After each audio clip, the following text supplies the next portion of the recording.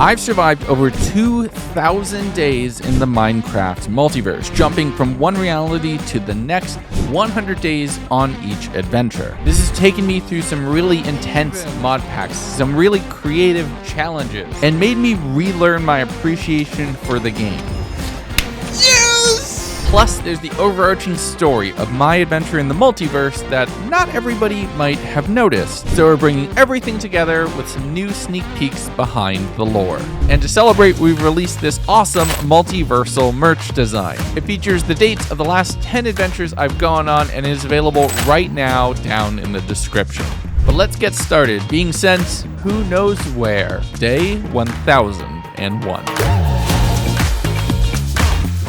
Here we go. I started up the world by punching down a tree, one of the most iconic things in Minecraft. From there, I made some basic tools, saw a little bit of exposed stone, and using a wooden pick to get Stone Age, my very first advancement in this world. From there, I crafted up a boat and some stone tools for getting an upgrade, heading out onto the ocean, seeing what I could find around me. There's a large nether portal which had some pretty decent gold tools, but I'm not going to try to get that gold block yet. Instead, I'm focusing on getting some flint and killing a whole bunch of animals. I'm honestly a bit of a menace to the wildlife in this world, I'm warning you now. Now, I'm eating the raw food not because I'm an idiot, but because I'm going to need that for a balanced diet and just knocking that out right away. But don't worry, I'm not going to test my stomach for the entire 100 days. I cooked up some food so I actually had something to survive with. From there, I continued sailing along the coast, finding the very first village in a pretty perfect spot actually. Broke and replanted some of their crops for a seedy place, and then did the one thing that I absolutely never do in Minecraft, slept for advancement number 4. Day 2, I spent a little bit of time killing their iron golem to acquire hardware, finding an abandoned nether portal right here by the village, and this is honestly a perfect setup. I crafted a bucket and a flint and steel, murdering quite a few more cows before saving the village from the temptation of drugs. I'm gonna need that later anyway. While there, I ate a raw potato to continue on my balanced diet and bred up some bees to get myself the parrots and the bats advancement. But it's back to the ocean. Play me ye pirate music in the background. Grabbing a treasure map, which will help a lot, and some armor and foods in the front of the boat, which I will definitely need. I started following on the map, finding my way to another village, which I slept there very quickly. I'm still basically made of tissue paper right now. Killing their golem for more iron and stealing everything that wasn't nailed down, including some things that were, including parts of their houses. I did my best loony impression from the Game of Thrones scenario, making my way down the river towards where the treasure was buried, getting a heart of the sea and a bunch of gold, iron, and explosives. All of those would come in handy. But my inventory is looking quite full, so I jumped back in the boat, sailed back towards the original village I decided I was basing out of, and dropped off everything into the first chest. And I'm gonna apologize now. The inventory management situation never gets any better for the entire 100 days. Go ahead and cancel me. The next day, I converted a lot of that iron into armor so I wouldn't go ahead and start dying, releasing all of the farmers that had been trapped inside of a pen and trading with one for what a deal. Grabbed myself an iron pick and then had to have a conversation with the locals. My bed. Get out of my bed. Mine. From there, I grabbed a bucket of some hot stuff and stored it off onto the side, carefully casting a nether portal right here at the village, which would prove extremely critical to my success. From there, I headed off to the nether, spawning in, and you know it, a basalt delta. Of course, it's a basalt delta. There's literally lava on one side of my portal. Cannot believe this always happens. I started doing a little bit of exploring in the nether, and it was not looking promising.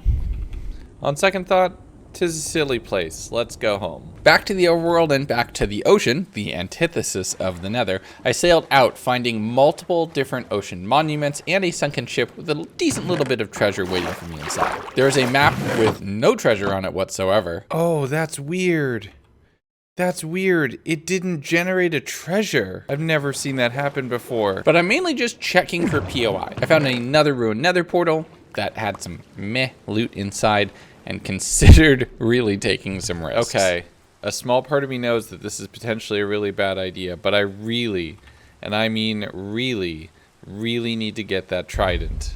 So, okay, let's see if we can do this.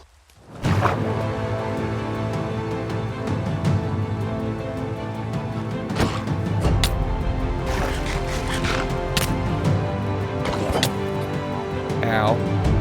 Did they just break the boat? Oh no, they just broke the boat. Now I actually absolutely have to do this. Nope.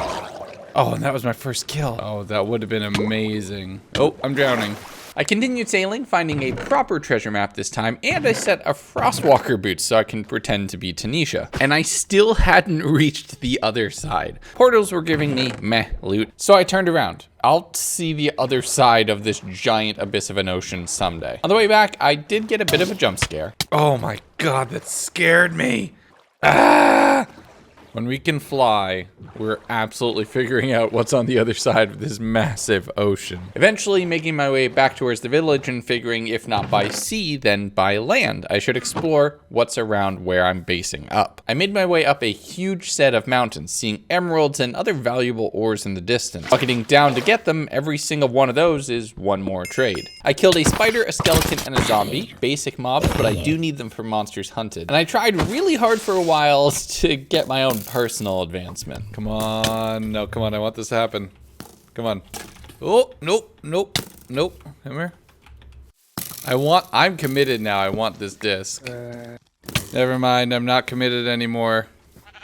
I did end up killing an enderman for a pearl and a child for the clout, getting a zombie villager downed as well, because there's no way I'm getting them all the way back to home. Roading through the forest and cresting the hill to the sunrise, going into day 6, where I was able to finally make it back to the village proper. From there, I set up a little bit of a multi-course meal and decided it was time to venture back into the Nether, this time with some gold armor on so I wouldn't be attacked by my piggy friends. Having to fight some giant bouncy angry cubes who were trying to push me into the lava, I eventually made my way out of the basalt deltas and into the Nether wastes and into the fortress for a terrible fortress, finding a blaze spawner almost instantly, but opting for the enclosed one instead. My very first blaze kill netting me a rod for into fire. Looting a lot of the chests, I found horse armor and saddles, but most importantly, netherwort and diamonds for another advancement. I continued my way through the fortress, getting all of the chests and all of the netherwort that was here, and then spent some time farming blazes. I'm still very early on, so I don't want to take too much damage, so I just boxed them off and stabbed them in their bottom ankle parts, netting more than enough blaze rods, which would get me to the stronghold and for some potions as well. After I was done with the blaze murder, I boated off of the fortress, seeing a few piglins in the distance and trapping them all in a hole for some I mean trading, nabbing ice bucket challenge and who's cutting onions from different obsidian trades. From there, I bridged across the lava to a warped forest I had seen in the distance, trapping endermen in a boat and killing them, trying to get enough eyes so I could eventually find the stronghold. The terrain here wasn't the best, so it did take a lot of searching around and a lot of murder. And while I was only about 3/4 of the way towards the pearls I needed, I was out of food, so it was back to the overworld for a quick stop. Oh, let's get out of here. Oh, saw creepers. Nope, nope. Time for sleep. I will now celebrate by poisoning myself. Once I had recovered from my bad but necessary dietary decision, I grew a few trees in the center of the village just for wood until one big one grew, and nope, it's lore now. It stays there for some reason. Using that, I was able to craft a campfire, heading over to the beehive that was right here for Be Our Guest, which I'm gonna need for honey blocks down the road. As it started to get a little bit rainy, I trapped a villager inside a netherite box, putting a lightning rod on top of their heads. Don't worry, friend, you will help at some point in the future. Just hang out there for a little while. Spoiler alert, they stayed there for a very, very long time, and I do not feel at all guilty about it, and you will see why in just a little bit. I made them a cleric and did some trading to get them up to a higher level, hoping for a pearl trade, recruiting a Fletcher inside one of the other houses as my primary resource generation, trading sticks for emerald. It's slow going now as I have to chop down logs, but I'm gonna have a lot of world exploring that I have to do, and once I can find bamboo, that's going to be a cash cow. Into day 9, I'm still just deforesting most of the area, grabbing all of the logs, converting all of them into sticks, and trading them in for money. And now you're gonna see why I don't feel guilty about leaving this villager in the hole until their eventual demise. Please be good. Please be pearls. Do not be bottles. Please, please be pearls. Well, now I don't mind if you get struck by lightning. I grabbed a bow from the Fletcher because I totally make good financial decisions, and started brewing up a few fire resistance potions so I'd be more equipped to fight blazes and get a lot more blaze rods. But day 10, when I woke up, I'm feeling it. I'm in a good mood, so let's craft up the eyes and see just how far away the stronghold is. Throwing my first eye, it sent me in a southward direction towards another village, which was definitely helpful. I killed their golem off camera and then remembered, oh, I should probably have a shield, crafting one while I continued searching for the stronghold. I was doing a little bit of underwater mining, digging into a massive cave, which I just love 1.19 cave generation, finding a few diamond ores in the distance, thank you complimentary shaders. I did a little bit more general exploration through the dripstone caves, picking up not today thank you while fighting off one of the skeletons, breaking my axe and my chest plate at one point, which would become a theme of this 100 days. So to repair that, I went underwater, grabbing a little bit more iron, smelting that up to be able to craft a new chest plate and a new primary weapon. Eventually, I found the spot where the eyes dipped underground, digging down, and not directly, I'm not an animal, ending up with the eye spy advancement and continuing an extremely scuffed stronghold navigation. This thing had intersected with a mine shaft and multiple geodes, multiple dungeons that it had overlapped, and it was an absolute nightmare to explore. Are you kidding? Are you kidding? There's a dungeon too? This overrode a dungeon, a geode, and a mine shaft. What the heck? It actually overwrote multiple of all of those things, but I only found that out as I continued to explore it. And I had gone down literally every branch of this thing, and there was no clear path to a portal. Every single room was blocked. I found another spawner that was not completely yeeted, grabbing all of gunpowder out of that, which would prove useful in the future. But I literally went through every single door, marking and blocking off the tunnels behind me, and there was nothing. I could not find it. I am generally frustrated and I need to step away from this for a minute. I am not kidding when I said I was exploring this stronghold for almost a half an hour when I finally got it. I'm getting heated right now just looking at this footage and being reminded of this. And then this moment happened and I was vindicated so badly. There's more stone brick right there. If it's gonna be there the whole time, I'm gonna be very upset.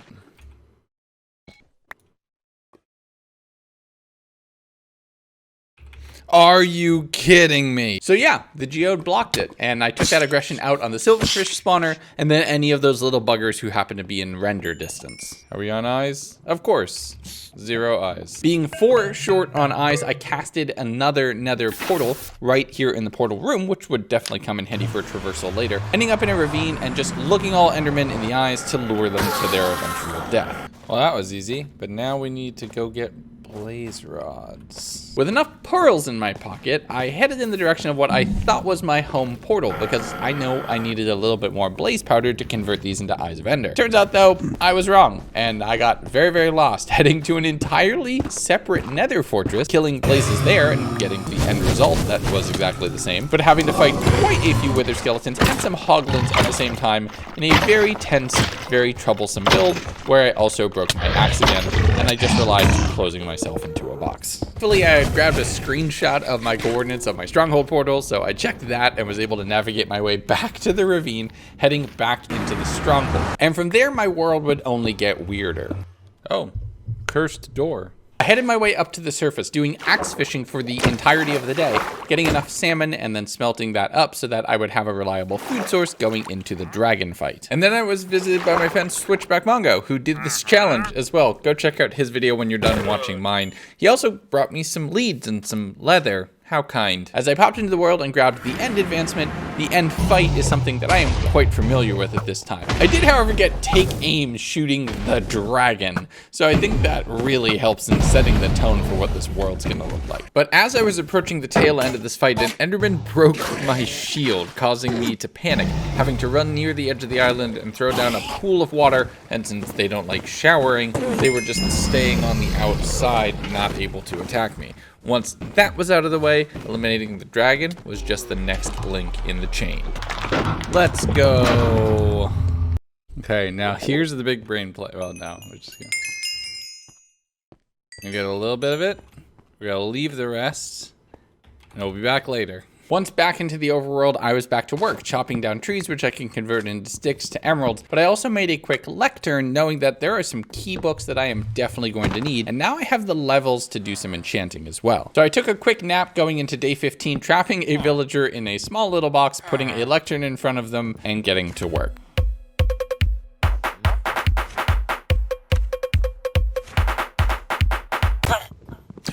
Oh no, no. I didn't mean to do that. I'm so sorry. They're not gonna give me good trades even. Oh no.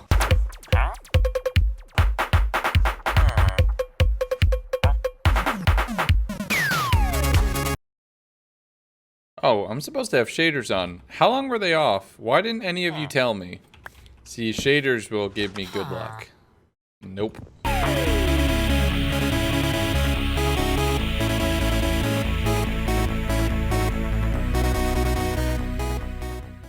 Oh! Yes! Okay. 41 emeralds. Stay there. Don't do anything.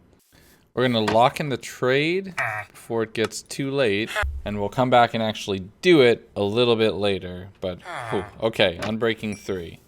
Yet. But with one book down, I trapped another villager into a room ready to repeat the process the next day. And as soon as I reconnected to the world, I got a stroke of amazing luck.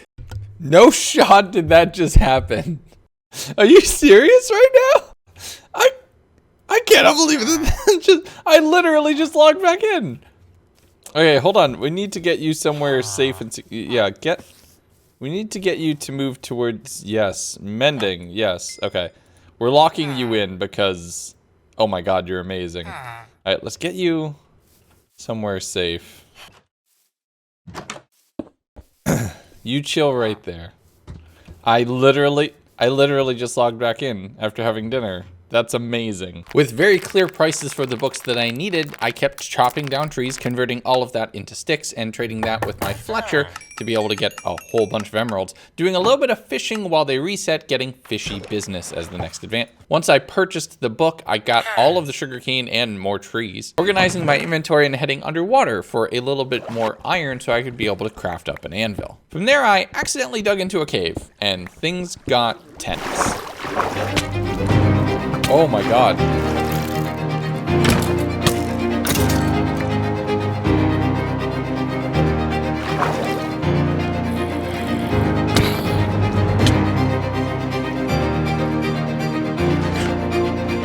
That was terrifying. A little bit more prepared this time, I headed back down into the cave, getting a ton of iron. There was iron basically everywhere that you would look around here, and I'm pretty sure it was actually a vein. I smelted all of that up, getting several blocks worth, which I was able to craft into an anvil, which would be pretty much essential once I got to the end. From there, I traveled through the Nether, knowing where both of my portals were, making my way into the stronghold, jumping into the end portal, then mining enough blocks and grabbing the remaining experience, even though I hadn't done any enchanting. I just didn't want it to despawn, heading up to the end gateway and throwing a pearl for remote getaway.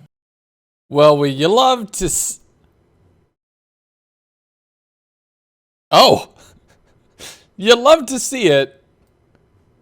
Twice! I headed over towards the first end city, getting the city at the end of the game and doing the best I can to fight shulkers in probably the weakest armor I've ever come to the end in. There's a ton of diamonds in here and a diamond armor, which would cover me with diamonds, which was a benefit and kind of the reason why I hadn't crafted any to this point. But I don't have feather falling. That's a key advancement that I'm missing, which I usually have when I'm in the end, and that would be terrifying. But I used the levitation to float my way over to the boat, mining in, murdering the shulker that was the guardian of my true goal here in the end, my wings. It's time to soar. Yes! The chests here weren't bad either. A bunch of gold, some protection 3 pants, and an efficiency 4 mending diamond pickaxe. Definite wins here. I crafted up a few shulkers, enchanted the elytra with mending, and things are looking good. And with that, cue the montage.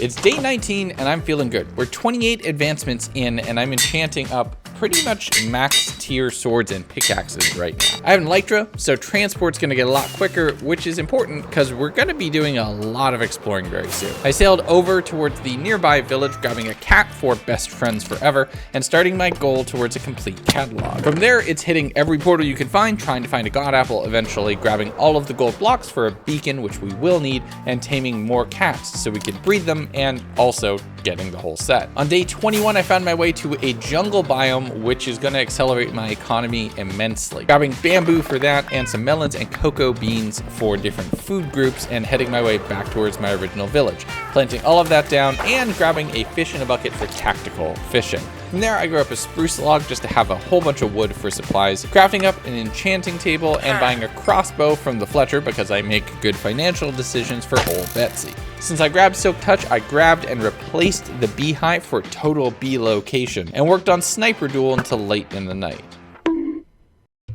Oh man, where did it go?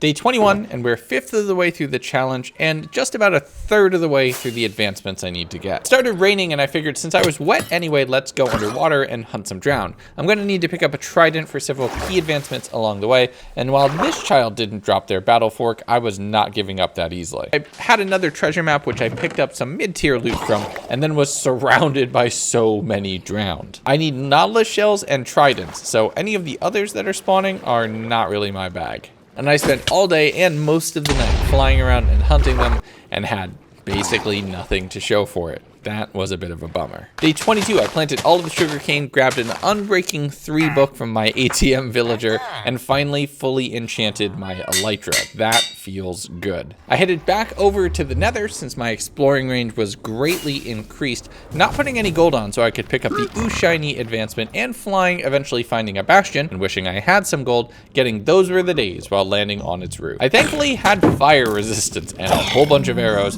so I was able to take out all of the piglins pretty much indiscriminately, opening up a chest for war pigs and finding some ancient debris inside of a chest for hidden in the depths. That was a lot of advancements very quickly, but it's only about to accelerate. I got Pig Step, which isn't an advancement, but absolutely should be. Continuing flying around, hitting a Soul Sand Valley for hot tourist destinations. And as soon as I landed, the first gashes I saw and me played a little tennis.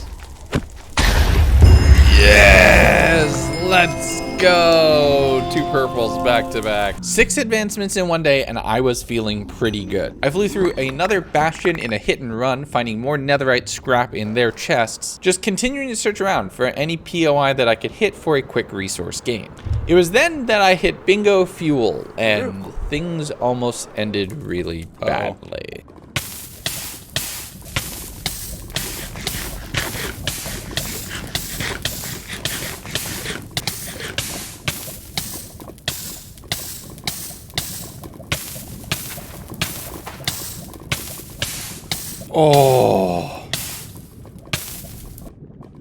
Oh, that was so stupid. With that very close and entirely my fault call, I headed up into the fortress, barricading myself off from all of the mobs that were here, making a nether portal, getting an advancement to turn lemons out of lemonade. But I was very far from home, had very little food, and no rockets. So I spent a little time just decimating the pig population. I'm not gonna lie, this is a bit of a pickle. I'm 8,000 blocks away from home with no gunpowder, and time is of the essence. And then I thought I would have the Giga Chad moment, the absolute big brain play. So instead of waiting until the night to hunt out for gunpowder, I went back into the Nether, finding and killing a few Endermen to get myself a pearl. From there, I dug all the way up to the Nether roof, found just the right opportune moment, and pearled through to the Nether roof. And while I was running back towards spawn, I started thinking about what were my key priorities next. Which advancements should I prioritize so I could do them early enough that I didn't have to risk them sneaking up on me at the very end of the challenge. But I think my problem here is infrastructure. I was able to make a portal and return back to the village, taking a well-deserved nap, getting to day 25, and, well, so I guess you could say that incident in the Nether was a sticky situation. Seer, please don't quit. I enchanted a book to get the enchanter advancement, and before I could go ahead trying to get looting 3 via a lectern... There we go, that's what I need. Instantly threw that on the sword, getting sharpness as a bonus. And while I waited for it to get dark so I could put that enchantment to use, I set up a target block and started focusing on the bullseye advancement. I knew I could get this a little bit later with a redstone contraption, but I wanted to try to get it legitimately. Moving my mouse pixels at a time in the low DPI mode that I never use because I don't really play shooters anymore. But unfortunately, it wasn't meant to be. And hunting creepers throughout the rest of the night for gunpowder was immediately more profitable. Plus, I had mending on my pickaxe, so I was able to use that to repair, and I don't need to worry about a totem or a shield in my offhand right now because I'm doing okay. Seriously, night 25 is where things started to take a turn, and I had a lot of the advancements and infrastructure that I needed, or I was actually able to make progress, turning a near-death experience into when I started to dominate this game. On day 26, I watched one of the bees kill a skeleton, and before I could breed them up, they got trapped on the campfire and killed themselves there too. Dang it. So with no bees left, I grabbed the last little bit of honeycomb from there and wax on, wax off. Right after I got that though, it started raining and I was really hoping it would be a thunderstorm so I could teach that villager a lesson. But once I realized it wasn't, I flew out to a bunch of different villages, taming 3 different cats at the Savannah village over, and we're not gonna talk about what happened to one of them. And as I'm out on these adventuring parties, I'm checking any ruined portal I can, trying to find a god apple. I absolutely need one for a balanced diet and to get how did we get here. I did find a few drowned with nautilus shells in hand, which was definitely helpful, getting back to the village and trying to put some time into getting the bullseye advancement. Don't worry though, I'd already spent half of a day just shooting arrows wildly at a target, so this time we're using a little bit of mechanical know-how and a bunch of arrows trapped in a trapdoor to get it with the flick of a lever. The next day though, I'm still out in search for a trident and to knock out any biomes I can. I captured another cat for the catalog, now only needing a few more, finding a bamboo jungle, grabbing a little bit of that, and breeding 2 pandas for 2x2. From there I popped into a Savannah village, dumping almost a full stack of fish into this orange cat, and it still didn't want to be my friend until it was nighttime. I'm not mad about that at all, I promise. But for some reason I was compelled with rage to kill a bunch of drowned throughout all of the night. Day 29, I was breeding the cats at home and heading out for yet another adventure, just trying to find tried and drowned, and I found multiple. Oh, there's 2. There's 3. Okay, one of these has to drop it. There's like 4. There's still 3 more right here. This has to be it. This has to be when we finally get it. Seriously? There were 3 of them right there. Oh, this is the worst. It's right there. Let me pick it up. After some unsuccessful fork collection, I did happen to find another 4-letter F word just waiting for me in the swamps. Frog.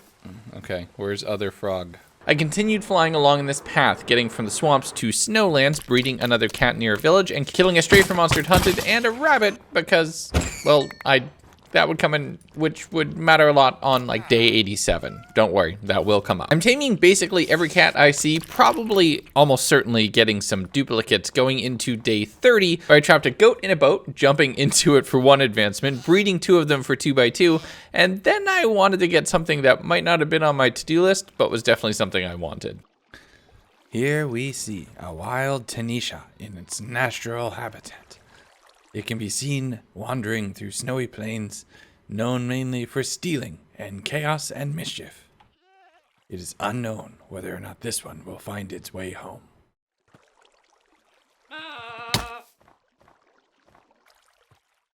Oh, hello there.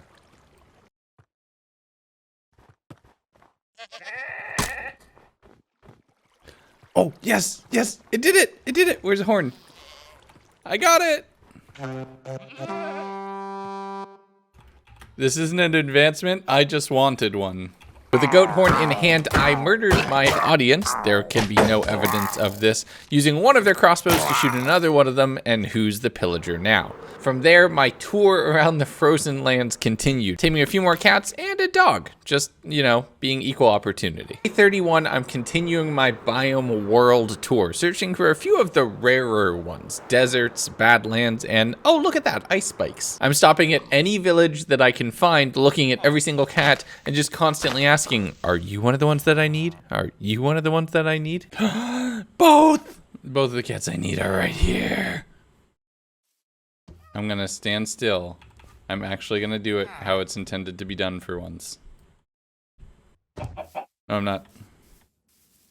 Look, I don't have the patience to do the whole stand perfectly still in place and don't so much as touch your mouse if you want to be able to tame cats. I chase them down and shell fish into their face until they love me. With 3 more, I'm just missing the one that would come out of a witch hut, grabbing a little bit of seagrass and breeding up some turtles for 2x2, flying over a coral reef, and finally finding a desert, and finding potentially the smallest desert ever, which I thought was a beach until the husks started spawning. I killed one of them for monsters hunted, taking a nap and then double checking on my advancement. Yep, just 1 cat left. And that one, I don't find at a village. But while we're making progress in all these advancements, on the way home, I saw an underwater portal. And, well, we made a really big step forward. Oh, that is amazing. I thought I'm gonna have to go to an ancient city for that. I can't believe I just found that in a random portal. From there, I did a little bit of organizing. And like I said at the start of the video, the chest monster never gets better, it only ever gets worse. I repaired my diamond boots, cooking up the rabbit to make a rabbit stew, as well as eating the cooked rabbit directly, and fought creepers for the rest of the night for gunpowder going into day 33. I took all of the ancient debris that I had collected in my first blast mining trip, smelting it down and thinking I might not be able to get all of it in one go, but I definitely want to be a bit more protected with a netherite chest plate. From here, I'm back out over the ocean flying around, and I'm going to keep going until I get this trident. The first one that I killed didn't have anything, and while I was finding more with nautilus shells in their hands, and they were more than willing to share, it took a while before I got what I was looking for. Finally! Oh my god. Finally, I got it. I got it! Okay, that is huge. We need to get home as quickly as possible. With the trident finally in hand, I needed to get home and get that enchanted as quickly as possible. It needed mending, unbreaking, and channeling on it, because the window to get a thunderstorm is actually quite small. And if I missed my opportunity, it's possible that I would not be able to complete this 100 days challenge. So that's what I was doing on day 34, just economy, full send, capitalism, here we go. While I was waiting for the Fletcher to restock on their trades in the second trading round of the day, I built a scaffolding tower all the way up to build height and dug a hole all the way down to bedrock. We're gonna knock out several advancements all in one go. As it got into the night, I was killing creepers, as I did almost every night, for more gunpowder, for more rockets, so I could go fly around. Usually I build a farm, but in a temporal world like this, didn't really make sense. And then I realized that one of my villagers had been converted into a zombie villager and was sitting in a boat down in the coast. So I built a roof over their head to protect them, going into the next day brewing up some splash weakness potions, throwing one of them onto it, and stuffing a golden apple in their face, continuing work on the tower to get it all the way up to build height, and doing more trades with my villagers for more emeralds. I made a spyglass for something we're gonna need a little bit later when Zombie Doctor finally popped. As did them in the boat, standing up, where they almost suffocated to death. Oh, that was almost really bad. Hi, friends. How you doing? Let's get you up somewhere where you can, you know, not be dead. Since this was the first villager I had cured, I definitely wanted to turn them into a trader so I would get better rates. And on the second roll, I got infinity for 1 emerald. Oh my god, it only took like 3 rolls. Oh, that's so good.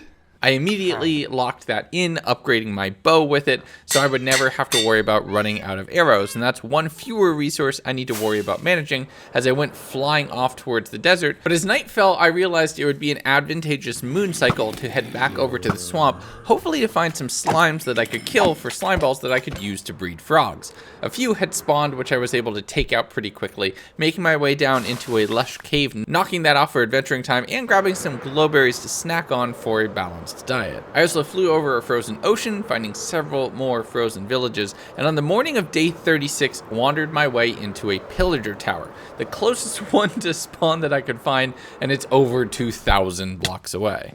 I did a casual bit of murdering for voluntary exile, freeing a few of the LAs, giving and throwing a potato at them for You Got a Friend in Me, one of the hidden advancements of 1.19. From there, I headed over to one of the villages that I had found with a nice ice lake on one side, which would be good to escape enemies, and it was time for a raid. I don't even take on raids in my hardcore world. I really rely on a raid farm for any of the resources I would get from that.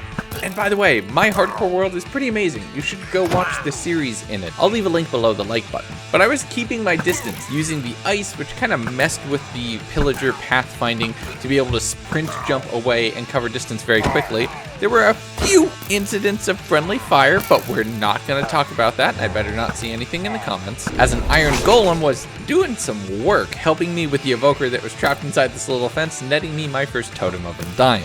The fight continued all the way through the night, and Vex were basically my biggest problem. Without Power 5 bow, a lot more of them were spawning than I normally had to deal with. When the final wave of the raid was up, and we were talking evokers on Ravengers, that's where it started to get a little bit tricky, and I had to do quite a bit of just running and kiting, shooting down enemies from a distance. Thankfully, I had safely protected all of the villagers inside, meaning I didn't need to be actively patrolling and could just be picking them off occasionally whenever I had the opportunity. As I killed the 4th evoker downtown, getting yet another totem, all of these which would come in extremely handy, I found a few mobs pinned down in a cave, and this raid met an unceremonious end. Let's go! Nice! From there, I flew home, using the spoils of war and hero of the village to get discounted trades on Unbreaking 3 and Mending, which I would use to enchant the Trident to get that thing back up into fighting shape. This morning, though, there's one more spell that I need, and I was able to do a little bit of re-rolling with a Lectern and one of the few uncommitted villagers outside, getting channeling after just a few tries. Now, looking back at this footage, I passed on that. I passed on channeling for 17, and instead I kept rolling for loyalty, which I got for 33 after a little while. I mean, it does help making sure the Trident is more than single use, but why would I pass up on that? Why would I do that? It took me a good portion of the day trading in alder bamboo and sticks for more emeralds and trading in a bunch of wheat to one of the farmer villagers that was here to be able to pick up the loyalty right at the end of the day, and I still needed channeling. But at least the thing was enchanted now, meaning that I could finally repair it in my nightly hunting session, and to cap the night off, I let it fly for a throwaway joke, which, funny story, was my band name back in college. But on the morning of day 39, I realized that with Hero of the Village active and my cured villager, I had a positive loop, being able to trade bookcases for 1 and then individual books for 1, meaning I got a 2x return on any emeralds that I threw in. So I spent quite a little bit of time investing with them. All right, time for like 3 advancements at once. This should be interesting. I've done this once or twice before, and it's a really cool way to hack the system. So all we have to do, throw a pearl down that way, and then straight up. Open up the UI, trade, and then fall. And I have my totem.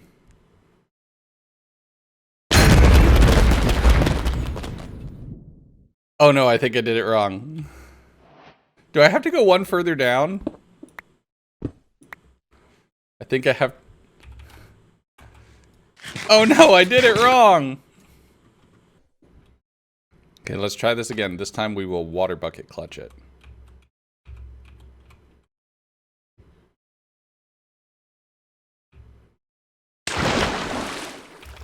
Hey, let's go. Never let it be said that Legundo doesn't know how to MLG. I can clutch it when it counts. It's day 40. We're over halfway done with our advancements, and we're below the halfway mark in days. But difficulty ramps up pretty quickly when we get to some of the later ones, and they require a bit more setup. Case in point, a full tier beacon, where we're gonna need a lot of gold blocks for. Thankfully, I have a trident, so I can go around killing Elder Guardians, who I do need to kill for monsters hunted, and running around and grabbing sponges, which I don't need in this world, but you know the loot goblin in me is always going to go ahead and collect those regardless. The big thing I was at for each of these monuments was the gold blocks, and by day 41, I was attempting to sneak my way into the back before mining fatigue would become active, grabbing the gold and just doing the occasional Elder Guardian kill whenever I didn't happen to get to it fast enough. I did this for several monuments with kind of varying levels of success and a decent bit of murder in there as well, with a stack and a half of sponges in my pocket for good measure. While I hadn't completed any advancements for the last 2 days, I definitely made massive progress on the big ones, so I celebrated with a cookie. Day 42, I started the day by doing a little bit of repairs on my sword and my helmet, flying out and finding the next village over, putting down a bookcase there, and grabbing channeling for 15 emeralds after a little bit of time. It's the exact same trade that I passed up on. Why didn't I have this 3 days sooner? But I guess without loyalty, it would have made clearing the monuments impossible, so you know what? I big-brained it. I absolutely knew what was going on. From there, I continued searching around, just trying to find any new and different biomes that I could for adventuring time. Eventually stumbled my way into a mangrove forest, finding a few more frogs there, which would definitely come in handy, breeding a few of them with slime balls and making a small puddle for them to drop the frog spawn into. From there, I threw both of the frogs in a boat so they wouldn't be going anywhere. I made a portal, recording the coordinates. Since I had access to the nether roof, or kind of had access to the nether roof, I'd be able to get back here with a portal on the nether side at corresponding coordinates, which would make transporting these frogs a lot easier. But once the eggs hatched, I scooped up the tadpoles for bucket advancement and being able to breed those up in different climates, flying my way through an eroded badlands and a desert. And the fact that I emphasized eroded, yeah, that's gonna come up later, trust me. I'm still collecting any obsidian that I could find for some of the later advancements that I'm worried about that I will definitely need that for. But as I was flying out over the plains, you know what's about to happen, right? Oh my goodness, hello. Never punished, every series, we always find one. Let's get you in a boat. Come here. Yes. Hello. I'll be back for you later. Just wait here. Every time, without fail. I love it. What do we do by celebrating the presence of an interdimensional god being? You know it. We throw a jukebox down for Sound of Music. Now, you might not believe me, but if I hadn't found this pink sheep at these coordinates, I would have failed the entire 100 days challenge when that time came around. But I ended day 44 by shooting arrows over a mountain at a few pixels off in the distance at a random skeleton, and it turns out I am the better Mark Wahlberg. Day 45 was about traveling and breeding mobs. First, I bred a horse and a donkey for a mule, and then 2 horses together for another horse, eventually finding a few chickens and breeding them together for, wouldn't you know it, a horse. No, I'm kidding, it's a chicken. Saw a few more drown trying to pick up nautilus shells, and I got like this trident thing instead. Worthless. But I'm just running around searching for more mobs right now, trying to complete 2 by 2. I bred up a few pigs the next morning just to be sure. I wasn't sure if I had done it by this point. Flying off in another direction, making my way over towards a mega taiga biome where I was able to find some sweet berries, grabbing those and eating them, but eventually spotting an azalea tree. Digging down immediately underneath it, I hoped to be able to find some axolotls down here. I dug through a geode into the actual lush cave space, finding a whole bunch of diamonds throughout the majority of the night, and fighting creepers for gunpowder, and I just love 1.19 cave generation. It's amazing. You wouldn't know it being underground and everything, but I spent all of day 46 just searching. On day 47, finding a few isolated water pools up in a corner, making a few buckets and grabbing the cutest predator. With a few of them in bucket form in my inventory, where they would keep for forever, I flew through another crack in the surface, making my way back up to the overworld, finding a few foxes who I leashed together, fed berries, and bred them for 2x2. As I was pulling back up to home after this massive adventuring party out, a thunderstorm began, and I needed to move quickly. The first thing I realized was that I didn't have channeling on the trident, so I threw that on as quickly as possible. But before I even had an opportunity, lightning struck the lightning rod, turning that villager into a witch, and it didn't count as being from me. So I flew off to the next village over, where everybody was a bit more free range, grabbing surge protector from the lightning rod that was stuck on somebody's roof, and then throwing a trident through their door, attempting to hit them with lightning. Realizing that they need to be outside, I hit a nearby zombie to pick up very, very frightening, spawning in a witch and running. I realized as it continued to go off, this was my opportunity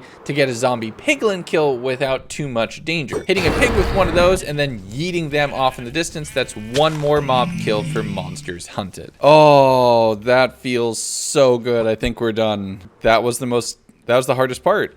And I think we just got it. I cleared out the witch before she would be constantly throwing potions at my ankles, and at this point I think we were done with any weather-based advancements, so that was one less piece of RNG that we were through. On day 48, I flew off to capture some buckets of tropical fish, bringing them back home to breed up the axolotls for 2x2, throwing both of my adult axolotls into buckets, and bringing both of them along with me for a fight. So I just punched a drown, and then let the axolotls kill it, thinking that was what you needed to do. That's what the advancement says, but it turns out that's not exactly true. And even after a couple different attempts, that wasn't working. It actually took quite a bit of Googling, getting my way to the Minecraft wiki and realizing that this advancement is basically backwards of what it says you actually have to do.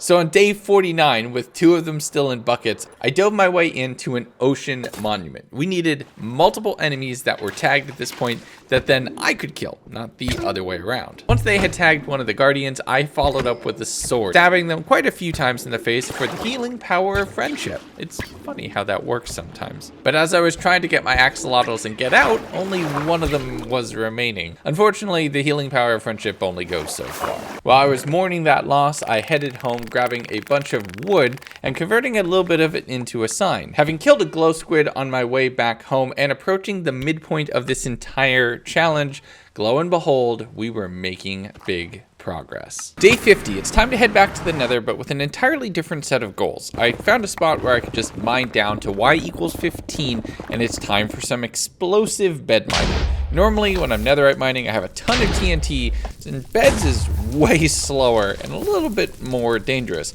But I did eventually find a grand total of 3 pieces of netherite. And after mining those up and preparing for the next bed, well, we continued with the theme.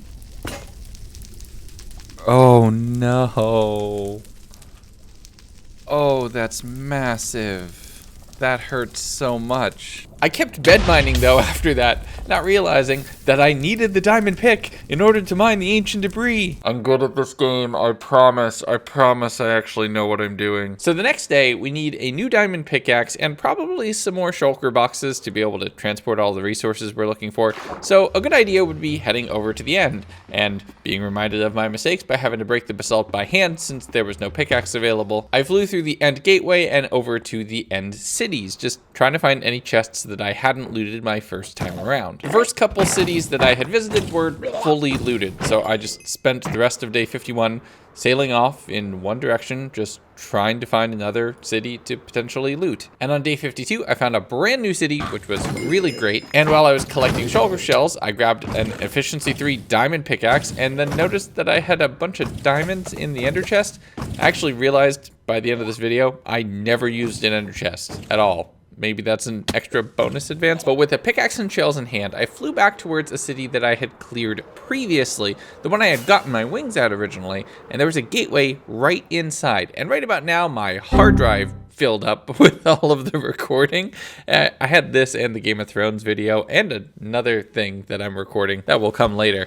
and I didn't notice for a little while as I was building up a platform and a bridge. Eventually, I caught on just after I had trapped a shulker in a boat and was preparing to set them off on the bridge. Sailing them in this direction was extremely tense, and they had hit me with a levitation ball right before I got in the boat. So when we went through the gateway, I got great view from up here by transporting not only 50 blocks down, but thousands of blocks laterally as well, which is a unique way to get this one. While we were on end advancements, I was reminded to pick up the egg for the next generation, putting it on top of some ancient debris, and then using a fortune pickaxe to mine down all of the diamonds and iron so that we can set those up in block form for a beacon down the road. The next morning, I did a little bit of creeper hunting just to re-up on my gunpowder supply so I can continue flying around, searching around for mobs to breed and biomes to discover. I went flying in search of the deep dark primarily, diving into every hole that I could find, but saw a few donkeys that I was able to breed for 2x2, getting to about 3/4 of the way there, and flying around the different jungle biomes, grabbing anything from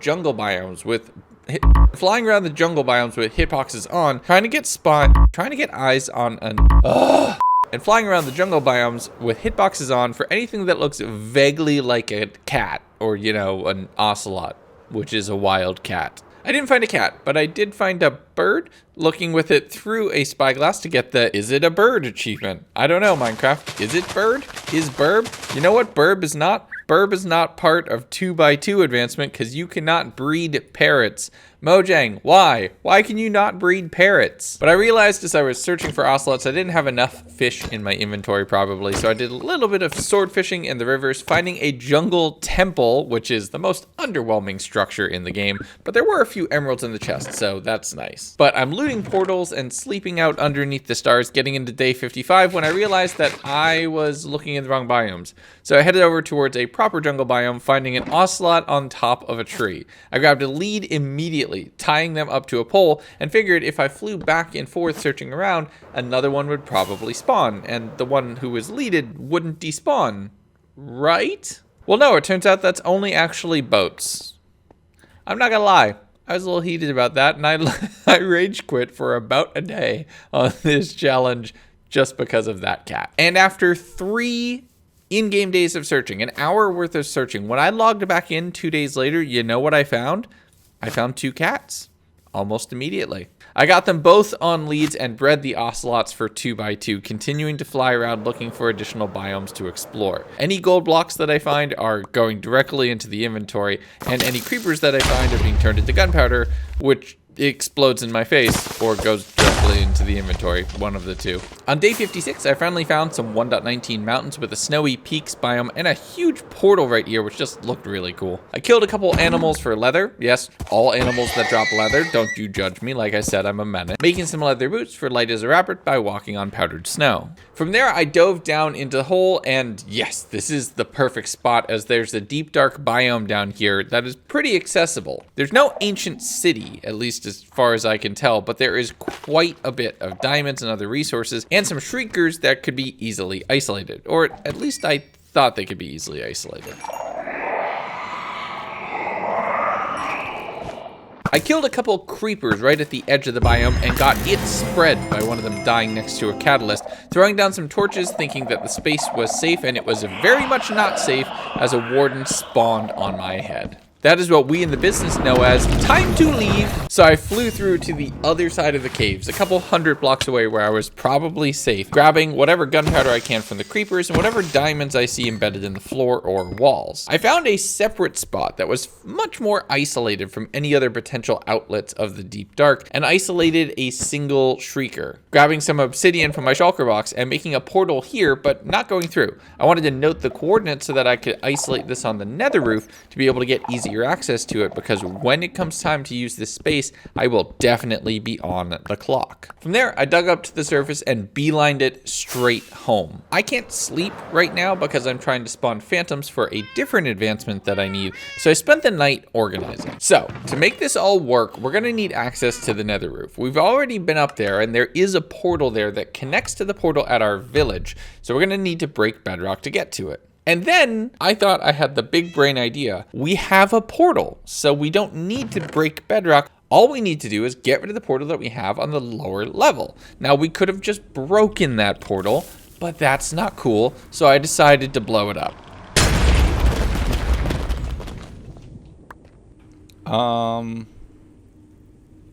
Welp. That didn't work. If I see so much as one comment in there that all I needed to do was light the TNT later in that process, I'm just going to ban you. I really am. I feel bad about this, and I'm ashamed, and I don't want to hear about it. The problem I have now is I have none of my shulker boxes, I don't have a totem anymore, and I have very limited rockets to be able to get to where the stronghold portal is. I demolished the existing obsidian and flew over towards where the stronghold portal was located, ending up in the end, and then being reminded that there's a shulker box just sitting there on the spawn platform. I did a little bit of digging right there just to get that place a little bit ready when it's time to bring the shulker to the overworld. From there, I jumped into the end portal, ending up at world spawn and marking it, which would be extremely important for later. Going through the portal at the village, which now did link to the one on the roof. So, mission accomplished, I guess? So day 60, I forgot to start recording before heading off to the Nether roof, but all I'm doing right now is going to all of the coordinates that I had recorded in my notes for working on this document and getting the corresponding portals on the Nether roof so we'd be able to link everything into the portal network. First up was the frogs, getting them on leads and back towards spawn. Secondly was the pink sheep that we had found earlier, making sure that they would be safe and cozy at our home in the overworld. Every time, every 100 days, you love to see it. Hello, my pink friend. My wonderful pink friend, hello. I'm having a moment here. From there, I set up a few tadpoles in a box so we'd be able to breed orange frogs. And the next morning, we need new nether access to be able to access the main body, because we're not just done with everything inside hell yet. I cast a portal in a nearby lava pool, getting into the nether, and putting down a respawn anchor for not quite 9 lives, fully charging it, marking where this portal was, eating some mushroom stew to contribute to a balanced diet, and heading off to a fortress where I was breaking spawners and breaking necks on wither skeletons. I'm taking some hits though, getting down to only about 3 or 4 hearts, so I needed to find one in a much more adaptive biome. This one in a warped forest looked pretty good, and I was able to run a pretty consistent loop around the overall structure with more wither skeletons spawning around me that I can consistently be farming for skulls. It's efficient, but it's not fast, getting my first skull and spooky scary skeletons on day 61. As I continued just running the loop, I did pick up a second skull from a pack of wither skeletons that was on the roof of one of the outcroppings, and then just continued going around in that circle several times, and I'm talking several times, until I was completely out of food, but finally picking up the third skull after about 10 more minutes. From here, I am totally out of food, but there is food at home. But there's also food here in hell, except the food does try to kill you here in hell. I did get to see the rare piglin dance as they had just slayed one of the hoglins, and this batch around me was docile, but I also couldn't breed them, which is something I did need to do. I tenderized several of them into pork chops and then selected 2 very special ones to breed them for 2x2, one of them falling into the lava immediately after. But with everything I wanted to do in this trip in the Nether complete, I headed back towards my home portal and placed the skulls on top of this ancient debris tower. Day 63, I'm hunting any creepers that I can find and harvesting wool from all of the sheep that I could find for additional bed bombing. I started carving out a 50 block long tunnel that we'd be able to fill with lava for Strider for feels like home, which we're definitely going to need to do.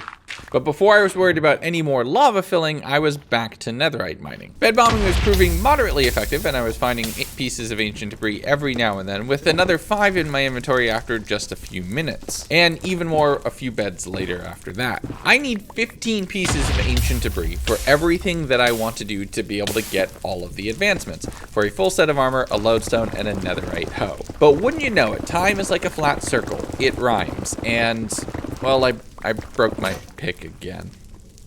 If I had a nickel for every time I was netherite mining and I broke a critical tool which I was currently depending on, I'd have 3 nickels. 2 in this series and 1 in Dominion, which is disappointing that it's happened 3 times. Out of frustration, I headed back towards the portal, finding a lava pool that was actually relatively close, and picking up a strider for This Boat Has Legs, which I think they named that advancement for me. Setting them up in a little pen and being reminded that you can pen animals, so the sheep are no longer free range. I'm going going to be harvesting all of the wool a lot quicker now. From there, I crafted a new diamond pickaxe and explored some possible enchants for it, smelting up 2 netherite ingots and a bit of extra scrap.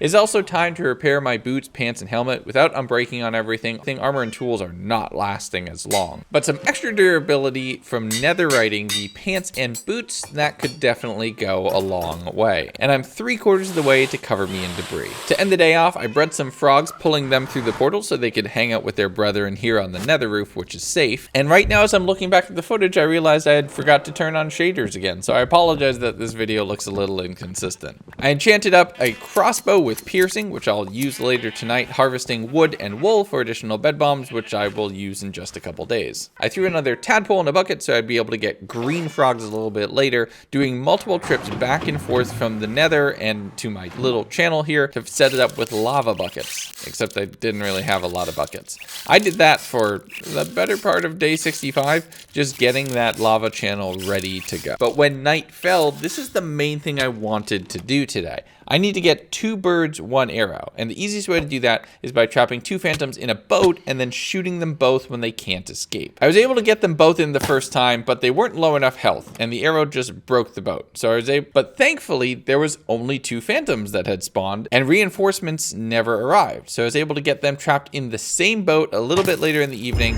and launch an arrow. Just, that feels satisfying. On day 66, I upgraded that crossbow, getting piercing 3 on it, just 1 more to the final step of what I need, setting aside the ingredients for a cake, which I'll need for a later advancement, and making a few extra buckets just to try to make this lava corridor be a little bit faster. After only a couple more trips, I had fully completed the corridor, and I grabbed my friend Walter the Strider and headed off to the overworld.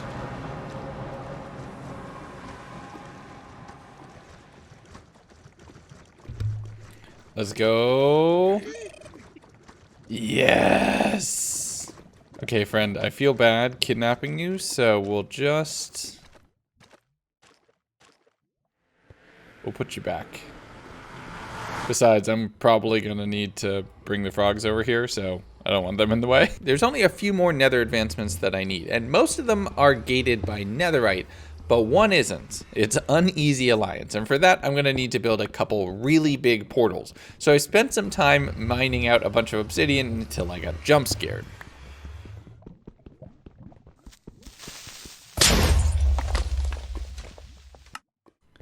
Yep, that's a sign.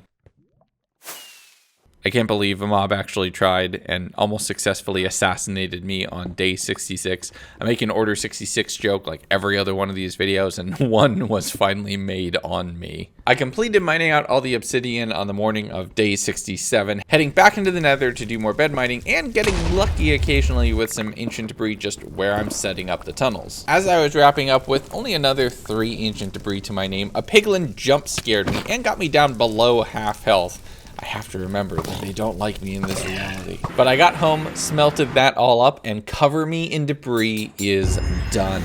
Now there's only 2 ingots remaining, and I already have half of one of them ready to go. And don't worry, I didn't break my pick a 3rd time. I did repair it with a couple diamonds that I had lying around. On day 68, since I was no longer worried about the depths of the nether, at least not for a little while, I went flying on the roof over to the coordinates that I needed to be able to link the deep dark into the portal network. Thankfully, it was only a couple 100 blocks in the nether, so that worked out wonderfully. I mined a few diamonds that I saw and put down the tadpoles so they would grow up into green frogs. The deep dark counts as a cold biome, figuring out where I was going to plant the beacon and mining a spot just straight up to the surface. Once daylight had been achieved, I headed back down underground and found something that I thought was impossible. Wait a minute. Isn't that supposed to be like near impossible in 1.19? Isn't that supposed to be not able to generate? Look at me! I found an illegal block. Seriously, if you want to access my map after we're done, accessing it via Patreon is the best way to do it. It's available for all tiers. Just go check it out. But as I'm waiting for the frogs to breed up, I just mined some Sculk. I need levels anyway, so just mining this is definitely great. But eventually, I heard the rabbit, and 1 green frog was waiting for me. I grabbed them on a lead and got when the squad hops into town, which, to be fair, I thought you actually had to have all 3 at once. That's way more thematic. Now this is the way you should actually have to get the advancement. When the squad truly hops into town. We've got them all going though. Now, I kind of want to be safe here. So let's be smart. So let's hook all of them. And you're my guinea pig. And see whether or not we can take you to the magma cubes or have to bring the magma cubes to you. All right, they're ready to go. I headed back to the overworld, leading my frog and running along the little path that I needed to from the roof portal to the floor portal, basically. Since the basalt delta was right there, it was gonna be really easy to get this frog very close to some magma cubes. They were practically spawn camping me at this portal. I did do a little bit of work to make sure that the frog wouldn't just immediately unalive itself by jumping into lava. But once a few magma cubes were close, I pulled them on the lead and got my first few frog lights. 1 for 3 down and 2 more to go. I full sent it, just grabbing both of them at once and getting almost killed by a creeper. Bowing down whatever mobs were in my way and getting my hoppy buddies to the lower levels of hell, where they were both able to spawn me a frog light, where I completed with our powers combined. Day 70, and I'm feeling like it's time to close out the Nether altogether. If I have one fewer dimension that I need to worry about when it comes to future advancements, that's definitely a better position to be in. Getting towards a crimson forest and building a portal, thinking I could easily get a hoglin through it, all I had to do was light it once. Except the hoglin literally just walked through the portal. It didn't get sent there, and I thought maybe because it's single player, I have to go through first. Which I did very quickly, and then a few seconds later was able to send through 2 hoglins to the overworld. By the time I had gone through the portal, they had already transformed, and 2 zoglins were easy to kill, meaning I only had 1 mob left on monsters hunted, and it was gonna be a big one. But the next thing for me was uneasy alignments. I would fly up to wherever I saw gas, and then try to speed build a portal with the limited obsidian I had, using a fishing rod to try to get them through. I did pick up Is It a Balloon by looking at one with a spyglass, but I had the absolute worst luck getting it down to the surface, and then instinctually punched the fireball at one point, killing my prospective ally. I'm thinking nether wastes is probably not the way to do it, and also doing it in open nether might not be the best idea. With limited resources, I should build a little mini gas farm and see if somehow I could wire that to work through a portal. So I headed to the nether roof, flying around until I saw a soul sand valley, and then building a large netherrack platform that was only 4 blocks tall with a portal on one side of it, figuring that if a ghast spawned in here, they'd be stuck, and then I could just fishing rod them through the portal super easily. The problem I have is there's a reason that you go with the farms that the actual smart people design, because this thing was absolutely scuffed. I mean, it worked. Mobs spawned on the platform and ghasts were spawning around, except they were spawning on top of the blocks that were meant to hold them in place, which meant I had free floating ghasts in a free floating platform with no ground in any direction for at least 100 blocks. So it was even harder than trying to do it in the open nether where there were, you know, walls. I tried that for all of day 71 and then demolished this little farm and bathed in my shame. Day 72, I'm back to the overworld and realized that I'm not going to complete the nether right now, and I need to make progress. I can't just be sitting and getting frustrated with ghasts. So I smelted up a little bit of food, banked all of the resources, and then leashed a dolphin and started searching around to hunt drowned. I was specifically looking for nautilus shells, and wouldn't you know it, I found a trident. Let's go! Another trident! We're absolutely gonna get zoomies on that. We've had enough rain. I want to be able to fly here. Anyway, here I go killing again.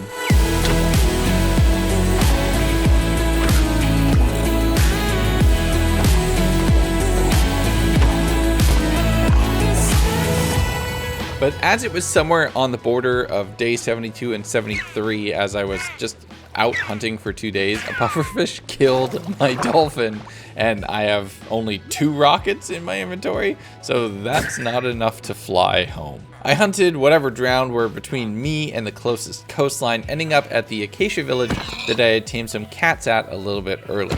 I also picked up mining fatigue from an ocean monument along the way, which was super unfortunate, but once that cleared, I made a quick acacia boat, and then I figured I should bring this cat home as well, and have more than just one of my types of cats with me at the village. This didn't help with the advancements, this only helped with telling a good story. What helped with the advancements was hunting for ender pearls and gunpowder throughout the rest of the night of 73. Day 74, I'm doing a little bit of inventory management, taking stock of where I'm at and how far I still have to go. We're about to hit the 3/4 mark as far as days, and I'm still lagging a little bit behind as far as where I want to be as far as advancements. This one is going to come down to the wire, but I figure it's time to knock out 3 really big ones all at once. I grabbed the wither skulls and soul sand, a few blocks of iron, and a pumpkin that I had found along the way, doing my best to prevent any villages from using drugs. Finally finding a windswept gravelly hills and a windswept forest biome, bringing my adventuring time up to 46 of the 52 biomes remaining. From there, I grabbed a few hay bales and was able to breed a few llamas that I had seen on one of the mountains, and a few wolves that was the next one over for 2x2. And I would betray these wolves in a horrific way in just a little bit. But on the morning of day 75, it's time to do some summoning, and it's time for a battle. I popped down the skulls for Withering Heights and knew I needed some backup, so I hired some help as well, partially so I could get a wither rose, and that's where I forgot that the wolves were still gonna try to fight with me. But I didn't have time to worry about that anymore. The wither was spawning, and this was going to be a tense one.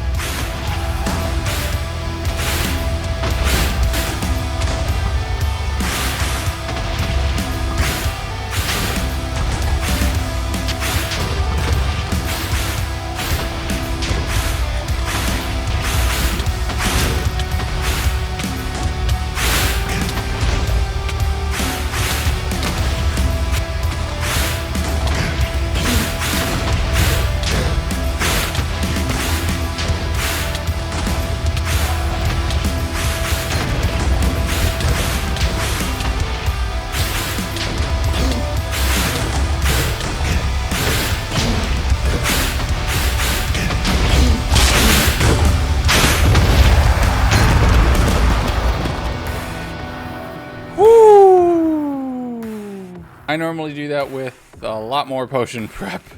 Oh, goodness. Doesn't seem like a fair trade, but at the same time, I can't complain. Pretty nice. Yeah, I totally missed something. I have no idea what I have not yet killed. While I was on the flight home, I did a little bit of just mental inventory, trying to figure out what it was that had prevented me from getting monsters hunted. And as I was flying just a few degrees off of the path that I used to get here, I made a huge step forward, finding both a mushroom island and a few drowned that were holding nautilus shells. I had a little bit of wheat in my inventory, so I was able to breed the mushrooms together for 2x2, and following a treasure chest, I was able to get a little bit more resources from there. Day 76, I'm continuing flying around, finding some of the colder biomes as well, which I had still needed to pin down. I'm raiding villages for anything that I could find useful, breeding a few rabbits together for 2x2, thank goodness they're not actually murder bunnies. Finally finding my way towards a deep frozen ocean, which was a huge thing that I was worried about finding. The next village I went to, I threw down a lectern just to try to spend the night getting a possibly good advancement, and immediately rolled Silk Touch, which is something that I needed. I need to be able to get a few blocks specifically that would break in any other circumstance. I'm pretty done with phantoms though, so I slept here, and the next day was immediately going at it with another villager just trying specifically to get Riptide. And I only got Riptide 1, which I bought 4 books to be able to combine into a Riptide 3. It'll be expensive, but it could be worth it. But as I sailed out of the village, I saw it, the potential end to my search. I think this might be it. So if we go this one, Badlands. Are there trees somewhere around here? Oh, come on, I just need trees. Trees! Is this it? Yes! That is such a relief. I can stop farming for rockets constantly now. Now I can just go on the portal network. Oh, that is such a relief. With adventuring time complete, one of the grindiest advancements that there is of this whole project, that put wind back in my sails. The other thing I'm going to need is a full-powered beacon. So I figure I can do that and take advantage of the gold spawn rates here in the mesa biomes, being able to pick up a ton more gold. And since it's fortunable, now in the overworld, it's double or triple the return. I mined for all of day 77 and a good portion of day 78, getting several stacks of raw gold into my inventory and then just beelining it back towards where home was. I really didn't need to head out and search the whole world anymore, but I did have one last thing I needed to find, and thankfully I flew over while I was on my way back, finding a swamp with a witch hut inside, and inside was the last potential cat. I did a little bit of sword fishing to get the requisite offering to the beast that thinks itself a god, killed its previous owner, and then assumed direct control. That's how adoption works, right? This is the last major traveling task. Now we can just focus at home. Oh, that's awesome. Well, enjoy the fish. And I'm gonna fly away now. I don't think you'll be able to keep up with me. You got this covered, friends. With 2 epic level advancements complete, I spent the rest of day 78 just flying back towards home on as close to a straight beeline that I could, being so exhausted both in and out of game, landing straight on the bed and calling it a night there.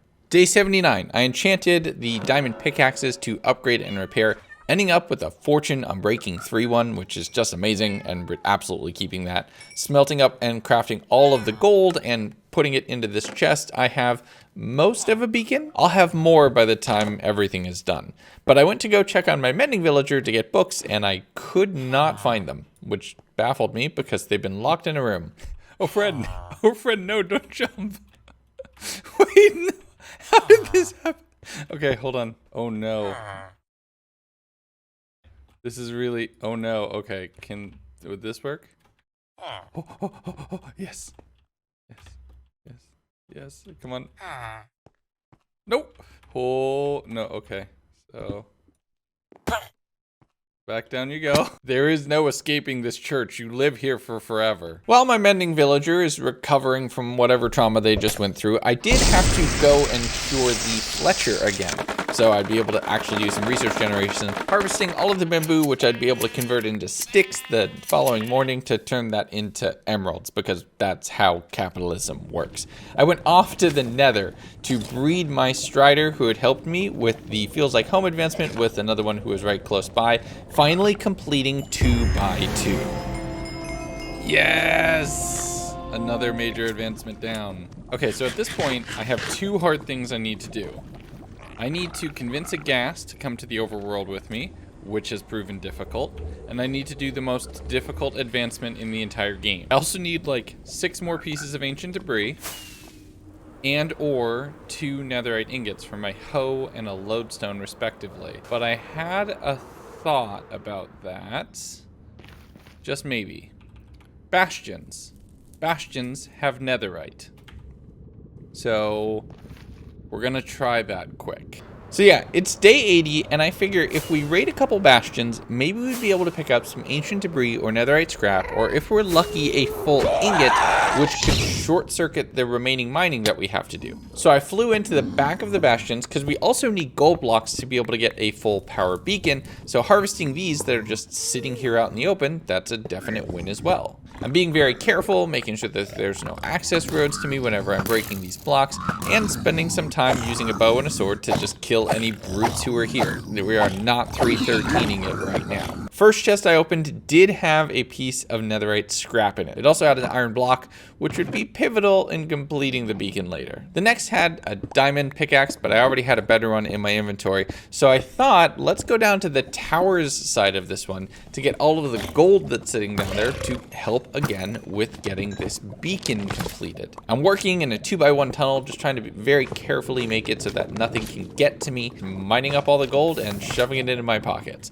I grabbed some spectral arrows, which I would definitely need, and there were 3 diamond chest plates here, so I only took 1. I'm not being overly greedy, just the appropriate amount of greedy. Heading out of the bastion, I flew through a small tunnel in the netherrack, and my goodness, there's a ghast in potentially the perfect location.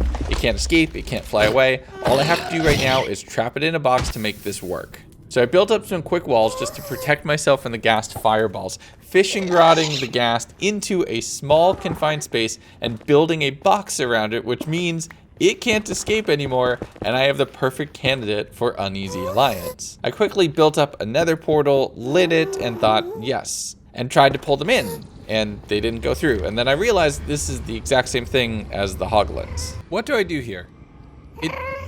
It's in. Okay, let me try this. Maybe that will get pulled through too. Oh, don't you dare. Please, please do not despawn.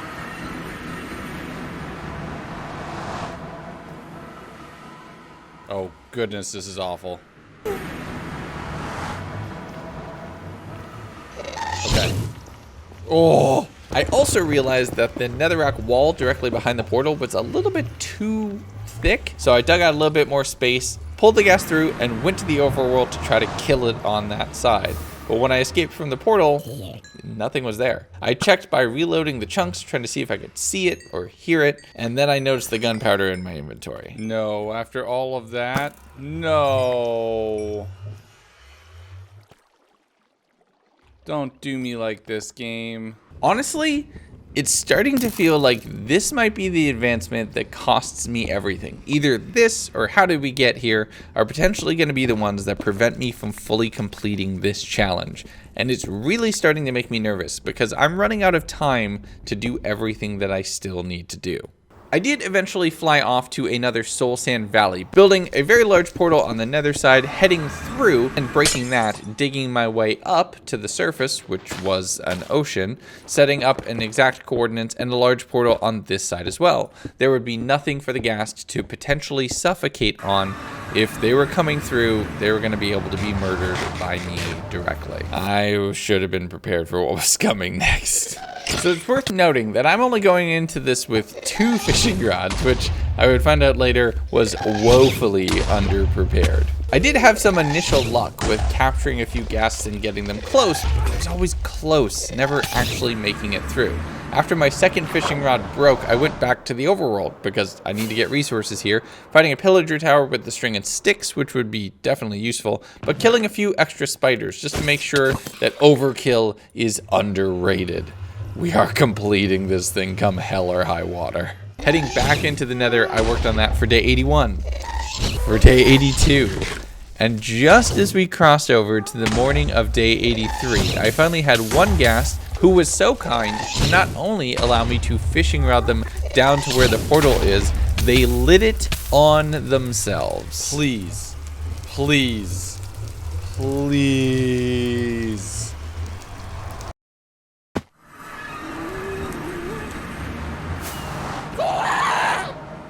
Yes! Oh, thank goodness. I am done with this advancement. I never need these again. Oh my god, that did so much damage to all my gear. Alright, let's get home. With that advancement out of the way, I'm once again re-energized and figuring we can actually do this thing. Heading back to the home portal, getting all of the gold that had been smelted and crafting that down into blocks for the beacon, and enchanting another crossbow with piercing 4 so we can complete a hidden advancement. I also finally crafted the beacon after beating the wither almost a full 10 days ago, and crafted the eyes and then the end crystals so we'd be able to respawn the dragon to be able to kill that again as well. I re-enchanted and re-upped on all of my armor, getting at least some basic protection enchants onto it, and started with the brewing process. I'm going to need one of every potion for how did we get here, and I want to make sure that they're going to last as long as possible to try to make that window as easy to do as I can. And you see this inventory? You see this little gap in the inventory up here at the top? Well, that's where my leaping potion would go if I had one. But I'm out of food, so I spent a little bit of time right at the start of the day doing like any proper piglin would, harvesting potatoes, cooking them all up to have them potentially be my fuel source for the remainder of this challenge. But as I was working on all of that, after a little while, I saw a couple trader llamas just wandering around and a few leads on the ground, which meant there was a wandering trader somewhere around here. I'd eventually find the particles, seeing them, and they're selling Nautilus shells. I'm going to be honest, in the moment, until I saw the Nautilus shells in their inventory, I had forgotten about the conduit, even though it was sitting right there in the chest right in front of me. So I immediately grabbed all of the emeralds that I had, traded a whole bunch more sticks for more Nautilus shells, and purchased the 3 that I needed.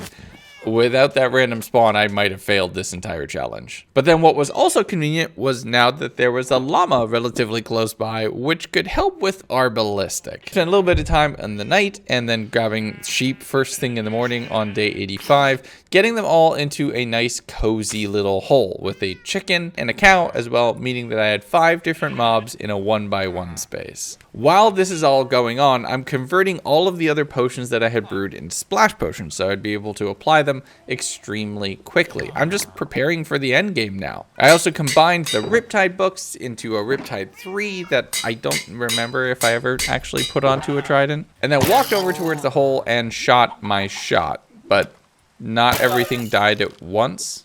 That was weird. So I had to reset, doing another round of trading sticks for emeralds just to pass the time while I was collecting passive mobs to go into the hole. And I'm gonna catch some flack for this one. I used both a frog and a cat. I really didn't have a lot of options, y'all. I also made sure to poison all of the mobs so they'd be at absolute minimum health. I'm not gonna lie, I feel a little bit guilty about this one, but it's gotta be done. Oh, I'm gonna catch some heat in the comments for that, aren't I? Oh no. With the secret advancement down and knowing what we have to do to be able to get towards our next one, I headed back over to the snowy area, having to hunt some rabbits for a rabbit's foot for a potion of leaping. Okay, I'm sorry, bunnies. This is gonna suck for you more than this is gonna suck for me. I did not feel good about any of these murders, all like 10 of these murders, but thankfully one finally did the drop. Oh, thank God. Mojang, what is wrong with you? Heading home, I brewed up the last potion I would need for How Did We Get Here and packed another shulker with all of the essential tools and materials for that specific machine. And with all of that in storage, I saw the end crystals and was reminded that I still had a dragon that I needed to resurrect and then kill again.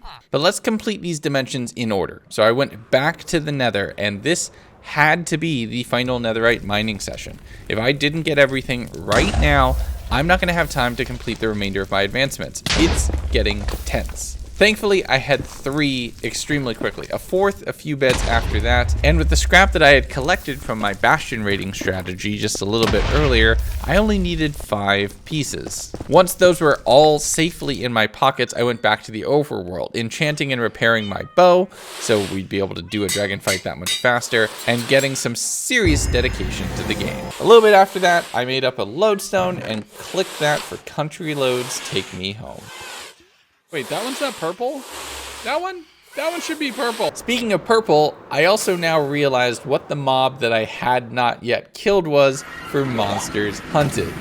And it was an endermite. So before I was gonna go respawn the dragon, I made myself a little enderman killing chamber, accidentally making it 1 block too skinny and getting to half health from enderman punches, before getting a stack and a half worth of pearls and then just throwing them at the ground consistently, spending all of them, killing 1 more enderman, getting a few more pearls, and getting an endermite on the first shot.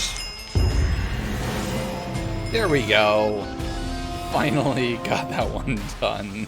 With most of our grindiest advancements out of the way on day 88, it was time to bring the dragon back to life and then remind her who killed her in the first place. I summoned the dragon for the end again, making sure to take a look at it through a spyglass for is it a plane? And while I'm destroying crystals, the first fireball down to me was where I grabbed a bunch of breath for You Need a Mint. That's 3 advancements in about 30 seconds, not bad. Taking on the dragon with an elytra is an entirely separate game from taking it on when you're confined to the ground. Being able to eliminate almost all of the crystals in one big strafing run, that definitely makes this fight a lot easier, and soon the dragon fell again. And with that, the end advancements were fully complete.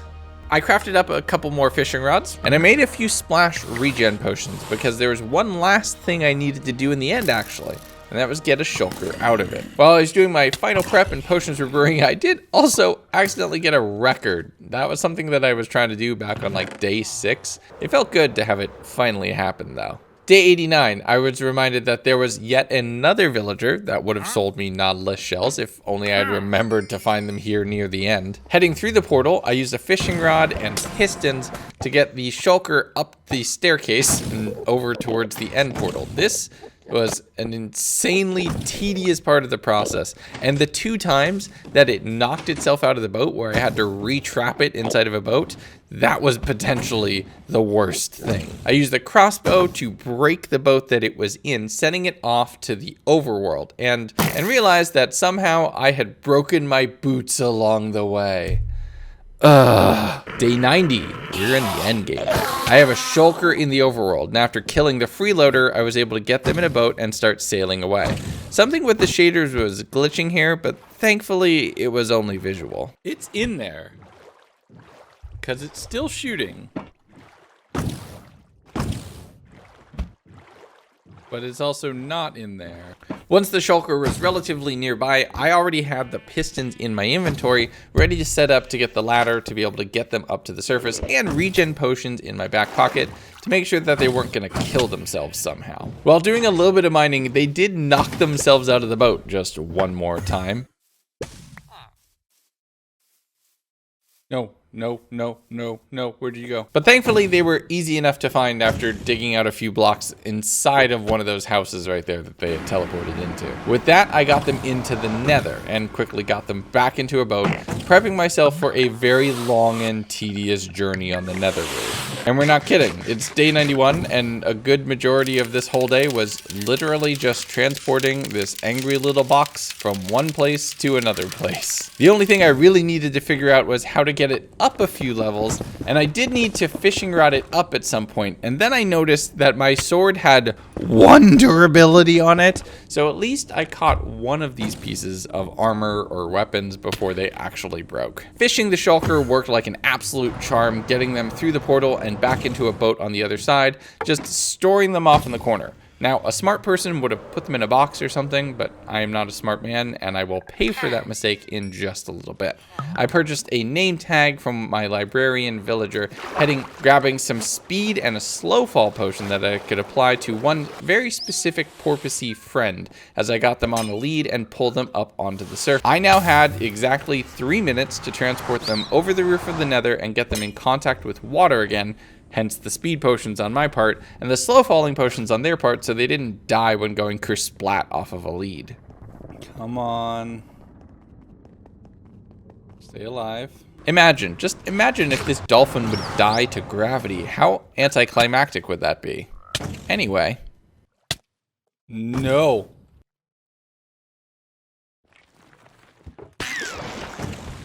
Oh! This shulker. Well, after finally deciding to do the smart thing and put the shulker in a box, I wasn't paying attention and I did the stupid thing. Oh my god. What even is going on right now?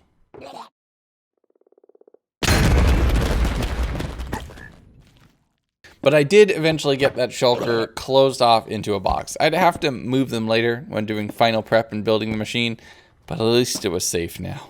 I grabbed a little bit of glass, turned all of the wheat that I had remaining into bread to be able to get more food. Those potatoes didn't last nearly as long as I had hoped, and brewed up a second set of potions and a name tag for my dolphin friend. From there, I made sure to give them a drink on the surface in the village, using the pond that I had initially made for the frogs, before getting them through the portal, speeding my way across in the overworld, and getting them safely into the water pond on this side. From there, I built up a max tier beacon using every single block of gold, iron, and diamond that I had. That one from the bastion being the last one that went underneath the beacon itself. With that, I completed the bring home the beacon and beaconator advancements, which is 2 more for my total. And this is also a key part of how do we get here. One of the only ways to get haste and regeneration really easily. From there, I made a little water pool with a ring of dark prismarine around that we could power a conduit inside and dirt on the ground for us to be able to plant a wither rose onto. Setting up the conduit, there's no advancement for that, which feels a little discriminatory. Mojang, water beacons deserve advancements too. But I also backed up the shulker inside of a different area, a little bit closer to the water, with TNT blocking the door. Now this is critical. TNT is insta-mine, and even if you have mining fatigue 3, which is going to be one of the potion effects we come into this room with, so prepping that is essential. The last thing I did was use a golden axe to silk touch a sensor, which I thought I would need, and set up a little head hitting area for me to be able to sprint to make sure that I was hungry enough to actually take this advancement on. But once I got back to my village, I made a new sword using it to repair my primary sword from 1 durability to full. How wonderful. I then used a few of the mushrooms on the nether roof along with an azure bluet to get a suspicious stew that would give me the blindness effect, which was the last potion effect I needed. Crafting up all the bread, it's go time. Okay. I think, yeah, we'll get this when we get it. I think, here we go. With one last repair of my bow, it was time to take a small break from this world. Here's where I needed to practice. This advancement was all about precise timing and execution. Everything needed to be done in a very specific order, and I only had 1 god apple to my name, and there wouldn't be enough time to search for another if I happened to mess this up. So I rebuilt this same machine in a separate creative world and then just tested this, saw if I could do it. It did require some small modifications just for timing, being able to have the wither rose down in a corner and making sure that I was doing invisibility last, as for some reason it was really inconsistent in getting Dolphin's Grace for me. You'll see that when I actually get it on the advancement. I practiced for maybe 2 days, just running this how did we get here advancement 2, 3, 4, 5 times in a row. Once I had it to the point where I felt pretty consistent with it, I felt that I was prepared, then it was time to log into the world and do it for real. And I only had 1 attempt. I remembered to start my recording after I had already landed on the Pillager Tower, getting one of the last hidden advancements, Birthday Song, by making an ally drop a cake for me at my location. Oh, I'm so glad I noticed that. Also, my helmet just broke. So we're gonna be doing this seriously down on some armor, which is not great. Late in the night, I saw a pillager with an ominous banner above their heads, and I gotta say, with the Game of Thrones, banner mod pack, it looks pretty adorable. So I think I'm gonna keep that for forever now. Thanks, Shadow. With a bad omen on me, the next step was to protect a village from the raid that I was about to cause. So I went to the first village that I had completed a raid at, knowing that it was a relatively safe and stable location to do so. And without armor, these mobs hurt. I'm able to stay on top of buildings and just bow down the rank and file mobs. They're not a problem. Even Ravagers can't really get to me. The problem we have is the ones that can. I was able to take down an Evoker, which would get me a new Totem of Undying, something that I had been missing for a very long time, picking up a second just a few minutes later, and then a Vex chunked me for half of my health in a single hit. The fight went through all the way of day 94 and into the night. And with the damage I was taking, I can't believe I didn't pop a totem here, but I popped a totem by tripping in the deep dark.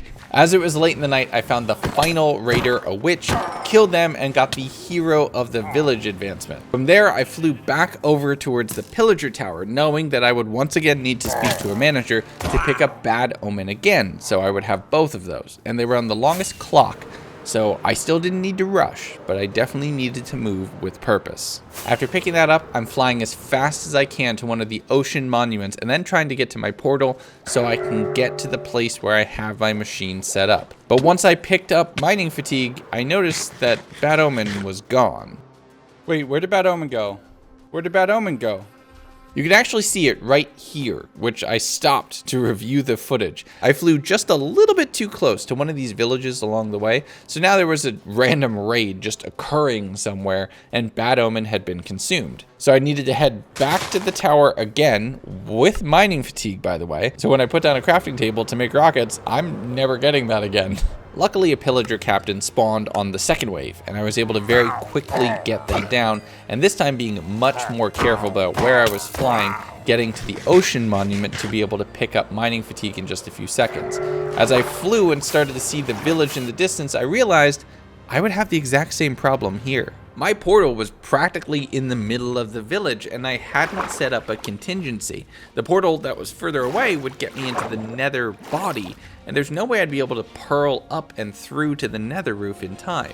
Then I remembered the pink sheep that I had found dozens of days ago.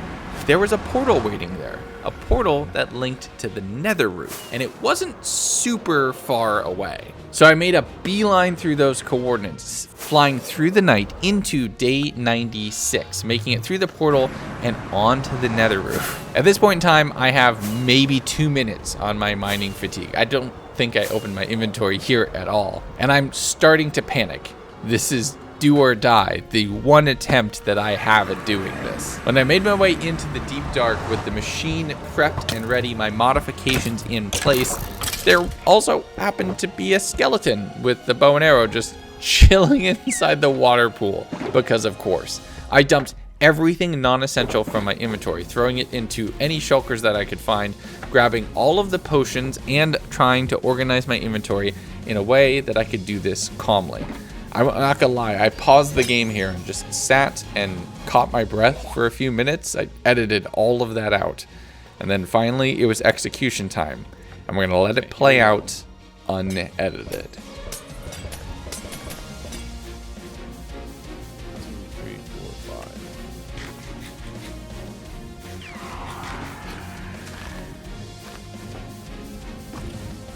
Hit me.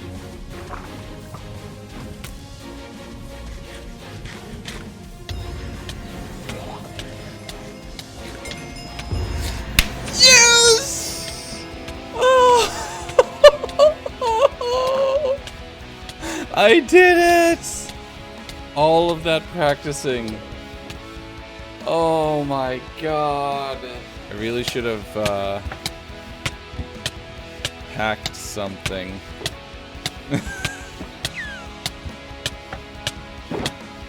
Because, yeah, my inventory's a mess. Once all of the poison and all of the other horrible potion effects had subsided, I spent a little bit of time breaking down the beacon and the conduit so I could take them back home with me. The shulker? Well, it can stay here. I legitimately never want to see it again. Oh no, I did that without shaders on. What? Well, you know what? I'm just glad I got it at all. Look at that. Every advancement completed. Some of them, the first time I've ever done it. I want vengeance. I had him. He was in my grasp. The first time we have shared a reality since he was taken from us. The Alterans. Our long-lost siblings, the name we left behind. They are weak. They hide and cower behind the cage that they built. Every day I assail the gilded walls of our prison. Every day my fury grows. We must reunite our fallen brother. Remind him of the power we hold when whole. Only then can my vengeance be fulfilled. I'm gonna beat Minecraft in 100 days without breaking any blocks, without killing any mobs, and using only this. Believe me, it's possible. This is obviously inspired by Ryan Trahan's series, so because of that, every subscriber on this video is 1 penny to feeding America. So subscribe for a good cause, and also because I have more amazing videos coming very soon. And while I spawn in the world and start walking in a random direction, let's talk about those rules. Rule number 1, I can't break any blocks that I'm not responsible for. So unless I made it, I can't use it. Rule number 2, no killing anything. So I need to find a way to beat the game without killing a single mob, including the dragon. Rule number 3, no stealing, because stealing is wrong. So everything I'm gonna use in this world is gonna come from this emerald, and I'm in hardcore mode, which means I can starve to death. And I only have 1 emerald, and I don't wanna waste it on food. So I have to walk. No jumping, no sprinting, no swimming, being very careful and deliberate with all of my movements. I made my way into a desert biome, which was actually one of the ones that I was looking for reasons you'll see in a little bit. Soon into walking this way, I found a village on the water, which would be an absolute amazing find. You see, desert villages can have crafting tables and furnaces, 2 things I'm gonna need very early on to succeed, including these sticks I found on the ground, my first item in this world. But I was really here for one reason. My friend, I'm very sorry, but I'm gonna have to borrow a good portion of your house. Yep, that's what I thought. It's even green like my emerald. No, get out. After borrowing their bed, it was time to explore the village a little bit more. There was nothing else immediately useful here, but I saw another tower in the distance. Walking over, I saw that it was actually an abandoned village. These are super rare and an easy way to find some rotten flesh right away. There's a few zombies trapped in the walls, in the ceiling. Hey, buddy. How you doing? You okay? Yeah, I know, it's an emerald. It's green, just like you. But some rabbit hide was sitting around, and this is another reason I wanted to be in the desert. You see, since I can't kill anything, and I can't break any blocks, I need to be creative with how I'm finding food. And cats that spawn in villages hunt rabbits that spawn in deserts. So this is why I wanted to be here. With a little bit of raw rabbit in hand, I chased and corralled a few more over into corners, trying to get cats in that direction too, sleeping in the abandoned village inside day 3. Now, this whole gameplay is going to be a little bit slower. You need to prepare yourself. This is a look at Minecraft in its most basic form, as a true adventure, not as a sandbox. Arming myself with only food that I can get from cats that I've hunted, I stayed up late into the night this day, getting an arrow and some bones from a skeleton that had been killed, and realizing that golems don't hunt creepers, so I'm gonna have to just run. I also picked up a little bit of string, but cheering the golems on right now is my path to victory. Yes, that's right. Get them. I will just pick this up. I don't think they have a cleric. Yes. Come and be murdered by my friend over here. Using myself as bait is proving pretty effective. This food will keep me from starving to death. I just need to be very careful to not take any hits, as any bit of damage, oh no, I'm taking a ton of hits. The next morning, once the leftover zombies and husks had been cleared by the golems, as they tried to come in and murderificate the whole town, I ended up eating some zombie flesh, just getting back up to full, standing perfectly still while the hunger effect was in play, so it wouldn't negatively affect my food levels. As I started exploring what was available outside and around this village, I found an egg sitting on the ground, which would be useful until I remembered, like in 20 days, that I can't actually kill chickens. Found my way through a savanna biome into a savanna village, which was another important one, and it had some critical blocks that I could use, except this one was split by a river right down the middle, and all of the villagers ended up getting stuck in the water. I couldn't really do anything about it. I hung around this village for a little while since they had a brand new fresh golem, picking up any mob drops that were around, eventually seeing some seeds sitting on the ground from a block of water that had updated in a kind of cursed state. Savannah villagers are notorious for this, so this came in pretty clutch. Day 5 and the start of this challenge is pretty clear. This is gonna be a slow burn. The highlight of my day was watching the cats on the hunt. Okay, Bunny, I'm very sorry, but you're going. Cat, do your job. As it went into the night and the golems were protecting me from husks, I realized creepers could be useful for something. If I could get one more stick, I could make a fishing rod, and that would be huge.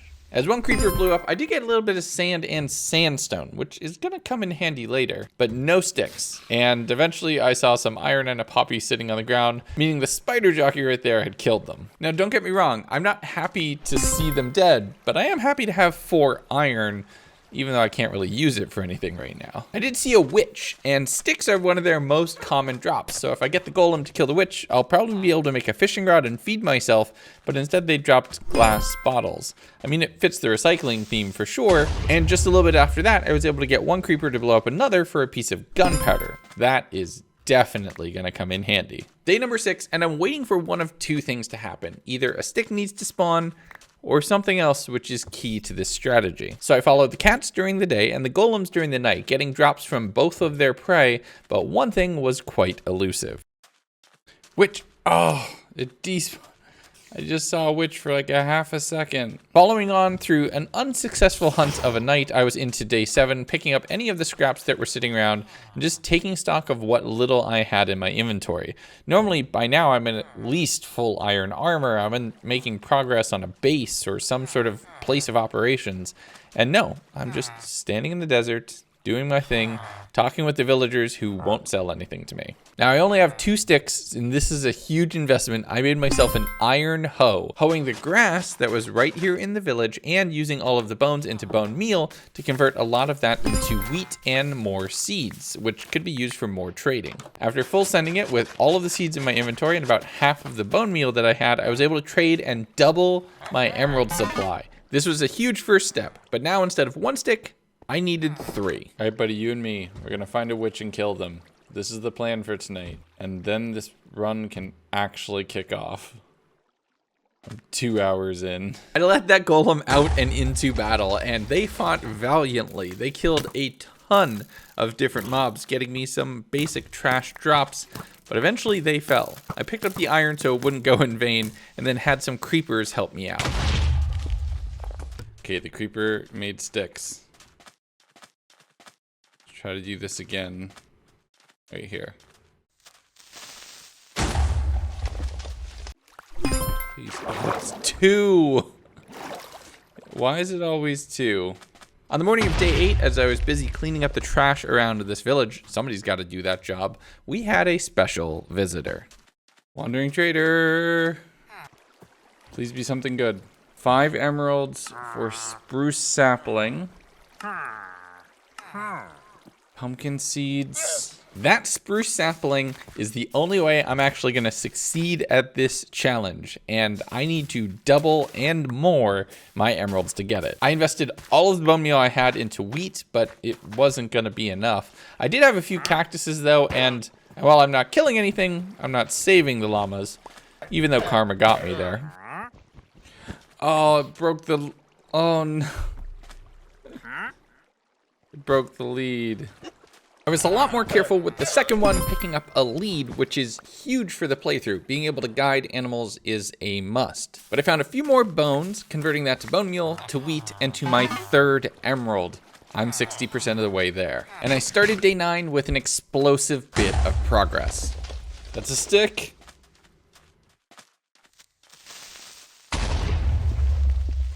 Please tell me that that didn't delete the stick from the first explosion. Yes! Okay, we can finally make progress now. Yep, that's me, excited about a stick. Deeply excited about a stick. Because there's one other way we can get to success, and that is this fishing rod. But to get this to really work, I need to leave the desert, head south, and travel back towards one of the jungle biomes that I had seen earlier in my adventure. And this will only work here, and it's actually kind of wonderful that it's raining. You see, when fishing, you can either get a fish, a piece of treasure, or a piece of junk. And I'm specifically looking for one specific piece of junk, a single piece of bamboo. While the fish is definitely good, it's a renewable food source and something that I can use to keep myself alive, that one green shoot is my absolute most treasured possession right now. If only I can get it. And if I can get it, I don't even need to worry about the sapling, even though that'll definitely be useful. After sleeping in the Plains village on day 10, I traveled around seeing that they had a cleric as well, which could really come in handy. It's one of the few times I'm excited to see these churches. The only problem was they had a small hole. Luckily, I had 2 blocks of sand to enable it so that somebody could learn. Yes! That's 4 emeralds! We're up to 4 emeralds. If we get 1 more, we can go back and buy the spruce from the wandering trader. With my emeralds once again doubled, the only thing I can do right now is hope for night that I can get enough rotten flesh before the wandering trader despawns back at the desert village, setting me back massively by at least another hour before one could potentially appear. Bowl. Can I do anything with the bowl? I don't know if I can do anything with a bowl, but I have a bowl now. Fishing proved a bit of a mixed bag, and as soon as it was dark enough for mobs to spawn, I immediately ran back to the Plains village, just hanging out behind the iron golem, doing my duty as a member of this town to just pick up any trash that happened to be laying on the ground, because one person's trash is one cleric's treasure. On day 11, 24 rotten flesh is not enough to trade, so we're gonna have to go back to fishing and do more zombie hunting with our golem friend later tonight. Now, catches here were kind of a mixed bag. I did end up getting a tripwire hook, which could come in handy if I want to build a trapped chest for any reason. Maybe a crossbow, but I can't kill anything. I did get a ton of fish, which is going to be super useful, both for taming cats, as well as getting a lot more food for myself and for said cats. As it started going over to the evening, I had 2 great catches back to back. Are you kidding me? I get a name tag before I get bamboo. That is legitimately wild. Bamboo, this one. Please. Seriously? Oh my god, that's huge! That is such a big come up. That is genuinely massive. What was that? It's another cod. Alright, last cast on this tag. It's going to break when I pull it. You've served me well, fishing rod. You've done your greatest. You've brought me a better version of yourself. But now, it's your time to go. Please give me bamboo. Cod. With my original fishing rod broken, but a replacement in my inventory, I headed back over to the Plains village to watch the golem do their work, getting into the morning and our next big step. Yes! That is the most excited anyone has ever been to collect rotten flesh. Hello. Yes, that is 5 emeralds. Okay, we have to get back to the desert village as fast as possible. With enough emeralds in my inventory, I immediately ran back to the village. And my only hope right now is that the time that the wandering trader spent in unloaded chunks did not count towards its despawn timer, and that it would be there when I got there. I see them and I'm going to run. I have the fish. I can afford to run. Do not disappear. As long as I'm looking at you, you are legally not allowed to disappear. It's about to be storming. Oh! Oh, that is massive. You are my path to completing this game. Using some bones into bone meal, I converted that sapling into a full tree, punching it down and getting my very first spruce wood and a whole host of new unlocks from there. Oh, yes. Yes. Okay. Oh, there's 4. We can craft a big one.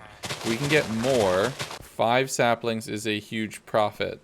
I made myself a boat to make water travel a little bit easier, finding an ink sac just sitting on the ground. If I want to dye anything, this will come in handy. The next thing I need now is coal, or charcoal, and I don't have any stone, so I'm gonna need a furnace. I headed over to the Savannah village, thinking that I had seen one there, knowing that I had seen a furnace somewhere, but not remembering. The Savannah village was a strikeout, so that boat came in clutch, sailing all the way down the river, making my way all the way to the Plains village. They didn't have any furnace, and they did have a Fletcher. Fortunately, that Fletcher did not have a stick trade, which was pretty devastating. I was counting on that. The next day, I'm trying to convince the Fletcher to reset on their trades somehow. My first thought was if I could find and isolate the fletching table, maybe they would lose their job association, but they don't actually need line of sight for getting a job, just restocking, so that doesn't work. So we're gonna have to find another village with another Fletcher, and oh boy, this is gonna be a lot of travel to try to earn any emeralds at all. I found some kelp on the ocean as I was sailing, going for almost the full day, finding my way to another Savannah village a little bit later in the afternoon. They had most of what I needed, a crafting table and an armorer who could help keep me alive. The next morning, I'm talking with all the villagers, and then I found something useful. So that won't work, but that will. And I kind of want to eat. I want to eat some cooked food. Actually, wait. If we can get 9... Oh, this might be the play. If we can get 9 of those, we can cook the rest of them. This is absolutely the play. If we can get 1 kelp block, that cooks more than a kelp block's worth of kelp. Being able to convert kelp into dried kelp and getting 22 kelp cooked from 1 kelp block of 9 is a net positive loop as long as you keep growing kelp, and I made sure to save some aside. I invested 1 of my precious few iron ingots into making a shield, heading down into the large cavern right next to the village to have a creeper help me find a little bit of cobblestone. It wasn't enough though, and I still had more that I needed to do. So I sailed off, making a wrong turn initially, heading off towards another village which was sad and boring and had nothing of value in it, sailing all the way back, which took the entire day. Literally, this is at 20x speed, making my way through several different islands and eventually giving up on the night at the Plains village, sleeping there and continuing my trek from there northward up through the water channel back towards my desert home. I made myself a wooden hoe, which would come in handy, planting the 1 melon seed that I had found on the ground at one of the previous savannah villages to be able to start growing melons as well. I also made some quick fences and started getting some friends. First try! Hello, friend. Great job. You're gonna make me... Well, you might not survive. I spawned and tortured these chickens for the entire 100 days, and I forgot that I couldn't kill them, so yeah, they just kind of sat in the pen for forever. That day ended with a little bit of tree chopping, which is something you're going to see quite a bit of, and a quick nap. Going into day 18, I started exploring in another direction. Having no ability to modify the world is making me really venture out very cautiously and carefully, just trying to find new things that are useful without having to worry about heading too far. I sailed as far as I could, wandering into yet another desert village and just talking with everybody to seeing if anybody had meaningfully useful trades. By the time I had cleared the village, it was day 19 and I continued sailing, making my way towards another area, finding more villages, visiting for any of them, and then moving on to the next. I'm also trying to identify a taiga biome where wolves can spawn, and I found one, but no future pets. On the way back, I did give a creeper a quick hug to get a few more pieces of cobblestone so I'd be able to craft a furnace, but it's late and I am almost out of food and almost about to die, so I just fished while standing on the boat going into day 20. And the time going by is really putting this whole world into perspective for me. Makes me realize how lucky we are to have no restrictions on our creativity unless we put them there ourselves. I was able to make a quick furnace on day 20, and I was so excited about it. Smelting up one of the logs into a piece of charcoal, I planted all of the kelp as well, and now that I had enough spruce saplings and some dirt from several creeper explosions, planted enough saplings to get myself a big tree, and invested 3 more iron into a bucket so I could carry around a bucket of water to avoid, dying to fall damage. Oh, the first melon. Yes, new item unlocked. That evening, the very first melon grew, meaning my operation could continue to scale up, going into day 21, where I'm harvesting all of the wheat, standing out in the rain, and I am kind of matching the mood of this weather. I need to get a Fletcher who will accept stick trades. Wheat is useful, but it is slow, and it will not get me enough emeralds fast enough to beat this game in the time that I have. So I spent the day finding a gravel beach and a nether portal just a little ways off. I have 1 bucket, and I don't normally cast my portals, I normally build them, so I spent a little bit of practice, and well, it didn't go well. Wish I could see the sunset over that direction, but playing this game a little bit differently, taking it slow, being in no armor, being excited about having, a furnace on day 21 honestly makes me just kind of appreciate this game a little differently.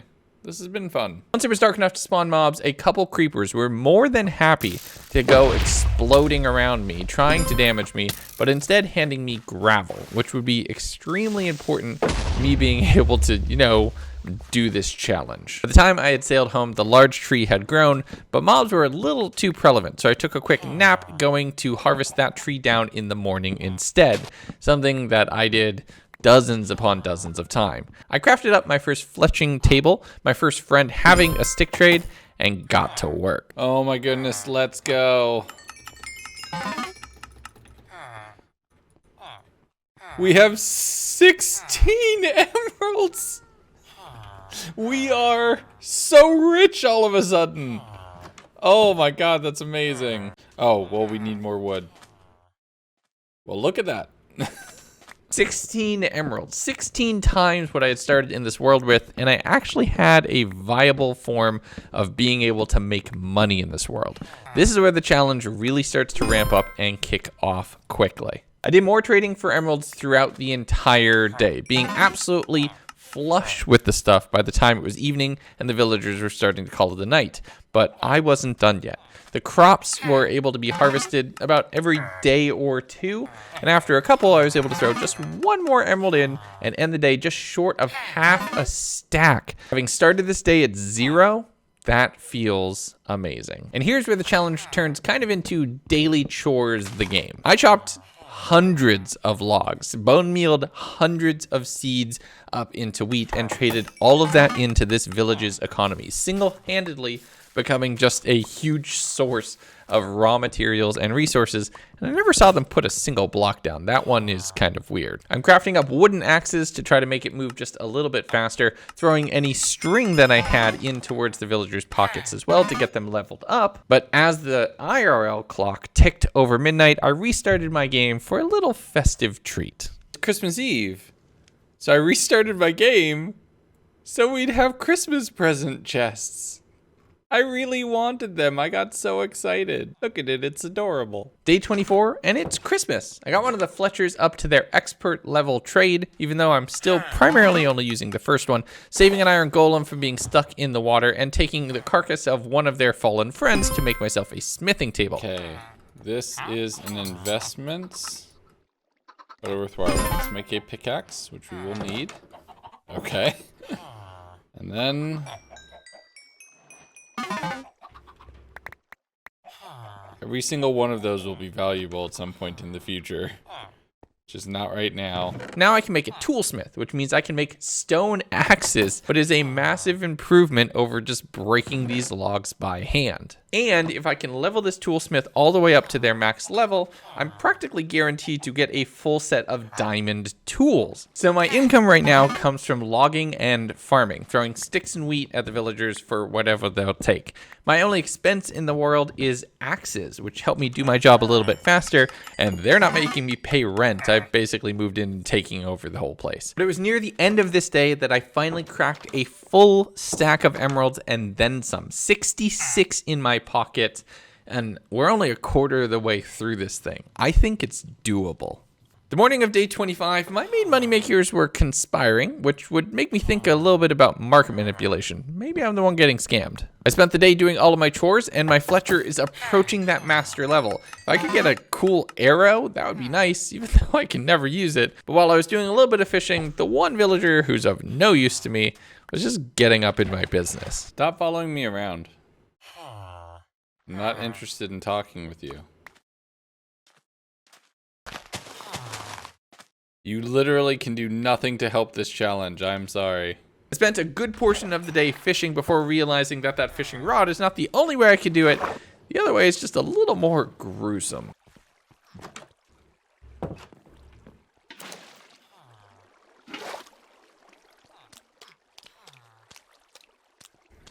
Oh, this is so gruesome.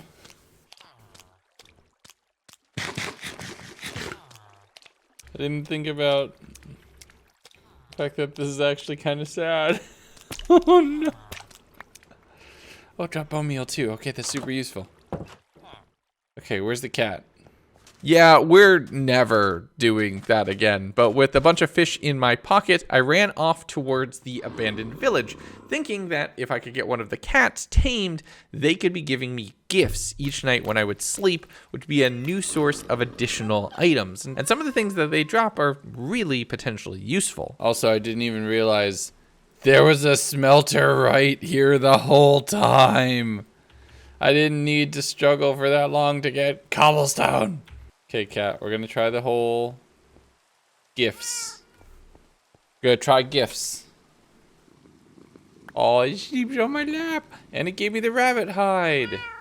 Perfect. Getting some rabbit hides and some rotten flesh from the zombies that were in that village is definitely useful. I got my third melon shoot all the way grown up, being able to grow additional melons. I will need those for when my farmer hits higher levels. I planted a lot of the cactus, thinking that eventually if I make a composter, I could turn this into bone meal. Cactus is a pretty efficient source for that. Spending a lot of time doing logging and trading all of those sticks in, getting my Fletcher to master, and getting jump boost arrows.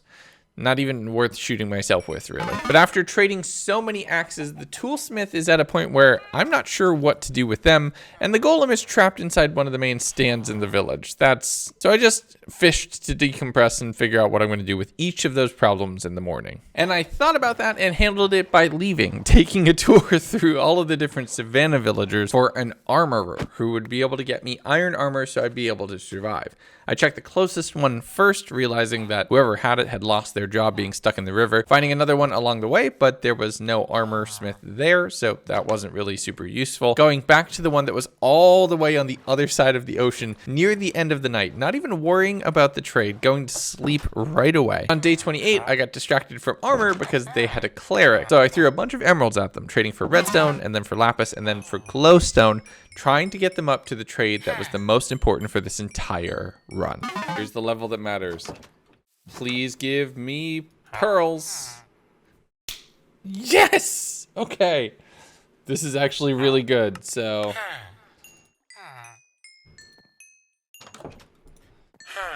8. 12. That is exactly enough for a portal. It is a massive, and I mean massive monetary investment, but it is worth it. I trapped that villager right away because a pearl trade is the only way to fully complete this challenge, and I have one on my very first cleric. That is huge. Spent a little bit more time working throughout the day, using a water bucket to allow the cartographer to get into that house. Really mojang, that is such a design flaw. Getting looting 3. So that's pointless. On day 29, someone finally claimed the blast furnace and they immediately offered iron helmets and leggings. Now I was poor from the pearl trades, but this was a worthwhile investment. I have pants! We're once again safe for YouTube. I made myself a quick snack of bread, which would be just enough to get me to cross the ocean, if only it were that easy. Sailing all the way back towards the desert village, depoting everything I had, and trading all the 6 to get myself back up to double-digit emeralds. And that's where I called it a day in real life, coming back the next morning. I also just took a break from recording VO. It's funny how everything kind of lines up like that. But I started the day and this recording session with focusing on the economy. You're gonna see a lot of me climbing up, spiralizing up a spruce tree, and then twisting and turning and chopping it down. I can only make that look different so many times. While sticks is my primary economic source, I still want to make sure I get the villager leveled up. They can also earn me emeralds if they do melon trades. That will be extremely useful, but a max tier trade for them is golden carrots, which would be an amazing food source. I dumped a ton of emeralds into apple futures right before the market was about to crash, getting a melon trade, which was exactly what I was hoping for. So it's time to level up and increase melon production significantly.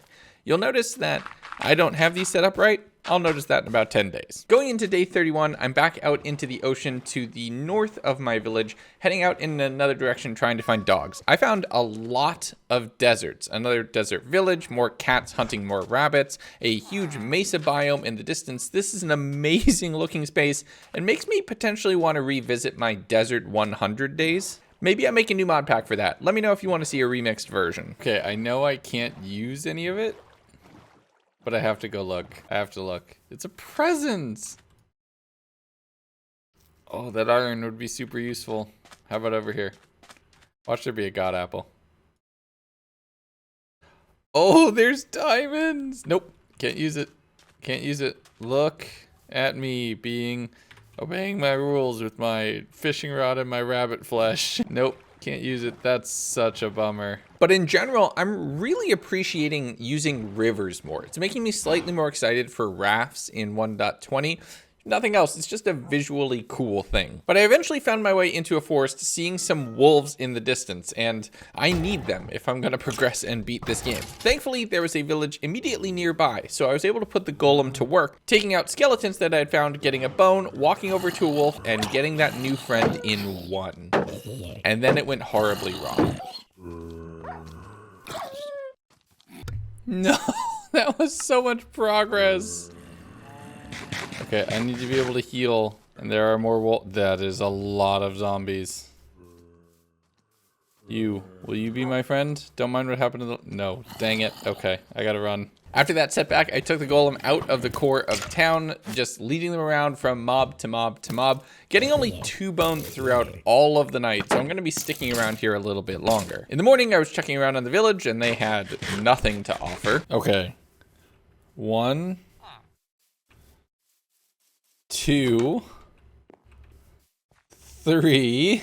They're not Starbucks. How many churches do you need? So I sailed back up to where the wolves would spawn, and 2 bones was not enough this time around. I thought it was time to do another round of testing and try to cast a portal with just a single bucket. I know. I'm not the speedrunner. This isn't my vibe. Usually you can dig to be able to prevent some of those problems, and I can't do that in this challenge. I was able to successfully get a portal casted, but then I was reminded that I don't have a flint and steel, so even if I had it, I wouldn't be able to light it, but it's good to know I can do it. I took the golem back up onto the plateau overlooking the village, with their help taking out spiders and skeletons and using creepers to get myself a whole bunch of dirt. At one point in time, the golem got fully overwhelmed and just eliminated by a skeleton sniper. I ran back to the village from there, slept, using the creepers to kill each other to get more dirt and a little bit of gunpowder, and thought, you know what, I'm just gonna kidnap a dog instead of trying to tame it first. Throwing it into a boat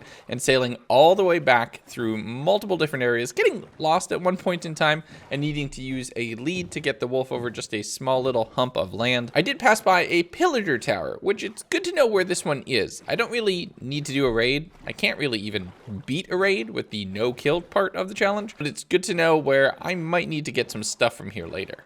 Using a combination of wolf on a lead and wolf in a boat, I was able to transport that thing all the way back to my home village. Oh, that took way too much effort. Okay.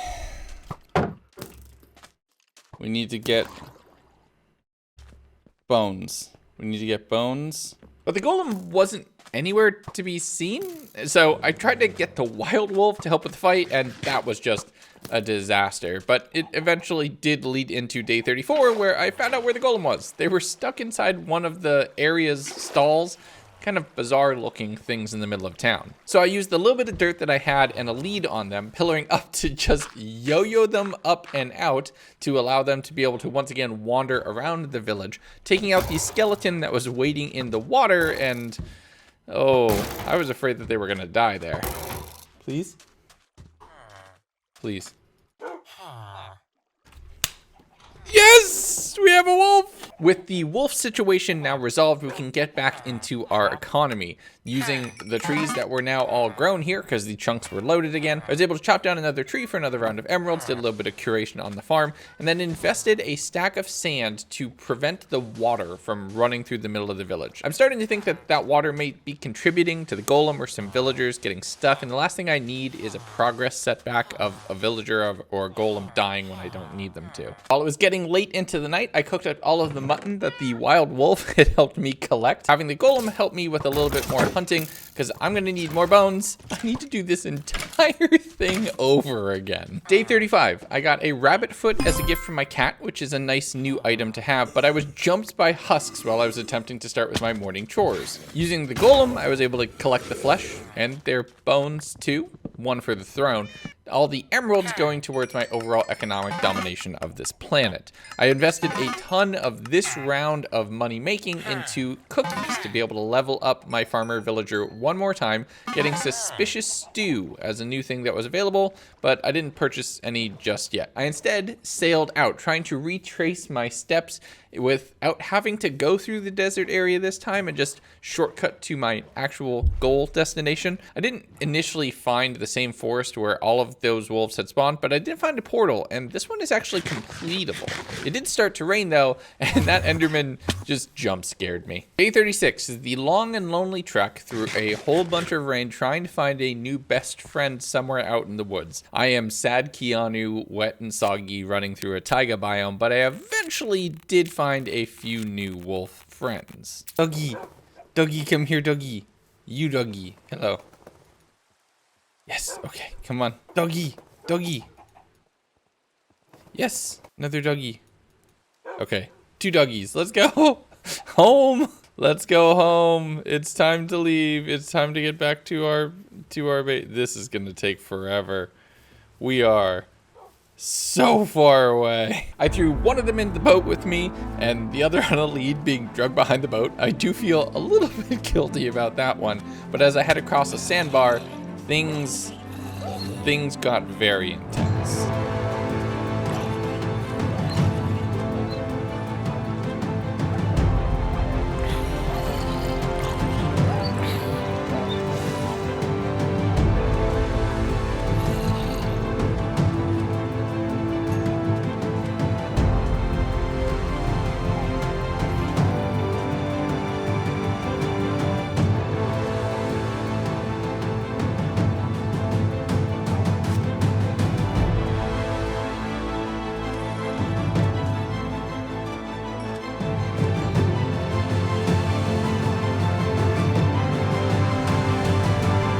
After that fight, and I had somehow completed it without losing anyone, that I noticed I had a potato in my inventory, probably dropped from one of the zombies. That is a pretty big find. It was the morning of day 37 by the time I had actually made my way home, and I'm using the rotten flesh from all of the husks that have been killed to breed up dogs. I'm going to need an army. I'm throwing all the emeralds I have at the toolsmith, going down to about a third of what I had previously, because there's no way I'm buying bells, and iron is just way too precious to be traded in. I did take one piece of that very precious iron to make myself a flint and steel, focusing on another round of the economics of punch tree, punch cactus, make stick, trade stick for money, with the extra little bonus of buying dozens of stone tools that I'm hoping to deprecate just by throwing them on the ground, but it is a very expensive investment to do so. The next morning, I'm still getting a little bit of additional truly passive income from the farmer villager.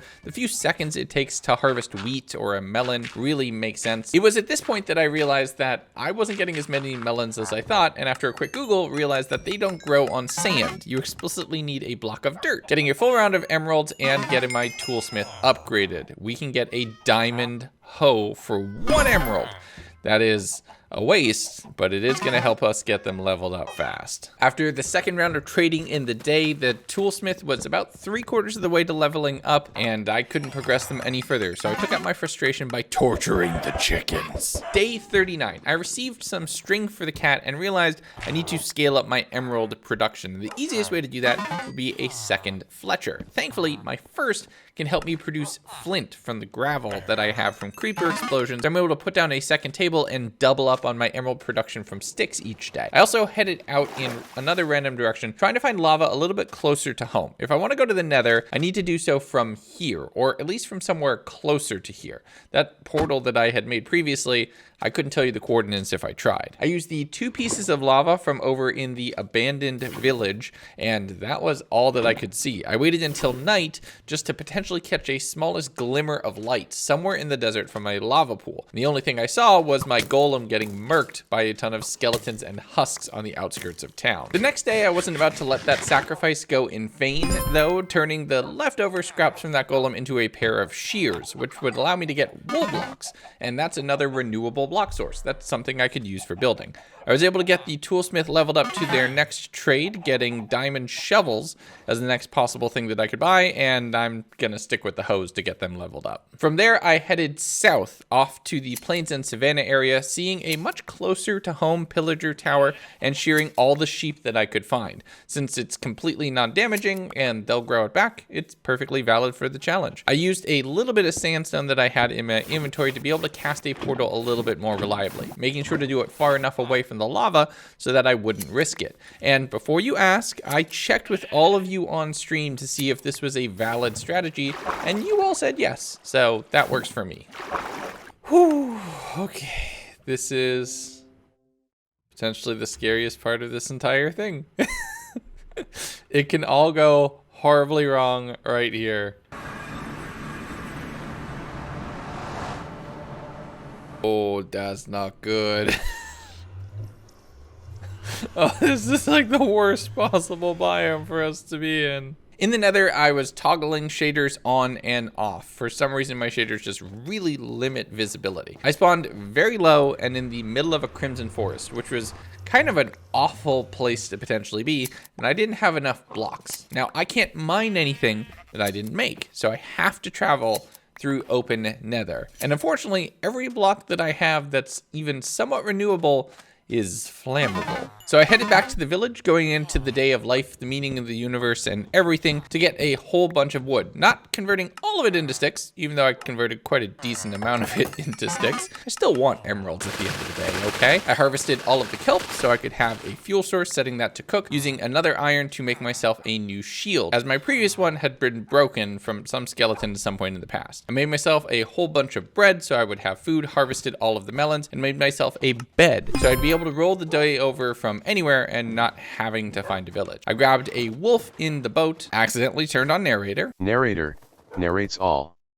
Use mouse cursor or tab. Use mouse cursor or narrator. And took a quick nap in front of the infernal portal to darkness and eternal damnation, going into day 43, where it was time to really give this another shot. With a bunch of spruce planks in hand, and really hoping that they wouldn't catch fire, I was able to build up to that first immediate tier above the one that I had spawned on, which was right at the lava level. Now I don't have gold armor, so all piglins are hostile to me, so I'm just constantly using the whole look down and make a tower of planks underneath you to avoid being stabbed by my piglin former brethren. I am getting a little bit better at the whole use blocks to avoid soul sand thing, so I mean, point in my favor. I continued past a bastion through multiple different areas of a crimson forest and eventually saw a little bit of nether brick off in the distance. The only problem was the amount of bridging I would need to do to get there and the lava that was in the way. This wasn't gonna work. I think I got very lucky with the stronghold fortress. I think I got very lucky with the fortress. I also, with how I saw the train in the other direction, I don't think I can get anywhere without mining. So this is the only one I've been able to get to in open nether, or the only one I'll be able to get to in open nether. Without digging a tunnel, there's no way I can get a dog to survive this trip. So I actually think the play might be to go over in the overworld, even though it's 8 times the distance, and try to just portal directly into the fortress. So let's try that. Funny enough, this is not the only time that I try to abuse portal mechanics to get somewhere that the game is preventing me from going. You will see that later, and it is a treat, trust me. But I'm thinking it's about 200 blocks on either axis away from where I was, maybe a little bit further. So I should need to go to about 3,000 negative 3K on one of the axes, and that's gonna be a little bit of a hard challenge, but I'll have to figure it out. I couldn't even sleep. It was just into day 44 by the time I was back into the overworld. I grabbed the wolf in the boat, started heading north, sheared all of the sheep that I could, traded for all of the hoes that I could, grabbed myself a shovel, or 3. It's not something that I'm going to use a lot of, but it's still potentially useful, and the experience gains on the villager, really I can't pass up. Plus, with double the Fletchers now on the workforce and a ton of trees there, I'm making twice as many emeralds as I used to on any given day, and it's working in my favor. Give me the pickaxe. Oh, that's actually really good. Oh, but I'm short. Hold on. Where do I find sticks? Silk Touch is huge. I just said so about 15 minutes ago in this recording. You probably heard that in like 7. Yes. I ramble way too much. Diamond pickaxe acquired. Next morning, I had a feather from my cat and a ruling from the chat. Now, I spoke with a few of you in my live stream chat, and you said that this was okay. Since I made this obsidian, I can break it. This is huge. That is 3.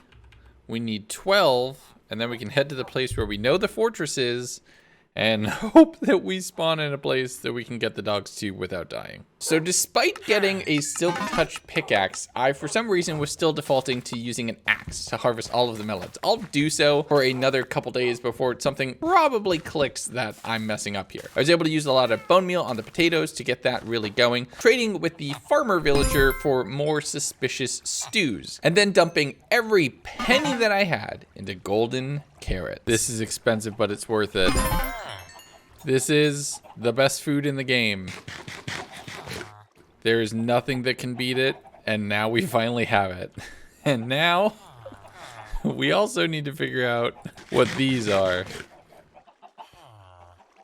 Weakness? So I chowed down on all of the suspicious stews, mainly to get more bowls. Again, I don't know what to do with bowls. Throwing all of the melons to just recoup myself back up off of 0 because being completely broke is terrifying even in block game. I once again napped in front of the portal to the abyss. All right, and this is another thing that I talked with y'all, that you all said that this would be okay.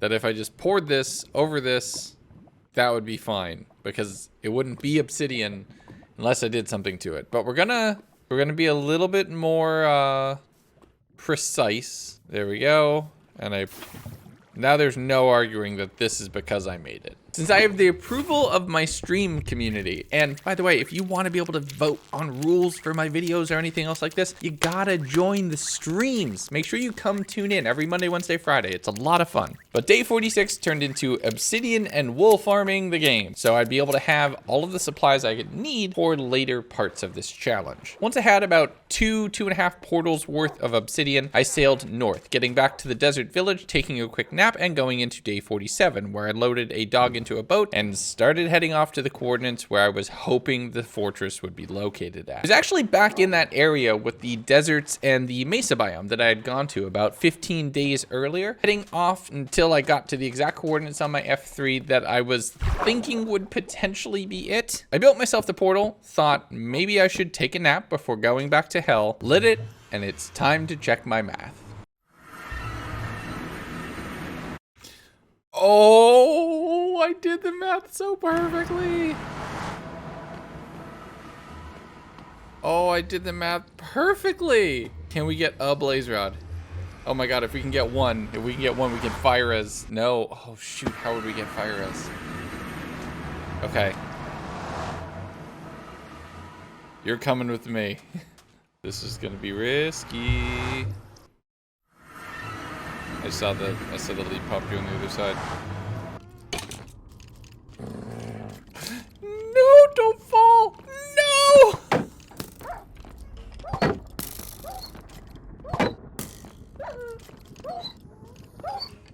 Oh, don't fall, don't fall, don't fall, don't die, don't die, don't die, don't die, don't die.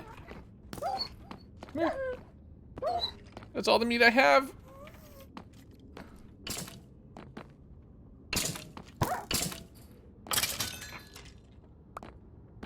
Oh my goodness, you stay right there. You stay. Ooh. That's not bad.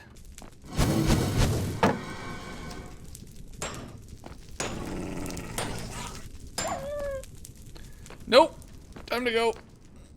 I'm gonna sacrifice so many wolves to get this challenge done. Oh no. So realizing that I'm gonna have to throw a lot of bones for the bone throne and blood for the blood god, I sailed all the way back to the desert village, getting there right about the time where mobs were at their peak, which was perfect for me, running around and following the iron golems for whatever rotten flesh they happen to just spontaneously find sitting somewhere on the ground. I also hugged a few explosive shrubs, getting some more sandstone and the occasional piece of gunpowder whenever 2 of them were just in a little bit too close proximity to each other. And all of that rotten flesh is being used to feed the dogs to make more dogs. Day 49. I'm watching Taskmaster while working on this project, so you don't have my live VO right away because I don't want to get copyright struck. But I'm saying to myself, I need a way to be able to transport more than 2 dogs at a time, and wouldn't you know it? I was just hoping to find one of you. Okay. We need gunpowder. Okay, we need gunpowder. All right, here. You. So you can get the leads from Wandering Trader without killing them. Yes, I'm looking at you, my fellow YouTuber friends, by throwing the llamas into a boat, which snaps the lead right away. Using that, I was able to get 2 more leads, doubling the number of wolves that can come with me on each individual trip to hell, converting an entire tree from sticks to emeralds with 1 step in between, taking a little bit of that money over to the Wandering Trader to buy 8 pieces of gunpowder. I also spent another 10 on jungle sapling, another tree variant, another type of wood, and another tree that goes big if you have 4 of them, so that's some variety in my life while I'm continuing to walk around while the husks get hunted. Day 50 is the halfway point on the challenge, and once again, I found a villager up on the roof of a building that they should have been on, and I need to convince them not to jump and kill themselves.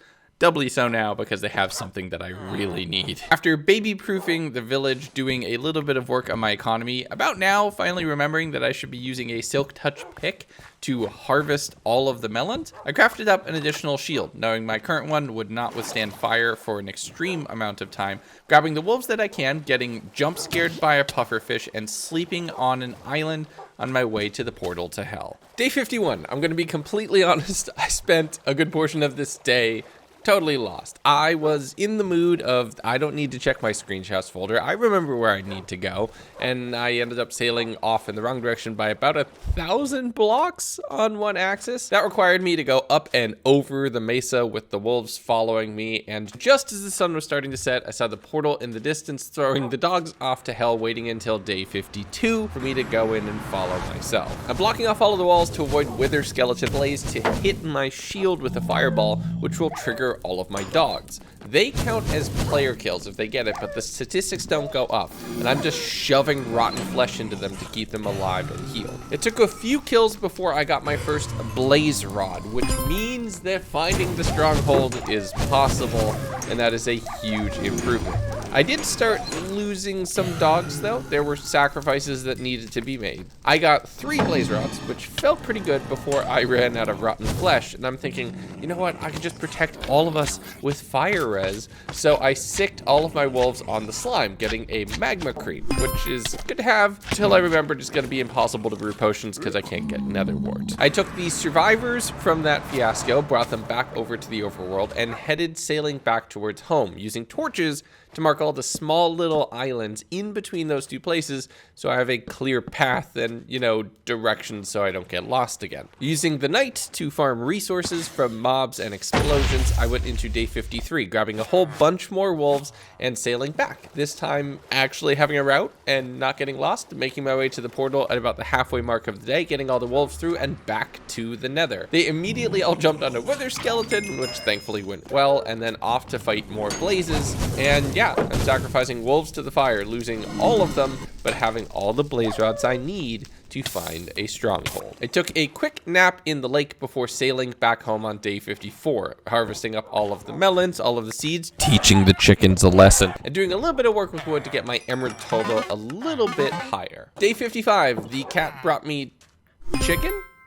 I didn't know it could do that. I crafted up all of the eyes, and let's go. All right. Let's see where this goes. Okay. It's in the water. Please let it, if it's water accessible, it's really the only way we can make this work. I started sailing off and it started raining, which is ominous and atmospheric and ooh, the tension. I love how this happens sometimes. I ended up on a small little sandbar, throwing the eyes, and I'm starting to learn a little bit about speedrunning for another video I will do soon. And the angle made me think that it was relatively close. So I went just 2 chunks over, through an eye, and it went down, which is great. A water accessible stronghold is really the only way I can get into that place. There's no other way for me to break blocks or do anything else to be able to mine my way down. So I checked all the caves in this area, everything I could find in close proximity, and then moving out like 100 blocks or so and finding caves, but with no indication whether or not they double back and reach me. This is a problem. If I need to break blocks to get to the stronghold, then I can't get there, and I just need to go find another one potentially. I did have a thought though. Let's try to use a portal to get underground. If you watched any of my videos, you know whenever I make a portal in the nether, I end up like deep in the deep slate, completely underground, no access to the surface. Maybe for once I could use that in my favor. So I have a plan. I'm gonna need a whole bunch more obsidian, but before doing that, I also just kind of want to get to a better economic state. I combined a bunch of jungle saplings to get a big jungle tree, ending up with vines as a new item, which could definitely come in handy as a ladder alternative. I traded in all of the melons, sailed south to where that lava pool is, and then just made obsidian all the way into day 57. I spent about a half an hour just making obsidian. I made a portal here at the village, going through, ending up in the Soul Sand Valley. I could see my spruce planks in the distance, so I was relatively close to my other portal. The only problem is there's a skeleton here, and I can't kill anything, and it followed me through the portal, and I only have 3 hearts. The next morning, I'm back to the Nether, using a bunch of jungle planks to bridge my way through, having to run over the lava pits of a bastion, trying to head over to where the coordinates of the stronghold would be. At one point in time, I was cornered by piglins, so I had to turn back, and my bridge had burned away. This is a bit of a problem. I used a bit of obsidian to prevent the lava from catching it, heading back over to my village to grab a little bit of backup. First the trades, then the wolves, then back into hell with a few close calls.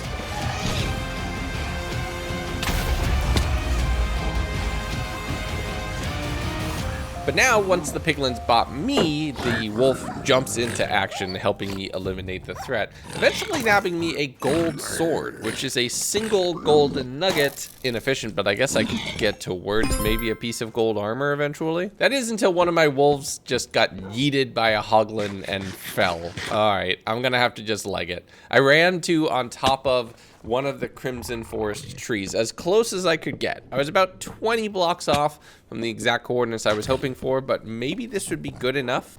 Every time I ever make a portal in the Nether, it always puts me in a cave. So I came to what is almost exactly the coordinates of what that stronghold should be, and I'm really hoping that it puts me into a cave. And even better, if it puts me into the stronghold. And if so, then we have a path. A very dangerous path, but a path. So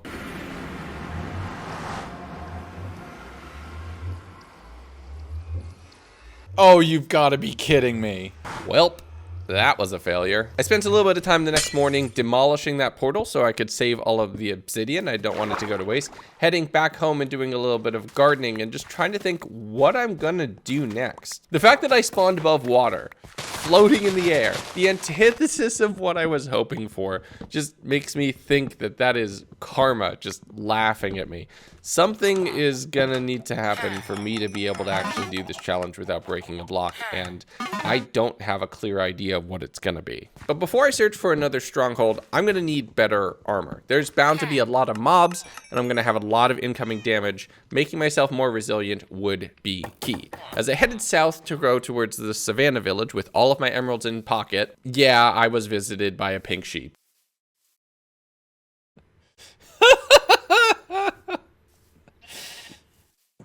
Hello, friend. Come with me. We will speak no more of this. It just happened. Again. Every time. Without fail. Every time. Hold on. That's going on Discord. Y'all will not believe how much I get excited about this. I know it's the smallest thing. It is the smallest thing, but it just makes me feel somewhere that the universe is saying, yes, you can do this. And given the fact that I had just come off of a failure with the portal, that felt wonderful. The next day, I went off to the Savannah village, buying a few extra pearls, just as Kersplat insurance, so I wouldn't fall and die. Grabbing some more iron armor, first a helmet, and then buying a whole bunch more helmets that I could smelt down into nuggets, getting the armorer leveled up for chainmail boots, which would be nice. I boxed them in with a piece of obsidian, grabbed the sheep back into the boat, spent the rest of the day sailing back towards the desert village, because I'm going to need to do a lot of revenue generation if we're going to be able to buy all of that armor and then the diamond armor in the future. With the sheep safely penned up on day 61, it's off to work. Day 62, I started the day by harvesting the crops and smelting down all of the helmets and the gold sword into nugget form, so they would potentially be useful, craftable into ingots at some point in the future. From there, I spent a good chunk of time converting trees into money. The environment doesn't need oxygen, it's gonna be totally fine. At this point, the potato crops have yielded enough that one side of the farm is fully populated, and that's a good place to start, except I need another farmer who will actually accept potatoes, but I'm building stock right now. That went into day 63, where I finished up this first round of economics, getting to 66 emeralds, which feels just kind of perfect to head back to hell with a few more wolves, with the hope of getting enough blaze rods to be able to get myself to a new stronghold, hopefully one that is actually accessible from water. One of my wolves fell to their death almost immediately. Once I was in the Nether though, as I was on my way over to the blaze spawner, I got a little bit of a surprise and an extra gift from my wolf friends. I can't believe I got a wither skull. I can't believe I came here for blaze rods and I got a wither skeleton skull. With the help of a few more four-legged sacrifices, I was able to get 3 more blaze rods, which should be enough to help me find another stronghold as long as every single one of the eyes doesn't break. And after a quick nap on the beach, I said goodbye. You two stay here and guard the portal for forever, and I will never be back.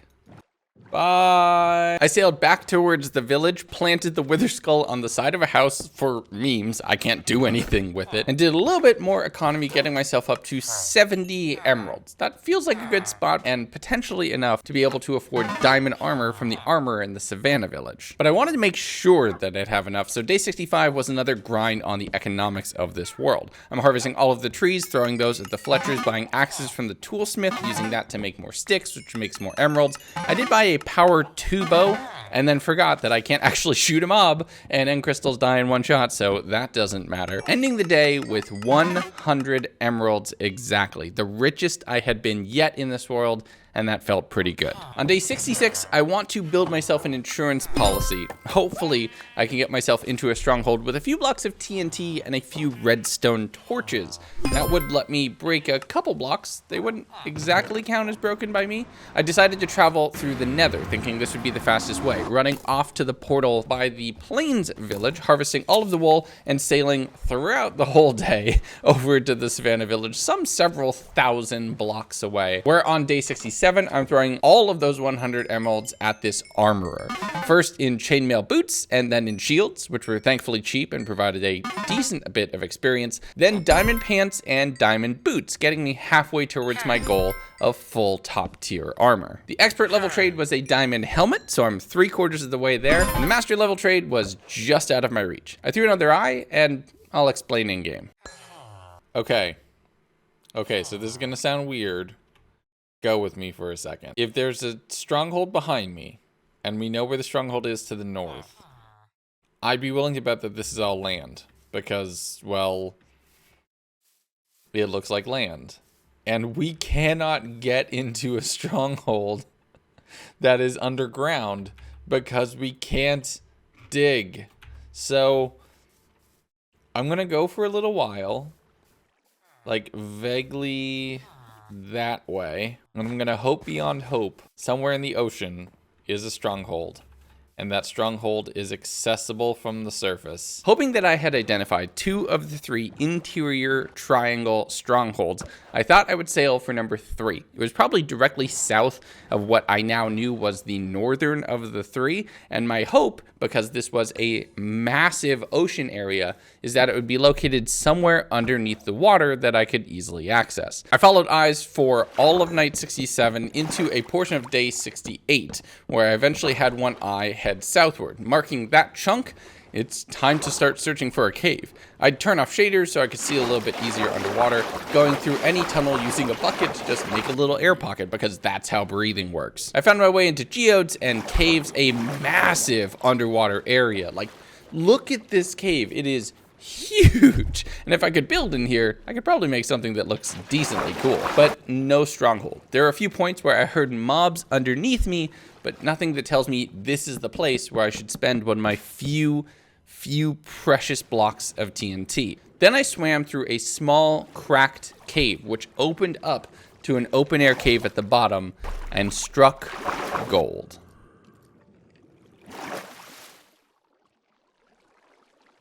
Oh, nope, gotta run.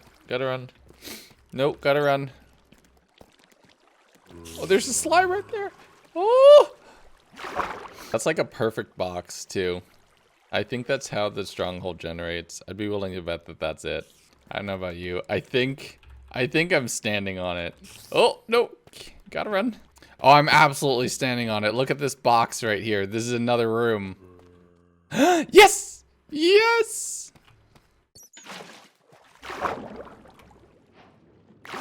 there's the pearl I need, but I gotta go buy it. Okay, let's find the portal room.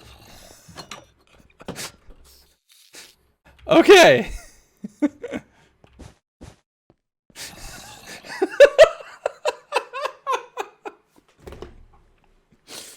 That is the best stronghold navigation of my entire life. We could send it.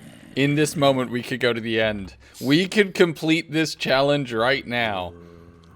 But, like I said, I want to do it in full diamond armor. Wanting to do this right, wanting to complete this challenge, I need to get into full diamond before I take on the dragon. It would be really nice to kill the dragon on day 69. And believe me, I was celebrating. It could be done!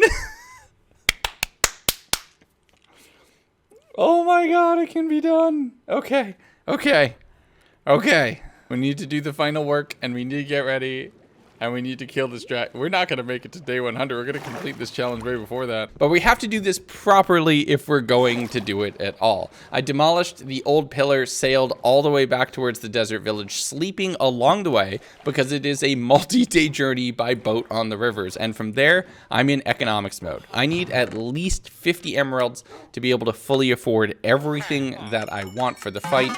But I want to go a little bit further. I ended the day on about 40, going into day 71, where I continued on the economic grind. Sticks, melons, tree, stick, melon, tree, stick, melon, tree. I want to actually kill this dragon with 100 emeralds in my inventory. That feels oddly poetic for a 100-day challenge.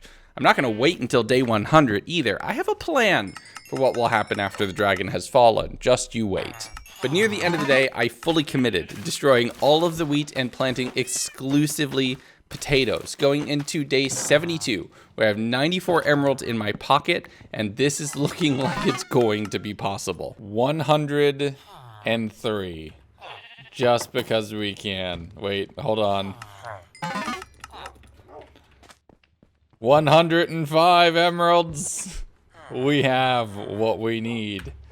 Well, wait, oh, wait, no. Now, if we go buy the thing for 30, we'll have under 100. We need 130. We need 130 exactly. I still had a little bit more grinding to do, but now that energy was bubbling up inside me, I was anxious. I really wanted to do this. Every tree seemed to chop faster. Every trade that much more rewarding. There we go. 137 emeralds, which means after we buy the diamond chest plates, we'll still have over 100, and we're gonna kill the dragon with 100 emeralds in our pocket. The next morning, I invested a few of those emeralds back into arrows and saw a new wandering trader had wandered their way into the village, and they were selling gunpowder, which I wanted, and dripstone, another new item, and that is pretty huge. With that, I can make farmable lava, but we'll get to that later. That cut into my reserves just a little bit, but I still felt confident about what we were gonna do. Now you might be thinking, if I'm gonna go to the end, it is extremely risky to be there since I can't kill anything. One look at an Enderman and it is over. And you're right. So we need to get a jack-o'-lantern pumpkin. But I can't break blocks, and I've only found one way to do it. And that is to travel through time. I'm gonna make my game think it's Halloween. One quick change of Windows setting config later, and just like that, we've traveled through time. Now let's get a pumpkin. So while I waited for it to become night, I harvested all of the potatoes, did a little bit more trading just to build a buffer in emeralds. I want to kill with as much wealth in my pocket as possible, and then looked around for a prospective mob to drop me their gourd-based armor. Pumpkins only spawn on mobs on Halloween night, and it's based off of your PC's local time. And they have a 1 to 3% chance of dropping that pumpkin when they're killed. Or at least I thought they did. We'll get to that later. I trapped a husk in a boat at the end of night 73, going into day 74, thinking if I made an iron helmet, which was a huge investment of iron ingots, they would drop the pumpkin and put the helmet on. And they did put the helmet on, but they never dropped the pumpkin. And here's where I found out they only drop the pumpkin if you kill them with looting. And I can't do that. One more quick jump back into the future, and we're back on the melon grind while I'm trying to figure out another way that I can make myself a pumpkin. I headed south towards my lava pool, using a little bit of it on the lake to make a few blocks of smooth stone, breaking that with a wooden pickaxe that I just made for trash to get just enough cobblestone that I could head back to the desert village and unlock a piston, a brand new item for me. From here, I headed south, sailing along to the Savannah Pillager Tower that was relatively close, and hoping that they had a few target dummies sitting outside. Thankfully, with a little bit of luck, they had two with jack-o'-lanterns right on them. I used the piston to push one of them, causing the pumpkin to break, dropping as an item that I was able to pick up, leaving the piston behind, thinking it a fair trade, sleeping in the Savannah village, and then heading south. I have everything I need. That pumpkin was the final key, but there's one stop left.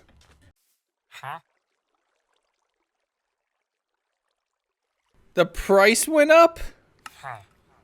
I'm only gonna have 99 emeralds.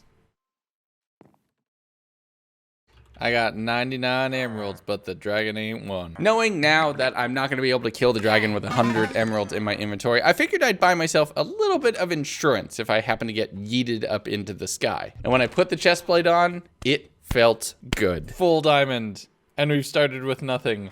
And we broke no blocks that we were not responsible for. We're practically in adventure mode. And we're gonna kill the dragon without killing the dragon. That tab will remain inactive. Now fully equipped, fully stacked, having everything I needed to end this challenge without a single direct mob kill. I sailed off towards the stronghold, used the water to get over towards the portal, standing in the middle of it and getting ready for a fight.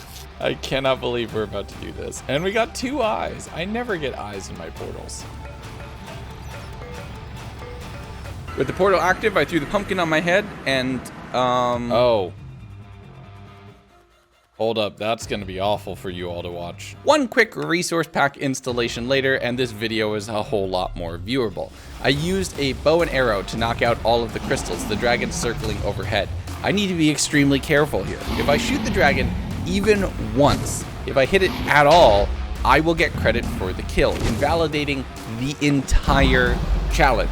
So it's very opposite or counterintuitive of how you normally fight this thing, and it was a fresh change of pace. Once all of the crystals were down and I was back on terra firma, moon firma, end firma, I crafted a whole bunch of beds, and I mean like an inventory's worth of beds. Messing up the one cycle on the first attempt, the bed just instantly disappearing, so instead I threw down a block of TNT and a single torch, running back while the dragon took their first bit of damage. According to the game, all I did was place 2 blocks. I am off scot-free, and that doesn't count as damage from me. If it were a button, that would have been a different story. Proving that I might not exactly be ready for speed running yet, I wasted another 6 or 7 beds to get the dragon to only half health.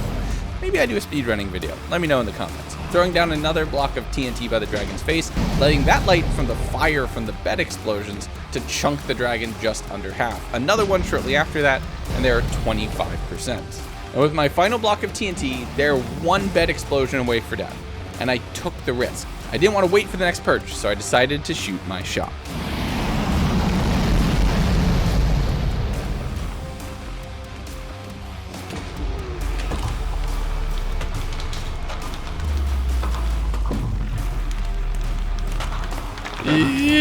Yes! I've done it! I've beaten this game in the most ridiculous way yet. All the beds.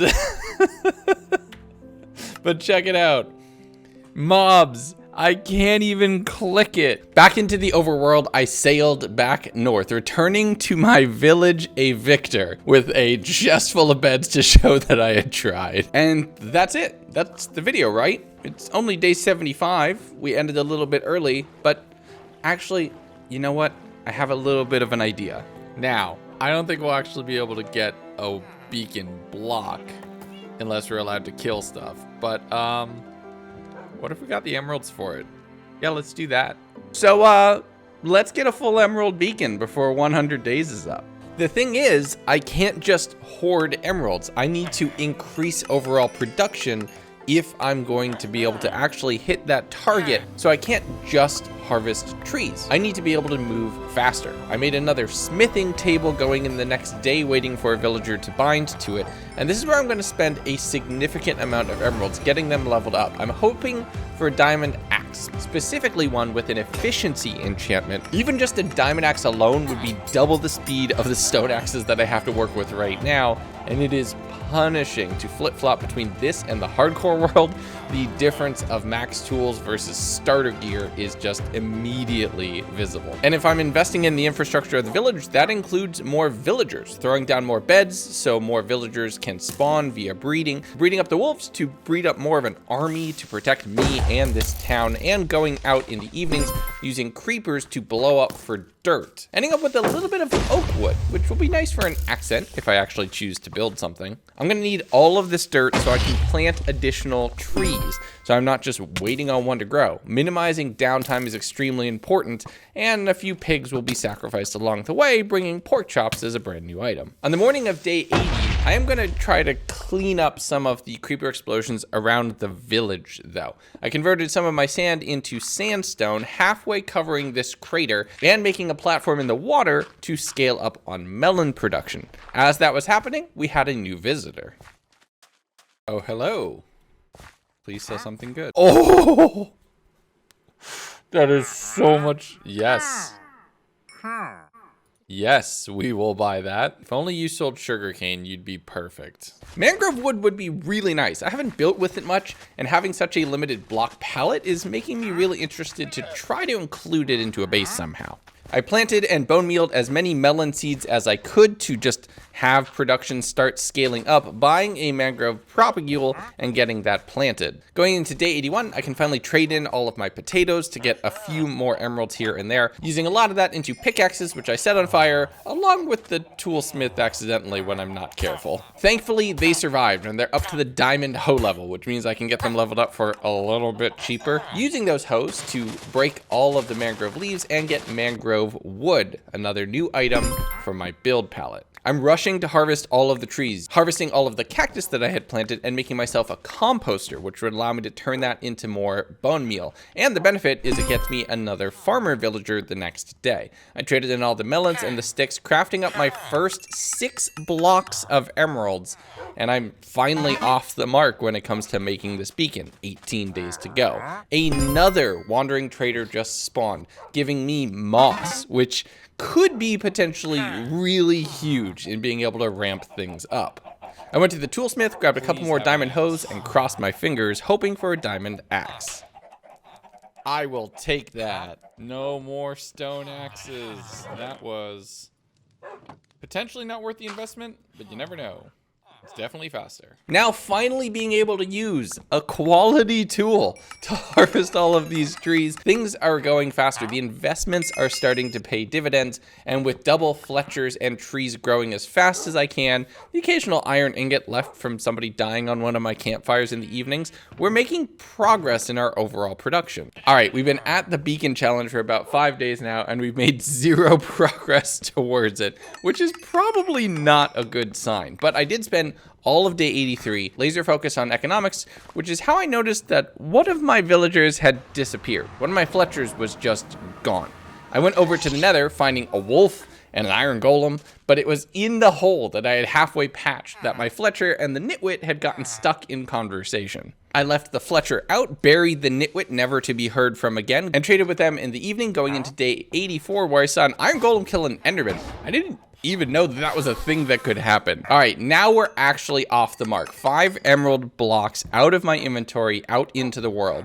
Another 13 crafted immediately after. I am broke. I have no emeralds to my name, but I don't really have anything I need to spend money on anymore. I want to get this beacon complete. And I finally have the overall footprint of the beacon fully mocked out in the village. It's gonna be a little out of place, but it's gonna look pretty cool if I can actually pull this off. The next morning, I did another round of converting all of the wood into emeralds, throwing another block down and using a few of the emeralds to figure out what sus stews my farmer villagers would sell me. There was night vision and weakness Both were a little weird for the desert. 2 more blocks for the emerald pile, and I grabbed all of my seeds that I had accumulated through the last 85 days, dumping them all into the composter, trying to get more bone meal so I could get more trees, and also more dirt. You'll be surprised how that works. Day 86, and I'll explain it to you. I went out into the desert to convert a little bit of sand into moss with my bone meal, thinking that maybe I could get dirt from that, and except it doesn't convert sand.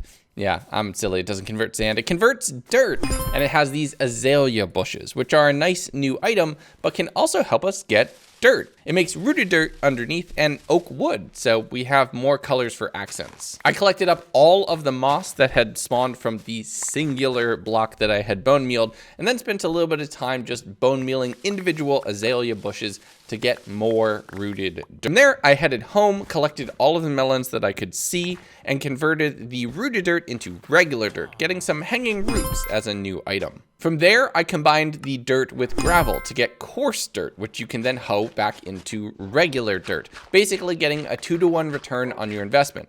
So from 1 block of moss and a little bit of gravel, I had made 15 blocks of dirt. Chief would be proud, and it was allowing me to expand my melon platform to make a few more emeralds each day. I planted all of those melons on day 87, and those melons growing is my primary passive income. 1 more block for the beacon. We're at 22 as I'm harvesting trees, and this helps to add more blocks to the overall progress, but it's active time that I need to spend. We ended the day with 25 blocks, and we are just frankly behind pace. We need to scale up even further.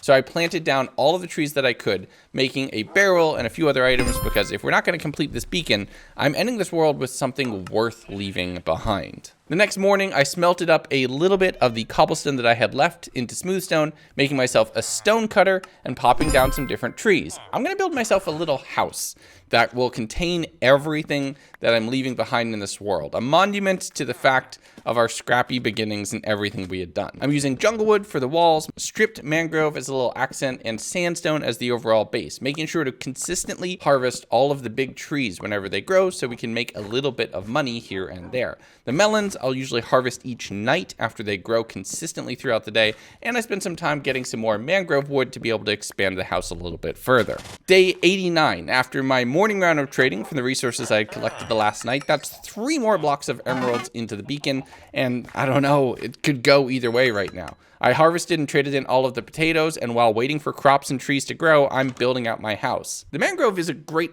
accent. It's a pop of color in this sea of endless sand.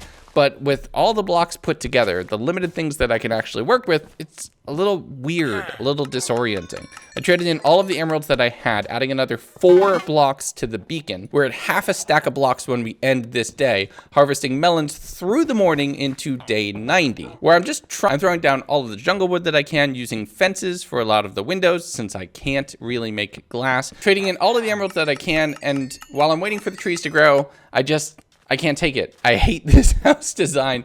We're gonna start over. I spent a little bit of time demolishing the entire thing, instead deciding to build a little bit of what would look like a watchtower or a fortress, somewhere where I could oversee my subjects in the emerald-based village, and this is already starting to feel a little bit better. As I was working on all of the details, though, a witch wandered into town, which was a bit of a problem. Myself and all of my wolves were completely poisoned. Me sitting at half a heart in the middle of this town, surrounded by all of my wolves, but they're also on the brink of death as well. I harvested all of the melons once I could finally recover, and then I ran out later in the evening using creepers to blow up sand, which I can convert into sandstone. It's a horrible conversion rate, but it's the only way I can get more blocks to actually complete the tower. Day 91, I'm using all of the different variants of sandstone and a little bit of sand as well to form a natural gradient, making a spruce roof and the different jungle logs, making a spruce roof, using jungle fences for all of the windows and accents, and mangrove for the entrance so it has that pop of color. After not being able to build in this world for so long, I kind of got lost in my mindset, trying to find accents and details, enjoying the challenge of having so few blocks to work with, that I kind of let the economic portion of the challenge fall off the wayside for just one day. By the time that it was approaching the evening, and I remembered what I actually had to do to complete this, I only got one round of trading with all of the villagers, not even spending the time to convert it into blocks and throw it on the beacon. Instead, I had to deal with a husk attack in the middle of the night, and the only iron golem left was once again trapped inside that stall in the middle. I placed down the bed that I've been carrying with me since day 45 in the tower, slept, and the next morning realized I need to get that golem out of there. So I leaded them up and out, placing melons to form a roof on that stall. That's 1 emerald sitting right there. If I miss it by 1, that's why. I traded the rest of my stock into all of the villagers, ending up with a total of 5 additional blocks onto the beacon. From there, I harvested all of the crops. Almost all of them were at full growth, and my new farmer villager collected potatoes. How perfect. 1 more emerald for the beacon, and I'm harvesting all of the mangrove wood, using fence posts to hold the roof of the whole thing up, and using the roots as a thatch area. You can still see the sun, see the sky, but it provides shade. It's a pergola kind of cover that you can't really build in Minecraft any other way. I did end the night by planting more mangrove propagules, thinking that maybe we just make the entire bay look a little bit more intentional, running around to get a little bit more sand to be able to complete this tower fully. Day 93, and I need to complete this roof and this tower so that I can focus on the economics and try to really bring this one home on a W. With all of the blocks that I can manage put into place, the thing is fully constructed, and honestly, for the restrictions that I had on myself, the fact that all of these blocks came from 1 emerald, that feels really good. It feels a little bit more of a challenge to build in this way. Plus, I have the meaning of life's worth of blocks on the beacon, and maybe that's the true lesson to learn along this way.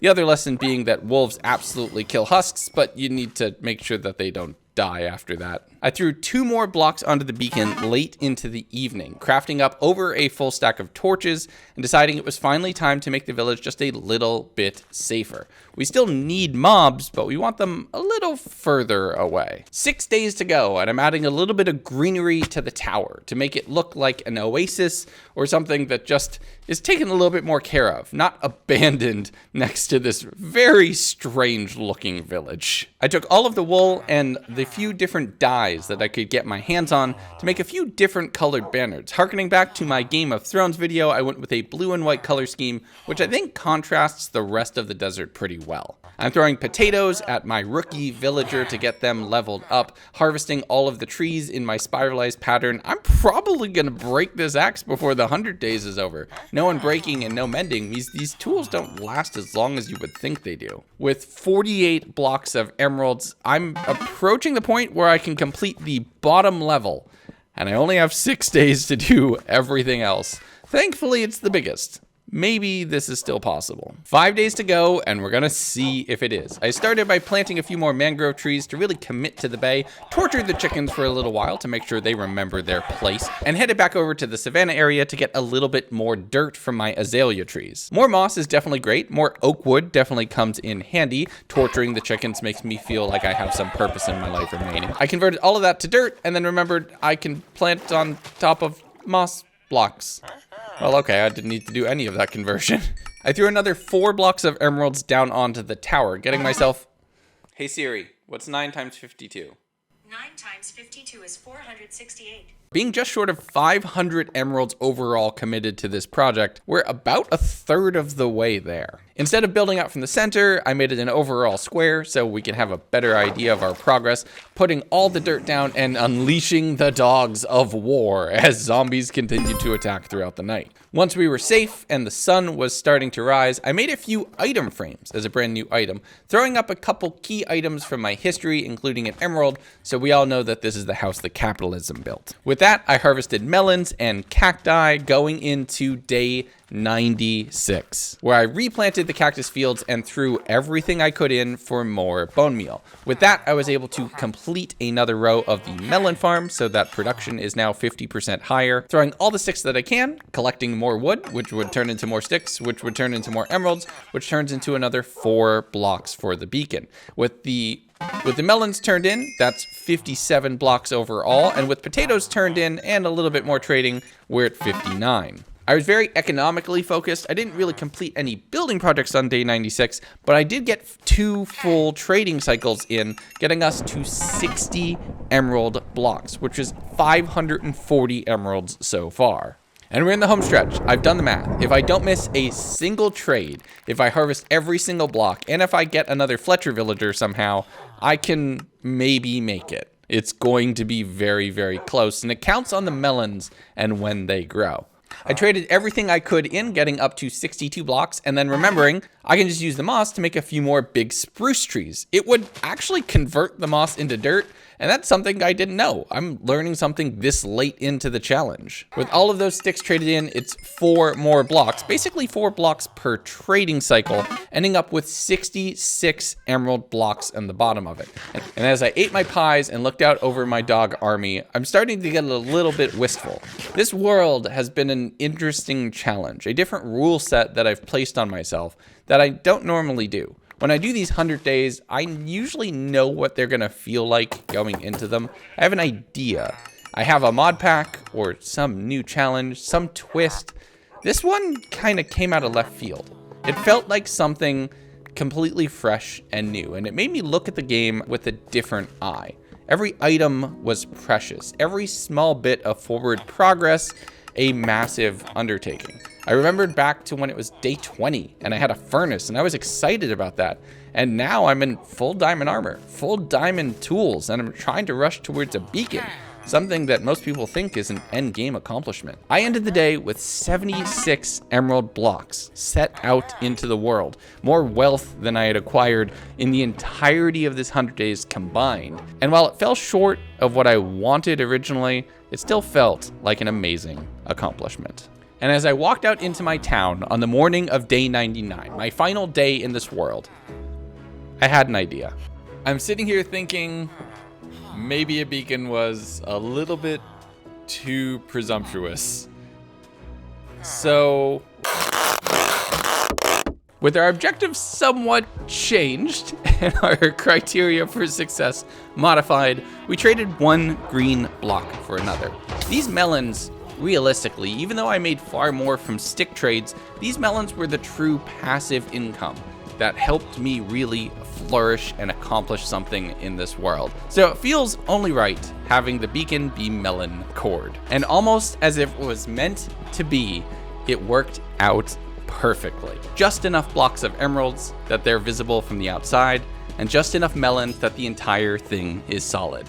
I took this cursed beacon, throwing the wither skull down on top of it, completing what was an interesting take on the overall goal of the challenge. From there, I breeded up all my wolves, allowing them to roam free to defend the village, throwing all of my items into the chests that waited here, smelting up 1 bit of stone to craft myself up an armor stand, my final new item in the game, and throwing my diamond armor to rest in the tower. Armed with just 1 emerald in my inventory, leaving this world hopefully better off than I had found it, I headed out of the village, walking off into the desert towards my next adventure.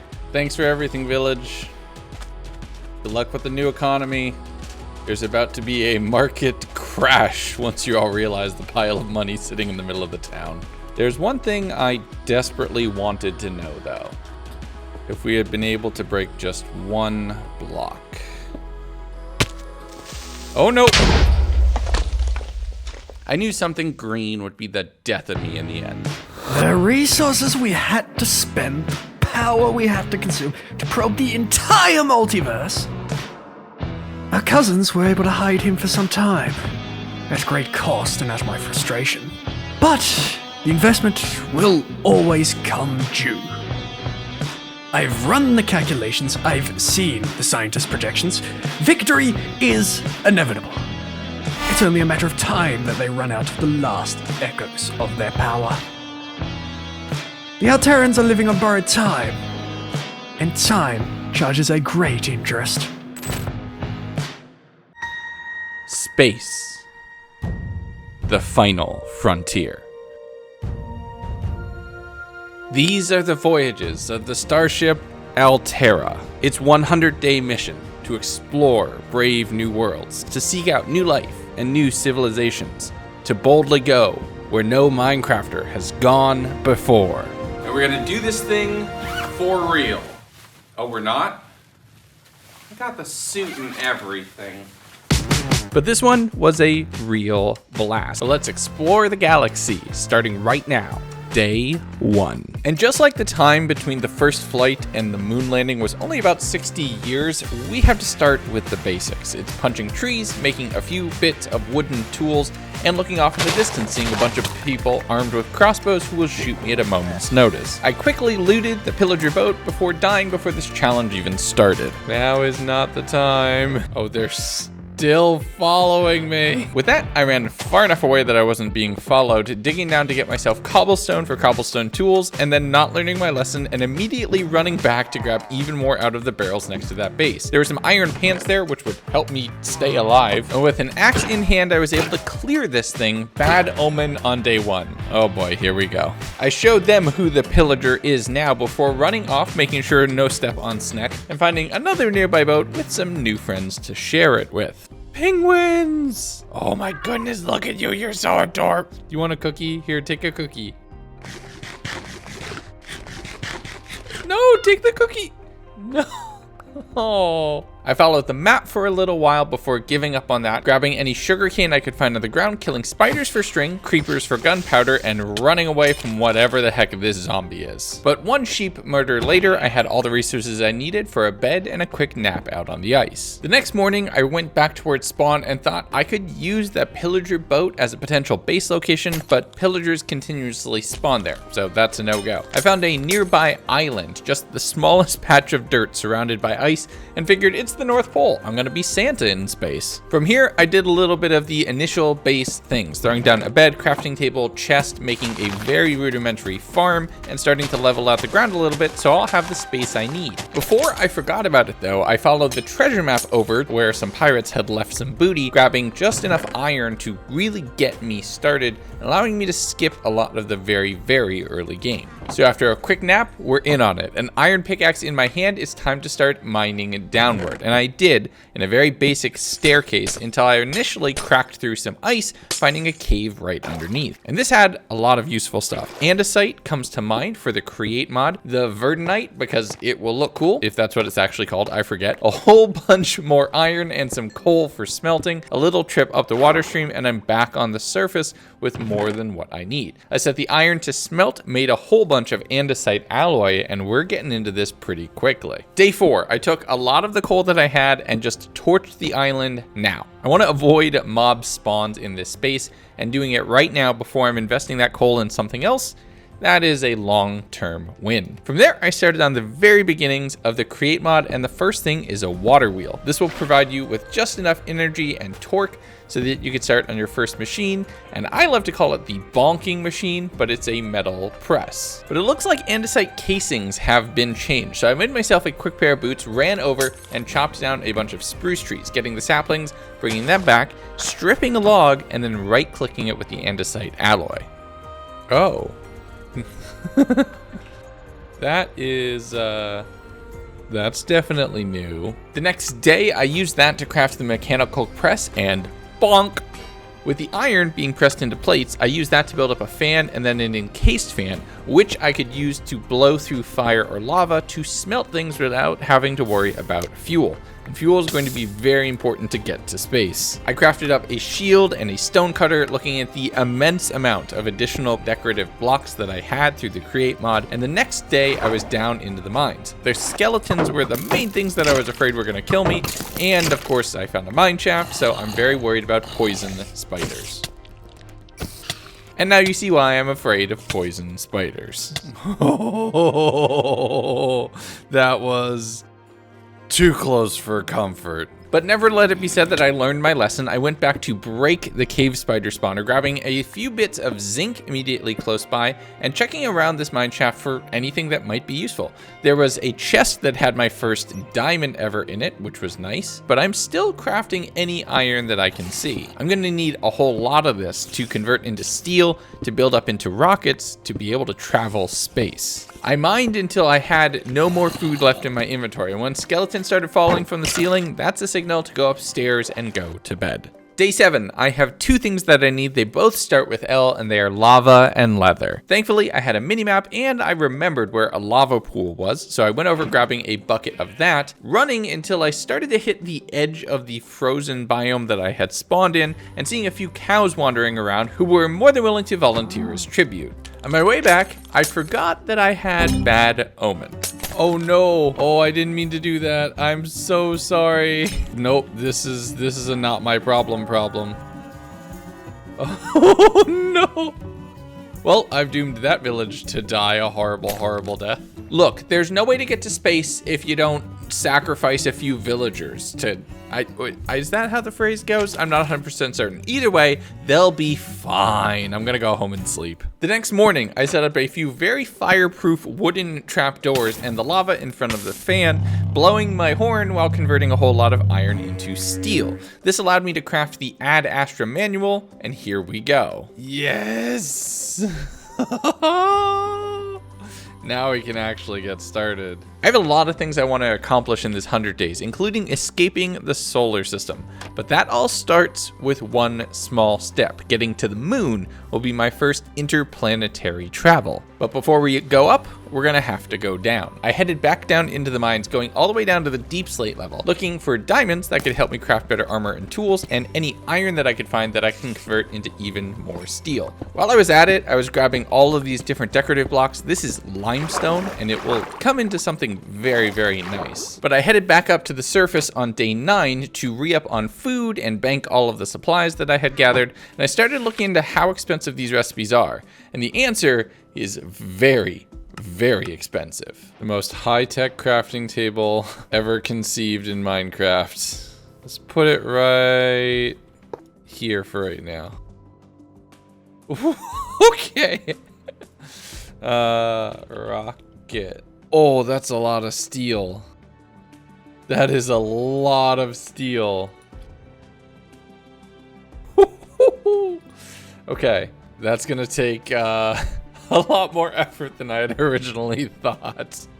Oh boy. I'm gonna need to figure out ways to get a lot of those resources relatively easily, but before I do that, I need to worry about my terrestrial base first. I did a little bit of cleaning up on the mountain, just grabbing resources to build out a base, and looking at the aurora just pulled my gaze starside. I'm gonna wanna go exploring soon. The next morning, I'm looking through all of the mods, trying to figure out how I can get iron. I was wondering if there's a way with Create to get better than normal drops, but that wasn't looking promising. I did a little bit of work on all of the farms, and then started leveling out the ground so I could build a house or a base or just not fall in a pit full of ice, and started mocking up a floor for what would become LASA, the Legundo Aeronautics and Space Association. Maybe LASA would be better. You'll know which one I picked because that's the one on the t-shirt. Spent a little bit of time doing decorating on pathing since I was out of limestone and setting an entrance for the mines, just small details to make this place look a little bit more worthwhile. If I'm gonna be going to space, I can't do it from just the middle of a field. There has to be something that looks legit here. So the next morning, I'm finishing up on the floor and making a staircase down into the mine shaft. Down in the mines though, I'm grabbing just blocks for cosmetic reasons. Tuff and limestone are 2 of my main things that I can find, but I also need to grab a whole bunch of redstone, which I need for some of the components. I'm picking up any obsidian that I can find with an unenchanted pick, which is obnoxiously long.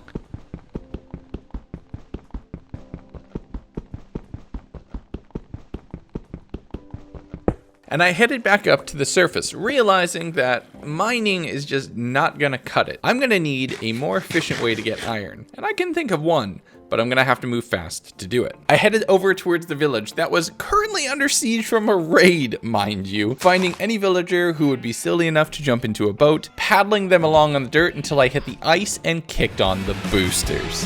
Oh my goodness, I am so fast. And just like any challenge in modern video games, you can't just do it once. You have to do it 3 times to show that you really understand how it works. So villager number 2 was brought over in the ice in the evening of day 12 with a little nap in the middle of the lake, while I spent time grabbing villager number 3 on day 13, ice boating my way over until they fell off way too early. It took a decent bit of effort to get them back into the boat, but eventually they were back home and I ran over to grab what was villager number 2, who arrived third, and don't overthink it, it'll hurt your brain. From there, I was visited by a traveling salesman who wasn't selling me rockets, so they donated a few leads, but I don't know how well leads are gonna help in space. That was a really weird contribution, I'm not gonna lie. But I started crafting up a couple composters before building up the very beginnings of an iron farm on day 14. Now I'll leave a link to this tutorial down in the description. It's something that I have in my hardcore world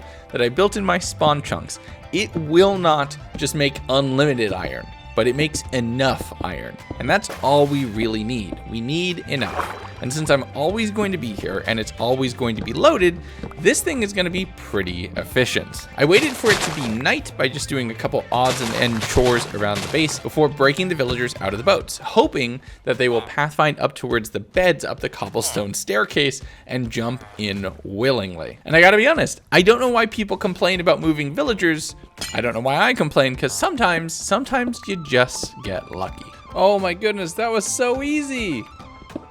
That genuinely went so well. And it turned out finding villagers was the easy part. The hard part was going to be finding a zombie. All I found was skeletons who were breaking my shield with their bow and arrow, and that was enough to just make me go to sleep and worry about it tomorrow. The next day, I spent a little bit of time building up the last little bit of the infrastructure on the upper platform, an area where golems will be able to spawn and be instantly carted to their death in lava. But the thing is, you need money to make money in this one, and I'd converted all of my iron into steel, which I started crafting into several of the components and putting them into the NASA workbench where I can just hold them here. These particles looking really great. When the sun set that day, I ran over, eventually finding a zombie who was willing to pick up a golden chestplate and a pair of golden pants and a treasure map, so they became a pirate. And then they sunk underwater, and then they really became a pirate.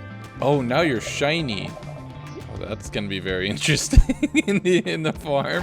Come on, my shiny friend. With the absolute most dashing, daring zombie ever to be put inside of a mob farm, I contemplated the content play. I'm absolutely gonna have to deck them out in full gold, aren't I?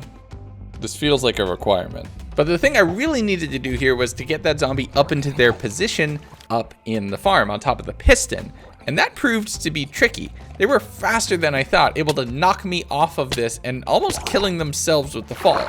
But thankfully, on attempt number 2, with a little bit of fishing rod coaxing, they fell right into place. The next morning, I quickly booked it all the way over towards that lava pool, grabbing a singular bucket and running immediately back home, throwing down a whole bunch of fireproof wooden signs and realizing that I had done it wrong. So building it up and doing it a second time, using those signs to enclose a singular block of lava, which would be used to kill any golems who spawned inside.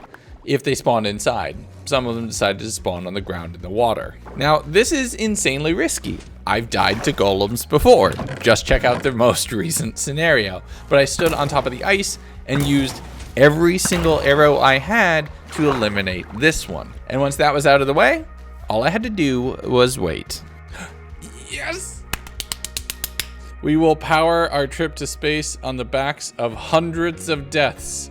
But we shall go to space. My first few pieces of iron were invested back into another hopper to make the farm actually work and sort everything down to the chest. And then the next was crafting up an iron chest plate so I'd be able to, survive my way into space. From there, I made an iron hoe and planted the pumpkin seeds that I'll eventually grow into pumpkins so I can use them at some point. And it turns out my spawn proofing wasn't super spawn proofed. Day 18, I covered the top of that iceberg entirely in buttons, so no iron golems would spawn over there on the ice, pushed the golem into the water, and then spent a few minutes bowing them down, once again coming to within like 2 or 3 arrows of running out and then having to kill myself on the golem, and that would have been bad. Half a stack of iron was waiting for me in the chest while I had done that though, and that is the kind of rates we need to reliably build up a space program. From there, I blasted the iron to convert it into steel, smashed a lot of it with the press, right now having to switch my machine between one and the other since one water wheel isn't strong enough to support both. I crafted up the rocket fins and started looking into what it would take to build out oxygen tanks and a spacesuit, so I didn't, freeze to death on the moon. But there's a whole other set of machines I need to build, and I'm too tired for that right now. So on day 19, we actually got into it. First thing I did was craft up an oxygen compressor, which would allow me to take oxygen and fill tanks with it so I could breathe. I then crafted a few of the tanks themselves, set up an infinite water source here, and I thought it would pull in, but no, I had to manually fill it with buckets. And it turns out it also needs power. Who knew? The machine would require electricity. So I built a coal generator really quick, throwing a decent bit of coal in there and seeing a whole 1 oxygen shoved into a tank. And it turns out each bucket of water is only about 25 milliliters of oxygen. So I spent quite a significant amount of time just manually pumping buckets of water into this oxygen generator, just enough to fill 1 or 2 tanks. While that process took most of the day, I grabbed all of the iron from the farm, blasted it into steel, and on the morning of day 20, now that I can breathe, we need to figure out how to make a rocket go up. That's gonna take a fuel refinery, which would convert crude oil into rocket fuel. I built one of those up, putting it next to the coal generator on the other side, and went over to the nearby geyser of oil, bucketing up crude oil, throwing it into the refinery, and watching it as it got converted into rocket fuel. This is what makes rocket go up. But I don't only need enough fuel for a rocket to go up. I also need fuel for a rocket to come back, or else this is gonna be a very short video. Building out an oxygen gear and taking all of the smelted steel, wool, and everything I had crafted to make myself a spacesuit. The most random of requirements, I need specifically orange stained glass, meaning somewhere in this frozen hellscape, I need to find 1 yellow flower. Hey, space is specific, okay? Space has very specific expectations and requirements. And sometimes you need a dandelion before you can achieve orbit. That's just how lasso works. The next morning, I was trying to figure out a more efficient way to store rocket fuel than in my pockets. Something tells me that wasn't a great idea. So I tried making a couple create fluid tanks and some pipes, but that didn't work. You can't put stuff in there manually. You have to do it through machines that I don't have yet. I boated on the ice as fast as I could past the raid village out to where the area started to green up a little bit, spending way longer than any of these cuts would give you any idea was at all possible, until I eventually found my way towards a stone castle ruin. These flowers will let me go to space. Stopping to admire the sights on my way back, seeing any life was wonderful considering I'm stuck in the frozen wasteland, I boated past the village still under siege, making my way and crafting some orange dye and the last component of my spacesuit, my helmet. The next day, I grabbed all of the components out of the chest, donned my armor, and yes, I am into space. I spent a good chunk of the remainder of the day just pumping more water into this thing to get enough oxygen, and using the press to make steel and iron plates, which I was able to craft into 2 launch pads. Well, I'll need 1 for each end of the trip. I smelted and pressed a little bit more steel together to craft up the engine, the final component of the spaceship itself, having to make up some more oxygen tanks to craft into steel tanks, which I could then put in and complete my rocket. Oh boy. It explodes!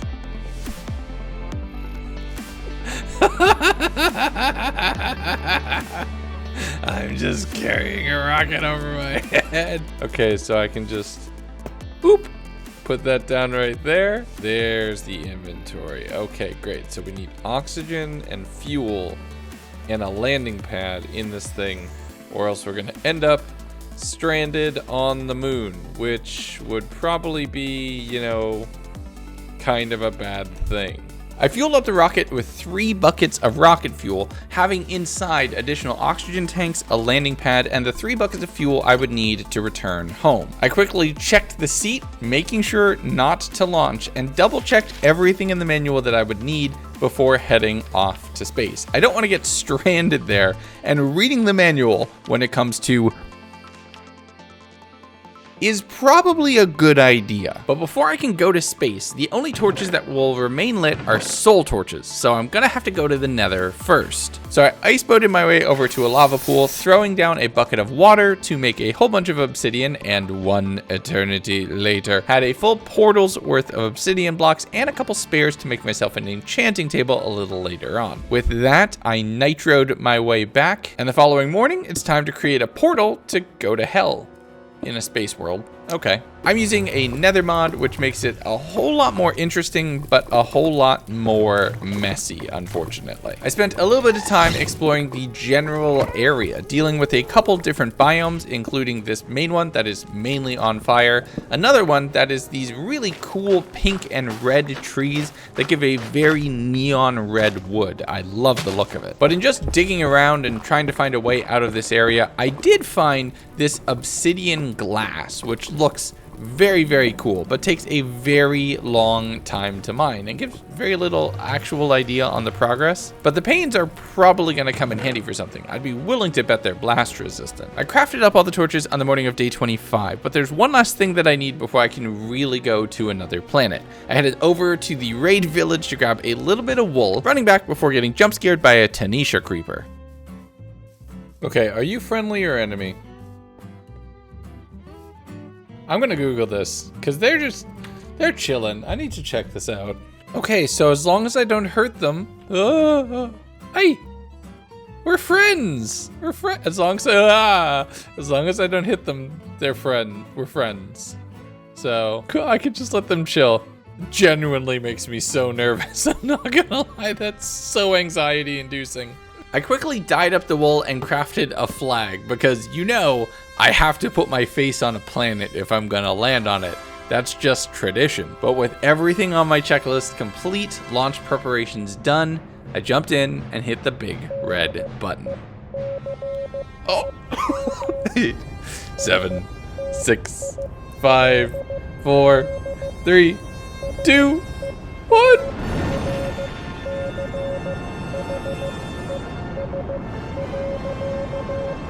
Oh, this looks so cool!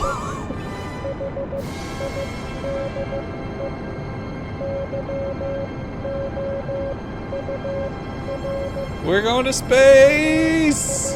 Now, while it would be insanely cool to fly from one planet to another, there's this loading screen right here. And with a tier 1 rocket, all I can really do is get to Earth and its moon. There's also the option for a space station, and that is definitely on my to-do list for this 100 days. I am going to want that. But I clicked into the moon and started my descent. You have to hold your thrusters so you don't crash and burn directly into the ground, but that was thankfully quite easy to do. And I landed and looked out at a much more active landscape than I was expecting. Okay, they look not friendly. And that looks interesting, so we're gonna go over there.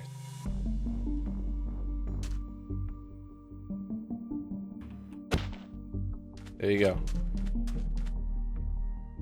Oh, that's a big jump. Oh, that's a big jump. Oh, that's so cool. Ooh. I think this is what I need. I think this is the dash. Oh no, it's it's cheese. I found moon cheese. Oh my goodness. Okay. I was about to say, are you friendly or not? You are definitely not friendly. They shoot ice at you.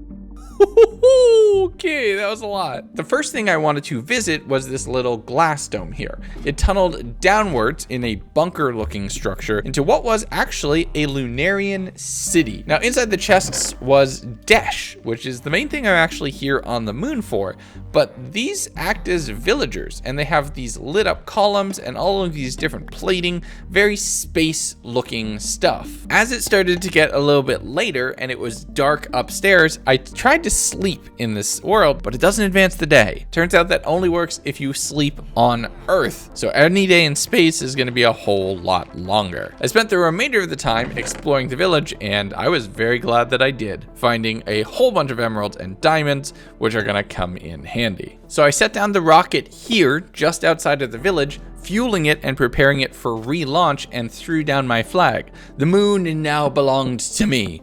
I was the first person to ever make it here. With the village explored, I ran off the next day towards a couple other structures that I saw. There's this pit that led to a spiral staircase that turned out to be a large dungeon complex filled with the corrupted Lunarians that were shooting ice crystals at me. There was also chests with a ton of loot. The very first one I opened had half a dozen diamonds, gold, dash, and cheese inside. But there's a ton of spawners here, and I find myself in each room running in, breaking all of the spawners, kicking myself for not remembering to bring a bow and a sufficient amount of arrows, and then leaving, heading up to the surface to find a lighthouse structure, that's the best thing I can call it, with a bunch more Lunarians standing inside. I traded with the first one, which was a bad trade, grabbing a whole bunch of moonstone bricks before finding Lunarian librarians, say that 3 times fast, on the second floor selling a whole bunch of different enchanted books. But the most interesting thing was the chest on the very top level,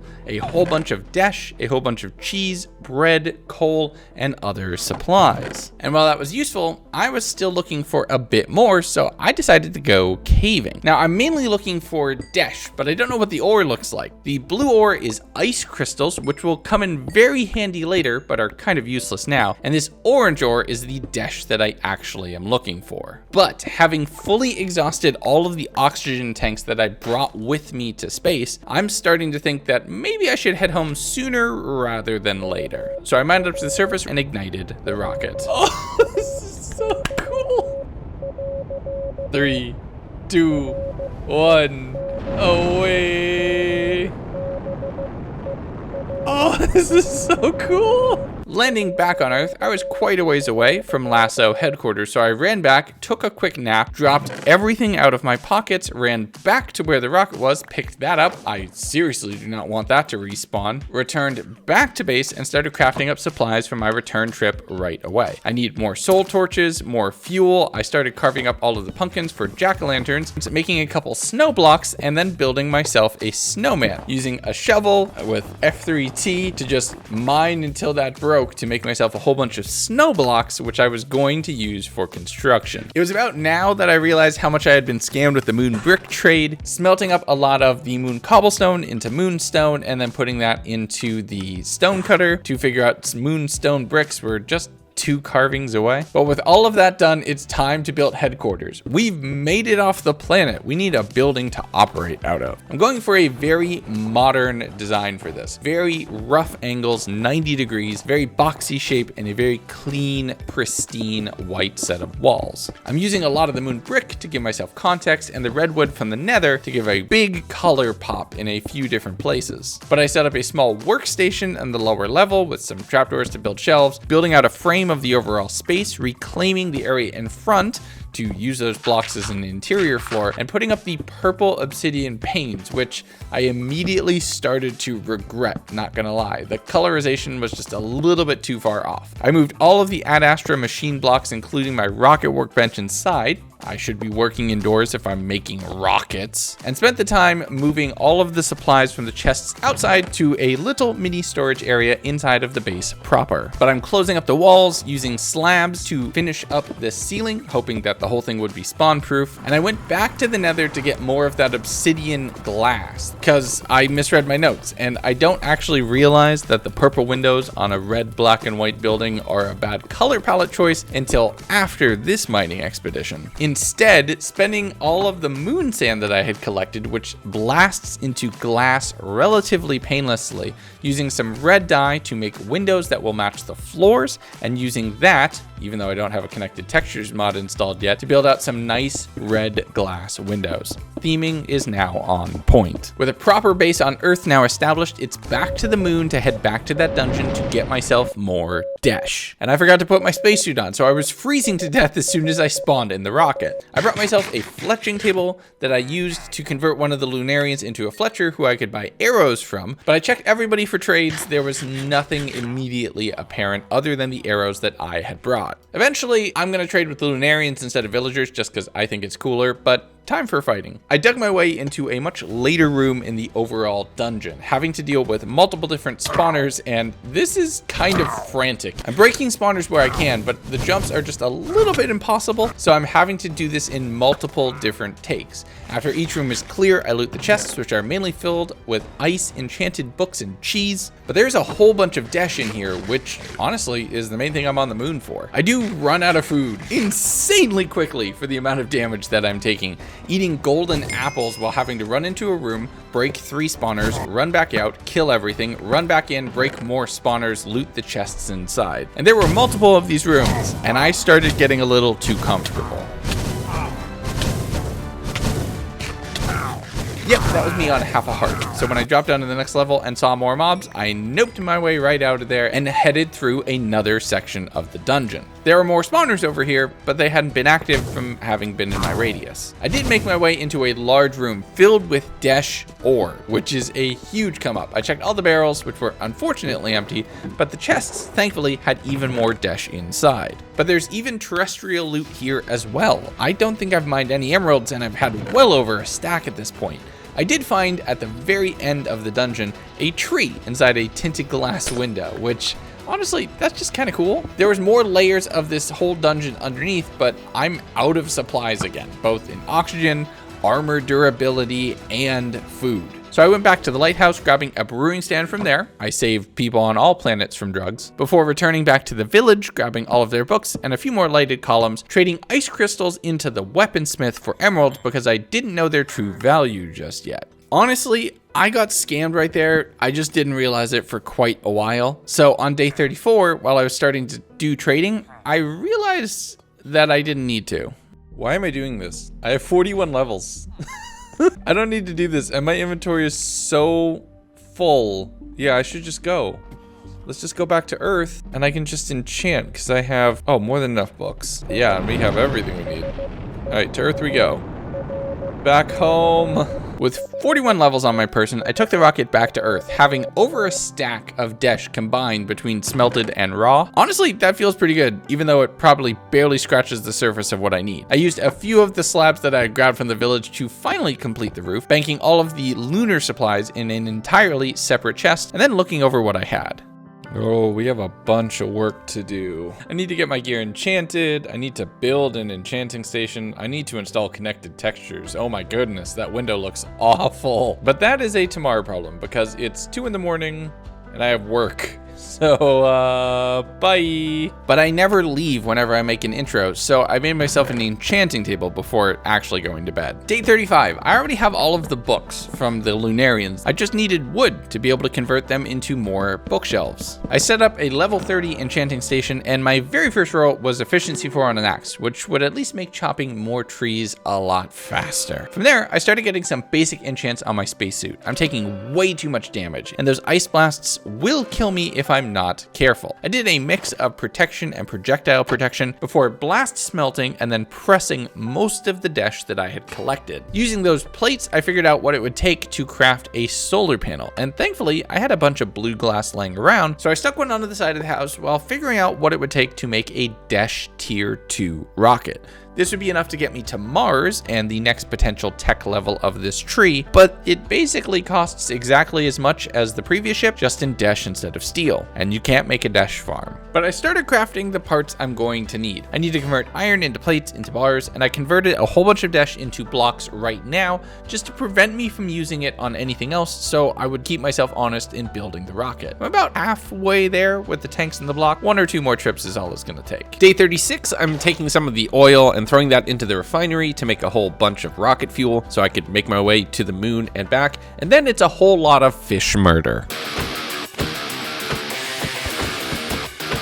Hey look, an astronaut's gotta eat. The next morning though, it's time to head back to the moon. Once I set up and refueled the rocket at the village landing site, I ran over towards the dungeon entrance, picking up from where I had left off, clearing a whole bunch of corridors and fighting the corrupted Lunarians, this time with fully repaired and enchanted armor. That makes a huge difference, and the loot is worth the extra trip. A bunch of enchanted books, the cheese, the gold, but the Desh, the piles of Desh, anytime I see this room with the ore, it just feels wonderful.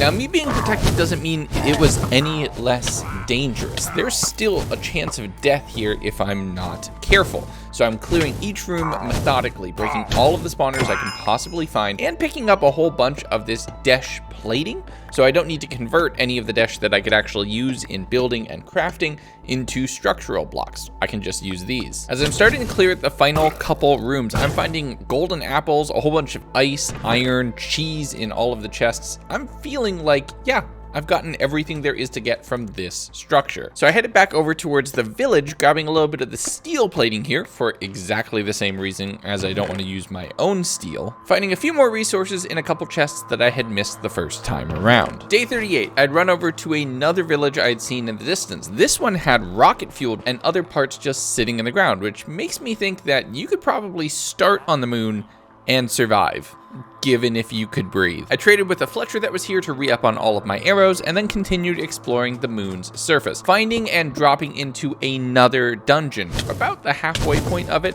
finding another Desh loot room almost right away. But as I started to drop down to another level, I realized in a quick inventory check that my armor was almost broken, so I legged it back to base. Oh no. Oh, I'm almost dead. Okay.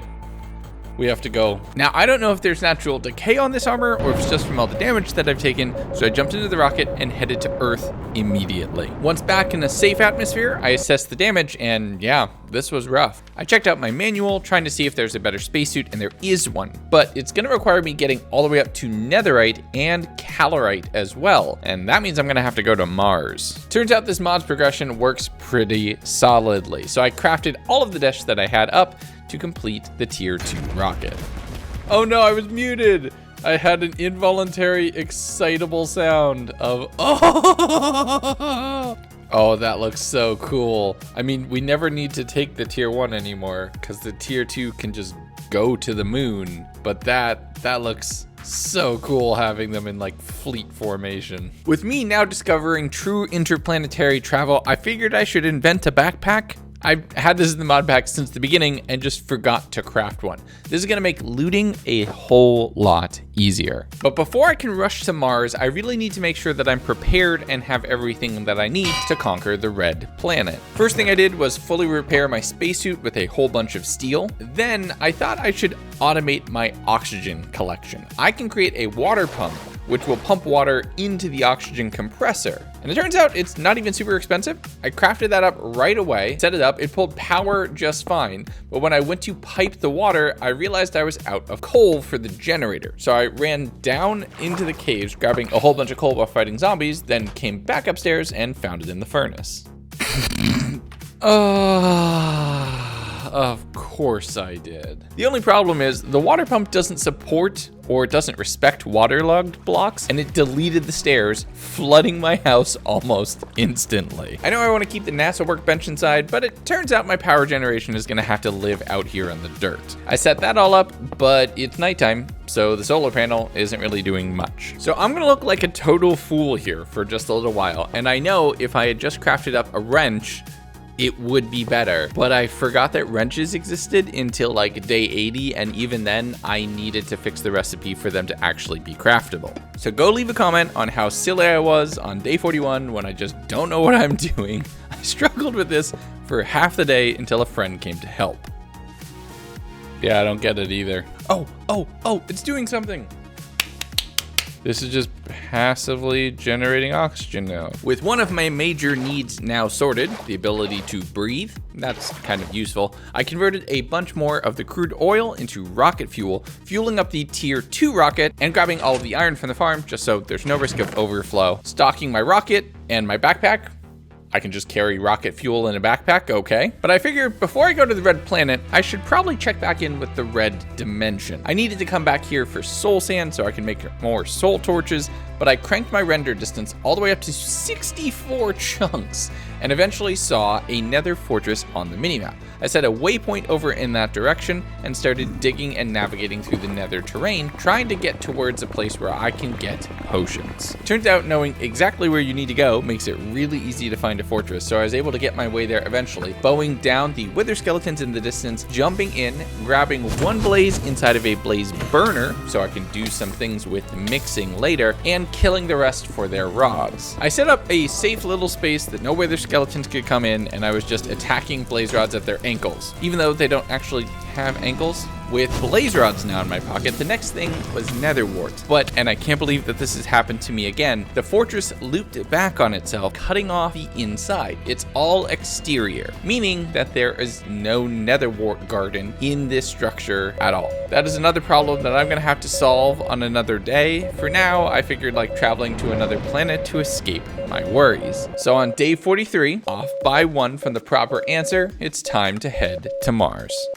Oh, Mars! I want to get a space station before we're all done, but let's land. Oh, shoot. Whew, okay. Forgot to put my spacesuit on.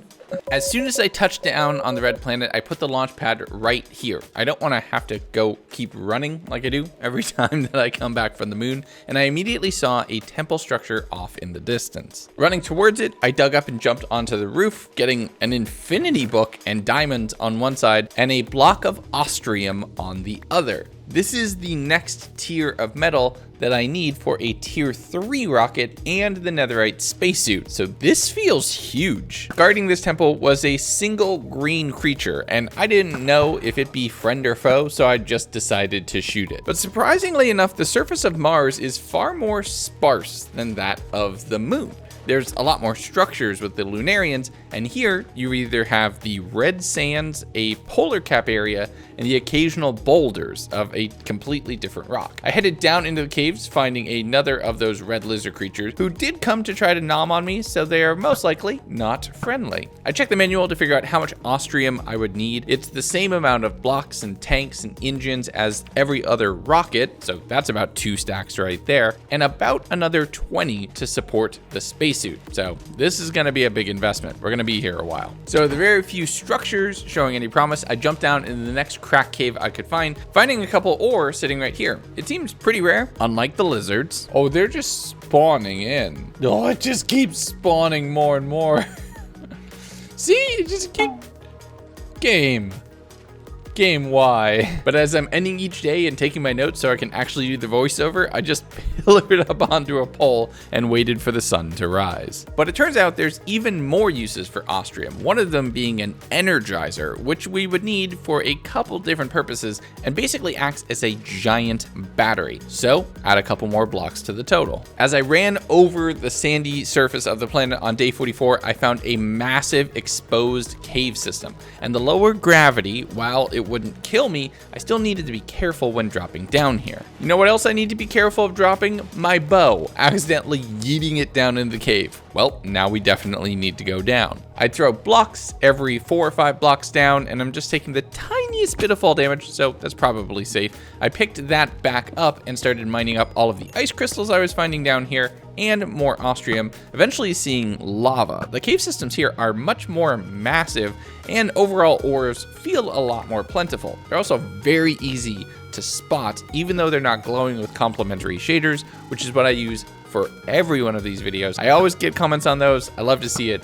Ask away. But as I started hitting the ends of the final branches of this part of the cave system, I just pillared straight up, utilized that lower gravity to be able to mine a tube right up to the surface, running along in the dark of night, munching on moon cheese, finding another one of those temples. So I had another ostrium block and some emeralds and ice. I kept running through the night into day 45, finding another one of the temples. So that's 3 free blocks right there. And I also ran out of arrows, finding out these lizards hit pretty hard. 3 hearts of damage with a bunch of protection on board. That's no joke. But I'm below 50% on my oxygen, all my tanks are expired, and it's time to head back to Earth. Oh, I just realized I forgot a flag. I didn't even claim this planet as my own. My face doesn't exist anywhere on it. This is horrible. How could I forget that? Back to Earth so we can make a flag so we can take over this planet properly. I returned back to Earth, activating my thrusters right outside of Lasso headquarters, throwing the rocket back down on the launch pad immediately. The fleet must stand prepared to go at any moment. From there, I dumped my inventory into the chests. I really should have added a better storage system to this mod pack, and smelted up all of the Austrium I had, getting a couple blocks and 3/4 of a stack. With the blaze burner crafted, I spent a little bit of time making gears going into day 46, where I have the press crushing all of the iron into plates, and I'm looking for all of the potential ways to get wool. I did a quick little bit of decorating at the house before ice boating my way over to the raid village, and it looks like the raid might have actually passed now, and everyone got to survive. That feels like a win all around. I grabbed all of the wool they had, both in building and on sheep form, before ice boating back, traveling just about as fast as the rocket actually does. By the end of the day though, I'd completely forgotten about flags and instead crafted up a bunch of sails so I could start powering some new create machines. Day 47, I started working on getting a windmill set up and I found a problem.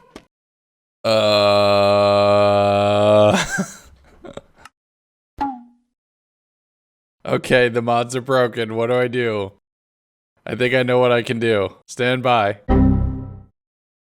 Problem solved. Don't worry about what was done. Okay, sometimes when I make these packs, I have a little bit of a problem, and I will fix it in the mod pack that you all will be able to download on CurseForge. Link will be down in the description, and that will all be sorted. Cool, we can get the video going again. With a create wrench now in my inventory, I can actually do and understand how these machines are supposed to be working around, and I configured the windmill so that it would actually turn. Then I found out that I had crafted the wrong thing, so I crafted a windmill bearing instead of a mechanical bearing, and all I had to do was click it, and it worked.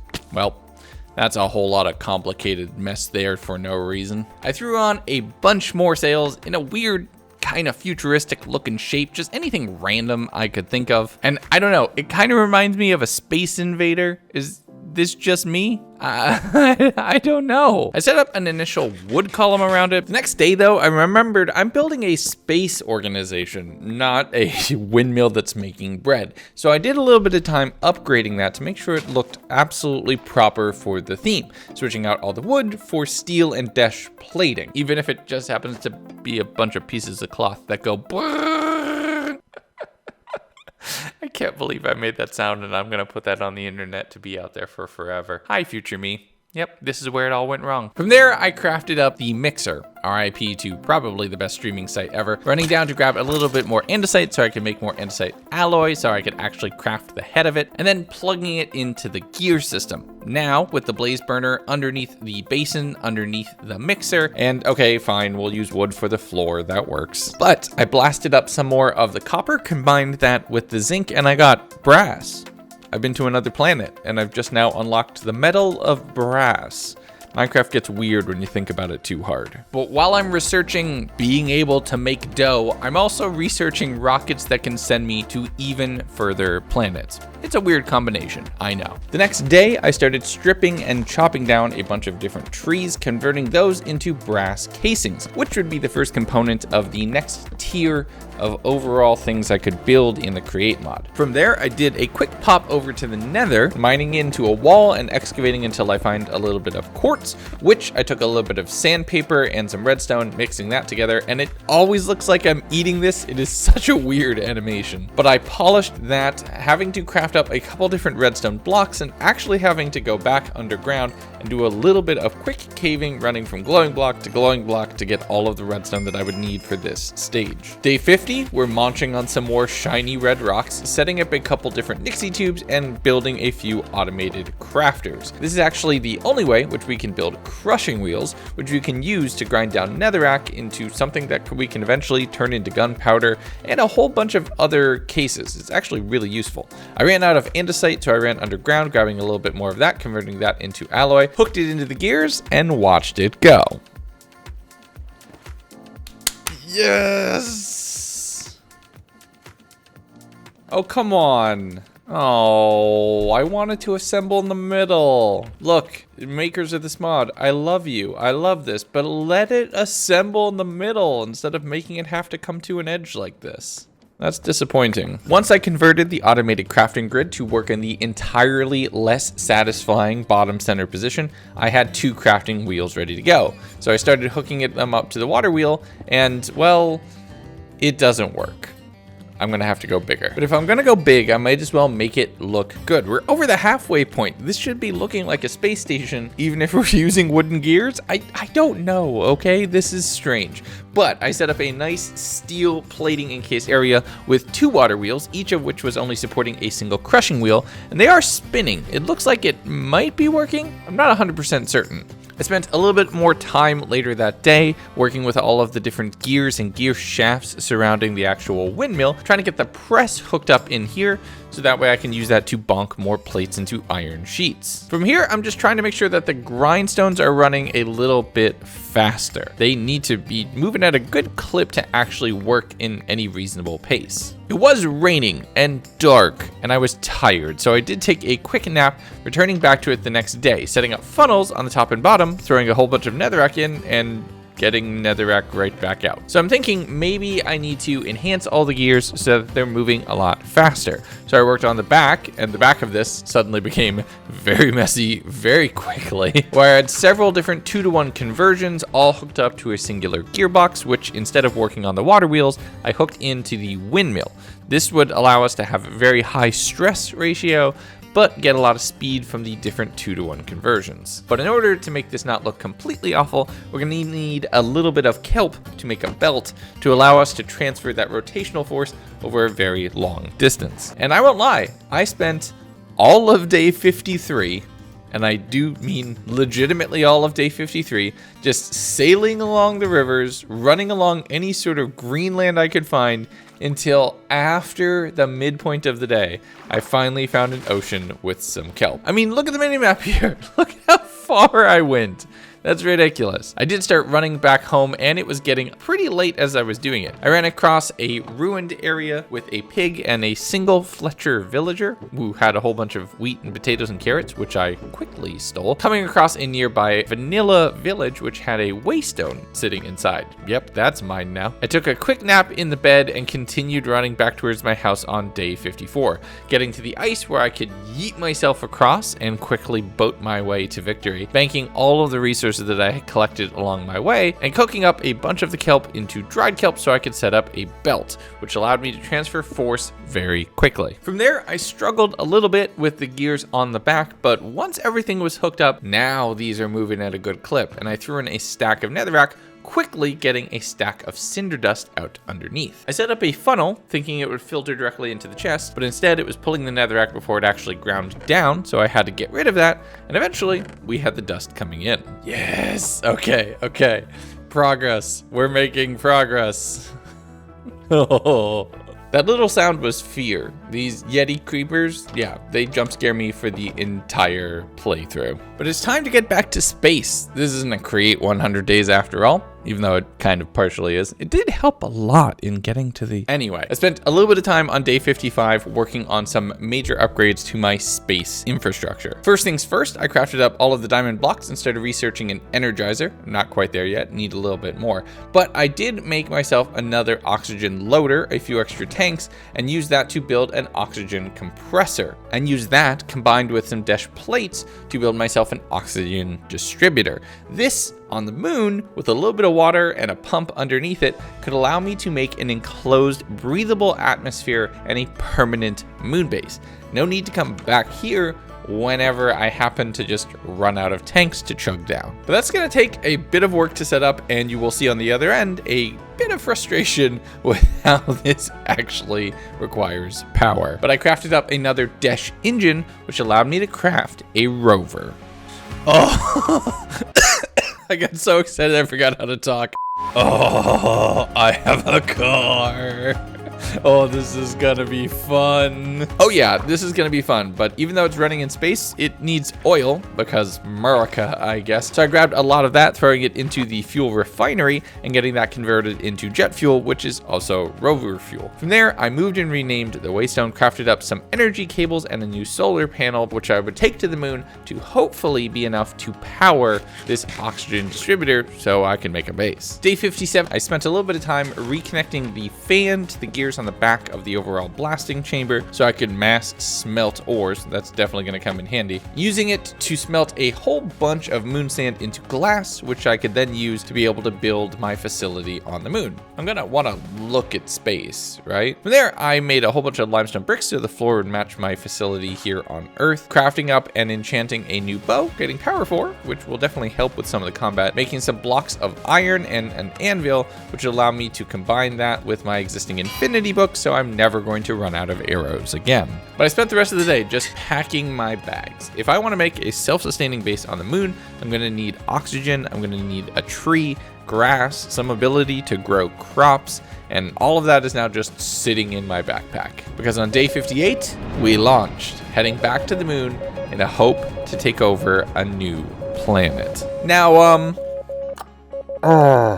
if I had a nickel for every time I forgot to put on my chest plate and almost died when landing on a new planet, I'd have maybe 4 nickels. I think this is only the second one you'll see, but don't worry, I do make this mistake again. But thankfully, I was able to get to it quickly enough that I didn't die. Landing on this overlooking ridge, I figured it probably makes the most sense to build our base here and not have to worry about traveling to it. The design I'm going for is kind of gonna look like the top half of a conduit. This is my space station and journey and waypoint out into the greater universe, so it kind of fits.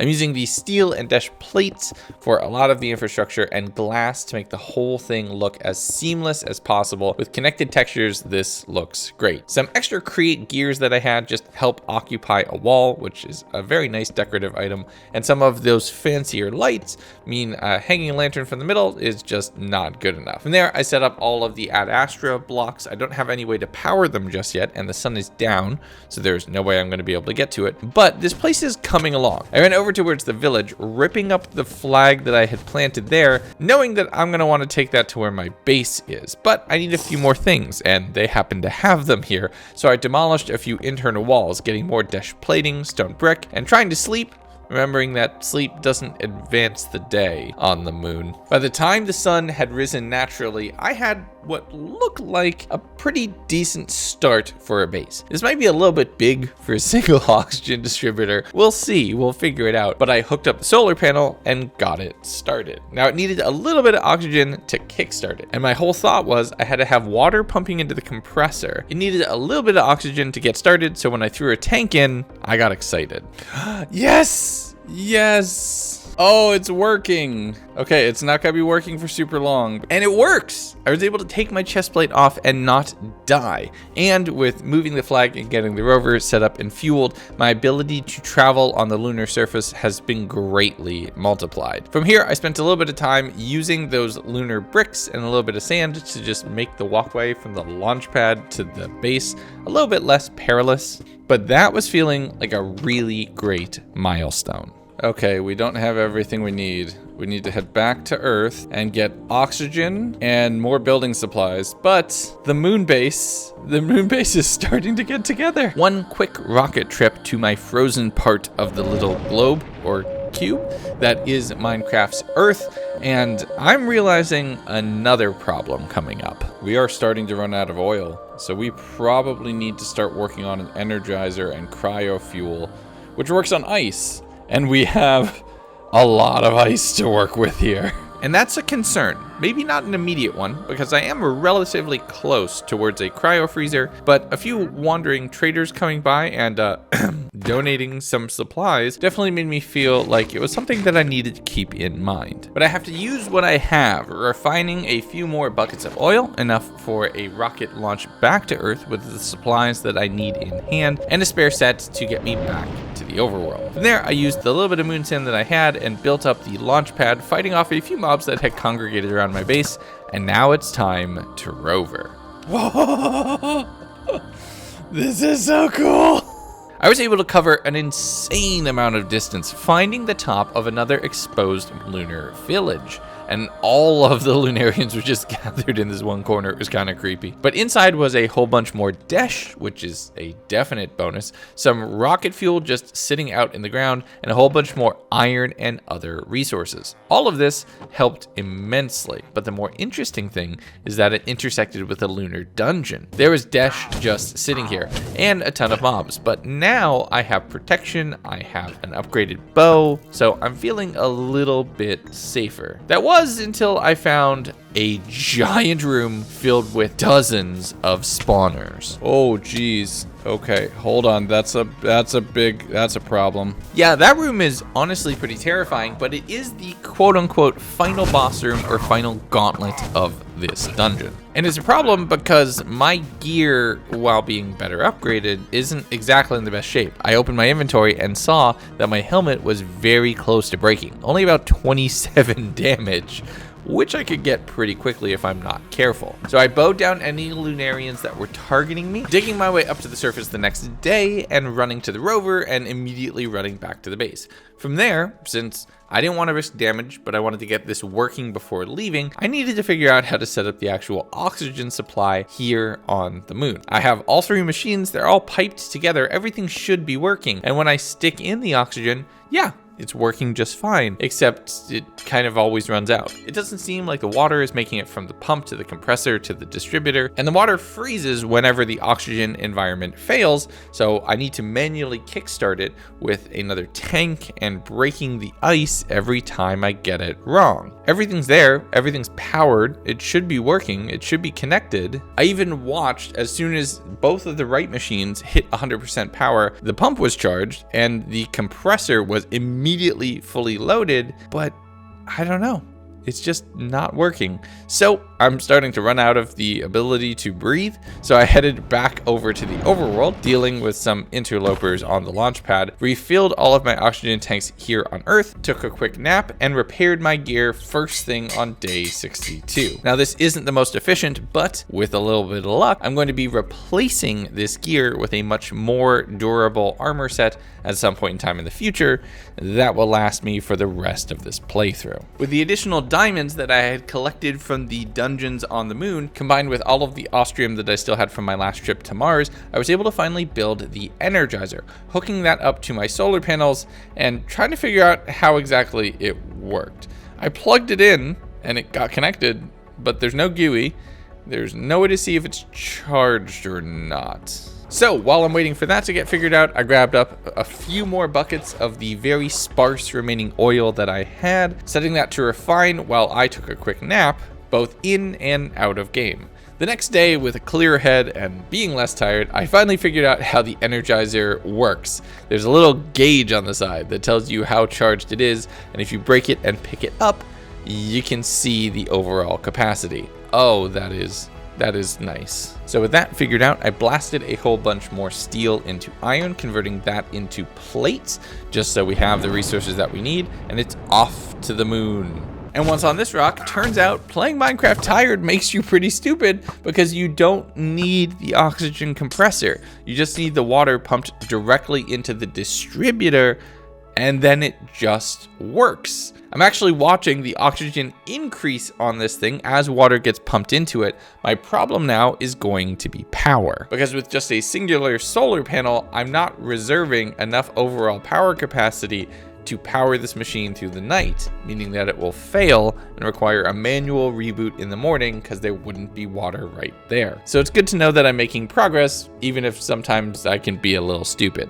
I started building a secondary chamber on the right of the base that I'm thinking I'd eventually keep a tree inside, you know, just so it looks like I'd actually colonized this planet. But then the whole system kind of failed again, and this time it failed during the day, which makes me think that the power output isn't enough. Even when I hooked in a second solar panel, it doesn't look like it's going to be enough. I'd actually get to the point near the end of the day of the greatest console that is or ever was, and both of the machines were about half full on power, half full on oxygen. It looked like it was going to work, but then as the sun set and time ran out, eventually the system just ran out of juice.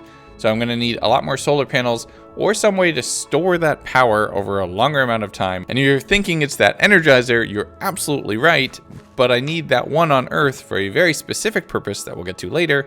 So I'm gonna need a whole bunch more diamonds and ostrium. So I headed back over to that dungeon that I had just left before because my armor was damaged, hoping to get a lot of treasure inside to allow me to build a second.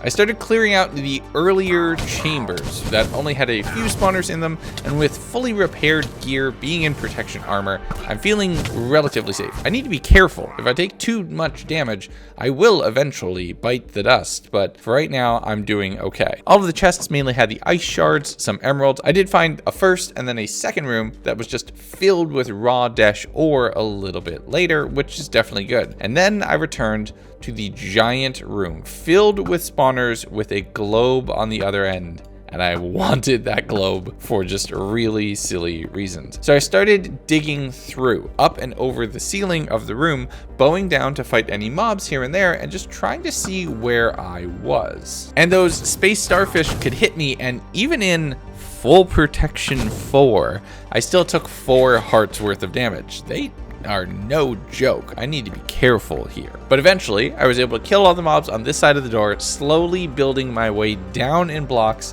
and sealing off the entrance. I had locked down the treasure room. Whoo! Okay. Oh, goodness. This is dope. Not bad. Globe. And is this just Desh? Oh my goodness, that's a ton of Desh. With me being able to successfully conquer the first of these 2 mega challenge rooms, now I need the strategy for taking on the next. I blocked off the entrance, dug a tunnel around the overall perimeter of the next one, seeing that there were chests along the midpoint, so I lowered myself to that level, being able to grab the books from inside the chest from inside the wall. I have the longest arms ever. But I made my way around to the globe treasure room on this one, looting all of the chests, getting more of basically everything I need except diamonds. I found practically none of those, but I am set on Desh for what I think is the remainder of the playthrough. From there, I jumped in the rover, drove back towards the base, and threw a bunch of the things that I needed, but I didn't need on Earth into the chests here. This is going to be my forward operating base for the moon, and the moon seems like the best place for looting right now. So I left one of the trophies here to commemorate my victory, jumped in the rocket, blasting myself off and landing back on Earth where I could breathe safely, now knowing what I needed to do to get ready for the next big stage. And I would get to that tomorrow. On the day that is due to galactic conquest, I had quite a few different chores I needed to accomplish. The globe went up, the energizer was empty for some completely unknown reason, and the Desh was blasted with lava and pressed into plates, which would allow me to make a wrench, but a different wrench. This one worked on all of the Ad Astra blocks and makes a whole lot of things a whole lot easier. If however many of you were screaming at me in the comments to make a wrench to fight with this pump 30 days ago, I apologize. You can now say on day 66 you were finally satisfied that I figured out what I was doing. But despite the orders from the Emperor, I basically spent this day just getting things ready and figuring out what my next step of the journey would be. We're at the 2/3 of the way point through this adventure, and I still have 2, maybe 3 planets that I would love to visit. And the next day, we're making a major step towards that, as I made a little bit more steel, and then checked and saw that I had just enough osmium to make the cryo freezer, which is a much more efficient way of fueling my rockets. This is gonna take a while to charge, but we can now set this, and it's gonna take a while, but we can make some cryo fuel. But while that charged, I set a bunch of other tasks to run, iron and steel plates being smashed, all sorts of resources that I could get ready for the next tier of my overall accomplishments, and have the supplies on hand that I could build a space station.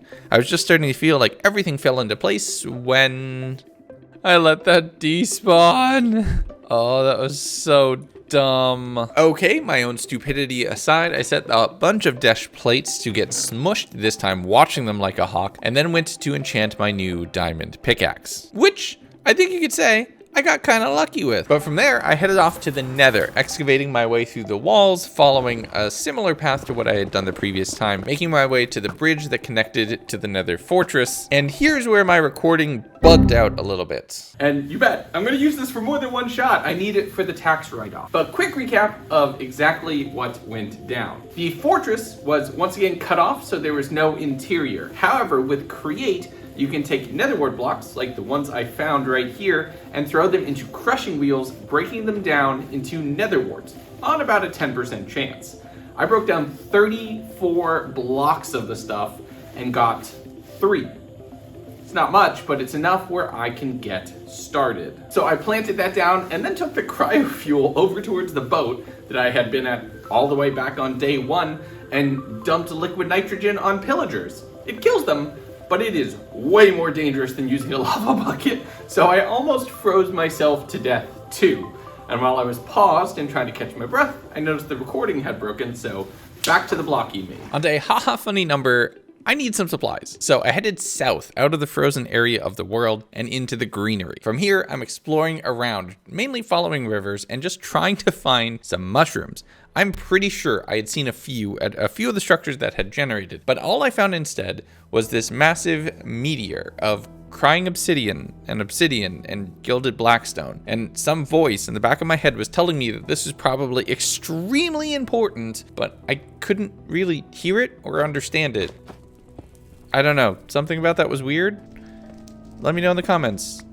That feels weird. I don't know. There was a lot of coal blocks around it, so that felt useful. I grabbed all of those, but I don't know, something about being here felt weird. So I'm glad the ravine cut it in half, or else that could have been potentially really, really strange. I continued heading south, finding another waste stone, which would definitely come in handy. I had one at the base, so I could get home relatively quickly. And nearby was a walnut tree. Now, I don't know if you know, but I actually did woodworking IRL, and I loved working with walnut. It always smelled really nice when you cut it. Super ridiculous tangent, but you know, that's a dad thing for me. On day 70, we're continuing to run through, and I found another set of ruins, in which was a bunch of moss blocks, which would come in handy. It's the first I'd seen that at all, and maybe it could help me turn another planet green, but there was no mushrooms there. I continued along that way, finding yet another meteorite. This one had punched its way down into a riverbed, causing a massive crater. And I just started digging inside. It was made out of solid coal, which felt nice. And then there's a chest inside with a bunch of treasure.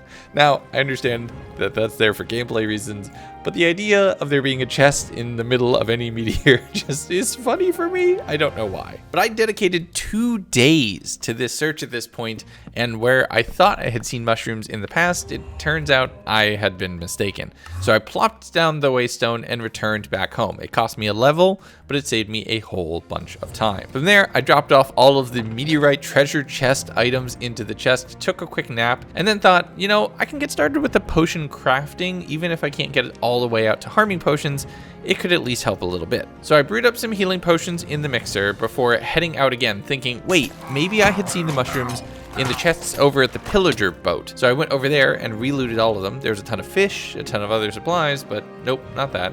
There was a lava pool nearby, and I thought, you know, let me just try the nether at this point to get home a little faster. And sometimes you can find brown mushrooms in the nether, which would be good. And I'm talking about mushrooms instead of the forest fire that I'm started, because if I acknowledge it, then I'm culpable for it, and Smokey the Bear will come after and hunt me down. Once in a place that was much more attuned to fire and much more comfortable with it, I continued searching around, thinking that all of these different bushes and plants that I had found, something must give me a mushroom, right?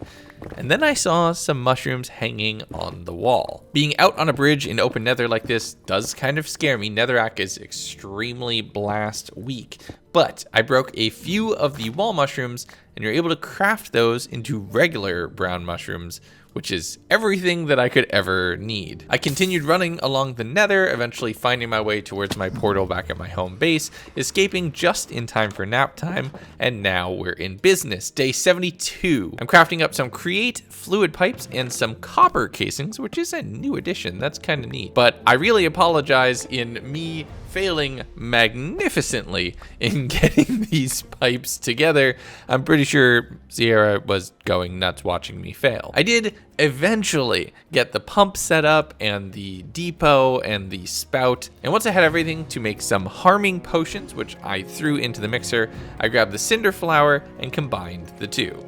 Of all the things in Create, this is one of my favorite. Being able to make gunpowder passively from netherrack, probably the best thing in all of the Create mod. I love it. But now that I'm actually using this for the things that are more than one step, I kind of should see what's going on. So I set another piece of specialized armor, crafting up some engineering goggles, and then taking a look at a few nether warts in the debug screen to just see that it's going to be a while before I can make more of this. And I only have about half a dozen TNTs, so no netherite mining just yet. That's because I need sand. Lots and lots of sand. I spent a good portion of the morning mining up several stacks of sand, combining that with the gunpowder to get a whole 18 TNT. It'll have to do. I headed over to the nether and just started digging down, trying to find out where would be a good place to be able to get down to ancient debris level. Several of these spots were all capped out and you weren't able to actually get down underneath the lava lake, but eventually I was able to find a singular place where I was, by one block, able to actually dig my way down. I set up a large tunnel and then boom.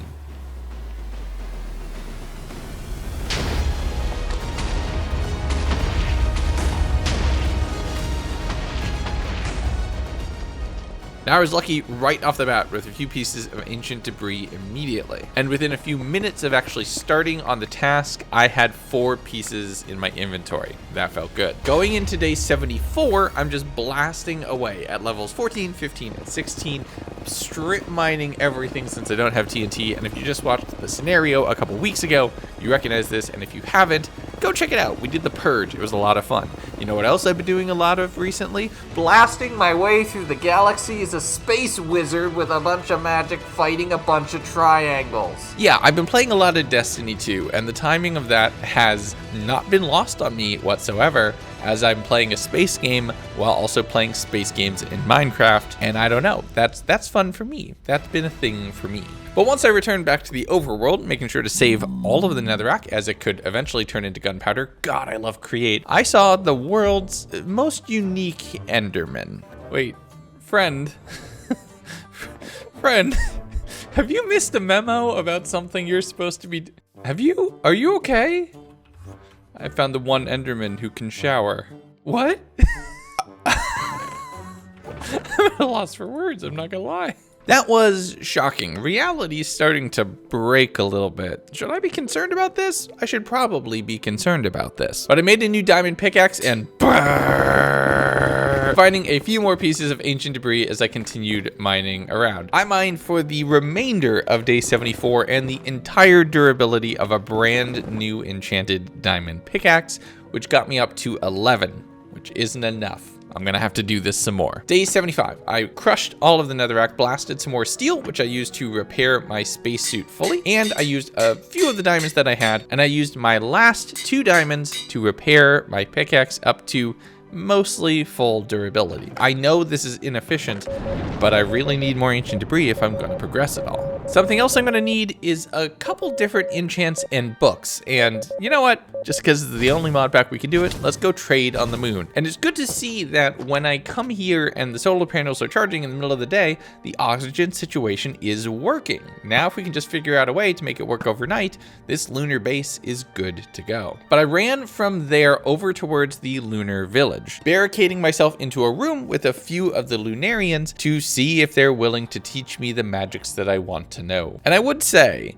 if it weren't for their goofier look, their megamind appearance, their absolutely massive brains, you would think that they would be smarter, but they're just as dumb as regular villagers, and it took half the day to get any trade that was useful, the first of which was Protection 5 for 25 emeralds, which is honestly a pretty good price, so I'm happy with that. I continued rolling with the second villager that I had trapped in this room with me, getting mending for 22, and that is a majority of the books I need to feel really safe. That is literally everything I've earned in this entire run.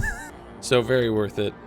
Chill there forever. With my enchanting needs sorted, I ran back towards the conduit, doing a little bit of checking on the solar panels and seeing that they were potentially charging each other.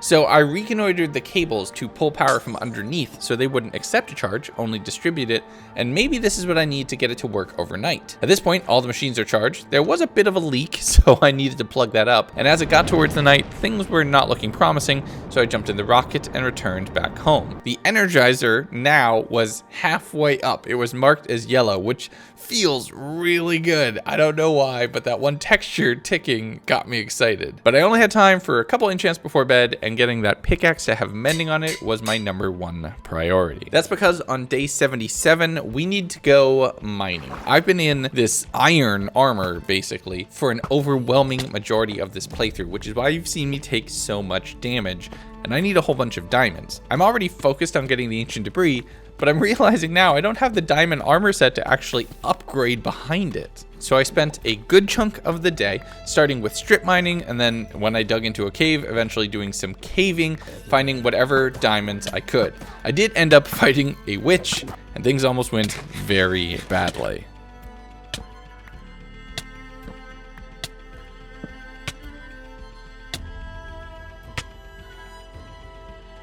Once my health had fully recovered, though, and keeping the golden apples on my hotbar because I exhausted all of my other food, as I always do in these playthroughs, I continued mining around for more diamonds, finding a dungeon on the tail end of day 77, a zombie spawner with other side inside. If you know me, you know why that's potentially a very bad omen. And yep, day 78, I found a mine shaft.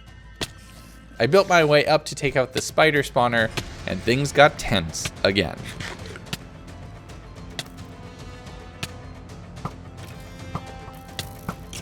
With that little bit of risk covered up, I'm mining up all gold and diamonds that I could find, and fortune is making this a heck of a lot easier. But you know what else makes it easier? Being able to mine underwater. I reminded from my piglin self and my friend Switchback Mongo that mining in flooded caves yields a much higher diamond result. And I'm wearing a spacesuit that will give me oxygen underwater, so I could be under here for days at a time. And that worked extremely well, getting me up to 24 diamonds, which I was able to then mine my way up to the surface and swim my way back home, arriving just as the sun crested over the hill on day 79, and I celebrated by immediately crafting a full set of diamond armor. From there, I made a few golden apples just to restock on my supplies and checked on potential extra ways to get spider eyes.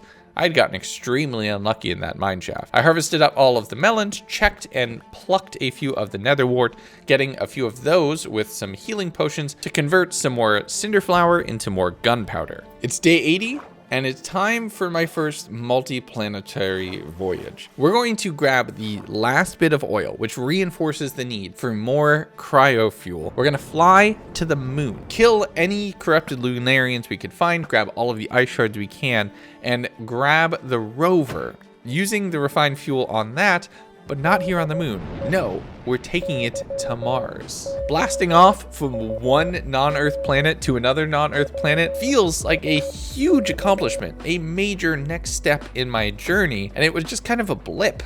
We have so much more work we have to do because we have terrain we need to cover, and I fueled up the rover and drove all the way through day 80 and into the night, finding more of these small little, I don't know what to call them, temple structures that had blocks of ostrium inside. I only need a bit more ostrium to fully complete the tier 3 rocket, which is what I need to head to my next set of planets, but Mars is the only place we can find that. I drove the rover until it was completely out of fuel, running from there, and being very careful not to step into the insanely overpopulated caves underground here. But as the sun rose on day 81, it was time to put the music on, get grinding, and get mining.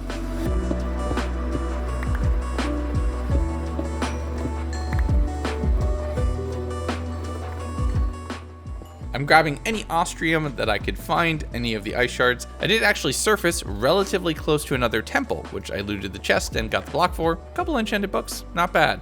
You know what is bad? These lizard things. But as I ran back towards the rocket, as the sun was setting on my 3rd consecutive day on Mars, I mused on the beauty of this mod pack. Space is so pretty. Genuinely, I think this is one of the prettiest mod packs I've ever made. Except for, you know, the little demon things which are trying to eat me. Not wanting to get munched on at all and realizing that I would never build as big of a base here as I currently have on the moon, I just set down a bunch of soul torches to light the general landing area, a illusion of a safe haven, rocketed my way back towards Earth, dropping down the rocket back on the launch pad and dropping myself in the bed for rest. The next day, to complete my transformation into Matt Damon, I turned myself into a potato farmer, except I farmed these on Earth instead of Mars, but you get it, just go with me here. I had oxygen compressing, taters, and ostrium cooking in different places. Make sure you don't mix that, it's not the right kind of spicy. Before I headed into the Nether to collect the remaining ancient debris that I needed. I need 12, but I'd really be happier if I had some extras for a sword and a pickaxe upgrade. That would be great. So I spent quite a bit of time mining, but with mending on my pickaxe, I can just mine quartz to repair it, meaning that there's no upper bound. I'm not leaving until I'm done. I did inadvertently get the Oh Shiny advancement. Have no idea how that had popped up, but after a few more minutes, I had the 5 ancient debris that I needed to complete the full set, so I returned to the overworld, throwing all of the netherrack into the crusher, and the next morning, blasting the ancient debris into netherite scrap. But it turns out I was actually short on gold, so a quick trip down through the staircase that I never finished into the mines, using fortune to grab a whole bunch of gold, blasting that, and then crafting up the netherite ingots that I would need. From there, I spent the time to check on the enchants for all of the diamond armor, since diamond enchants better than netherite, but nothing was great, so I just upgraded it all. From there, I threw protection 4 on all of the pieces, made the final ostrium plate, and was able to build out a new spacesuit. Legundo can into space. Legundo can go to new planets now. Oh my god, I look so awesome. Look at me. Look at me. I look so cool. The next day, though, I didn't want to ignore my history, so I made a quick armor stand and threw the spacesuit onto it, and that's looking pretty nice. From there, I collected all of the steel that I had to build out the fins, the different cages and bars, the things that I need for the tier 3 rocket. And while the plates are bonking and the fuel is fueling, I have the engine completely set and good to go, but of all things, I was short on copper. I needed to make a lightning rod. With the nose cone complete, I'm now a block and a half, about 2 blocks short of completing this thing. So I'm gonna have to fuel up the tier 2 and head back to Mars, but I'll do that tomorrow. I landed on Mars on day 85, and the thought process is, let me use the rover to get... Well, that sucks. So I started running around and trying to find ostrium in the distance. I found a cave which I was able to jump down to a massive underground cave system. I only need 19 ostrium, but I'm also grabbing any of the ice shards that I can because that's a really efficient fuel source. I also found some diamonds and other materials here in the Martian rock, which I didn't know were here. Okay, there's resources to be gained. I took advantage of the lower gravity, mining my way up to the surface near the end of the day, and realistically, I had over a stack of ostrium. I had a bunch of diamonds and ice. I had everything I needed. So I jumped in the rocket, blasted off, and land back on Earth on day 86. And that's when I remembered some of the extra features of this suit. Oh, I'm fireproof in this suit. That's convenient. Well, kind of makes sense. If it would be enough to let me go to Mercury, I guess a little bit of lava, not a huge deal. With all of the ostrium fully smelted, I threw a block in place and then had to make a few more plates to complete both of the ostrium tanks, which completed the tier 3 rocket.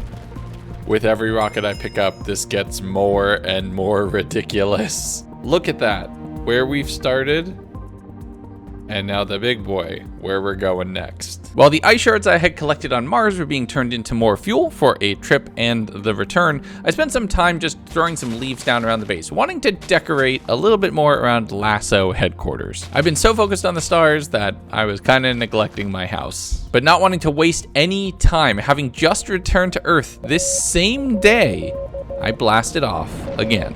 This time around, my target was a brand new location, Venus. And while I might not find the Vault of Glass, there was a lot of lava and basalt in every direction. Thankfully, I'm fireproof now, so that doesn't matter whatsoever. but I don't want my ship to fall in the lava because I'm pretty sure it would explode. I spent a little bit of time making a very rudimentary launch pad from what I could find around here before picking a direction and heading off. There were sulfurous creepers in the distance where the explosion isn't the risk. It's the fact that they eat your oxygen when you get too close to them. But this basically looks like the worst, most awful, horrible part of a basalt delta. And y'all know that's my favorite biome in existence. So when I eventually escaped the rocks and made my way into a desert, seeing these massive city structures in the distance, I'm feeling excited. There's gonna be a lot of loot here. There's also an alien version of a not quite piglin that will get mad at you when you look in all of the chests. So I'm being very careful exploring all of their chests from on the roof where they can't shoot me while I steal their stuff. That thievery continued into the next day, and I'm not sure if days are of different length on Venus. I'm just going by what I see in the F3 screen. But I have to say, the loot was kind of underwhelming. Emeralds, diamonds, gold, I had all of this right now. And climbing up what I can only assume was like a satellite tower or something like that really only yielded the same. It's not until I saw this massive crater right near the cities with 2 blocks of this red ore embedded in the side, and I figured that's what I was here for. I bridged it down to them mining up calorite, the first of the tier 4 metals that I would be acquiring. I continued around the caves searching for this, and this is my ultimate goal on this planet. With it, I can build a hyper-powerful jet suit as well as a rocket strong enough to escape the galaxy. And these cave systems look really dope. I continue mining into day 89, just getting as much of the calorite as I can, trying kind of to do this in a single run, even though I know it's not super practical. When you get deeper into Venus, there's these rhino things with a single eye, and I was not about to risk how hard they would hit me despite being in full protection for netherite. But once I got closer to the end of the day, I have over 2 stacks of calorite in my inventory, and I'm starting to run a little low on food, having only rotten flesh and golden apples, and you're probably seeing a trend. I can travel dimensions, I can travel planets. I forget to stop at a grocery store. So I started digging up to the surface, having some lava run in, which panicked me at first, until I remembered I'm fireproof. So I swam up that and returned back to the surface, running over the Giga Chad of basalt deltas before getting to my rocket on day 90 and blasting off. It's time to go home. It's time to go home. Oh, this place is cool, but oh, it's also terrifying. Once I landed back on the overworld, landing a rocket on top of a rocket, there's clearly no danger there. I blasted up the calorite, having what I thought was everything I needed to be completely done with a tier 4 rocket. I threw a bunch of blocks into the crafter, smashed a bunch of it into plates, and then was checking the nether wart, carefully looking for what was tier 3 when finally filling out that crop. As I took a quick nap in the middle of my rocket construction, I figured, well, I have the rocket pretty much done, I'd quickly craft up my jet suit, the final spacesuit upgrade. Oh yes, I am Iron Man. This is gonna be so cool. Well, once I charge it. But as I crafted up the calorite engine, I had a realization. You are kidding me. I am 1 short. I am 1 calorite short. How did I let this happen? I misdid the math. That's great. That's wild. From there, I struggled because I knew the Energizer would charge the jet suit, but I couldn't figure out how. And then I broke it and replaced it, and it bugged out and was empty. You know, whenever people make an argument about why does modded have so much more than vanilla? Because of things like that. That's charging now.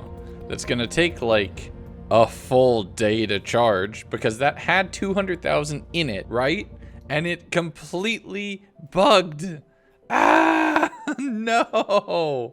That's why we allow mods to just get away with stuff like that, and we love them for it. To end the day off though, I quickly upgraded my traveler's backpack for nothing more than cosmetic reasons, so it would more accurately look the part on my spacesuit. Day 92, I lied to you throughout the whole video. Prepare to cancel me. I actually finished the staircase. I want to make sure that before I leave this galaxy, I'm gonna leave this world in a pretty good place. So I went down, got a lot of the Venetian cobblestone and smelted that into smooth Venetian stone using a lot of the steel plating and some torches, and I'm making sure that this is going to look good. That continued into day 93, where with a full steel plate roof and coverings, yes, now you can go down into the mines and it looks like it actually should. All of that time was spent while the jet suit was charging and it was completely full. I grabbed it off the Energizer and my mic was muted, which is why you don't hear me giggling like an idiot as I flew around like Iron Man. And oh my God, this is so cool. The only problem is it overrides your normal jump, so it is a little unwieldy to work with. But I filled up a few buckets of the cryo fuel, took a quick nap, and the next day took a quick little jaunt over towards Venus. And this was a lot more fun to explore. Oh, this is so cool. This is genuinely so cool. This is full-on creative flight. Oh my God. I have to be careful about the power consumption on this thing because it actually does chew through the power at a somewhat decent rate, but I quickly flew down, being very careful about my descent because I'm still taking fall damage. So this jetpack could still potentially be the death of me. But I saw a vein of calorite in the ceiling of one of the mine shafts, hovered my way over and broke 4 or 5 blocks, getting about a dozen. So that worked perfectly. From there, I flew over towards these cities, wanting to see what was on the very top of that tower, and the chest was hella underwhelming. But when I popped over to the cities themselves, I realized there's just ancient debris just kind of sitting there for the taking. And that immediately sparked my desire to fly from Venetian City to Venetian City, or would it be Venusian City? I'm not sure, grabbing all of their ancient debris. I did that throughout the entire day, and as the sun started to set on Venus, I flew back to the rocket, blasting off to return to Earth, where I blasted up a bunch of the calorite, and since the rocket jump is getting a little concerning, I used all of that ancient debris to make a spare netherite chest piece, which I turned into a spare netherite space suit. So this way I could fly or not, depending on if I wanted to. I built up a better rocket launch platform for the tier 4 rocket, because while this is a part of the fleet, I want it to look extremely distinct and special. This is the opus of all spaceflight in this mod pack. And the next day, with the tank in, it was done. Here we go.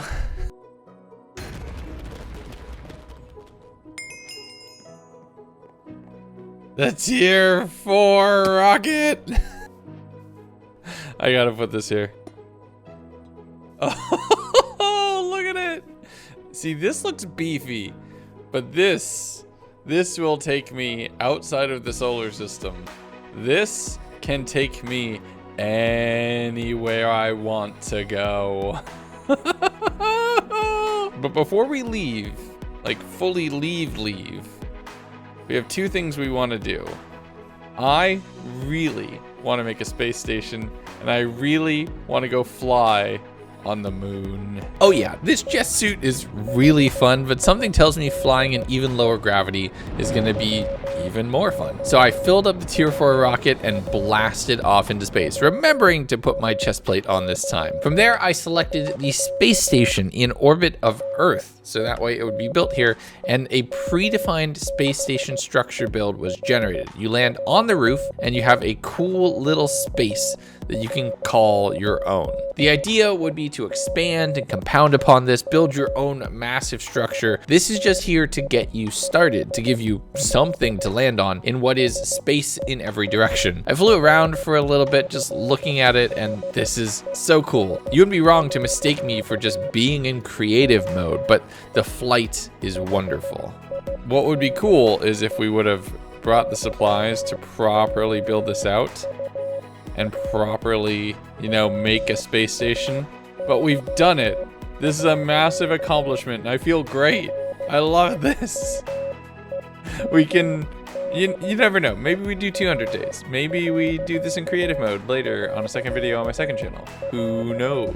But I threw the rocket down in what is the launch bay, the landing bay of this space, just so I would safely land on the launch pad whenever I would return. From there, I blasted off and returned to the moon, landing just a little ways off and surrounded by Lunarians, but I am far less concerned with their ice blasts than I was in the past. I spent a little bit of time completing at least the potential frame for what that side section could have been, and then flew around on the moon, giggling the entire way. Oh, we are so fast.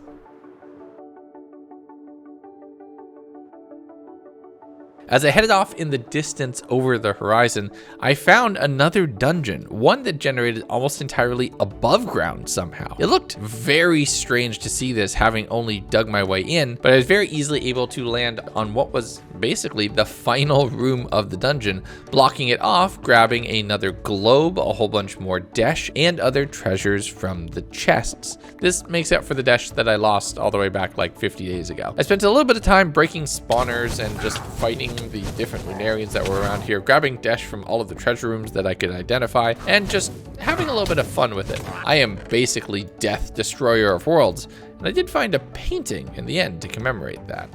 Oh, that looks so cool! Look at this. This is a beautiful little cube, beautiful little conduit to space. Just kind of chilling here on the moon. This feels really good. With my final journey on the moon complete, I rocketed my way back towards Earth, landing on the launch pad and resetting my rocket on its proper platform. From there, I set the chest plate to re-energize, and today was a little bit of house cleaning and proper maintenance of the space. I laid out all of my treasures before me for any future space adventurers to use for their own benefit. This world is available for download on Patreon if you want to get it. From there, I did a little bit of work on all the paths and just the small details, the fine grain that I never do in these worlds because I'm so busy making it to day 100 and surviving and thriving. On day 99, I popped down the globe and a bunch of item frames with unique items and trinkets from around the world. My first pickaxe, the first shell that I had found, the first of the nether plants, which led me from better nether, my first space helmet, and so much more. From there, I flew around the world, finding another village and grabbing their waystone, just so I could have one in my back pocket, landing on top of a massive ice spike. You know, I was gonna do a whole frozen world, but after how icy this one was, I don't know, it feels like it would be redundant. I'm gonna have to wait a while. I flew through caves and over oceans, and I don't even want to think what was going through this random fishing villager's mind as Iron Man basically plonked down onto his boat, stole his fishing rod, through one cast, immediately captured a pufferfish, arguably the worst fish, and then blasted off without saying a word. I returned back to my base just as the sun had set, and on the morning of day 100, it was time to leave the galaxy. All right, here we go. Thank you, everyone. Let us now go and leave this galaxy behind. Blasting off, I escaped the reach of Sol, went far beyond our galaxy into deep space to a brand new planet and a new adventure. A world bereft of magic. How boring. Machines and order over the beautiful chaos that unleashes true freedom. And still, they reached in. It was a simple signal, a single tone warning of our watchful eyes. We did not know it at the time, but it was the first time the Alterans dared reach directly into his mind since they stole his memories. The first time they stole him from us. They thought with science they could escape our gaze. They were wrong. I have a problem. Tears of the Kingdom just came out. It looks like a near perfect game, and I'd love to do a video in it, but this is what it would look like if I did. So, now what? I'll tell you what, me wearing elf ears. I'm gonna play a pack that turns Minecraft into Legend of Zelda and more. This is Dawncraft. This amazing pack has all sorts of new combat, unique bosses, and a crazy amount of cool stuff. I'm gonna take on all of the eye holders and so much more. And I'm doing it in hardcore, so one wrong move and it's all over. So grab some popcorn, pull yourself away from the Switch for just a few minutes, and let's get started. And we're getting started with the Zelda parallels right away. This is fun. Hello, you. You're finally awake. Welcome to our world. Having spoken with the leaf person and now given my quest to kill God, I went and started punching a tree, and this behaved just a little bit differently to what you expect in vanilla Minecraft. There is no way that stick is holding up that tree, but if you break it, the whole tree comes down. That's nice. I marked my location on the atlas that was in my hand, grabbed a little bit of cobblestone with a wooden pickaxe, upgrading to stone tools almost immediately, and just checking out the world. Oh, look at me. I look very uncomfortable in this position. With whatever the heck my spine was just doing there behind me, I ran forward, seeing a village of calcite buildings scaling its way up a cliff. Here are the villagers, and you have to be careful. They can't see you take anything from their chests, or else they'll hate you. You know, stealing. Stealing is wrong. And if they don't hate you, they'll give you quests, like collecting feathers, or charging emeralds so you can learn how to use some of the blocks that they use for their jobs. I turned in my absolute first quest, immediately being asked to grab some melon seeds, but the sun was setting and this pack is difficult, so I went to bed immediately. The next day, I started taking on a few more odds and ends around the village, being asked to find a bale of straw, and then finding a spawner right here, breaking it, and then realizing what was inside. Oh, there's gold, TNT, randomly rolled green and blue armor. I'll explain more about that later, but what was on top was the most impressive thing. That's a lodestone? Hold up, that's a lodestone? Oh, I'm going back for this one. I spent a little bit of time continuing to run around and explore the mountain, being attacked by a dingo and quickly giving them the axe, and then trying to figure out if this person right here was going to attack me. Instead, they wanted 2 steaks, and I didn't know what that would do, but okay, I'll put it in the quest log. It's day 3 and my inventory already looks like an absolute disaster area, but there is so much loot to manage in this world. I ran down the other side of the mountain this morning, finding Baroque the Sun Chief just chilling here by the water. I'll come back and deal with that later. I'm not quite ready for that just yet. I swam along the river, coming up to a patch of cows and thoroughly murdering many of them, getting the leather I would need, and then grabbing a block of wool from the village over here, using it to craft a backpack. This would allow me to store a whole bunch of items, and I immediately upgraded it to iron so that, you know, I'd get some decent space out of it. I kept checking on the village, but nobody wanted to talk. I was wondering why until I saw a ravager come to chew my face off. Oh no. That is very bad. Oh. Okay. That was almost devastating. Yeah.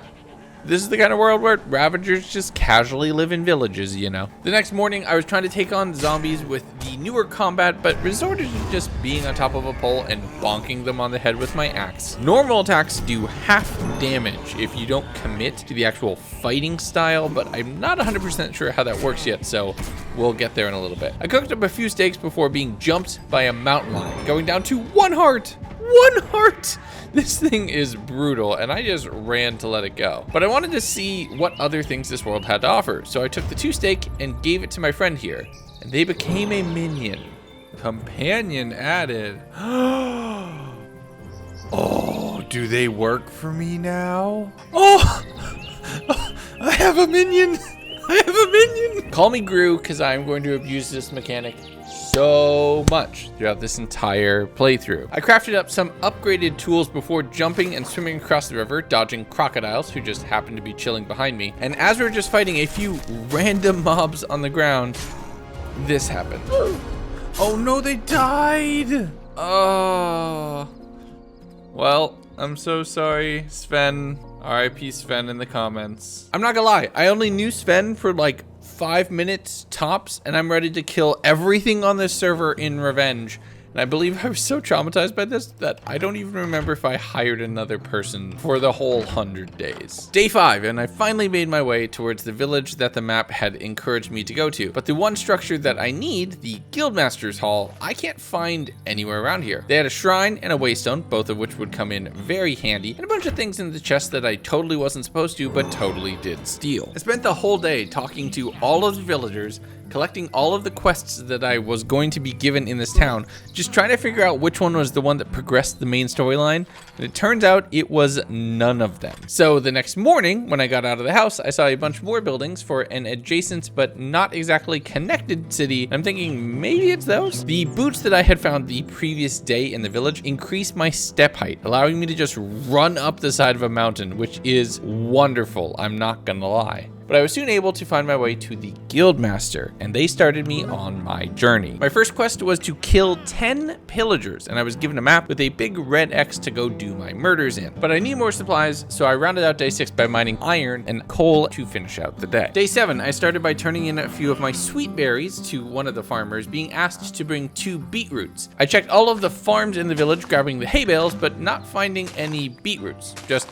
every other crop. Do they not grow in acacia villages? But I continued along through the forest, following the stone path that wound its way through the trees, finding England, just casually chilling in the middle of my Minecraft world. They had a waystone here too, which would come in handy, and another guildmaster, which kept in sync with the main ones. They're apparently using Skype or something to keep in touch. Skype is old enough now that I can make a joke about that being in Fantasyland, right? I'm not dating myself there. No. This is fine. It's the children who are wrong. But I borrowed a bed going into day 8, looking just over the ridge and seeing another building with a Ravager parked out front.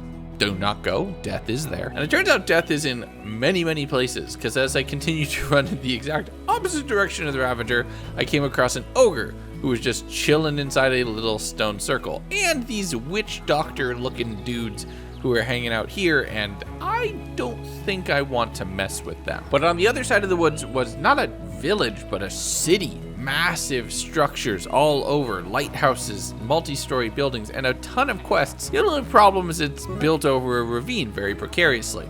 Not the best idea. Decent place to sleep. Day 9, I activated the waystone for Creomerak. I'm gonna be completely honest, these towns all sound like something that my buddy Forge Labs names.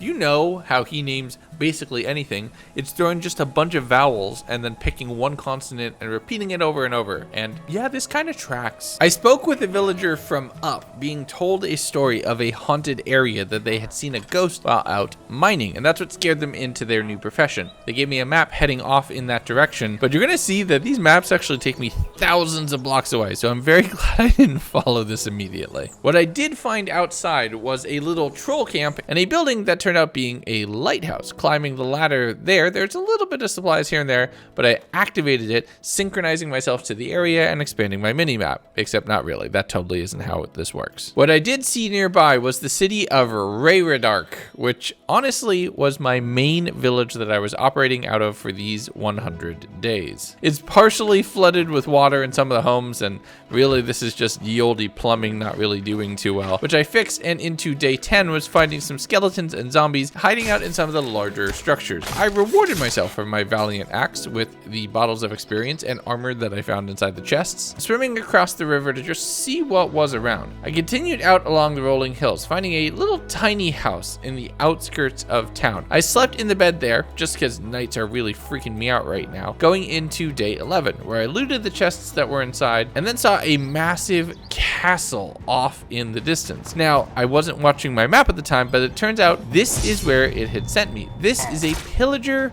castle. I used this space to complete my pillager killing quests, finding a few beetroots inside as well, which is honestly pretty wonderful. I was at 8 of 10 right as I slept in the field outside. The next morning, I killed a creeper that was chasing me, the final pillager I needed to complete the quest, and what I can only assume is a werewolf or some kind of dingo man.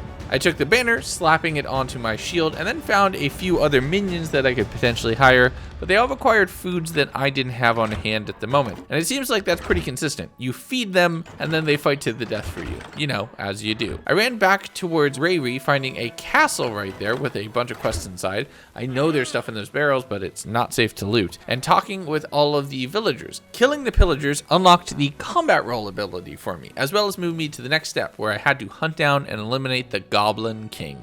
Now, it took a few seconds to figure out exactly how to trigger it that I could roll, but this is awesome. Honestly, that roll is what makes the enhanced combat mechanics of this pack actually work, so it makes sense how I was struggling so much until right now. But I threw down a bed going into lucky day 13, where I figured out that these villagers cannot pathfind with the leaf blocks that you can actually walk through. Helping them, though, had me walking around the house, which saw me look underground, and it turns out Rayri was also poised precariously over a massive ravine, except this one had a zombie crypt inside. And if you've watched any of my recent videos, especially the latest scenario, you know the zombie crypts have a ton of loot inside. And considering the loot that comes in this pack, I definitely want to check this place out. There's a few villagers trapped down here as well, and one who, once I released, would start shooting the zombies.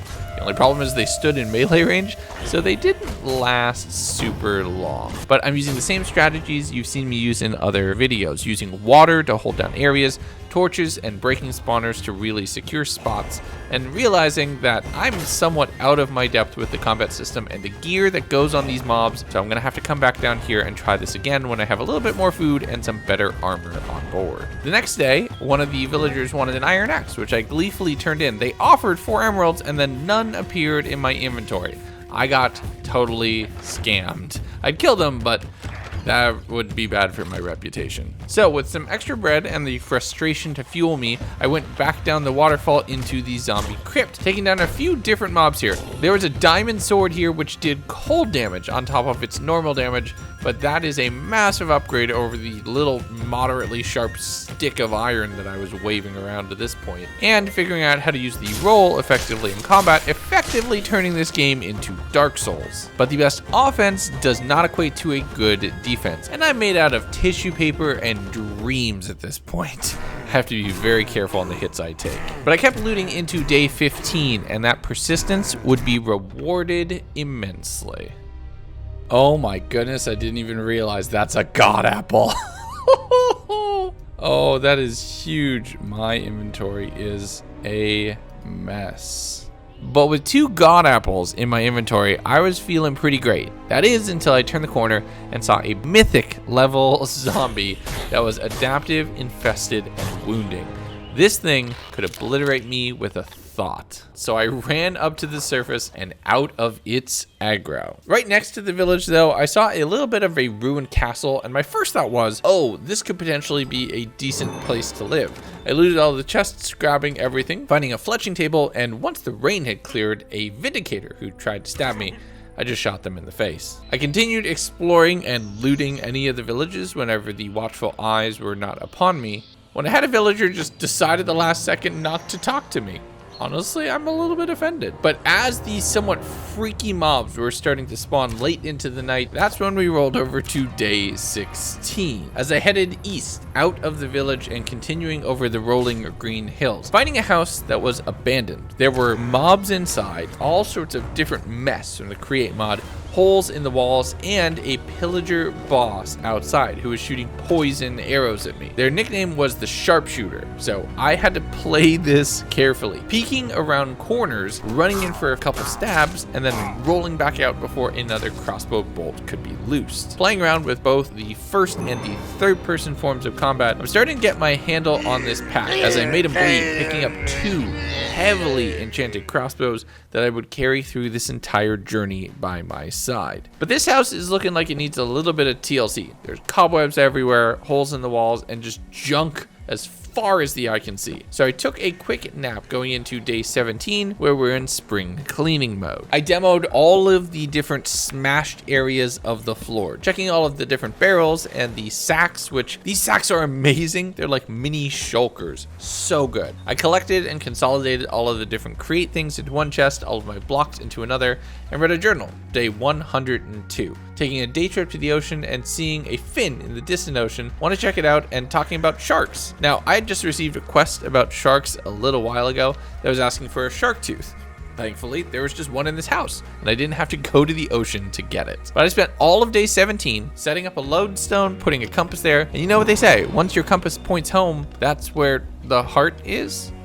Is that actually what anybody? I don't think that's what actually anybody says. But the next day, it was time to focus on the outside as much as I had focused on the inside, and I immediately got into a fight with an Enderman, and it almost went very badly. Once that was handled, though, the hits didn't stop coming. A pillager patrol came by, being led by a 2-star pillager captain who could set me on fire. This was rough, I'm not gonna lie. But killing them nailed me a great enchanted book and the satisfaction that this house now properly belonged to me because now I had defended it. I continued exploring around, fighting some tiny little goblins and grabbing everything that came out of their chests once they fell asleep from my arrows. I drank some milk from a nearby cow to get rid of the angry thoughts from the nearby pillagers sleeping in the village, and then turning in a few of the quests that I had been requested to do. From there, I just kept looking around on my map, just trying to figure out what should be my next steps. I need to hunt down a Goblin King, but I don't know what that is. I know roughly on a map where I need to go, but I'm just popping from village to village and POI to POI, grabbing a waystone from one of the villages that I'm passing by and pretty sure I won't return to, and just heading north. I found a boat, which as soon as I walked up to it, it called me a pirate, and yar, I was gonna jump on this thing and attack.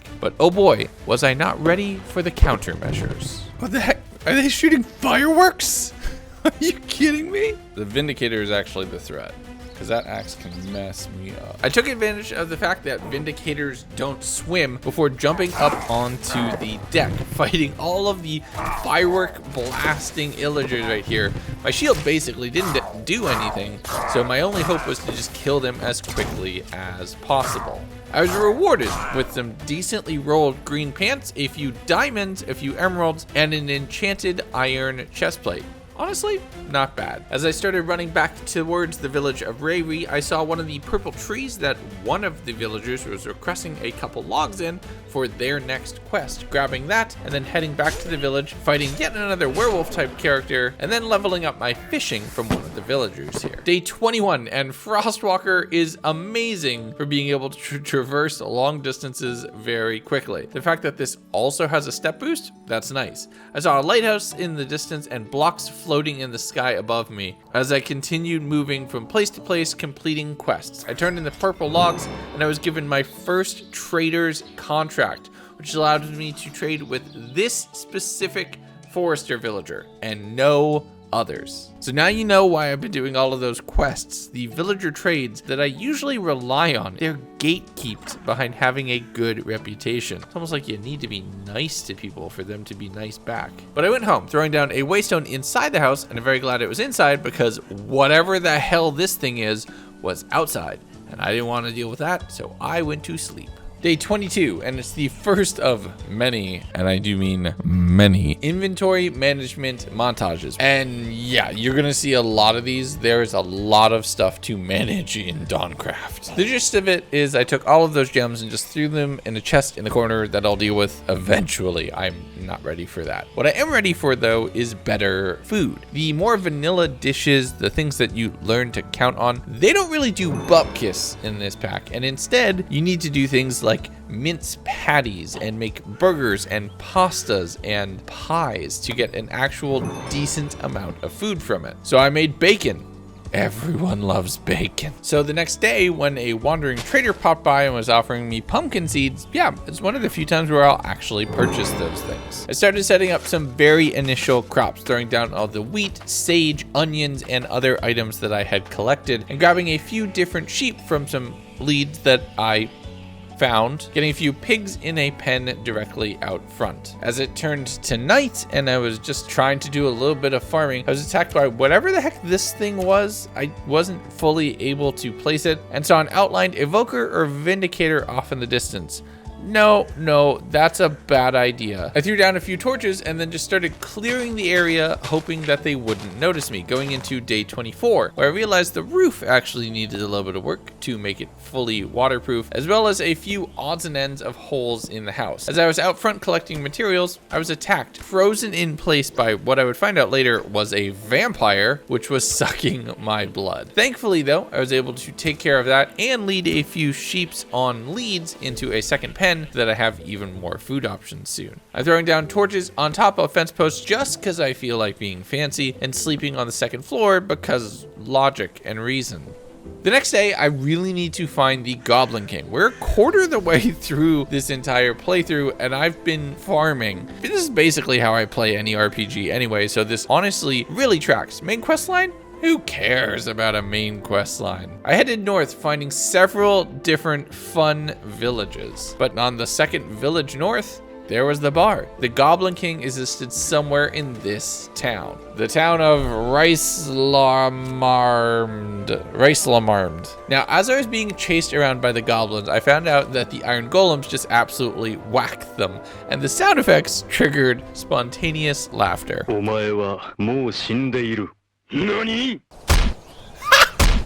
I haven't heard a golem punch anything yet, and that sound effect is hilarious. So I thought, why don't we take advantage of that? So I opened a 3x3 hole in the side of the castle, and I leaded in a few different golems to get them to just bonk everything for me. Now, there was another one of those bosses that could set things on fire, but it was focused on the golem. I'm just kiting mobs backwards as I'm shooting them, and being very careful to not hit the golems so they won't come and one-shot me. Near the end of the night, I pulled a golem up onto the roof to take on the Goblin King, and it was glorious.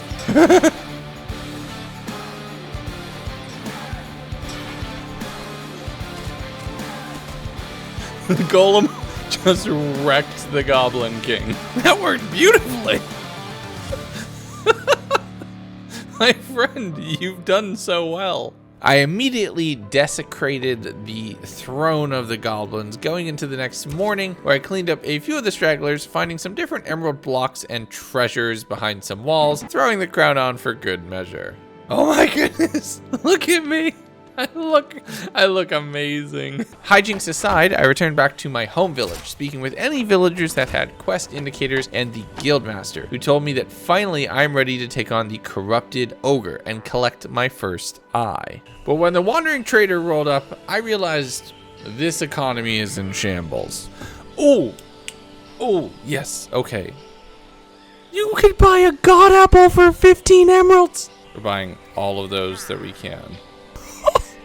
You can buy a wither skeleton skull. With quite a bit in my pocket, I warped back towards home, organizing all of the loot that I had collected, throwing the crown on the wall, the blocks into the chest, and the gems into the most organized gem chest that you will see in the entire 100 days. Day 27, I made a cooking pot, which would prove absolutely vital and essential to my success in this mod pack. Cooking and eating different and varied foods is what's required to actually get the full value out of them. So you can't just load up on golden carrots and call it a day. You have to mix it up. And the first recipe I saw was a burger. Now, there was a villager who also wanted this for a quest line, but you know, I'm absolutely gonna just go try to get a burger. The problem I have right now, though, is I don't have cabbage, but it did say that you could find cabbage in beach biomes just right next to the ocean, even though I don't think I've ever seen cabbage growing there in real life. There were a few just short of Rayri, and the castle right there had all the villagers consolidated in the upper floors, so I was able to loot the chests on the bottom and grab anything that wasn't nailed down. The next day, once I released all the villagers from the inside, they came out to a somewhat empty courtyard, and for some reason didn't want to talk to me or trade with me, and I was going to do something about it. Nope, I'm gonna be good.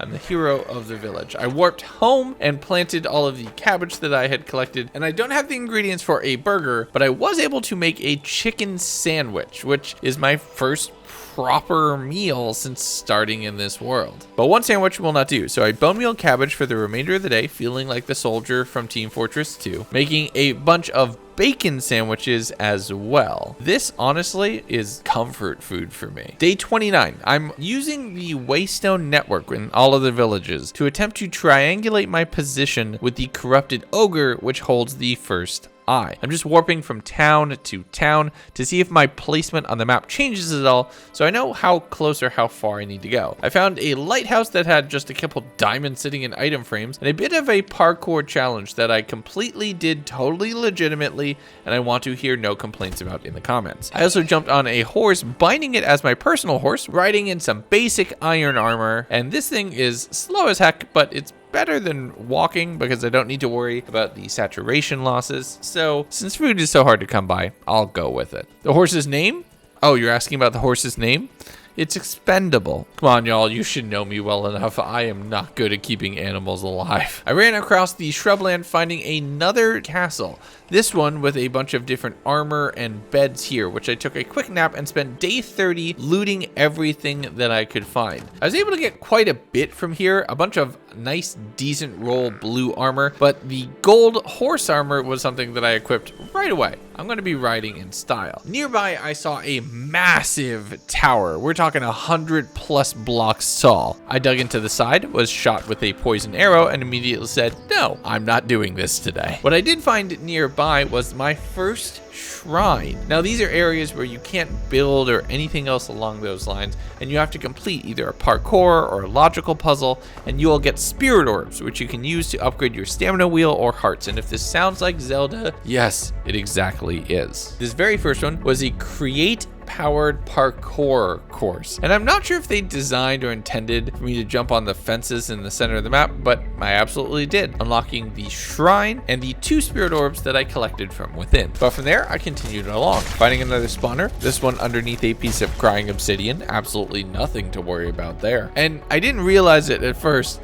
but inside the chest were some spawn eggs. I know, is this normal? I'm not sure if this is normal, but being in the field in Dawncraft is a risky endeavor. Look, I might be 30 days into this. I am not taking on literal death over in the corner. That feels like a bad idea. There's a village over there. Let's go to the light. The light is safe. Oh no, the light is not safe. The light is not safe. And the next morning? Yeah, it didn't get any better. Oh, that's a dragon. It's time to leave. This is not a good place to be at all. We're going now. So I'm giving that dragon a wide berth, but the corrupted ogre I need to fight is inside this dirt dome right here, so I need to be careful. It did take a fire strafing run near to me before flying off, and I thought this was my opportunity. I dug a hole in the wall and then just started loosing arrows through. Now this might feel a little bit cheesy, but I also feel like I am built out of tissue paper, so I do not want that ogre bonking me on the head, and you will see that ogres remain lethal all the way through your playthrough. But I eventually bowed down the ogre enough and collected my very first eye. I feel like I might have been overscared by the dragon and not the ogre, but it works. From there though, I wasn't satisfied. This little pillager castle right here, yeah, this would potentially be a good find. So I spent a little bit of time looting all of the different things in here, getting down to half a heart from an axe crit to the back of my skull, which would be concerning if I wasn't an absolute pro. Running over to a nearby village and heading upstairs to something that is totally not a cult, before grabbing some iron golems and then repeating what I had done to the Goblin King to whatever pillagers lived inside this castle, and this was honestly quite funny. I spoke with one of the cartographers who, unprovoked, upgraded my sailing to level 2. I have no idea what that genuinely means, before heading back over towards the pillager castle, with it now empty, being able to go up to the upper floors and loot all of the different armor that's around here. There was one mob which spawned all the way up on the roof, who I had to kite down to be able to fight them in a little bit more open space. Vomac the Toxic, and with a name like that, I don't want to be anywhere close to that stink. But with Vomac cleared and my pockets very full, I slept in the village one more time before going through and fully looting the space, checking out all of the different books, picking up an enchanting table, which feels like it is a massive find to be able to just have one of those laying around, before once again dealing with a smoke-filled well in the middle of town. I threw an entire ingot's worth of golden nuggets and nothing happened. I sacrificed a few other things to the hole and received no boons in return. Did I just make a warlock pack that I wasn't intending to? I worked back towards home very quickly, banked all of my gains, and started building an enchanting setup on the second floor, thinking that this can enchant my armor and it will keep me a little bit more protected, and nope, you can't use the enchanting table until you're rank 2 in that skill. Oh, I have more bosses to kill first. The next morning, I worked back to town, and it was time to tell the guildmaster of my accomplishments. Just current whereabouts. Nice! Your stage should be quite weak and celestial. Remember, you can bring ender pearls. He has a nasty attack that can only be escaped via teleportation. Okay, I unlocked the smoker and blast furnace. I investigated all of the new recipes that I had unlocked, checking in with the different statues and looking at my map, trying to figure out where I should go to next. From there, I warped to the Waystone and picked up a few new quests that the villagers were willing to give me. I think this was me completing the main storyline here. I also investigated what it would need to get into some of the more expensive dishes, and that would require grindstoning wheat to be able to make flour. Only problem is, I don't have permission to use create just yet. So we're gonna keep it simple. Day 35, I was feeding all of the different animals and then planting all of the crops that I have, breaking whatever was at fully matured to turn into more dishes that I could actually craft inside. I lured and leaded several cows back towards the base, making a brand new pen, getting them all stuck inside and killing the stragglers, turning them into hamburgers. The circle of life, really. And whatever didn't turn into burgers turned into some loaded baked potatoes. This mod pack makes me hungry. Day 36, I turned the burger into the villager who had been requesting it, getting nothing more than a thank you in return, so much so that I reloaded the game to make sure that a reward wasn't bugged. From there, I warped over to another town, unlocking and unblocking all of the villagers in the places that they had been stuck in, and taking on yet another parkour challenge, this one being rendered a lot easier by grass being present in halfway up the tower. Really, the mission was go kill this old ancient knight, so it's time to get ready for that. And by get ready for that, I mean get distracted by seeing a dungeon structure immediately nearby to my base. This thing was really close. I started heading down the spiral staircase, making my way all the way through and fighting several different mobs. Now there's a lot of skeletons that are spawning from spawners and ones that they're dropping off a poison cloud. I'm just trying to break the spawner from a distance, being very careful and very conscious of the fact that poison makes me very vulnerable. I picked up an iron pick, finally getting advancement, having gone straight from stone to diamond previously, and found and killed a witch in one of the caves, dropping a few enchanted books and spawning the most loaded goblin trader. Wait, I have this. I can do that. That is a thing that I can do. How do I make sure that you don't despawn? Will you follow me? Can I lead you? I can. Okay, I know I was gonna run the dungeon. This is more important. Look, I don't care if it looks silly, me leading a goblin around a spiral staircase on a lead. Fortune 4? Yes! I'm gonna go and get that. And believe me, you would too. And if you say you wouldn't, you are lying. Fortune 4! Oh my god, that's amazing! We can trade apples for emeralds while we're at it. Here you go, buddy. Here, take an apple. Day 38 with the most epic of pickaxes now in my inventory and another that reaches further, which is perfect for destroying spawners. It's time to cue the combat montage.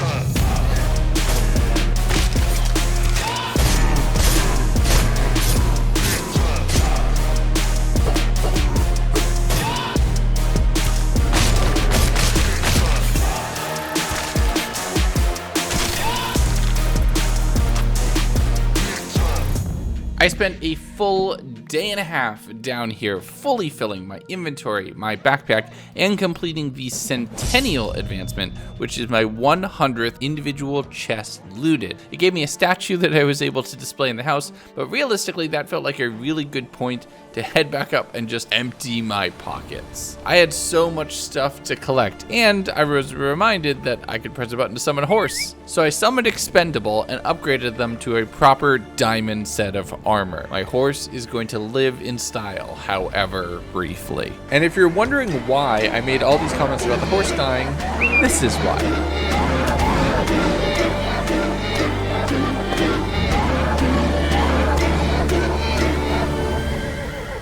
Yep, it killed itself by sitting in a chair. With that happening at home, I realized maybe I should go out and do some exploring, fill out the corners of my map, and see what was in my general area. So I went off in another random direction that I hadn't explored in yet, finding my way to an abandoned nether portal. I grabbed the gold blocks from up top, a few things from the chests, and was given this pretty big warning. If I were to go to the nether now, it would activate expert mode, which would level up all of the enemies, give them better gear, here make them hurt me even further. And I'm already basically made out of tissue paper, so no thank you. I'll deal with this later. What I did find right after that, though, was something that I'm pretty sure I could tackle now. It was a mostly underwater area, but inside the barrels were absolutely bonkers potions. We're talking multiple high-level effects all at the same time. Just look at this thing. Haste, strength, jump boost, regeneration resistance, and fire resistance all in one go. That is basically a power star from Mario. However, I didn't feel like I was in a good place to do any fighting, so the second I saw mobs, I just noped right out of there immediately, ran over to a local village, took a quick nap there, and on day 41, we're continuing with our exploration. I found an ogre off in the distance. Running from that, I found what I can tell an upgraded version of a witch's hut. And inside these chests were things like nether wart, potion ingredients, components, and things that I could really use, but no witches. Now, it turns out they're actually under the bottom floor inside a bunch of spawners, but this one, the way it generated, boxed them all in, which is wonderful news for me. I kept running along, just trying to get towards that X on the map to take on the next boss, finding a bandit town. There's really no other way to explain it. And then 2 massive towers punching straight up into the sky. I was attacked by this green glowing skeleton, and once I was able to take them down, I unlocked an advancement and a decently rolled piece of armor, which made me even faster. So I used that to my advantage to head over towards those towers, finding out it's a casino.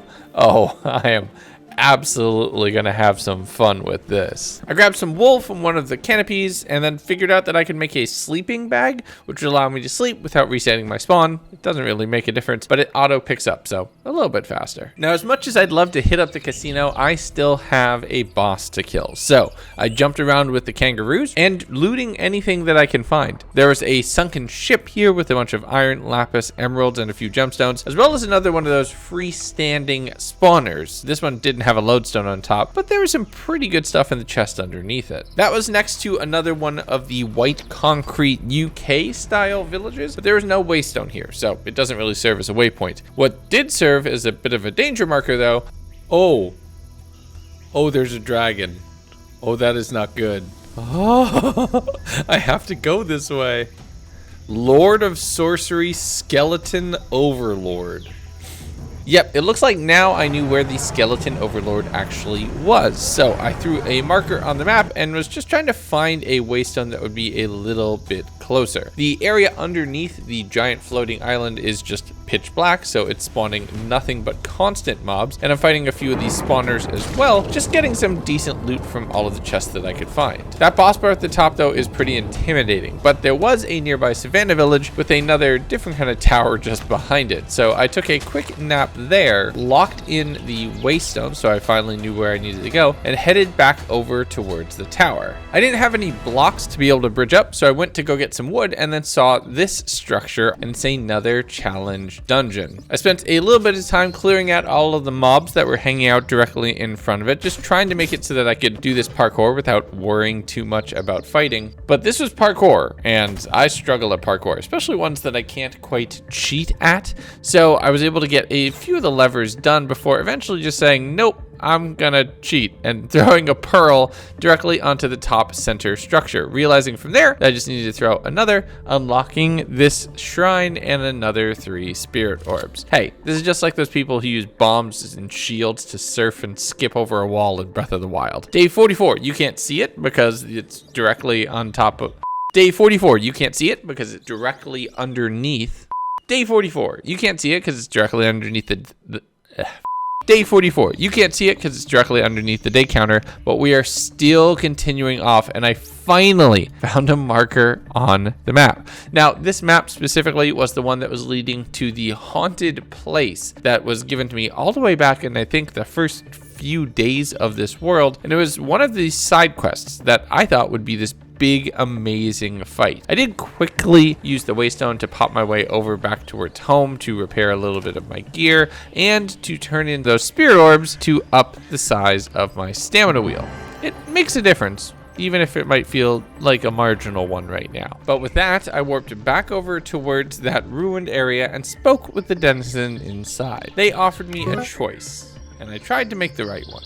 Okay, I'll take the non-violent route. Thank you, adventure. Feel better already. Wait, something's not right. Goodbye for you at sea. No.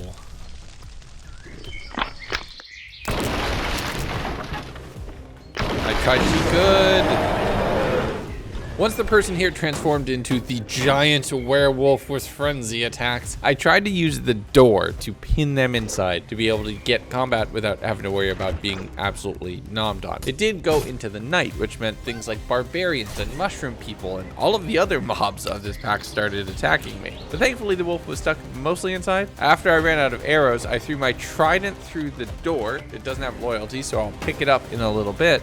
But it got loose and things got tense. With a little bit of luck, some definitely placed combat rolls and a nice few crits from Bone Splitter though, I was able to tame the beast.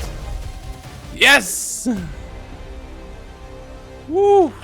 Oh, that was almost really bad. Okay. I quickly napped, so it turned towards day, and on day 45, I was searching for the trident that I had thrown, thinking that it should just be stuck in the ground here somewhere, and it was gone. Just completely vanished. I wasn't sure what had happened, where it had gone, but that did not feel like a worthwhile trade. If anything, that side quest was relatively underwhelming. So I walked back over towards the Savannah area, the one by the other tower and a little bit closer to the skeleton overlord, to take on the underwater dungeon here, thinking at least there's probably going to be some loot. And yeah, unarmed zombies of any kind with the armor that I have and the damage output that I can put through, they are not as much of a threat. The thing with this pack is you need to know when to draw a line and you need to know your limits. And when I went into one of the last rooms, seeing skeletons and witches who were ready to yeet harming potions at me, yeah, that's when you call it and you leave. Day 46, I'm looking at the second of my 2 maps, which will link me towards my next eye holder and champion that I have to take out, so it's time to sail off in yet another direction. I came across a much smaller boat than a random villager boat that I've come across in previous 100 Days adventures,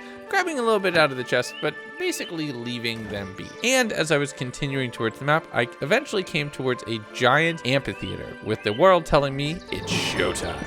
And this is going to be an interesting fight. It's a bunch of pillagers led by the Trickster, who I can really only describe of if David Blaine happened to have a giant's nose and wanted to kill you with a bunch of friends who are very passionate about crossbows. The gimmick for this fight is that they teleport around and summon killer bunnies. No, not that killer bunny, much less lethal ones, thankfully. But after a few cycles of this BAP, find the disappeared, kill the rabbit, and repeat, I was able to take them down and unlock Conjurer advancement and an unexpected eye. Oh no, my helmet broke. Anyway, let's go. Oh wait. It's a sign. I mean, that might not be smart long term. Oh! I needed that for one of the eyes. That's huge. I didn't even realize. Okay, let's sleep in here quick. Day 47. I finished exploring the stage, just making sure that there was no other treasures or loot sitting around, and looking very dapper, I continued on along to my next map. Eventually, I saw the Night Robert bar appear at the top of the screen, and it's great that Robert got out of prison, less great that he's actually trying to kill me for it. As I was heading towards the actual X on the map, I did step into the Tinkerer's Dungeon, and this was interesting. There's a ton of different create things, another toolbox, some different rolled items in here, a bunch of sacks which would prove infinitely useful as I learned to use them. But I figured maybe substance over style, so I upgraded to a diamond helmet before going down a ladder, finding a bunch of gears and traps. And in those traps, arrows that I desperately needed. So this was kind of perfect. With all of that in my pocket, I made a mental note that I would go and visit the remainder of the dungeon later, but slept here and it's time to take on Night Robert. I bridged over from the top of the house, making my way into the Colosseum, and this fight, well, this was more of the kind of thing where, you know how you hate ranged enemies in most RPGs? I became that ranged enemy because when you see somebody 3 times your height with a giant sword screaming, Sephiroth, you don't go there. That's a bad idea. That being said though, yeah, I gotta take this knight out with an actual sword swing. I can't just entirely pepper them with an unenchanted bow. Yes! Oh, that feels so good. What's that? The jungle eye or the rogue eye. Interesting. This is a cool little dungeon. With that complete, I jumped my way off of the Colosseum area, making my way down the river in a boat, finding what I can only describe as a fisherman's lodge, because that's what it said at the top of the screen. Inside here was a ton of different food components, some enchants, nautilus shells, other things that would be extremely useful. And nearby to that was another city with a waystone available with it that allowed me to get home for just a few levels. I have so much inventory management to do. It's not even funny. Day 49, with what I can only assume was a absolutely mind-blowing inventory management montage right before this. We're gonna keep it a little low key. I had all of the different foods that I got from the fisherman village, and I spoke with my guild master, which unlocked a whole bunch of new stuff, including the create items. Water wheel. we got create.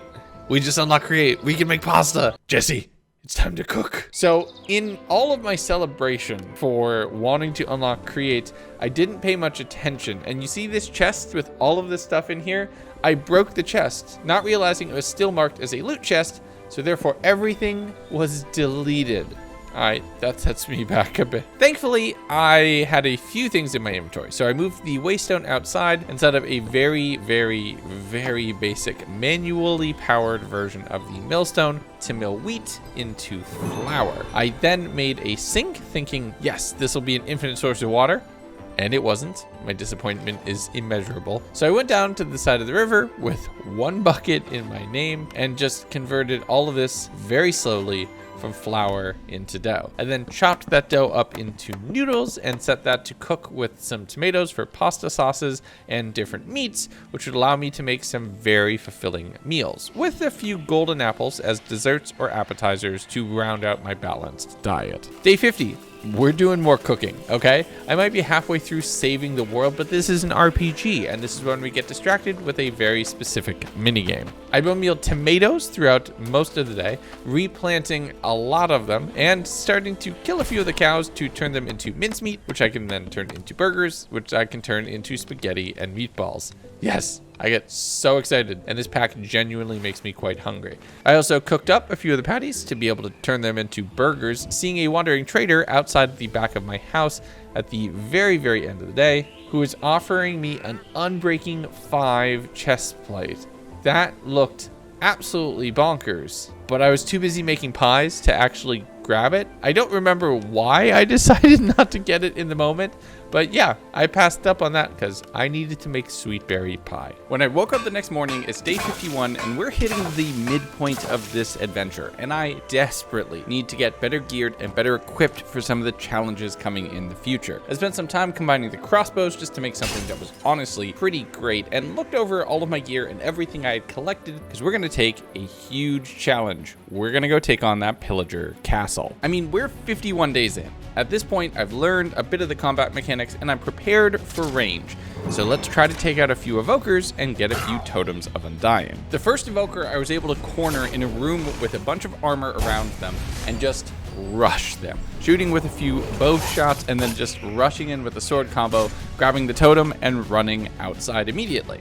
That felt like a win. From there, I was back inside, just breaking all of the spawners, fighting any of the mobs that was coming around, and immediately got yeeted by a Ravager that was standing inside here, breaking the first totem and resetting me back to 0. This is a massive structure with a ton of different areas, tons of spawners, and evokers hidden inside the walls that I didn't even notice. And I don't even want to talk about the dinner party that's happening up on the top floor. That is a dinner party of murder. The only benefit of this is that all the evokers and pillagers and vindicators that are there are stuck on chairs, so they can't rush up and attack you directly. After collecting and breaking totem number 3 and having 4 and 5 sitting in my inventory, I'm generally positive about this thing, and it took a full 2 days worth of an encounter to just completely take this down. The last mob that I actually killed was one of the evokers that was hidden inside the wall with a ton of gold and emerald blocks and some amazing loot in the chests. The amount of emeralds I got from this, it was insanely profitable of an attack, but it also meant that my inventory was once again jumbled to all heck. Standing from the top of this tower overlooking this castle and looting what I could find on the tables, I found an hourglass and a bunch of different enchanted books that were just sitting here, both of which I grabbed for different quests or for my own benefit, and just ran back to the house, doing another 10 minutes of inventory management that I'm absolutely sure Seer will show you every moment of it. And after that 2 days of relentless combat, I had exhausted basically all of my food and most of my gear was halfway damaged. So I spent day 53 repairing and cooking, making sure that I'd be able to, do the legendary scarfing down 3 cheese wheels in the middle of a battle to be able to survive an ogre attack. Trust me, that almost exactly happens a little bit later. But I culminated this day by making the paraglider, having the Breath of the Wild parallels be a little bit more on the nose. Honestly, I'm a little embarrassed that it took me this long to make this thing. It is super cheap and it is super useful. I mean, look at it. It cancels basically all fall damage. I can fly. It's amazing. So I headed back over to the village, grabbing all of the fertile soil out of a few of their buildings, which I can use to harvest crops better. Spoilers, I never do. And since I can't make my own anvil yet, I used the one in the middle of the scarecrow to actually finish repairing all of my gear. From there, I summoned my new horse, heading towards a new shrine, which was a puzzle. And, yeah, I'm normally recording for these videos at like midnight or 1 a.m. after I've worked my day job, spent time with my family, and sometimes streamed. Come check me out on Monday, Wednesday, Friday. I'm usually pretty stupid when these are going. And this puzzle broke my brain. I'm not gonna lie. It took me far too long to figure out how it worked. But eventually I unlocked it, grabbed the spirit orbs, and ran away with my tail between my legs. I do not want to talk about how long that took. And you better not make me look stupid in the edit. I do that bad enough to myself, okay?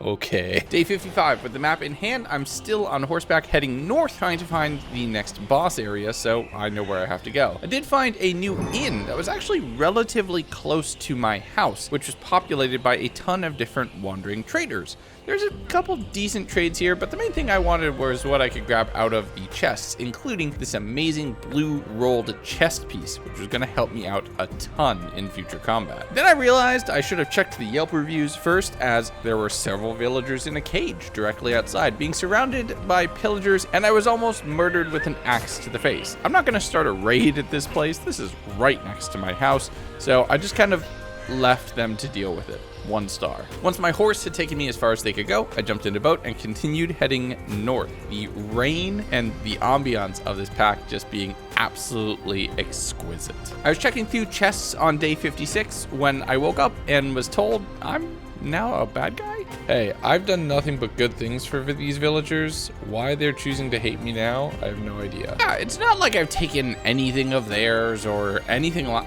I am the hero here, okay? I feel personally attacked. I continued heading north through the desert on the horse, which I had not yet named, finding my way to a large cliff and putting that paraglider to use. And oh my goodness, was that not both terrifying and extremely exhilarating to just gently float across the void. But combining all of these, I made my way to yet another village, and knowing that village reputation is global, I spent a little bit of effort and some emeralds making up a few of bundled emeralds, which you can use to basically bribe your way back into everybody's good graces. You have to sleep though, so I threw another one in the morning for good measure, maybe that'll make them like me a little bit more, and continued north, learning absolutely nothing and looting the next POI that I could find. There were ghosts in this one, which I kicked like Korg in that one Thor movie, and saw somebody who wrote a journal about how the Earth is a cube. I guess it's Minecraft, it tracks. But down in the basement, I realized that this place was probably hiding a bit of a dark secret, as there was a hoglin just waiting to attack. With that attempt on my life totally handled, I jumped back on No Name and continued heading north, finding a waystone just out in the middle of a field and grabbing that to take it with me. It would be extremely useful. The paraglider is the main way to go across canyons, and I can just summon the horse back to the other side with me, which is wonderful. Minecraft, please add this. I spoke with a single random villager standing out who offered me a blue journal, which it turns out I traded for it, is a gateway to yet another dimension in this mod pack. And I don't even get to touch it at all in this 100 Days movie. Maybe if we come back here for another chapter, but I'm just getting through the overworld right now. But I had found where I needed to go, so I dropped down the waystone, warped back home, dumped out all of my inventory, took a quick nap, teleported back, and it's time to fight the Nine Tails, which, if they weren't stuck inside a fence, would have probably been a lot more terrifying of a fight. Relying exclusively on my crossbow and staying away from whatever the heck is happening right there, I do not want them to grab me. And since 2/3 of my gear is giving me better speed, that is very easy to avoid. I snuck in between two of their attack patterns, a few quick sword slashes, and I had the next eye, one step closer towards the end of this game. Thankfully, the Guildmaster's next target for me was the Skeleton Overlord, and I actually knew where one of those was. I had passed them just a few days prior when I was out searching for that werewolf, but now I could enchant my gear on an enchanting table. So the first thing was to head home, and I have no idea what this UI is, but I did come up with some relatively good enchants, so I'm gonna roll with it. And despite knowing that I had passed by one of these Skeleton Overlords, the problem was all of these village names are, just like I've said before, just like something my friend Sean makes up. So they're pretty worthless to figure out where I actually need to go, and it took me several teleports before I realized I was close. The hardest part of this was going to be getting up onto that island while being under fire from whatever enemies might be waiting for me up there. Thankfully, the horse was able to get me in pretty quick before a lot of things spawned on the ground, and I had more than enough wood blocks to just do a very simple nerd pole all the way up. Once I was on the giant floating circle, the first thing I had to deal with was these ogre mages, which would set me on fire if I got a little bit too close. That was very dangerous. The second thing were the explosions that were constantly targeting at me, and the fact that I needed to mine through a fence to be able to take on the boss at all. And this is the first boss that I fought exclusively in third person, and running out of arrows about halfway through, needed to play a lot more close combat. Plus the boss's attack patterns and the different abilities that they had with the summon giant column of fire spell that they were casting on me pretty frequently. Honestly, this combat is what made Dawncraft click for me. I'd been kind of struggling with the different combat mechanics and the different combos. This felt like a proper boss fight, and is something that genuinely I hope that one day we can experience something like this in a more vanilla version of the game. Because when I slayed the Skeleton Overlord, oh boy, did it feel good. Yes! Oh my god, that was so cool. Blighted meat, the magical eye. Yo.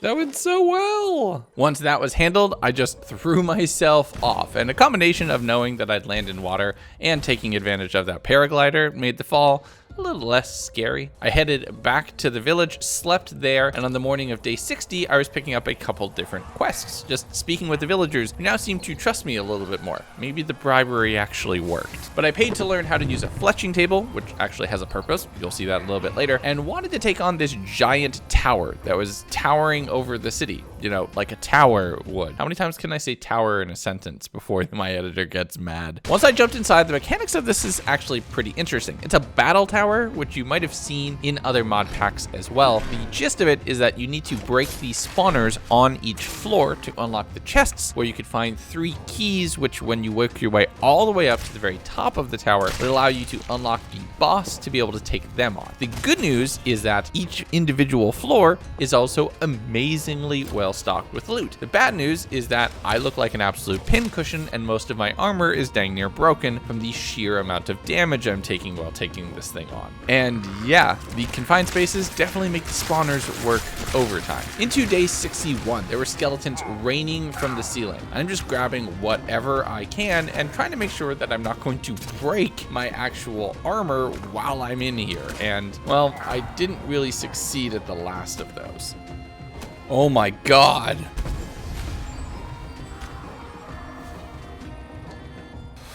Whoo, that was so close. Oh, and I lost like 3/4 of my armor. Oh, that might not have been the smartest decision. I don't even know how far up I made it. There's gotta be an eye on the top of that thing. But at this point, since there was no way I was taking on the battle tower in that little armor, I spoke with the guildmaster, who gave me my next target, a renowned holy knight that I would have to take on. That didn't seem ominous at all. But I thought, you know what? Maybe I can do this. I broke down all of the diamonds that I had and crafted it up into a brand new set of vanilla diamond armor. Now, the rolled RPG-like armor is definitely better for many things, but in just base defense, this would get the job done. I also made sure to break every window as I passed it, so I'd be able to jump out of any of them and use the paraglider to make sure I was gonna be safe. I'm trying to take all of this at as much range as I can. The acolytes with their poison bows are probably the most damaging and biggest risk enemy that I have to fight on here. But as I continued my way up the tower, a message popped in the corner. An undead army is about to attack this part of the world, and a bar started filling at the top of the screen. That's ominous. I quickly paraglided down to the village, thinking that I needed to save them, but nope. It was gone when I was over there. There was just a couple skeletons stuck in one of the farms. But when I went back to the tower, that's when the bar refilled. I'm thinking maybe this is some kind of localized raid, but I'm not 100% certain. It persisted all the way up to when I was at the very top of the tower. But that's not what I was gonna focus on. I slotted in the keys. It was time to take on the tower golem. Having just defeated the skeleton overlord, which had a much more varied attack pattern, the idea of slowly walks toward you to bonk you to death in the face felt like something that I could kite and relatively manage. Plus, I had accrued more than enough arrows, and my bow was pretty amazing. I was able to take this thing down between bow and blade relatively fast. But then the tower had one more surprise for me.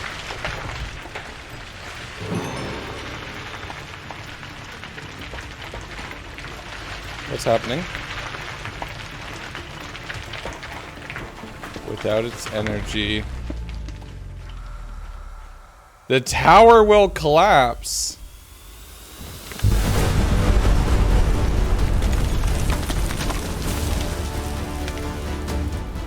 Oh!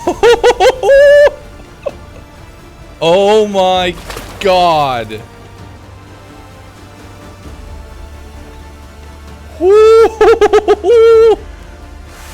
Oh, that almost blew me up. Yo, that looks so cool.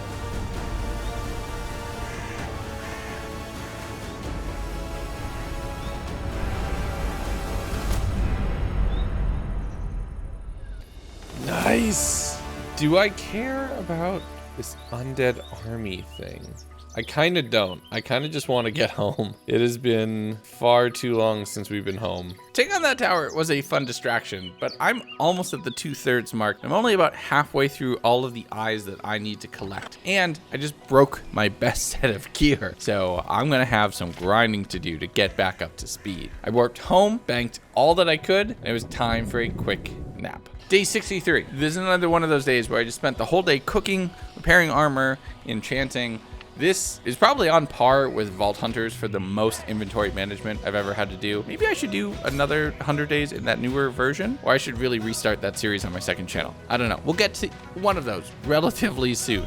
But it's mostly admin and figuring out where this map actually leads, warping through all of the different waystones in the network to just be on different sides of the map to try to triangulate my location. Day 64. In one of those villages, I had a couple new villagers who were willing to give me quests, including things like trading in squid ink or trading in an iron knife, all stuff that was relatively cheap for me and relatively valuable for them, which unlocked a new trader for me, a butcher. It wasn't immediately useful because I'm making better food, but it's nice to keep them in a little hole. After trading some more squid ink in with the cartographer, they leveled up my map making skills and allowed me to improve my sailing speed even further. But when talking about ships, I turned my eyes towards the sky ship directly above this village, climbing the ladder and taking on what was inside. Now, I've faced this one before. This is a bunch of kind of, I don't know how to put it, redstone zombies? Steampunk skeletons, something along those lines. And there's a bunch of spawners in the darker areas. The new combat mechanics of Dawnkraft on top of that definitely made this a lot more interesting though, and I'm approaching the challenge of these individual rooms with a lot more caution. Because despite having killed what I can only assume is gods, I'm still gonna get absolutely mauled to death by 3 small skeletons with very sharp axes. This definitely feels like D&D.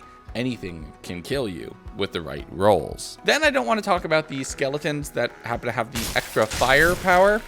Get it? See what I did there? Yeah, those I take on the other side of a little head blocker wall. Blasting away with my crossbow, getting the enchanted books that are here, getting all of the redstone components, and a few golden apples, and replacement rolled gear, which definitely would be useful. Paraglider helping me get down without too much of a risk. From there, I had another villager, which is asking me for squid ink, RIP to the local squid population, and I traded in enough paper to be able to learn a cartography trading agreement. This was massive. This was my first chance at different enchanted books in this entire mod pack. But I'm trying to take this one a lot more RPG route instead of doing the villager grind. So I did a couple quick little purchases, not being able to get them leveled up, and I'm not gonna break and remake the lectern. I'm gonna go with what they offer. I figure it's more true to the pack that way. But I continued along, looting a nether portal along the way and paragliding through the rivers. The picturesque landscape of this, the shaders, it's all so beautiful. So sleeping under the stars in a sleeping bag is just wonderful. I made my way into the Badlands, finding massive skeletal structures around here, and another town where it's bandits riding hoglins who drop grenades when they die.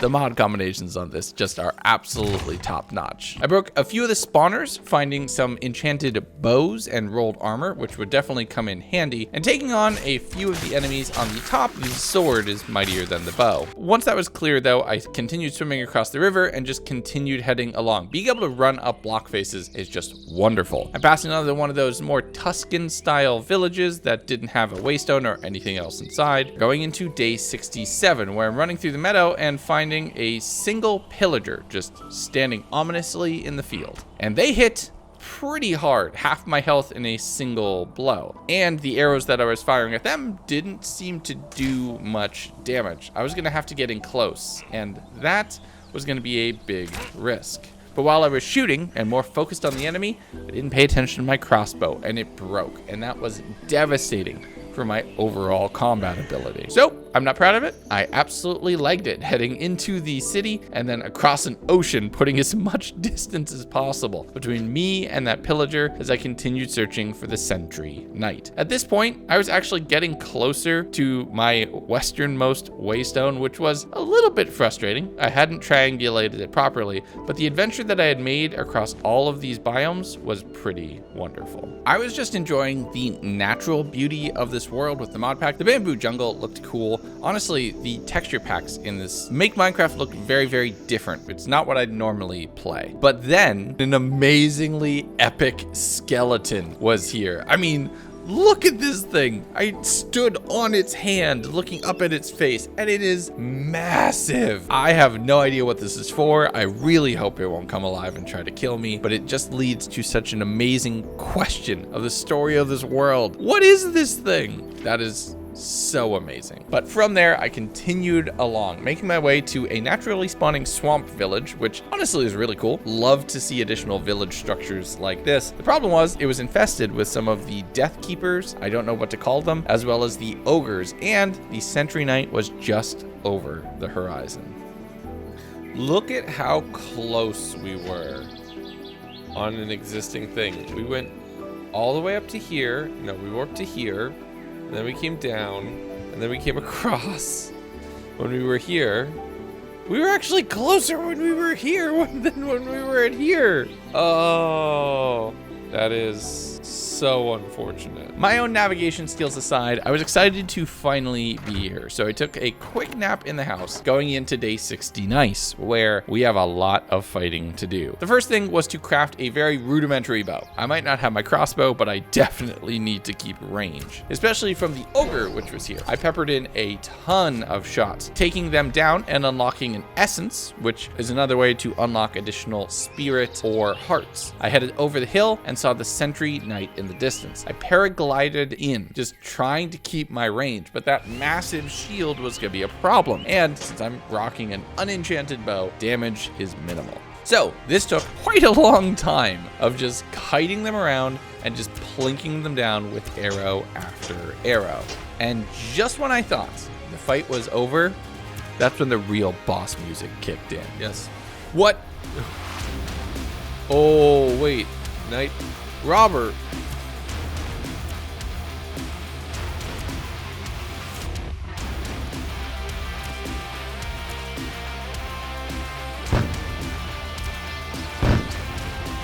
Oh my God.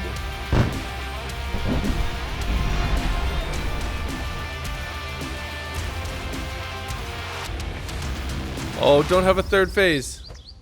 Oh. I slayed Knight Robert for the second time, getting a rogue eye, and thinking that that was what I was actually had been sent here for, started heading back. There was an alchemist's house just on a slightly different route back to the village, and a ton of potions and other things were inside, including a ton of pillagers. I looted a couple of the chests and realized I should probably come back here when it's light outside, so I ran back to the village, had a quick nap, and then headed back over on day 70, jumping in through the window instead of taking it from the front door, just so I could be smart here. This place is absolutely peppered with different create blocks, and I love the kind of Willy Wonka vibe I get from it. Sitting on one of the stools was an illusioner, and thinking that I just killed another rare pillager at one point, maybe they would have another eye to give me. So I spent the time just running around as they would teleport, make a bunch of clones, and then go invisible. So I had to be very careful about who I was fighting. The funny thing was, though, the mobs would naturally sit on any of the chairs that were around, so I found them trapped on a couch on more than one occasion as I was just stabbing them in the face and they could do nothing about it. Once they were eliminated, I took quite a bit of time looting all of the different chests that I could find here, finding things like efficiency books, unbreaking books, but the sacks themselves were pretty wonderful. What was outside of the door was absolutely the opposite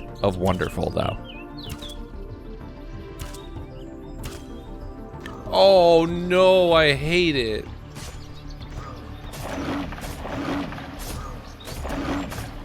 Why does it have a tongue that has a tongue? Ugh.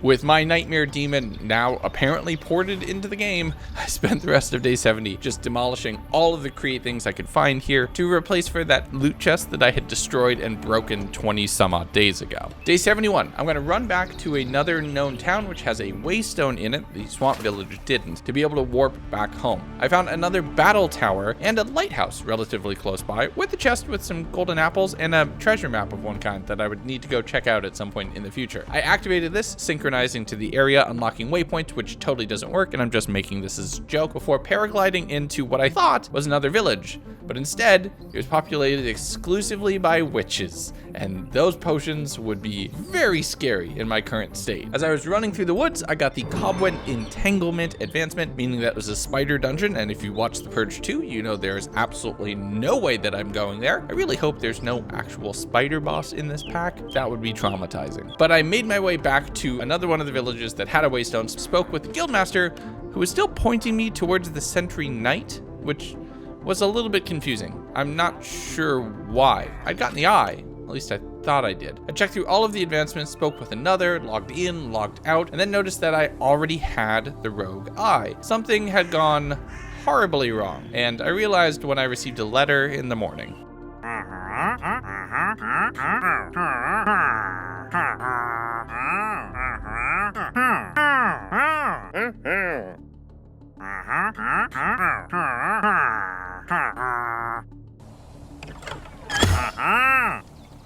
Oh look, wandering trader support.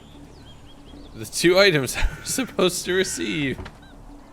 The sentinel sword. Oh!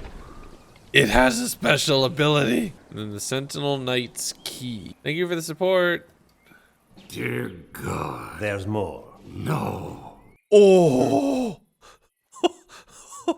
Stay right there. 45 emeralds, they say. Where are you? Get back here. Oh my God.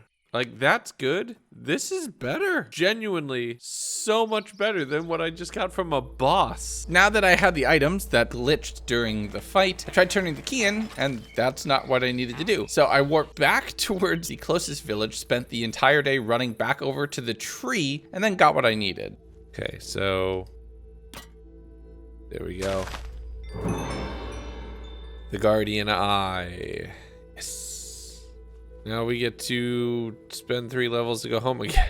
As I was on my way back, I found a huge apiary with a ton of different bees inside and some decent loot in a few of the chests. Again, I have no idea why the villagers don't like me. I'm totally only doing good things for them. I fought an enderman that was directly outside the front door, having to result to sitting in water because, yeah, these things are scary. And the wolf that tried to attack me, yeah, I absolutely got mauled by that thing, popping my totem where I had to grab another from a toolbox while underwater, taking it out with my new enchanted axe. This thing absolutely crits, but it is slow, so if I miss, it is especially punishing. The next day, once I had warped home, I configured both of my toolboxes for the things that I would need many of, but just didn't want to keep inside of a sack just for stack purposes. This way, I was able to keep things on brand and make my inventory management a little bit easier. I headed back over towards the Guildmaster, where now I received a new quest and a little thread of hair, being warned that this was the final challenge I would undertake and the biggest boss I would ever fight, which made me think it was time to do a little bit of research. I crafted up a spell tome, which would allow me to do different magical effects, turning me into a wizard and crossing the streams from my own medieval mod pack. The only problem was this spell pack is insanely complicated to learn, and when you stack like 9 harm onto it, it basically tickled this turtle right here, which good for them, but not as good for me.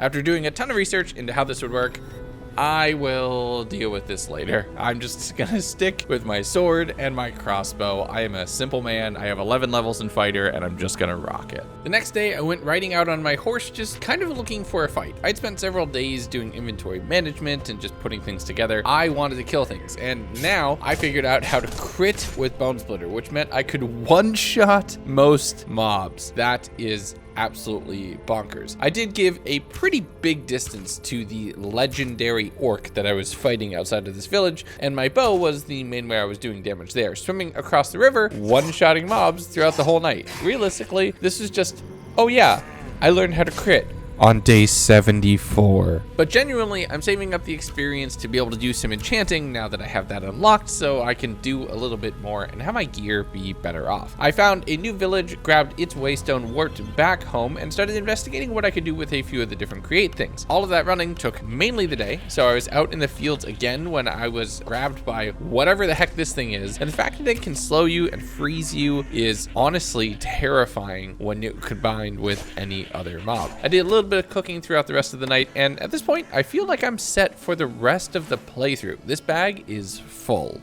Day 76, I threw mending on my diamond boots, meaning that I could repair them with experience. So I headed outside to breed the pigs, and oh, okay, that was just uncalled for. Oh no, they've escaped. Okay, they've escaped. Okay, I don't want to admit that after I took care of all of the rest of the animals and rebuilt the fence, these pigs were probably the biggest challenge that I'd faced in maybe about 20 days, and getting them all in the pen, that took longer than I care to admit. But I spent a good chunk of the night using waystones and warping around just to try to triangulate the next boss and get myself a little bit closer. I ended up at this creepy looking village with a giant structure outside, which I proceeded to immediately ignore the next day, chopping down a whole bunch of spruce, finding a waystone out in the wild, and then finding some enemies in the world. Oh, what is that? What was that? That did not sound friendly. As I was running through the woods, I saw another one of those pillager castles with an enchanted pillager directly outside. It was axe versus axe, and I was able to take the win, and that's when I noticed something else sitting in the bushes. Oh! Oh, that's another spirit orb. Yes! Okay, now I'm gonna have to pay way more attention in the forests if there's just Koroks sitting around. I didn't know that that was a thing, but I continued running along, using the paraglider to cover a whole bunch of distance, seeing some whales, which was awesome. And the village that I came into had a ton of different traders here, including getting me the Hunter Trade Scroll, meaning that I can trade in mob drops for food and emeralds. That's a passive little bonus. I fought the pillagers that had a spawner right next to this waystone, took a quick nap, marked up that, and grabbed the diamonds from the lighthouse structure off in the distance before anybody saw me. From there, I realized, oh yeah, fletching tables have a use, and it turns out they can craft arrows at double the rate, which would come in handy. I sailed along doing some ice boating to cover distance a little bit faster, and running around seeing another Night Robert, but that's not what I want to deal with right now. I made my way into the frozen areas, finding a boat of pirates, and I had a perfectly rational and completely normal response to their presence that is in no way against the Geneva Convention. Digging my way into the boat that had spontaneously caught fire, I found a few pieces of amazing armor, and believe me, I was gonna need it. I'm not sure if you noticed, that was half a heart. I almost died there. Oh my god. Beryl the Withered. You undoubtedly have an eye. There's no way you don't. The next day, now that most of the boat had burned, I positioned myself on one end of the floating husk of the ship and just bowed down the enemies before they could get close. The Wither skeleton made their way off the boat and were floating in the water underneath me, which was an extremely tricky situation to deal with. They dropped Maximalian armor, which I thought would be better than the random rolled iron armor that I had, but it turns out those extra perks are huge. So I'm gonna keep going with what I had. I was actually a little disappointed that they didn't drop an eye. Yeah, I would think like the black eye, something with pirates, but nope. Nothing here. I continued horsing and then running along, finding my way eventually to a giant blackstone crater with a hand inside. Giant summon. Yep. This is the place. Now look, it's only day 79, and I know I am inevitably going to have to improve my gear and gear up for this final boss fight. So I threw down a waystone, warped home, and then did a ton of inventory management that you undoubtedly want to watch every moment of before going to bed. The next morning, to commemorate being 4/5 done with this video, I drank some drugs. Okay, let's see what these are. Oh, that's not good. Absorption 10. Oh, that would have been so good to keep for a later fight. With those named potions being a little bit stranger, it did make me think that maybe I should reevaluate all of the gear and items that I had collected. I did figure out a way to make a table which would allow me to socket gems into the empty sockets on some of my armor, which would give them pretty decent upgrades. I did that with a little bit of enchanting, making a fletching table and crafting additional arrows, and going into the night, breeding a lot of the mobs, finding out that I can't enchant the helmet for some reason. So that's a bit of a bummer. I fought mobs throughout the night for experience so I could do some base level enchantings on a new helmet that I would make, and harvested up a whole bunch of gravel for more arrows, going into day 81 where I enchanted and repaired my existing gear set. I'm in iron armor still. I am 4/5 through this video, and it, with its rolls, is some of the best stuff that I found, so I'm kind of rolling with it. I turned in the spirit orbs to upgrade my stamina wheel yet again, returning back to the house and clearing out more of a space directly behind the house, so I'd have a nice little kind of open combat area that I didn't have to worry about falling into a tree. From there, I socketed an additional cold damage gem into my sword that was already doing cold damage, basically doubling its attack power, and took that out into the clear area behind my house using it and Bone Splitter to just mow down everything. The next morning, I'm realizing I need to upgrade my range capabilities. The bows I have are okay. The crossbow I have is definitely the best thing that I could get, but I need more. I used the millstone to break down all the gravel into flint without having to worry about RNG, which was awesome, and found a wandering trader outside who is selling a god tier pickaxe and some rice. I'll let you figure out which one I was more excited for. Okay, I know. I know this might seem like the stupidest thing to be excited about, but I'm very excited about being able to plant rice. That's like the last food that I don't have. Grow, my pretty, grow. After doing a little bit more manual grinding, I realized create is automatic. That's kind of the whole point of the mod. So I spent a little bit of time setting up an interior water wheel, a few gears, and flooding part of my house to try to get a very basic automatic millstone setup, which I was able to do in short order. Before it turned to daytime though, the rainy vibes was perfect for some moody, brooding combat out in the field. world. Day 83, I continued down through a crack, which led me back to the dungeon that was relatively close to my house that I had honestly kind of forgotten about and don't think I had fully explored. There was a legendary vampire in here that paralyzed me and sucked out half of my blood before I was able to move again and quickly axe crit them down. And while I'm getting good in close quarter combat, range is where it's at, and I need feathers to craft more arrows. So I built a pen and went and grabbed a whole bunch of chickens on leads, slowly leading them back to home and starting breeding them up to be able to get a proper feather supply. Going into the night, I continued with fighting more mobs in the area, again just trying to get up to level 30 and getting even better with the combat experience, and I got a Wilden Horn. That feels like it's super important based off of the advancements, but I'm not sure what it does. What I'm sure it's not, though, is probably a fair trade for the helmet, which I broke at the end of the day. Day 84, I'm checking out all of the local POIs, looting the nearby orc camp that was right outside of the pillager castle, and I saw a ton of different pillager and witch variants out here. They look like they're carrying TNT and miniguns, and that witch is just slinging potions like they're in the MLB. I am giving them a wide berth and not going anywhere close to that. But heading over the hills directly to the west of my home was a house with a whole bunch of food on the top layer and a whole bunch of different bows in a barrel outside. While it was guarded by one of my sleep paralysis demons, my bone splitter axe now is able to do a decent bit of damage, but the ones that throw bones at you, those are actually kind of scary. They stun lock you, which could go very badly. But all of this was topped by a vanilla mob, and you know which one it is. Oh, that's the worst. They made phantoms worse. They gave them a ranged attack?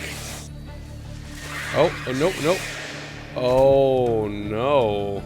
Nope, nope, nope, nope, nope. The next morning, I'm looking over all of the different bows that I had collected and some basic enchants that I was able to put on them to get a power 3 unbreaking 2-1, and some of those stat rolls combine and stack as well, which is huge. This is a blue bow, but it's a pretty great one. I was doing a little bit more enchanting when somebody crashed my house.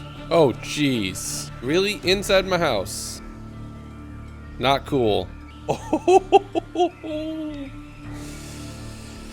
that is really good, though. Oh, it takes Phantom Membrane, though. Oh.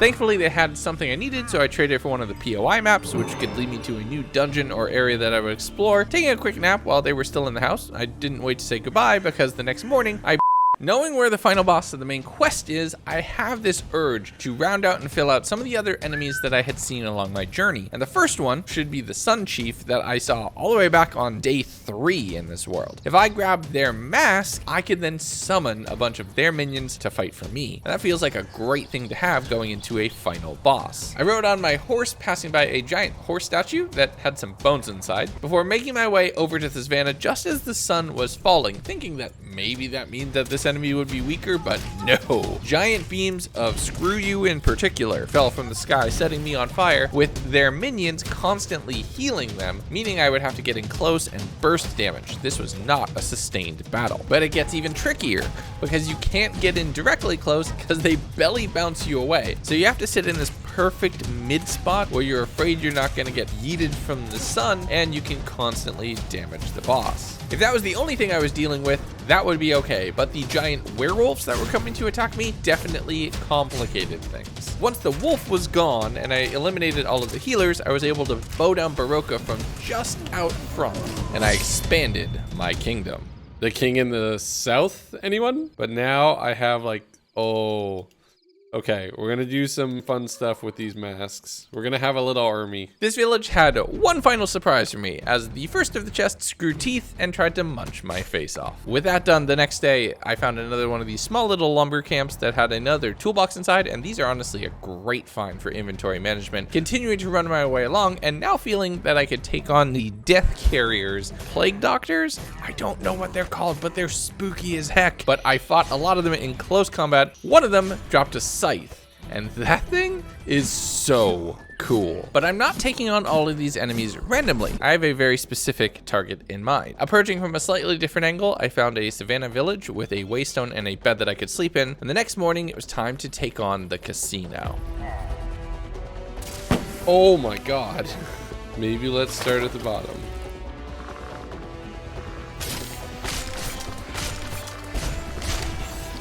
Woo! Okay. Yeah, this place takes the house always wins just a little bit too far, and it's more along the lines of the house will murder you if you attempt to enter. The pillagers with the rocket-firing crossbows honestly is the definition of shock and awe, and it had me panicking. I'm just hiding around a corner underneath a bridge with only 2 hearts, hoping none of them notice me, because if they do, that's another totem gone, and well, that was a totem gone. Plus, my quiver is automatically picking up the rockets, meaning my crossbow is firing explosives when I'm not prepared for it to. After clearing the first wave of the enemies, I'm trying to punch my way through the wall with the extended reach pickaxe to break the spawners on the other side. I got a few of them, but realized this was a losing battle. I was only 2 floors up, I was out of totems, and it wasn't gonna go well. So I headed back to the village, and wouldn't you know it, there was a zombie attack as soon as I got there. I spent quite a bit of time just trying to take out all the enemies at range, because even a mid-level mob can just 3-hit combo me if I'm not careful right now. Took a quick nap, and the following morning decided, yeah, you know what, this village can kind of fend for itself. I'm on a new mission now. Before I take on the final boss, I need a couple totems, because there is undoubtedly a 1-hit kill move or 3 that is going to try on me. I warped to where I remembered seeing a pillager castle, thinking that if I can go in there, be careful, be smart, I can come out totem positive. This site is awesome for taking down the rat mobs or the plague doctors themselves, the combo potential being awesome. I did find a very weird stone house that had a king standing inside. This is probably an NPC for another quest that I haven't unlocked yet, but the invisible spiders, yeah, that feels like a bit of a bad omen. I marked that house before finding a nearby village, using a fleshing table to make myself a whole bunch more arrows, took a quick nap, and took on the pillager castle the following day. I'm armed with knowledge here, which I didn't have the first time around, meaning I know where there's evokers hidden inside of the walls, and I have a rough idea of where all the spawners are located. So I'm methodically clearing each area, grabbing all of the sacks for additional ability to loot this place, and digging into that wall immediately to take out the first evoker, grab a totem, and all of the treasures waiting inside. From there, I'm just bum rushing each of the individual rooms, remembering that there's a Ravager and being prepared to bow it down before it can cross the hall to get me, and going into the library area, knowing that the evokers will turn on shields that will make them immune to bows, so I have to go in and crit them with Bone Splitter before they have time to summon more Vexes. One of them dropped the Conch of Summoning, and I now have evoker powers. That was so cool. Using that and just constantly popping into and out of the door, I was able to trap and kind of party crash the dinner on the very top floor, looting all of the different foods and potions and the glass bottles of experience, and going to the very top of the tower, which I didn't in the first one, finding a whole bunch of decently rolled armor. But it was one room on the very bottom that I didn't even know was here, which really blew my mind. Oh my god. I'm rich. Very, very, very rich. That means that this is here in the other tower. I'm gonna have to go back if I happen to do 200 days in this world and loot that from the first pillager castle. But my first priority right now was to get back to the village and sleep. There be monsters here. The next day, I jumped in my boat and started sailing and then running back home. There's no waystone right here, so I had to get to another village that had one. I warped back to the house proper, and there's, well, you know what's coming next. Hello and welcome to today's loot box opening video. I'm not gonna make you watch me organize my inventory again. So, quick magic cut. We're done. So we have a bunch of food. I need to do some cooking still. Over probably 7 stacks of emeralds, 12 diamonds, almost a full thing, all the gold, 4 totem. We have the Conch of Conjuring, which we're gonna use. We have our mask and all of the masks that we're gonna be able to summon, all of our trade agreements, and that is basically everything. I'm trying to organize my inventory a little bit better. Since inventory has been such a key feature of this mod pack, I invested a set of gold and then diamond into massively upgrading my backpack storage capabilities. With that and sacks, I can hold dozens upon dozens of things now. Day 93, and I lied to you on day 74 because there is at least one more cooking montage day in this world. I investigated how to cook with chocolate before clearing out all the mobs in front of my house, growing all the rice with bone meal, using that and making pasta and noodles and some different fried rice dishes, breeding up and slaughtering about half of the cows to turn them into more mincemeat, and making a few sweet berry pies to be able to have the speed boost that comes from the light snacks. I checked all of the maps that I had. I want to kill the fire giant giant right at the end of this adventure, so I'm trying to see if there's something else that I can sneak in a little bit sooner. The next day, by chance, I saw a warp stone as a crafting recipe, so I invested all of the ender pearls that I had and a little bit of purple dye, which will allow me to warp to the different waystones without a level cost. The only downside is that it has a 5-minute cooldown. Realistically speaking though, with my travel, that kind of works. But one of the maps that I had was a buried treasure map that looks like it was actually relatively close to my house, so I continued running down the coastline, finding a whole bunch of chickens, which I slaughtered for feathers, and then 2 different POI that seemed to generate over each other, which caused a bit of a jumbled mess, but an interesting combination of plague doctors stuck in the basement. What I can only contemplate is half of a hotel. Maybe this is meant to be kind of like the Shining Hotel. I don't know. I continued running along the beach until I found the treasure chest, grabbing the Heart of the Sea, a whole bunch of gold, and a few other potions. I continued south, finding a village just a little bit further, and another one of what I can only call now a hunter's cabin, with all of the bows outside and the food in the attic, meaning that I had a whole bunch more stock and inventory and ammunition for my final battle. As I continued along that path on day 95, I was attacked by a few minions from another Sun King that was probably somewhere nearby, killing them to get a few additional masks which would be built into my army. There's an orc camp here as well, with a legendary and an epic level orc, and these things hit like a truck. Going from full health to 1, that's kind of bonkers. So I defaulted back to using the crossbow, getting them stuck in water, and just relying on range and not being able to be set on fire. I did once or twice venture just a little bit too close, but patience was a virtue, and I slayed them, getting some decent stuff. With the main threats clear, I spent the rest of the night just asking everybody else questions, looting a few of the chests that I saw, and once the nightmare monsters spawned, decided, nope, this is not fully worth it, warping home, dumping out all of my inventory, and throwing a gem on my helmet to make myself even faster. The next morning, I enchanted the helmet, and it was time to put it to the test. My name is Legundo, and I'm the fastest Minecrafter alive.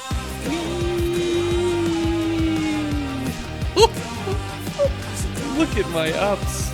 It's ridiculous. Okay, I'm going full monk at this point, not a fighter. I might not have a high AC, I might not have high hit points, but I am dang hard to hit if I'm constantly running around them. I spent a little bit of time upgrading my quiver twice to triple my overall arrow capacity, and found a few different potions which would probably be useful. I brewed up a few fire resistance potions at the brewing stand, the only time I used it so far in this world, thinking it's a fire giant, so fire resistance is probably a good idea. But at that point, I'm using all of my experience, all of my bottles of XP to fully enchant and repair my armor. I'm going into this thing prepared. And the morning of day 98, it was time to do it. So I warped over towards the giant crater, threw on the mask, summoned my horde of minions, threw down a fire resistance potion, headed to the center, threw in the knot, and summoned the boss.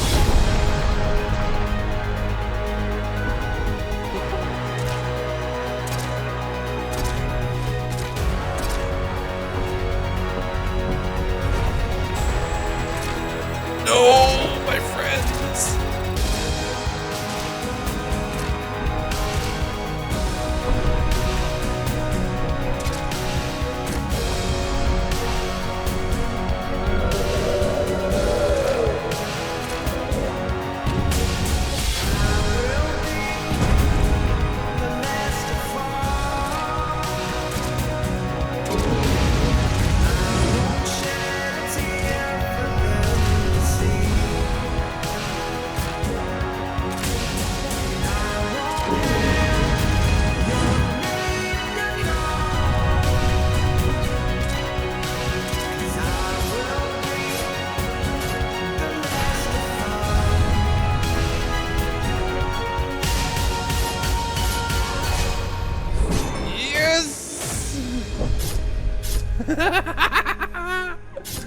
I got him. What does he do?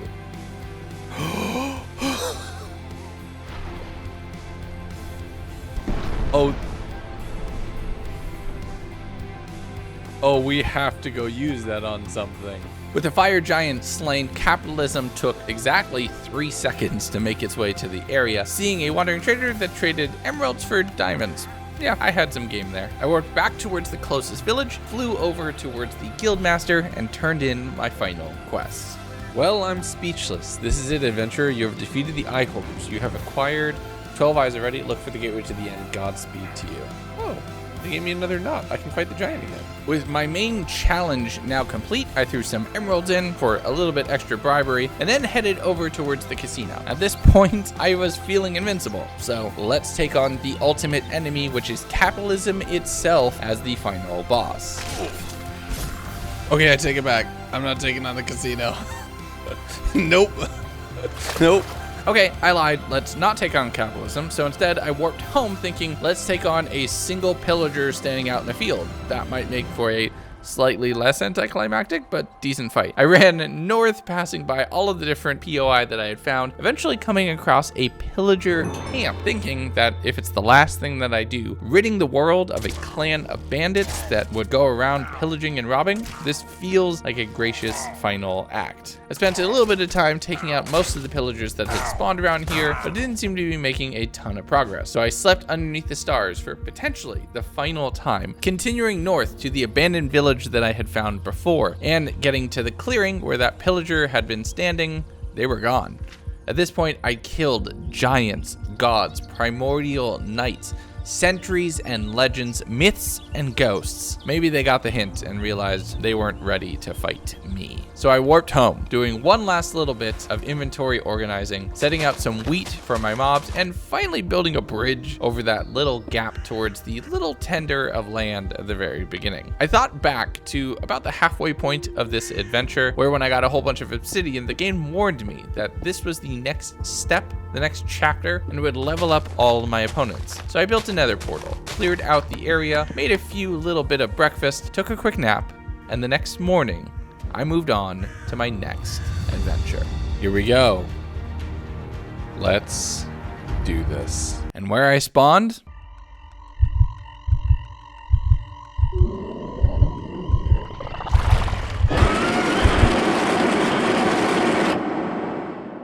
You're just gonna have to wait and find out.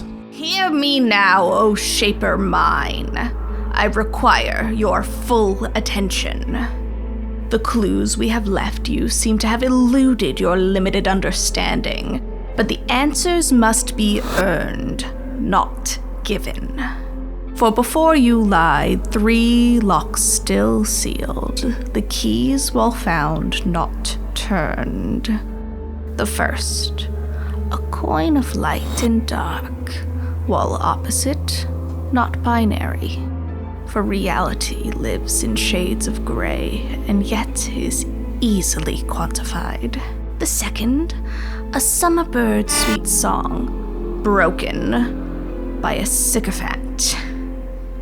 Your reality clearly has its own problems, but fear not, I've cleared the way. The final, yet uncovered, the tools you need lie steps behind. For in 3 becomes 2 becomes 1 final answer that stands the test of time. Minecraft 1.20 has been a lot of fun, but it's easy to lose track of how far Minecraft has come over its 10+ years since release. So I wanted to go back, revisiting every major version of Minecraft and doing it all in 100 days. So we're gonna bring one world from ancient to archaeology, all the way up to the latest version, updating every 5 days. So join me as we take a trip through time in Minecraft.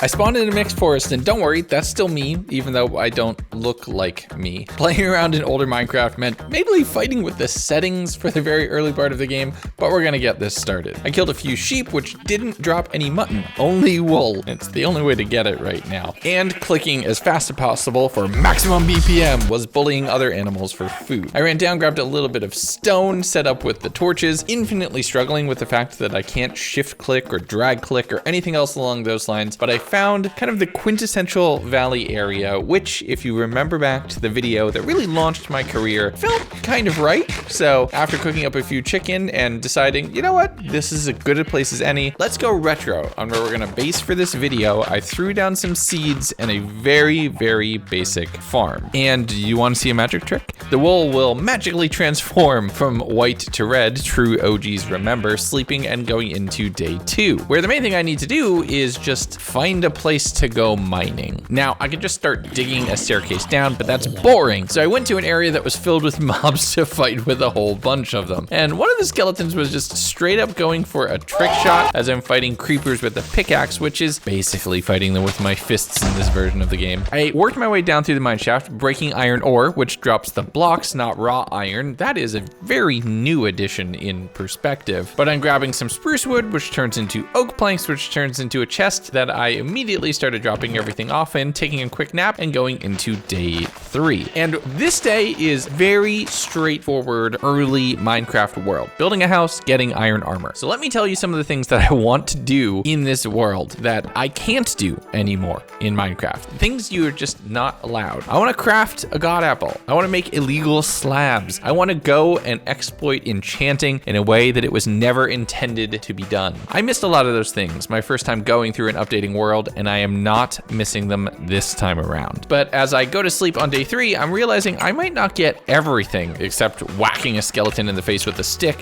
So if I do happen to miss anything, let me know down in the comments and maybe we do this another time. I took that one femur from the skeleton, getting myself a dog friend, which just feels right. Dropping them off to sit by the house so they would be safe for forever. And then suffering through not having drag clicking or shift clicking or even right clicking just yet, having to craft up a whole bunch of wooden slabs. Now, these will become illegal at a future point in Minecraft, and we're only gonna open up this chest one more time. So make sure you comment when these change and when they become illegal. The first comment to save the day where I opened the chest and the slabs were illegal, you get a prize. But with my contraband secured, I grabbed a bucket of water and headed down into the mines, grabbing all of the gold, because this is going to be essential for my second illegal crafting recipe, and all of the iron and lapis and other materials, just to make sure that I can continue on actual standard vanilla progression in the world. The lava just looks weird, and the skeletons are absolute snipers and menaces, and without things like shields, this is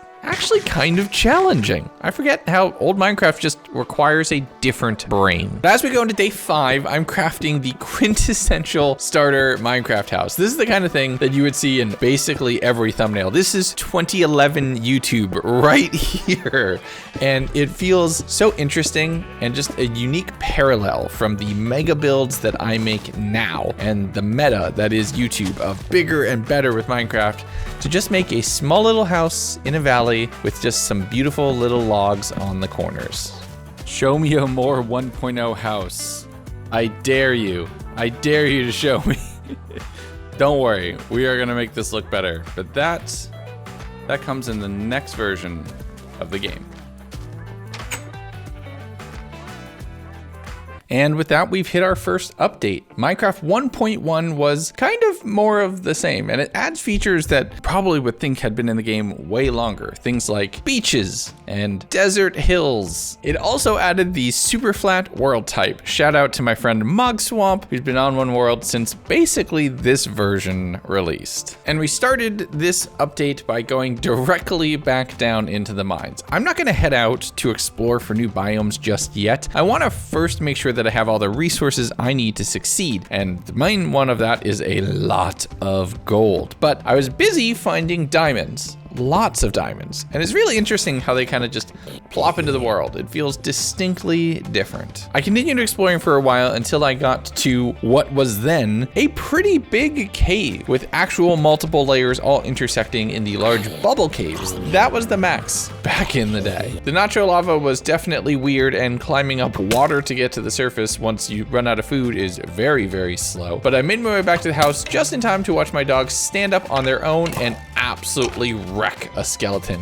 Good boy, Grunts. Day 7, I'm using bone meal, which is OP in older versions. It immediately put wheat to the maximum growth stage for one click. No more of this multiple that you see in later versions. So that's definitely keeping me alive. I use the wheat to lure a bunch of sheep into a hole instead of building a fence and a pen, and the world will remember that and I will regret it later. But just watching Bounce in this is honestly, it's pretty entertaining. I'm laughing now recording voiceover. From there, I made myself a bow, the quintessential diamond pickaxe, and completed my full iron armor set, baking myself up a bunch of bread, getting the old school achievements, which were the predecessors to the advancements, which I got all of them in a video. Go check that one out. But I jumped back down into the mine for the shot you know was coming eventually.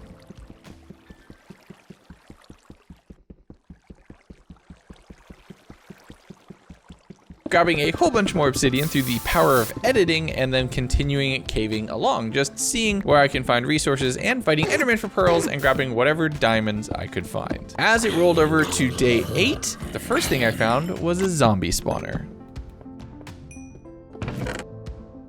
Well, that's underwhelming. This, however, is not craftable yet. I'm taking it. With some new unique blocks in hand, I used the bones from the skeletons I had fought underground to tame several more wolves and a diamond sword to bully several more pigs. And I was reminded how bad the AI pathfinding was in older versions. Dogs, stop hurting yourself. I specifically said stop hurting yourself. With unfortunately fewer dogs than I had originally collected, I did a little bit of farming and cooking around the base, using wheat to store more sheep and a few chickens into a hole, because you breed chickens with wheat and not seeds in this version of the game. And the hole just continues to be just a source of joy and entertainment. Day 9, I'm doing a little bit of general exploring around the world, killing whatever cows I can find for leather, just to have that. I'm really trying to bank on earlier, easier, cheaper recipes for sugarcane for books. But with an army of wolves to back me up now, I felt a little bit safer going a little bit later into the night to fight zombies and try to get early experience, which is a lot more potent in earlier versions, to be able to get up to level 30 to prepare for much later enchanting. No way did I just find a spider jockey.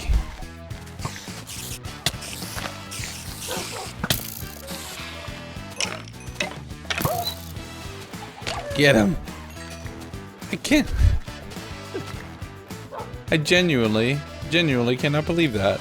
That's super rare in this version of Minecraft. I continued working with my 4-legged murder machines throughout the night. They would turn into shadow creatures whenever they got wet. It's a side effect. That's normal, right? But they don't interact with creepers, who make holes that I need to repair by the sugarcane farm. The next morning, I put down a chest for our second illegal project, Project Uncraftable. A little bit more on that a little later, but we're repairing the creeper holes that had been caused throughout the night and breeding the animals and growing all of the sugarcane, because that can be converted into paper, which is much more OP in earlier versions. I started smelting up all of the gold that I had in my single furnace, doing terraforming while I was waiting, and throwing gold blocks and ingots into the uncraftable chest. And yeah, you can probably figure it out. We're going for god apples. But for that, we're on the clock, and it was time to tick over to the next update. Minecraft 1.2 added the jungle biome to the game, as well as iron golems, bottles of enchanting, ocelots, which are not cats, those are added in a later version of the game, and I will fight you to the death over that. Zombie sieges, the OG raids, and mine shafts, the things you see in basically every Legundo video. It also doubled the world height to 256 blocks. Again, just putting Minecraft's past into perspective. And this was going to be our first update that we're going to venture out and see what the world had to offer. Once it had converted and I spent some time breeding up all of the wolves to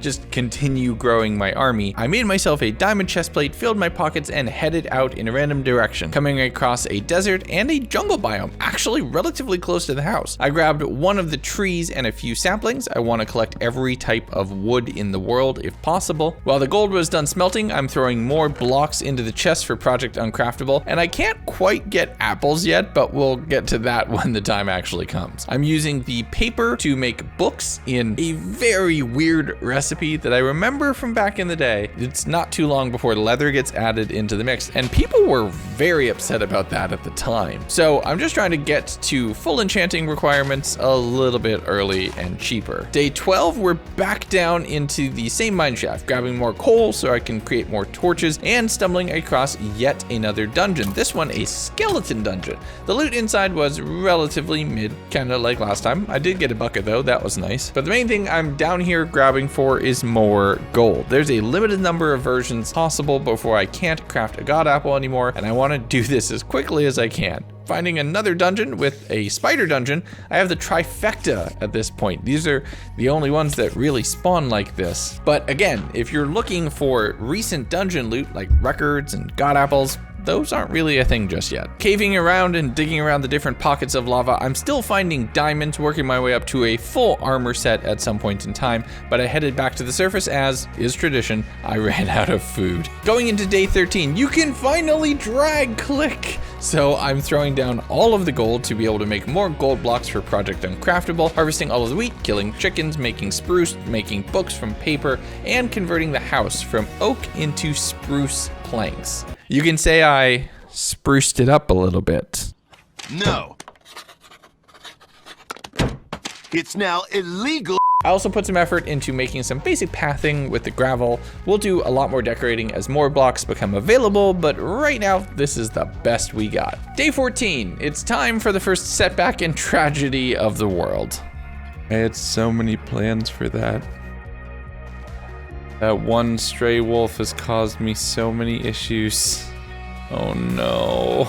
Okay, I'm not gonna lie, that's genuinely unfortunate. We'll be able to recover, but it is gonna take us a little bit of time to do that. So I thought instead, let's just get a little bit more of a farm together using a lily pad that I collected to make it a little bit safer. I'm not gonna lie, I spent like half the day just staring at that empty hole and upset at myself for not using a fence or something. Day 15, I'm doing more exploring in my local area, grabbing some different leaves. I'm using a hoe, even though that doesn't become the tool for leaves until 1.16? Wait, seriously? 1.16? But I'm chopping down pumpkins, which are all jack-o'-lanterns in this world, killing cows by throwing them in a pit which goes to the void. I did follow after one of them because this felt like a pretty deep mine shaft, at least relative for 1.2, and there was possibility for diamonds and other resources around here. I marked it with torches and would never return to this location, having forgotten where it was since I have no object permanence. But from there, I planted up the pumpkin seeds that I had crafted from the jack-o'-lanterns and then smelted up some steak, Sierra. Smelted. Smelted. It's a furnace. You smelt things in a furnace, okay? Just new update. Minecraft 1.3 added some things that you probably were surprised they took this long. Things like desert and jungle pyramids, which spawned in the world and probably desperately need an upgrade. Golden apples, now having the enchanted golden apple recipe. This is what we're waiting for. But also things like emeralds and trading. The core mechanics of the game took 3 versions to get added. So I logged into the world in 1.3 and things immediately got interesting. Yeah, it seems like the creepers are getting a little bit smarter in newer versions. But after repairing that and harvesting the sugarcane, turns out my time was up and books were now far more expensive, requiring leather. So let's go kill some more cows. I headed off in the direction that I thought that hole was in, since there were a bunch more cows around it. And while I found all the cows, I didn't find that hole. I found a different one. I told you I'd forgotten where it was. But I headed down into the cave system, following along and just noodling my way through before digging into, wait, what was that again, Legundo, from 60 seconds ago? And mine shafts, the things you see in basically every Legundo video. But I started exploring my way through the mine shaft, which in older versions of the game had chests and not minecart chests as where they actually lived in, which caused for some interesting interactions if you ever saw one intersect with the dungeon. Thankfully though, the large wide open tunnels helped me find a lot more gold, and the one spawner was halfway covered in lava, so it made this a pretty easy mine shaft to raid. I dug my way back up to the surface and had realized the day had rolled over. So I built a little tower, water bucketing down, and then running back through the desert, through the jungle, and back towards home. And okay, fine, I'll use a fence instead of just putting all my mobs in a hole in the ground. Just no originality game, gosh. On day 18, I have completed all of the gold I need for the first step of Project Uncraftable, and I'm trying to get my way towards a second. That would be cool. The only thing I need now is an apple, and That's actually gonna be a little bit harder to get in this version. But after a little bit of farming and a little bit of mining for coal, I'm throwing down torches throughout the valley to make myself a safety wall of light. I don't like putting walls around basically anything. I wanna feel connected to the world that I'm living in, so light is my main defender. And we're flying through this update, and we're almost 20 days into this world, so it's time to get started on maybe not a mega base, but more of an actual base proper instead of the little starter house down in the valley. And like I said at the very beginning of the video, we're gonna go classic here, a throwback all the way back to my very first 100 days video. But I'm doing equal time between mining into the mountain and doing farming, and I guess an apple might have been easier than I originally thought. Yes, yes. This is the last thing I needed for Project Uncraftable. Okay, let's do this.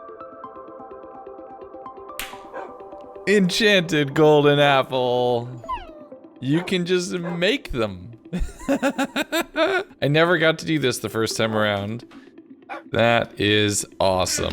With one of my main goals already complete, I'm riding high, and I'm feeling we're gonna end this update strong. So I spent most of day 20 building out an initial base, or the entrance for the base. Like I said, we're going all the way back to my original 100 days video, which means we're building a hobbit hole into the mountain, and not exactly the same modular design, but I wanna keep the circle window, the main walkway up to it. I want this to be a throwback and a homage to maybe not Minecraft's origins, but mine. But that is going to be a bigger project, so I slept down in the starter house as we rolled over to our next update. Minecraft 1.4 was up next because that's how numbers work, and it added spooky things like carrots and potatoes, witches, withers, and the wither skeleton. Now we haven't even ventured into the Nether yet, and we probably won't for another update or two because this update is gonna be all about building. Since cobble walls are now a thing, I use them to decorate the staircase out in front of the base and then focused a lot on the interior. I'm gonna go for a design that harkens back to my very first Minecraft hardcore base from my first 100 days video, which is gonna be a hobbit hole inside a mountain with all sorts of little modules and areas around it. You can't put chests next to each other just yet, so I'll leave that space for a later update when it becomes possible. But I'm doing the building, the farming, the mining, and you know what?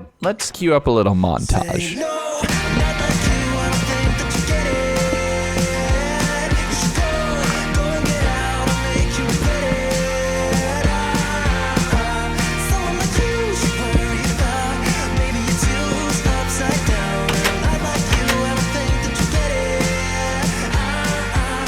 With a couple days of building done, my need for leather was going to greatly increase, both for books, now that it was required, as well as item frames and other decorative things that I'm gonna want around the base. And for that, we need cows at home. So I used wheat, which actually had a much higher follow radius in older versions of the game, so it was easier to move mobs, and lured a few cows over towards the base, getting them inside a fence post next to their brethren of different types. I also experienced a phase-shifting sheep who just made its way through the fence somehow, and disappeared shortly after that. But now that I actually have something to build for, I'm getting a bit of sand and setting up a smelter wall. No big super smelter here. Crafting that up into glass, which I can use to close in the front of the window for the base, and terraforming the ground around the circular window so that it fits in nicely and feels like it's kind of just nestled in where it belongs. With a bit of detailing, like making sure fences are in place, farms are up to date, and cobble and wood are all set up in place, this building will grow with me, and it will be decorated as we continue to make our way through the generations, but it's time for another jump. The next update deals exclusively with things that are way too complicated for my tiny little Minecraft brain. It's almost all about redstone. And while I'm gonna use some of these components for sure,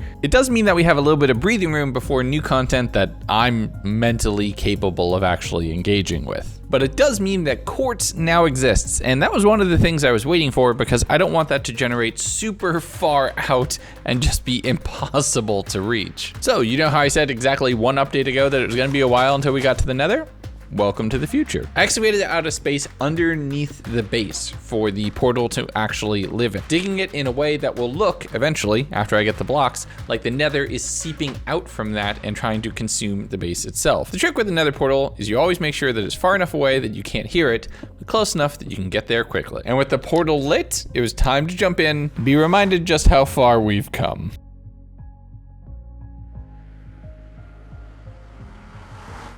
I forgot just how ugly the Nether used to look, but lava's now correct. Oh, I should have came here last update. That would have been wild.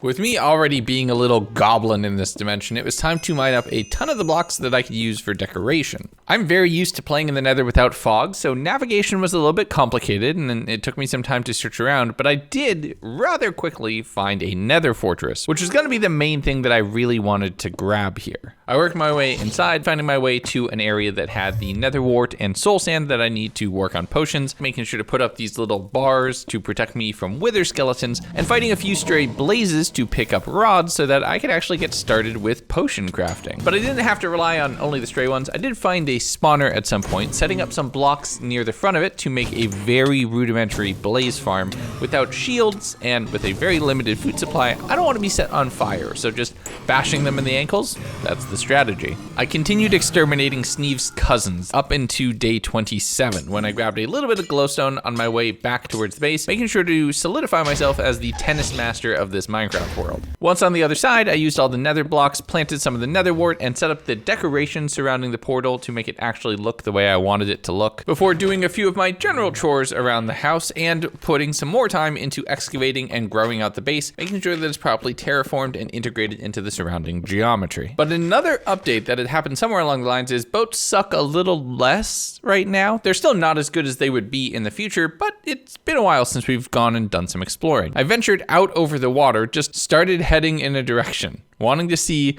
what was on the other side, and oh boy. I'm not gonna lie, it's kind of off-putting how quiet and empty this is. As soon as that little chunk of land disappears, nothing in front of us, nothing behind us, absolutely silent, and no life whatsoever. It is genuinely a little unsettling. It is just a completely silent activity. And we are, at this point, almost 3,000 blocks out. And there is nothing anywhere as far as the eye can see. Land, just as I said that. I did find and murder some sheep on the other side of the continental ocean, exploring around more on day 29, where somehow Antarctica or the North Pole was off to the west. I don't 100% get how this worked, but I'm not about to question it. Whether it's running along the icy, deserted plains or sailing over an ocean that has no plant life, no nothing, just endless fields of gravel underneath it, it really puts into perspective how much this game has changed. Oceans used to be void of basically everything except for the occasional ocean monument. Now, they're core areas with all sorts of structures and some of the most new and updated content hidden within. It's really kind of wild. I did find a jungle temple, so the world isn't completely barren. Right at the end of the day, looting that and grabbing the supplies, continuing my way back towards the base on day 30, and remembering that I can actually water bucket clutch on top of leaves in this version. I used a bit of the mossy stone from the temple and continued killing animals that could somehow phase through fences, before wrapping up this update and preparing for yet another jump through time. Minecraft 1.6 is the horse update, but it also added things like terracotta, then called hardened and stained clay, the block of coal, carpets, and hay bales, all of which are things that feel so core to the game, but I remember when this got added. And considering this is the horse update, I figured it's been a long time since I've went and got a horse in Minecraft. I grabbed a saddle and headed off to the plains thinking maybe they'll spawn around here. After walking around for a little while, I figured maybe they won't, and the passive mob cap is filled, so I slaughtered every single innocent animal within sight, and nope, just more sheep and cows spawned. I used some mixed wools to craft a red bed because the logic works weird like that, killing cows, sheep, and anything else that I can find, including Enderman, just trying to find a spot where some horses would spawn so I could tame one and bring it back to my base. I'm getting further and further out with each day, so that journey back is going to become more and more arduous, but thankfully the occasional Enderman is spawning and I'm able to get pearls, which would eventually help me find my way to the stronghold. Okay, I'm starting to get a little nervous now. We're halfway through the horse update and I haven't even seen a horse. I did use a water bucket and some lava to cast up a quick portal, popping into the nether and thinking, you know what, this will help me get back to base quicker and then I can explore off in a different direction. I didn't realize in the moment that I had gone through the portal that linked back to my base. So I did a little bit of exploring in what I thought was a new Nether fortress, but it turned out it was the exact same one. And when I went through the portal thinking that that would link to where I had put one into the desert, it sent me back to my base. I guess mission accomplished? And considering the fact that we hadn't found any horses, I thought, you know what? Maybe we should prepare for the other thing that we should be searching for. I want to head to the end, right around the 1.9 update, so I can go and get an elytra at the same time. And I threw an eye, figuring out that it was pointing off to the east. Now, stronghold positions are going to change throughout several of these updates, so I have to be very careful with where these eyes are pointing me, because it might no longer point to an active stronghold, or point to a stronghold where it thinks one is, but it never generated. But that will be a problem for a future update me. I wrapped up day 35 by doing more work around the base, setting up a little area off in the corner with the birch plank floor so that I could turn that into an enchanting space, and creating and decorating a little bit of a bedroom / treasure hoard space, which would change. This base evolved with me as Minecraft evolved around me. As it got later into the night though, I'm going to need more pearls to craft more eyes to be able to find the stronghold, especially as they're about to change out from under me. So I spent the evening fighting zombies. Husks weren't a thing yet, and Endermen in the desert to just get more pearls. And as the sun started to rise, the world transformed yet again. And this time in a big way. 1.7.2 was the update that changed the world. And it was one of the last in recent memory major biome additions where multiple biomes were added all at once. We're talking savannas, sunflower plains, dark oak forests, mesas, all the different wood types that were added, coarse dirt, packed ice, all the leaves. But it also marked a major loss. The original rose was deprecated, being turned into a poppy. Can I get an F in the chat? Only the OGs will truly remember. But when I logged in, the first thing I was greeted with was a tutorial for playing the game. We're 30 days in, okay, but it's mainly because the tutorial and advancement system reset. That makes sense. I headed through the portal, using it to immediately fast travel back to the base, and started exploring off in the direction that the eyes had sent me. And it was a pretty straight line. Off direct to the north, it followed in line with what it had sent me in the previous update. So I'm thinking, you know what? This is probably a good sign. It's a ways out, but it's a good sign. You know, the thing that I forgot is that eye breaking was already a thing. For some reason, I had mentally prepared that as being added in a later update. So I did kind of run out of all of my eyes while following that straight line, unfortunately. So day 37, I headed back to home and headed down into the mines, because if I'm gonna get more pearls, and I haven't had the best luck with it, I'm gonna need looting. And to have that, I'm gonna need to do some enchanting. So I'm gonna need to prepare for an enchanting setup, getting myself up to level 30 and getting the diamonds and obsidian that I need. I spent over a full Minecraft day just searching around for a couple diamonds, and it took me into day 38 before I found any of them. But with that little bit, I dug my way into a ravine, went home, crafted up the enchanting table, and set up the very beginnings of enchanting. Now, it doesn't require lapis yet, but it is late enough that it doesn't also consume all of the levels that you use to get an enchantment, so I can actually do some rolls. There's no disenchanting, however, so you get one shot at getting something good. So without any major magical benefits, I'm back out to the desert and just slaying Endermen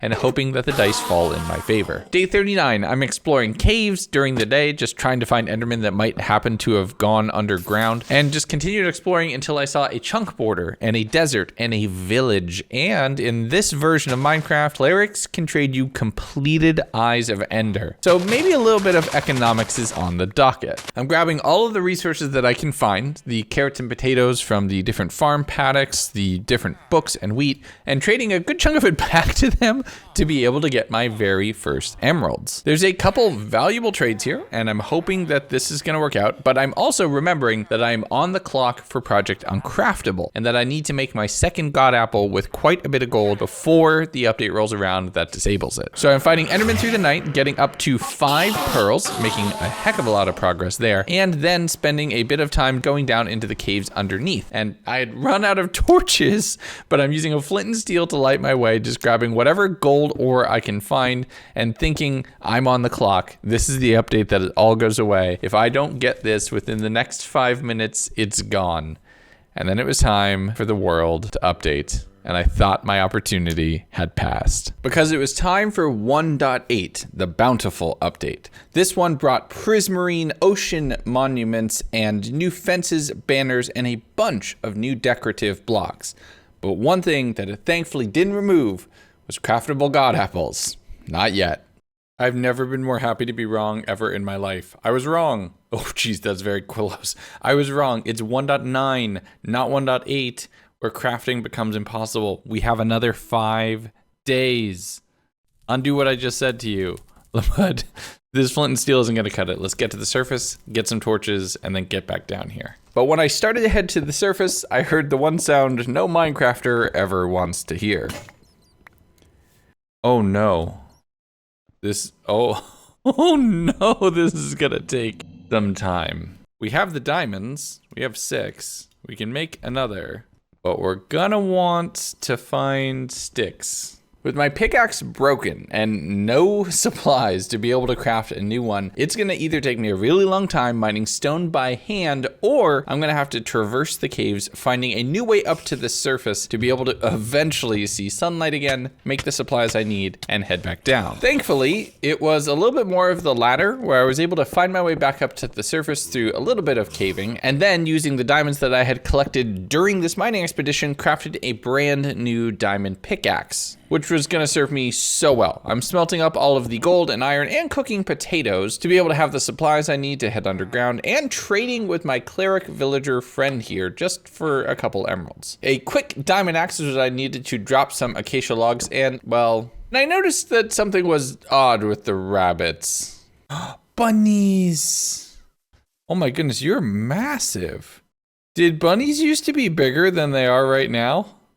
Did they make bunnies smaller? I headed off in the direction of new chunks to be able to refresh my ores, finding both andesite and granite, 2 blocks that were added in this version of the game. Really think about that. I also spent some time killing endermen throughout the night in the desert, where they're so much easier to find, to just shore up my pearl reserve so I'd have everything I need to find the dragon in the next update. The next morning, I stumbled across the first proper desert village in the world, even if it was the absolute smallest one possible, heading through the desert and finding a new cave down, and it's down to get the gold. I really want to make a second enchanted apple before it becomes impossible. And I have to say, mining in these newer chunks and seeing the different textures of stone, seeing diorite pop up occasionally, makes the caves feel a little bit more familiar at home. The sameness of stone being the only block underground was something that was lost on me until I realized that it was no longer missing.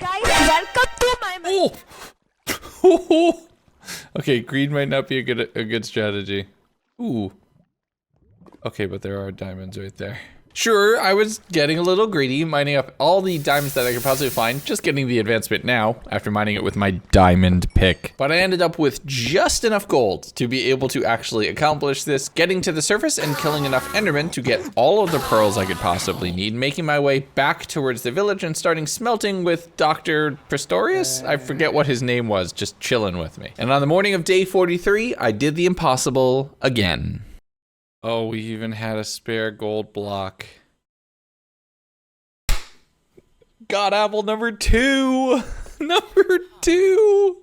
The fact that we were able to craft 2 of these is a massive success. That's one illegal thing in Minecraft done. I released the doctor, organized my inventory, and headed back towards home, making it with just enough time to be able to plant both the carrots and the potatoes into a new farm area in my base, and to enchant that pickaxe that I had just made, as well as all of my other tools. I was well over the levels that I needed now, and I want to be geared up for what's about to come next. Because with one illegal process down, I have another one that I'm planning, but I'm not able to do that quite yet, and it's going to require a lot of setup, so I need to start now. I planted the dark oak saplings that I had collected on my journey in order to be able to have another tree for the collection going into day 44, where I'm doing more enchanting on different bows, just trying to get all that I possibly could, getting flint and crafting up all of the arrows that I would need for the fight that was oncoming, and a brewing stand. Don't worry, it's not the main hardcore world, I'm allowed to do it here. And a brewing stand which didn't need blaze powder. That actually comes in the next update, so so you could just make potions infinitely. That felt a little weird, I'm not gonna lie. But going against what I normally do when I'm about to fight the dragon, because I can't, because phantoms don't exist yet, the only potions I have on board are strength, to be able to make the actual battle itself go a little bit quicker. And after a little bit of decorating, it was time to check in on my little experiment.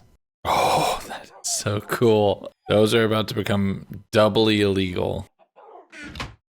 Look at that.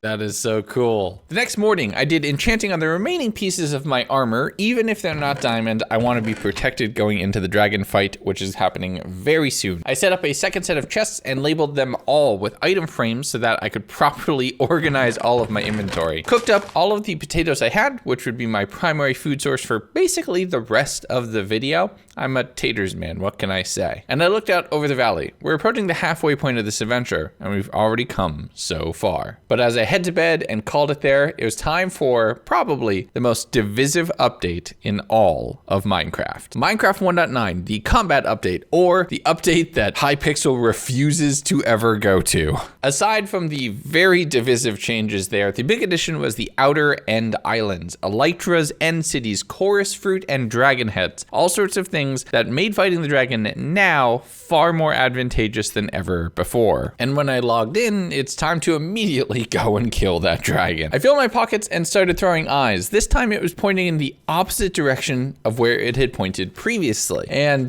this is where it's gonna get a little bit complicated. I figure it might be a bit of back and forth just with the different versions and the changing of stronghold locations. So I jumped in my boat and followed it, but it was pointing to a set of chunks that were actually pre-generated. Now I thought maybe something is weird, something was different, so I mined my way down and found a mine shaft, but no stronghold. Searching around this for the majority of day 46. I'm getting into several caves, but I feel pretty confident it's not here. So, day 47, I headed off in another direction. The inner three strongholds are all in a triangle, so let's head off to where another one might just be. I found a desert temple that I was able to break all of the TNT inside, getting some decent loot from the interior, and continued running as long as the eye was pointing in a different direction, making my way a significant distance out into the ocean, and then not realizing that somewhere I had gotten turned around after digging down one of the times, and it was pointing back to where I just was. So okay, let's try this for real this time. I headed off seeing an ocean monument off in the distance in the new chunks. That was something that just got added last update. That's cool. And I headed off over 1,000 blocks north, making my way to a large mesa biome, which was brand new to this update as well. And the eyes just pointed back to the jungle. I headed up over and past 1,800 blocks, 2,000 blocks, when suddenly something clicked.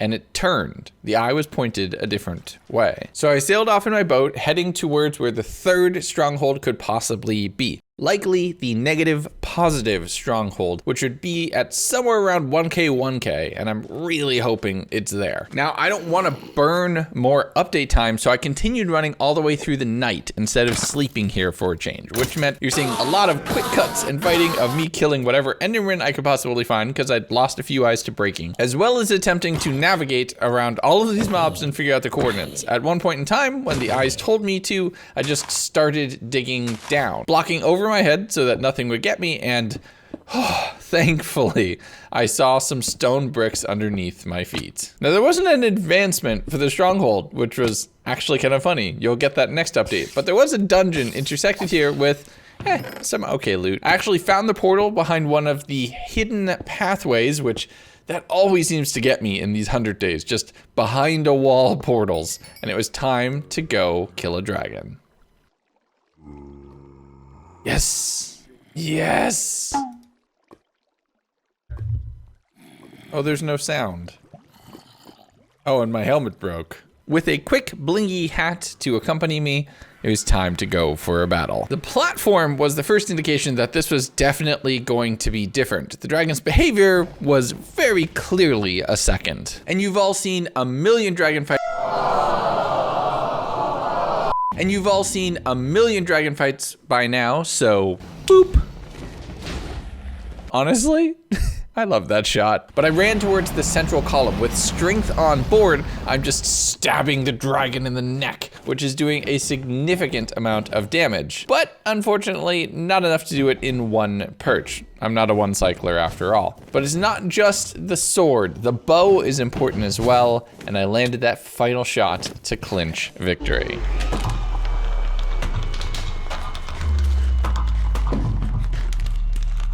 With the dragon slain, I collected all of the experience and her egg to be able to have that for a next generation. Building up to the outer end gateways, throwing my render distance all the way to 0 so I wouldn't die by a glitch that exists in this version, and teleported to the outer end island, where I immediately cranked that sucker right back up to 32 chunks to be able to see as far as possible. And just over the horizon, I saw the telltale purple blocks of an end city.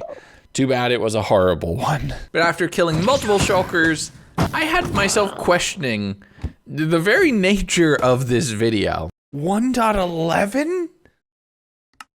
1.11? The end island is here, and we don't get shulker boxes for another 2 updates. What? Well, this is worthless. That, however, is not.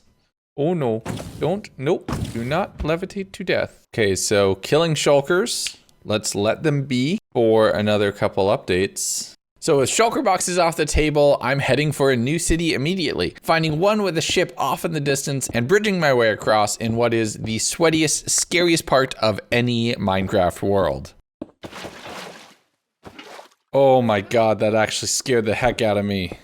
And that doesn't even matter when you try to accidentally kill yourself with a bucket and push yourself into the void. Since the shulkers aren't dropping anything useful, I want to leave as many of them here as possible so I can come back for more shells. So I pillared directly up to the boat itself, working my way in and... Excuse me? Okay, so remember when that shulker appeared after not being there at first?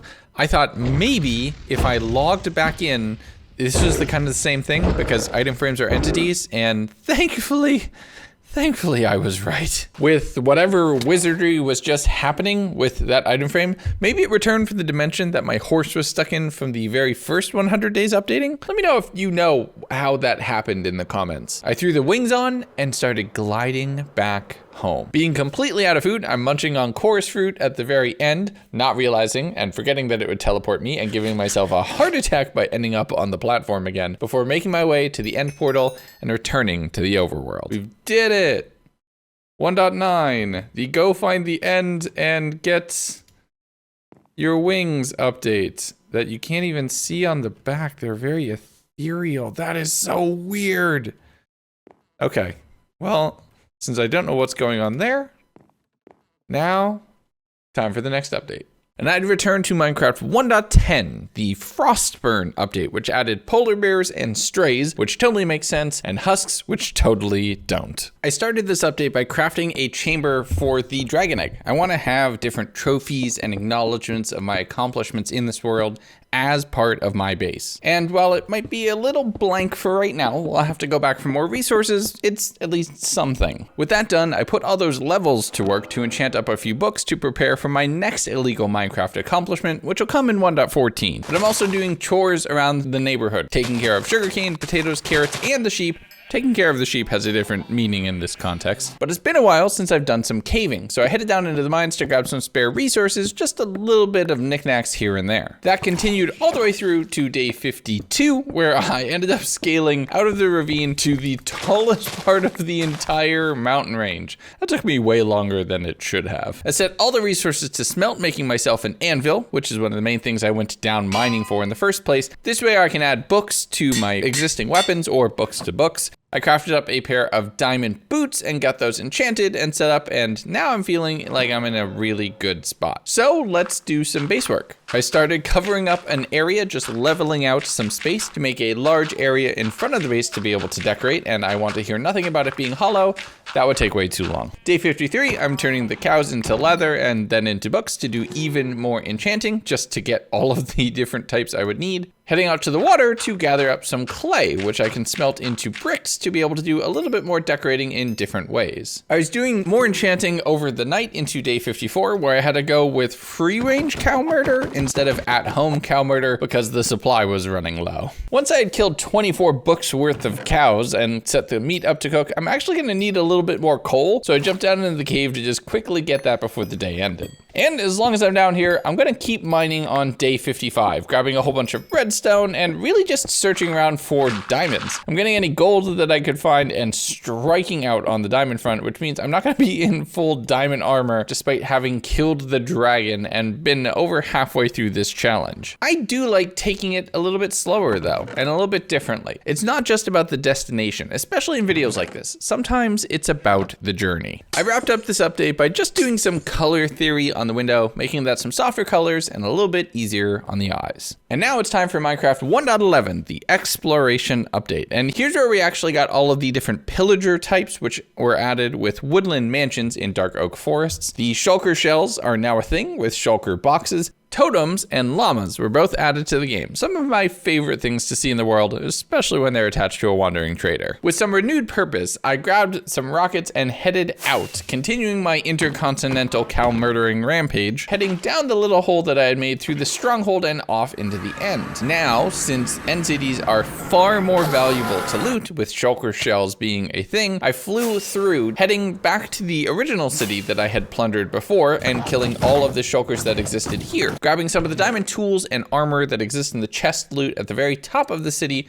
which is gonna help me build out my actual full armor kit. Shulker boxes make this infinitely easier, and I honestly can't imagine Minecraft without them. Maybe 1.21 will have more inventory updates for us in the future. But I'm actively combining things, and I wanna keep an eye out for armor with all the different protection enchantments so I can make my illegal god armor in 1.14. And looting end cities just feels like a nice change of pace after focusing on the valley for so long. That continued into day 57, finally getting a good pair of pants, which could replace my iron ones, and picking up a second and then a third elytra a little bit later in the day, so I'd have backups since I don't have either unbreaking or mending just yet. Day 58, I continued my end busting spree, and just look at the contents of these shulker boxes. One almost exclusively filled with diamond tools and armor, and another stacked to the brim with super valuable resources. I'm grabbing anything I can in the remaining ones, seeing an end gateway right on top of the city, which brought me back to the portal and then quickly back to the overworld. And now, with much more to my name, I'm able to build out and properly finish this egg containment monument? Idol? I'm not 100% sure what to call it, but it's looking good. I'm also combining swords on the anvils here and starting to organize my ender chest to get some proper inventory management live in this thing. Having neglected this dimension for so long, I did a little bit of farming before flying over towards the desert, getting multiple zombie villagers all trying to attack me in a nice, neat little conga line. I kited them around, throwing down multiple boats and getting them all to jump in, building a roof above their heads and really hoping that they would survive long enough that I'd be able to use them to establish a village in a later update. Curing them would be easy, but it's not the right time to do it just yet. So I'm really hoping they make it. But we are coming up on yet another update, so I just need to do preparations. We're coming into 1.12, which is gonna bring with it a brand new mob. So I used leather to repair all of the elytra, the last time I'm gonna be able to do so, and grab some brown mushrooms, which I was able to turn into fermented spider eyes to make some weakness potions, which I would use later to cure villagers. And one very glitchy sleep later, it's time for the next update. Minecraft 1.12 is the World of Color update, adding all of the different colored concretes, colored beds, glazed terracottas, parrots, and keeping 2B2T isolated from the rest of the Minecraft world. It also replaced the old achievement systems with the new advancement systems and a whole new set of them, which means you're going to see all sorts of out-of-place advancements for the next couple days. Since this was the World of Color update, I figured maybe I should go get some of the different terracottas to be able to use them to decorate my base. I know it's not the concrete, but it's way easier to craft. So I flew off, having to switch elytras mid-flight. You really miss unbreaking when you don't have it. Finding a couple different desert temples, which had some really decent loot inside, including one very special chest.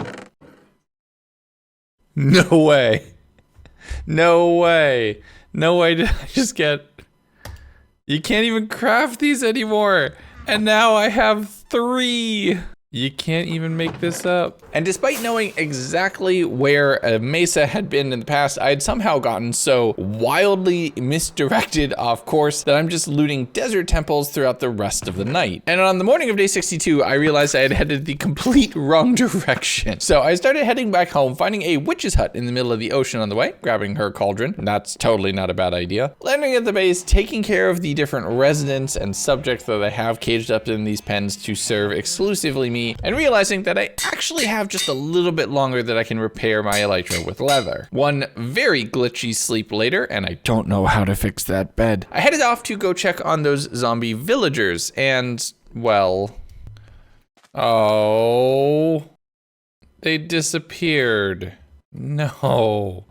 Dang, that was gonna be so nice having them right here. But this time I actually headed in the proper direction, so I ended up in the mesa biome relatively quickly. It's barely 1,000 blocks away. I don't know how I get so lost in these worlds, but I spent a good chunk of the day just collecting all of the different terracottas of several different colors. I'm also just generally flying around the world. Things like mansions and new biomes had been added throughout many of these different updates, and I wanted to see if I could find one. I have to travel pretty far out at this point to explore anything new, so just throwing rockets at the problem is really my only answer. I also noticed that my OG bed was officially labeled as a red one. We get to make different colors now. On day the best video console ever, I grabbed a little bit of beetroot from one of the villages to be entirely useless and sit in a chest for no purpose whatsoever, and then murdered cows relentlessly through the rest of the day. But I'm swinging by villages and desert temples, any POI that I could potentially find, repairing elytras every time I happen to pass anywhere close to home, and using the terracotta to make the roof a little bit gentler on the eyes. I thought to do something crazy with all of the glazed terracotta in the roof area of the enchantment space, and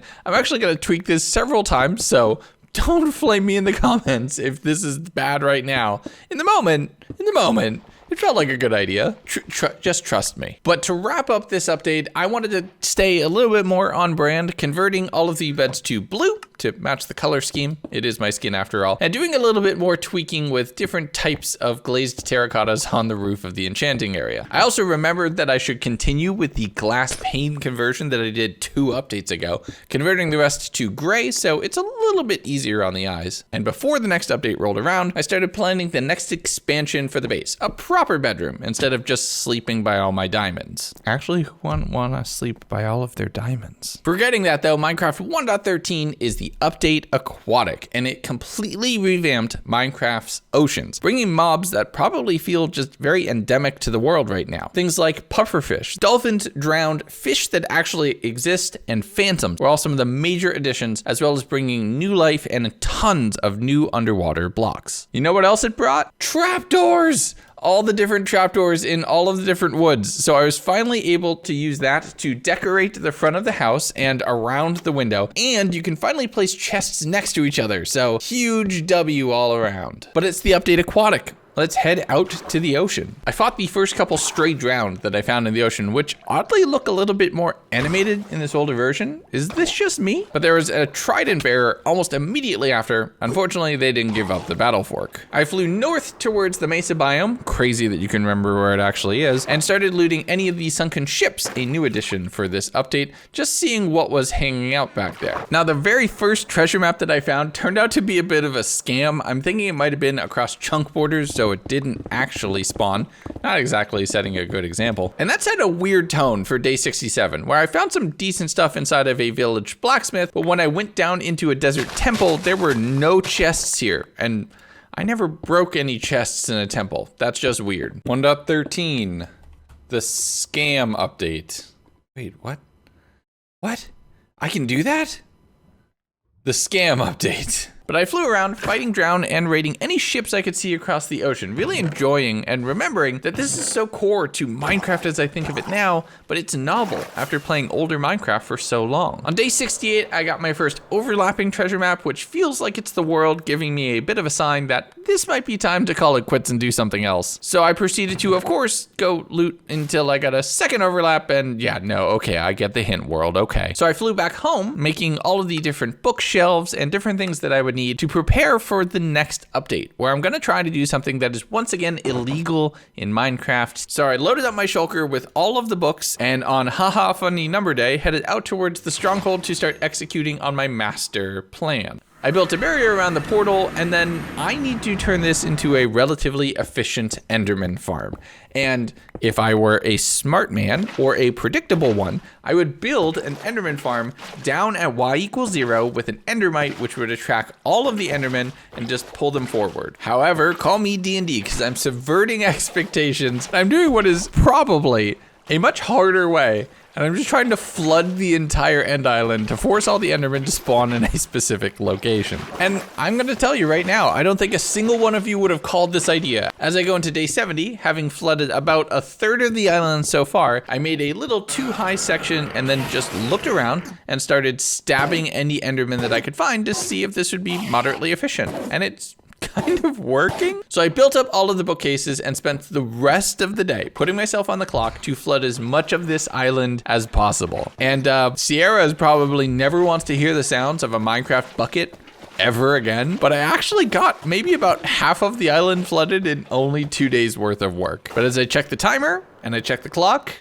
it was time to update, and we were going to be fighting against time to do what came next. Minecraft 1.14 is the Village and Pillage update, which modernized trading and brought villagers up to where we know them today. But there's a little known thing about this update, where if you play on a specific version, you can do something that the game never intended. To do that though, you have to remember to bring an anvil, so I had to take a quick little boop, boop, boop, boop, and then I'm back in the end getting ready to do this. For each of these updates, I've been working in the latest version of each of the updates, but I'm not doing that for 1.14, and there's a very specific reason. In 1.14.2, you can combine different protection enchants and allow them to overlap, allowing you to create god tier armor. And that's my goal for these next 5 days. I want as much of the illegal enchants overlapping as possible, hence why I have the enchanting setup, all of the anvils, and I'm just killing Endermen by the dozens to get the experience I need to do it. But the farm isn't being super efficient yet, so I spent a little bit of time on day 72 flooding more of the island, and rates definitely improved. Again, at this point, this is the sunk cost fallacy. I am sticking with this underwater island idea, and I'm not gonna build a proper farm. My helmet was the first thing I was able to make illegal, with both protection and fire protection on it. And while I'm spreading out more water, I built a secondary killing chamber on the other half of the island that was not yet fully flooded, and was able to start bouncing between the two back and forth, getting my chest plate to be in a really interesting state soon after that. But I'm not just for my armor, I'm repairing and combining tools as well, since this is the get as absolutely stacked as possible update for me, and I'll get to trading a little bit later. But after combining most of my armor pieces to have at least 2, sometimes 3 overlapping armor sets, I realized that for the sake of you all, me killing Enderman for 5 days straight is gonna be kind of boring, so let's head back home.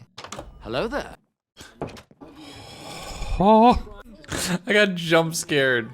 And since this is the Village and Pillage update, let's go out, find a village, get the last enchants I would need to truly make my armor S tier by throwing mending on everything, and checking in to see how far villages have come. And on day 74, as I was just kind of minding my own business, I did find a village that had a librarian trader who was willing to sell me mending. The nearby desert temple was actually pretty well looted as well. I grabbed a little bit of leather to be able to make the books, to be able to buy all of the mending books, and I saw a pillager raid just coming through the middle of the village, and you know what I had to do. All right, let's do a raid. Let's do this. This is gonna be interesting. Now, normally I like to take on raids from a much more protected stance, either in the stacking raid farm that I have in my hardcore world or in anything else. You'll normally see me perched on top of a house, and I figured, you know what? This is the kind of world, and this is a perfect village for it. Water on 2 sides. I'm taking this thing boots on the ground the whole way through. Having just thrown infinity on my bow was invaluable to be able to maintain distance, and getting a totem from the first evokers that I saw definitely made me feel a little bit more invincible. I'm running around and just sorting everybody when the raid bar multiplied. Okay, there's 2 raids happening simultaneously. This is about to get very complicated. But with my god tier armor, the only mobs that can really damage me are the evokers, the Vex, and the Ravagers. So as long as I kite them, I can do pretty good. I continued through the night, just an endless epic battle. And then suddenly, it just stopped. Hey friend, are you still alive? Hi.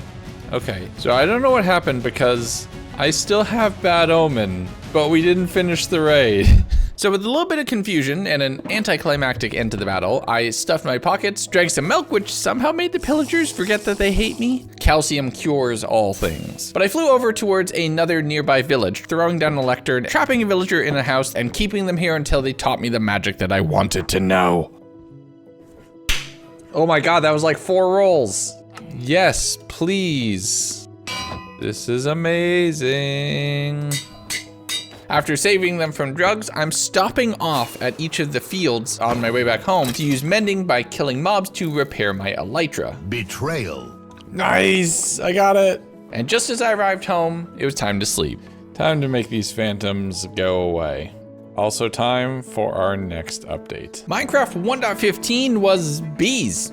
Mainly just bees. There's some redstone stuff too, but I'm nowhere near smart enough to understand that. And considering this update gives me less to go out and explore around for, I instead want to take the time to focus here at home. I did a little bit of inventory organization, dropped off a lot of the loot, spent some time building out the Nether potion brewing area that was on the main floor, and then started digging up to an upper floor where I want to actually build a secondary window and build a dedicated bedroom space where I could store trophies from all the different versions of the game and just do it a little bit differently than my strictly linear base in my first 100 days. I've also learned a lot as far as building, so doing things like doing different contrast blocks in some of the different areas, utilizing different areas of depth and texturing, things that I just didn't do when I picked Minecraft back up in 2020 and made my first 100 days video and reignited my career in this game. I also took some time to go out and decorate in front of the base as well, taking that big flat area and making what I can only describe as a campsite, what should feel like a little park directly in front of the giant hobbit hole base that I call my own. I set up some different campfires, some logs to sit on, which I wish Minecraft would add. I improved the pathing by using, well, paths, and spent the next day adding leaves that I sheared from all of the trees around to bring greenery to the actual interior. But as the geometry was coming together, there were certain things I just had to do, okay? Can't make a house like this and not try this. I mean, I have multiple totems, so this is worthwhile.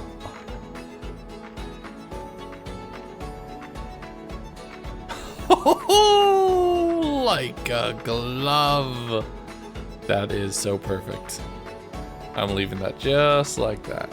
With the base a bit more fleshed out and needing to repair some of my tools now that I had mending on basically everything or needed the levels to add it, I headed back over to the end to do a little bit more enderman slaughtering. I can't make god armor, but I can make my existing stuff better. On day 79, I actually bred all the animals as another source of experience. It's actually pretty effective. And I threw down some different flowers around a birch sapling and constantly grow that. Little did you know, and what I didn't know the first time playing through this, you could actually spawn a beehive this way.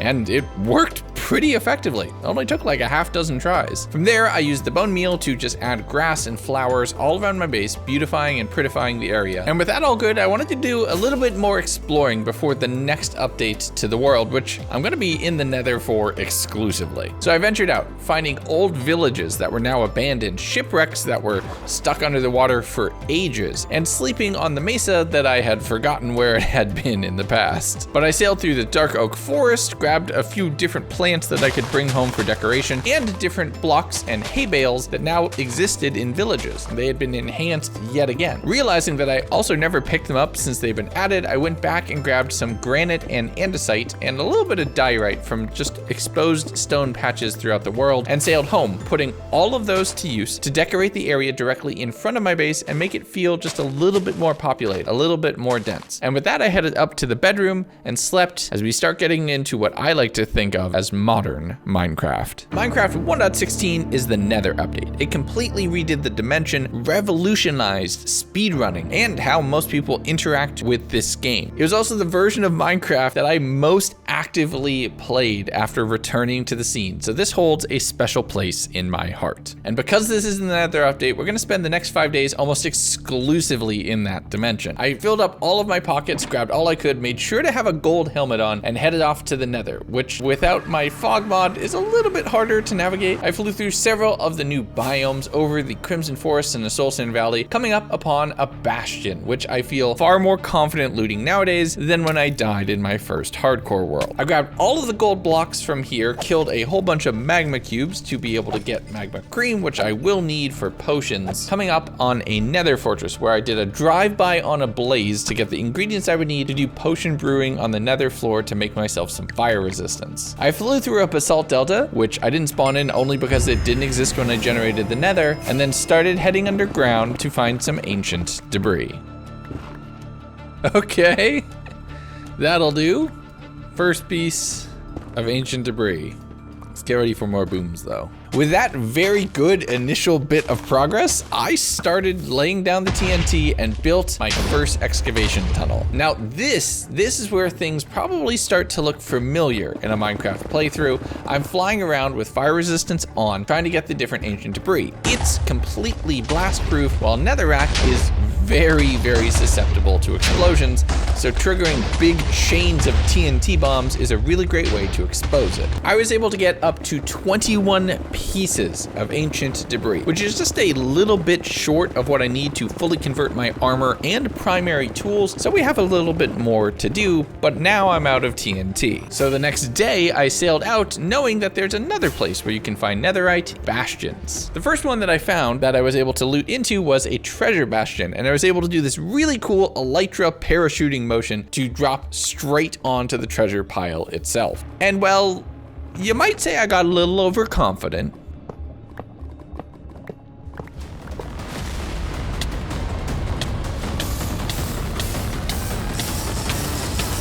Ooh. Oh, okay, that was horrifically close. Getting flashbacks to my Series 1 hardcore world was not what I had on the menu, so I killed the brute and then took the next one just a little bit more careful. I did find some netherite scrap in one of the loot chests here, which put me one closer to my overall goal. But I don't only want to steal from the piglins, I also want to do some business. So I captured a few in a hole and made them very, very rich, throwing gold at them endlessly to do some bartering. After the stock markets had closed, I'd spent day 84 getting genuinely lost in the nether and just exploring around. Look at this. The least open nether ever. Honestly, I'm gonna roll with it. This is too good to just not. And I have to say, this is where my own bias for convenience mods made me feel a little bit out of my depth. The nether fog definitely makes it a lot harder to navigate. And when you play it kind of as Mojang intended, you can see how the dimension contains a little bit more danger than you would think. But digging into bastions and looting them, I'm picking up anything useful. I did find a lodestone in one, so now I'm never gonna get lost finding my way home in the overworld at least. But knowing that my base is practically near 0-0 in the nether, I just started flowing in that direction, following coordinates, passing several fortresses that I would get really excited about if this was a long-term world because they'd be amazing for farms. Once I was through the portal and back into the overworld, I immediately started smelting up the ancient debris, and I was able to convert all of my armor and my primary tool and weapon into netherite in a single go. Oh yeah, this is more like it. To close out this update, I started shearing and culling all of the sheep. I'm gonna need a lot of wool for things that are coming very, very soon. But I immediately put some of that to use in a snout banner pattern that I had grabbed to craft up a very rough flag to commemorate my very first hardcore world and throw it up in the base. I also nabbed the country load advancement and used a little bit of andesite to add even further texturing to the walls, trading out all of the torches for lanterns to make everything feel more complete. And with that, it was time for a 2-in-1 update. Okay, don't take this as some sort of commentary on Caves and Cliffs and Caves and Cliffs Part 2. It's not that. I forgot that with 1.0, there's 21 updates, and I needed to combine or skip something somewhere or do 105 days, so this is what we're gonna go with. I don't want to hear any commentary about that. 1.17 and 1.18 collectively make up the Caves and Cliffs update, which totally revamped world generation again, but did it in a way that you won't see really harsh chunk borders anymore. The world got taller with mountains and deeper with completely revamped cave generation. And with a whole new version of the world to go explore, we went and started exploring. Having these massive underground caves that you can explore and actually fly around in puts into perspective the large caves that we had all the way back in like 1.2 and 1.3. Remember when I said that earlier in the video? But I'm grabbing some deep slate that I can turn into the different versions, finding some diamonds along the way, which, if you know where to look, are actually way easier to get nowadays. But we're flying from cave to cave so I can get all of the new blocks when I saw an azalea tree above ground. So I dove underwater and dug into a sneak attack.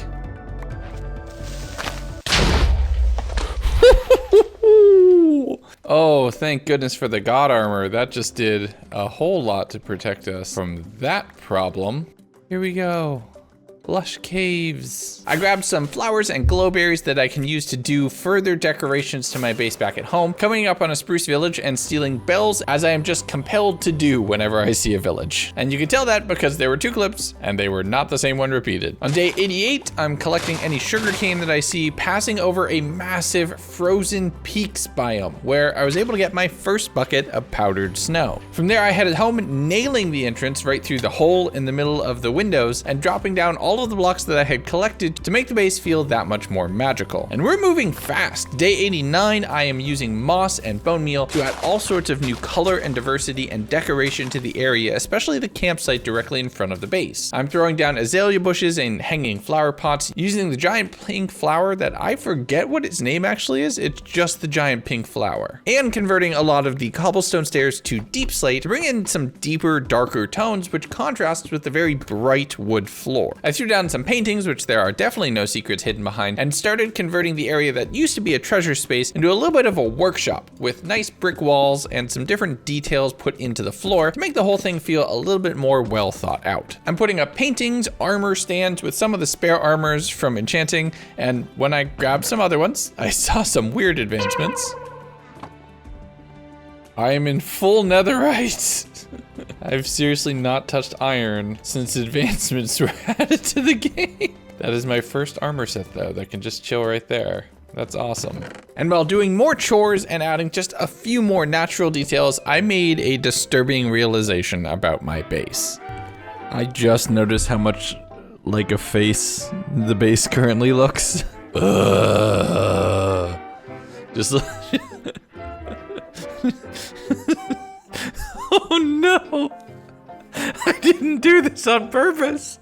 And if I add more circles, it's only gonna make it worse, because then it's gonna be like a big alien face. This is just my friend who just hasn't had their coffee in the morning, and they're just like, Welp.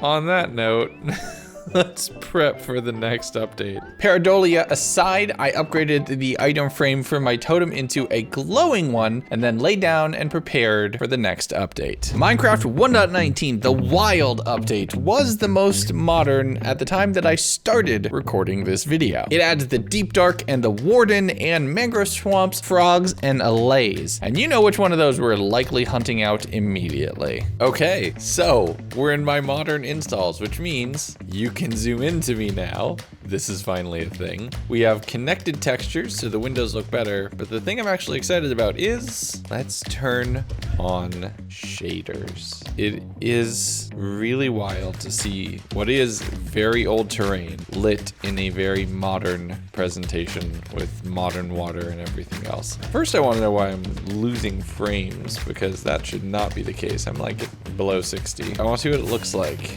So, oh, I can't get rid of the buttons. But look at that. 1.0 terrain, lit and presented in a very 1.19 modern 1.20-ish style. And I'm very happy with that. I did a little bit of more work around the base with shaders on until I felt like it was time to go head out. We want to find an ancient city and do so as quickly as possible, but we don't want to loot it just yet. So I just flew off in a direction several thousand blocks out before I started realizing that we were in new chunks by seeing lava just freshly running down the side of a mountain. I'm stopping by anything that happens to catch my eye, including at one point an igloo that unfortunately didn't have a basement, but the main thing we're doing is killing creepers.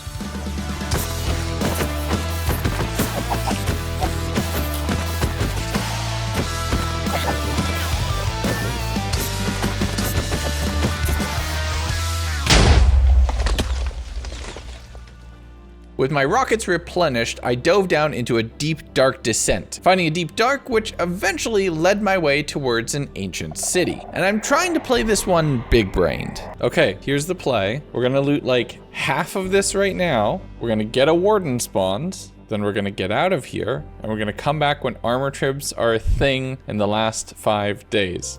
See if we can get the silence armor trim.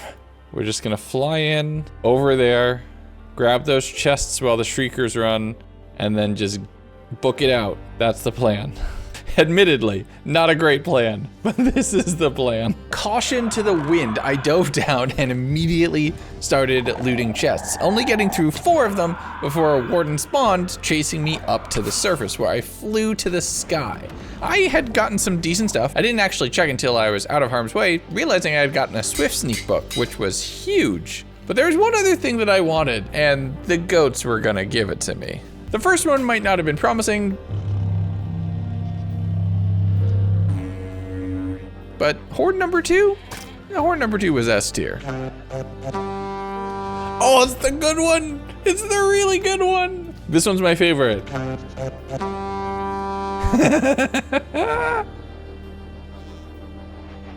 One of my favorite advancements. It's just so silly and I love it.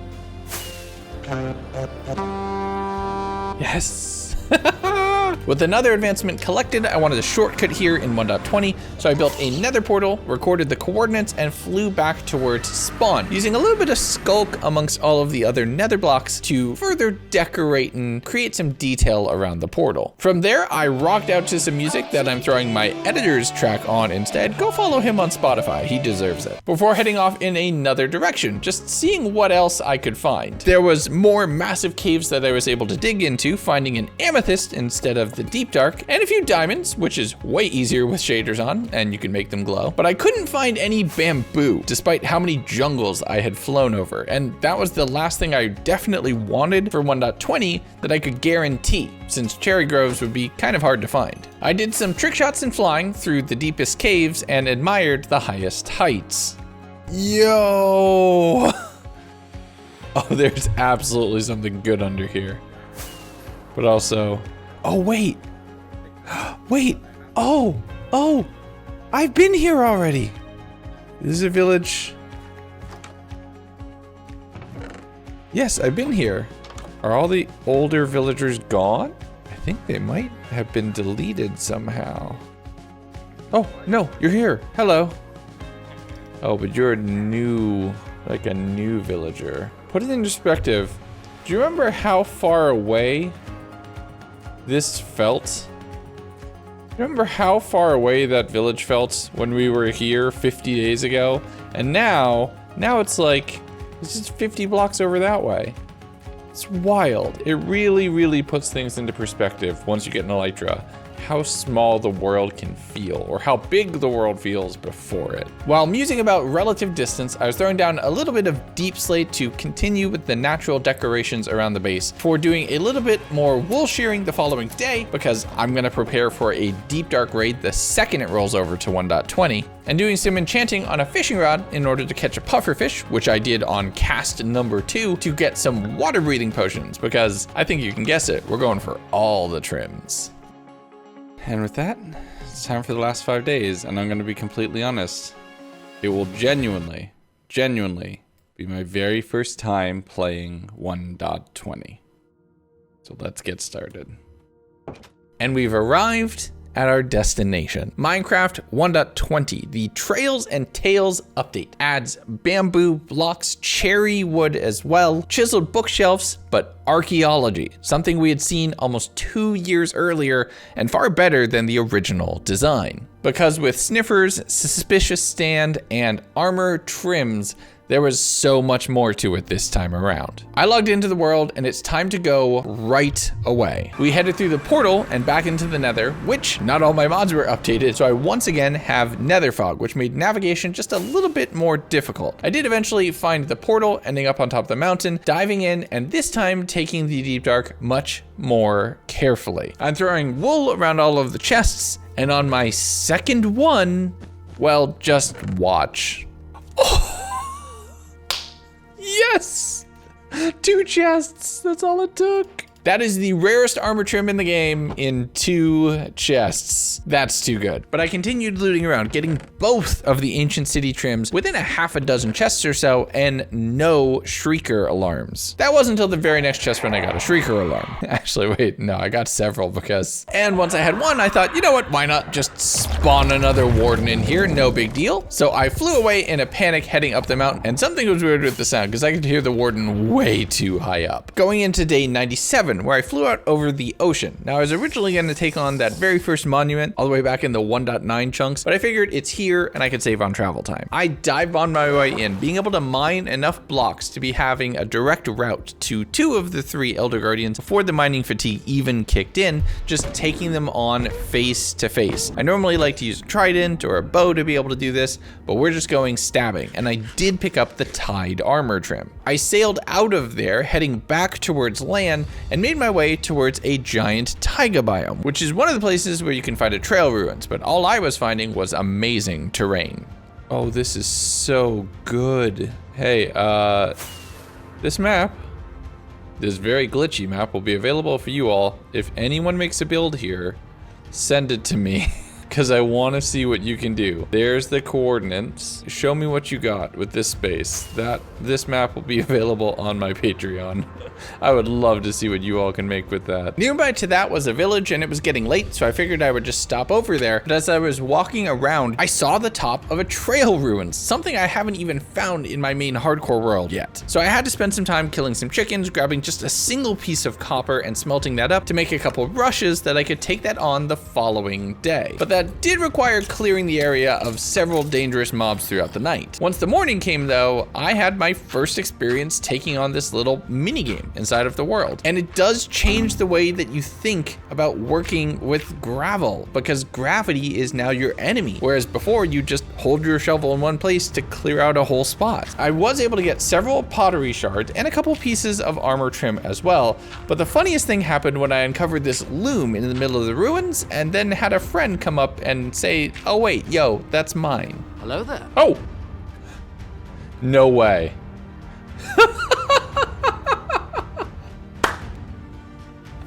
Oh, that's wild. Oh, please tell me it always works like that. This is your house now. You live here for forever, buddy. Leaving the newly excavated ruins to the villagers, I took a quick nap over in their bed, and realizing that I'm on my last full day in this world, thought it might be a good idea to head home. And the trip through mountains, through snow, through mesas, and then over oceans was literally a journey backwards through time, heading to older and older chunks until I got to the place that I was calling my home. Something unrecognizable from the 1.0 terrain that it had started at, and a memory and a catalog of everything I had done since. I took all of the different armor trim templates that I had collected from the trail ruins, from the ancient city, and trimmed out my armor. It might not be the set that I would absolutely want, but it is a perfect commemoration of everything that I had done in this world. With a unique look on my person, I had a little bit of ability to trick out the extra armors that were sitting here, and as I flew through my village, looking over it, the light bathing the land with blocks from every generation of this game, I flew right through the nose of the face of my base, took a quick nap, and on the morning of day 100, looked out the window and prepared myself for new adventures.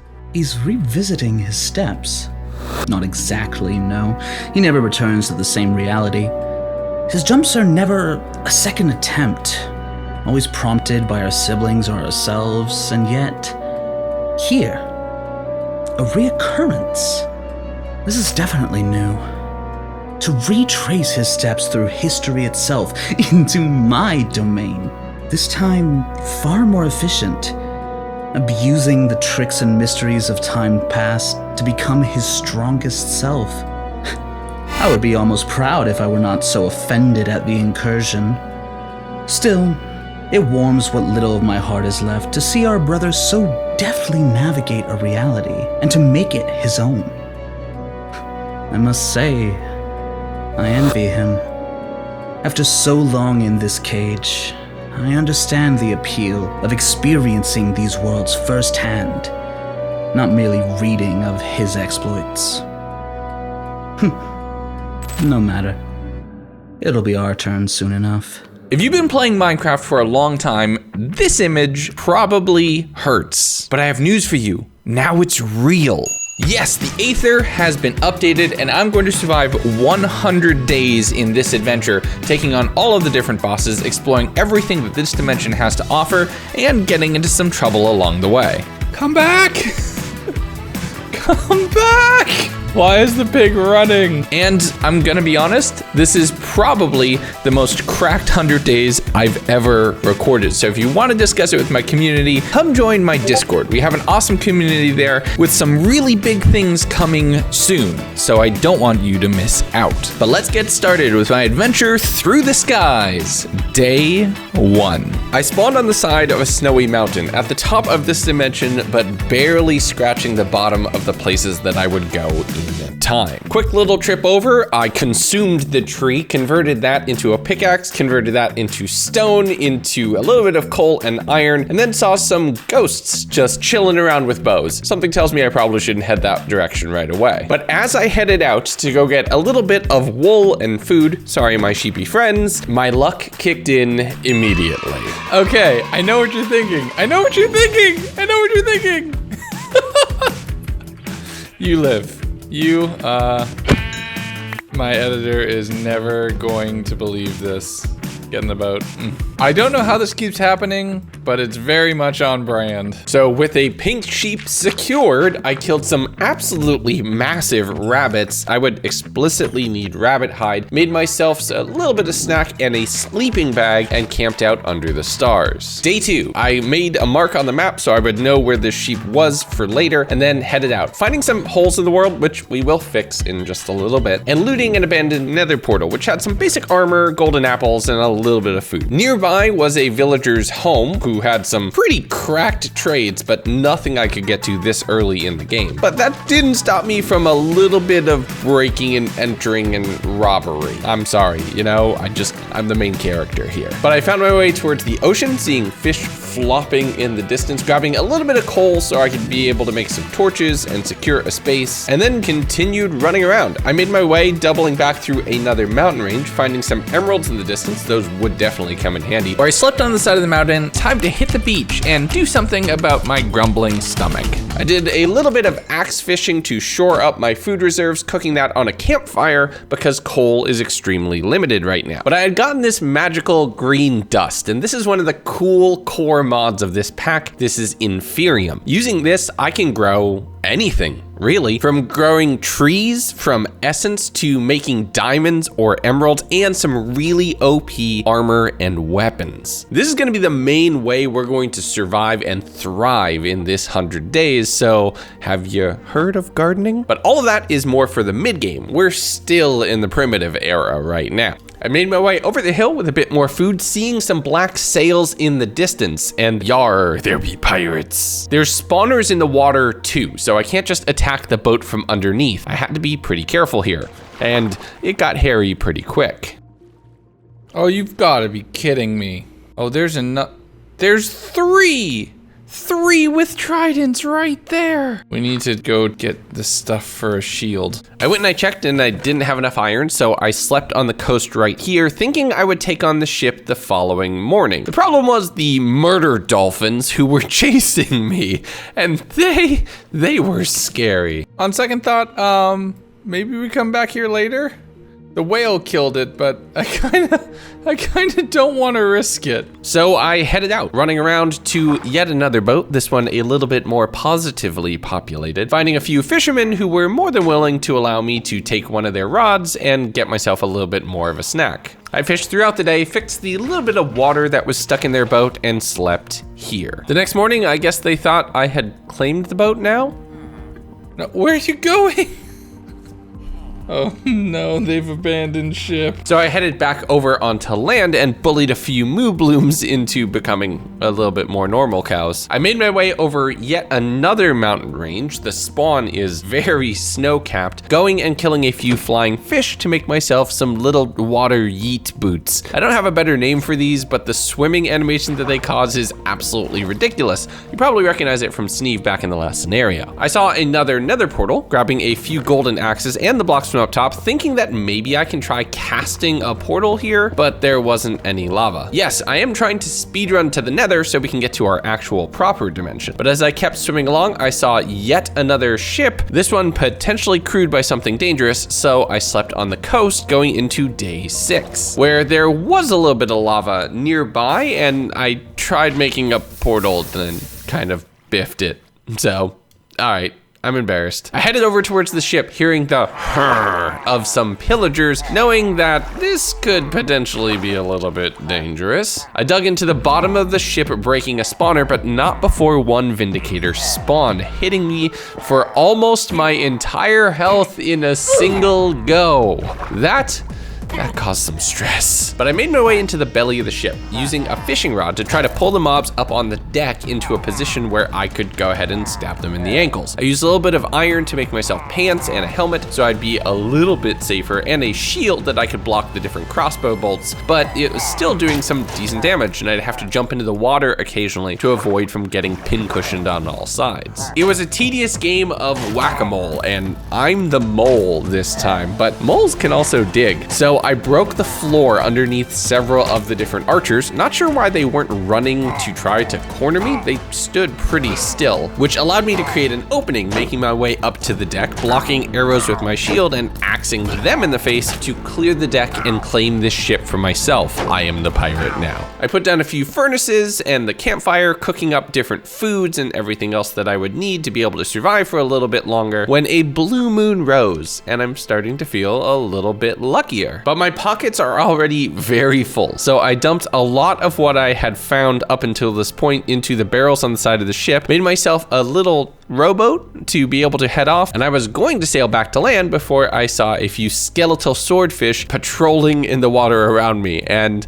no, that looks like death. So the next morning, I realized, oh wait, they're in water, you doofus. They're not gonna burn or despawn, so all right, we're a little stuck here. So I ran to the other side of the boat using the flying fish boots to just hopefully outpace them, flying my way onto land. From there, I saw a few villagers and a floating iron golem in the distance, and I'm thinking, okay, there has to be something wrong with this mod pack, and I did figure it out. If you have shaders, make sure you have biome blending set to 0 blocks, and poof, everything worked. No more holes in the world, at least not until later when it gets corrupted. But I made my way into this castle ruin. It is overgrown, the walls are falling down and covered in moss, but there's a few standout villagers still surviving here and a single golem trapped in the center of the structure. And there's some decent loot up on the treasure chests on the upper half of it, but this is looking like a place that desperately needs some TLC to be able to get it up to its former glory, and I'm thinking that might be a good mission for me. I used the nearby lava pool though to cast a quick portal, being a little bit careful. I'm not quite good at speedrunning or speed portals yet. I'll make it work though,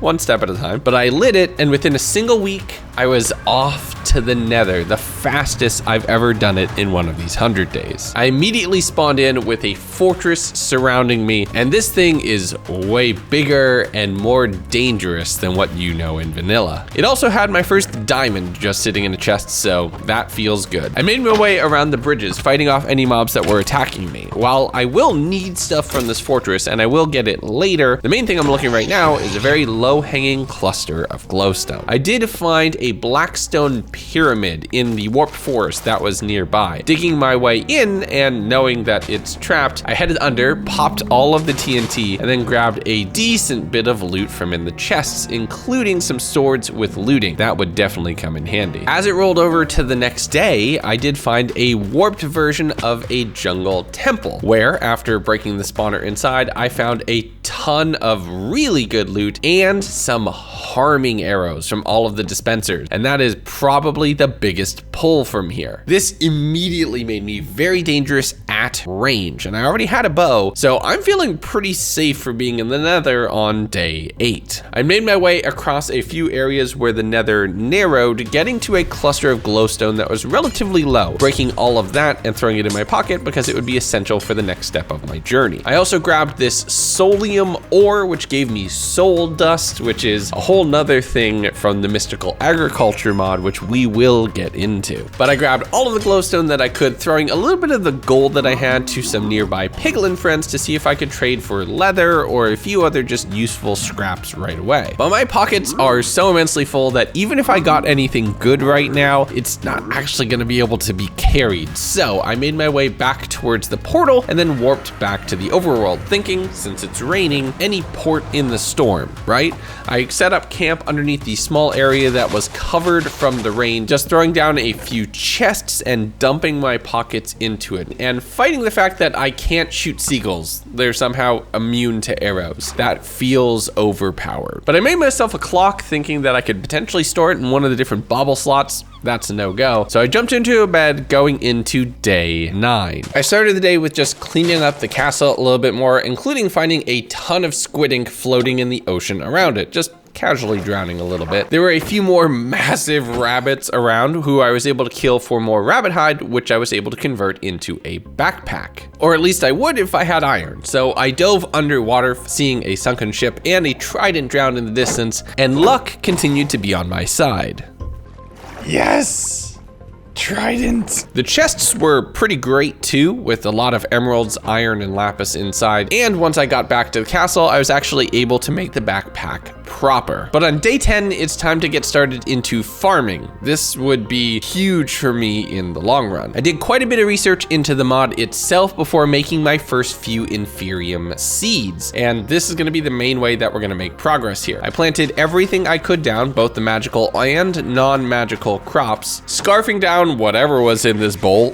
Oh, that was probably not good for me. Before using it to make a watering can. And this is like bone meal on steroids. The only problem is it only affects one block at a time. After a hard day's work, I jumped into the bed with the villagers wanting to cuddle up with me, going into day 11, where I used some of the inferium to make the farmland that I was growing the inferium on a little bit better. Very much an exponential growth sort of system. But I crafted all of the glowstone dust up into blocks, heading up to the second tier of the castle and built it into a portal frame. Now here is where, if anybody's been playing Minecraft for a while, you would think it's about to go horribly wrong, but no, it's real. I mean, you already knew I was going to the Aether. It was in the thumbnail and the title, but getting here this early feels like a pretty big win. And I noticed that I was given a book of lore, which allowed me to basically cast identify on any of the items that I found here in the Aether, which is really good to learn this mod pretty quickly. But I have some other mods installed which expand this dimension even further. And these clouds firing little balls that didn't damage me had me wondering which one they were from, but then they pushed me and I realized that's probably the actual threat here. I've been given a parachute by the mod, so that meant I was a little bit safer, but I pushed one of the flying pigs through the portal back towards home, thinking I'm gonna have an amazing mount once I return back to Earth. The only thing about this is that my diamond tools seem to work horribly inefficiently in this dimension. Maybe it's the altitude, the stone's just made out of something even tougher, but breaking a single ore took quite a bit of work. Thankfully, mobs still seem to die after being stabbed by a sword just a couple times. I headed back through the portal to the overworld, and seeing it be day up in the sky and dark down here reminded me that things were gonna get weird. But after a quick nap going into day 12, it's only gonna get weirder. And considering the fact that we traveled dimensions, having a little bit of safe respite at home makes sense. So I spent this entire day just fixing up the walls, plugging all of the random little holes, making sure that everything would be a little bit safer, and upgrading more of the gardening space outside once more inferium grew, so I'd be able to ramp up inferium production even faster. This is the early game grind that will make things later go so much better. Going into day lucky number 13, and we have a little bit more work to do in the overworld before we can continue. I found a nearby village just over the horizon, so I swam over, seeing whatever food and other things that they had in the chests that are mine now, and unlocking a waystone that was right here. There was also some Arctic looking hoglins that I wasn't sure if they were foes or friends. Thankfully they were kind, but when I saw a nether portal nearby, this run is absolutely cracked. No. No way. This is such a good run. This is the god tier run. Oh no, okay. Protection, okay, that's honestly, they're really good too. Oh my god. But I returned back to the base, banked what little I had looted from the village, and then just started digging straight down, figuring that I could get into a cave or something else around here, and oh boy, yes I did. Digging my way into a zombie dungeon. And a spawner? That would be useful. Thankfully, I attacked this one from the top, not the bottom, so I was able to clear them and they weren't able to kill me. But that dungeon had just on the other side of one of the walls, a huge overgrown mine shaft. And get used to this space, we're gonna visit it just a couple times because I need some things called prosperity shards to be able to continue progressing in the mystical agriculture mod. Now, there's more spawners here, there's tons of chests, tons of loot, and tons of legs on the centipedes that are off in the distance. But these right here, what some people might think is discount diamond ore, and if you know that meme from my channel, you are a true OG. But I was able to get everything using a water bucket to just climb my way back up to the surface, gravity be damned, making my way into day 14, where I'm constantly fighting with the seagulls. I planted all of the crops that I had collected, harvested the inferium, and then started researching into the inferium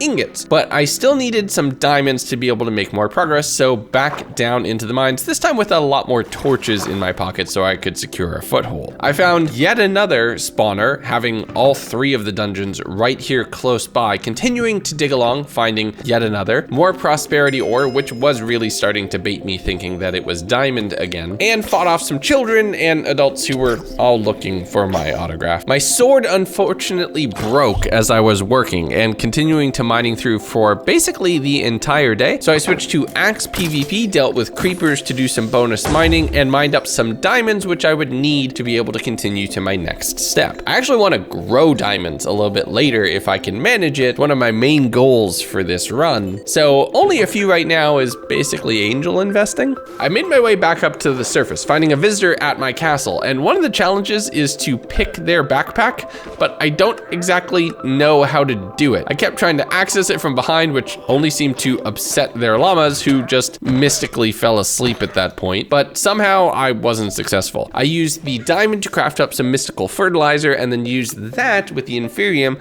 to make an inferium watering can, which covers a larger area and allows me to work on multiple crops at once. Unfortunately, it looks like some birds had stolen all of the pumpkin and melon seeds that I had planted. Don't know what I'm gonna have to do about that. But after another long day farming, it was time for bed. Day 15 and we're off to the Aether. It's time to really explore this thing in earnest. I'm working my way across the floating island, trying my best not to fall because I will fall into the overworld and then go kersplat. When I found this dungeon embedded down into the ground with the chest just sitting there. And there's some pretty decent loot inside, including a Zanite pickaxe, which is gonna come in very clutch. But some of the chests also have teeth in a way that is not dissimilar to other fantasy mod packs I've played before. There's also little glowing runic cubes that explode, the worst properties of both slimes and creepers just smushed into one. I made my way through a couple different rooms, getting a bunch of Zanite gear and other treasures before seeing a giant cube on a pedestal at one end of it, saying that perhaps I should attack it with a pickaxe. Now, some of you who are watching might know better, but this was a very intense boss fight. I'm in half iron armor right now. I have an unenchanted diamond pickaxe. I am feeling like I am pretty in danger right here, but oh boy, this is hard. The thing that I did figure out eventually though, was that it only moves in straight lines. So as long as I maintained a diagonal orientation to it, the slider could never come and bop me. The biggest danger was getting bopped over into one of the walls, taking both impact and smushing damage. At one point in time, I actually got whacked down to half a heart, and this run was almost dead at day 15. I did expend a good chunk of my food and then all of my golden apples when I got the boss into an enraged state at the very end. And with very little recovery and this thing constantly tackling me, I was very thankful I had found that god apple at the portal because I had to eat it here in order to survive. Even with that on board, I was still not at full health when I killed it, but I was so relieved. Oh my god. I broke so much armor. I ate my god apple. And that's Is that the first boss? Or did I just somehow stumble into like endgame territory? Bronze key. Ooh, okay. Hammer of King Bee Dogs. Okay, this is cool. All right, slot cape. Zanite gloves. Sentry boots. Yo, and then lightning knife.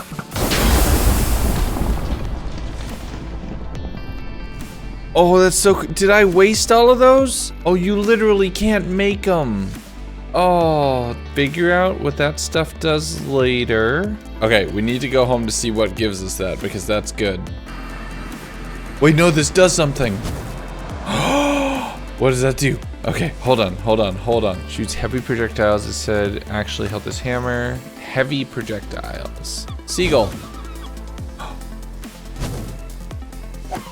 Okay, so I used all live VO for day 17 because I was just a giddy little child getting new toys to play with. Going into day 18, where it was time to figure out what I had to do. I spent a little bit of time smelting up some stone to be able to make the different plinths and altar for mystical agriculture. This will allow me to get a little bit further along and start making higher tier seeds that could allow me to make and craft different plants that will grow different things. And I can work the way all the way up to diamonds if I'm really careful. The only problem is that takes a heck of a lot of dust to be able to actually get that high. But the first step is making prosperity seeds, and then I plopped down the center altar, which highlighted where I needed to put all the plinths. By the way, that is an awesome feature. Whoever developed that, chef's kiss, that's wonderful. But my first thought as far as the first seed I should craft should be iron, because I don't have an iron farm and running out of that would put me at a severe disadvantage. So I checked it out and I started planting down inferium, seeing how I can make even more seeds, and then trying to figure out how I can make higher tier dust, which I needed an infusion crystal for. I made that,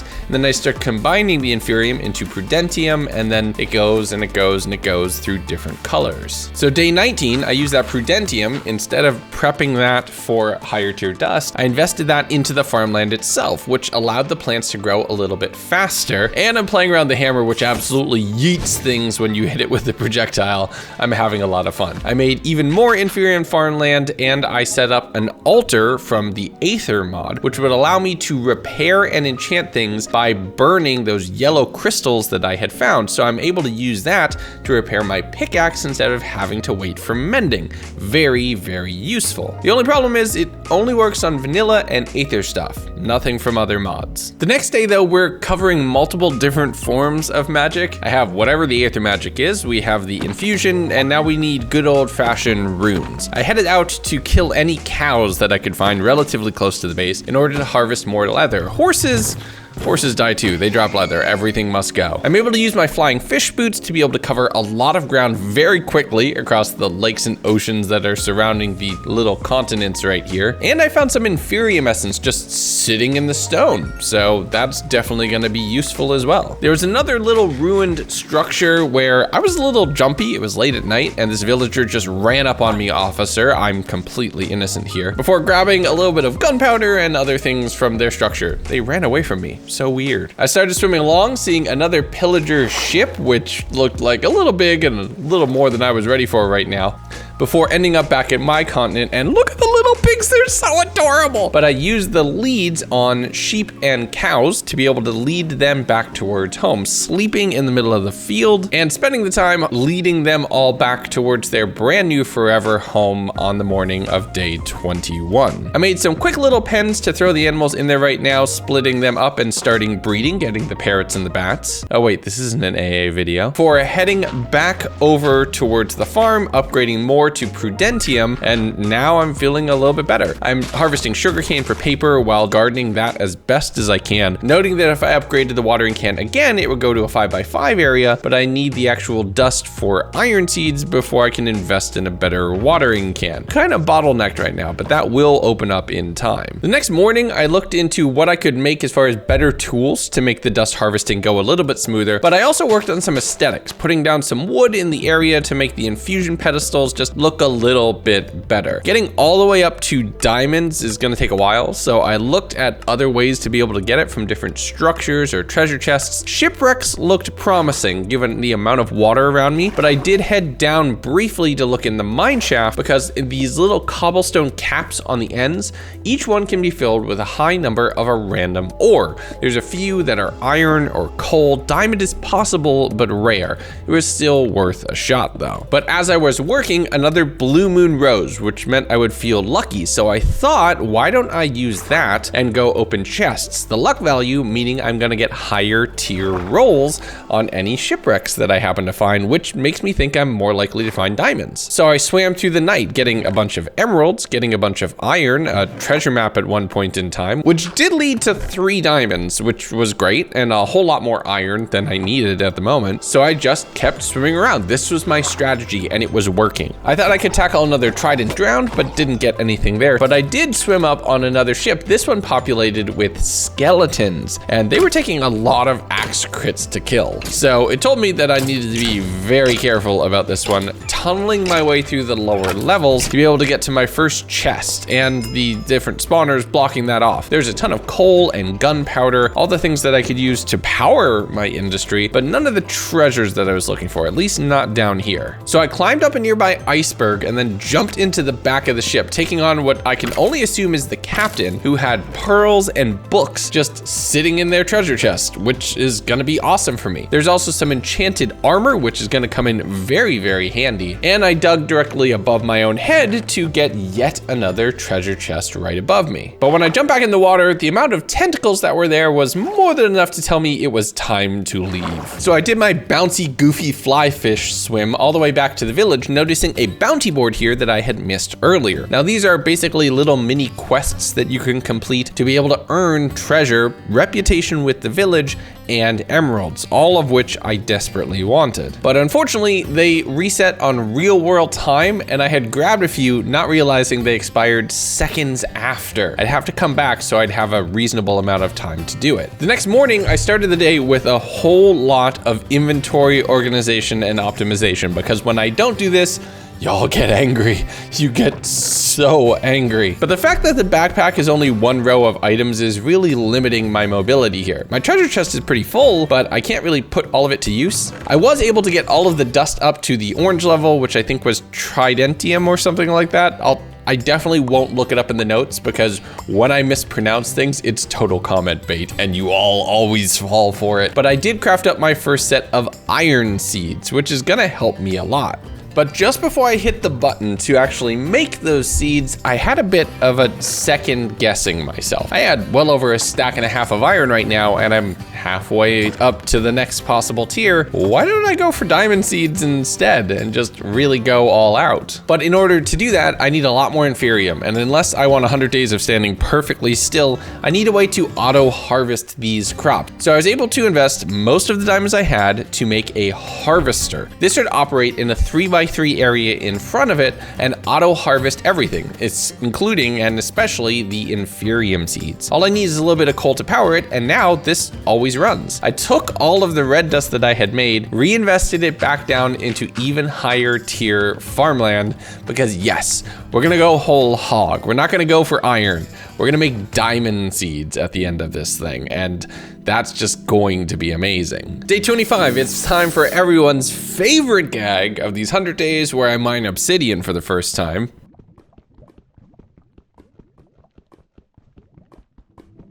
But it's not for an enchanting table only. I also used it to make myself a chunk loader, which will keep the base rendered 100% of the time, which will let the inferium go ham. I set up a little bit of obsidian to grow that in obsidian seeds, and crafted and placed down some growth accelerators, which will increase the speed of the crops directly above them. This means that the farms are gonna be going even faster, and it's this exponential growth where things just continue to get better and better. A supermoon rose, windows, which said that slimes would start spawning randomly. And I looked around and no slimes. I'm assuming there's some cave nearby, which is consuming almost every mob spawn. I'm gonna take advantage of that and just be very happy. I warped over towards the village, broke and replaced the waystone so it would actually be called village. I don't care what they called themselves before. Checked out the bounty board and saw a couple things that I could do relatively quickly. I had some emeralds in my backpack, so I was able to turn in a few of those quests to start building on my reputation with the village,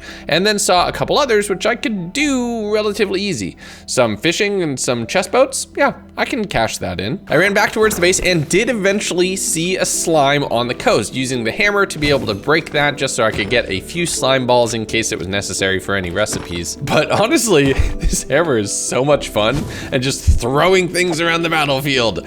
I took advantage of this more nights than I would care to admit, to just yeet monsters while I was out here gardening. Day 26, I crafted up the obsidian seeds, which meant I would no longer have to make any obsidian mining puns for the rest of the video, and infused my sword into an inferium sword, which would allow me to start moving it down the upgrade track here, which would just make this thing overpowered by the end of the video. From there, I headed back to the Aether, wanting to do a bit more exploring and see what else I could find here. I found a lime sheep, which made me think, is that this dimension's pink sheep? But no, okay. I saw a large Colosseum structure off in the distance and figured that was the next place I should go, finding another silver dungeon where I used the hammer to just bully the mimics inside for a little while. Unfortunately, I didn't have any blocks or any way to easily make my way over towards that structure, and also unfortunately, I touched some purple drink which got me very, very drunk, and then I got kidnapped by a slime. Day 27 though, I collected a little bit of dirt and used that to bridge over towards the clouds surrounding this giant floating temple. Inside, I saw a bunch of winged Valkyries who were asking me if I wanted to fight, and I was feeling a little nervous. That probably wasn't the good play. I looted the chests that were around here. Thankfully, only about half of them were mimics, and I was very careful to try to not fight any of the Valkyries, because I didn't know if they would just mess me up. I made my way towards a large throne room in the back where the Valkyrie Queen here said that I needed to kill 10 of her lieutenants in order to be worthy enough to fight her. And the hammer did make this pretty easy as long as they didn't hit me. The problem was when they did hit me, they were chunking me for over half of my health. So I had to be very careful. I took advantage of the empty space directly in front of the structure where I could fight a little bit more openly since they would teleport around occasionally. But with only 7 medals and thinking I should probably play it safe, I plopped down a waystone to allow me to warp home and get some sleep. The next day, I harvested all the inferium and then crafted up a dart shooter, which is the Aether's version of a bow and arrow. With this, I could fire the darts, but it just goes so much harder than a bow. I did at one point yeet a Valkyrie down where potentially they teleported to the overworld. I don't really want to have to worry about that, but I was able to, while making sure to maintain my distance, get the 10 medals that I would need. Although I was at half health for most of that fight, which made me think that that was probably not safe to take on that boss just yet. I'm gonna need to upgrade to full diamond armor or better for me to be able to do that, or else I'm pretty sure I'm gonna get obliterated. And by better, I knew that I could make inferium infused armor, which would have even more defensive capabilities. So I started combining those dusts, knowing I'm gonna have to go get more diamonds. I headed off to the Aether, throwing a saddle on a flying pig and just having genuinely way too much fun with that. But as I went out to continue to explore to see what loot I could find, the luck is good with this run. Okay. Hello. Okay, hold on. Okay, can I get him in a boat? No way did this just happen. Okay, they can be a boat. Get down here. So it's not the lime sheep. It's just the pink sheep. The pink sheep is the pink sheep of the Aether dimension. Get in the boat. Yes. I'm gonna do something that's potentially stupid, but first, I need my saddle back. Okay, I'm sorry, pig. I have a parachute. There's only one way down to the surface. And this is it. Wish me luck! Yes! Oh my god! Oh, okay, I have to go back for the other one too, but this is, oh, this is too perfect. Oh my goodness. Come here, you. It's meant to be. Oh, okay. The next day, I headed back to the Aether, 2 pink sheeps in 30 days. That is absolutely bonkers. But I'm trying to find more jadeite wherever I can. It's on par with diamond, and until I can make diamond seeds or go mining in the overworld, that is hopefully, potentially, a little bit easier to find, or at least in the dimension that the video is actually about. I'm marking off different POI, looking around on the bottoms and the sides of islands to see if I can find any of this one specific ore, which gives me some pretty decent defense. The only problem is it's fragile, and without unbreaking enchantments, it breaks relatively easily. So I'm running around grabbing a bunch of it, which was more than enough for a chest plate. That's definitely gonna come in handy for the actual fight itself, but I did fall at one point, landing in the water right next to my castle.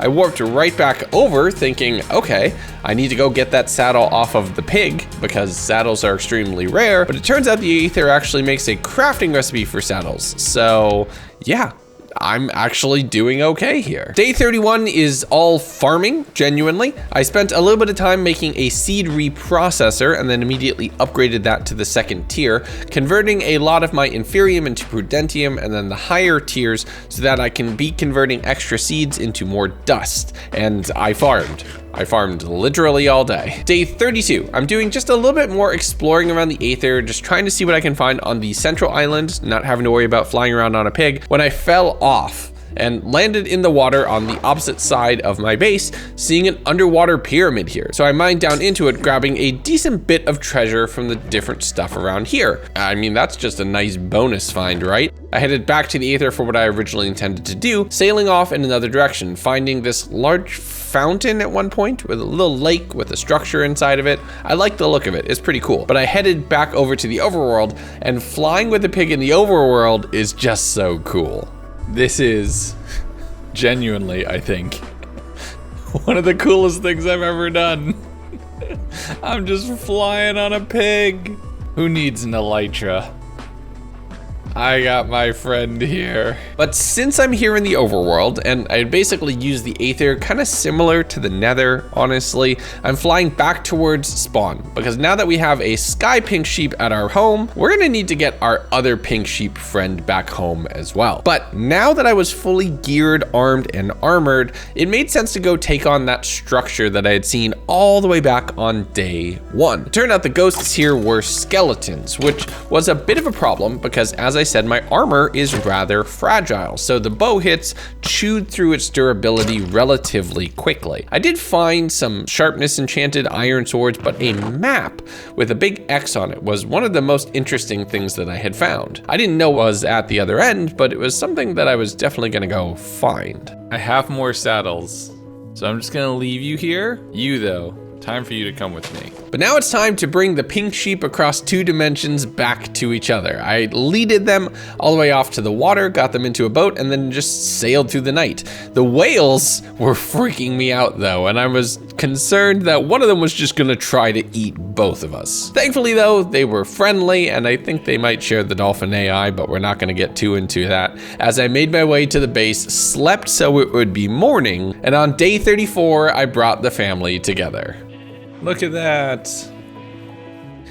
A nice big happy family reunion. Yes!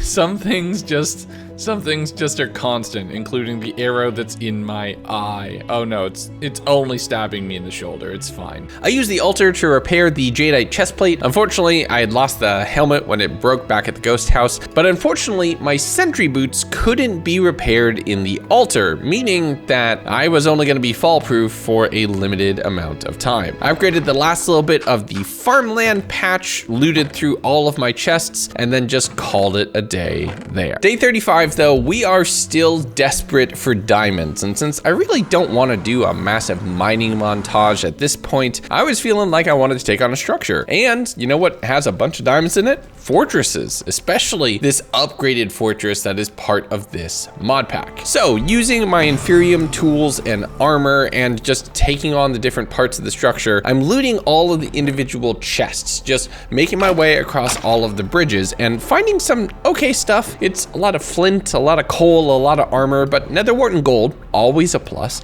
Wither skeletons abounding, and some fire protection here and there. You know, honestly, if this was it, that would be kind of boring, but it wasn't. See, the thing I didn't know is that I went down this massive staircase embedded into one of the legs of the fortress, and it just kept going down, down, down. And there's an entire lower level to this version of the fortress structure. Now, it's filled with obsidian and crying obsidian structures, constructs, look like they're trying to be forged into something. Also rooms that were filled with experiments and research, altars to dead gods, all sorts of things. But there's a lot of loot in here, a lot of diamonds and a lot of traps. But the library is also filled with enchanted books, some of which are super useful for me. There was a couple flame books in here which would come in handy. After stuffing my pockets and getting a decent bit of what I was looking for, 7 diamonds is nothing to sneeze at, I made my way up and finally found the blaze spawner, which allowed me to get some blaze rods as well, and if I felt so inclined, take on the end of the game, but at least be prepared for some potion brewing. Utilizing those sentry boots to their fullest potential, I'm just yeeting myself off of structures and then down towards the portal, warping back home, taking advantage of the chunk loader and using a watering can in the rain. Don't question why the rain itself doesn't make things grow, especially it's magic watering can, okay? And that allowed me to upgrade my sword to its 3rd tier, which does a 13 attack damage. That's pretty dope. Day 37, I was actually out of wood, and the closest tree from the overworld that would give me normal sticks was on the other side of this little lake. So I was just thinking, you know what, I'm not having this. I chopped down all of the tree that I could, made some prosperity seeds, and then made some wood seeds, which sounds like they would just be tree seeds, but they're not. They grow wood essence instead, which you can use to craft logs. I also took the other half of the obsidian I had mined earlier, and with a combination of the wood that I had harvested and wood that I could craft from the seeds, made a full enchanting setup. That took a good chunk of the day, but honestly, it was a worthwhile investment in my progress, because that wood essence immediately paid off the next day, making 16 logs from just 3. That is awesome, and it allowed me to complete the enchanting setup fully, getting to level 30 enchants. My first pickaxe roll would be fortune, which is a great way to get started, and the fact that it came with efficiency and unbreaking, that's honestly just a bonus. I upgraded my sword with sharpness, so now it's doing over 15 attack damage per hit, and I redid the decorating. You might have noticed I undid it earlier because we're not going to talk about the fact that this structure is even and that circle is odd, and I can't actually accurately center it. We're just gonna pretend that that doesn't exist, okay?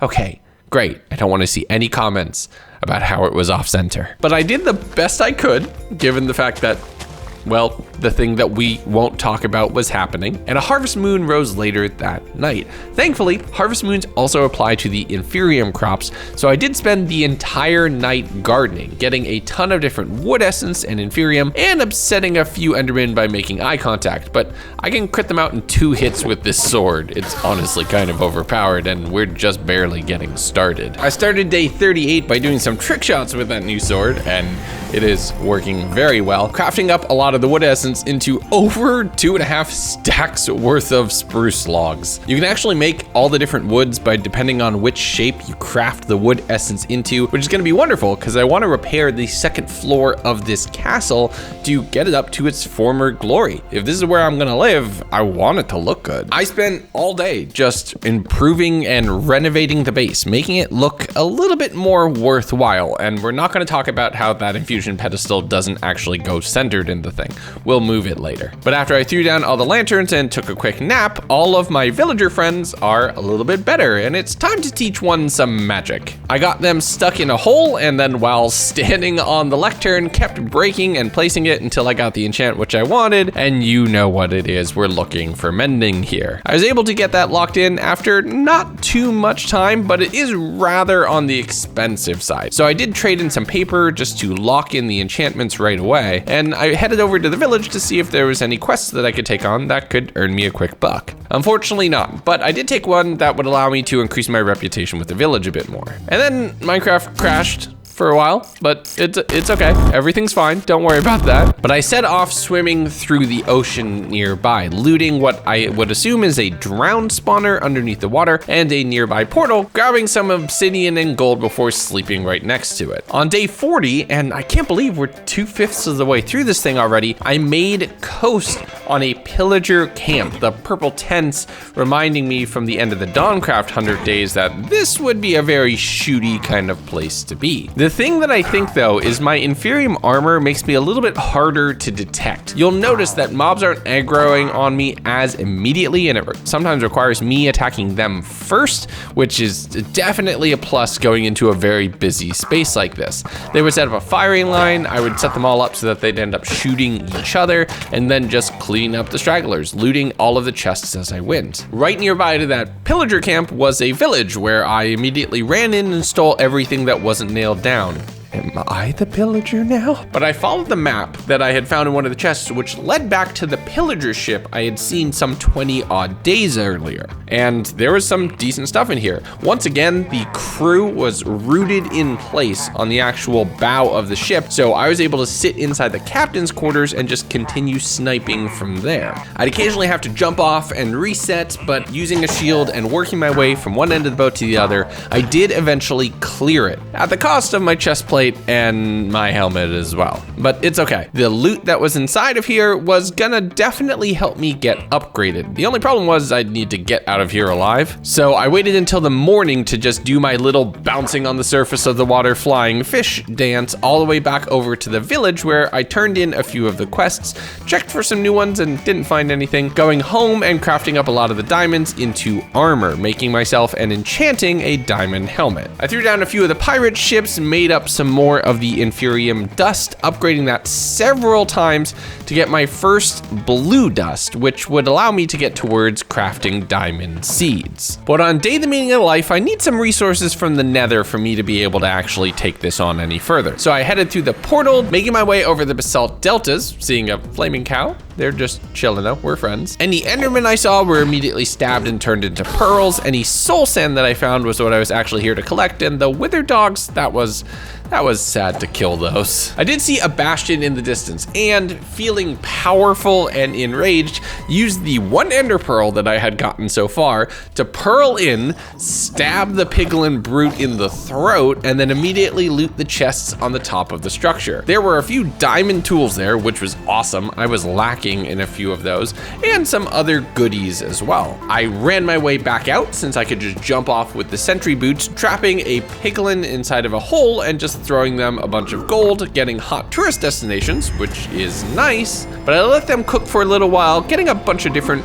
odds and ends from the bartering before running back to the portal and warping back home. Day 43, I enchanted up the shovel and a couple books just to get some different enchants, anything that could potentially be useful, and then spent a little bit more time to improve the overall orientation of the center of the structure. I also figure at this point, since I've been living at the base for some time, it's time to demossify the area. I converted a lot of the moss blocks into the chiseled sky stone and the runic sky stone, so this would look like a structure that was partially from the Aether. But I'm still pretty diamond poor, so I headed down into the mine shaft itself, continuing to explore around, digging into a large geode, which started leading into a pretty decent sized cave system. There's a lot of inferium and ores in the actual mine shaft itself too, so I'm just grabbing anything that could potentially be useful. useful. But as I started breaking out into other areas, a blood moon rose, and it actually started getting a little hairy. I found this Sculk outpost at one point in time, which had a spawner inside, which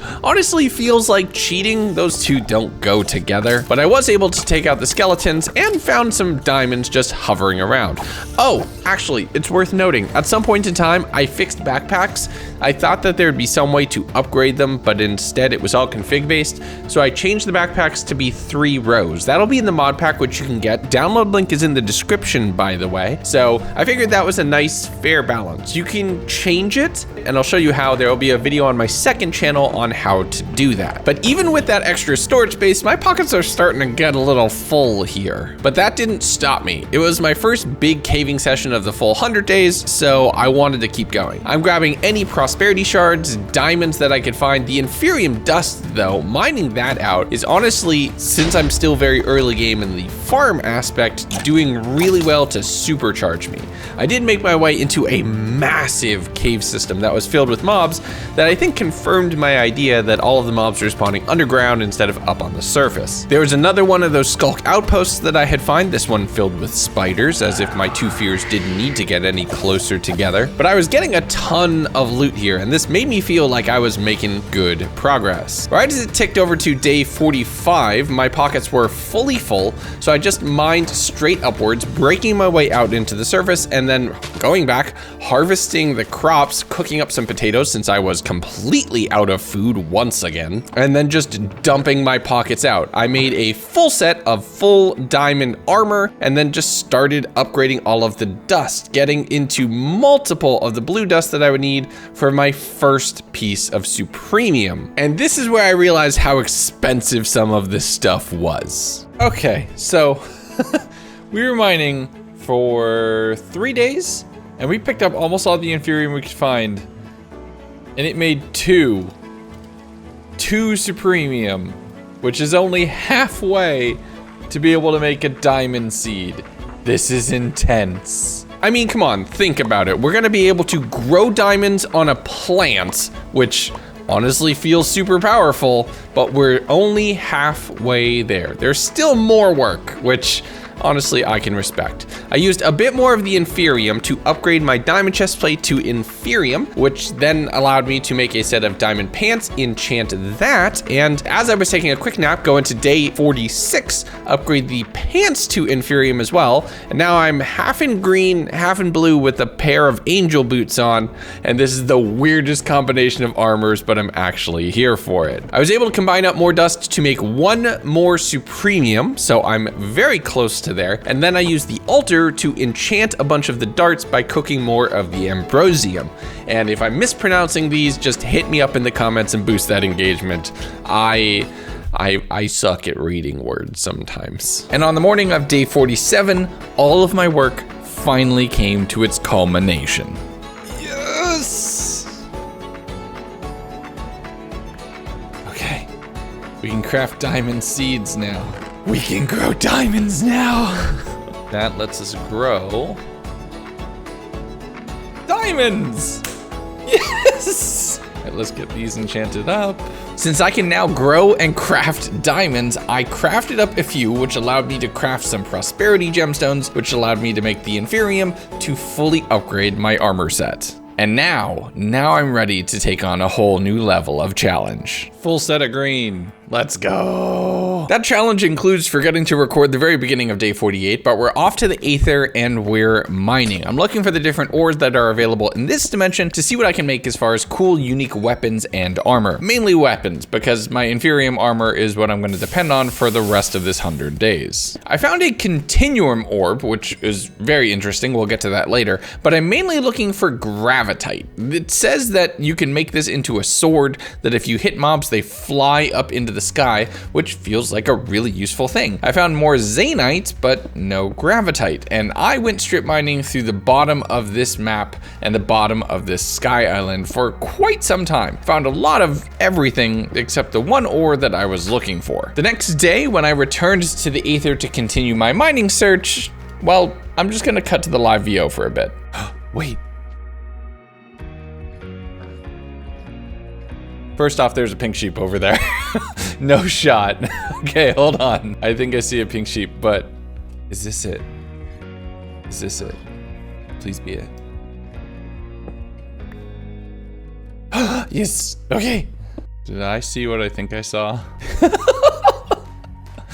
Hello. I have to get you home. Let's hope it's somewhere good.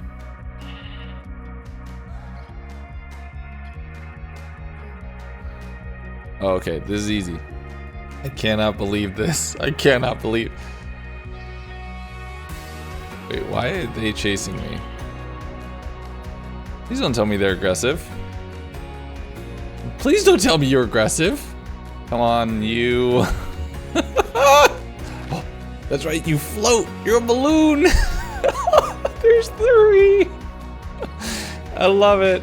3 pink sheep in 100 days across 2 dimensions. Who knew? But that was a sign of good luck. So I cooked up, well, enchanted? I'm not exactly sure the verb I should use for the altar, but use that to enchant some gravitite and make a gravitite sword. And this would come in so clutch. So I got it enchanted and ready to go. And at the halfway point, I'm gonna spend the whole day just showing you my excitement. Hello.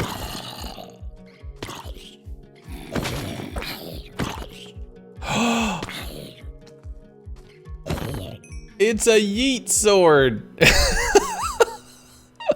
Oh, this is gonna be fun. Okay, now I see why everybody was recommending it. Okay, so maybe you just like stun lock her or something? I don't know. Are we ready for a fight? I think we're ready for a fight. It was time for a fight. The next boss, something that I had seen multiple parts of the wiki say is the most dangerous part of the entire mod. The Valkyrie Queen would face my blade.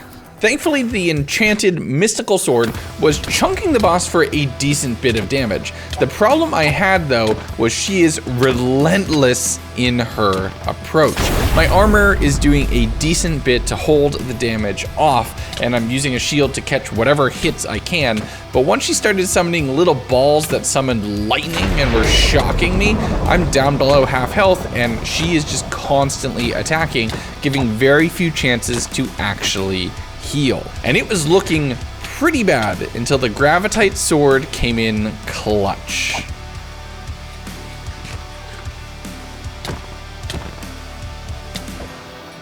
Oh! Oh my god. Oh my god. That was so close. I do not even want to think about how bad that could have been. Here we go. Was it worth it? Ooh, maybe. 2 holy swords, a Valkyrie helmet, and a lightning sword. Please tell me you shoot lightning.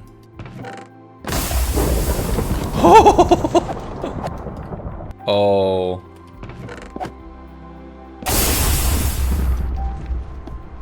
Get me out of here. I am so done. That was too much. I didn't even use the, I mean, yeah, I guess I used the gravity sword to put her up on the light posts so I could get time to eat, but she, like, the videos did not do that justice. That was terrifying. And with some newfound respect for the dangers of this dimension, I warped home. And the next day, with the boss killed, it's back to farming just a little bit more. You'll get to enjoy it in this pack. This is honestly kind of addictive and makes me want to potentially try a Stardew Valley 100 days at some point. Would y'all watch that? Let me know in the comments. But I made some growth accelerators, which would make the Inferium crops grow a little bit faster, accelerating it, you might say, which allowed me to grow diamonds at a pretty good clip. There were also zombies attacking the castle, which I did have to defend the vagabonds and other villagers who were chilling around here, but I'm not only growing rare and precious gemstones, there's also potatoes. But just as it rolled over with a little New Day prompt in the corner, I upgraded my helmet to Prudentium, getting myself into the 2nd tier and heading out on another adventure. Since my armor was way better now, I figured I should go over to the pirate ship with those murder dolphins that I was very scared of all the way back on day 4. Those things could have chunked me for all of my health back then, and now, I mean, they still hit for about half. I dove down into the underwater pyramid that was directly underneath the pirate ship and got the advancement for when in Rome, which let me know that there was a zombie crypt down here as well, which could potentially have god apples and other loot. So I spent a good portion of this day just running around and seeing what I could find. A bunch of golden apples, a bunch of diamonds, a bunch of baby children who wanted to eat my ankles, but realistically, it went pretty well. I looted that into the morning of the next day, getting up into the underwater temple itself, and then getting into the ship proper. And the skeletons here actually hurt pretty decently. The ones with bows stay perfectly still, as do the other pirates in a few of these other different structures, but the ones with the swords and the feathers on their head, they can do some damage. Once I was into the captain's room, I realized that there was going to be a lot more gold and other treasures here, and this was similar to the ship that I had attacked over in the frozen area previously. So I was able to get more Eyes of Ender and books and just had a fun time kiting my way around and filling my pockets to the brim. The next day was pretty simple. Return home via the funky flying mechanics and just looking ridiculous as I go, and combined all the dust that was in the loaded chunks to get that up to a higher level, get some different prosperity gemstones, and upgrade the rest of my armor to Prudentium. Day 56, with all of the diamonds that I'd been making, I crafted myself up a diamond axe and got that enchanted with some silk touch, which would just always be useful. I can't believe it took me this long to get that. I headed off to the Aether and started flying around on a pig, just seeing what I could see, where a slime attempted to kidnap me, and that caused my pig to just start flying off in a straight line. Come back! Come back! Oh no.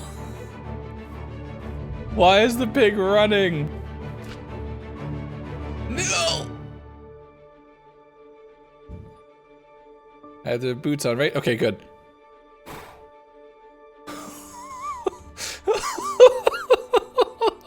That went so horribly wrong. But I figured, since I was in the overworld and pretty far from home, I checked on the map that I had found some dozens of days ago, and I was actually a little bit closer. In the morning light, I saw a castle off in the horizon, which had a little bit of loot mixed throughout. It's mainly food, which honestly is pretty good. I'm existing solely on baked potatoes right now, so getting a little bit more is definitely a positive. There was some armor and different treasures hidden in a couple different spots, but the skeleton in the basement was the only dangerous thing here. I headed out, finding a slightly upgraded spider spawner, and then continuing through the forest, finding a waystone at one of the villages, which I just threw into my pocket and continued running. This would let me get home at a moment's notice. There's a pretty cool mine shaft directly next to that village as well, which had a little bit of ores here and there.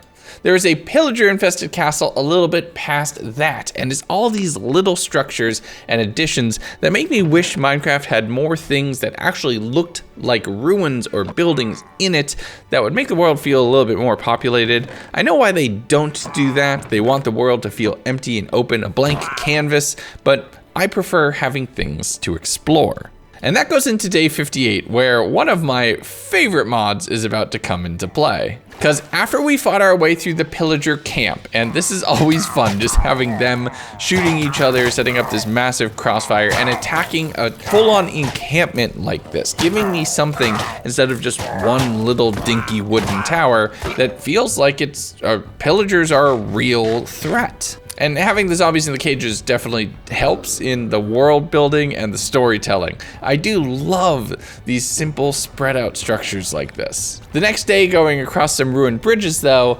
is probably my favorite. I know I said yesterday was my favorite, but today is my favorite, and it's the airships. I spent a bit of time chopping down a couple trees, converting all of that into planks, which would give me just enough that I could pillar up onto the wing of the airship. And this included wither skeletons riding on phantoms and on hoglins, and this is honestly a pretty threatening place to be. If it weren't for the sentry boots, it would be doubly scary because falling off of it is near certain death. I have to be pretty careful also just taking on these individual challenges, because getting hit with wither, no amount of armor can protect you from that just slowly burning you down. But the chests inside, oh boy, do they make it worth your while to attack these things. I fought all the way into the night, just trying to inch my way closer towards the spawner, making a absolutely critical error, I dropped my bow, which I'd spent a good amount of time on that. I kind of wanted that back. So I'm just standing and critting on all of the hoglins throughout the night until I was able to drop down,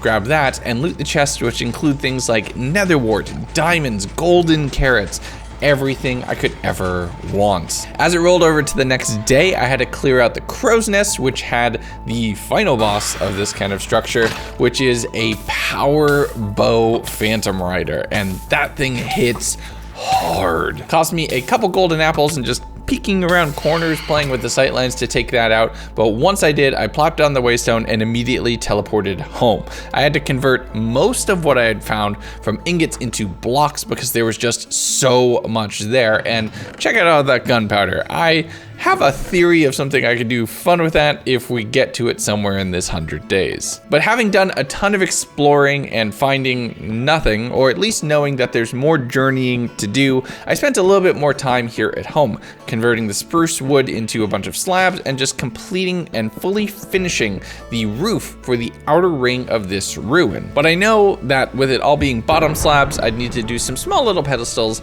to be able to build up a bit more here and there. But if I want to really keep improving the castle, I need some more blocks from the Aether, actually. So I headed off to there, flying on a pig who generously donated the saddle back to me, heading into one of these silver dungeons, which I was able to mine for a ton of the different chiseled stone blocks here that I think is really gonna make the castle pop, and it's gonna bring the sky dimension down to earth. But while I was here, there was a couple rooms that I couldn't fully mine out, so I figured, why don't we take on the boss? I had beaten this once before, my pickaxe is a lot more powerful, and this time I was using a Zanite pickaxe, which seems to have some inherent damage buffs against this boss. Me being in better armor definitely helped as well, whereas the first time I had taken this boss on, I needed to use a god apple to take it down. Now it was just about playing the angles, running in a circle, and critting it out until it was dead. There we go. Ooh, ooh. What are you? I mean, we get new boots. We have replacements because our old ones are about to break. Still need to do more with all of this, but a phoenix bow. Oh. One final dive with these boots. Let's go!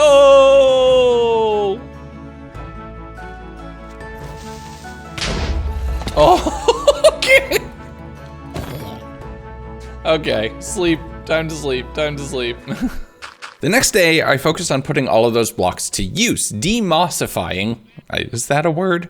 That's totally a word. But demossifying the entire base, removing a lot of all of the full moss blocks and many of the mossy variants and replacing it with skystone. I set up the different arches and to just kind of divide it up into a couple different rooms and focused on repairing the floor, making sure that it was properly, that it looked good. This allowed me to use the runic blocks, which actually glow just a little bit to place light on top of, and with the different Aether blocks now included, my base was a combination of the best of both worlds. The structure that I had found here in the overworld converted to be something that represents the adventure that I'm actually going on. Combining that with a few of the spruce pillars that you can make, which I really wish they would add these to vanilla Minecraft. They look amazing. And the base is starting to come together. But half the fun of making these mod packs is seeing what decorative blocks I can add, which are the kinds of things which you wish you had in vanilla to make this place feel a little bit more like home. That includes some different tables, some different shelving opportunities, throwing some barrels in place in the center to move from the chest monster that I have in the corner to an actual proper storage system in the middle. I framed and moved a bunch of the item frames to the center, and things are looking good. We're just not going to address that. We're just not gonna talk about it, okay? And immediately after I recorded that clip, I personally got very frustrated with it, so I broke down all of the pedestals, placing them around the center, which I can then put random items in to be floating around, kind of like a cooler version of item frames. I also fixed up the floor to make it actually represent the shape of the structure, considering it's not centered. Who made this mod and made it not centered? But after 2 days of building, things are looking very nice. On day the best console ever made, I upgraded half of my my armor to the red variant, which I'm not even going to attempt to pronounce, and produced a few additional golden apples. I checked in with my mending ATM that I have down here in the hole, just throwing paper at them, and realizing I need a better way to get more emeralds. But I was able to pick up my very first mending book. Before throwing that onto a piece of armor though, I ran over towards the village to pick up a few of the quests that were there, seeing if any of them would generate emeralds. There were a couple, and a blood moon had started, which when you turn the shaders off, it's very red, but I prefer the fancy version of Minecraft. So I spent the whole night just chopping down mobs for experience primarily, using that to repair my armor via mending and just get everything fully repaired. Once I saw my experience going fully up, it's not like I could sleep, so I just kept fighting into the morning where the blood moon set and things returned a little bit more back to normal. I killed a few endermen that were hanging out around the village trying to get a couple more ender pearls. I don't know if I'm going to try to beat the game. I really enjoy exploring the new dimension instead, just to make it a little bit different, but you never know. But I took some of the holy stone that I had gathered, converted that into its brick variant, and started adding some arches to the top of the base, just to give it a little bit more of this kind of angelic or open feeling. I don't want to create a full roof. I want to be connected to the sky, but I want something where it feels a little bit more intentional. Then it's time to execute Order 66, so I headed off to the Valkyrie Temple, collecting a lot of the more yellowish version of the Skystone that was available here, specifically going for the runic variants since they would glow. I have a really cool base idea for that. There were a few mimics that I could still clean up, and going around and fighting them, grabbing as many of the blocks as I could, I warped back to the overworld and used the glowing ones primarily, with a little bit of the regulars mixed in to make a halo for the base. You know, what's more angelic than that? I spent the rest of the day doing just a little bit more organizing, using the altar to repair my pickaxe, since it doesn't work for the infused armors. That's why I'm gonna need mending for that. I made myself a Zaynite pickaxe with silk touch, which I was able to then use to move the glowstone to a better position. It warps to the exact same location, but at least now it looks like it's a little more intentional in the base. I finished the day by executing my mess, doing just a little bit more organization before calling it a night there. The next day, I figure I need to set up some more seeds. My thought was I could grow emeralds as well, since I've already figured out how to grow diamonds. So as I was resetting the altar, I clicked with the continuum orb and got a strength 3 augment. Actually, Sierra, play it back. Look at just the 1 pixel that I missed the plinth on, which allowed me to get something from the bookcase with the orb. That's a really weird interaction, but that's kind of cool. I could potentially use that later. The only thing was I didn't know how to use the augment. I checked in crafting with anvils, none of that worked. I would figure it out, just not quite yet. I spent the rest of the day gardening to get a little bit more inferium essence and dust to try to get up to a level where I could start working on getting emerald seeds, which would allow me to have a much more prosperous economy. When you can just print money, there's no thing like inflation in Minecraft. What are you talking about? But while that continued going, I used the waystone to teleport back to the Aether, thinking I should do a little bit more exploring. Turns out you can put the saddle on cows as well, so I'm using that to fly around and just see what else I could find. At one point in time, I did see this random ball island that I had made a mental note of, but I didn't realize how important that would be. Keep that in mind. That'll come in handy in a little bit. But as I continued to explore, I saw this arena looking thing on the minimap and I flew over in that direction, finding a massive structure, but it's also really, really high up. So my thought was, let me just mine a whole bunch of stone that I can pillar my way up to there, but I missed on one of the jumps with the cow, dropping down into the overworld instead. And it turns out I missed a blue moon. Bummer. On day 69, I do want a quick way to be able to get to that arena or anything else in the Aether, and I want to leave all my waystones in place. So I looked to see what it would take to make a warp stone. This would allow me to teleport to any waystone, but it doesn't allow me to go back to wherever I left. So I warped over to the Aether, broke down that waystone, warp stoned back to the overworld, now having both in my pocket, and I'd be able to place that down somewhere else and get there quickly. But I crafted up some mystical fertilizer, using that to just grow a ton of inferium very, very quickly. That allowed me to continue to make progress towards the emerald seeds, having grabbing 3/4 of what I need, I made myself a fishing rod, thinking I could get myself a pufferfish to potentially take on that ocean monument, grabbed some sand to smelt into glass, burned the fishing rod, as I apparently have a tendency to do, made myself a new one, and fished throughout the night until I nabbed myself a pufferfish. But with some water-breathing potions on hand, I used my floppy fish sandals to get over towards that massive ocean monument I had noticed earlier, and I had 24 minutes to be able to navigate my way through. I was able to break into one of the chambers before I ended up getting mining fatigue, but this place is very, very full. Normally, I'm taking this on with a trident, either Riptide or Loyalty, just anything to be able to fight at range, but I have to get up close and personal here. And while the chest loot is nothing to laugh at, there's definitely a lot more in this kind of monument. Having a bow and arrow is less than ideal. I was able to clear the first Elder Guardian, searching and seeing much more impressive chambers around here, just significantly more impressive. I am probably going to convert some of this into the ocean monument build I'm doing in my hardcore world. You know I'm gonna steal this, right? But sitting near the center of this structure, as if I just called it, was a perfectly pristine trident. And that was awesome. The amount of tentacles that surrounded it, significantly less awesome. So I noped my way out of there very quickly, swimming up to the little basin on the top of the monument itself, and as the day rolled over, warpstoned my way back to the base, where I just did a bunch of farming and combining of inferium essences, which would get me towards my next red dust, which is 3/4 of the way towards my emerald seeds. Is that all I did on day 71? Man, this mystical agriculture takes a heck of a lot more time. So since that's taking a little bit more effort, let's go a little bit more lo-fi. I warped over towards the village. Having made a fletching table, I trapped one of the villagers inside using some moss to block off the door, and then just started trading sticks.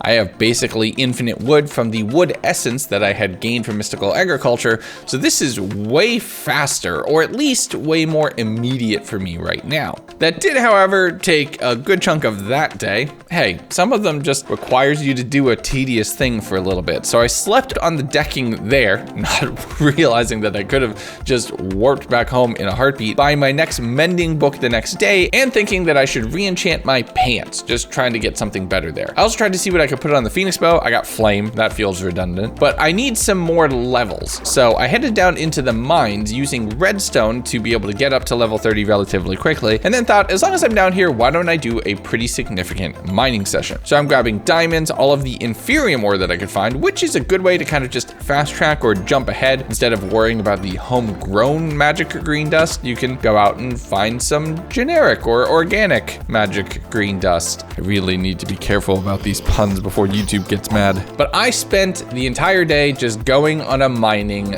bender. I said that I wasn't gonna do a lot of mining because I wanted to focus on open air and floating islands, but it's Minecraft. You kind of can't avoid that. As the day rolled over to day 74 though, I cut myself off, warping back up to the base and converting all of that into one red dust.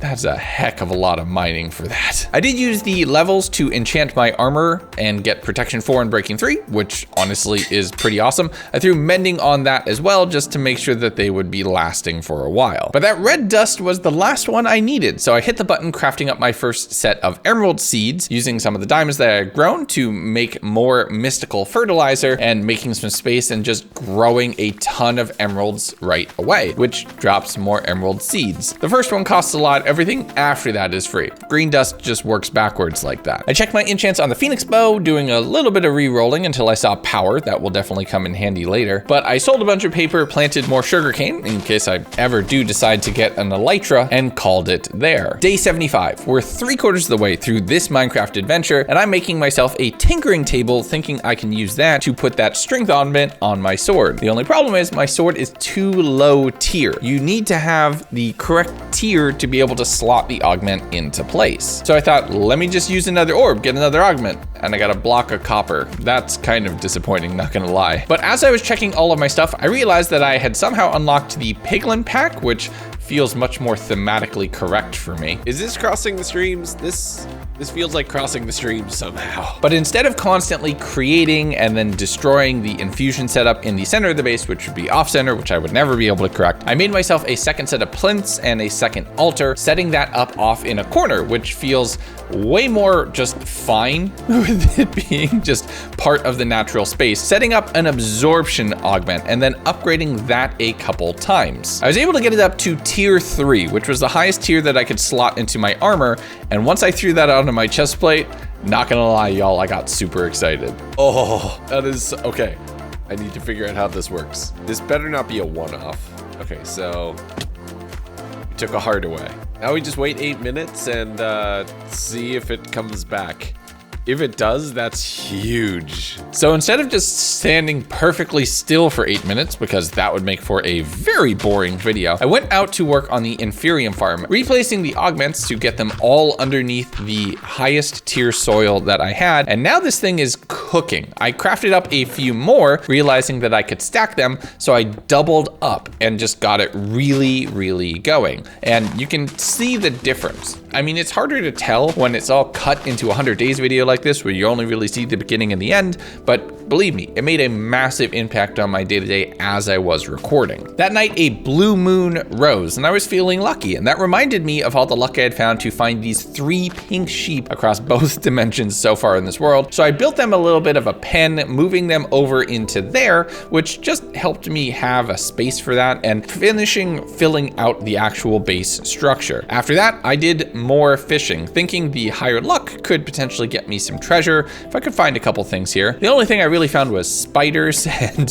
having fun fishing those onto the structure itself. I did see a trident drowned in the distance though, and I was able to kill that before the blue moon set, nabbing me another trident. Day 77, I figured I should bling myself out a little bit, so I crafted up a couple rings, figuring out that I could craft a freezer, which would convert the iron and gold rings into an ice ring, which gives me inherent Frostwalker at the cost of its durability, so that's honestly kind of cool. I set that up with some unbreaking so it would last a little bit longer, and then did a little bit more farming throughout the night, upgrading my helmet to Tritium, the red one.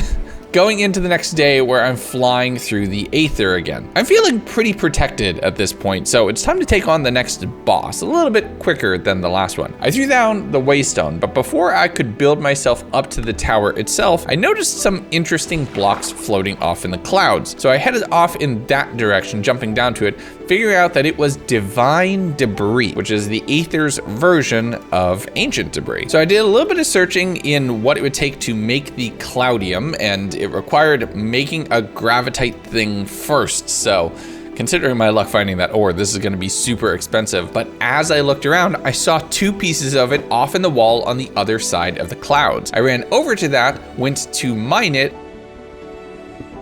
I just used the wrong pickaxe. Oh no. You're supposed to use a Zanite pickaxe, not a holy stone. No! Oh, tragic. Absolutely tragic. I regret everything. I regret it so much that I jumped down into the overworld using the Waystone to then warp back to the base. And I spent most of day 79 just getting myself fully upgraded. I fully upgraded my boots and then tried to look into what it would take to upgrade to the next tier up, and that was very expensive. So I swapped out some of the Inferium seeds for emerald seeds instead, focusing on getting mending books that I could repair all of my armor and get that into a better state. I did a little bit more trading, hit more quests, did a little bit more gardening throughout the night, and traded sticks in with a Fletcher for more emeralds just to keep this all going and to make sure that this armor would last with me through the rest of the 100 days. The next morning, I figured I should be a little bit more prepared for the next boss fight, so I spent some time brewing up some strength 2 potions, which would just allow me to potentially DPS a boss down a little bit quicker. Oh, and I did realize that the absorption meant that my hearts refreshed every 8 minutes, which was awesome,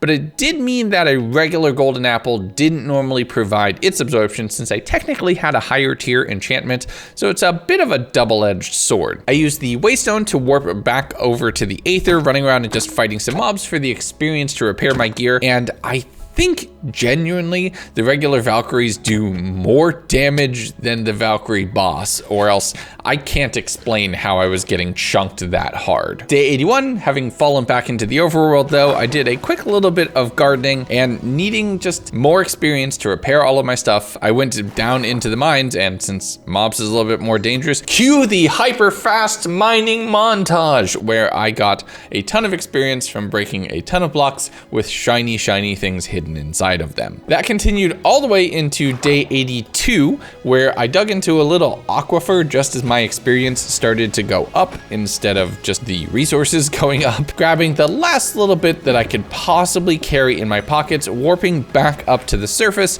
and then using those levels to both repair everything and to do a little bit of enchanting. I made my Phoenix bow a lot more powerful with some power 4, and made some Inferium upgrades for the harvester, which would allow it to cover a greater area and be more efficient. This meant that instead of only working on a 3x3 space directly in front of it, it was covering something triple that size and doing it 3 times as fast. So that desperately needed upgrading and building out more growth accelerators, which would increase the area of things that were growing a lot more rapidly. And now this farm just cooks. With it being constantly loaded, it is constantly gathering resources for me, faster than I can collect sometimes. Day 83, I traded a lot of those sticks for more emeralds, converting that into a mending book and putting mending on my boots, fully repairing my last bit of armor with more trades from the Fletcher, just for the experience primarily. I warped over to the Aether, and now with everything fully set and ready to go, pillared up to take on the next boss. I don't know, I have no idea what this boss is. I'm hoping that the Phoenix bow lets me fight it. Sky whale! Why do I get the feeling that this thing's gonna be immune to arrows? Okay,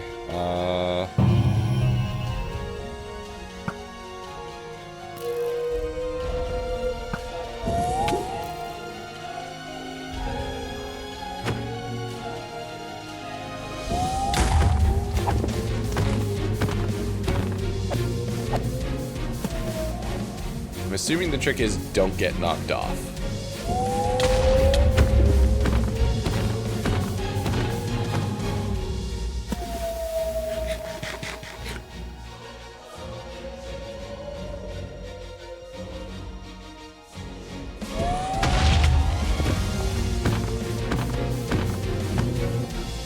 This is like the exact opposite of the Valkyrie fight, and I'm here for it. I actually feel a little bad about this.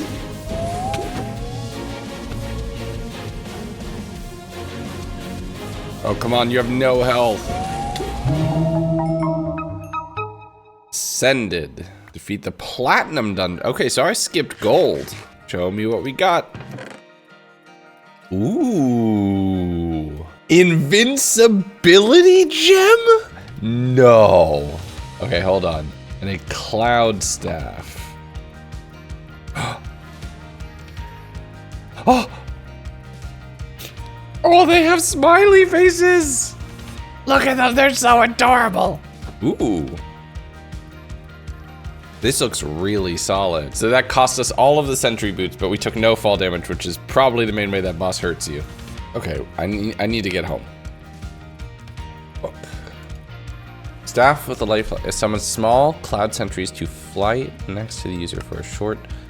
Shooting large ice balls. Okay. Chance to allow the wearer to dodge a blow, concealing them, possibly help them to escape. Yo. Faster movements. Okay.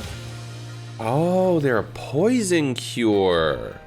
I spent the rest of the night finishing identifying the remainder of the loot that I had collected, harvested and cleaned up everything that I had gotten from the farm, and slept with the sound of the rain just relaxing me to bed. And the next day, as I was trying to figure out what I had to do and how I had skipped a level in the dungeons, well, I'll explain it to you live. Okay, it turns out I missed it. I missed the golden dungeon. I did the thing that I always say that I'm never gonna do.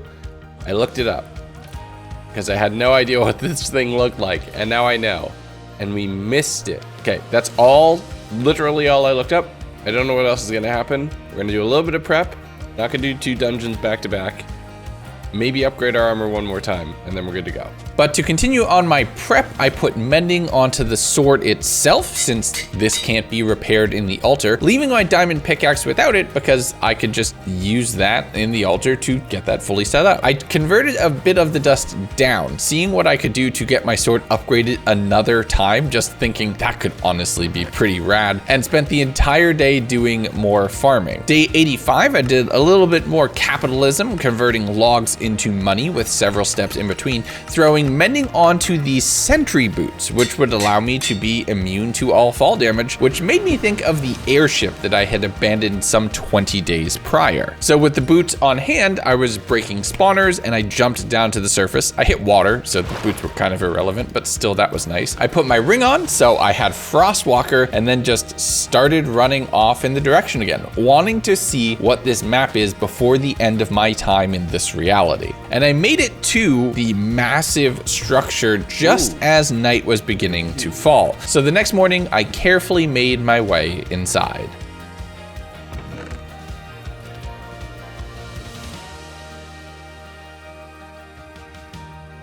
Is this a village?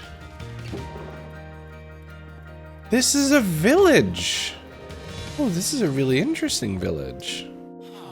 Bonkers, okay. Achievement made on the road. I don't know what that means. Oh, found a map. Made a map. I mean, this is neat. It's very pretty. Definitely very pretty. I might steal some of this. I'm not gonna lie. A little underwhelming. I was expecting some big boss dungeon or something like that, but it just goes to show you never know what's gonna happen with these mod packs. I have no idea. Back home, I guess.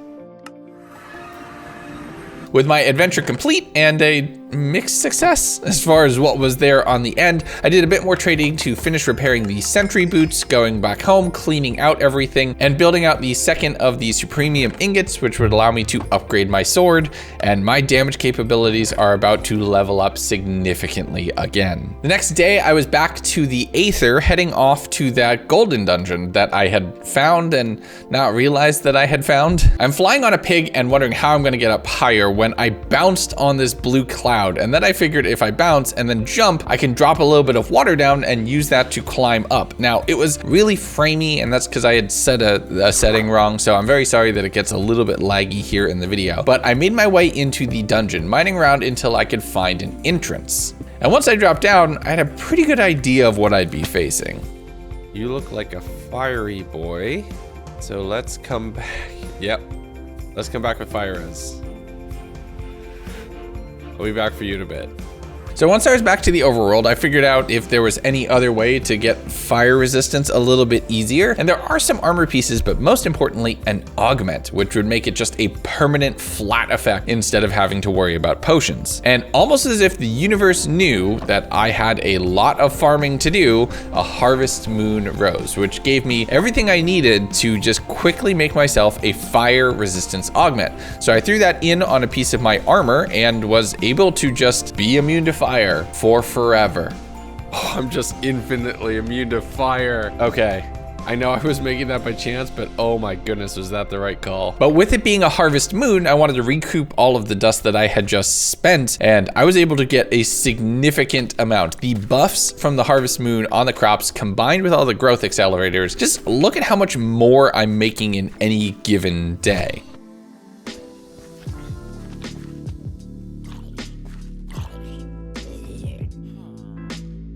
What was that? Why was I invisible? Oh, this is the invincibility. Is that invincibility charm? Oh my goodness, that triggered. That scared the heck out of me. But with that jump scare done, a little bit more farming, and it was time for my next upgrade. So it goes from 15 attack to 90. That's a massive boost. 24. The next one would be 24. That's bonkers. I don't know if I'm gonna be able to get up to the highest tier of all of this gear, but I'm gonna try. But we still have more adventures to do before we get there. I did a little bit of trading, headed down into the mine for some amethyst shards, which I would need to be able to make up another warp stone, and had another visitor off in the base. There's the pearls that were short.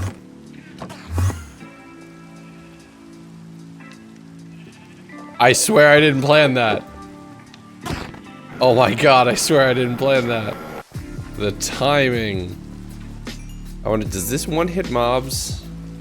But since I was short on pearls on day 89, I headed off to the Nether, just killing Endermen, thinking that was probably my best bet to get those. Being absolutely fireproof does make this place feel a little bit less dangerous, I gotta say, and just goes to show how much these investments that we've made into our gear are continuously paying off. I spent a little bit of time just running back and forth along the Nether, specifically in the warped forest biome, and while I did fight a whole bunch of mobs, I only saw like one Enderman the entire time through. So that's unfortunately way less than what I needed. I did do a bit more research though and saw that I could make a blue apple, an Imperium apple, which makes me nigh unkillable. So I'm gonna make one of those up before fighting the next boss, but I had to thoroughly convince a villager to turn to religion and or drug manufacturing, depending on how you look at brewing stands, doing trading to get them up, and thankfully they sold pearls, which is exactly what I wanted. I used that to craft another waystone through a warp stone, which would allow me to get to the golden dungeon a little bit quicker, making the Imperium apple, which would make this boss fight an absolute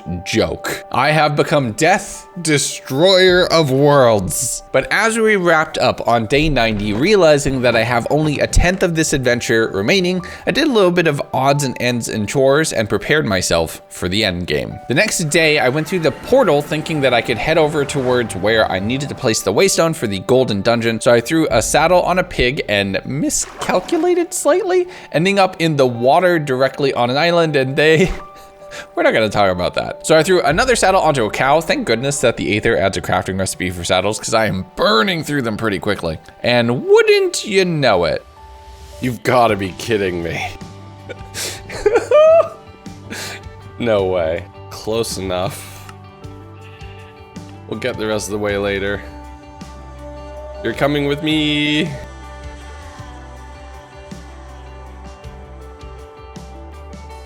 I don't know what it is about the shaders that are making it super framey, and I'm sorry about that, but now you know why we made this a shirt. This is amazing. Look, I'm not saying that this run is blessed, but this run is totally blessed. But the next day, I continued where I had gotten so rudely distracted from warping and making my way up to the temple itself, throwing the waystone down in front of it, and then getting ready for a fight. Let's do this. And it turns out this one was a bit more mechanical, because you don't actually fight the boss directly, which meant I had kind of wasted a few resources here. It did mean with the Supremium Apple and my amazingly OP sword that fighting the little minions that would spawn off whenever you did trigonometry and punched one of the ice blocks into the boss, that worked really well, and you're able to just combo things out where I'm taking little to no damage. But it's less about just pure DPS and more about overall placement. So while the boss fight's a lot of fun, this one being so distinctly different from everything else was a little strange. But as I started working my way through the cycles, eventually the boss fell. Yes! Nice. We did it! Oh, I'm invisible. We did it! Iron bubble, a life shard, healing stone, Phoenix helmet, leggings, and boots. A vampire blade. A pig slayer? Okay. Let's... What are you?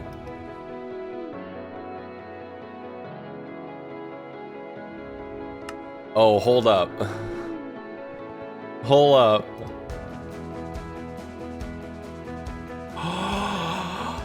Yo! I can control time. Okay, that's dope. Let's just keep that there. Actually, you know what? This will look really cool right here. And we just come here to set the time. There we go. That's dope. All right, let's go check what all these things do.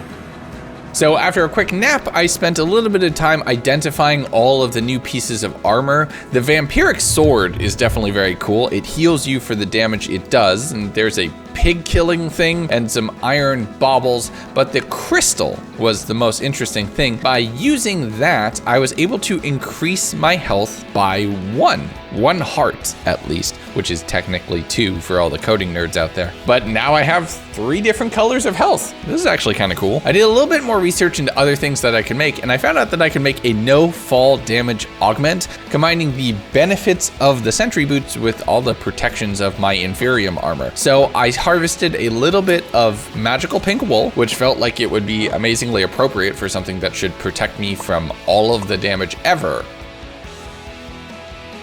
Yes! This armor is so cool. Oop. No fall damage. That means I can retire the sentry boots. I don't need them anymore. That is so cool. And sitting in here taking screenshots for the VIP community on my Discord, which you can go join, link is in the comments. I tried to think of what I should do next. Considering I had killed every boss and I had a week left in the world, what if I just did it again? But back to back to back. So that's what I decided. We're going to run the gauntlet in the last 5 days of this world, killing every boss in one go without stopping in between. I did a little bit of farming because this is going to require some preparation. I need the proper resources and assets on hand. First of which was a Supremium apple, which I'm definitely going to need for the Valkyrie fight, which will give me additional resistance and more hearts, more aggressive regeneration, which should make that a little bit easier to manage. That took a good chunk of the day. I selfishly was also going to see if I could upgrade another piece of my armor into the blue, but I also thought, what if I upgraded a pickaxe? So that way it would be able to do a lot more damage and I would be able to take on the shifter. So I finally upgraded my diamond pickaxe into prudentium and then tertium to just get that up to a significant amount of damage. And not gonna lie, having the Aether no longer be stuck on daytime was honestly a little interesting.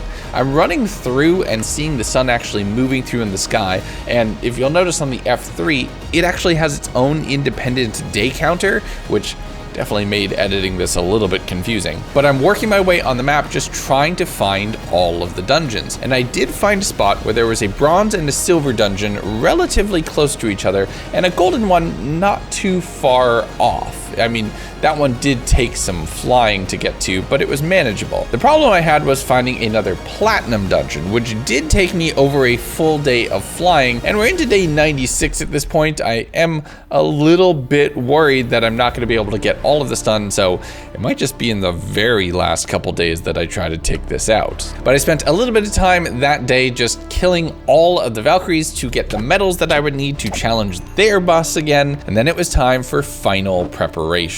So with my overpowered gear in my pockets, my equipment, and my experience in this dimension, it was time to run it back and do it all again, and I was immediately given a massive setback. That is a pickaxe. Oh no. Does it not count it? Oh no, it doesn't count it because it doesn't understand the mod. That is a cheat. I have been cheated. So I'll fix that in the mod pack that I make, which will be available for you all. Link is gonna be in the description, which will make it easier for you to take on this gauntlet yourself. But I was able to kill the shifter, getting some decent loot from in there, another hammer of King B-Dog, so that's definitely great. And I immediately flew over towards the silver dungeon, where this would be the make or break moment. I scarfed down the Imperium apple and then took on the Valkyrie Queen. And between my higher damage, the better shield that I had equipped, and the resistance, I barely got knocked out of my golden hearts before I had her absolutely on the ropes.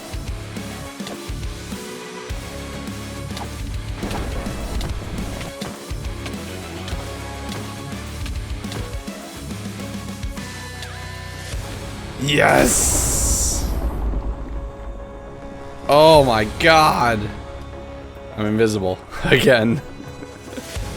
Oh, that feels so good. Ooh. Valkyrie gloves, a Valkyrie axe, so much stuff. Neptune helmet. I warped back to the overworld, not for a pause, but to just dump my inventory into one of the chests, warping back to the Waystone here and earning a well-earned rest. Finally sleeping in the Aether itself, moving into day 98. And like I said, the math here gets weird, but we're gonna go with it. I flew on a cow towards the golden dungeon that was relatively nearby and thought it would be funny to just kind of guide them into it. Maybe hold on to my mount so that they'd be able to take me towards the platinum dungeon a little bit later. And in taking on the boss, I realized that I might be fireproof, but that does not carry on to the animals that I brought in here with me. But knowing now that I didn't need as much immediate protection because I'm fighting these smaller mobs and it's more about working my angles and planning for not exactly a DPS phase, but overall running through the mechanic, I was able to take on the second Sun Spirit, which I'm not even going to attempt to pronounce that, and there is nothing that you could pay me that would make me attempt to pronounce that. That's just going to be a train wreck in the making. No.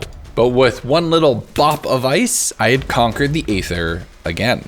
It feels like a lot. Did I get the full set of Phoenix armor? I think I did, because I was missing the chest plate. Yo, yes. I did. Nice.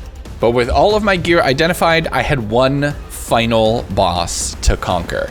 I warped back to the Aether, jumped on another flying cow, and made my way some 500 odd blocks to make my way to the platinum dungeon. I had to do a little bit of mining to get the blocks needed to pillar my way up, being nervous about the mobs that would boop me and one of them knocking me off the pillar. I triggered the boss, blowing the pillager horn, realizing that maybe I was conquering this reality, making it my own, but the adventure here, the trip through nostalgia, the kind of thing that, I don't know, the Aether feels like one of the most iconic mods in Minecraft. That concept of a glowstone portal with water pouring out is something that is just a core memory for so many of us who have played this game for so long, that standing here on top of this dungeon fighting a sky whale in a dimension of floating islands just feels unreal to me. And the fact that I get to do this with all of you makes it that much better. And as I'm saying this inspiring thing, I am busy doing some murdering in the background of the video, but we're not going to talk about the tonal differences there, as I eliminated the whale and unlocked another platinum dungeon. Agility boots, a phoenix hoe, and a bunch of arrow clouds. Nice. All right, let's go home a champion of this dimension. With that complete, I warped back to the overworld, checked the farms on all of my crops, and woke up on the morning of day 100, where I prepared to set sail to my next adventure. I dropped off all of my armor and all of my items in a chest, standing here in the middle of the base, which is ready for you all to follow in my footsteps as is tradition. And with a beautiful little pink boat, I sailed off, heading in the direction of my next adventure. And this one couldn't have been more different. Why do you think he obsesses over the unique, the rare? We could create his favored companions by the thousands, merely with a thought. When you can control all of reality, there is not a need unmet or a whim unfulfilled, and yet he collects. He obsesses over that which he views as unique and special. It concerns me. It worries me that he has forgotten from whence he came. I'm going undercover on my own SMP server for 100 days. The goal? Don't get caught and capture the dragon egg at the end of the video. This one is a lot of fun, and if you like what you see, come join the server at leg.gg. And now, let's get started. Okay, this could all fall apart instantaneously, or it might just work. but here we go. So I logged into the server doing my best to try to not immediately give up the game, checking out a bit of the overall server hub, and then warping into the SMP, where I'm going to be doing like 99% of this playthrough. There's a lot here, and we'll go through it as we get to it. Don't worry, this isn't just a 2-hour long ad. There's going to be some shenanigans along the way. Revisiting my throne from the Game of Thrones scenario, I popped over to EC Art, checked out all the different shops where you can pick up player heads. Some of them were closed, you can only access them at night. Then I remembered, oh yeah, this is a video, so I should really turn on shaders and make this genuinely look pretty. But I spoke with the NPC and teleported out into the wilderness, ending up in a very, and I mean very, snowy biome with mountains pretty barren as far as the eye can see. There was a ship off in the distance which I was able to loot to get some initial gear, not realizing that it had Curse of Binding until it was a little bit too late. Grabbing myself some wood for the boat to get my first pickaxe, which I headed over to the stone, consumed that, and started upgrading my tools right away. So yeah, with multiple players on the server, only a few need to sleep to move the day, so some of the days are going to feel a little bit fast, and I'm really on the clock to get done what I want to get done in this 100 days. That's the thing, we're not gonna hide. We're not gonna refuse to interact with people. We are going to be interacting with that and everyone on the server pretty frequently. I mean, we spawned in the middle of nowhere though. I continued running out and along, eventually finding my way to a spruce village. And while this would potentially be a good thing to turn into the base, I want to do something that's a little bit more vibrant. I don't know, I've never built in a snowy biome, so I think this one might not just be for me.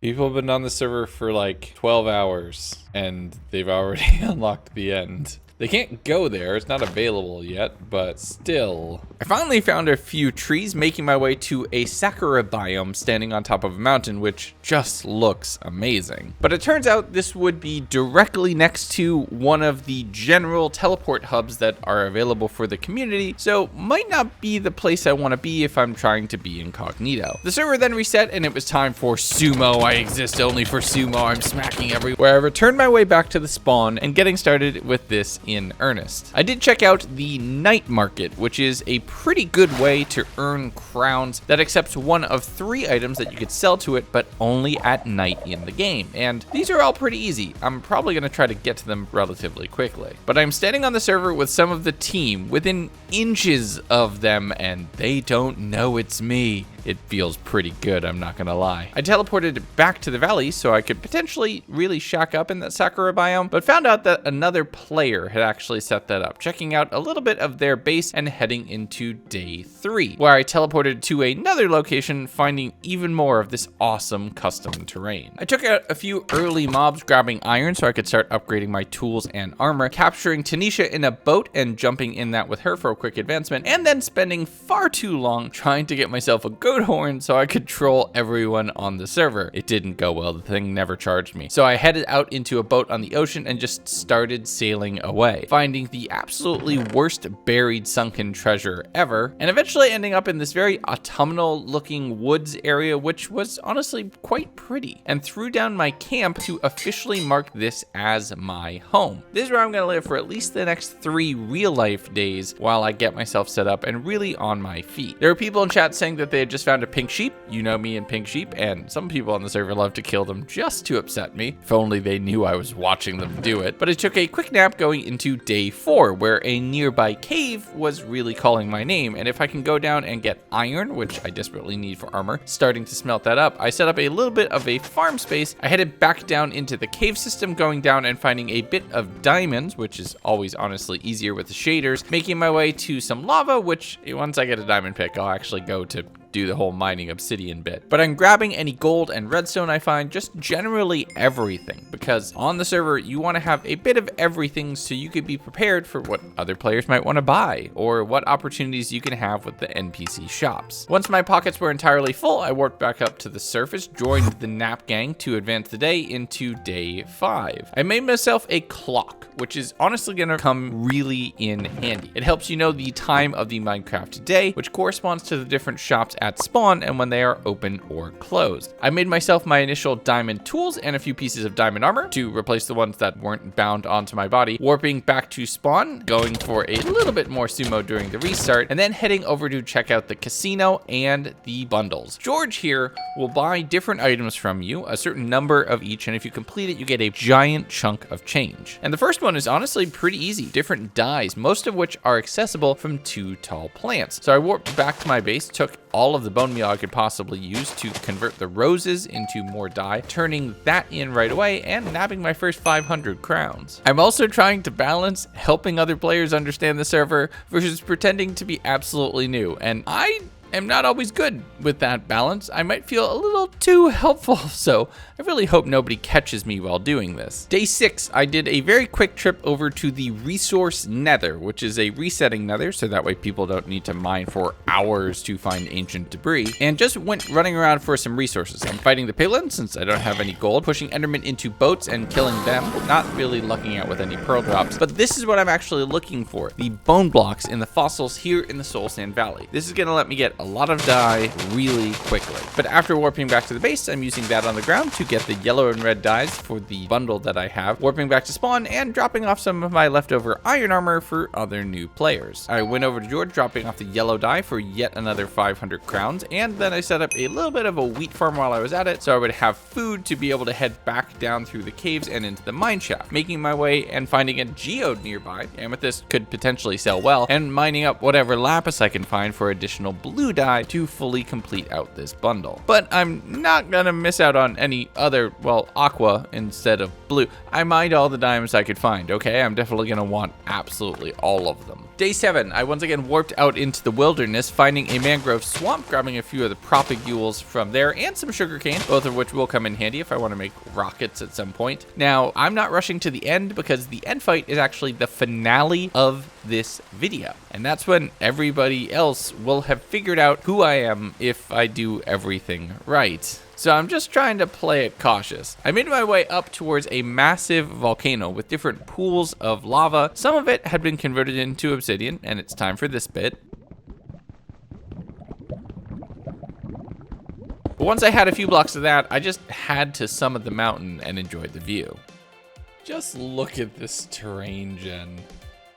Oh, that is so cool. I love it. I love it so much. Doing my best to avoid a very fiery death, I headed down the mountain, finding a few cacti and some sand in a little mini desert biome, which I was able to grab, which would help me get towards green dye to complete out the bundle. There were some signs warning me of giant fissures into the ground and some initial starter bases that I was seeing in the distance. There's this really cool Pride Rock setup, which if I hadn't already put down my camp, I might have wanted to have lived there, but we're gonna have really cool terrain. Just wait and see. But I picked up some different trees, finding some dark oak, which would help a lot. I can sell that to the night market for a decent chunk of change, killing some mobs to just get a few initial resources, and boating my way through the amazing terrain in this world. Once I was back to my base though, I plopped down all the cactus and sugarcane so that could set up for growing, and then warped back to spawn, heading into the laboratory and dropping down into the night market, running in and converting all of the dark oak logs, which I had stripped and sold for a pretty profit. I started the next morning fighting off an enderman who was getting a little bit mad about me potentially moving in, setting up all of the obsidian that I had mined from the volcano into a portal into the actual official nether dimension. And once I checked over there, it was pretty desolate. There was a little bit of quartz right nearby, which definitely was nice, but in looking around, I didn't see any other unique biomes or any structures nearby. And we're on 1.20, so I'm definitely gonna need to hit up a bastion at some point in the future. I warped back to spawn, taking the dyes that I had collected from both the cacti and from lapis, turning those both into George and fully completing my first bundle in my first real life day. That's about 3,000 crowns. Not bad. After some more shenanigans at spawn with all the different players, I warped back to my base, chopping down a few of the birch trees just to make some space in my initial living area and get something that I can get some initial chests and storage set up. The next day, in both game and real life, I warped over to spawn to pick up my daily login reward, which gave me just a little bit of everything, heading to my base and planting hunting down the berry bushes before going to explore my local area. Like I said, there's all this awesome terrain right here, including this beach made out of dead coral blocks, and they're really one of my favorite accents to work with if making them wasn't just so sad. But I filled my pockets with that heading over to spawn to find out that it was sticks, blaze rods, and end rods for today's bundle. I headed over to the Nether and then finally realized that I should turn shaders on, and don't worry, I only got that wrong like 3 or 4 more times. But I fought off a few ghosts, including getting the return to sender advancement, picked up the supplies from the Nether, and found a random Nether portal off in the distance. Thinking that it could potentially be a neighbor, I warped through and just found something embedded in the side of the mountain. That one was a little weird. Time for a nap. Day 10, I placed down a campfire at one of the nearby beehives to my base. It's actually in the wilds, but I can use it for now, and harvested a quick bit of honeycomb. I actually asked in chat to see if there was a blaze spawner anywhere, because it's not really an undercover video if I just kind of go and play and do my own thing. I'm going to go out of my way to interact with other players as much as possible to see if any of them can spot or get an idea that it's me. The skin is a bit of a giveaway, especially if you happen to know the lore behind all of my videos. Someone was actually in the process of building a spawner, so that could be a potential ally down the road. So I warped back to spawn, dropping off all of the sticks that I had acquired from all of the conversion, and then headed over to the Frank Sinatra Casino. And yes, it's a casino in the theme of Frank Sinatra. I did a little bit of gambling there, and it went horribly badly.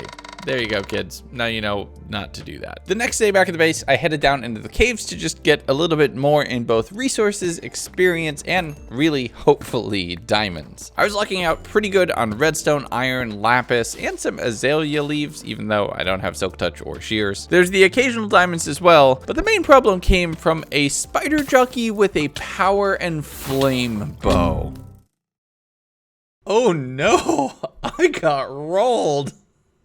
Oh, that was so bad. Okay, this is gonna be a challenge. Yeah, we're not playing this one in hardcore because I was really nervous of everybody else in the server seeing somebody die once, quit, and then never rejoin again. So instead, we're just gearing up and heading back down into the caves, trying to recover all of our stuff. After a little bit of navigation and fighting a few mobs, I was able to pick everything back up. I did find a zombie villager who was following me for a little while, luring them over to a little bit more well-lit area inside of the lush cave, trapping them in a boat with some torches. And once I had that, I continued my way up the caves back over to my base, and hearing back from that friend a few days ago who had finally set up their blaze farm and was willing to sell me a bunch of blaze rods where I could actually make a profit turning it into the bundles. We negotiated that I would trade them half of the cost for all of the blaze rods that I needed, and that felt like a good deal to me. The next day, I actually spent some time setting up some deep slate, you're welcome, Dusk, and some stripped birch to be able to set up some walls for an initial little starter house. I figured this camp is good for a few days, I might as well live in something pretty cool. Once it turned to the right time of day, I walked back to spawn, trading with Ducky for the blaze rods, going over to George and stacking with all the players while waiting for that to open up.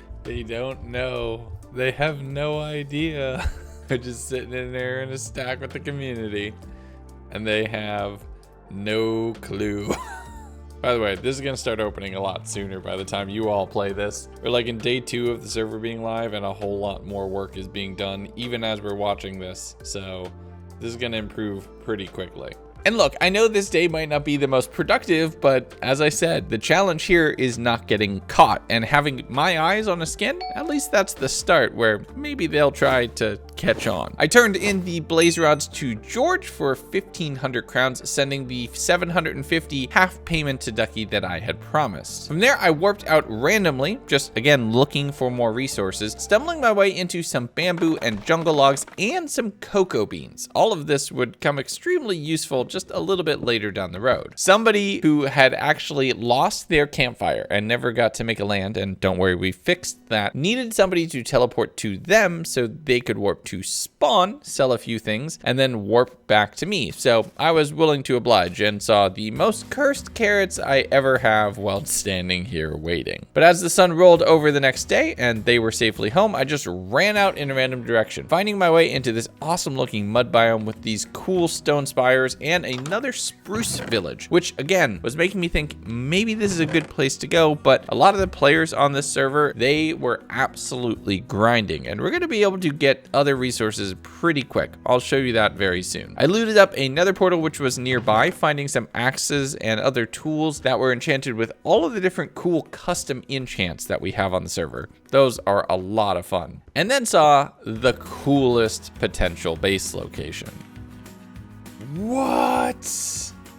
Oh, we're living in that. We're living in that tree. I wrote down the coordinates and then warped home. I needed to earn a little bit more in crowns to be able to create a new land so that I could actually set that as my home on a waypoint. So to be able to do that, I'm growing up different dark oak saplings, stripping it and converting it into the stripped logs, and then heading back to spawn when the night market is scheduled to open, sitting with players for a little while, and then dropping down the chute, turning in over a stack of that, and getting about 600 crowns in return. I'm only 400 short at this point to be able to make that into my land, and I will easily earn that out in the next day. But since I'm going to be moving sooner rather than later, I did spend a little bit of time immediately undoing the little bit of base doing that I had done just a day prior. I finished that up on day 14, throwing all of what would have been a starter base into a box and having that ready to go for later. I planted some potatoes and more dark oak saplings, growing those, murdered every type of pig, both 2 and 4-legged, before harvesting my sugarcane and doing just a little bit of fishing while waiting for saplings to grow. I had run out of bone meal. But while I was waiting for the night market to open up that night, Sierra logged on. Sierra's my editor. He's editing this video right now. Say hi, Sierra. Now, the goal of this video was to have nobody know who I was and have nobody able to figure it out. So I figured, why don't I tempt fate and touch fire and interact with him directly? And well, I got a bit of a mixed result. I think he knows. He looked straight at me. He looked straight at me. I think he knows.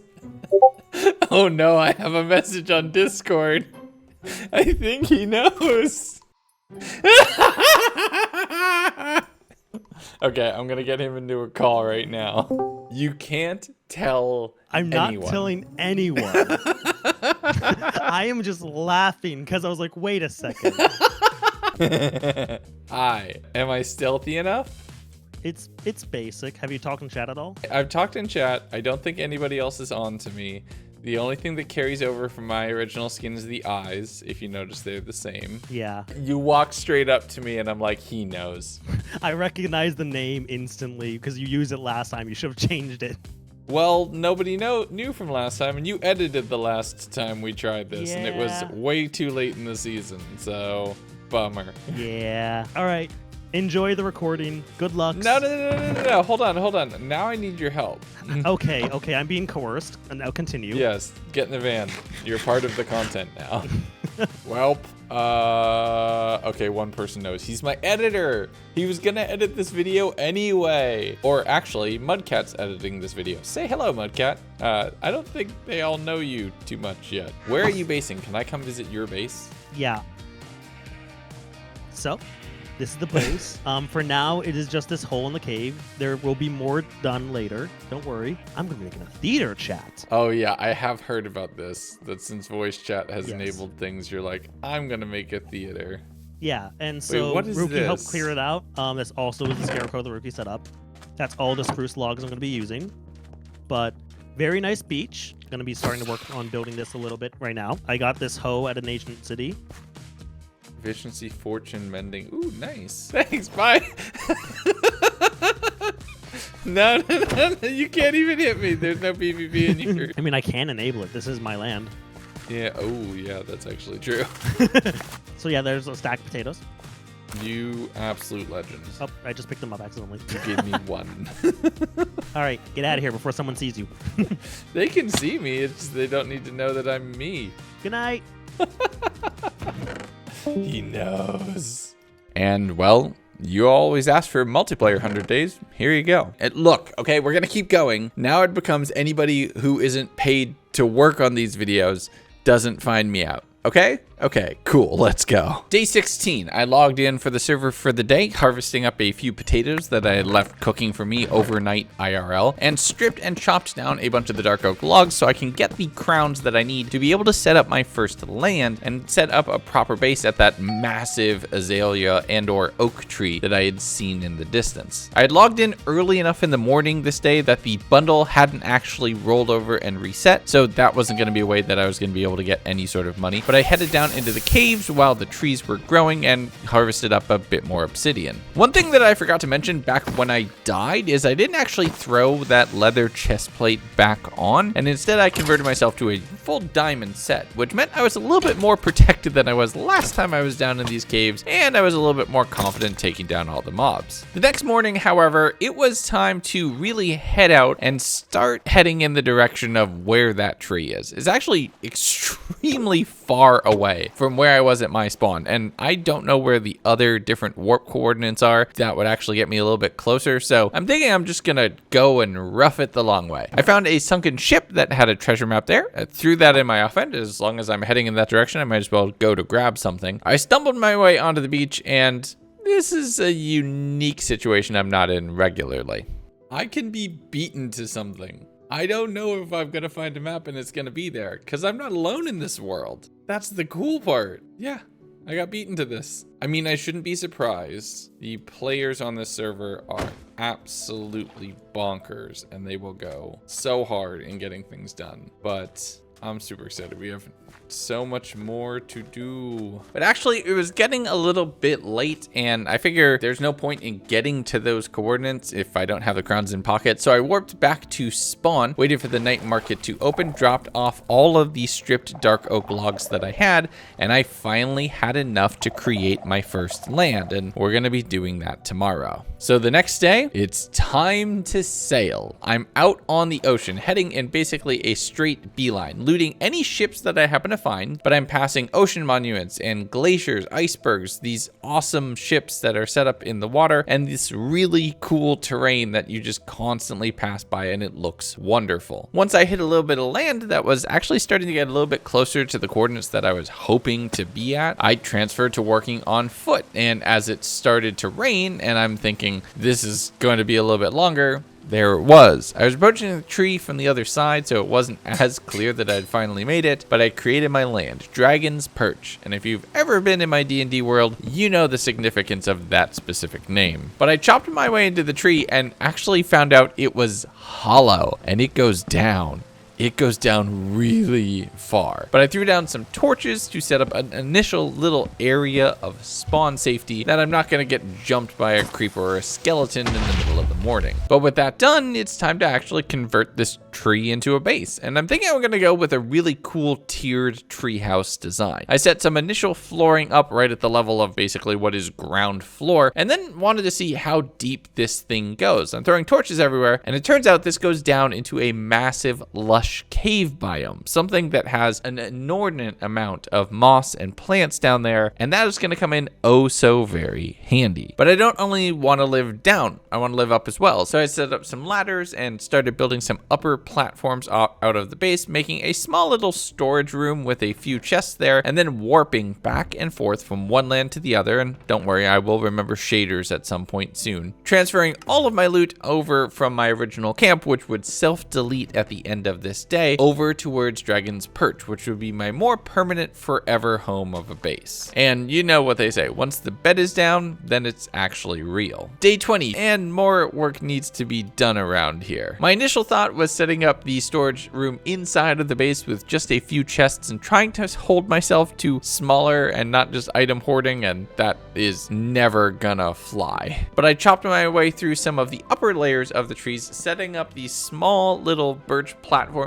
and tiers where I'm going to have all sorts of ladders and walkways and elevators to move me from one to the next, looping through and around the branches, just to have a very naturalistic kind of base design. I threw down the bamboo, set up some very basic railing so Minecraft OSHA wouldn't come for me, and just started setting up very early starter farms. And this little tree is about to become a tree home. Yeah, put the pun on your bingo cards. The next day, I honestly just spent it building and organizing. Let's use an old joke for a second. Inventory management montage.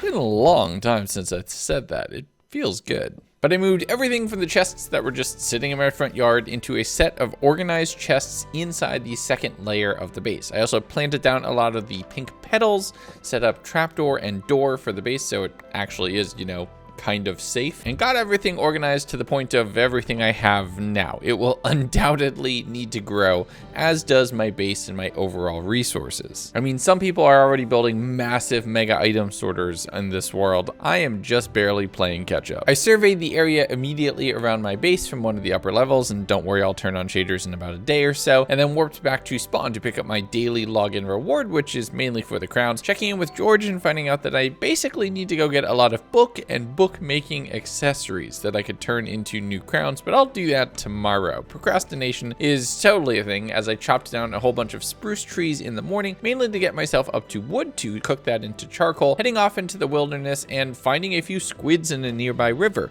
murdering them for their sacks and getting...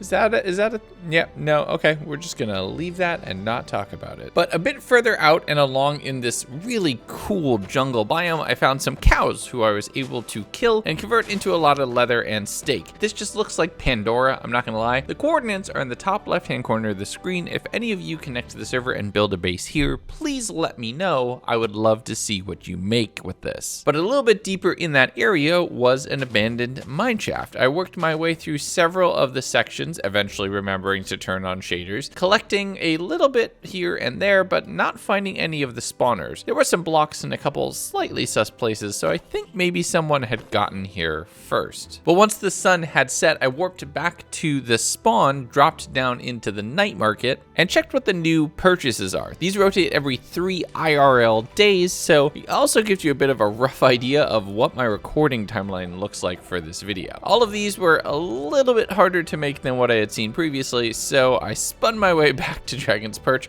picked up all the charcoal and resources that I could turn in for the bundle tomorrow. The next morning, I grabbed myself a little bit of water so I could drop down the tree without breaking my ankles, focusing on setting up a lower entrance into the overall base and getting some water that I could shovel up to the main area so I could have an infinite water source a little bit closer instead of having to head down to the river. With that, I hid some water behind a few blocks, setting up a very rudimentary carrot, potato, and wheat farm, having that all intermixed so I could get some basic food here and there. Once the shops had opened for the day, I warped in and turned in a bunch of the different resources into George, getting coal and feathers completely taken care of, and then setting up a few additional platforms and a spiral staircase from the lower entrance all the way up to the main entrance on the surface so I could access my treehouse from either potential location. There's no railings, it's meant to be unsafe and fun, and I'm climbing and jumping my way through here just like I'm jumping while axing this Enderman a question. And just for all of you watching, Seer threatened to quit the next time I make this pun. If you saw this video, he didn't follow through.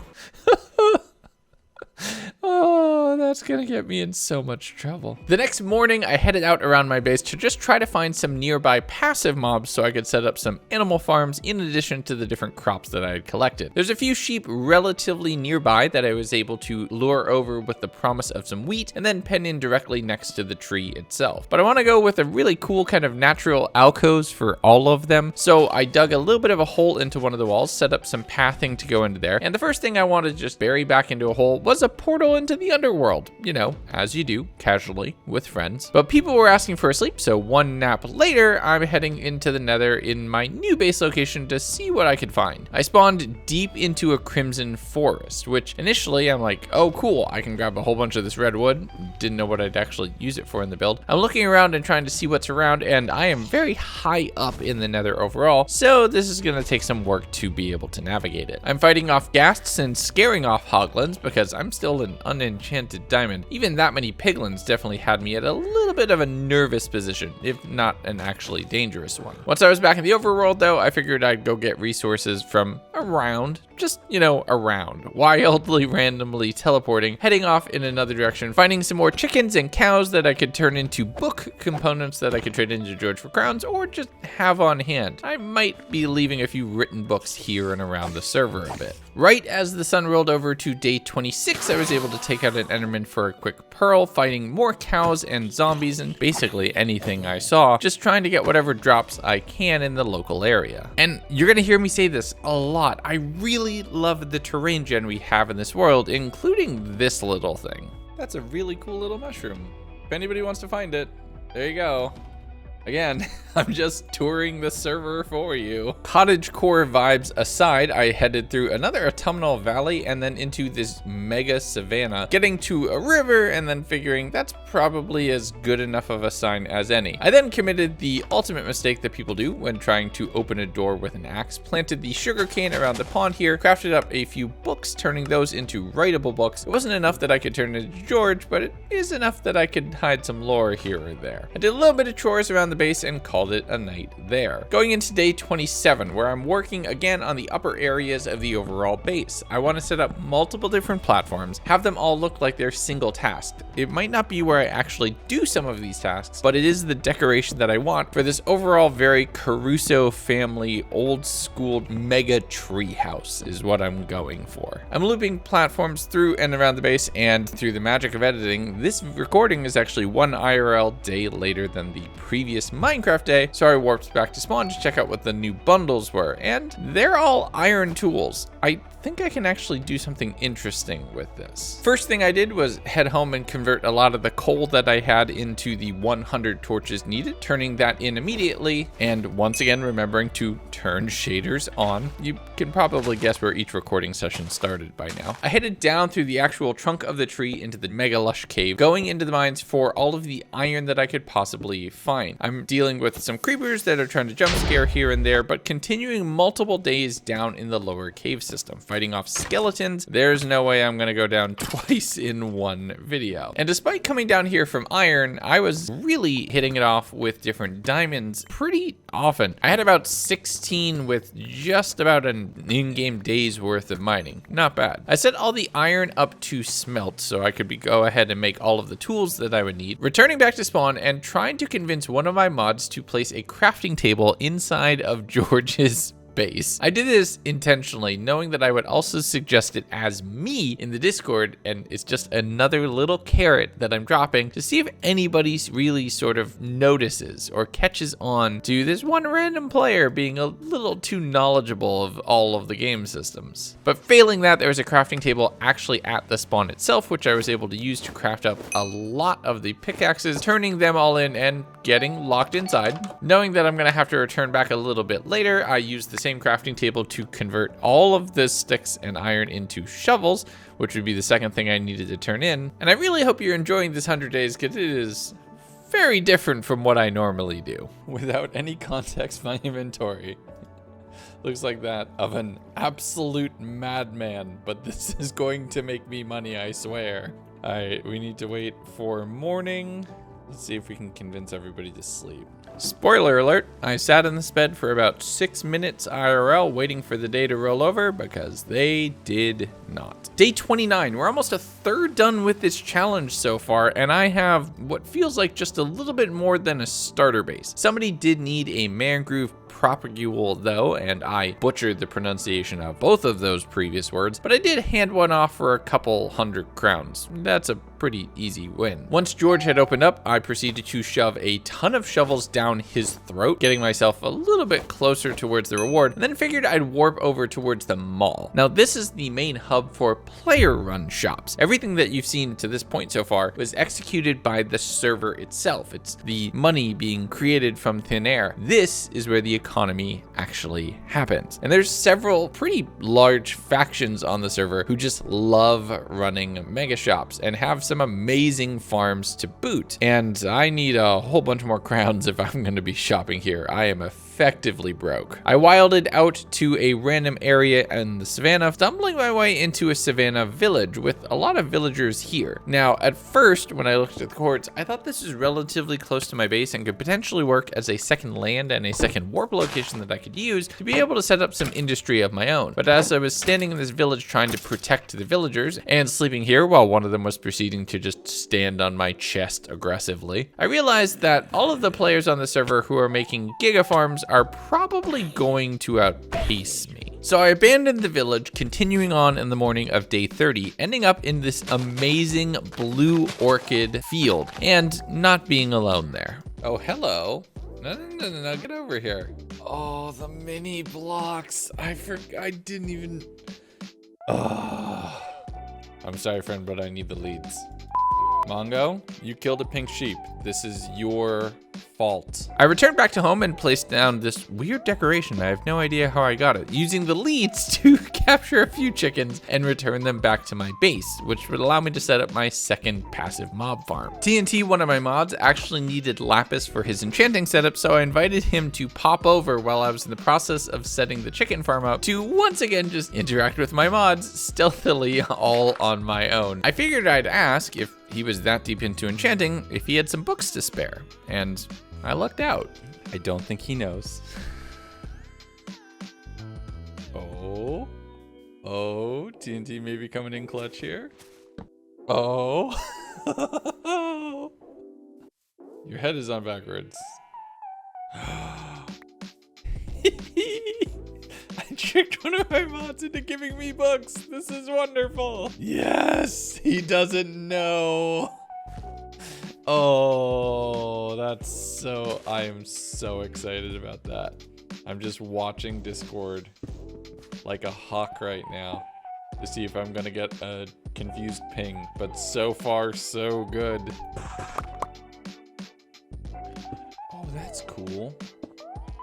I didn't know that did that. While geeking out over the little particle effects that they took the time to add, because that is the kind of team I have behind this server, I used some of those dead coral blocks to add a little bit additional texture and character to the pathing here, so this place was starting to look really unique. Day 31, I'm starting to put those books to use, and we need to make an enchanting setup. Now, normally in these 100 days, you see me do the tiniest bit of enchanting, and then basically get 1 or 2 villagers to get me the high tier books that I want. And it's funny, this was happening around the same time as all of the conversations surrounding the new changes in 1.20.2, which would change the way that villagers work. So in the moment, it was insanely topical. But this is because we have about 60 custom enchants on the server, and all of them do really cool things, from excavating in 3x3 areas, to auto smelting ores, to having basically Nether fortune. It's really genuinely amazing. I spent all of the time and invested about 60 of the books setting up a full level 30 enchanting setup, and then spending a little bit more time on top of that, taking the different resources I had collected and taking some of the dead coral as well to improve on the lower entrance into the base, since the enchanting setup was about halfway up. I then invited TNT over to see the final product that his donation of books had enabled. And honestly, it's an enchanting setup, but it's in a room that is very similar to things that I have made before, and I was just waiting to see if potentially he would notice or recognize my general build style. He didn't, and realistically, it's a very small room. That kind of makes sense, but I am just gonna continue playing with fire as much as I want. But that was the next IRL day, and you'll notice this time I remembered to have shaders on from the very beginning. It's because I didn't play on MCC Island in the middle of this. I just did these 2 recordings back to back. But I headed out from my base in another new direction, just trying to see what I could find. I found a set of really cool enchanted golden leggings at a ruined Nether portal, heading off to a bit of a beach, and then finding a cow that was relatively close, seeing if a second cow was anywhere nearby. Unfortunately, no, so I grabbed the one and started the several 100 block journey back to spawn. I grabbed another sheep just for good measure and really struggled with getting them to follow me. I should have done this with wheat in my offhand, but I just didn't think about it and instead would just continuously pull mobs along. I got them on a pole and then found a whole ton of cows, maybe 50 blocks from my base tops. And I'd spent the whole day carting this one cow from basically a mile away. It literally was one of those stories that my parents used to tell about walking uphill both ways and doing it the hard way. So on the morning of day 33, now a little bit prepared and knowing exactly where I needed to go, I leaded 2 of the cows and headed them over this very small land bridge and got them to my base in under a minute. Tops. I carved out a little alcove to be able to hide them both in. This would allow me to have these kind of nice little pens off and in this general area surrounding my base, keeping the overall footprint small, but very much in tune with nature, which is what I want the base to look like. I sheared a bunch of the sheep for wool just in case I ever happened to stumble my way into an ancient city, and then found another chicken, leading them up and over the hill and across the bridge, mining the blocks underneath them to finally get 2 chickens in that pen and get the breeding going there as well. While I was doing a little bit of enchanting though, one of the other members of the server said that they were having a little bit of a problem with the warden, so I decided to warp over and help. They had unfortunately recently died, but thankfully for them, I wasn't the only player who was here and more than willing to help out. Unthankfully for them, I was gonna play it a little unsafe. Now, if you've been watching me play BattleBox at all, you know that I'm pretty good at playing the bait. So I used a water bucket to obsidian over the lava that the warden was stuck in, since it would never despawn while it was suspended in a fluid, and what followed was chaos. It's still over there. I have no blocks. I came with a bucket and a prayer. I'm gonna die here. Get me out of here.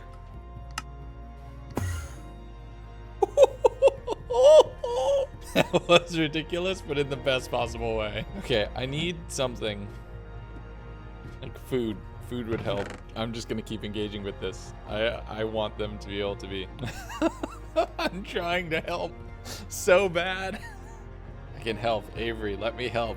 Let me help Avery. Unfortunately, it did look like Avery's gear had been lost, so they were gonna be building their way back up, but at least we got a cool story out of it, right? But with that done, I warped back to spawn, helped a few players figure out what the night market works, and then made the unfortunate mistake of wandering into EC Art, where my mods will troll me with a bunch of random map images that they've made. I also headed over to the bank and decided to deposit about 2,000 of my crowns into there so I would be able to get the weekly interest, which was about to tick over as that day was a Sunday. I headed back home, focused on breeding a lot of the mobs, and then started fighting with the chickens, as the pen was a little bit too big at first, and then I tried to make it too small, and then I tried to drown the chickens, and then the fence didn't fully place, and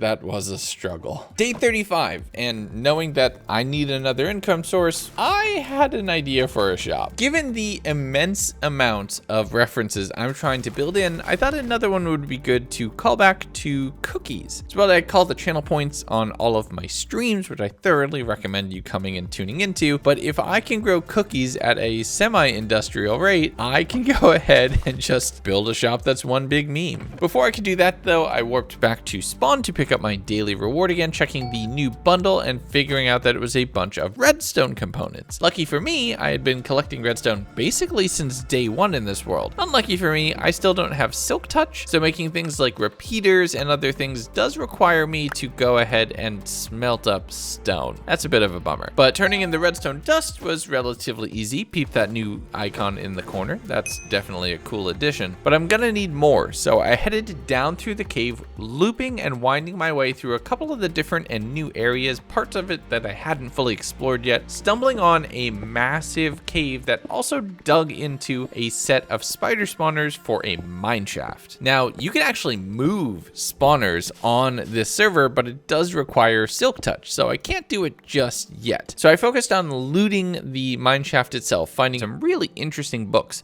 That warp drive enchant, that's gonna come in handy later. I grabbed that, any diamonds, threw torches down to try to make this place a little bit safer, and found a regular, unfortunately unenchanted golden apple in one of the chests. And that was the end of this day, because it was time to do the launch live stream on the SMP, where I was trying very hard to not give an indication that I already knew how a lot of these systems actually worked. We had the most players we've ever had on the server until that point on that day, and I was so excited that immediately after the stream I turned the VPN back on and I was back at it, starting day 36 by continuing continuing to mine diamonds, fighting off any cave spiders and skeletons that I was finding in the mines, and converting all of the cobwebs that I could into more string, finding redstone so I can craft up everything else that I needed. The dispensers are a little tricky. I really wish there was a way that Mojang could make these easier to craft, but I get that bows don't stack. The repeaters just took a lot of resources, but eventually I made my way through it, dropping everything back off at George and fully completing the bundle. I waited there for the night market and didn't really have a lot to do, so I headed out because somebody needed help in recovering their gear. So I went with Sai, just trying to help them re-find their stuff, jumping in a boat and playing a bit of a bodyguard as I continued down and grabbed all of their stuff. As it rolled over to the next day though, we continued moving around. There were some things here that I'd actually used. Some dripstone, redstone, killing a couple mobs, and finding a few diamonds, which I did share with my neighbor actually on my main account. They have no idea I was playing with them before I was actually playing with them. It was kind of funny. I'm actually right next to where Legundo's land is, even though I'm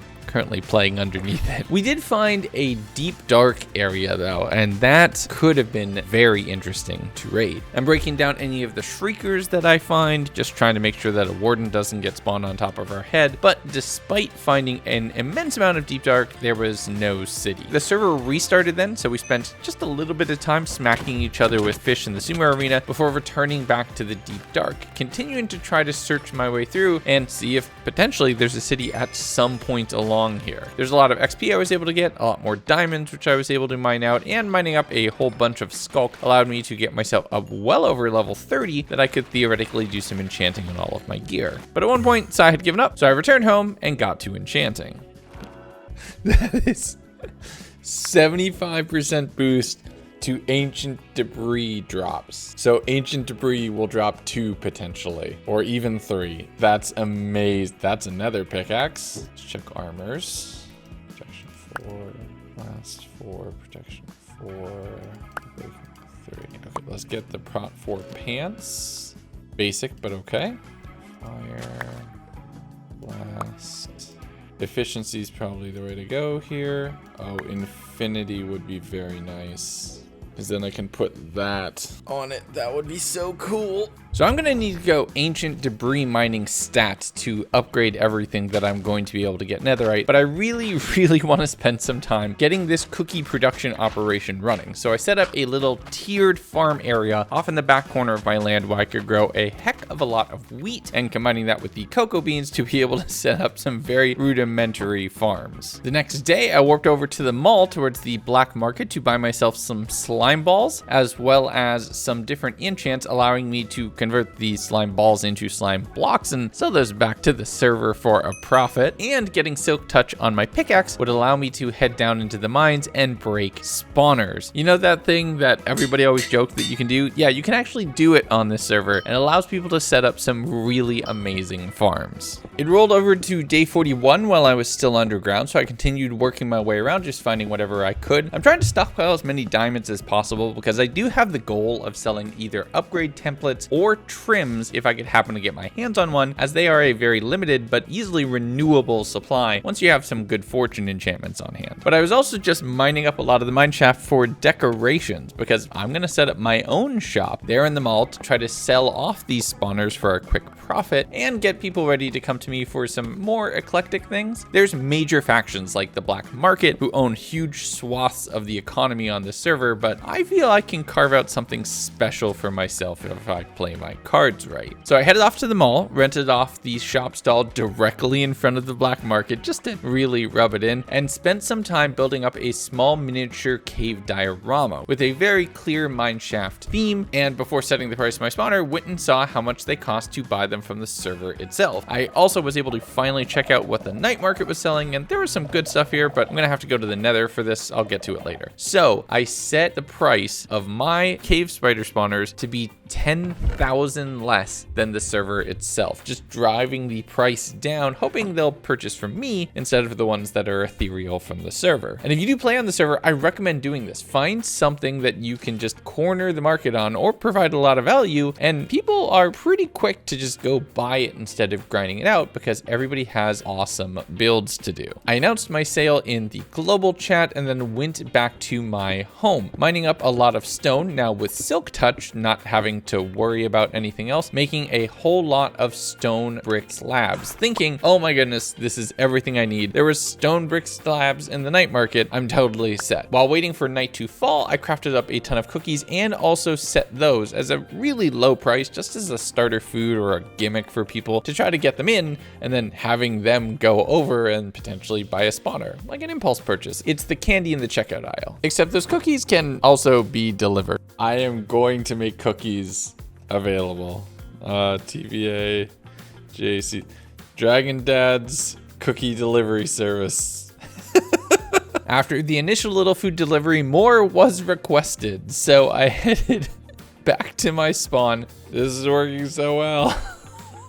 This is the silliest thing that I could be doing right now, and I'm here for it. Used a bunch of the bone meal that I had purchased, crafted up a whole bunch more wheat, made a whole ton more cookies, warped over to J Seeds and delivered them, and then headed to spawn. That worked so well. Wait until people find out that they're from me. Oh, this is gonna be so much fun. I can't wait. So with several stacks of half stone brick slabs in my inventory, I thought I was set up for a massive payday. Unfortunately, I had miscalculated and forgot to read the fine print. I've messed up horribly. It's a mossy stone brick slab. Oh no.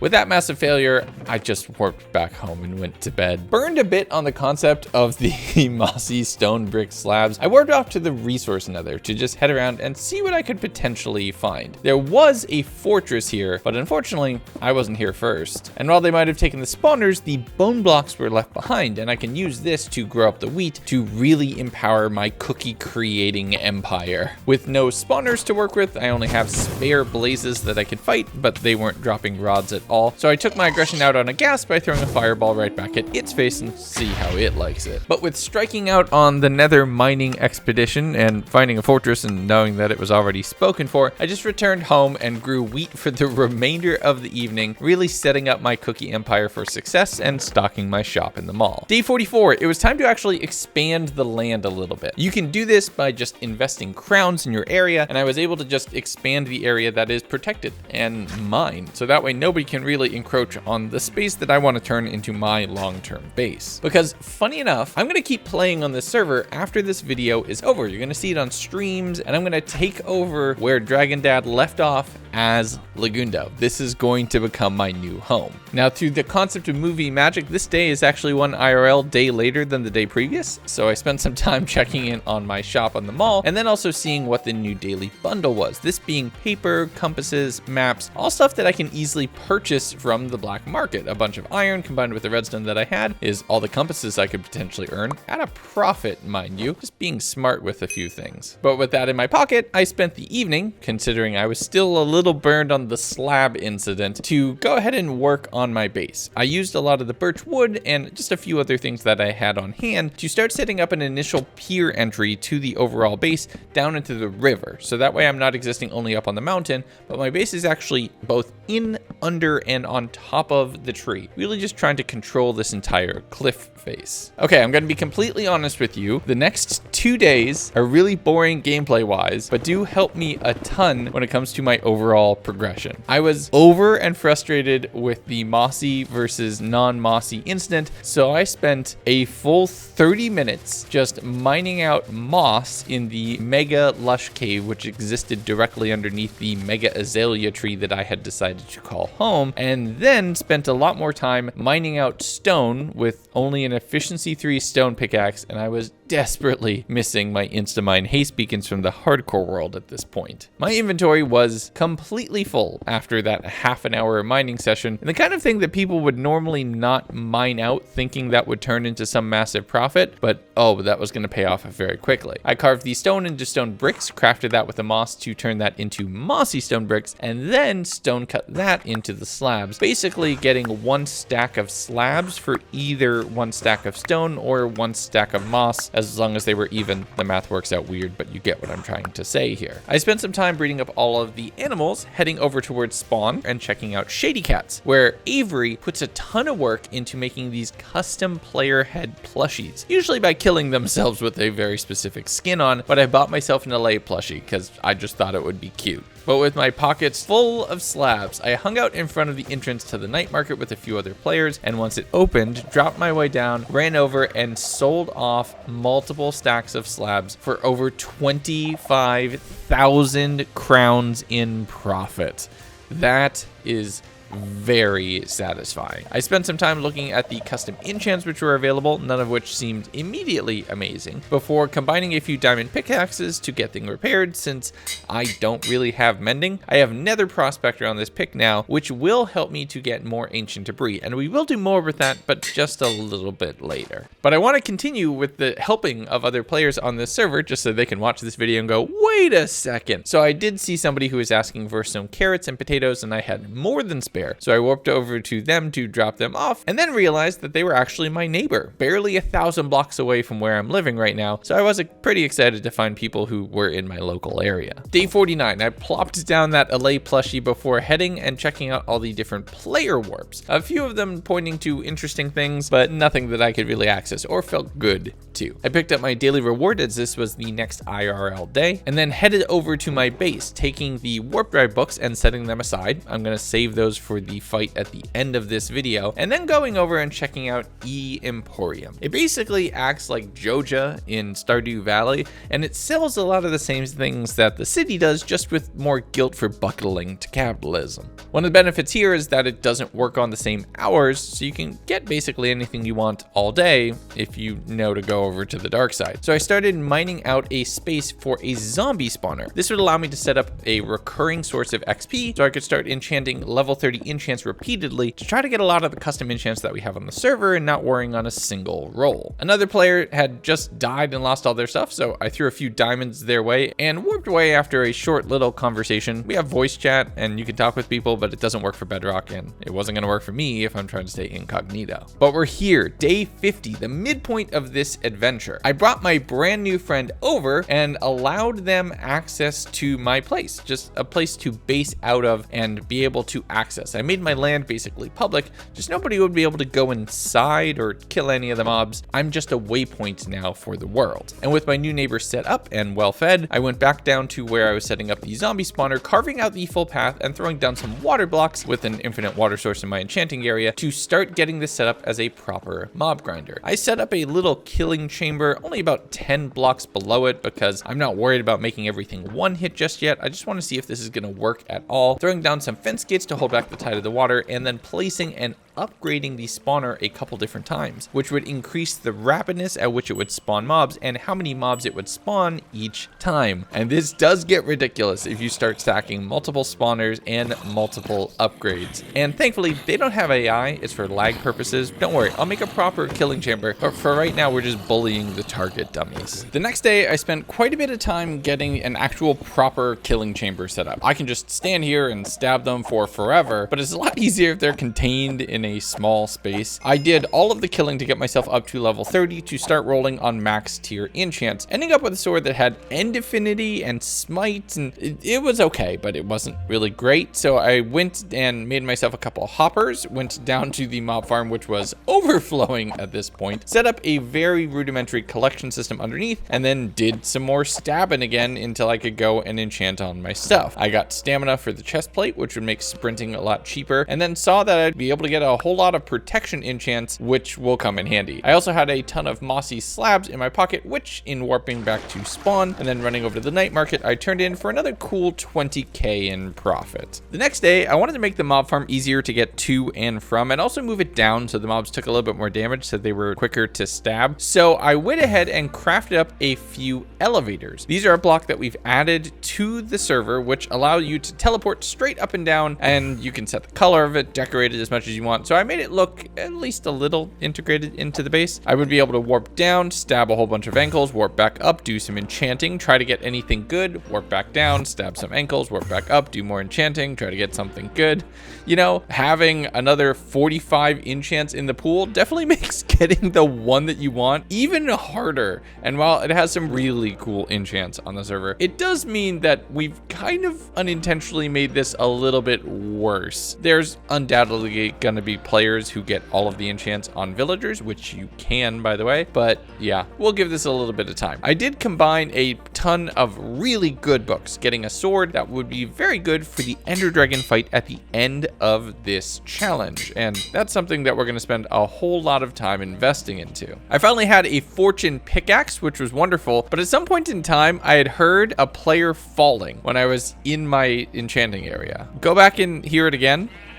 And it turns out that's somebody who just randomly teleported into my land and onto my tree. So that was funny. I spent some time saying hello. Shadow Ninja was potentially going to be a neighbor of mine. That's always nice to interact with the people on the server before warping over to the mall and trying to see if I could get some of the enchants that I can't find on the table from some books that are for sale. I mean, I'm pretty flush with cash as it stands. I bought myself a fortune book, which should allow me to get a heck of a lot more diamonds. They will definitely come in handy later, and then went back down into the mines, mining up more moss for more mossy slabs for another pass at the night market. The following morning, I went and crafted up a whole ton of paper, which was part of that day's daily bundle, turning that in for a cool 1,000 crowns in profit. Definitely nice. I walked around and headed over to the bank, actually, since it was about to roll over on the interest for the week, interest compounds on Sundays. I deposited as much of my money as I could spare into the bank, so I'd get a little bit of money for free. That's how money works. I did get locked inside though, which I don't think they're legally allowed to do unless you're legally allowed to unlock the vault as well. But a quick teleport allowed me to get out of there, get over to the night market, and earn a cool couple thousand from another set of slabs. Hey, are you tired of enchanting yet? Well, okay, you might want to just skip day 54, because I spent quite a bit of time combining books, combining all of books onto my armors, killing an immense amount of zombies and a few chickens that happen to get pulled along as accomplices for the ride, and took all of the money that I've been earning from the black market to upgrade further the spawner into its maximum tiers, meaning I'm getting double the normal mobs at double the rate of traditional spawning. It's like 6x on top of a regular spawner. And now you know why they don't have AI. I continued doing more enchanting on the pickaxes, killing the children that happen to escape the murder chamber occasionally, and my gear is starting to come together. Day 55, I need to do a little bit more work to make sure that that really works, so I cooked up a few potatoes and heading down to my netherite mines so I could potentially get some more ancient debris with this netherite pickaxe, which would now be able to insta-mine a little bit better and last a little bit longer. I'm mining around any of the gold ores that I find, picking up whatever ancient debris that I can, getting 4 from 2, and man, I really love Nether Prospector, because in only finding 4 ores, I had enough for 2 ingots. 2-for-1 sales are always great. I warped back to spawn and added that to my chest, getting 13 in total, which isn't enough for a full set of armor and weapons, but is a good start. But as it was late and Nap Gang had not yet fully taken over, I spent some time harvesting all the crops, replanting potatoes so I had a good food source here at home, and harvesting all of the wheat so I could turn that into cookies to sell in my shop, because I'm really committed to the bit. Even more so that I'm doing more deliveries of full stacks of cookies for only 40 crowns, people who are out in the wilderness and needing of a snack. I love this gag, and I'm gonna do it for the rest of the stream. And I'm gonna keep doing it for the rest of the video. Day 56, I warped over to the mall to see if anybody had a few mending books in stock at their stores, since I'm pretty well up on crowns and I don't want all of the tools and armor that I'm investing all of this time into crafting the perfect ones go ahead and go breaking themselves. That would be a bummer. I picked up a few potion making ingredients from Ruki's stall in the middle of the mall, warping back home and adding a few extra books onto my armor, and then heading up to the topmost tier of the treehouse. And I want each of these tiers to look like they serve a specific function, even if it's not where I actually do that thing, because realistically, without an elytra, some of it is really hard to get to. But I started setting up a very rudimentary potion brewing shop up here, just something that would kind of look the part. I did realize that I was very low on soul sand though, so I warped over to the Nether and started searching around, just trying to find one little bit of soul sand and soul soil that I could use to be able to grow more nether wart.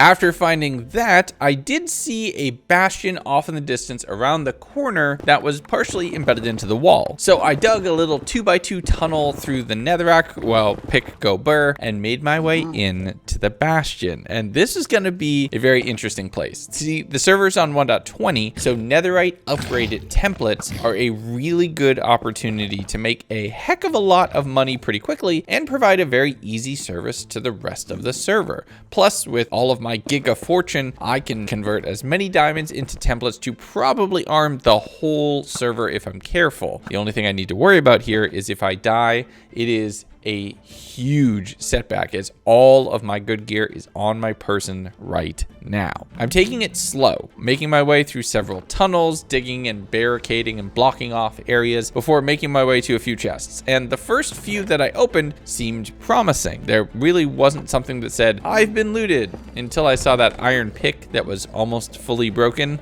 That was my first red flag. Then when I dug through the wall and saw a whole bunch of cobblestone, okay, yeah, I had been beaten to this one. That is a really interesting situation to be in that this is one of the few 100 days I've ever done where I cannot be the first to find something. That happens in the scenarios too, but it's a much smaller group of people, so it's a little bit less common, or if it usually happens, I know who did it. This is just an outright mystery, just a few blocks and a little bit of a story of who had been here before me. I killed a few endermen to grab a pearl, just to allow me to navigate the nether or save my butt if necessary, and actually followed along on those cobblestone paths, fighting off a few piglins that were just storming their way through and taking a look at Dino's armor.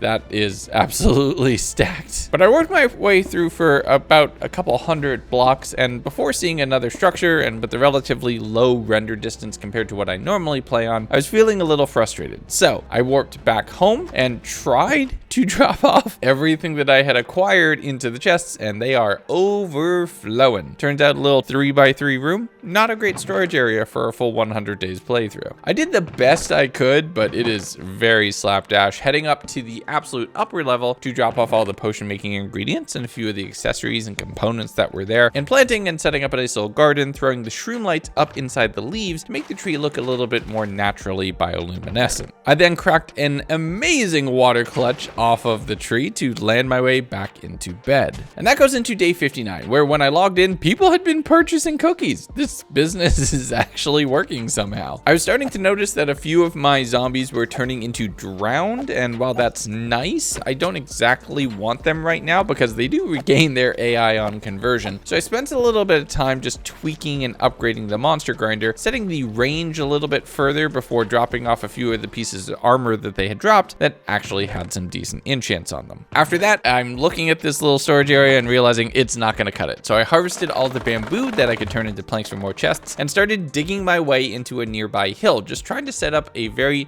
medium-sized storage room. This does not need to last me for forever. It doesn't need to hold every item in the game, but I definitely want to be able to categorize and separate my loot a little bit better than just 3 double chests. As I dropped off a whole bunch of stuff throughout all of the chests, making sure to categorize it all. Day 60 though, I was completely out of wood and I didn't want to wait for the bamboo to grow. So I warped over to the mall, picking up a stack of spruce logs from Lucid's. Hi Lucid, you'll be, yeah, that was me. Before seeing a couple shulker boxes in one of the other people's shops that were there as kind of a demo, and that was an oversight that they weren't protected, but I messaged the owner of that plot who said they trust everybody on the server, and you know what, they're kind of right. Everybody on the server is generally awesome, but they did let me borrow their upgrade template, which I immediately ran home with it in hand, grabbed all of my diamonds, all 5 of them, so that's not really a lot. I threw everything into a chest so it would be safe, and then jumped down into the mine shaft underground. With complementary shaders, I was was able to quickly spot a small vein of diamonds that was hanging off over a lava pit.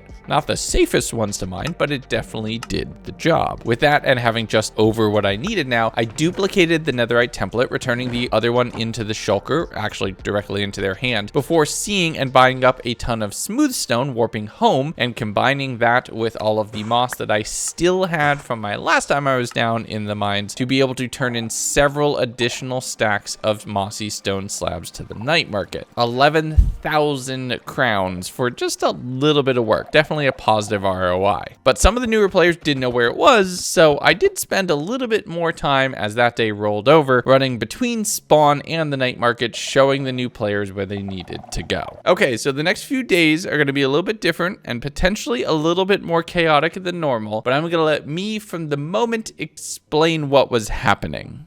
This is going to be interesting. I'm sitting in a Discord call after my stream with about 10 members of the community. I'm going to see if I can play on the server with them in the call while playing as not me and just give random commentary to see if somehow they don't notice that it's me. Now, the only problem I have right now is if I ever messed up the VPN, which I don't think I have, but if I ever messed up the VPN, Sierra is streaming in Discord, and my IP address and the fact that I'm on the same IP as my main account will get leaked to everyone in the call.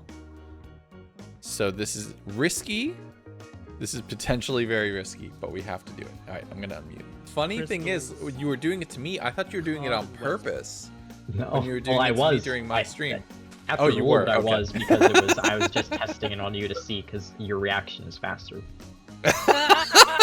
So how do you open the night market again? You have to go in during its hours. Night market reopens. It's not open right now. It opens in about half It an hour opens or itself. so, right? Like it opens in the evenings. It does not like me reloading it. Interesting. Did you break it? Oh, never mind. No. Did you just have to restart the server? Yeah, I'm just gonna Oh have to no! So I'm doing this one mod pack that's a bunch of dungeons and stuff like that. Could be fun. Does it have Born in Chaos for the dungeons? What's Born in Chaos? Is that the like Dead Cells looking kind of one? It's like a ton of monsters, a ton of custom dungeons. Oh no. I don't want to use that one too close to having it be in the scenario. Fair. People would be like, oh, we just saw this. Why are you doing it again? Kind of. I found one person who's trying to sell a cave spider spawner in the mall. How much?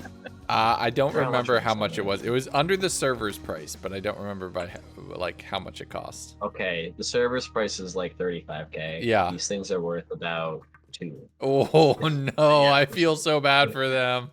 Okay, so I will give it say that TBF does have a little bit of surprise for the dragon fight. Oh boy. There are But I'm plans not that are being made. That is all I will say. That's not concerning. We I'm have saying we is, have a few plans. all I'm saying is, y'all, I'm gonna stream it. Please. Make it last longer than 15 minutes. Contemplate. Nuke the server instantly.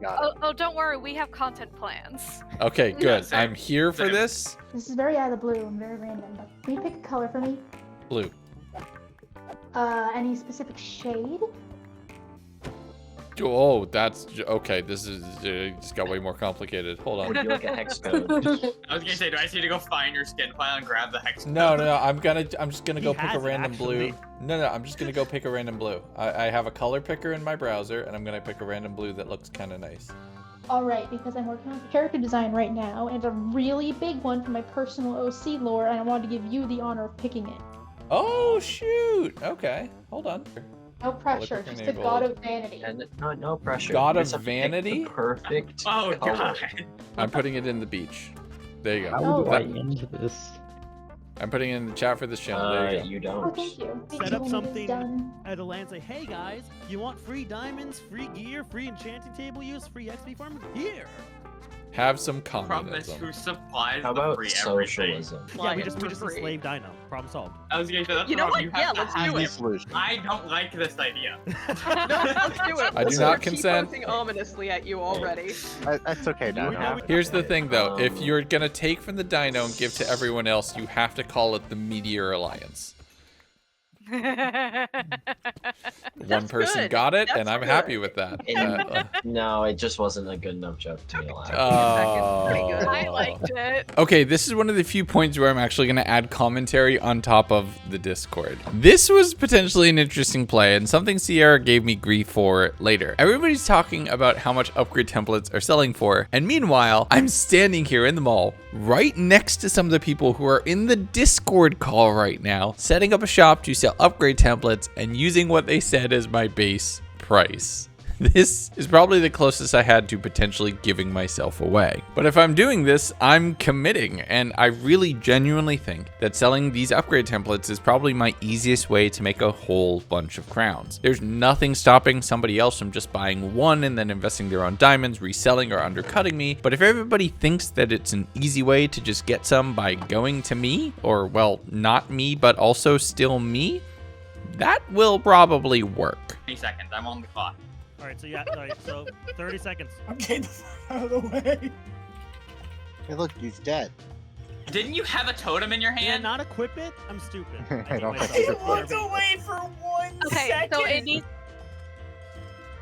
I'm being given diamond blocks, I'll accept it. Anyone want to see my base?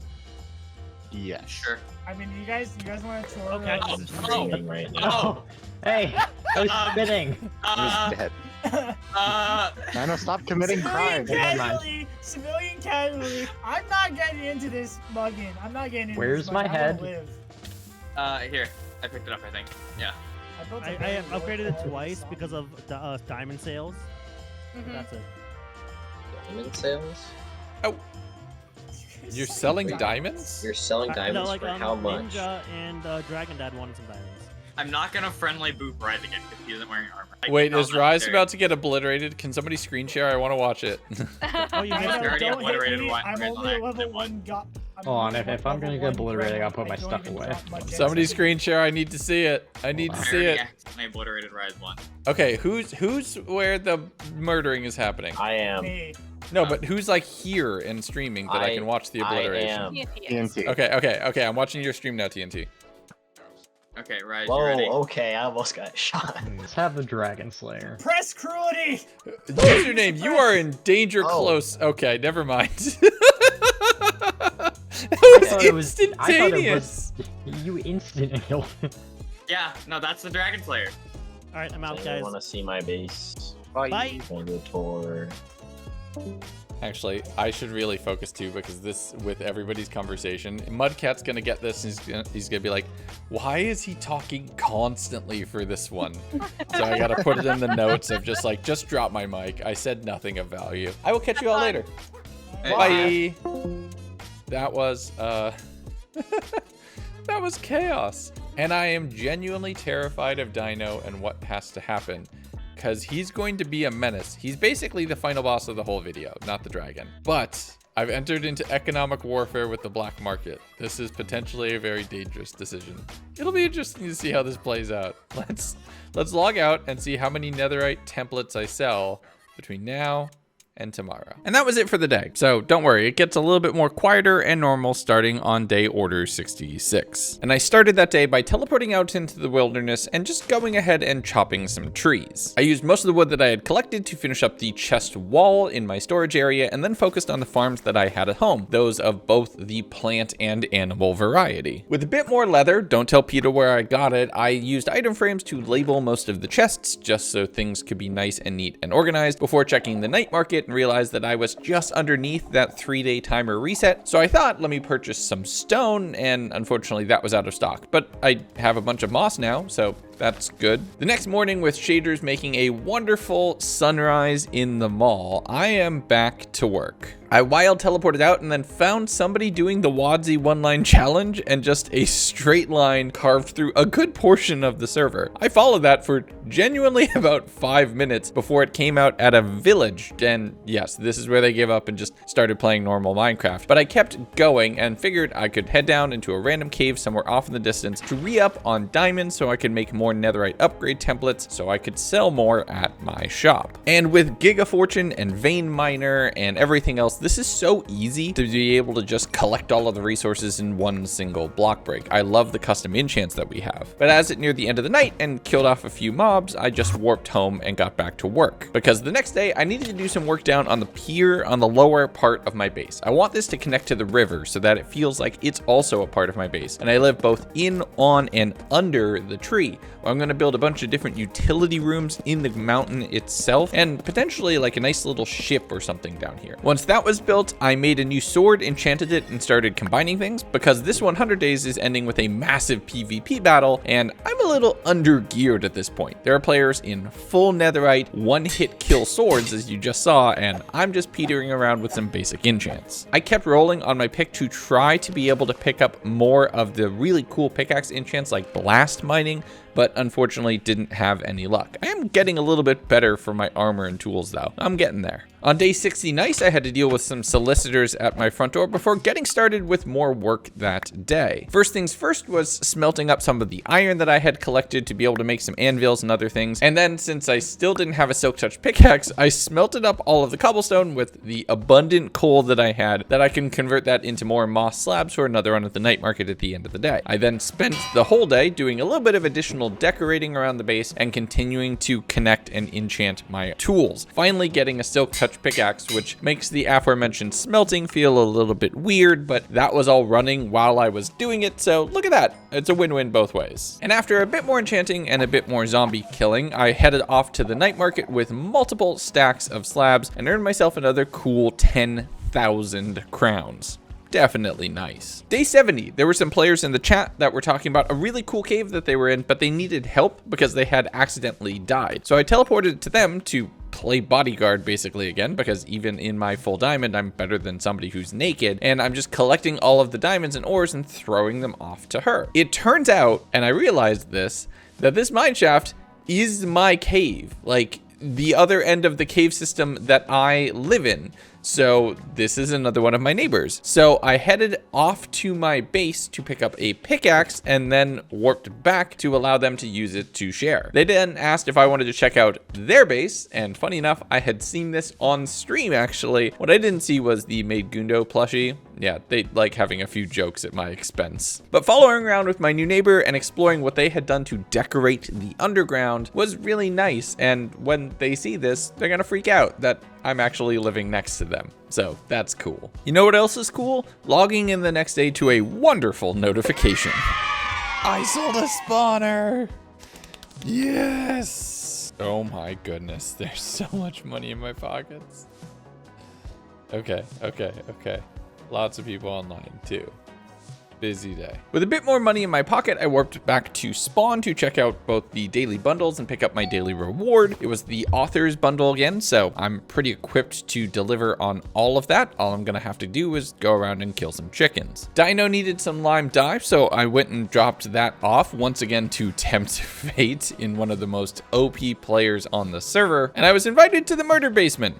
Now I have a bit of a history with murder basements. So nope, I was not making that mistake again. I went back over to the mall and did a little bit of shopping. And once I was done window shopping, I picked up a Looting 3 book, except it was out of stock at the first shop, so I had to go to a second, to throw that on my sword so that any feather collection that I was doing out in the wilds was significantly more effective. I also found some squids, which was nice, and with looting, I only needed to kill a few to get everything I needed for multiple written books. So I was actually going to be able to complete more of this bundle than I had originally intended. The next day, I also collected a few feathers at home because you can't only live on takeout, you need to do a bit more, before warping to spawn, passing by and trolling Sierra a little bit just so I could help him. He needed some nylium and some warped wood, which I was able to drop off. I did drop off the bundles first before heading over to Hole in the Wall, dropping down the nylium, bone mealing it, and teaching my editor how Minecraft works, basically, because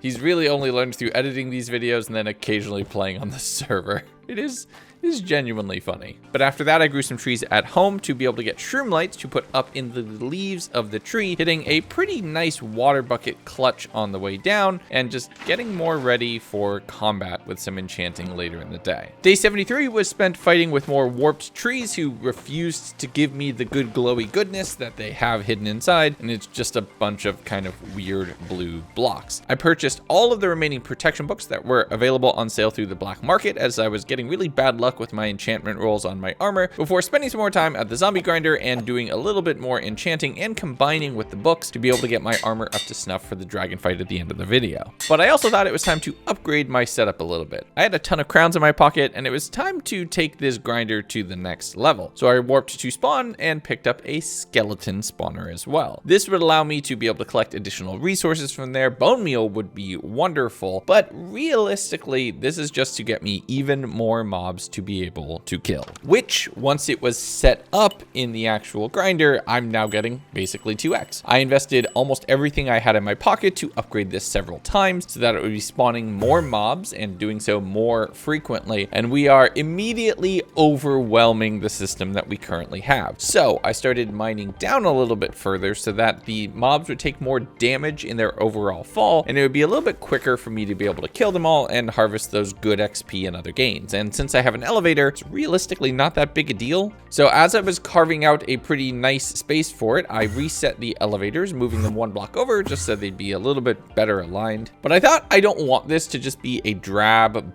boring mob grinder room. I want this to be a little bit more decorated. I did need to make sure it worked though first, so I'm breaking the slabs, just sending zombies falling down quite a bit further before sealing off that chute so I don't just collect mobs passively in this room without any chance of noticing them. And that spills over into day 75, where I'm making this place look pretty good. A custom geode on the back wall with some glowberries hanging as the primary lighting source, converting a lot of the walls into deep slate and other natural materials. I want this to feel like it is a cave that just happens to also be filled with murder and not just a room that is purely utility based. Some slime dripping on the back also felt like a nice touch. It kind of fits in but doesn't, but it does definitely look like something that I put there intentionally. With some spruce trapdoors surrounding the mobs so that way they wouldn't be able to escape even though they don't really have brains. I spent a little bit more upgrading the skeleton spawner one more time before breaking the torch, allowing everything to spawn and heading down to the killing chamber where it immediately overflowed.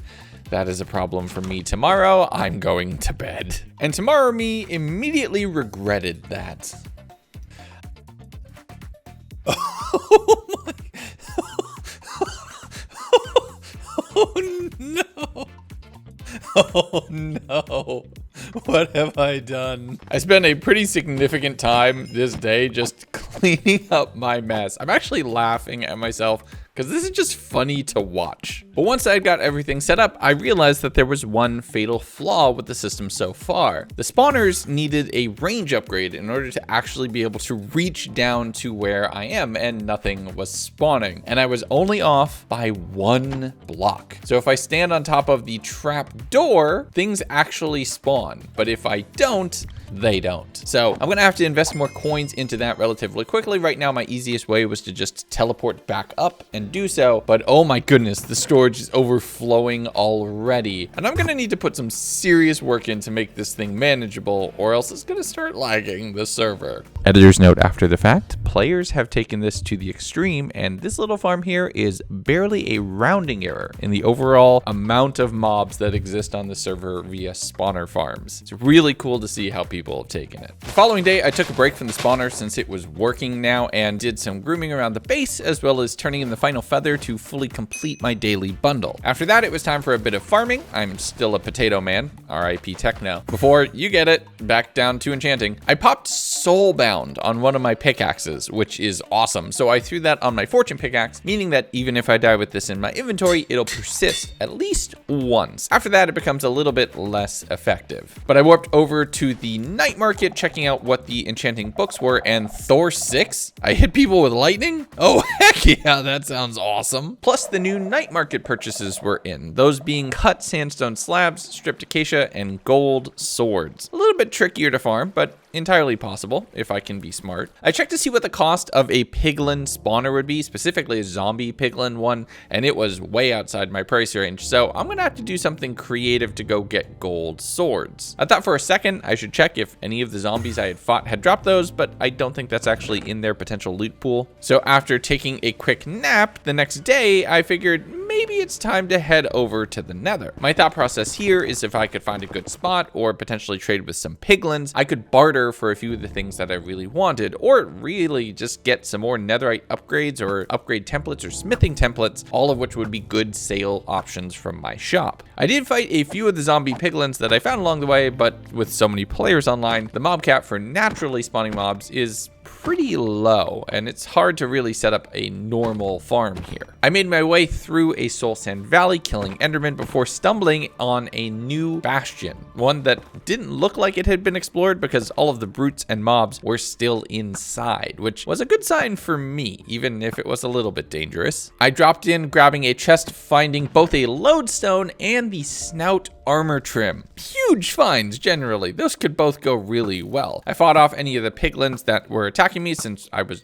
robbing them, grabbing some obsidian, a very decently specced out crossbow, and whatever gold I could find. There's another armor trim in another chest and another crossbow with flashbang, which is such a fun enchant to be able to use on other players. But after clearing out most of the space and heading off and stealing the gold statue on the bridge, this felt like a pretty big win. I could turn a lot of this into potentially gold swords to trade in, but I think the better option is saving it and turning it into golden apples that I could be better equipped for the fight at the end of the video. So I just threw it in the valuables chest for right now, using the lodestone primarily as decoration, since I can warp home whenever I want. Some vanilla features don't have as much value on an SMP, then you're just going for fashion points. The next day, I did a quick little bit of farming around the base before grabbing my nether prospector pickaxe and heading back down into the nether, digging deep this time instead of ranging far out, just trying to get some more netherite. I want to get my armor fully equipped and upgraded, as well as several of my tools, and having fortune, in a sense, on this makes the ancient debris mining process a little bit less painful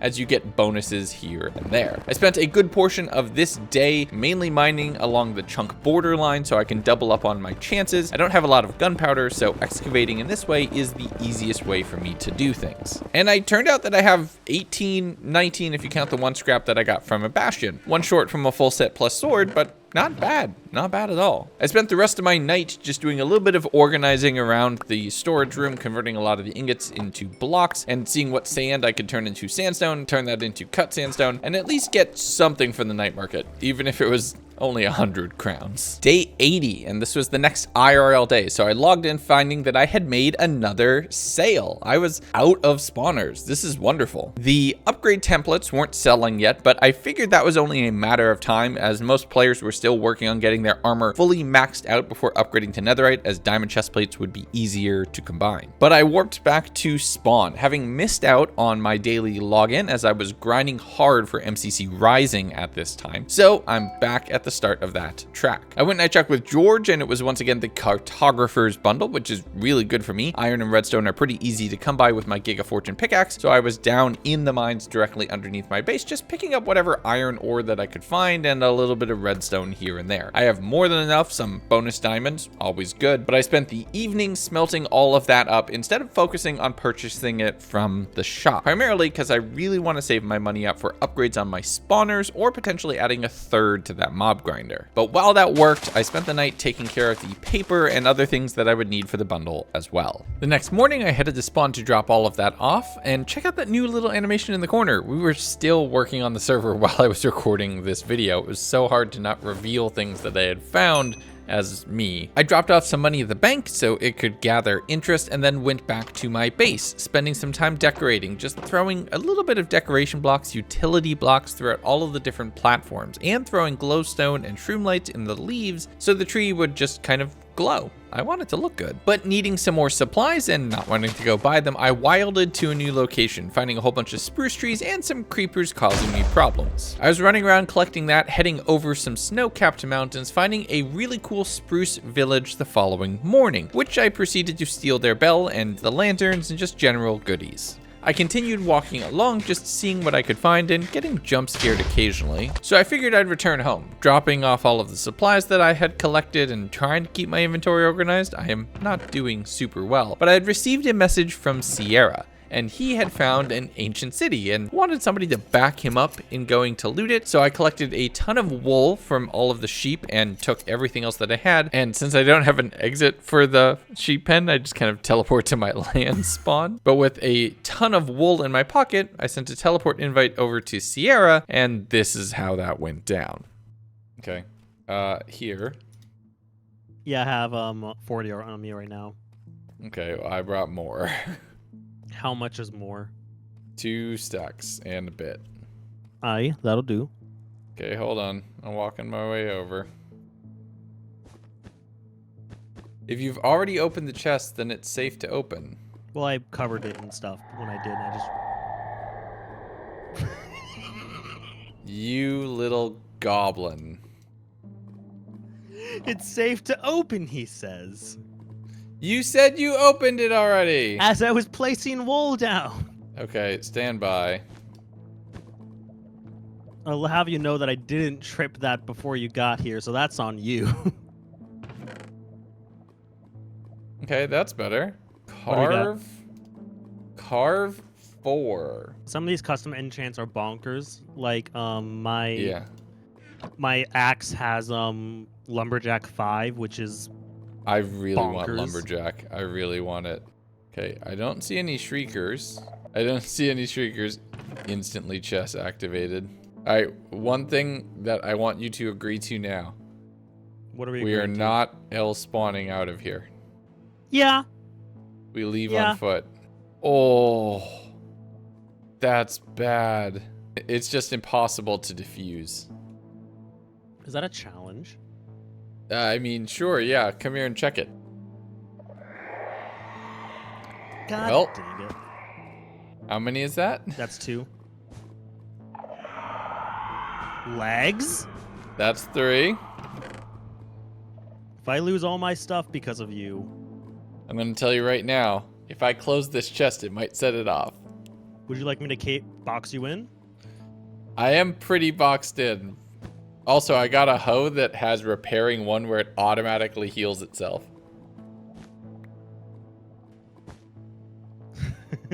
See? That works. That works. Teamwork. Hyper-braining. Hey, Sierra. Yep. Time to run. Why are you running? What is the safe distance? I don't know. You're the YouTuber. I got the ward armor trim, though. Nice. I got 2 Swift Sneak 2s. With End Affinity 4 on both of them. So just stay away from over there now, right? Oh my god, I hate this. Why the scream? Oh, that's why. Don't go that way. Is that Just a third? summon 2. Yep, I'm hiding over here now. I didn't spawn that one. It just spawned. Where? Why are we so bad at this? We? Yes, we. We both spawned these boys. I think I just saw your life flash before your eyes. Nah, it's okay. Everything's fine? Everything's fine. It's fine. It's fine. It's We're fine. chilling. We're chilling. Everything's okay. Look, Sierra, you see that 1 diamond ore right there? I'm gonna go get it. I'm gonna watch from a safe distance. There is a shrieker right there. I'm absolutely gonna go get it though. Ooh, there's a chest here too.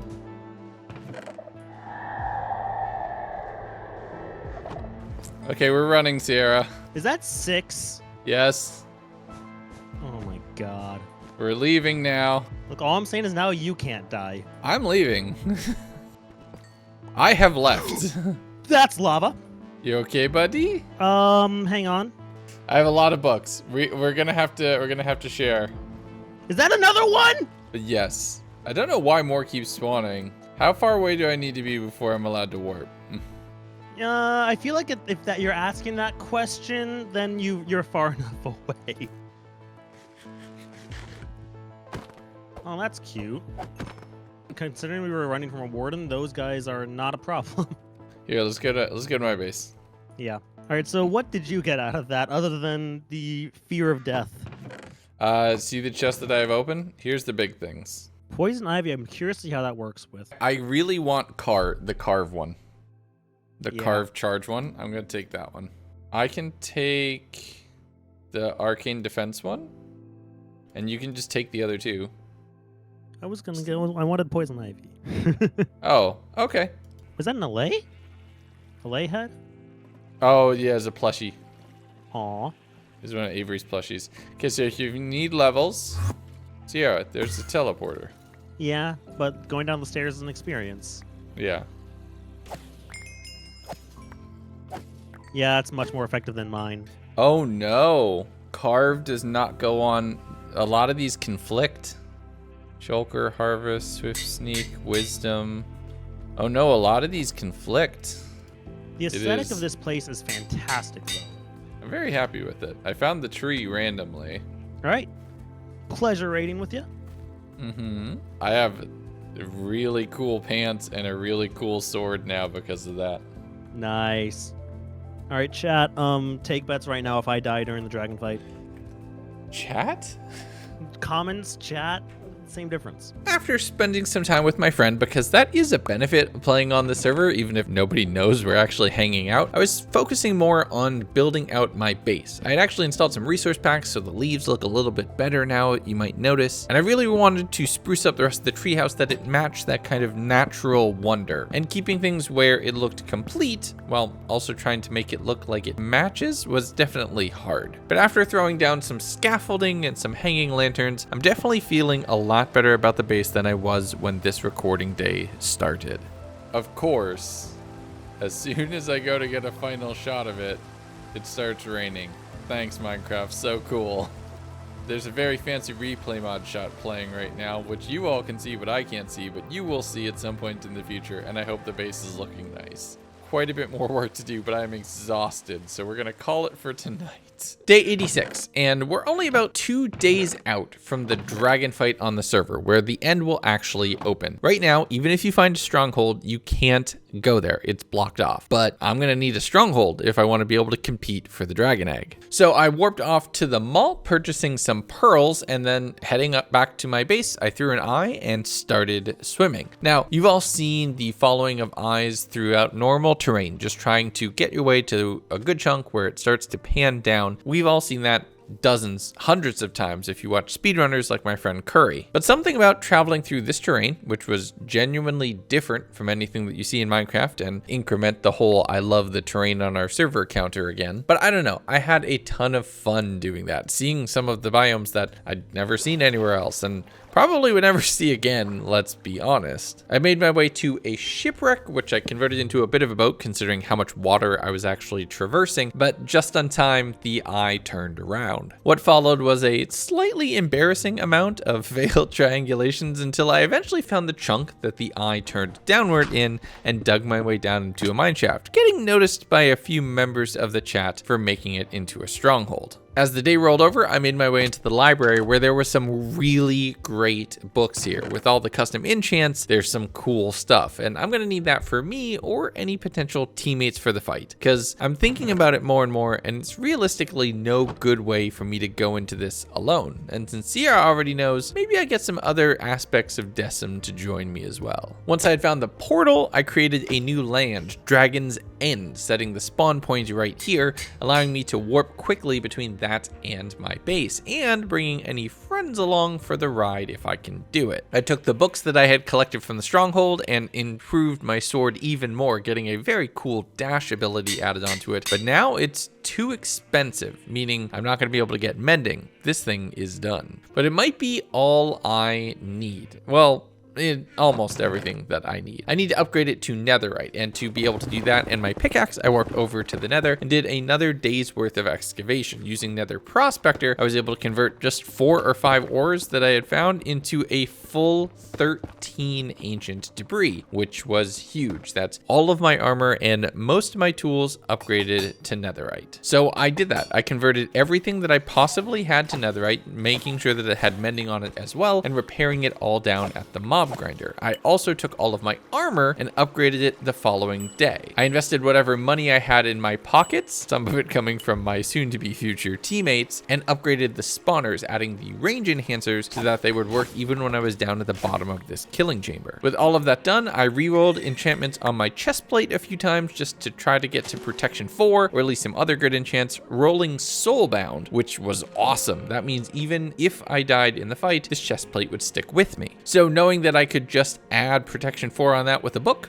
yep, you bet your butt I was keeping it. I put first strike on my axe so I could have a really powerful crit hit to attack players, and then purchased a few protection 4 books, running back to my base to put that on all of the armor that wasn't upgraded to that fully. And with everything rolled, and with all the enchantments I'd possibly want on renewable chest plates, I grabbed my netherite ingots and fully trimmed and upgraded all of my armor. It was time to look the part. Now this looks just a little bit more in character, don't you think?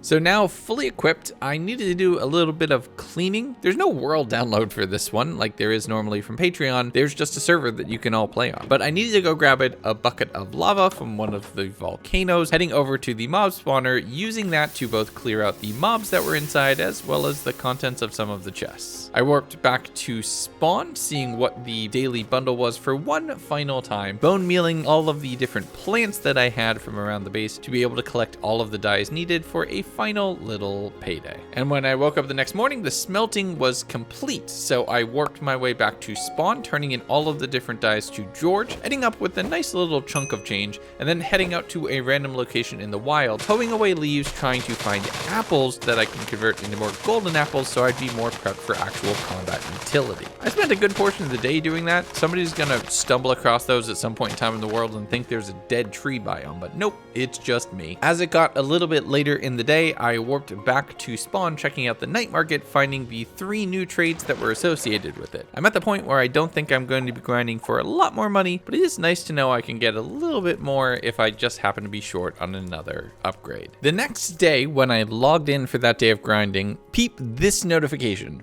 Beck just purchased an upgrade template for me for 5k coins. That's gonna become very important in about 2 minutes when you all see what my decision as far as the fight will be.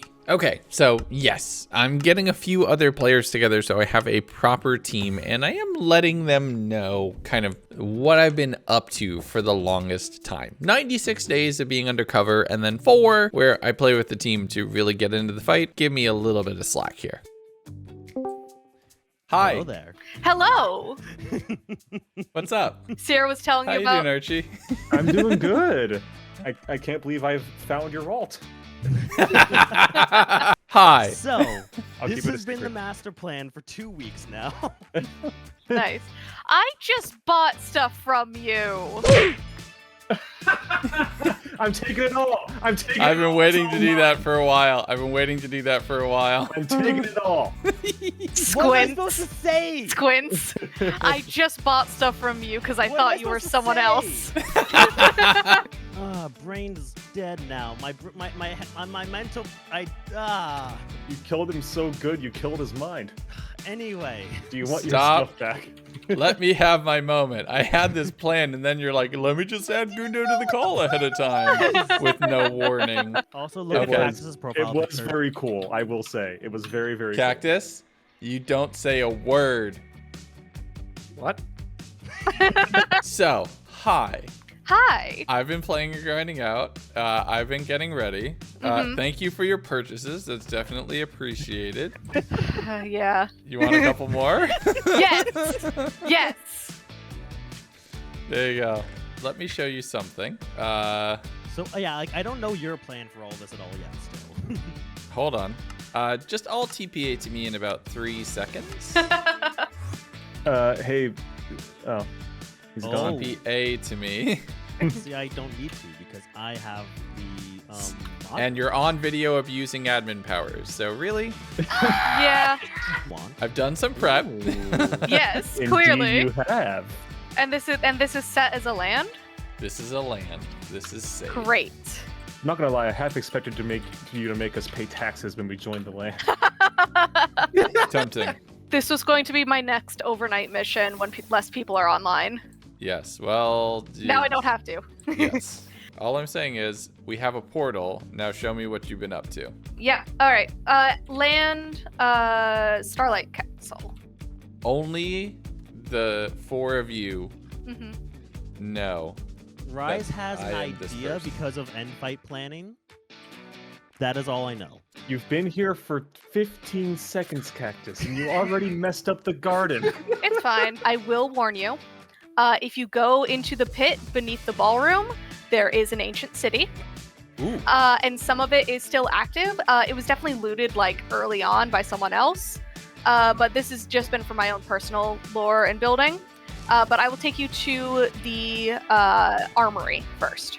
And then in here, we've got the armor sets we've been building up, as well as extras and enchanting books. We've got weapons and ammo in here. So can I get my stuff back, Archie? Cactus, you want your stuff back? no Yes, I'd profile like my stuff pictures, back. no teasers, no nothing. This is Yes, this you is can the have big your reveal stuff on Friday's stream. This is going to be fun. Yeah, harming arrows from the villagers downstairs. The villagers, you have a harming 2 arrow villager? Yeah, Okay. I'm very good with villagers. I like Okay, we that need to you have- coordinate some stuff then. All right, everybody warp to my land. Whee! All right, cool. Start looking in the books here. If you need experience, We do have our spawner set up. this is better. It probably is. Over here, you passed it. Oh. It's up That's here. that's just a massive lush cave system that's down Who there. died? Who do you think? I only think- I got the stuff that fell down here. Yeah. Also, But- I need to get my levels back now because somebody. Gee, I wonder how that happened. It did Yeah. not give me your XP. Nice I ones. just hit level 30, I hit you once. and you did half a heart of damage, by the way. Exactly. I appreciate how aesthetic you've made everything. Yes. It's for a video. It's for a video, it had to. So I did math earlier. I don't know if you saw it. Dino is assuming first strike is procced, and Goliath at his 4 stacks, which is bugged by the way. Yeah, we know. He can chunk the Ender Dragon for half its health in one shot. The Ender Dragon has resistance too. I did not stutter. I know. Oh boy. That being said, that's with Goliath and First Strike, which are the one-time thing. So probably realistically end up doing 20, 30 a swing. But Okay. still. Hey, I earned that. Give me that. Fine. Thank you. I wasn't in any armor, but okay. I don't have any torches. Archie You has need some? Got it. Okay. Yes. Not good. What's not good? Hey, there's a lot of XP. You gotta crouch. Yeah. Yep. And then right at the bottom. Yeah. Boop. That's it. Maxed. The only thing is they need to be range 3 to reach down there. So I just upgraded it twice. Appreciate it. Nice. Okay, so I have another 35,000 crowns. Oh my god. Thanks for your purchase, by the way. You're welcome. I've been a very consistent customer of the Dragon Dad shop. Do we need more netherite? I have 17. Here's another 2. Hell yeah. I spent time leveraging my significant amount of money, as well as any of the resources that I had collected to gear up my new allies. We need them all pretty well set up so that way we can hold a chance in this fight, because it is going to be an all-out brawl. We spent time coordinating back at their base, sharing potions and other resources. They had been able to do things that I had not. I had a bunch of stuff that they didn't, and we can kind of just share ping pong back and forth so that everybody was far more equipped than we would be independently. I do have this really cool enchant on the sword. Ooh, yes! I got that on a random store day 1, and then my sword broke, and I was so sad. I will say, Oh. here, Beck, enjoy the name. Nice. I should use my other laugh for that. Yes, you should. There you go. Is that the Seer voice? Yeah. Is that the voice for our D&D campaign? Who knows? Yeah, Somewhere- there was people in lore chat, in the Legundo less chat, being like, the warrior's totally gonna show up. He's totally gonna be at the dragon fight. What's up? Yeah. No, they said you're going to appear as the warrior. Yeah. Oh. Is it bad that we've been in a call for however long and I've only just realized this is for a 100 days video?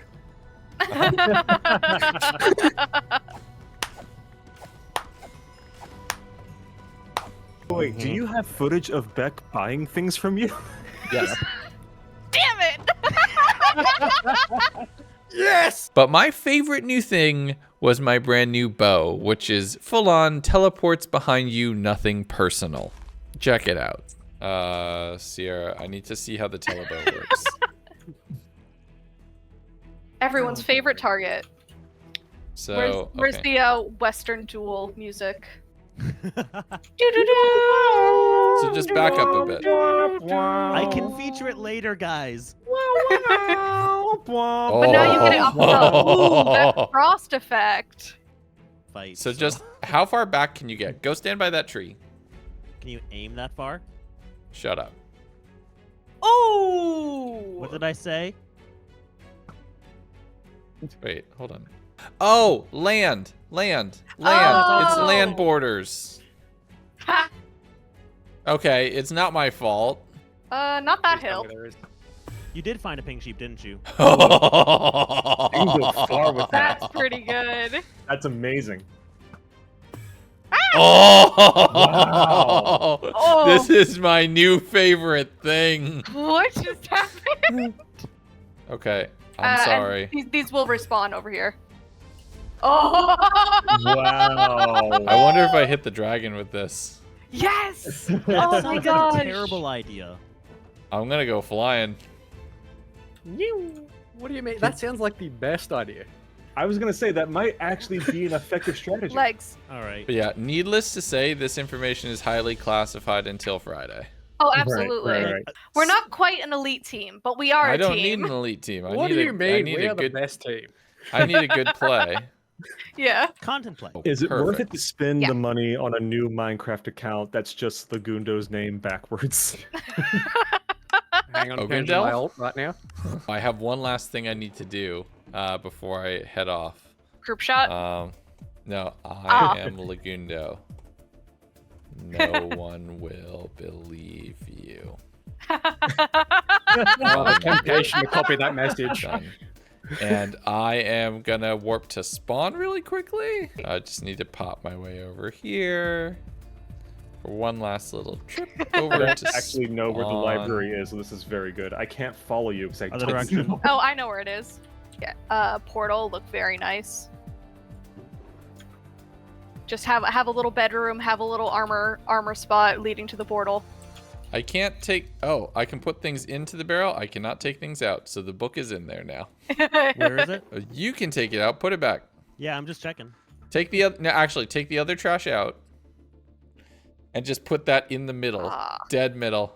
Thank Still you. close. Everyone go back to the portal for group selfie first. Legs. The photo will not leak. Correct. Cactus. Yes. Why the trouble child? Join me up here.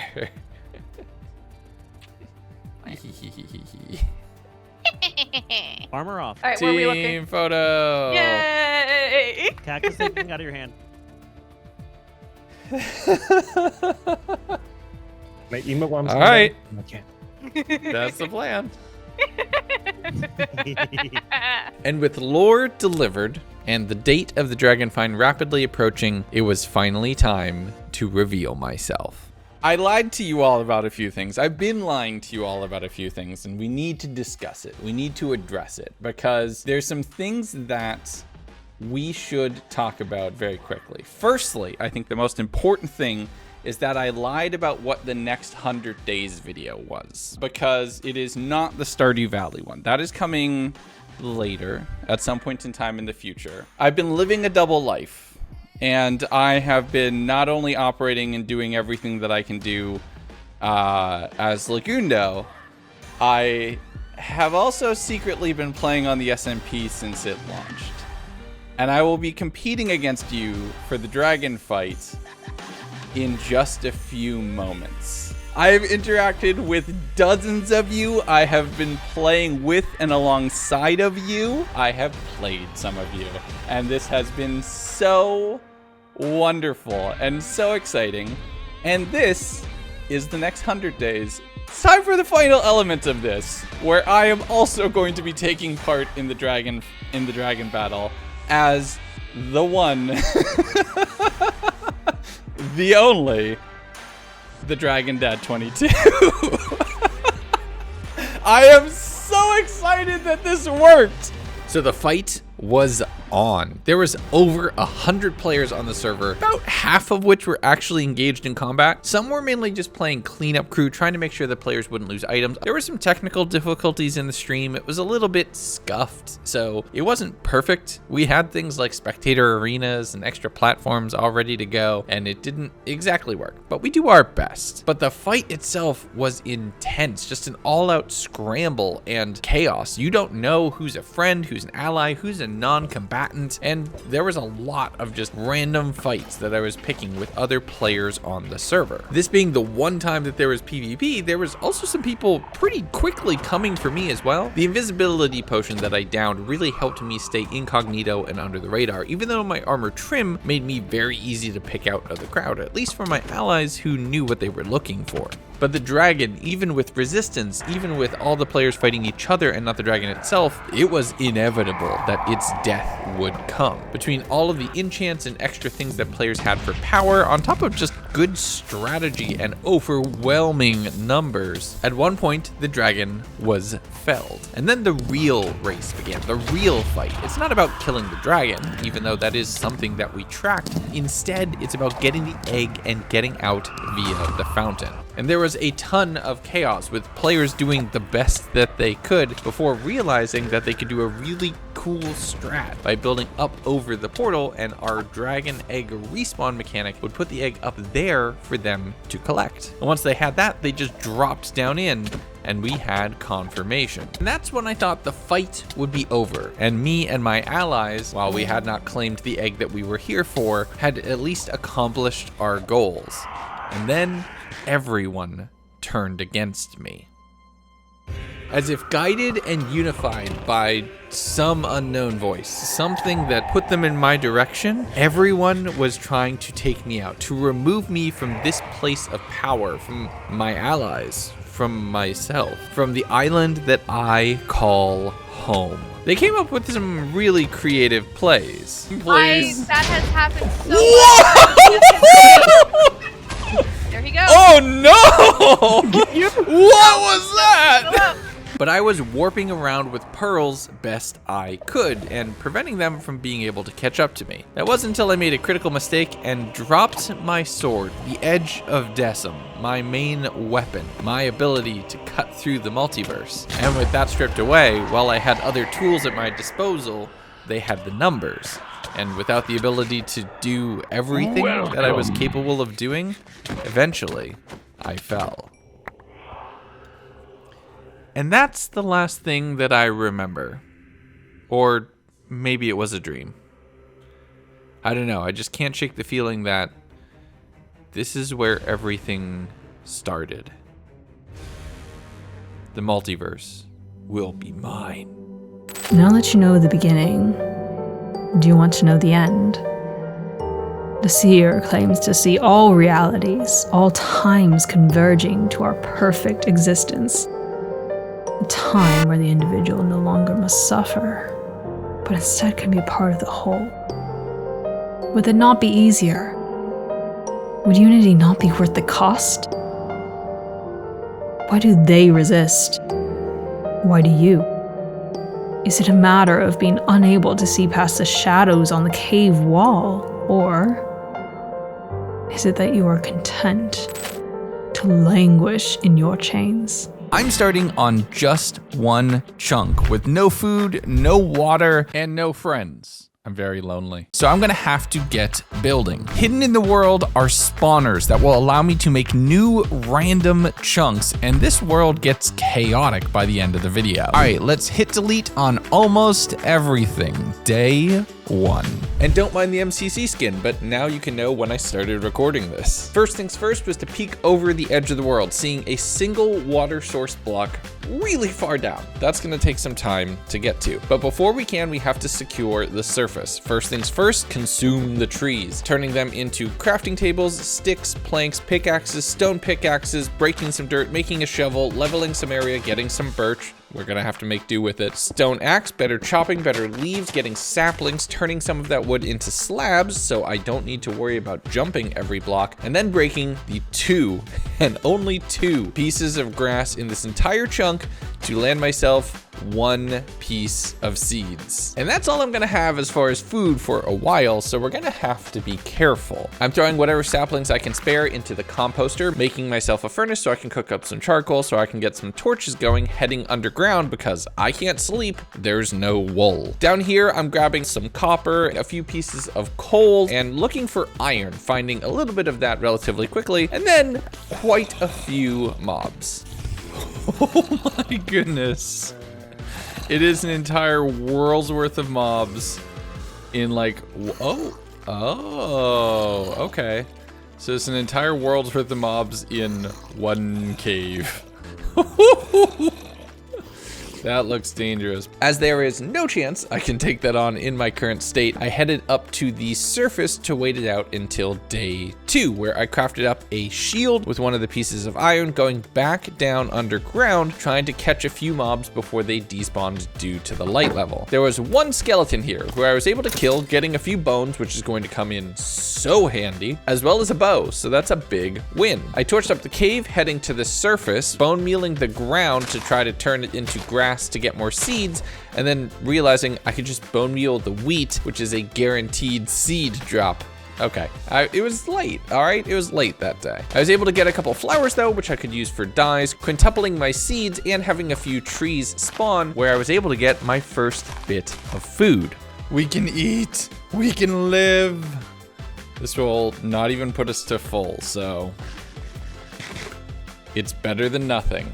We still need a little bit more if we want to survive long term. But to avoid running out of energy and hunger every time I go down to the mines, I crafted up some cobblestone stairs and started making the jankiest staircase down to the lower level. From there, I found a cave that was mainly blocked off on one side. Killing the zombie inside, I thought this could be useful for later. But I did a quick little edge check, seeing the 1 water source block, and that's my first goal. There's also some diamonds which I can catch around the edges if I look very carefully, so I know at least where I need to go. The problem is going to be getting there. I spent some time the next morning leveling out another corner of the chunk, making some space that I could turn into a little flat area that could potentially be a bit of a base location. After re-upping on all of my tools with cobblestone, I started digging down, making my way into a ravine and getting a huge lucky break. Yes! Yes, yes, yes, yes, yes! Okay.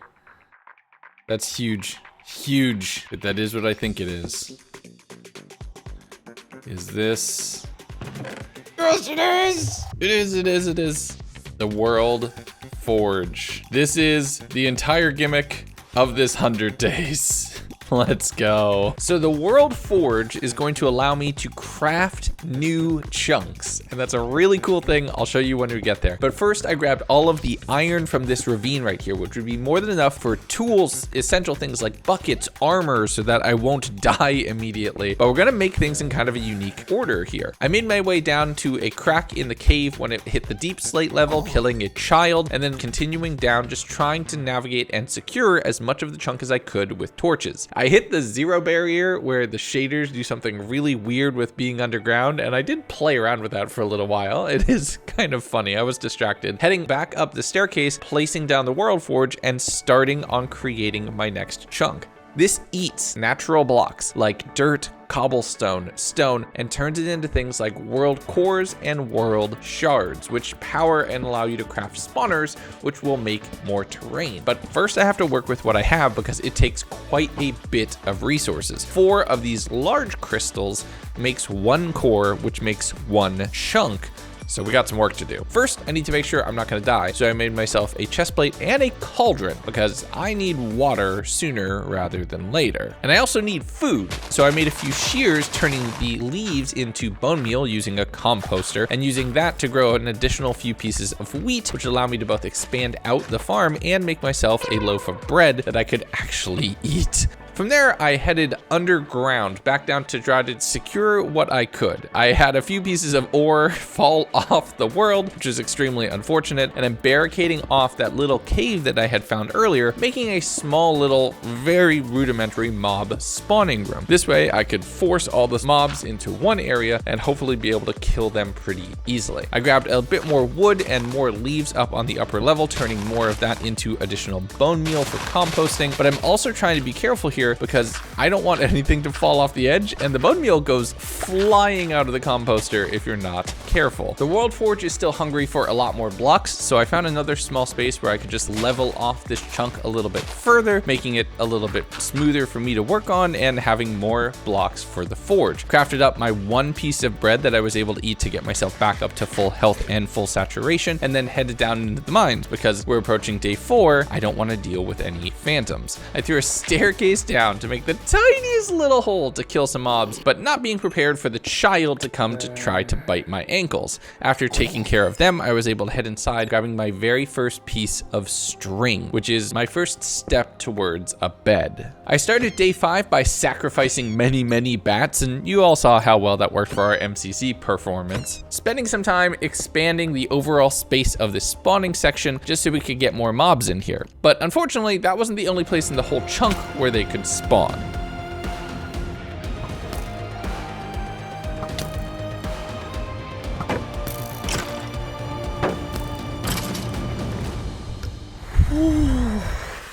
Oh, that could have killed me. Oh, and they only dropped 1 bone.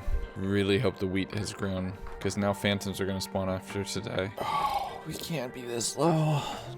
Okay, we gotta do this. Apple! Oh my god. Huge. How much health can we recover from that? If we just don't move. I resigned myself to eating the little bit of rotten flesh that I had in order to get my health back up to full, but it was going to be close. If I didn't kill more mobs or get more resources, this could be bad. So I headed back down to the spawning area, and it was full of both spiders and zombies, which I was easily able to take out, grab some string, and then headed back up to the surface, waiting underneath the tree so no phantoms would spawn, giving it about a minute worth of a count, and then heading back down, where the farm was no longer safe as some mobs had made their way up from the ravine as well. And once I cleared them, I had a bit of a creeper incident, with one blowing up the wall into the spawn chamber. I cleared and boxed up that area again, made my way back up to the surface, and then was just screaming, nope, nope, nope. I'm waiting here until the morning. And that morning was tense. I'm basically playing chicken with the creepers that walk up to the little hole that all the mobs can fall into, and finding some that had spawned down in the ravine that were walking up the staircase and trying to assassinate me. So I dropped everything I could off on the surface, and I'm up to 2 wool blocks worth of string, so we're making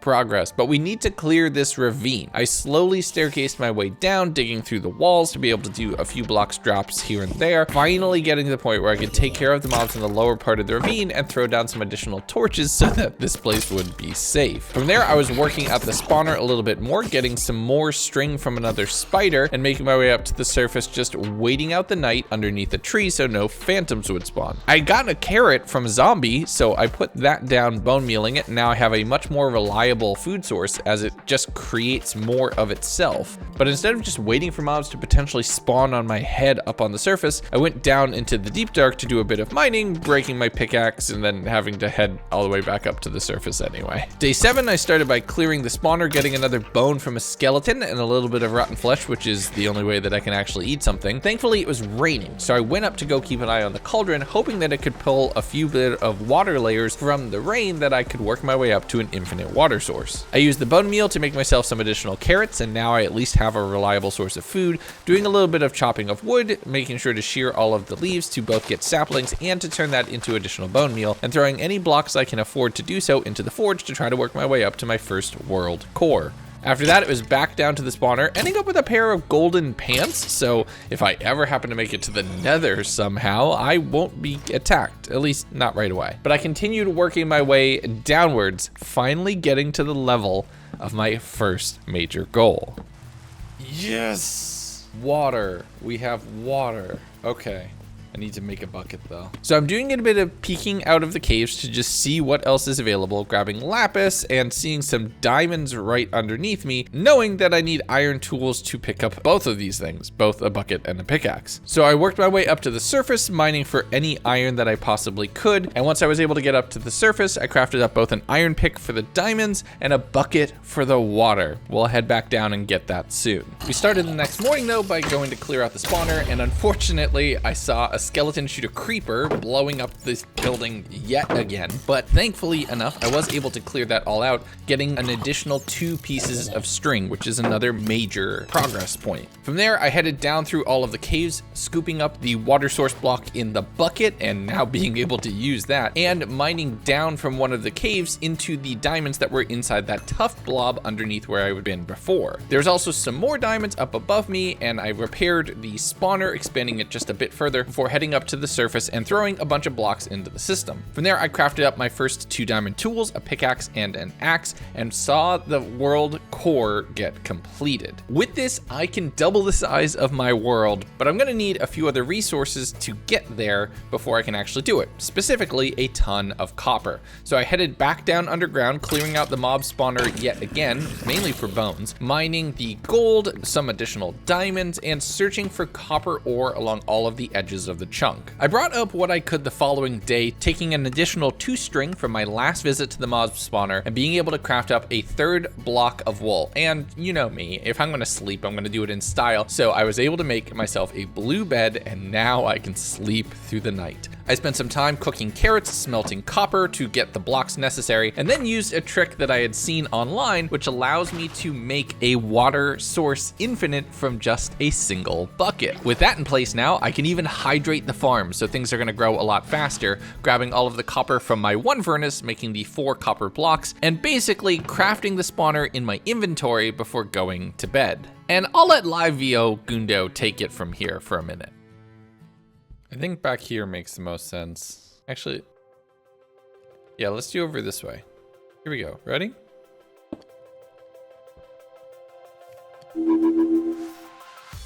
Check this animation out.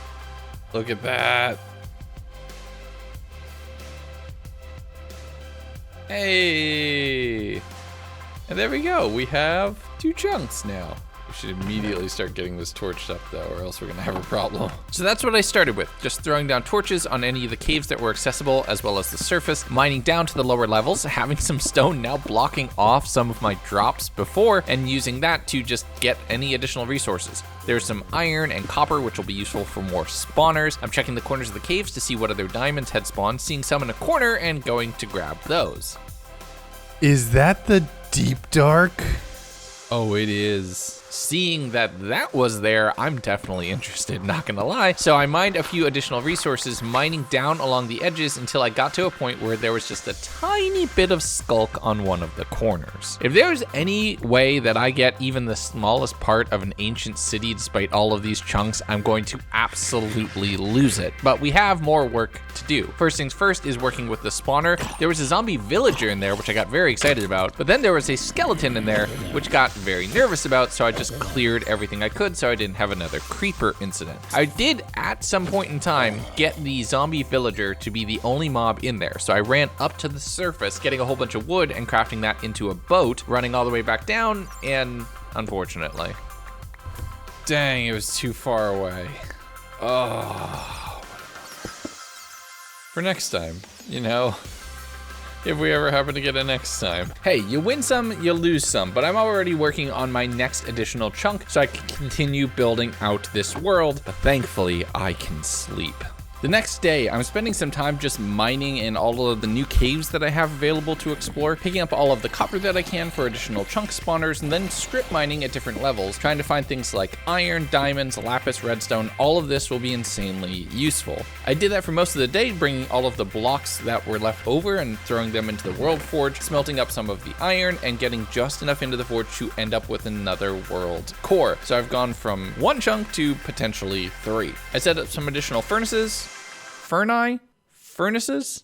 I'm not sure. Smelting up the copper so that I could craft what I needed in the morning. Day 12, and it's time to expand the world yet again. This time I figured I'd go in the opposite direction, spawning in the new chunk, and I do just love that animation. I was right inside one of the caves, which I torched, seeing that it fell precariously down on the side, which could be bad. I torched up the surface, checking around what I could, and did the same thing, mining through all of the edges and finding little gaps to check on the sides. There was some emerald ore here, which would come in very handy if a wandering trader happened to spawn, as well as exposed diamonds, which I was able to get so that I could work my way up to full diamond armor. There's also more deep dark here, where I was able to continue along, and it looks like this could potentially lead towards something a bit bigger, so I'm very excited. Watch this space. Day 13, I did a bit more farming and a bit more smelting, so just being ready for when the next world core was available, and then I was no longer alone in the world.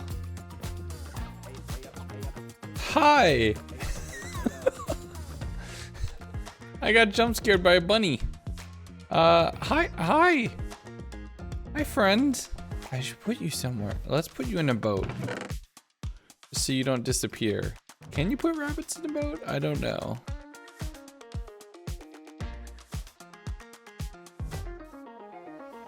I don't think bunnies get in boats. I spent some time just making a little cave off of the small cave. Caves on caves all the way down, trying to make a space for that rabbit to be in, throwing a bunch of dirt in there and trying to lure them in with some carrots. Come on. Yes, come on. Come on. Yes, come on. Yes, yes. Yes, everybody. That was the stupidest thing, but it's worth it. Yes, I did just spend an entire day trying to capture a bunny. The odds of me finding a pink sheep in this world are practically nothing, and you know I need to obsess over at least one mob in every video. It's a canon event. The following day, I'm off to do some mining, and I'm strip mining. Not exactly for the thing you might expect, though. You know that chest I found in the very first chunk? Well, one of them spawns in each and every chest, somewhere between 40 and -40 in each individual chunk. So there's quite a bit that I could find that would help me supercharge this world. But first I went to go check the spawner. Holy. Nope, that's just dangerous. That's too much. Picking up an additional world core from the forge, which means I can make this world a little bit bigger. And this time we're gonna go random. Unstable chunk spawner. This could be fun. Okay, so in that direction is all the chunks that would normally be there in this world. And we're gonna keep going because that deep dark is potentially very cool. But in this direction, we're gonna do it a little differently. This spawns a completely random chunk. I have no idea what I'm gonna get. Let's find out.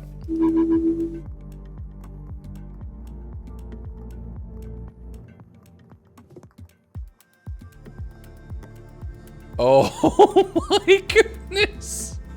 It just goes so much There's spruce up there. It's straight up a full proper mountain. Okay, that's gonna take some effort to climb. The next day, I used some ladders to climb up the massive cliff, which isn't dangerous whatsoever, and then just kind of took this in.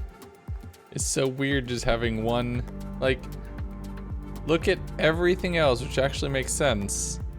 And then there's this.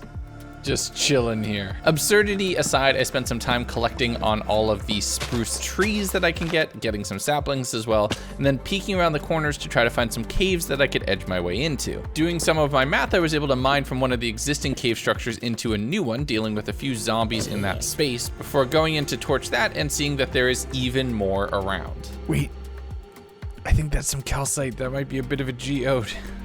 Let's try to get to the outside too. Wait, oh my goodness. Oh, that's annoying. So great, I have to deal with some silverfish now and add that to the list of things that I didn't think would be dangerous this early in game. I mined through to a few additional new caves, throwing torches down where I could, dealing with the occasional creeper jump scare, but I was able to manage everything before heading up and going to bed. And that leads to day 16, where I needed to refresh on my diamond pickaxe as it was almost ready to break, and I want to just save that off for right now. It could be useful for enchanting. I spent some time mining up copper, strip mining through both of the new chunks, just trying to see if I could potentially stumble my way into one of those chests. And the trick here is just mining whatever is easiest to mine. The dirt seemed like a really easy candidate as it is shovelable, and I lucked out. Okay. This is... Yo, I cannot believe that that actually worked. That is wonderful. A little lost. How did I get down here again? Oh, I think it's through here. You can tell that my brain wasn't ready to actually find one of these chests, and I was expecting it to be a lot bigger of an effort to get there, but now we have 2 additional unstable chunk spawners, plus everything that we're already making in the forge, which is gonna need a new home pretty quickly. The following day, I wanna automate a little bit of this, so I invested a bit of my iron into what would become an automatic forge making setup. I mined through the massive stone wall that was the frozen mountain chunk, placing down the world forge and realizing that I need to do it a little bit differently. It needs to be on top. And now that's going to convert blocks into world cores automatically. And I can throw more than 1 stack in. But it was time to throw down the new spawner and see what would happen.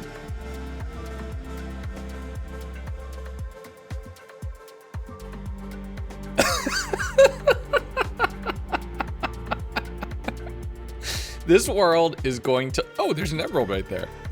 Oh, that's cool. This world is going to look ridiculous by the time I am done with this challenge. Oh, I can't decide if I want to keep it all on a line or if I want to actually make it like a normal proper grid. There's a lot of lava down there too. Let's kill some squids. Oh, it's cold ocean too. Okay. I just realized I can have proper food. No! Everything in this ocean is gonna kill itself. So this world is only going to continue to look more and more ridiculous. Oh, just buckle up, it gets funnier. I spent some time mining out a few emerald ore that I had collected using the ladders and this new tunnel, getting a second world core, which I can turn into even more things in the future. But in cooking up some salmon, so I actually have some good food, going into day 18, where we're gonna continue with the insanity. Now you have to place this at the edge of the chunk, and I figure at this point, why not go with an anthill style world and just continue off in this direction, spawning in a mangrove biome. Yo, mangrove wood. That's honestly kind of cool. That is a ridiculous height difference. I did not realize how high up I actually was until looking at this. This is gonna be complicated. I threw down some ladders on both sides of the ocean chunk, knowing I'm gonna have to make a bridge at some point, torching down the swamp so that nothing would spawn over here, and checking out the caves on both sides, then being flooded on the swamp side, which is going to be a little tricky. I also realized that I could ride the water from the ocean chunk down the sides of the chunk a little bit more safely to explore the lower caves, and that led me to my first little bit of lava. This is so sick. Like, look at that. That is so freaking cool. The tricky part is riding the water back up and not drowning to death, as the trip without depth strider or anything takes you down to about half health. I'm gonna have to be smarter about that in the future. But as the night started to wane, I just put down some basic cobblestone to figure out where I wanted this bridge, mining a bit of a cave and then realizing that's probably gonna go a bit too far, so I climbed up the ladder and went to sleep so I could figure this out from the other side of it on day 19. But I wanna make it look good, so I'm harvesting a lot of the mangrove logs and the branches, finding another new friend. Frog! I didn't even realize you were here. And in trapping the frog inside of a little mangrove root cage, I'm spending some time chopping trees and then starting on the actual construction of the thing. We're gonna go with a combination of the logs and the roots so that it looks, I don't know, a little rotted, a little ruined, with some very basic cobblestone struts and supports and some mangrove fences on each side just to make it kind of work. Given the limited resources and the limited space that we have to work with, at least it's one way for me to walk from one side of these chunks to another, and I'm doing a little bit of work to make a little safe safe drop down that I'll be able to use to make travel a bit quicker. And that continued into day 20, where I'm harvesting all of the spruce wood that I had planted, using the leaves mainly for decoration on one side, creating some trapdoors so that I didn't have to worry about the cobblestone being ruined. And then after having a pit that I could potentially drop down into, I mined to the exact coordinates, mined down a large shaft where I could then safely drop down in one direction and then do a water column or something going the other direction. I'll have to figure that out. After some leaves for decoration, a little bit more axe fishing for the salmon so I could refresh myself with a nice healthy snack. I took one more nap and we're into day 21, where we're approaching the first quarter mark of this world. And I figure it's time for us to take it a little bit further. I'm gonna want a bubble column so I can get over from the lower ocean chunk up to the actual spawn chunk. So I went down to mine some obsidian, going with everybody's favorite joke.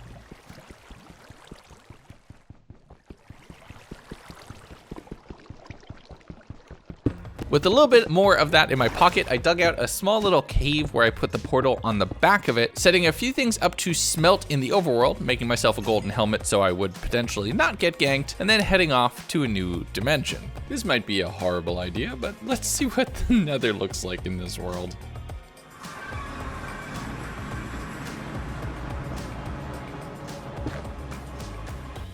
What? I mean, I should have seen that coming. With a very short trip to a very small circle of hell, I returned back to the overworld the following day, picking up 2 world cores from everything that I've been dumping into that chest and not checking it, and crafting up 2 unstable spawners and heading back to the Nether. Oh. Oh, that was spooky. Because it comes up on you. Okay. Netherrack biome. There's a little bit of gold ore. We want a soul sand valley. Would be really great. There we go. I hear piglins. Where's piglins? Okay, we could do some trading maybe. So with what I needed in my pocket, I dug the shaft down, placing down all of the water and having to do it the old-fashioned way because I don't have access to kelp. With everything finally set up, this route is now bi-directional and we can actually get both ways easily. And this is now reminding me of my Emeralds world, where the small successes I made along the way felt like major accomplishments, and it kind of puts Minecraft into a different light. I'm actually going to be doing something very soon where I try to take that to the next level. I'm very excited for it. So if you enjoy these videos, you enjoy the way I tell a story, make sure you subscribe because it's going to be something you don't want to miss. All right, day 23, and I'm still basically camping with a single bed just in the middle of nowhere, so it's time to put some work into a proper base. First, I mined down into the ravine area from my tunnel, so that way I could set up a better access to the underground, and then spent some time clearing out the initial farm, leveling a little bit more land, so I could build myself a rudimentary house. It doesn't have to be big, it doesn't have to be a massive mega base, considering it's bordered by a massive chunk on one wall, and likely will have something behind it relatively soon. We're going old school, cobblestone foundations, a small little farm in the corner, some leaves here and there, strip logs for the supports, and some spruce doors, slabs, and awnings to make a very little traditional starter house. But I do want to spruce it up a little bit and make it a little bit better, so I'm throwing down and moving all of my chests inside, using some trapdoors for a little bit of a railing to the entrance, and then going and focusing on things like windows and dormers and the following day. I moved the smeltery area completely off, so that way the initial spawn chunk is a little bit cleaner overall, having everything moved in, crafting up a new diamond pickaxe as mine was about to break yet again. And when I went over to look at the swamp, my one frog had multiplied. That is a very large number of frogs. My world is about to be ribbited out of existence. But I want a little bit of deep slate, so that way we can make the roof a little bit better, and I figured why not mine in the new chunks, and you wouldn't guess what I found. No shot. I didn't even notice this. That's hilarious. But I rode the water down to try to find some really deep caves and almost killed myself between drowning and the fall. Okay, that was potentially not very smart. We're leaving it there. There we go. We can swim, we're fine. That could have been very, very bad. I need to remember that I don't have respiration or any of the enchants that I'm used to. Oh, You drown super fast without that. But between the bridges and now the shell of the house, even if it might be completely open concept when it comes to the roof, I'm actually starting to have a base in this world, not just living on random blocks. And that's the goal for what I want to do with the remainder of day 25. I spent some time harvesting for some wood, getting some saplings here and there, and finding a new bunny friend, trying to use the carrots to lure them over from the very tip top of the mountain, getting immediately distracted from my initial goal. No, no, no, no, no. Okay, you're alive. Hi. Okay, hold on. I'm trying to place blocks wherever I can, helping the bunny who gets stuck, who can't jump up and through a block when we got so close to home. Oh, that is devastating. Oh no! And it's with that we closed this first quarter of the world with a bit of a tragedy. I made a small space for Floppers 2, who I named posthumously, making a small little memory with a single soul lantern torch. It's really appropriate that it was raining. But with whatever deep slate that I hadn't already fed to the World Forge, I crafted a few of that up in the stonecutter and then started making the overall frame of what I want the roof to look like. It's a nice little style, but I'm gonna need some more supplies to make that happen. That's a problem for tomorrow, though. Day 26, I headed back over to the ocean chunk just to use the water to be able to go down to the deep slate level, doing a bit of mining there, cutting across in multiple different sections within that 40 to 40 limit, finding whatever resources that I could, and eventually ending up all the way at the other end of the world in the Sculk section. From there, I made my way back up, converted a lot of that deep slate into the stairs and tiles and bricks and blocks that I wanted to really finish off and complete the roof, getting everything done there to the point where the house is looking pretty done. But I need to be able to get back up to where I was on top of the spruce chunk, so I had to make a little side door for myself and bring the ladders a little bit further down. Day 27, I'm trying to see what else I can make with these different world cores. One of them is a scanner that would tell me where certain stuff is, but instead I have some other things I would like to do. First off, I want to test if netherrack works, because I have a diamond pickaxe and I can mine netherrack extremely quickly. The only problem is the nether is super dangerous.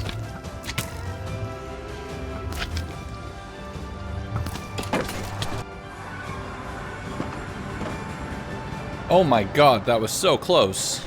With that near-death experience, I was rewarded by netherrack not working in the World Forge. So it turns out it's only overworld materials, even though it can spawn nether chunks, which is a bummer. With that done, I needed to refresh on my food, so I spent some time killing all the salmon that I could, going down to mine a whole bunch more ores, specifically copper, so I could spawn some additional chunks when I was ready, swimming back up the water and dropping all of those materials off in the forge before making myself dinner and calling it a night. And the next day, it was time for another chunk to be added to the world. Let's see what we get. I saw a lush cave down there. Oh, it's a jungle biome. This is huge. Bamboo is honestly really great because it's a really cheap way to get renewable planks for a lot of different redstone components. And sand would be huge because now I can make glass, which can definitely come in handy in a few different things.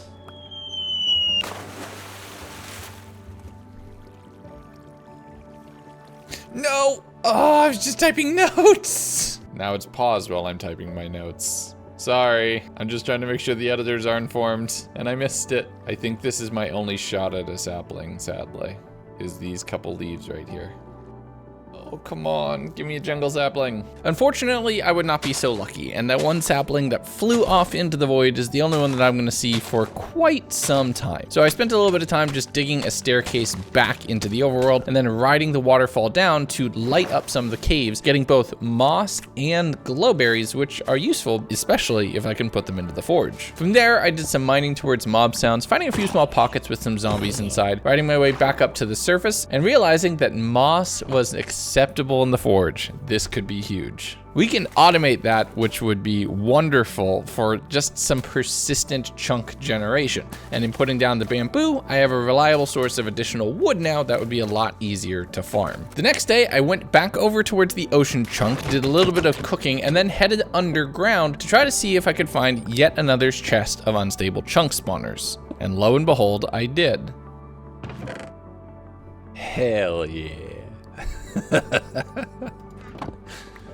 I love it when a plan comes together. With that, I wanted to continue the luck, heading to the other side of the jungle chunk and spawning a new one, which rocketed way up into the sky. I spent some time mining directly through it, since a good portion of it was a large cave, or at least the top of what a large cave would be, finding some more lush caves, a skeleton inside, and some random materials and bits and bobs. But on the way back home that evening, I realized that my world is now big enough that mobs can be spawning on the surface, so I need to be a lot more careful about lighting things up. Day 30, it was time to head back over to the Nether because I want to do a little bit more generation there, and I want to try to get towards enchanting. And one way to do that is to get books from Piglin bartering and potentially some potions as well. I spawned in a couple new chunks, getting some black stone and basalt deltas, almost dying to another cube. Why is it always the cubes? Eventually, I was able to clear that, heading back to the overworld and just doing a little bit of mining there, seeing some more mobs passively and grabbing some diamonds from the edge of the world whenever I could. There's another lush cave opening, which I was able to drop down into, getting an axolotl friend in a bucket, and I was so excited in having a new pet. I was mining down to some diamonds when I realized I was standing on something truly unique. That's a fossil. Hold up. That's a fossil. I've genuinely never found one of these ever in Minecraft before. I've never found one of these. That's cool. Turns out when you can just x-ray the world, you can find stuff real easily. Yeah, turns out finding the super rare items in the world are easy when they're just exposed to the air because half the chunks aren't rendering in the world. But with a little bit more mob fighting and just transitioning through the world, dropping everything off back into the world forge, I'm excited. There's all sorts of more secrets that are probably waiting for me to discover. Day 31, I brought my axolotl friend over to the ocean chunk, figuring if I plopped them down, they'd kill fish, and I would just passively be able to collect some fish. The only problem was, I watched my axolotl just yeet themselves into the void. Oh no. So I headed back to the World Forge, picking up yet another core, spawning in another chunk spawner, just a regular one this time, grabbing some torches, and then heading over to where the deep dark was at the other end of the world, plopping that down and getting a pretty big cave, but no more Sculk, at least not anywhere else that I could see. That was a bit of a bummer, so having to go back for some more torches the following day, where I'm grabbing coal that I could find to just light up more of the space and continuing to edge and peek my way out of different areas. I had to head back home to make myself yet another diamond pick, as I was down another one, and I didn't want to break any because they could be useful for enchanting rerolls later, but I basically just collected resources for the day. On day 33, I dropped all of that off, remembering that there was some space on the top of one of the nearest chunks that I had yet to actually explore. So I converted a lot of bamboo into ladders, mining my way up to the surface and finding a jungle tree. So I have another shot at potentially getting a jungle sapling and another type of wood. I chopped that all down, waited for the saplings to spawn, and ended up with one. All right, the world's being a little stingy right now. The following day, I wanted to do a little bit more work to make the navigation between all of these chunks a little bit easier. So I'm mainly just carving out a path up the hill directly opposite the tunnel that I'd built previously, so that heading both directions from my spawn would be a little bit easier and look a little bit better. I'm manicuring the top of a lot of the chunks and spawning a new one, and that animation, I love that animation. It's awesome, but it was also a lot lower, and I'm not gonna go jumping down, so I had to do so a little more carefully, ending up in a birch forest, which gives me yet another new wood type and a few different flowers that I could bone meal, which really is kind of nice. There was some small caves with mobs inside, and they were busy killing themselves while I watched as I continued heading down and around, just trying to see what I could poke in from the edges. I had to do a little bit of chest organization going into day 35, where as I was continuing to work my way through all of those caves and mine my way down to a really large crack in the world. It's directly opposite the Sculk, but I didn't notice that immediately. I'm grabbing all of the gold that I can and dealing with the creepers, picking diamonds as it started to rain in the outside world. And it's really weird seeing rain when you are that deep underground in the deep slate level. I harvested all of the bamboo to get myself a little bit more sticks and planks, killing some salmon to re-up on my food supply going into day 36. Where I was off doing a bit more mining, mainly just strip mining in the levels that I know chests can eventually spawn at, using those resources to craft another unstable chunk spawner and popping one new one down in the end, getting a plains biome that was only a few blocks off. This actually looks like it could possibly be normal terrain generation. But I mined down to a large flooded ravine, grabbing all of the resources that I could find around there and having to deal with a few mobs like endermen and creepers that were just trying to sneak up on me. Gotta be careful about that. Day 37, I'm gonna do something that might make you nervous. But with that, I did some mining to the lower levels, seeing where I could see some lava and knowing that there was also some diamond ore available, which I want to use to upgrade my armor, getting both a chest plate and a pair of pants so I am that much harder to kill. After that, I was doing a little bit more mining and preparing for another tier down in one of the chunks to be able to find a chest, when I did happen to stumble across 2 more unstable spawners. Popping the first one down, I saw a lush cave deep underground in a new ocean chunk that had spawned, so that was pretty easy to be able to run down to navigate to and torch up safely. The problem I had was the lower level, which was populated with many mobs, and that wall of cobblestone made me think it was possibly a spawner as well. But after abandoning that and heading back up to the lush cave just 20 blocks higher, I noticed something in the ceiling. No shot. Oh, that's awesome. Yes!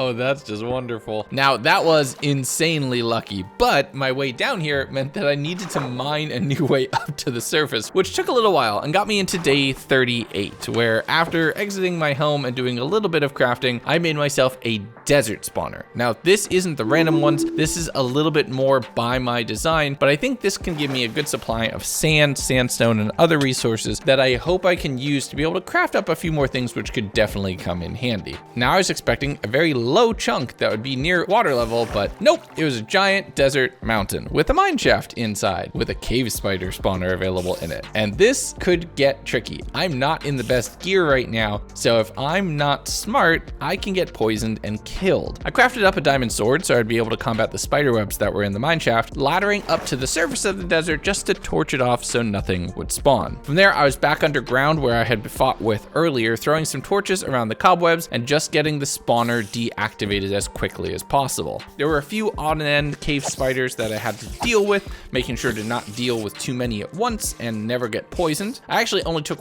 1 hit, I think, so did pretty good in comparison to how I normally do with a mine shaft. But with a reliable source of experience, I was feeling like that was an insanely productive day. The following day, I was back down into the mines, just trying to see what else I could find, once again yeeting myself off of the edge of the chunk to make my way to a little bit of water and then down into the lush caves, which actually connected to the lush cave from the previous chunk, so it was just one large open space. I mined up the iron and a whole bunch of deep slate, making sure to peek around to try to find new areas. Slime. Slime. Hello. And a slime chunk, considering all of the chunks are in a line and very minimal, is honestly kind of huge. If I can use that to craft up a couple different things as far as redstone components and other elements, it's definitely gonna come in handy. So I returned back home to quickly bank that into a chest and everything else into the World Forge.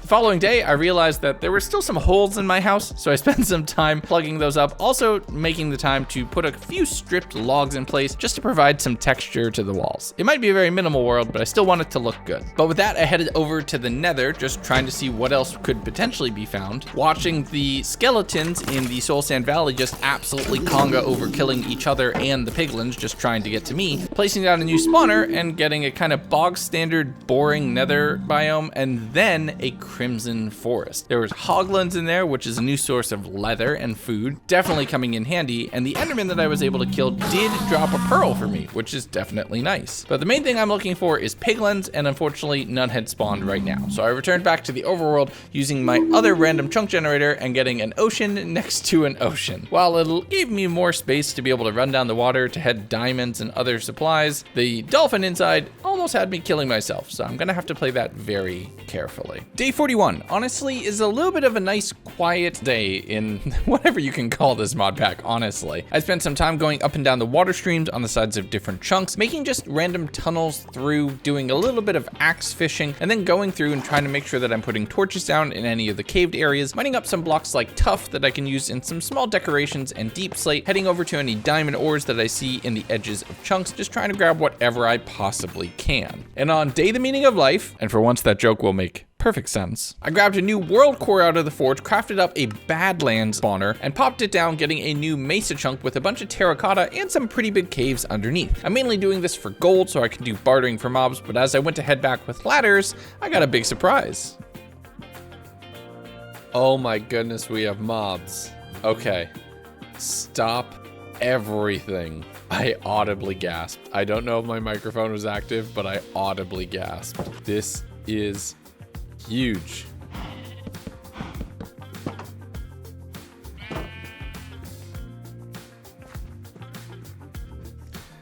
Huge. Absolutely huge progression. I don't know what caused them to finally spawn, but they finally spawned. Well, that changes everything. Having mobs to farm is a huge new leg up. But I headed up to the top of the mesa chunk, putting down torches in any of the caves that I could find, getting a few magma blocks as well, which is a nice, fun find. I mined around a bit following mob sounds, but really I need to get started on farming, and it's really good to see a little bit more life on these chunks. But Day 43, terracotta, unfortunately, does not go in the World Forge, so we're back to just throwing cobblestone in and hoping for the best. I headed over to the birch chunk where the mobs now existed, improving the area surrounding them by both breaking down some of the trees that would be kind of floating, as well as making a very large area to put wheat into. I'm gonna need a whole bunch more of that if I'm gonna be breeding mobs, so I'm making a large farm that covers the entire span of this chunk, making stairs both into and out of the animal pens, as well as through the little 1x2 tunnel that I had dug, leading back into my original chunk. This way I can walk from one place to another and it's just straight, no jumping or anything like that. And I threw everything into the forge for another chunk and made myself a diamond hoe, because if I'm gonna farm in style, okay? Day 44, we're starting to take care of all the animals with mob breeding and just exploring around a few of our other chunks. I had found a lush cave a little bit lower down in one of the sides of the chunks that I had not yet torched up, so I made sure to put a few there so no mobs would be spawning. Following around to a few mob noises, but not really getting anywhere, or at least not finding where they were hiding right now. But I am making and leaving enough tunnels and not keeping enough torches in my pocket that some mobs are starting to spawn behind me, so I have to be a little bit more careful of that. The world is now more populated and will become even more populated as I continue to breed both the sheeps and the cows. Day 45, it had been a while since I had first checked, so I threw a block of moss into the World Forge and then remembered, oh yeah, that's right, that works. So we're gonna go ahead and start making a new farm. First things first, I need to smelt up a ton of iron because I'm gonna need some of it for pistons and for buckets. As I headed over towards the Nether, finding a few buckets of lava that I could use for both fuel and as a source of renewable stone. And I think you can know where this is going. I spent a little bit more time breeding up all of the animals, getting my next world core, and deciding that I should spawn that immediately behind my initial chunk so I could potentially make something uphill and feed the moss or stone that I'm gonna make into the forge automatically.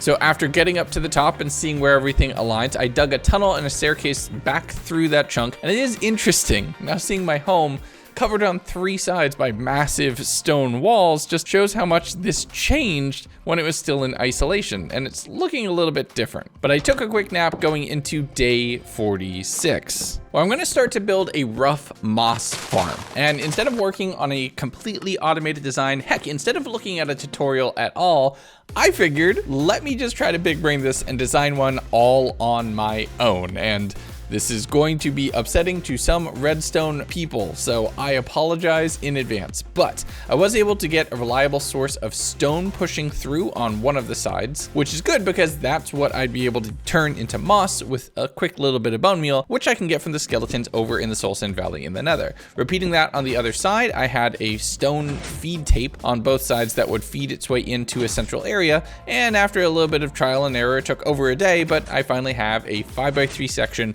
of consistent stone. Underneath that, I set up a little water channel and a single hopper, building a chain of old school water elevators to move the materials from one place to another, using trapdoors to block it off and a little bit of cobblestone over the void in a chunk I had not yet spawned in order to filter all of the items that will fall through this farm into the World Forge automatically. And on day 48, I finally fired it up, and it works, mostly. I can bone meal the moss that's directly next to the stone to get a whole bunch of things, but only the full moss blocks go in, so I need to be careful about the azalea bushes or the carpets, which will only clog the system. But they can be turned into more bone meal into a composter, so we're making progress, and I spent a bit of day 48 and going into day 49, both breeding up all of the animals, making sure that I had harvested all of the hay, and starting to kill a few for leather, that I could start working my way towards an enchanting setup. And with that, we're at the halfway point, and it feels weird. weird. I'm in half diamond, half iron armor, but we're actually making progress. Being upgraded to proper food like mutton and steak means I can be a little bit safer in my exploring into other chunks, so I spent time just trying to find additional caves from mob sounds and mining my way through in the mesa biome, finding gold and the jackpot, another chest with another 2 unstable chunk spawners inside. With that in hand, I spawned 2 additional chunks directly behind both the farming chunk and the one directly to the left of my base, getting a big mountain and a big ocean, and this world is looking more ridiculous by the day. And now we're over the halfway point and at day 51, and I got a new microphone. Let me know how different it sounds. We're gonna try our best to make it match, but it might be pretty distinctly different. It's a lot better. But after lighting up the top of the chunk and gushing about my new audio tech, I jumped into the ocean and we have a ton of work to do. There's a new world core available, which I'm able to craft up into a swamp spawner, which I'm thinking I put it right next to the mangrove swamp. It'll be at the same level. We can get a couple other things, and no, I got the tallest swamp of all time. This mountain is almost as tall as some of the actual mountain biomes in this world. I don't get it. It also had no water, which meant no sugarcane, which meant no books. So I did a little bit more bambooing, a little bit more torching on the top of the chunks, and then checking out all of the caves in the new chunk, and there were quite a few of them, with creepers and skeletons making explosive combinations as I'm torching everything up to just ensure that the world stays pretty safe of mobs altogether. It started raining a little bit later in the evening, which is nice for the atmosphere, but I don't need it for water anymore. That is plentiful. But I am spreading out far enough that mobs are starting to spawn in the caves. It's something I'm going to have to keep in mind as I work my way forward. The next day, I used the moss farm for a little while just to collect the resources needed to be able to power the world forge, and then jumped down to check out more of the caves, using the fact that 2 chunks were opposing each other across a void to peek from one to the other for things that would be good to steal. I mean, collect. I saw a little bit more Sculk. That's more deep dark. I'm really excited to potentially explore that. Digging down through the mineshaft area on the corner of the world, mainly looking for more diamonds as I am starting to run short, and without any ability to regen on those, I'm gonna need to repair tools and armor by making new ones, basically. I popped everything into the forge, did a little bit of organizing of all of my wooden supplies because I'm gonna wanna do some more building, but I also need a whole bunch more torches. So I'm harvesting a lot of coal the following morning, taking wheat and repopulating on all of the animals, jumping down into all of the different caves, finding mobs in the nooks and crannies, and spawn-proofing my world overall. That was the name of the game this day. I'm also dressed like a sailor because, okay, that's either a callback to a recently released or a spoiler for an upcoming scenario. I don't know which because I don't know what order these videos are releasing in. I got down to where the Sculk was, finding a lot of gold and a few other resources and a big pool of lava, which I was very careful to not fall down into because that would have been bad.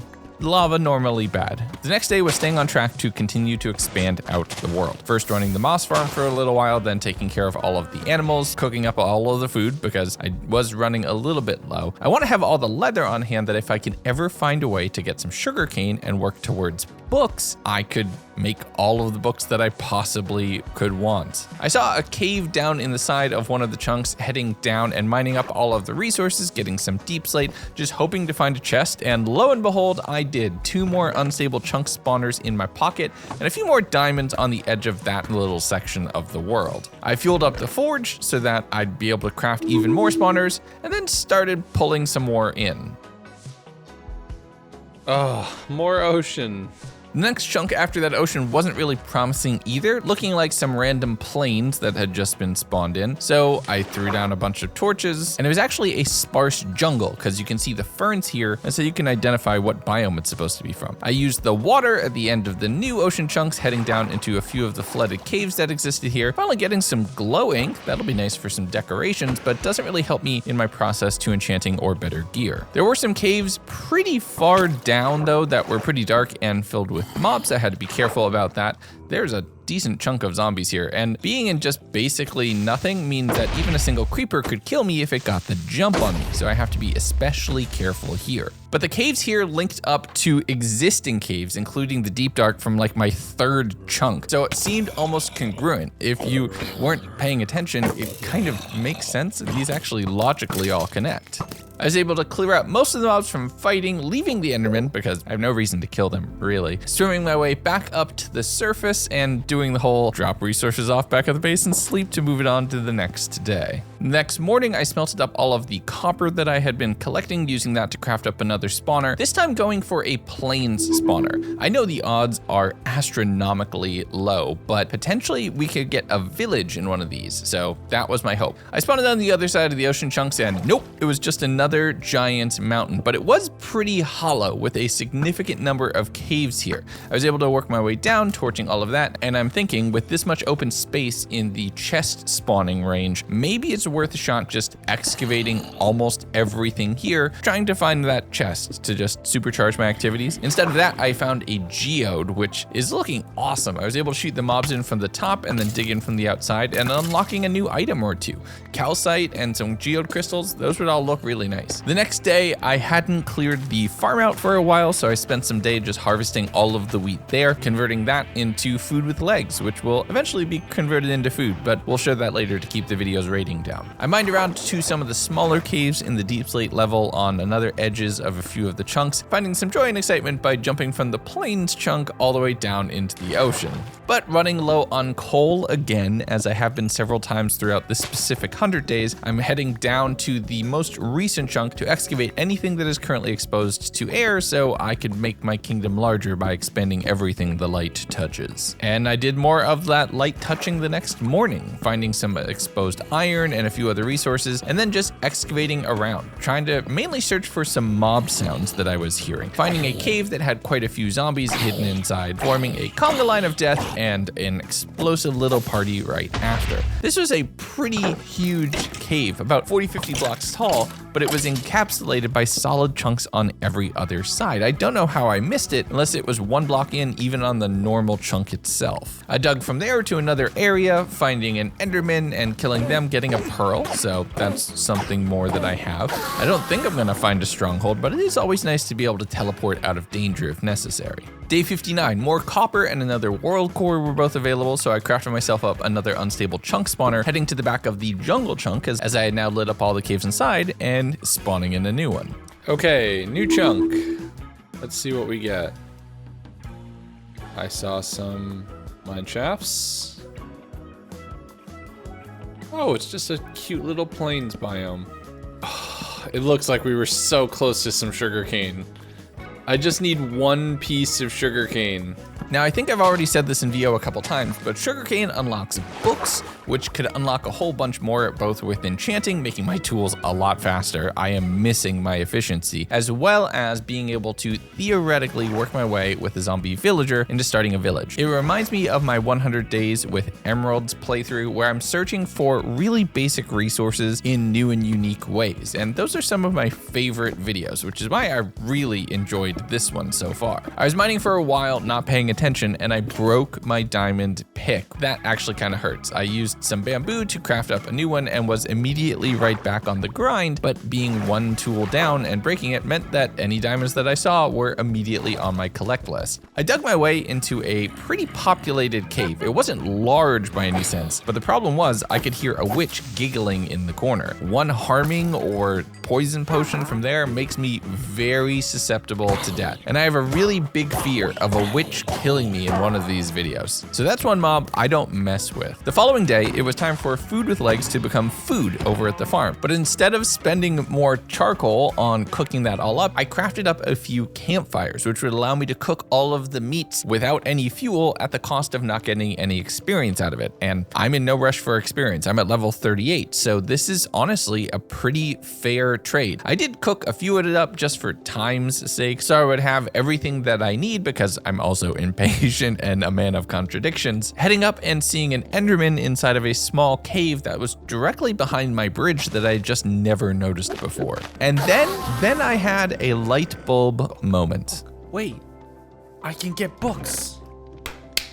That could work. I didn't even realize my mic was on right there, so that's honestly kind of funny. I grabbed all of the coal that I could find from everywhere in the world and used it to smelt up all of the gold that I had. And I had quite a bit of gold, so that honestly took a majority of the day, leaving that running while repopulating from an earlier unexplained sudden reduction in the animal population of my world. And I was excited. Oh, this is gonna be so good. The next morning, it was off to hell. I ran over towards the Crimson Forest biome, finding a single piglin here here, throwing the gold bars down and then trapping them in the corner by mining underneath their feet. And this is where I would say that they became the richest piglin in the world, but they're the only piglin in the world, so that is true by default. And I'm not gonna lie, I spent all day just throwing gold at their face as they were stuck in a hole here, while also keeping an eye out and around for any additional piglins so I could supercharge and accelerate whatever I was going to be finding. And now I'm pretty sure the editors are gonna put in a supercut of every time I said book to the piglins here. I need any book. One book. Just give me one book. Do they not barter books anymore? Just give me a book. Ugh. But having expended all of my gold, and I'm gonna need to do a lot more mining to recover from that, I headed back to the overworld, and I was reminded that there is another way that you can get books because one of my mods was doing a fishing stream at this exact moment. So I headed down and started fishing in the ocean. Well, first I thought, I don't want to fish from a cliff 50 feet up. That seems a little impractical. So I spent some time mining out a very small cave right at the water's surface level and then starting fishing. And I fished up things like lily pads and fish, and then more fish, and then fish, and then more fish, and then bones, and then puffer fish, and then more fish, and then more lily pads, and then bowls and saddles and other treasures and junk. And well, then it happened. Okay, that worked. Now here's the only trick. We're gonna try to do that 2 more times so we can make a bookcase instead of just an enchanting table. Technically 3 more times. And then we have to do something very tricky with a villager, potentially. We're gonna fish for a little while longer. Haha, get clickbaited, everybody. I'm not searching for one book for an enchanting table. I want a route to a full enchanting setup. So enjoy fishing now being a pretty regular part of the daily routine. And this challenge specifically reminds me of all of those kind of exponential growth games, even games like Stardew Valley, which I just did 100 days on recently, actually, where you kind of are constantly unlocking the next thing that becomes a part of your routine that can allow you to unlock the next thing. I mean, we're literally unlocking the world as we go, so that's kind of the whole theme of this video. But if I'm gonna work in style, right? So the next day, I'm spending some time building out and properly building a fishing spot. I set up some wood to hold up the massive amounts of stone ahead of me, using some bamboo planks and the bamboo blocks, stripping them to get some texture into the floor, even throwing some mosaics in here and there, just trying to make this look pretty good. From there, I set up some chests so I could keep track of all of my fishing expertise, both the things that I was really looking for, as well as the random things that I could find. Now, with a very limited block palette, I'm pretty happy with how this all turned out, and it made for a space that I could happily and healthily, safely fish from. And I did a lot of fishing, finding my second book, and it was one I was thinking I'd keep. Oh my god, a Fortune 3 book? Okay, so we're saving that. Unbreaking 3 too, that's actually cracked. Fishing might be OP. Is fishing OP?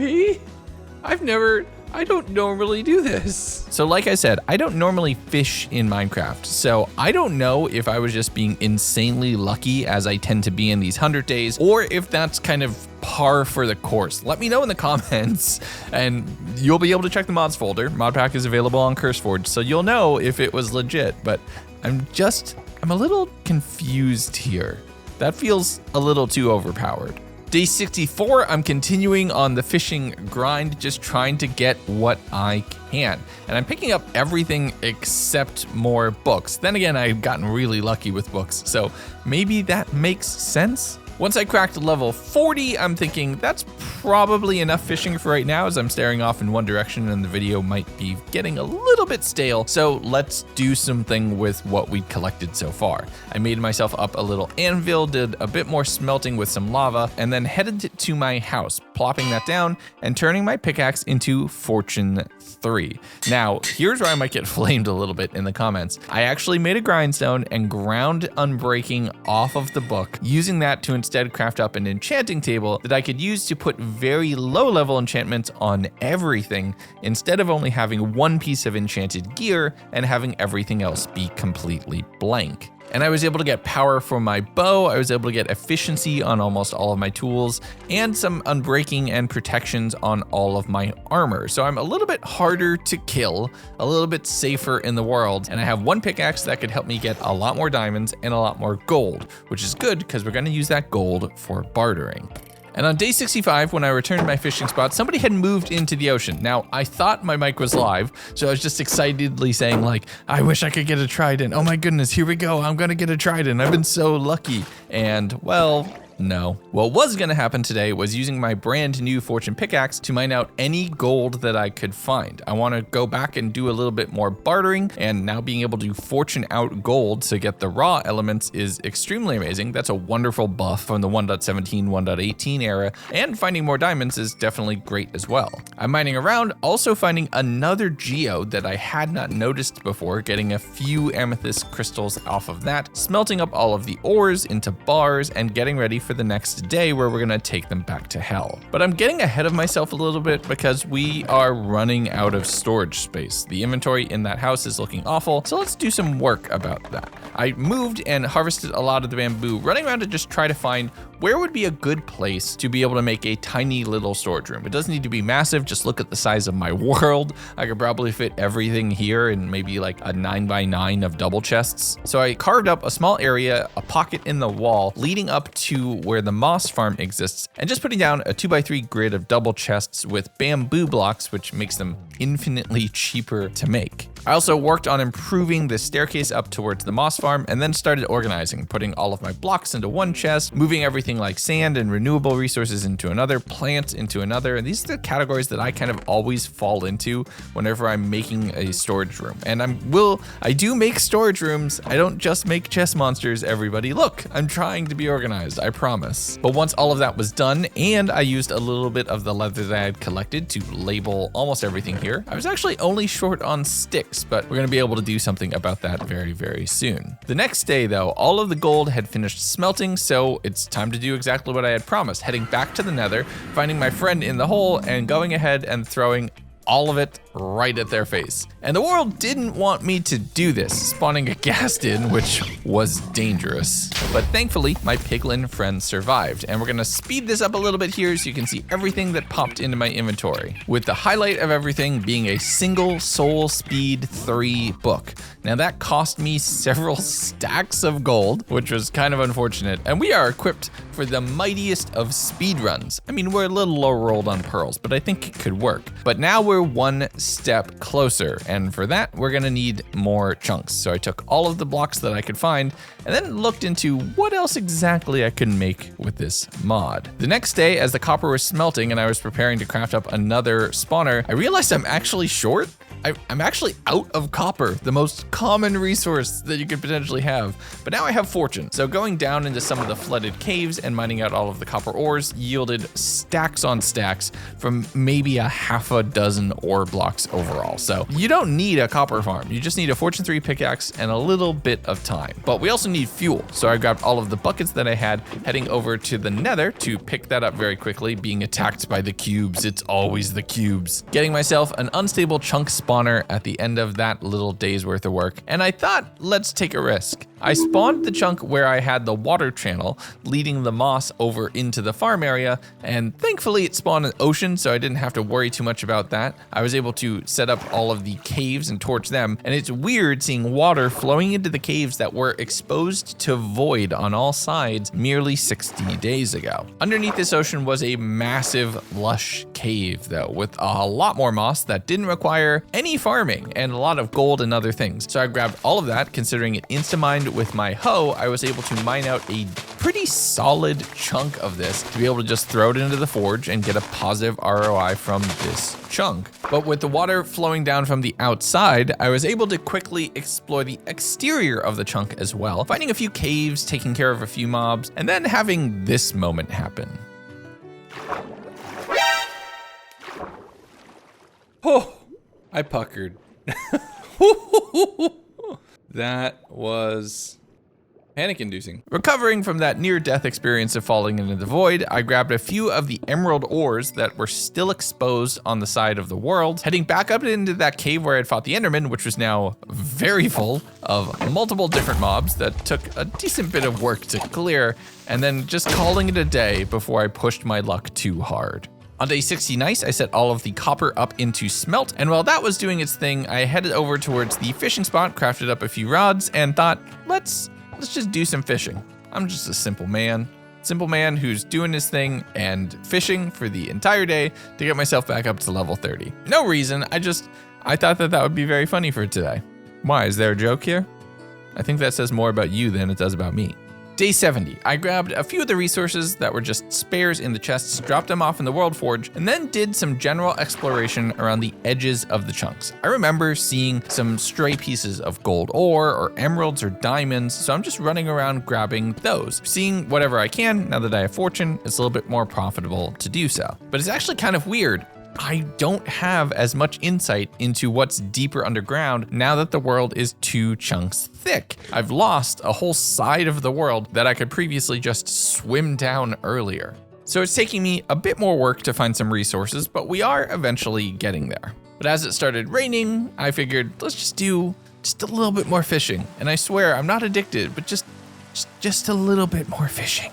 Day 71, the first thing I did was take care of the farm and then take care of a few of the animals, heading around and seeing where I should start for a little bit more mining and excavating. I jumped down into one of the ocean chunks, being immediately stung by a pufferfish, and I'm not expecting violence in the water over here. Mining out some of the chunks, thinking I'm just gonna excavate for a little while today, mine out as much as I can, and either the blocks or if I happen to find a chest will lead to some additional chest spawners, which will allow me to expand the world out even further. And while I was lucky enough to find things like some diamonds here or there, a lot of gravel which was very easily able to be converted in the World Forge, I didn't find any of the chests. So instead I needed to go ahead and build my own spawner the following day. And the next day, when I was getting ready to continue on that so I could build out more spawners, I found some trader llamas and some leads just standing on the ground. Oh no. The one time I get a wandering trader. And they're dead? Come on. No, come on. Come you two. Come on. Put you somewhere safe, and then I have to try to find your boss. I really, and I mean really hope somehow they're alive. Oh, there's another bunny. Wait, hold on. Okay, I do want to try to save that bunny later too. Wait, I heard. Where?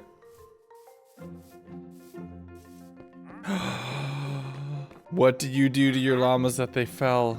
Please have the trade I want.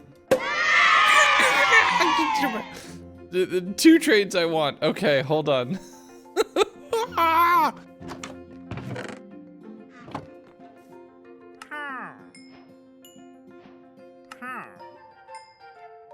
No, I'm sorry, my friend. That's what they get for abandoning their llamas. You are mine now. And now, okay, we've unlocked a whole new level of tech. This really does feel like the Emeralds video, where I'm getting to engage with very vanilla things in Minecraft in a really new and unique way. I planted down the sugarcane so that would start to grow, and then set up some cobblestone with the deep slate underneath it so that would continue to grow as well, so that we could farm that into deep slate blocks, which I'm really hoping are accepted by the World Forge. And can you spot what's wrong with this picture? Don't worry, I will in just a minute too. But with another chunk spawner in my pocket, I was just harvesting all of the plants, taking care of all of the animals as well, harvesting some of the animals to be able to have more leather, which I'm gonna need really soon, as well as food. So that would all be super important. I set some of that to smelt up in the house, dropping off the mutton. I'm gonna become a steak man now, heading to sleep and going into day 73, where I spawn in another chunk, getting another mountainous area, heading up the ladder on the sandstone chunk, just getting up to the surface so I could torch that all down, peeking down around the corners and seeing something really unique and interesting. And yes, this is an ancient city. I called this 70 days ago that if we happen to get anything from an ancient city, it would be a miracle. And the floating chest for the chunk spawners was just right there in the middle of the world. Yes! Is this the lowest it can possibly be? It's literally the bottom. It's literally the bottom. There weren't any loot chests from the ancient city itself in the space, or no shriekers actually, because I don't know how a warden would perform in this world, so that's honestly probably a good thing. And as I headed around the world just a little bit more, I jumped down the water into one of the lush caves, noticing, for the first time, a floating chest in the roof of that. So now I have 4 chunk spawners, most I've ever had at a single time. This feels like a really big turning point for the video overall, and I'm really excited for what we're gonna be able to do next. I mined my way over to some diamonds that I had seen in the edge of this chunk before it potentially gets covered up, and headed back to the house feeling successful and triumphant.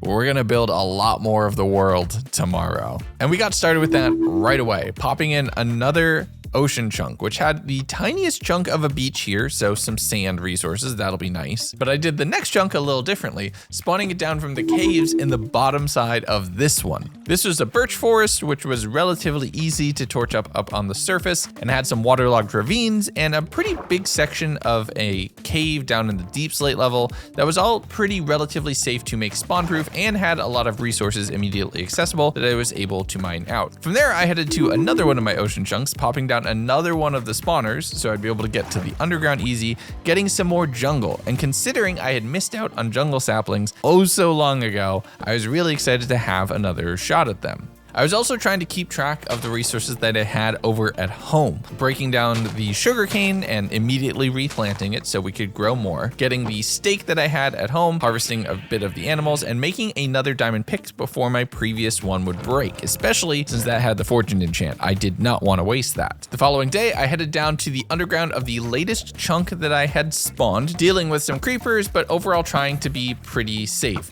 There was a witch here who did try to get me with those potion effects, and I was able to get some spider eyes. You could get some cool things from her. I could have gotten a lot luckier. But I mined up a lot at the tough. It's a low block in the world and is relatively easy for me to mine out, safe in the cave that I'm in, and thankfully it's very well accepted by the World Forge. And with efficiency, I'm grabbing whatever I can from these new chunks that are resource rich compared to the rest of the world. Dropping all of that off, doing a little bit more mining with the sugarcane, getting that up to about 8 growing sections right now. This is going to be an experience in exponential growth. We are not using any of this until we absolutely need to. But considering I had just found 4 different unstable chunk spawners, I took the world core, the most recent one that had been crafted up, and converted that into a world scanner. This would allow me to do something a little bit different and be more targeted with my efforts. I smelted up some stone to make some stone bricks, took a quick nap, and the following day, let's put it to work. So I headed over and put those bricks into the world scanner, which needs cores and the same things that I would build the cores out of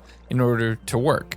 And it scans for that block in any of the chunks relative to my current location. And it is honestly very, very slow, but we will figure out more about how this works in a little bit. I did a little bit of fishing while that continued to scan, enchanted up my shovel just to get efficiency. I grabbed a quick little bit of flint and then mined out the dirt that was embedded in the wall of one of the chunks, throwing that over into the forge, which I could then use to turn into cores to power the scanner. I accidentally moved the bricks, which reset everything. That is that is genuinely upsetting, I'm not gonna lie. So I took my aggressions out on the animals by, well, making fewer animals. The next day, I set the scanner to go off again, scanning for stone bricks. Again, that's to try to find a stronghold. I headed off to the Nether for a little bit, using some of the unstable chunk spawners to try to see what else we can get here. I spawned another basalt delta biome and immediately noped out of there. I just don't want to deal with that. Heading instead down into one of the deep slate areas, mining up the moss from one of the lush cave sections, and then doing a little bit more manicuring of all the sugarcane that we've set up, setting all of that into the forge so that way we can power the scanner and potentially find a stronghold. I don't know how far it could potentially be, so this is gonna take some effort. Day 78, I legit mined all day. I spent the entire day just mining from cave to cave to cave, mainly picking up on any ore blocks that I happened to find. Copper and redstone were big things that I was looking for, and I was using torches to break gravel since that can all go into the forge. I spent the whole day mining and just went back, threw that all in a machine to get compressed into blue crystals, and went to bed. Not every day can be a banger when the world is this small. You know what makes for an exhilarating day though? More fishing!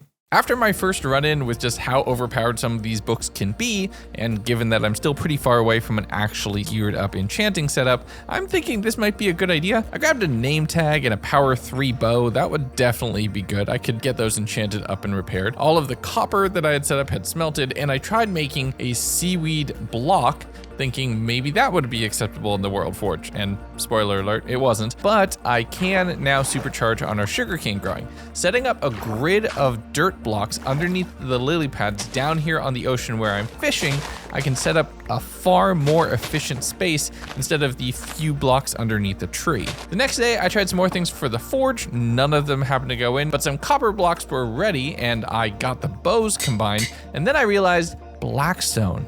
Blackstone works in the World Forge. That could be huge. I grabbed everything that I had, immediately throwing it in, getting a full core and then a bit more, doing a bit more mining in the overworld, finding a chest with another 2 unstable chunk spawners in them. From there, I quickly headed home, enchanted up a few diamond pickaxes just to get an efficiency 3 one, which would mine through a lot of the nether resources a lot faster, getting unbreaking on it as well, so it's gonna last for a while. All of those broken diamond picks immediately coming in handy. I'd crafted up a normal chunk spawner as well, and I thought that I would go down to the deep dark and spawn the next chunk in sequence from there, getting a little bit more of the ancient city for me to explore. And I had miscalculated. I'm an idiot. I'm a dumb idiot.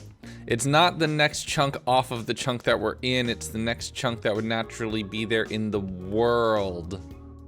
Oh wait, we have another deep dark section, but still, well, that was a waste. That was a big, stupid waste. Wait, oh, that's the chest I already opened, okay. Well, let's see what's over here. I mined through the new chunks, seeing some diamonds on the edge of it, heading up to there and just mining those out. A bit of a consolation prize, considering I didn't get to actually go and explore an ancient city. So I just kind of dejectedly made my way back up to the surface and restarted the next day, where the sugarcane was doing well, so that at least felt like I was making some progress in the world. So I headed off to the Nether, dealing with an overall mob party over in the Soul Sand Valley area, but blocking off all of the lava in the Basalt Delta, and since I had an efficiency pickaxe, breaking through the Blackstone here relatively quickly. I did find myself getting jumped by the occasional piglin as I wasn't properly wearing gold at all times, and I threw down an unstable chunk spawner, getting basically nothing, and then another getting basically everything. Okay, this is gonna be interesting. This is very interesting. Because now, does this count as a fortress? I don't think it properly does. Oh. That would have been so cool, but I didn't get the advancement. Unfortunately, nothing spawned in the fortress right away, and it makes sense. I was right on top of it, but maybe more will spawn later, so we're gonna have to come back and check at a later date. The sugarcane is going well, progress is being made, and we're going into day 83, gearing up to actually get to fully enchanted diamond armor. Wow, this one really does behave a little differently. I spawned up another unstable chunk, getting a very low and very frozen one, dropping down into the ocean nearby and seeing a ton of caves that I was able to jump into for some basic resources, including a bunch more diamonds, which since I don't have mending, all diamonds are good things. But other than some ample caves, the main thing I grabbed was some copper and a quick nap. Day 84 though, we started with farming. First the sugarcane and then the wheat, replanting that field, feeding all of the mobs, and then culling a lot more to be able to get a bunch more food. Once I got that all cooking, I combined the fortune axe with my efficiency one. Considering that would last me to the end of this 100 days, it made sense to have them together. And I started working on bookcases. With bamboo, it's a lot cheaper, so I'd be able to build everything I needed. I carved out a space off the path connecting my main chunk over to the farming chunk, and we're gonna set up a nice little enchanting area over here. I moved over some of the essential things for enchanting, like the anvil, a barrel with all of my lapis in it, and some nice little bit of lighting, getting some basic enchanting on my hose, and then going out and grabbing a little bit more sugarcane, a little bit more planks via bamboo, some more books from all the murders I'd been committing, and I'm a whole 2 bookcases into our overall progress. I still have some work to do. Hopefully we get to it by day 100. Day 95, we did a little bit more sugarcaning, getting ourselves up to our 3rd bookcase. We're 1/5 of the way there. Powering the world scanner whenever we can with whatever random items that we find to continue searching for a stronghold. I'm building the world out in preparation for it, getting another Savannah chunk directly next to my previous Savannah chunk, so the world actually looks somewhat normal right here. And I did my tradition of swimming down the water, running off the edge of the world. Flat Earthers would be so excited with this video. I grabbed a bit of diamonds where I could see them easily and found a geode with a bunch of zombies hanging out inside. Once I clear that out, that's some new items for me to be able to play with. The following day though, I had taken a bit of damage from dealing with all of the mobs in some of those low caves, so my armor was finally looking a little beat. I made myself a new diamond helmet, got that enchanted with some very basic protection on it, and continued my work on the chunk to prepare it for you all to be able to play in this world, because remember, you get this world when I'm done with it. I did a bit more strip mining through several of the chunks to just get myself up to some more scanning range as well as some additional world spawners, so I could do a little bit more playing with this crazy, chaotic world. And the next day, as I was doing my traditional morning routine at this point, just trying to build out on the enchanting area, I saw a wandering trader standing on top of a mountain in a very precarious position, and it looks like I was potentially geared up for a little bit more llama death. Hello, friend. Please have good trades. I guess melon seeds.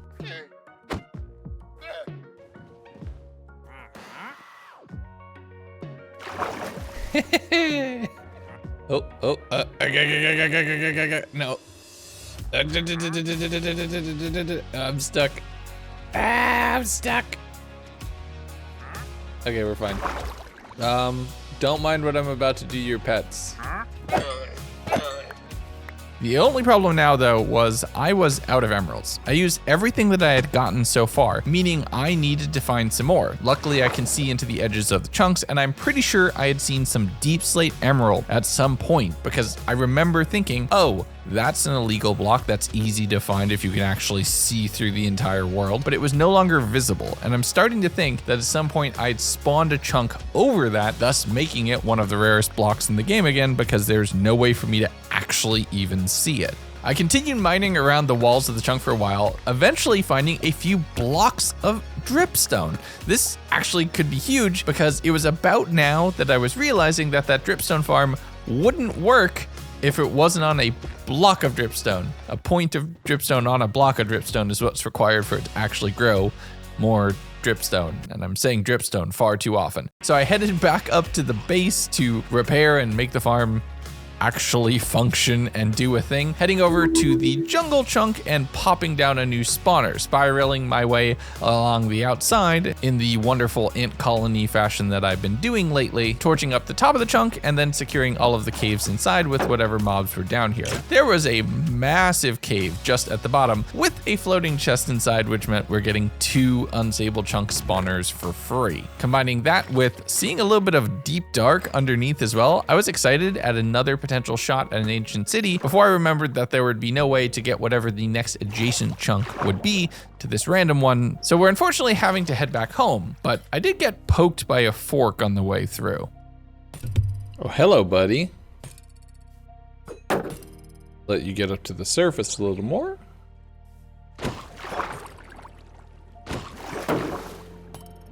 Oh no, don't fall, don't fall.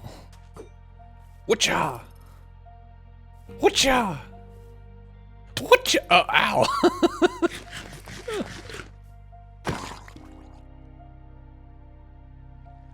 That would have been... This looks ridiculous.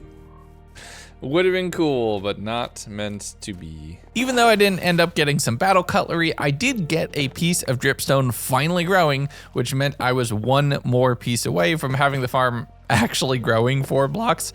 When did I put those down? It took me like 15 in-game days to realize that. Day 89, I had spent the last 2 days searching around for an emerald, and I had not found it, but I had found a whole bunch of other ores, so I started the day by sending those off to smelt. I had to head over to the Nether, dealing with some very angry cubes and some very angry piglins, getting whatever lava I could manage in whatever buckets I still had, using that to smelt up all of the ores and crafting up another 3 bookcases, getting myself that much closer to one of my main main goals. I had another world core waiting. I still had the 2 unstable chunk spawners that I had found in the most recent chest. So we're doing pretty good as being able to expand the world, but I am waiting to see if I could potentially do that in a more intelligent way. I made some clay blocks to see if they would go into the scanner, and they unfortunately didn't, but I know mud does. So I did spend a good chunk of the next day mining up mud. Then I remembered that I had left a wandering trader in a boat and I had not yet found any emeralds, so it doesn't look like we're going to be getting any melons in this world, unfortunately. I did chop down the acacia tree, which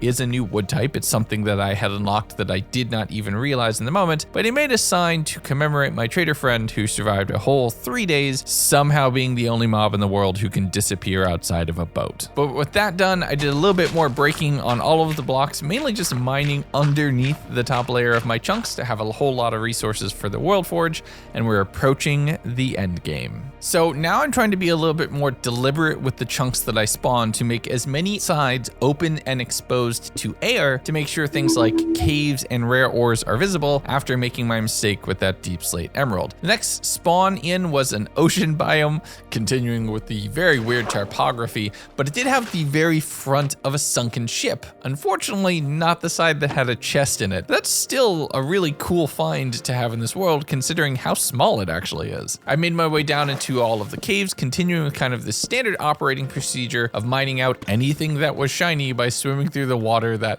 if I lose attention for just a little bit, I will fall into the void and die. And I really don't want to do this far out into the series. I set a whole bunch of sugarcane to go, made myself some new upgraded diamond tools with better enchants on all of them, so that way I'd have a little bit easier time mining dirt. I'm specifically looking for efficiency 2, which allows dirt to insta-mine, meaning I can get resources so much faster than I had previously.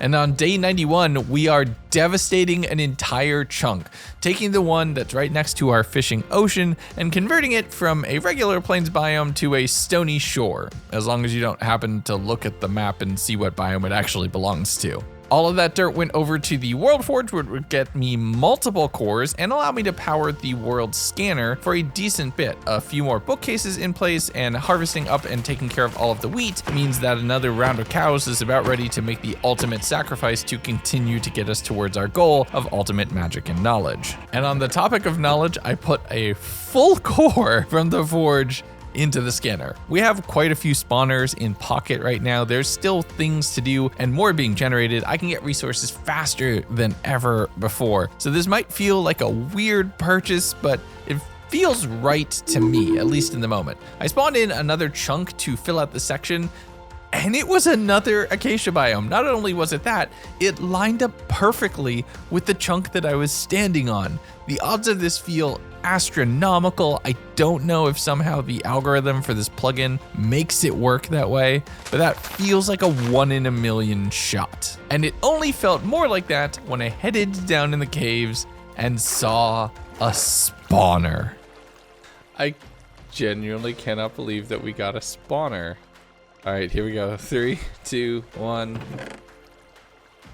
Oh, a name tag. That would have helped. Is this right on the line? Oh my goodness, it is right on the line. That is wild. Getting a spawner was kind of ridiculous, but a bit of additional dripstone would also come in handy, allowing me to build out that farm a bit more. There were, however, some complications. Oh, that's a very bad place to be. But after all of the mobs had at least partially taken care of themselves, I dug my way down into a very, and I mean very full cave with quite a few creepers and other mobs into it. But lucky for me, I had enough arrows from all of my time bartering with my piglin friends that I was able to take them out relatively easily. And all this makes me think back to the very first little hole in the wall mob farm that we had created for ourselves and just how far we'd come in the interim. Please work. Doesn't even work. Why won't you accept dripstone? That is my one piece of feedback for this mod author. There's a ton more blocks that forge should accept. Just please make it work with farmable stuff. That would be so nice. The next day, a ton of sugarcane was in, and I was able to craft up most of it with all of the leather that I had been stockpiling, getting an additional 2 bookcases and getting ourselves just one step closer.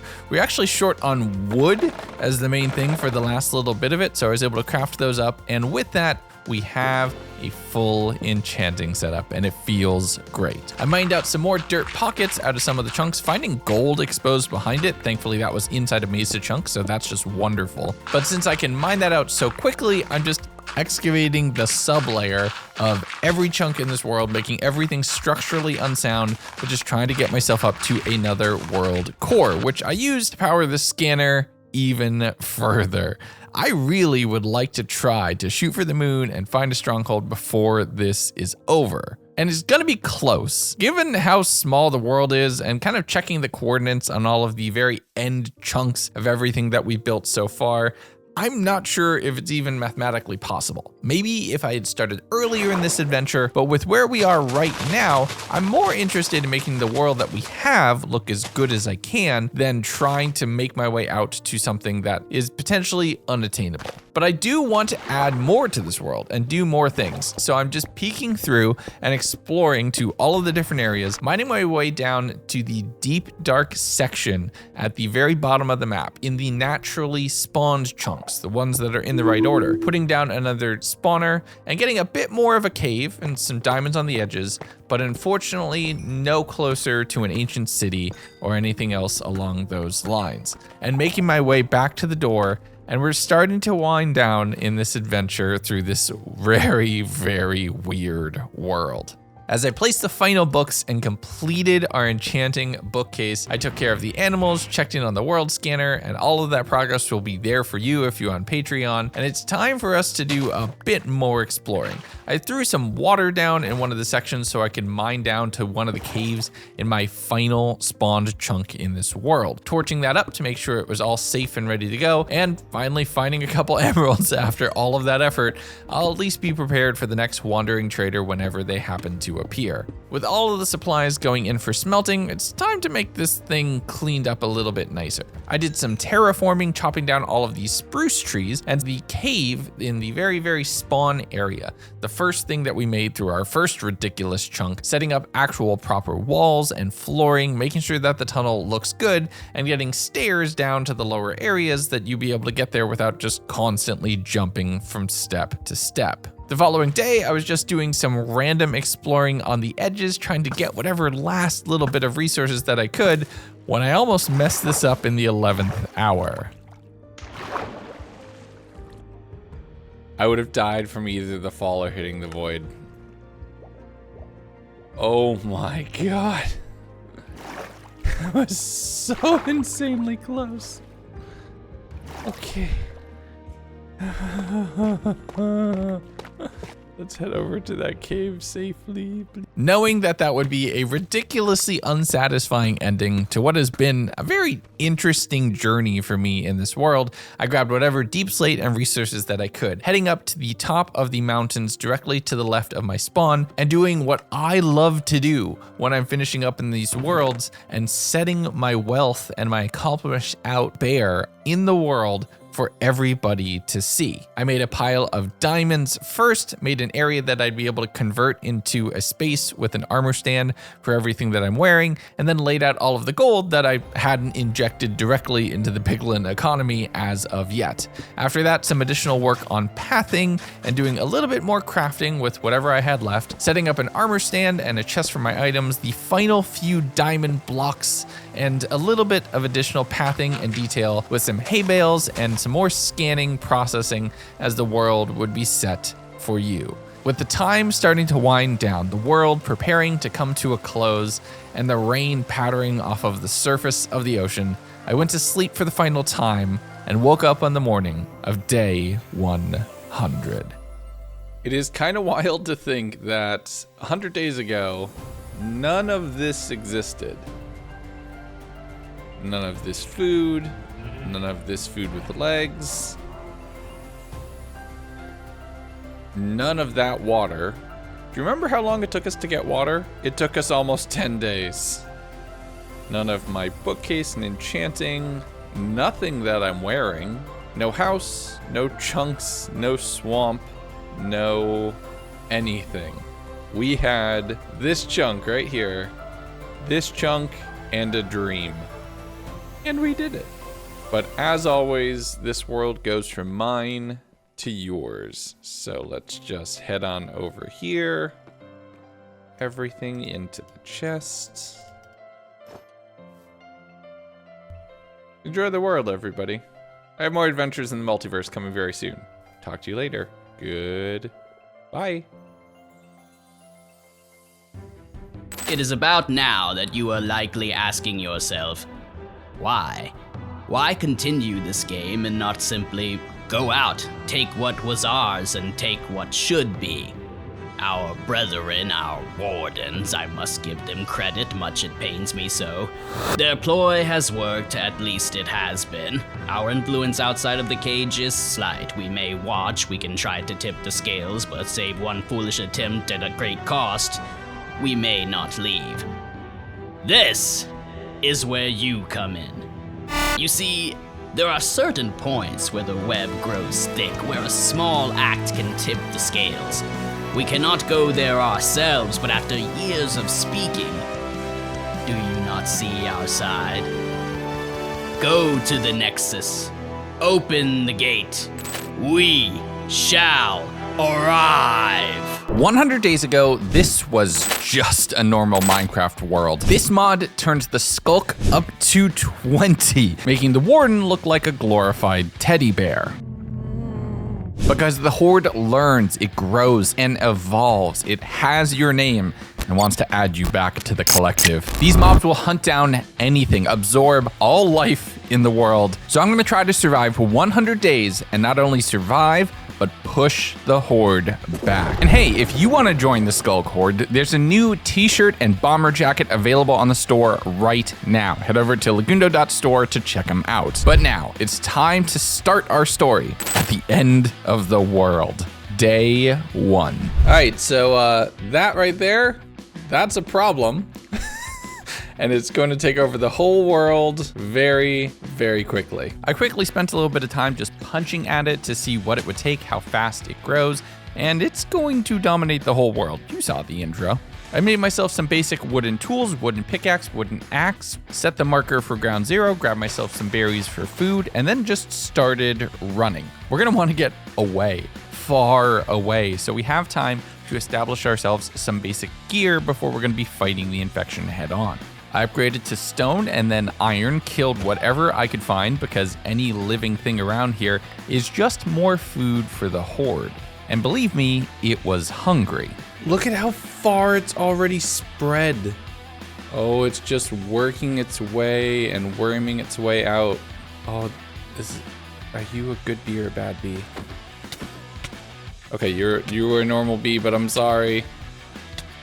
I wasn't just killing that bee for fun. There is a reason. Bees, the Sculk versions, are like the worst possible thing you can see out in the world. But I'm grabbing myself some sugarcane because that's going to become important. You'll see why in a little bit. Making my way out to a plains biome with some caves. I was able to get some iron, deal with a few creepers that were hiding inside, and kill some sheep to get myself some wool for my first bed and my first night's rest. The following day, I continued running along the ocean, trying to see just what is around the local area. I made my way into a frozen space, and I've seen the thing. Maybe that will keep the alien horde back in some way. I took advantage of the additional travel speed using my boat on both ice and water, potentially being a little bit panicked that this killer whale was going to eat me at some point in time, but I think they share the dolphin AI, so it was friendly. I did kind of stand on top of glaciers to make sure though first. I continued my way across the entire frozen ocean area, staying in the cold biomes to think that that would buy myself a little bit more time. As I made my way up to a pillager outpost, I grabbed whatever supplies I could get out of the chest on the roof, getting some rudimentary iron which would help me kickstart a little bit faster. Smelting up what I had collected and then looking what I could build as far as armor, because I'm gonna need it really quick. Quick sleep in the attic of my murderous neighbors, and I was off the next morning, heading into slightly more temperate climates killing whatever animals I could find, mostly for food, partially to deny them the mass to the Sculk horde, and then making my way into a village where I'm gonna steal everything that isn't nailed down. There's a lot of coal blocks around here, which will come in handy. I'm cooking my meat on the campfires that I'm finding around and seeing things like iron ingots, compasses, bread, chests, paper. All of this will be very useful. One of the biggest things though was the string find. Just being able to cut all these cobwebs is gonna come in super handy, and having animals around that I can eat, also pretty good. But I went down for a quick nap, a little bit of fun out of the way. Let's get back to the apocalypse as I continued my looting and larceny of the village. Maybe I should do a pillager 100 days one of these days. But I killed basically every cow I could find, finding a full set of iron armor on one of the armor stands, which helped me complete my look with some bow upgrades from the walls, some additional bread from the chests, and all of my food cooked up. My inventory is looking very full very quickly, but we're going to do something about that. I made myself a sword, went up and finally cut all those cobwebs, and crafted up a sophisticated backpack. This would greatly increase my overall storage, and upgrading it to iron right away meant that I had 6 rows, basically a double chest strapped to my back at all times. And you also know me and fireworks and crossbows. I keep trying to make them work, finding a whole lot of fireworks in the central town square of this village and stealing basically all of them. That continued into the next morning where I found some TNT in someone's attic, and whew, this village goes absolutely hard. That's going to come so in handy though. Any little bit of weaponry or advantage is going to be crucial. It might not seem like it right now. It might seem like a very tame start to the 100 days, but this is going to get very bad very quickly, and I need this tiny bit of prep time to make sure I have any chance at survival. Oh no. Oh no, I can already see it from here. Oh, that's not good. We're gonna, oh, that's not good. That's gonna start sending out scouts soon. That is a problem. That is a capital P problem. Seeing that the Sculk is already spreading, I need to keep on the move. First things first was finding some obsidian from a nearby nether portal. I don't have diamonds yet, so this is gonna come in really handy. Marking the location because there's gold and other things here which are definitely going to be useful. I was enjoying the fact that I was fighting just some vanilla mobs in a cave underneath this portal, sleeping out in the field going into day 6, where there was another nearby pillager tower that I went over to go loot, mainly for the arrows and other supplies that would come in handy, and checking the spawn, it already looks so much worse. I made my way back over towards the village and then through a cherry blossom biome that was right here. It looks peaceful and idyllic, if only it's going to turn into a wasteland. Finding another village relatively close by and grabbing a whole bunch of flint and then the anvil from one of their scarecrows there. That's going to save me a lot of iron. But I don't really need to worry about iron when I'm just grabbing blocks from everywhere that I can find it. I slept in the attic of that house before spending the next morning basically shoveling gravel the whole time, just trying to get myself more flint. I need that for arrows and fletching tables, but I'm definitely also going to need diamond armor because look how much it's already spread its spawn. This is moving and it's only going to accelerate. I saw some caves in a nearby mountain that I thought maybe would lead down to the deep slate level where I'd be able to pick up some diamonds or other resources. Following those down, I kept going, hitting a mine shaft because of course I did, and then an ancient city. Now this is the Sculk apocalypse, but this is not where the apocalypse began, at least not initially.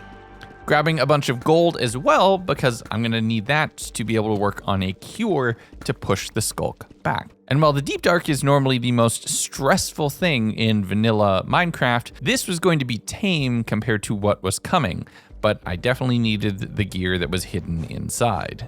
Using some shears, I was harvesting up the wool pathways here since I didn't have time to prep for anything else, making sure to block off all of the shriekers and carefully navigating from chest to chest to chest. That hoe that I found would be an absolute godsend, basically carry me through the entire 100 days, and some protection armor is nothing to sneeze at either.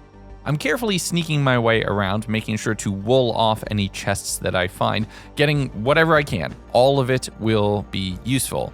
It did get to a few points where shriekers were unavoidable, but there were some pretty decent books in there, so it made it somewhat worthwhile, and I have multiple strikes to work with before I need to worry about a warden summoning in. But this is not the Deep Dark of vanilla. No, it is not lifeless except for the warden. The mites are here. Those are Sculk mites, and they're basically stage 0 of the infection. They'll burrow into any mob, and when that mob dies, it drops a whole bunch of Sculk. They basically reproduce through other creatures. And the fact that they were here in the Deep Dark, way far away from spawn, was not something that I knew this mod did, so that was terrifying. I found some unbreaking diamond pants, which are gonna come in very, very handy. All I need to worry about is protection now, grabbing potions and other supplies, and trying to work my way up on experience that I could fast track myself towards enchanting. I'm also mining up any diamonds that I find, accidentally setting off another Shrieker. That's strike 2. And shortly after that, hitting strike 3, thinking I had protected something that I very clearly didn't. A few seconds after that, though, I thought I had maybe triggered a 4th because I heard a noise that sent shivers down my spine. Oh no. Okay, that was not a warden, that was something worse. That is a grave mind. That means it's going to start hunting. At this point, a warden is the least of my concerns. And almost as if on cue, I did happen to summon a warden right as I said that line. It's almost like I jinxed myself and I really shouldn't have tempted fate. But my main priority was just getting out of here. The map was already skulked all the way up on the surface of the mountain, which meant I needed to extract myself from this situation as quickly as possible. But in working my way back up to the surface, there were still vanilla mobs I needed to contend with. That is a lot of creepers. I continued burrowing along through the world in my little tiny safe 1x2 tunnel, hitting water that led up to the river directly next to the village that I was living in. The mountain was already pretty visibly covered in Sculk. Hi, this is editing Legundo. That is underselling it. That's all I'm gonna say. It gets very worse. But my pockets were full from all of the Deep Dark loot, and we're gonna need to go back. We're gonna need more. So I thought, let's upgrade the backpack again, see what else I could potentially add to it. First things first was a crafting grid upgrade, which would allow me to craft from anywhere. I could be much more on the move. I also upgraded it to gold, adding another 3 rows of inventory. All of that's gonna come in very handy. I dropped off anything that I didn't think I would need immediately in a chest here in the village, storing it off because this would be kind of my forward operating base. My biggest holdback was blaze rods, as I was banning myself from the Nether for this 100 days challenge, which meant that I couldn't get into any potion brewing or anything else along those lines, unless I could find another way to somehow access that in the overworld. But I spent a whole bunch of time looking at the mod pack, and I hadn't given myself that opportunity. So now worried that I had 2 Sculk nodes to worry about, the main one and then that ancillary node, I just spent a little bit more time making sure that I had basically taken anything of use from the village because I didn't know how long it was going to last. The following day, I spent some time cooking up all of my iron and gold, just getting that smelted before heading off in another direction, just exploring what else was out and around here and another way to potentially get more supplies. In doing a really big loop, I found myself back at the mountain on top of that Deep Dark. Oh my god. That just spawned yesterday. Look at how much of the mountain that took over. That quickly. Oh, that's not good. Oh, this is such a problem. We need to find one of those hives that we can get the stuff that we need to, like, cure this issue. I approached the mountain in the bravest possible way that I could. Oh, the last thing I want to do is approach this at night. And quickly slept here on the trees going into day 11. And the next day, with the sun out, I was finally ready to brave the mountain, but the sounds and the infection spreading so quickly had me concerned. Oh, that's one of the summoners. Okay, we need to be very, Careful of that, or can we get around to it?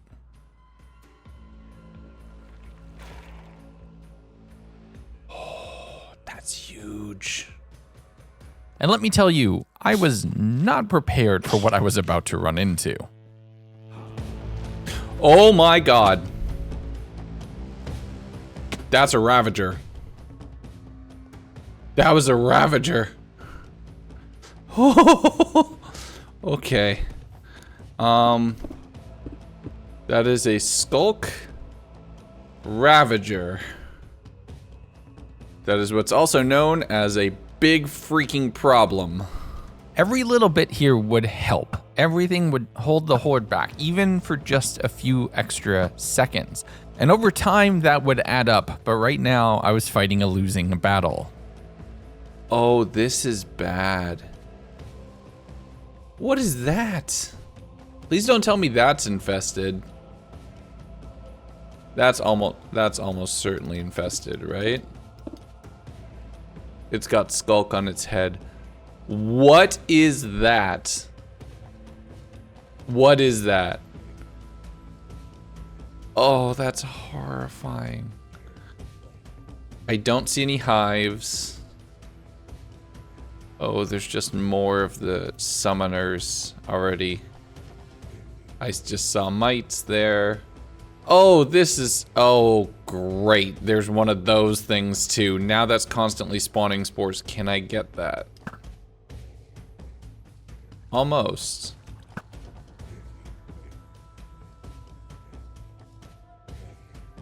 Okay, that's good. That's good. We've killed, I mean, it amounts to nothing, but we're trying. That's worse. That is so much worse. Okay, we need gold. We need lots of gold very quickly. Knowing that the mountain was no longer safe, I ran away for a while, sleeping in the middle of a field before starting to think that I desperately need to upgrade off of just plain iron armor. I found another set of caves and started diving down, delving to a point where I'm gonna see diamonds somewhere, hopefully at least. And yeah, I found some gold, some diamonds, and fought off a few creepers, which comparatively now don't feel super dangerous. There were also some enchanter mobs and other things that I had to fight down here that you wouldn't just see in the vanilla game, but we are oh so far off of vanilla at this point, this should be pretty obvious. I was fighting a few endermen to get pearls, mainly for escape routes if I happen to get into a bad situation, spending almost the entire day mining up a bunch of whatever I could and heading back to the village to smelt up all of the gold because I'm gonna need that for gold apples, which are an essential part in the curing process of this worldwide infection. The next day, I headed to yet another nearby village, which was just over the ridge. Having 3 is good, so I have a bit of a backup, and there's a lot of supplies in here, especially in this one, which has this kind of market space, which has things like enchanted books just sitting on the walls, and pearls, which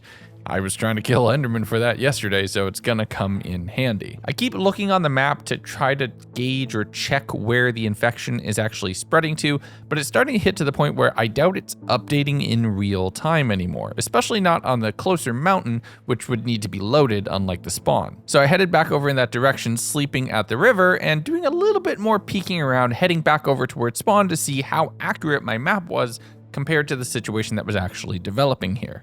And it's pretty accurate. I mean, it's bad. It definitely looks bad, with the trees being infected, all of the leaves gone, and the ground converted to nothing but Sculk. But we can't just run from this situation. We need to take it head on, because as I started researching again, what would it take to cure this situation? There are 2 main things that I need. The first is Sculk resin, which you can harvest from underneath Sculk beehives, which only happen in the areas that are deeply infected, so you have to fight your way in. You can't just run. The second is calcite clumps, which are even harder and require getting close to a grave mine to collect. And that is definitely going to be tough. So I'm basically just patrolling around the outer barrier of the infection at spawn, trying to see if I can see any potential hives. Just especially if one is easy to get to, I can get underneath and start collecting the resin so I can start fighting back before the infection gets too bad. The problem is it's evolving, which means it's spawning more and more difficult and powerful mobs as I'm probing in. As I push, it pushes back. And the fact that there's drowns with tridents right outside of the infection zone doesn't really help either. But I thought, why don't I loop around to the other side that isn't just a massive hill right next to a lake? So the following morning, I did that, just patrolling around that edge, again, just trying to find a single hive, because if I can get to that, then I can start pushing back against this thing. If I don't, it's a losing battle. Thankfully, the one good thing about this is I will never run out of experience in this 100 days, as I can just mine my way away with that god hoe that I was able to find in the ancient city. Unfortunately, if you're not careful, you do end up summoning a whole lot of things to fight you. I don't know what the heck that is, but it is moving way too fast. So that's an infected Vindicator. Can you tell that I installed this mod and started playing it? Before fully researching it, I wanted to be surprised. I was mainly afraid. I was able to bow that down though, continuing to mine around the edges of the Sculk infection, getting myself up to level 17, which allowed me to put the Swift Sneak book that I had collected onto my diamond pants. Now they were pretty much perfect. So with one objective done, I'm still scouting to try and attack the other. Wait. The bees!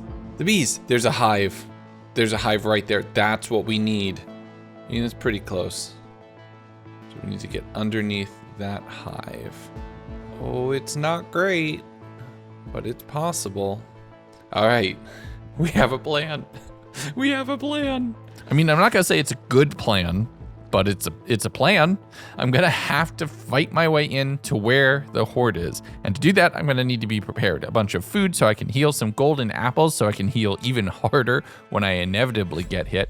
And one quick nap later, we're going in on day 16. Oh, Fox, you wanna leave. This is not a good place for you. Oh, that's a Ravager. So this is going to be tricky. The horde naturally wants to defend itself, and the more threatening that I appear to it, the stronger mobs that it will spawn. And the closer I push into where that hive is, the more threatening I appear. It's this big death spiral if you're not careful. And the main thing I need to do is take out these spore spewers at range to slow down the growth of the Sculk so that I can get in between waves, because it costs it mass in order to spawn those mobs. So fighting it does in fact kind of starve it for resources. The problem is those resources would very happily eat my face. Oh, I'm out of arrows. And now since I couldn't fight at range, this was about to get a whole lot worse. I continued pillaring up thinking, maybe I could trick it. Maybe I can cause them to die of fall damage. Oh, this is a bad place to be.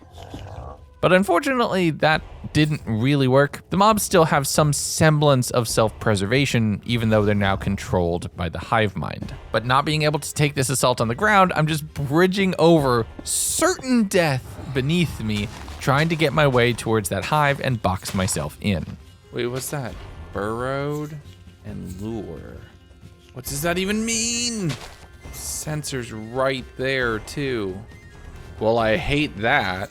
I'm starting to feel a little out of my depth in this moment, so I bridged out and away to get away from the Ravagers, hoping they'd either despawn or lose aggro. Just swimming out into the lake and eventually finding a bucket of lava, and I'm thinking, you know what? It worked for the thing, it might just work for the Sculk mobs too. That's annoying that I just wasted my Ender Pearl. And as I was heading back with the Sculk mob still floating in the lake, something else was just chilling there with their llamas.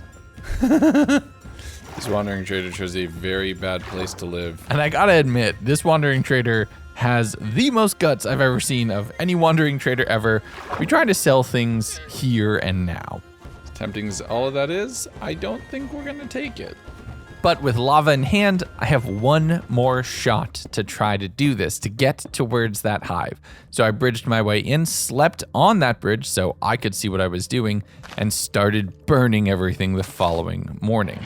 Now I have to be careful because I am up on a tree, a normal tree, a tree that can still burn. I'm basically just really committing to pyromania for a bit here. The mobs do still naturally pathfind away from it, but I can do my best to try to push them into it. And I crafted up a tiny bit of arrows, but ended up helping the horde as I spread Sculk via a catalyst. But over time, I just spent multiple trips running and getting cobblestone, coming back, extending the bridge, trying to break sensors before mobs would spawn, failing, and spawning a whole bunch of mobs.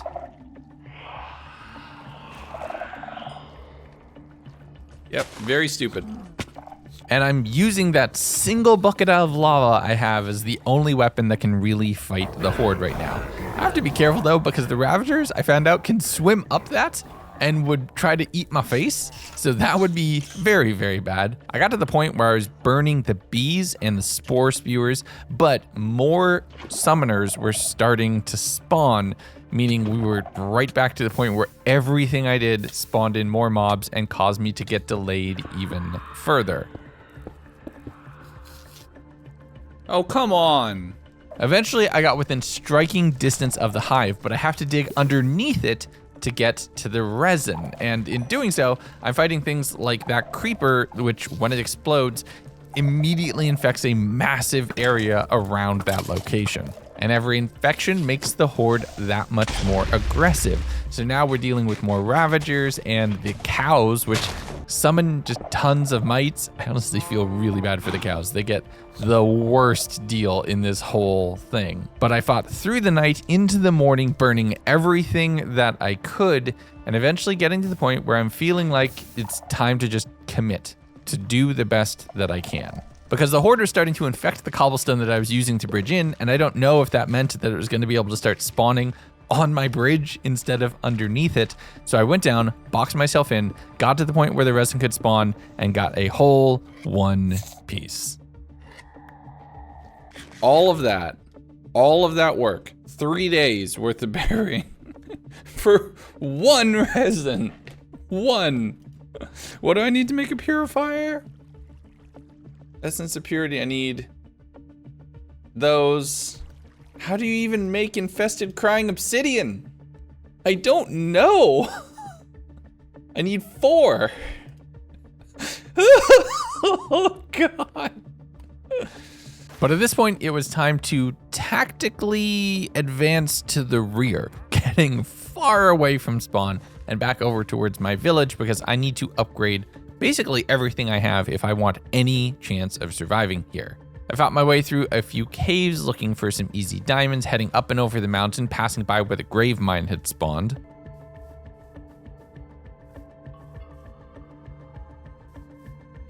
Well, that's horrifying.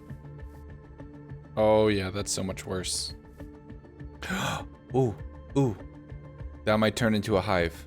And once I found my way back to the closest nearby village, there was emeralds on the table, cake waiting for me, and a bed, which I slept in quite happily. The following morning, I realized all the villagers were trapped inside the fountain, so I spent some time just releasing them. It's a pool party, not the end of the world. Come on, get with the program. Where I found a bunch more villagers that had trapped themselves inside of a pen, and I don't want to set up a full villager breeding station and trading and all of that, so I just dropped a composter down, trying to see if I can trade in all of the wheat that I have for emeralds that I could then hopefully convert into things like arrows, while I'm also focusing on mining up gravel to be able to craft the arrows manually at the same time. Eventually, I did get an amazing trade with the fletching table, both sticks and arrows. That's going to come in so handy. And now I can fight the Sculk at range, which is great because only 2 of those mobs can actually attack me back at range. This is the tactical advantage. I made my way back up to the attic of one of the nearby houses, and it's time for everyone's favorite joke.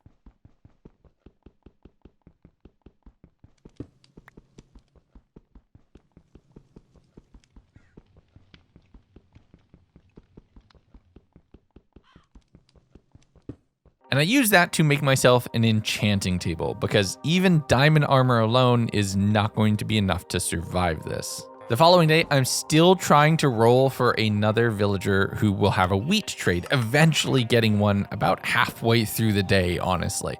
I traded with them for almost everything that I could, grabbing every bookcase that I could find, stealing any bread I could get, and trading any logs that I could mine down into sticks for additional emeralds. I found the top of a house that had some bookcases in a pretty decent order already, using a bit of my remaining wood to make myself a full level 30 enchanting setup. The main thing I'm short on this point is lapis, and I'll have to go get that. But before I did, I got a ping from all of my mods, and we celebrated something together. Please. Oh, come on. Let's go! Watch it go down. Thank you all so much again for 500,000 subscribers. By the way, there's only 1 week left on the 500K merch on top of the Sculk merch from this drop. So make sure you go get that before it's gone forever. But getting back on topic, getting back into things, I headed to the massive flooded caves that's directly next to the village, using some magma blocks to allow me to be able to breathe, mining up some lapis around here so that I could start doing the enchanting, heading down and digging through the aquifer into the caves proper, working my way down additionally into the deep slate level where I'm grabbing mainly more lapis, because that's all I seem to be finding right now, getting down to a point where there's a ton of iron, a ton of gold, but not the diamonds that I'm really looking for. Striking out on that, I continued working my way through the caves, mainly elevating a little bit and mining through the stone level just for speed, heading over to another massive deep slate cave. Here I did a little bit of Enderman battling just to get myself some pearls, fighting off a few creepers and finding a decent bit of diamond. Enough where I'd be able to get a full set of armor, but as I got close to one of the walls, I heard a very disturbing squelching sound. Oh, that's not good. Oh, we're nowhere close.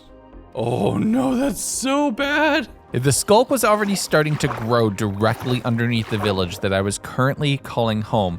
It was only a matter of time before it would break the surface and attack me in earnest. And once the grave mine gets to a certain point, it's actively hunting for me and for priority targets. You know what a priority target would be? This village. If it can kill everything here, that's a massive boost to its mass. So I need to be very careful, and I need to start working on a cure ASAP. But I headed back to the village, getting protection enchants on my armor, so I'm gonna need it very, very soon. I'm smelting up all of the gold that I possibly can, crafting up some golden apples, and then combining that with amethyst to get the essence of purity. With that, I can start actually fighting back against the horde. But I'm gonna need some sand for that because I'm gonna need to craft some of that into bottles, and I did a little bit of smelting throughout the night in one of the furnaces here in the village, getting myself a whole 8 essence of purity, and then starting on that process again. I'm gonna need a lot of these, and half a stack is barely going to cut it. Day 22, now armed with a bit of a cure, I can think of one way which I can slow down the horde so that it won't immediately be attacking me. It's risky, it's very dangerous, but it is potentially the only way to fight back against this infection. I headed over towards where the grave mine was, retracing my steps down through these massive caves, climbing down the water and getting to the ancient city. From there, I threw my first purification flask and watched as it slowly chewed away the Sculk, converting it back into dirt and turning everything from the sensors to the shriekers into grass. This is how you can fight back against the horde. Pushing back against the horde, I started slowly making my way through the ancient city, disinfecting areas as I started to push in and tracing my way towards that heartbeat that I could hear in the distance. That white sphere that was growing in the ceiling of this space, that's the grave mind brain, or at least a sub-mind of it.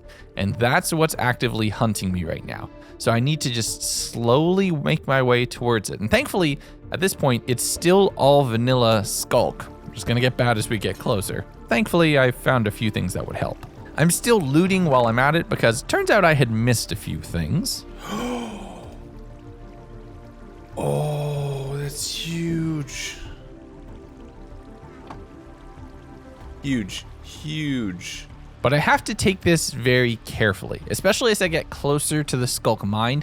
It's less the vanilla ancient city generation and more what you find in the mod, which means it's summoning mobs now and aggressively hunting me. And fighting them sets off sensors, which sets off more summoners, which sets off more mobs. You have to just worry about things cascading out of control very quickly. Thankfully, the purification flasks are doing a good job at pushing things back, and I'm able to kite around the Ravagers, shooting them the half a dozen or so times it takes to kill right now. I eventually ran out of blocks, so I needed to mine up the dirt that had been converted from Sculk, which had been converted from Deep Slate, which was a result of the infection. This is a weird block path. Eventually getting my way over towards the brain. Now, I'll admit, you see in the corner, I should have the darkness effect right now. Something with my shaders and darkness didn't really play nicely. So this is a little less dangerous than you would have if you were fighting it in vanilla. But I'm going to take any advantage I can get, considering everything in the world is eventually going to become part of a hive mind and try to eat me. So I very slowly mined my way in towards the brain, and then was faced with a problem. This thing will regenerate. If you break the blocks, they'll just grow back. And without efficiency, it is super slow to mine at this thing. And purifying it didn't seem to do anything, at least not directly. So I really only had one choice.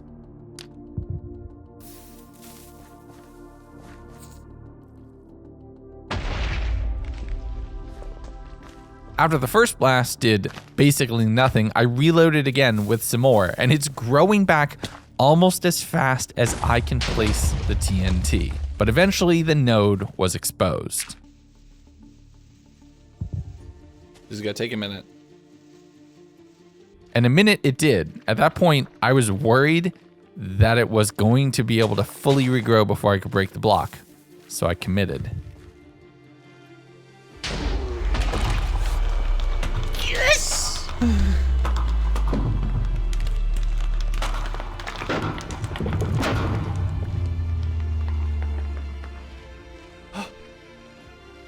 Yes! So the brain was gone. That doesn't mean the whole thing was cured. Far from it. The Sculk would continue to grow, just in a slightly less mature state. The thing I had to worry about now was the warden that I just spawned. I defeated a Sculk node. Oh my god.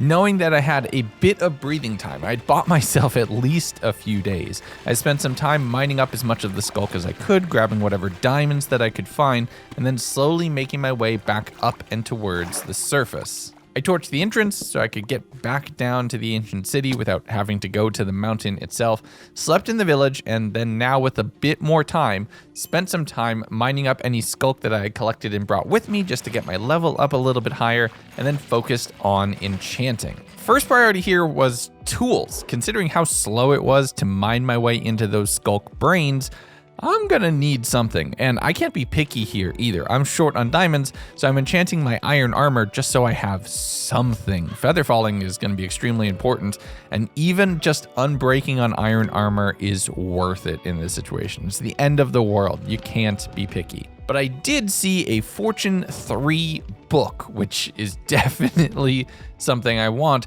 So it's time to focus on earning experience, mainly through villager trading, which was able to get me up a few quick levels. And then I thought, let's head over to the next village nearby and see what they have. I ran and grabbed all of the wheat from there, which I could then turn in for more trades, sleeping and continuing to pillage my way through. I thought, considering I can't get to the Nether or the end, I'm gonna need a faster method of transportation. So I started working on taming a horse, and my friend here was actually pretty decently fast. Not having to worry about jumping up the very mountainous terrain separating these villages, I was able to get back home pretty quickly, doing a whole bunch of trades to get myself up to level 17, and then fighting off a few mobs, mainly for food, not so much for the experience. Once it started raining, I returned back to the village, did a little bit of mob breeding as well, and saw some villagers in precarious positions.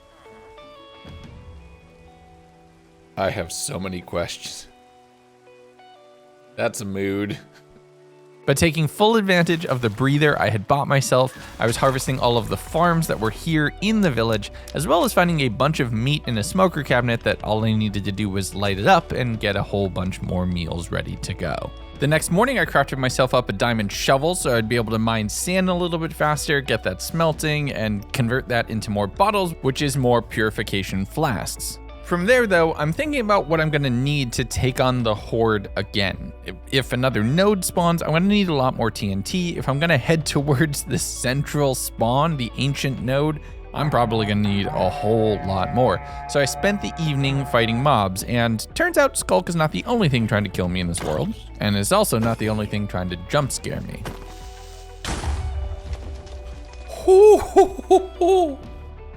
Maybe we just shoot them with the bow. But I fought my way through the night, taking on some endermen for pearls, any creepers that I could find for additional gunpowder, and repeatedly being jump scared by the raccoons. That's not ominous at all. The following morning, I crafted myself up some TNT, and this mod pack has a slightly modified TNT recipe because, well, I'll be honest, once you get to a certain point, only Sculk mobs are spawning, so the little bit less as far as gunpowder requirements is good, and requiring things like sugarcane when Sculk hunts plants is definitely a bonus as well. I also realized that I had collected the resources to turn that horn that I had found on the pillager tower into a Sculk horn, which would allow me to shoot out a giant Sculk blast, which is fun.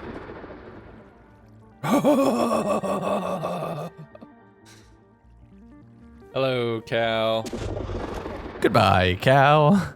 But I jumped on my horse heading back towards the Nether portal that I had visited some 15 odd days ago, because there are 2 pieces of crying obsidian. Now I know I need infected crying obsidian. I'm pretty sure I know how to get that, but I'm not 100% certain, but just having it on me would definitely come in handy.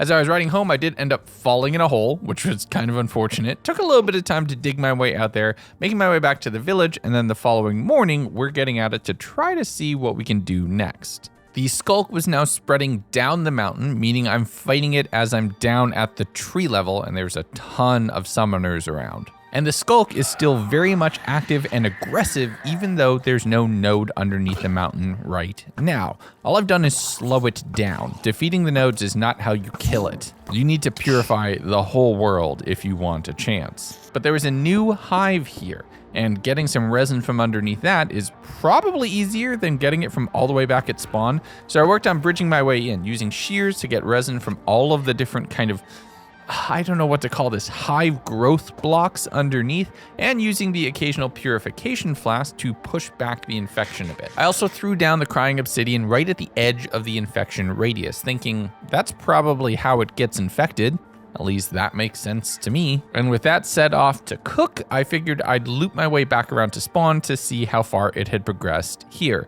Unfortunately, I did end up getting stuck in powdered snow and almost killing my horse. And doubly unfortunately, it was starting to cross the river, meaning that there was summoners all the way down to the coast. There was a ton of mobs spawning, and I'm losing a good portion of arrows just trying to hold everything back. I'm using the purification flasks a little bit here and there just to try to see how much damage they do to mobs. Spoiler alert, basically nothing. You need to kill them in the old-fashioned stabby mode. But everything that I can learn is a little bit of information which will make me better at fighting the Horde. The following day, I was on my way back over. I checked the crying obsidian. None of that had been infected as of yet, but it's possible the Sculk just isn't growing in that direction or isn't growing as aggressively. I did make my way back up towards the hive, which had fully regened all the resin, so I was able to get 4 more of those. Heading over to meet up with my villagers, where I was able to convert a lot of emeralds into a lot more ammunition. And then we had a problem. Just over the hill from my village, a little scout was making their way over.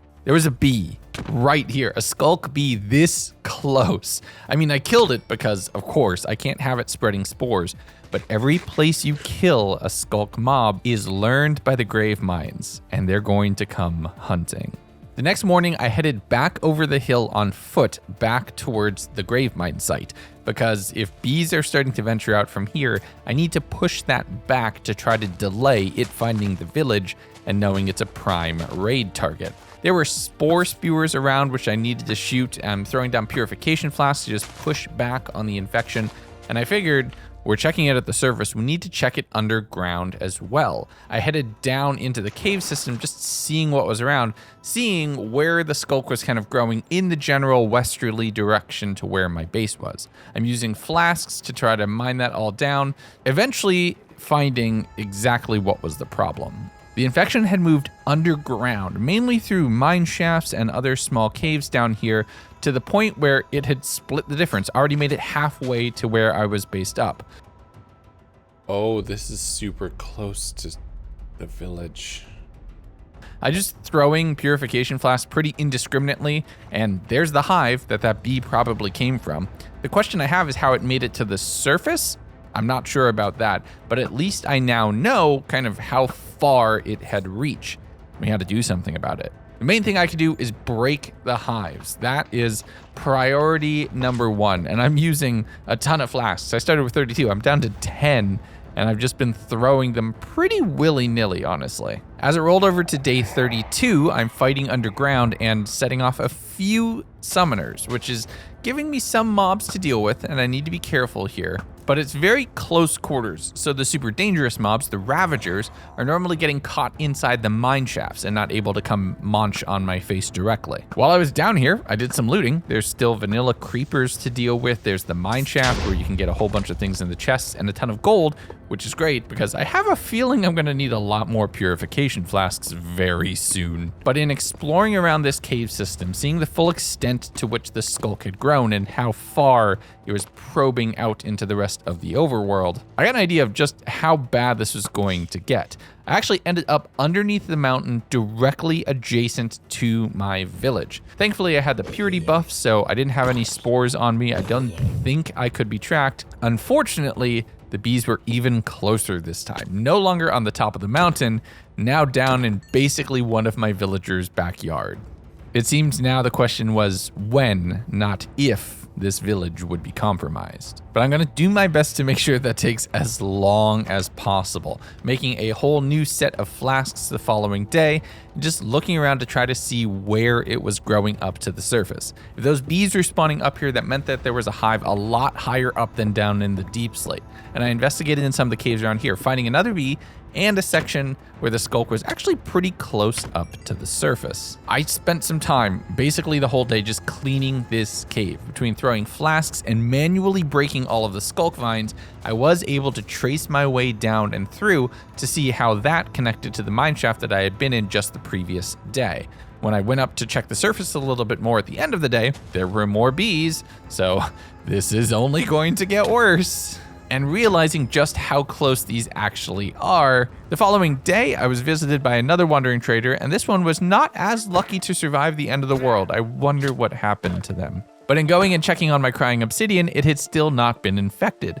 It seems like the Sculk Horde was focusing on prioritizing underground growth right now to be able to pull some sort of sneak attack instead of moving overtly over the grass. So I moved the crying obsidian a little bit deeper in, and I also thought about throwing a few flasks to push the infection back to see if it would try to regrow and gain the same space. But while that was working, I'm thinking it's gonna be bad soon. Let's get whatever else we can out of this village. I'm breeding all of the mobs that I can, finding another closet full of meat that I was able to cook up, and seeing a zombie piglin up on the surface. And considering we had no nether portals in this world, that pig got struck by lightning. Imagine the odds of that. Does that count as streamer luck? I think that counts as streamer luck. The next day, I converted everything I had into more TNT. It was probably not enough to kill another node, but one is inevitably going to spawn, and I wanted to be prepared for when it did. I headed back over the mountain to check on my crying obsidian. It had not yet expanded into that, and I figured let's go back down into the caves and try to hold the infection back from my village as long as humanly possible. Taking advantage of the high ground, shooting down to any mobs that I potentially would encounter, and using flasks wherever possible to push back the infection. I'm just trying to hold it back to do what I can, but the regular creepers wanted my death too. In my panic for running from that creeper, I set off another summoner, which summoned a Ravager, which was trying to chase me, and I ran down one of the caves, blocking myself up in a 1x2 hole with only 2 hearts underground in the middle of the horde. This is the worst I had been by far. Taking my time to collect myself, avoid any potential confrontation, I just slowly mined my way back up to the surface, avoiding anything else in my way. In the process, as it rolled over to day 36, I broke my pickaxe without paying attention. I was just so focused on trying to escape, so I had to craft myself up a new one, wasting essential diamonds, but securing my safety, at least for now. I made my way back up to the surface, looking to see what my new pickaxe would roll at, and Fortune 3 was an option.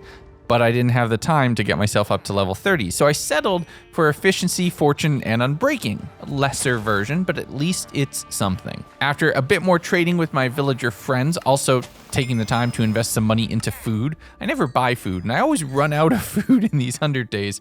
I made some more golden apples, made some more purification shards, took a quick nap, both in real life and in the game, and as soon as I logged in the next day, I think some sort of cooldown had ended, because things were about to accelerate. Oh no. Okay, I knew that was coming, but I didn't know it was gonna happen right away. Now here's the worst problem. I don't know where that is. It could be at spawn, it could be here, it could be right underneath me, and I have no idea. Uh-oh. Okay. Oh, we have work to do. The advantage I had with the first node is I knew exactly where it had spawned. This time I was nowhere near as lucky, so it was going to be a guessing game on where I needed to go. This is also about when my PC exploded and I had to build a brand new one, so I did spend some time geeking out on just how far I could push the settings to be able to get better recordings for you all, and I was very excited to be able to basically double my render distance. But I headed over towards the hive because I'm going to want more resin to be able to get myself more purification flasks and the auto-purifying machines. But we're summoning quite a few mobs in the process, and I'm just trying to take out as many as I can, grabbing the resin and then running down the mountain, heading back over the hill and back towards home.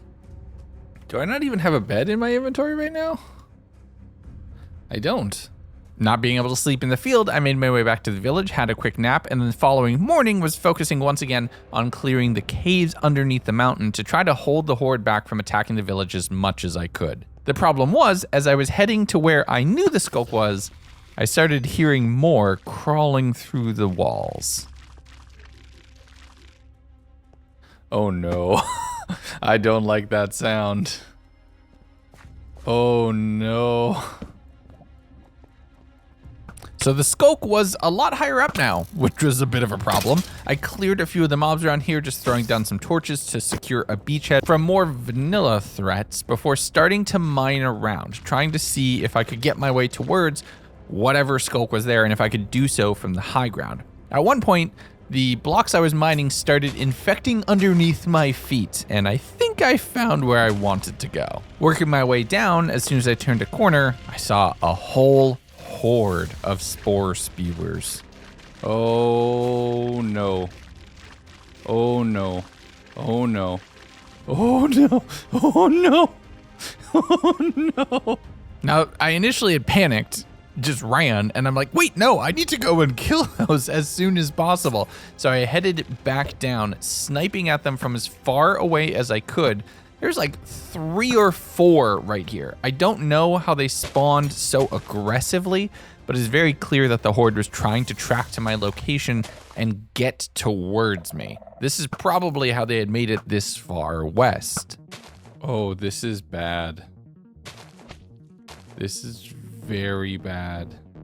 I did everything I could to just cure and purify that cave, but it made me think that it would just find another emergence point to the surface, potentially even closer to my village very soon. The following morning, we're continuing to just try to hold the line. Then I got a very concerning message which popped up. A Sculk infested Enderman is scouting out a possible raid location. Keep an eye out. Oh no. Oh no. Okay. Okay. Okay. Don't panic. I'm panicking. I'm panicking. Because that means, oh, if it finds the village is toast. If it finds me, I'm toast. I don't know what to do. It got so much smarter so quickly. Oh, it's gotten so bad. Okay, let's do what we were gonna do. And now that you saw me in all 5 stages of grief, about 1 minute later, this happened.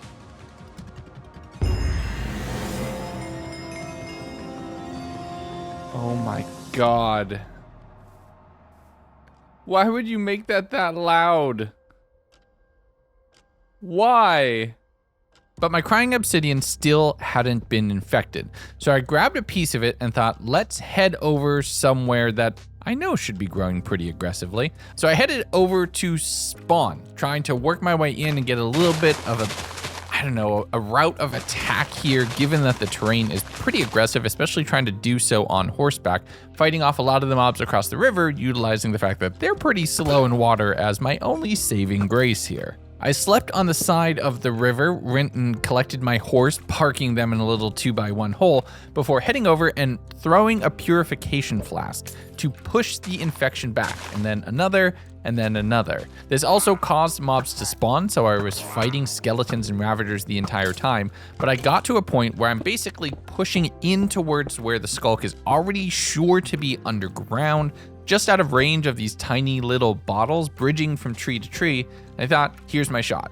Once a whole chunk of land had been cleared, and I saw it was at the point where the Sculk infection was trying to retake the space, this is where I thought I could get the obsidian infected relatively easily.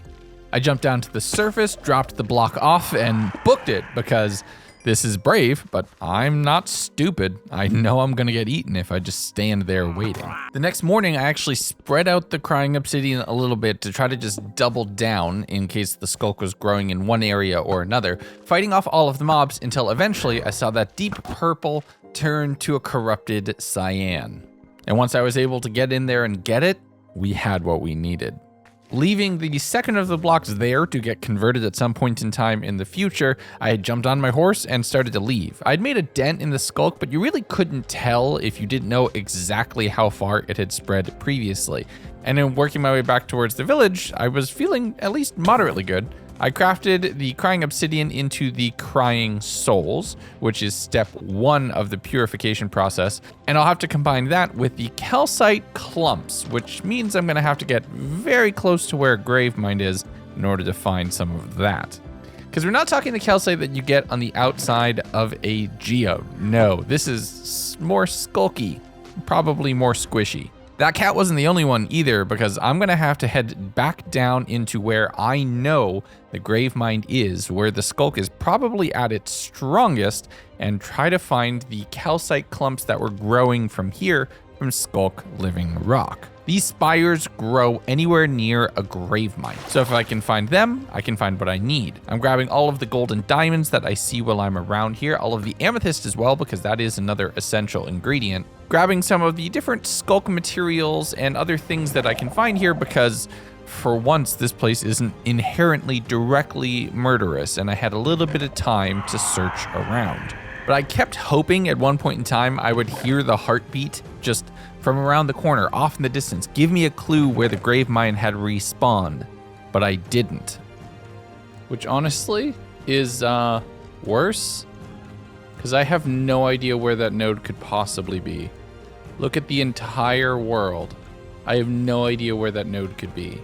Could be down here more, could be somewhere completely new, which is terrifying. Speaking of terrifying, I hate it, but maybe because it was late at night IRL, I didn't see any living rock down in that area. So instead I just followed my path that I had been through before, getting back up onto the surface and returning back to the village. I was able to combine 2 of the different diamond pants that I had collected to get myself protection on my pants finally, getting a helmet enchanted, and setting up a smithing table to mainly go for fashion game. We're using that amethyst to put the silence armor trim on everything. There we go. That looks good. I smelted up all of the gold into more golden apples, crafted more pure shards, took a quick nap, and headed back over towards the mountain. I'd returned via underground, so I'd forgotten that I left my horse over here. Where did I park my horse? Oh, I keep forgetting it's right here. Oh, that's why I went there in the first place. I needed the I forgot. As soon as I got the cool loot, I forgot. I need the calcite clump. Calcite. Calcite? Is it just calcite? It's calcite, but a different kind of calcite, apparently. I completely forgot why I went to that section. I'm an idiot. So now that I remembered what I was actually there for, because I got distracted by loot, I rode back over towards my parking spot, dropped the horse back off, marked it on the map this time so I'll remember, headed back down into the cave system, finding a very decked out skeleton who didn't drop any of that gear, rude, and some calcite, but it was the amethyst kind and not the skulky kind, but I was able to get a whole bunch of amethyst shards. Heading back down and sneaking around, I saw, and this might be a little hard to see on the video, this slightly blue cobblestone looking spire drilling down from the ceiling, and that's the living rock that we need to go and mine. I worked my way mining through all of it, just trying to find the calcite ores, and I do have fortune, which is going to come in handy, and I eventually found one, getting a single piece of calcite. We're gonna need a lot more than that, but thankfully there was a decent bit of ore in here, and I was able to get more than enough for several purifiers. After that, we made our way back out of the ancient city, avoiding setting off far too many sensors. I summoned a warden, but really, what's a warden compared to the horde at this point? Making my way back out through the river entrance and seeing yet another Sculk bee, this time directly in the city itself. But as I exited the river and saw a Sculk bee off in the distance, I thought that would be my biggest problem. But instead, this was.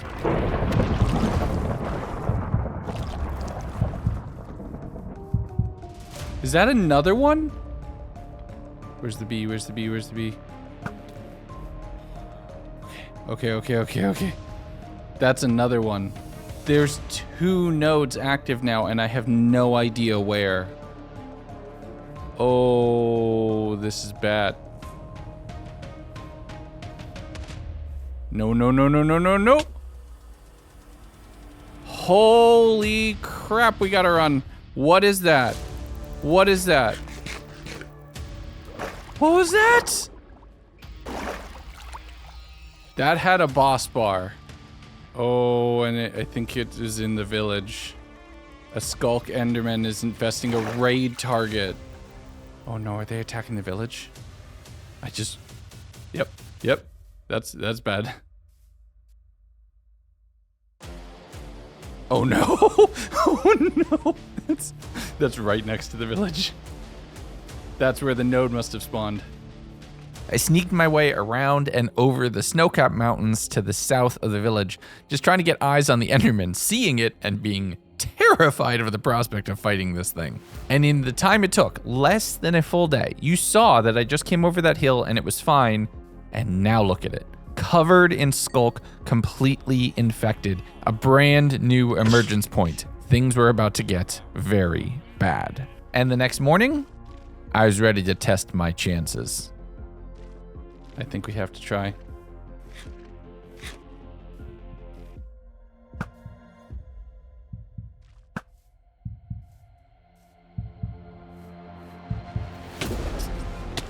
Oh my god. That scared me. Please tell me it can take air damage. It can. Oh my god. Ow.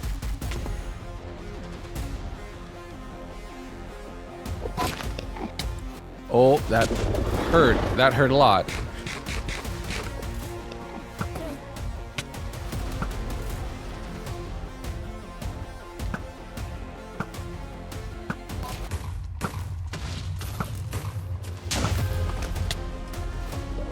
It hit me so bad I turned shaders off.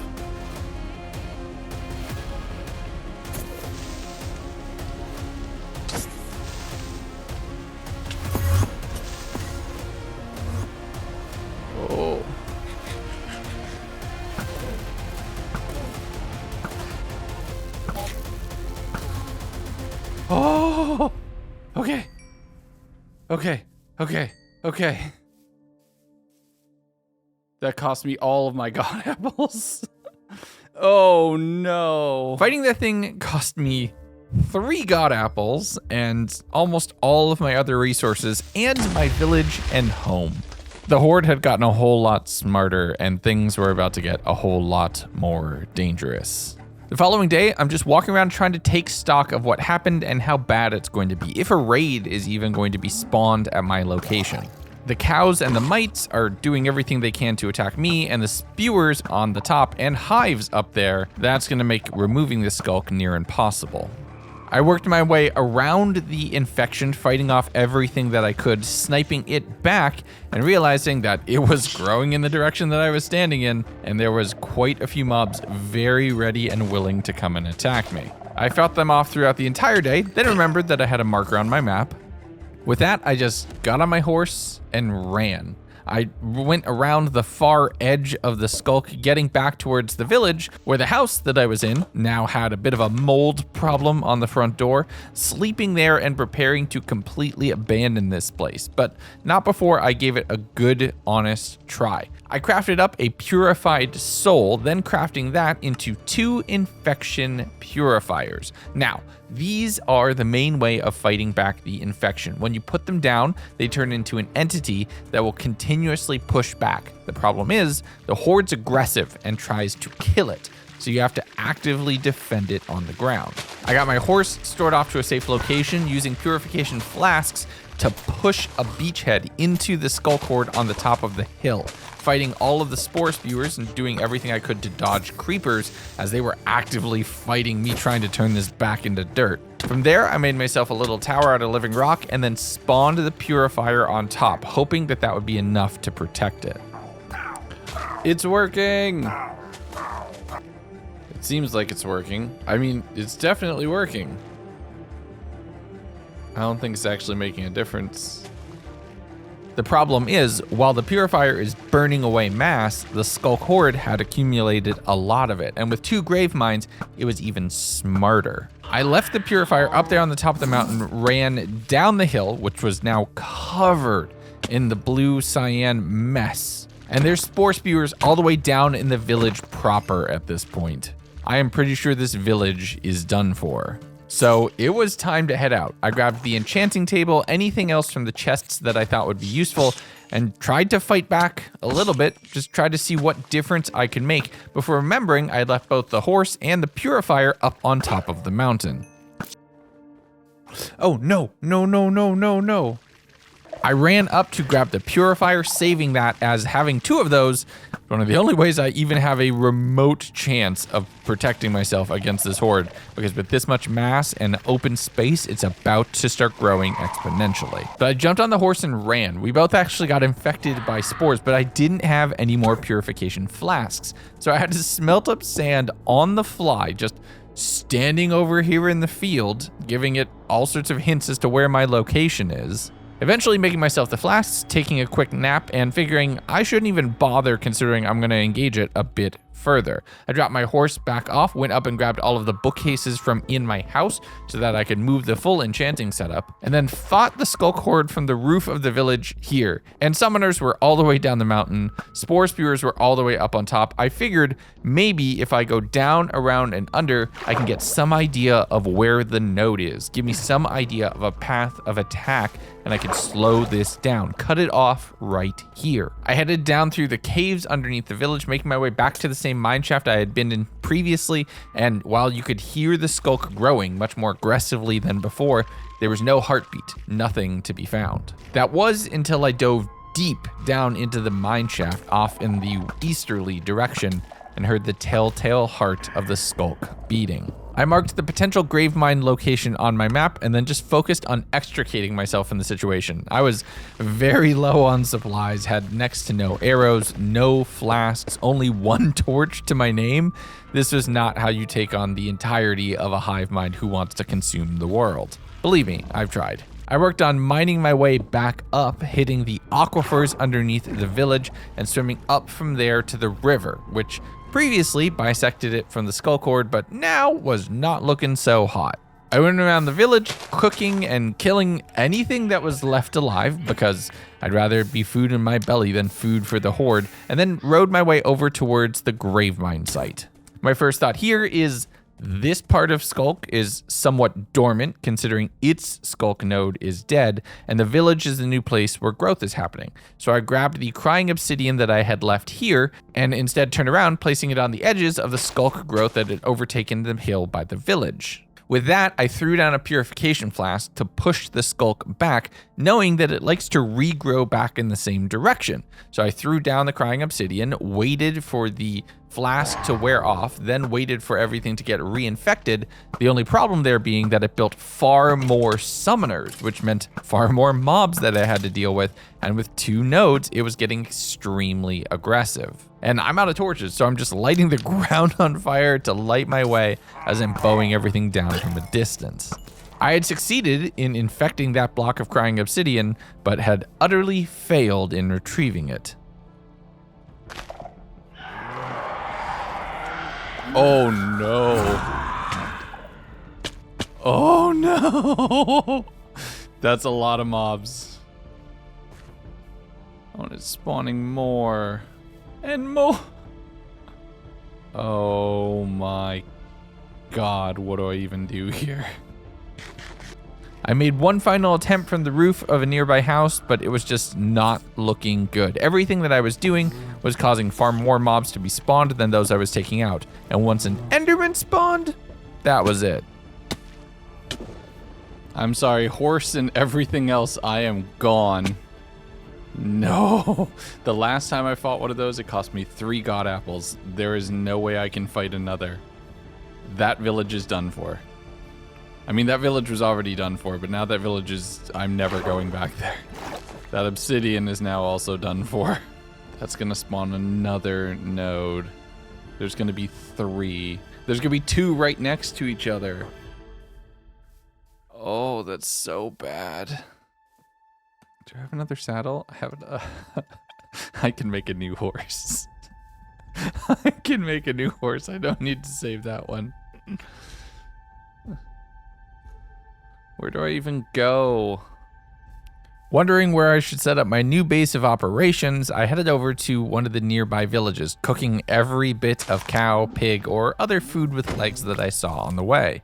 I eventually settled on looping my way around and working for the easternmost village. It would put me closer towards spawn, towards the grave mine site, and was a straight overland shot toward the area where the previous village had been taken over. I worked on breeding up a few animals just out in the wild, and then started taming my brand new horse, considering my old one had undoubtedly already become Sculk food by now. Just as it started to become evening, it also started to rain, and this very well fits in thematically with how much of a midpoint failure this felt like. The world was becoming more Sculk. All things shall be part of the grave mind. The following day, I'm thinking fighting an enemy this dangerous requires probably some kind of weapon that's a little bit more powerful. I had a bunch of dungeons weapons in here, so I was investigating how to potentially spawn them in, and it would cost me a lot of iron to potentially get that. While it would be good, I'm not sure it was 100% worthwhile. So instead, I focused on small things, sustainable food sources, stealing anything that wasn't nailed down and was even remotely useful, grabbing hay from the attics and meat from the closets, and don't take that the wrong way. As I was finishing my pillaging of the village, I started seeing messages about the Sculk Horde successfully destroying objectives, which meant that there was a raid at the village I had just abandoned. Knowing that it was done for, I didn't want to engage, but I wanted to do some reconnaissance, see what a raid actually looked like. And the hill was very converted, but you can see the glowing mobs in the distance. This is only wave 6 out of 10. That village is effectively wiped off the map, and everything inside reduced to more Sculk.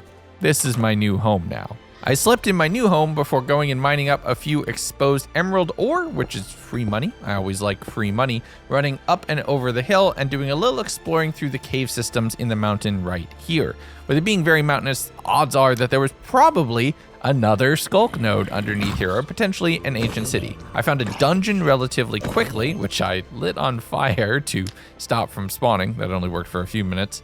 Heading down underground to investigate what would be down deep underneath the mountain. And I started by finding a bunch of silverfish, but eventually did find some deep dark. And it was pretty high up, already in the stone layer, which was making me think that this had been generated or grown from something that was a little bit further down. I spent some time using this to try to get myself up to level 30. That hoe is perfect for this, and that would get me up to max level enchants again, and I would be able to potentially enchant and upgrade some of my gear. And somehow, without doing a thing, I was the hero for the village I had left.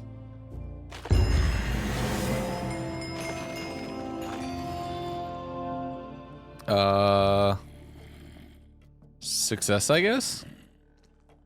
On the way out, I threw down a single purification flask just to kind of cover my bases, maybe clip off the Sculk before it would grow further up. And the following day, we're rebuilding. I made all of the bookcases that I needed, using a few that were already here to get myself back up to max level enchants and starting to enchant on my weapons and armor. First up was an axe. Getting Silk Touch, definitely going to come in handy. Now I can move these bookcases without recrafting them. And after making a set of diamond boots and re-rolling a few times, I saw guaranteed protection 4 enchant at level 30. And I have only about 3 levels to go. And I happen to know where I can get a lot of experience. The only problem is, it was growing, and it wanted to turn me into more of it. Oh my god! That's expanded so much. I made all of the Sculk around the edges, getting myself a little bit over 30 so I could do some additional rerolls, only having to deal with a few waves of mobs that had spawned in. At this point, I had a bit more experience, my armor was better off, so I wasn't panicking as long as a Ravager didn't spawn. But it seems like the Sculk had kind of reprioritized all of its mass into growth instead of aggression. Potentially the grave mines had gone dormant after a little while, considering the horde took a lot out of them. But they still were wanting to grow, with spore spewers everywhere. And I had a feeling things were going to continue to accelerate. The next morning, I returned back over towards the village and went to re-roll my boots. Losing feather falling sucks, but I need to be spec'd fully into protection to be able to tank all of the damage on all of these monsters. So I even have to re-roll my helmet, getting prot 4 on pending, but I need 30 levels. So let me head back over and, oh boy. Oh my god, look at the underground.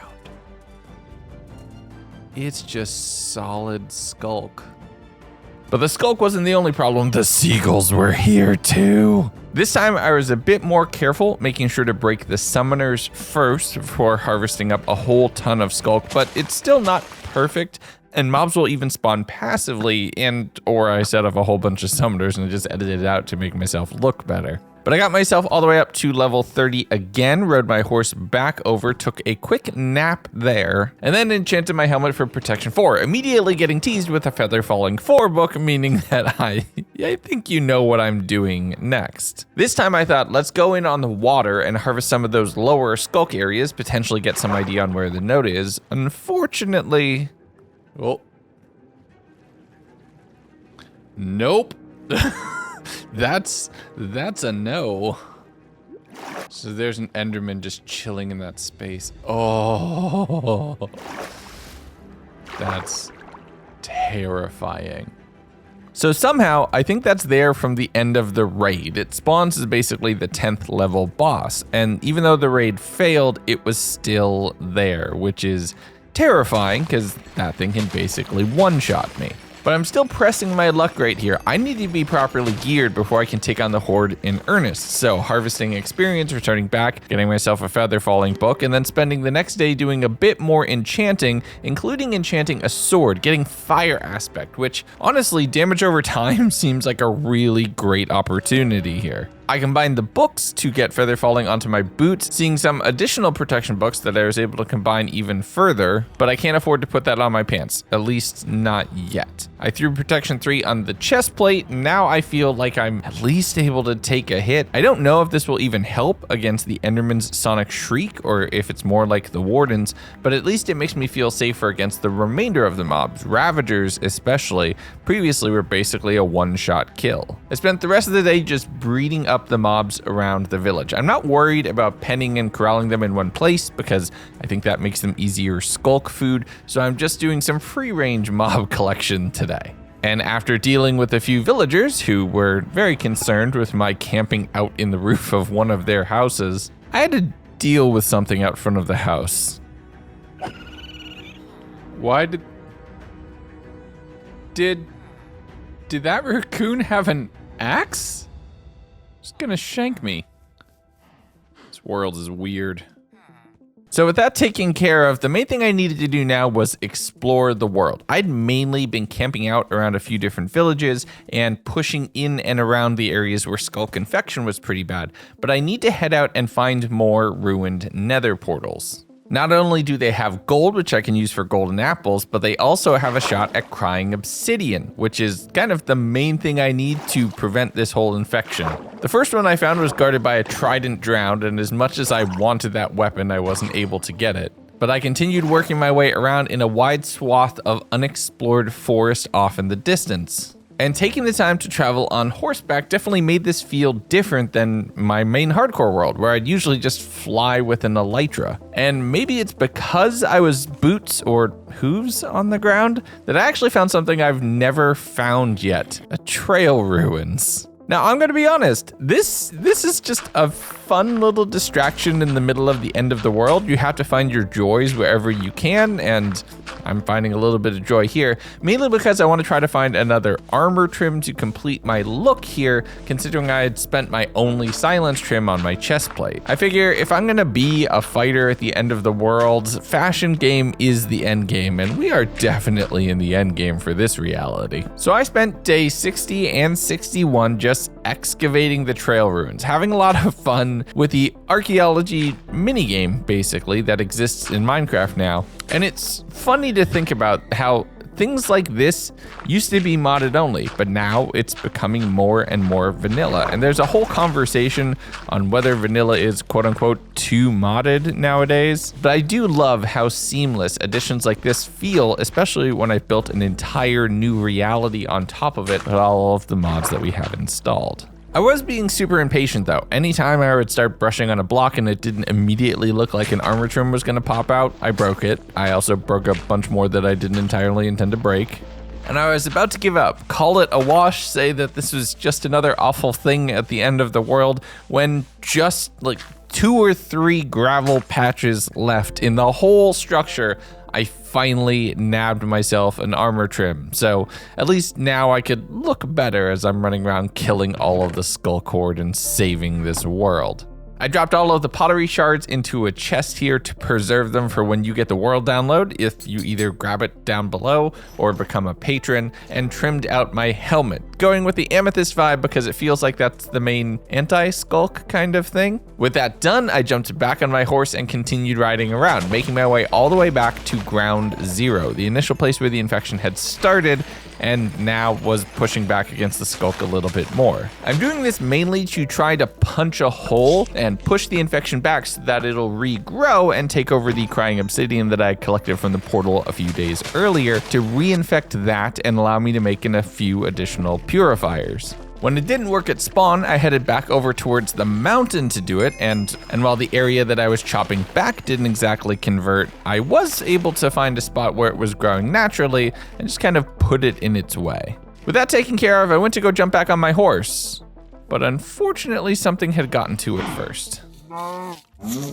Turns out I had parked just a little bit too close towards the whole will infect any living thing and uses them to spread mob. Well, I had to fight my way through multiple waves of both mites and the cows that they used to breed and skeletons that were trying to use me. I found things like leather and saddles sitting around, but no horse. I think that one died.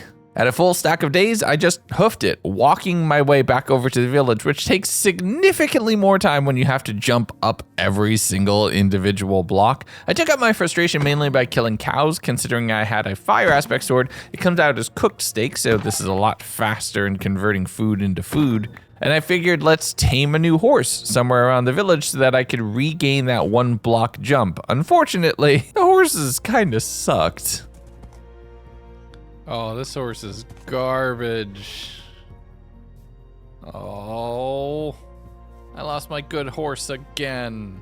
With my last few pieces of lapis, I was able to get a flame book, which is going to be really essential for upping damage on my bow. And I crafted up the crying obsidian into a pure soul, except now I'm out of a couple really essential resources if I want to keep upgrading. So I dropped off everything, jumped on a new horse, which was less bad. That's the best I can really offer. And headed out to see what was around. I was marking where the infection had grown to at this point, just trying to keep a marker on its current progression and to see if maybe it was accelerating or potentially slowing down. I did accidentally step on a spore spike, which infected the horse and not me, thankfully, using a purification flask to just pop that off. But my main thought is we need to try to find and destroy the next Sculk node. I left my ride back in a safe position and scaled over the mountain, making sure to take a wide berth towards that previous entry point I knew existed. And you'll never guess what I found. How are you still alive? Oh my god. How are you still alive? The end of the world is 100 blocks away. And you're just... Be free. You've earned it. I mean, you're gonna die now because of what I just did, but be... Wait. Wait! This is my first horse! I found my first horse again. Oh.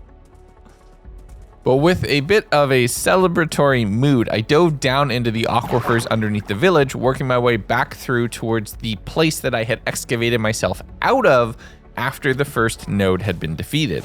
I'm back into the mine shaft, which is directly underneath the village, this time with the Sculk Enderman boss bar just haunting me at the top of my screen. If it somehow targets me or blasts me when I'm in this small of a confined space, I'm a goner. So I'm just sitting here, my heart racing as I'm tracing yet another heartbeat. Thankfully, the confined spaces work on keeping the Ravagers back from me. The Vindicators are probably the biggest threat, but I'm mining my way back and forth, headphones on, just trying to trace the heartbeat through left and right, and thank goodness it was directional. No shot. Now it seemed like this one was basically fully buried, or it was exposed to a cave that was disconnected from where I was with the mine shafts. It was this one little gap that it had spawned in. I used several blocks of TNT to blast my way through the brain matter, more than I was expecting to use. It cost me almost 7 blocks just to get to the point where I could see the node itself. And then I did not hold back.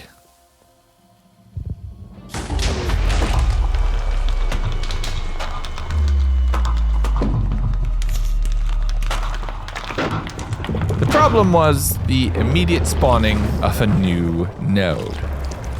That's just insulting. Literally one spawned as soon as I killed the current one. Oh. I'm genuinely so upset.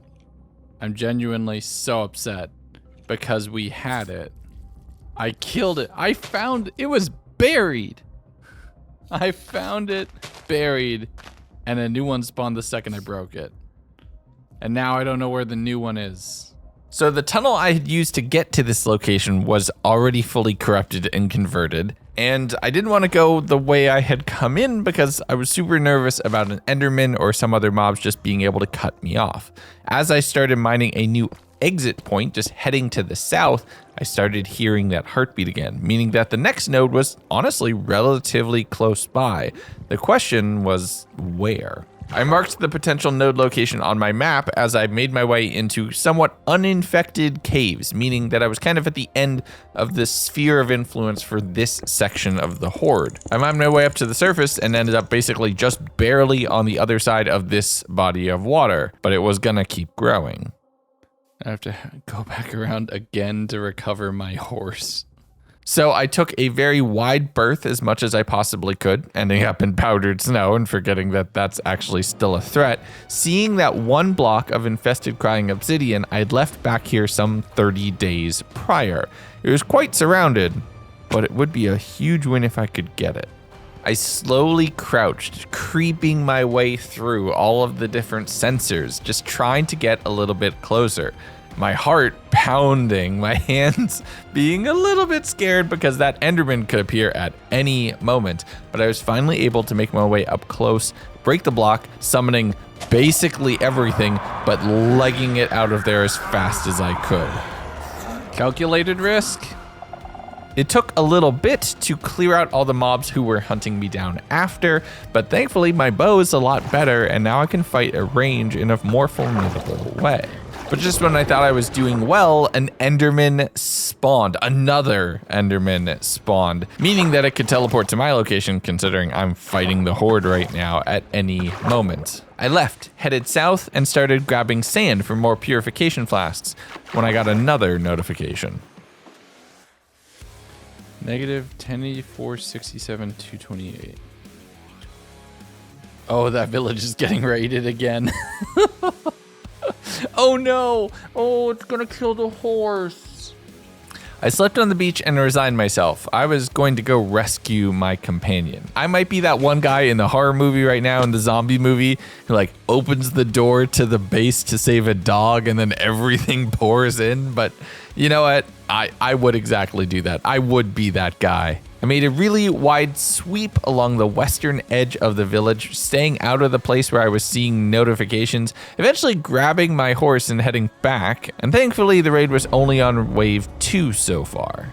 I did consider fighting back for just a brief while, but then was mainly concerned on fighting mobs and potentially leading them back to my new village.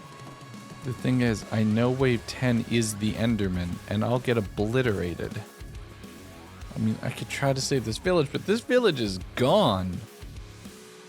So I decided to cut my losses and headed over the hill, once again forgetting about powdered snow. But once I was back at the village, I was sitting there taking notes, accidentally blasting the Sculk horn in the middle of town, and divvied up all of the sand, taking half of it for TNT, which I would need later, and smelting up the rest to get more glass to get more bottles. Now, if I wanted more TNT to take on another node, I'm gonna need more gunpowder. To get more gunpowder, I need to kill normal, uninfected creepers.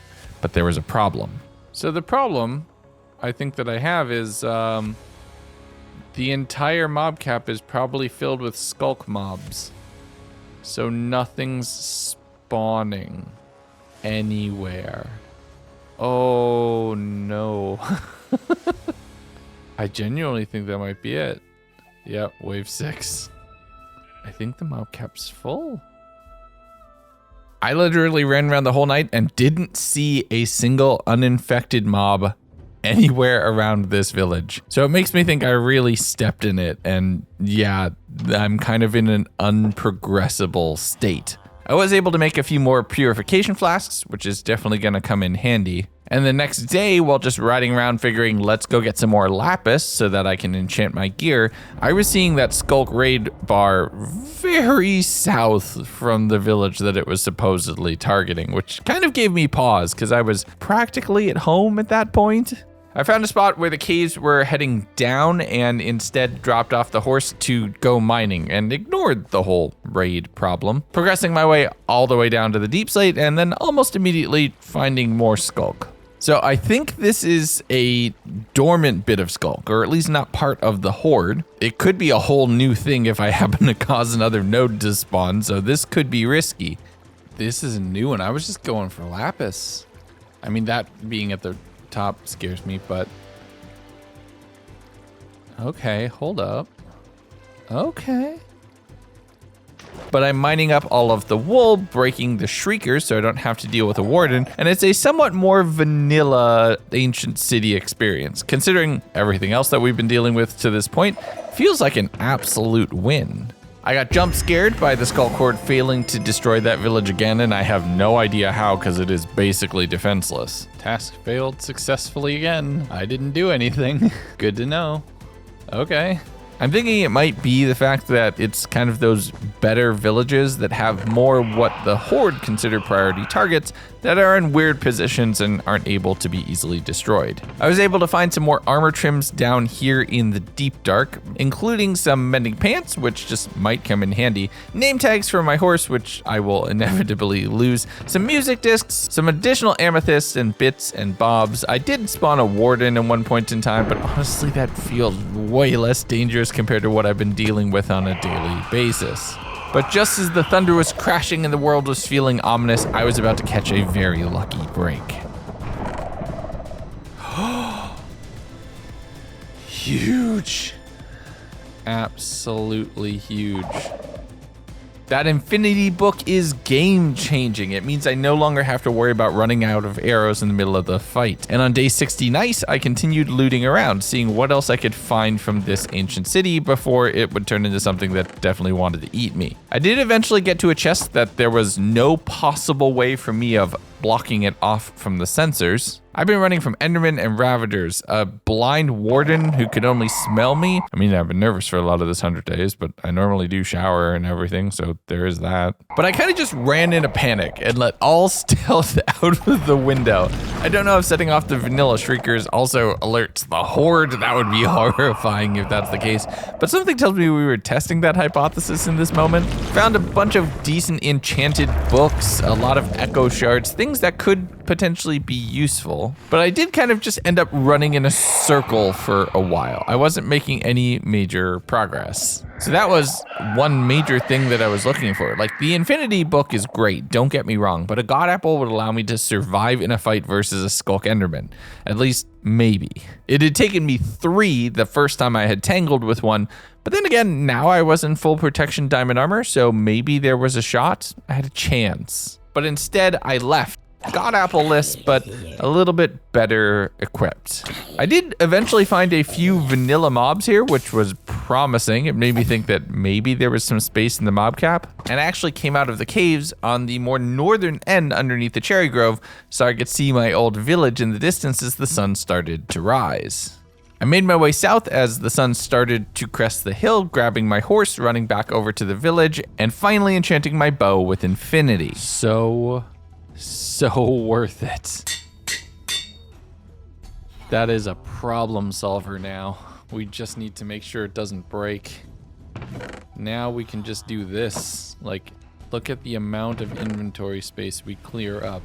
And that wasn't all I was upgrading. I found some respiration books, so my helmet would be a little bit better. I had more armor trims that I could duplicate, so I could at least fight the apocalypse in fashion, and fashion game is the end game. But I did a bit more organizing of my inventory, with smelting up all of the raw ores, especially the gold, so I could make more golden apples for more purification flasks. I got sweeping edge on my sword. I don't know if that's gonna work. I don't really use sweeping edge too much. And spent time breeding animals before heading far south, as far away as I possibly could, eventually seeing vanilla mobs. And this is so promising. I was able to, throughout the night, I mean, I was mainly dealing with skeletons, but I was able to, throughout the night, find quite a few creepers and get them killed as well, meaning I had gunpowder, meaning I had a chance at fighting the next node. The next morning, I crafted up all 5 pieces of TNT. Thank goodness for this extended recipe, or else I would have gotten nothing. And I jumped on my horse to go check on the progress of the infection. The thing I'm worried about right now is if the 2 main growth areas of Sculk intersect, would that do something weird with the mass, or would it kind of reactivate everything that feels somewhat dormant on the mountain? I say dormant, look at how far it's grown, but at least there's not a node there, so it's not spawning things as aggressively. I looped my way back around to the village just to get an idea of what was going on around here. But when I went to go grab those hay bales, I was blasted by the Sculk Enderman, which caused me to panic and just run. Golden apples, and then figure out what I was gonna have to do. I didn't want to lose my horse. It was my OG horse. So I thought, let me head back around, see if I can go and get them out of there before anything goes badly. The problem is, by the time I had made my way back around and recovered, there was just a pile of goop where my horse formerly was. Oh, it absolutely killed the horse. With those mobs, it's dead. It's dead. I took a quick nap waiting for the next day, where I fought my way over, dealing with quite a few mobs respawning, and found out that my horse's death seemed to be the catalyst for a massive portion of growth on this side of the village. I basically had just barely pushed it over where it was starting to grow. There was an insane amount of mobs over here already, and multiple hives, and the Enderman was just chilling on the hill, just barely there to blast me, and I was angry. I wanted some revenge. So it's time to push my luck.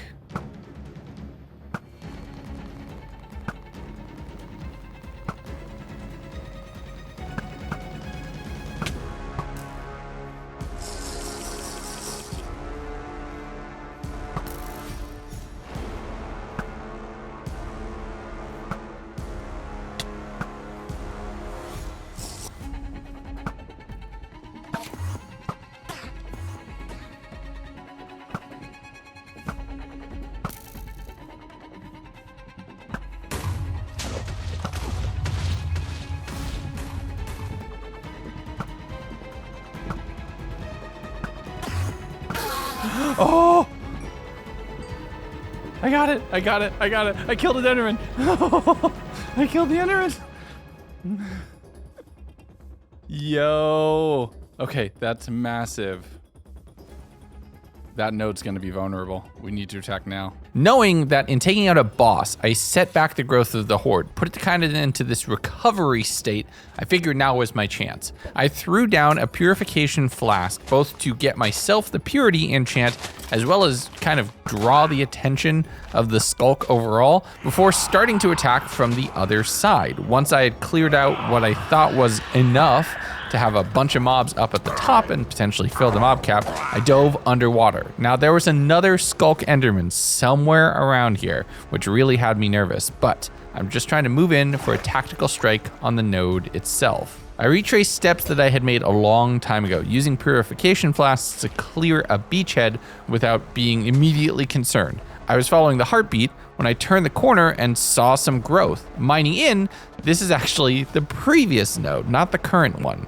The growth down here was pretty rapid, which definitely made me think that I was close to the node itself, or at least a large quantity of spore spewers which I could potentially kill to slow down things overall. I found my way to an underground semi-flooded cave that was filled with a pretty good chunk of mobs, which made me think this might have been some sort of defensive position. I used more purification flasks and then just started mining down, again trying to track to that heartbeat sound effect. Getting to a cave where as I moved along, I would get an idea on the axis of where it could potentially be. Peeking around the corners, which I got a lot better at since my one chunk video, go watch that, that one was a lot of fun. At one point in time, I followed down a cave through a little bit of water, seeing some more brain blocks off in the distance. And lucky me, this was where I needed to go. With one node down and an immediate respawn if... Oh, it's a shovel, okay. Makes sense, scoop the brains out.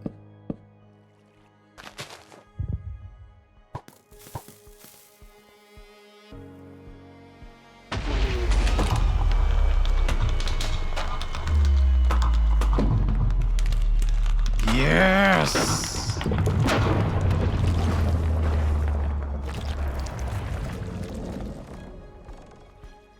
No. And it's close, because I can hear it again. It's over that way now. If nothing else, I'm really kind of containing the horde. I say containing, look how much ground it's covered, but at least it feels like I'm doing something. I'm fighting my way through several of the caves, dealing with a few summoners that I had to be very careful about. The Ravagers are extremely lethal here in close quarters. But I found quite a few hives and other things here underground. Destroying them would allow me to just, if nothing else, slow the growth. And finding a bunch of living rock spires around here meant I found a whole bunch of calcite. And if I can get even more crying obsidian for more purified souls, that means I can make a whole bunch of purifiers and really start fighting back against the infection instead of my little kind of Clorox bottles that I'm currently using. Working my way through that cave, I did see more brain blocks off in the distance, and I was able to find my way in towards the next node pretty quickly, the fastest I've ever done this. 1 TNT later.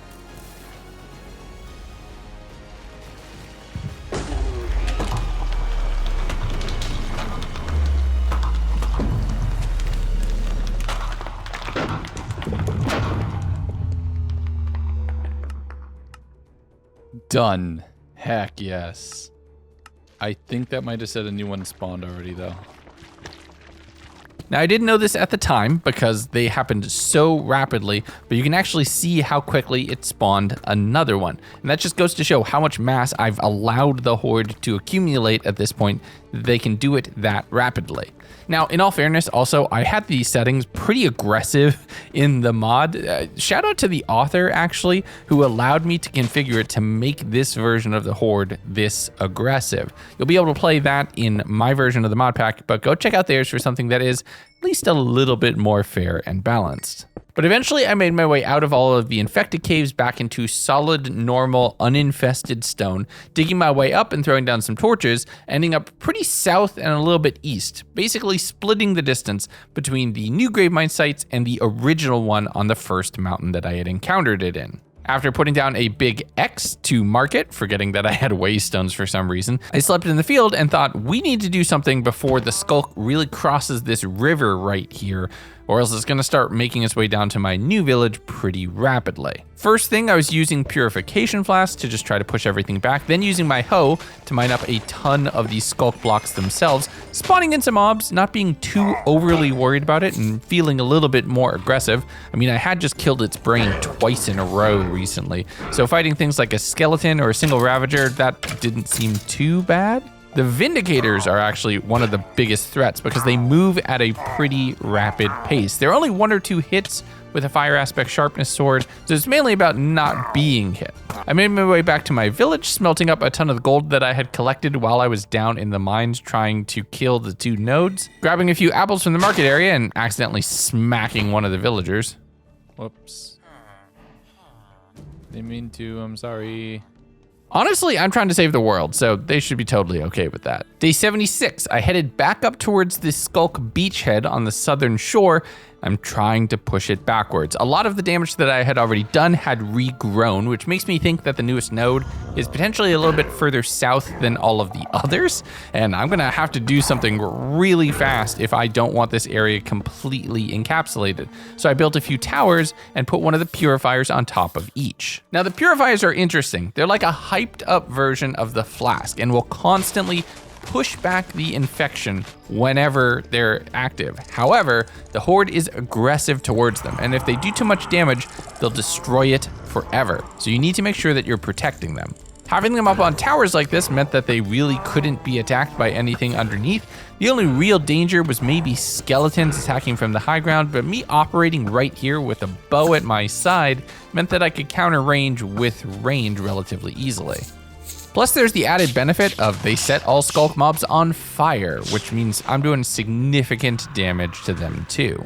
That continued into the next morning, where the southern shore was starting to look a little bit more normal. I still had to do things like break hives manually, clean up the odd few blocks of Sculk infestation here and there, but realistically, I had successfully done it. I had pushed the horde back across this river, and it might feel like a very small victory, only 100 blocks or so, but it was one of the first times that I had gained ground against it, and I felt like pushing. I crossed the river, working my way in, seeing another hive where I could get even more resin, and then being chased into one of the caves, finding some stone brick just at the back of the tunnel here. So yeah, those dungeons right there were actually a mod that I had put into this pack when I was building an entirely separate one. It has nothing to do with the Sculk horde, but you know what? I'm not gonna say no to a big sword in this kind of situation.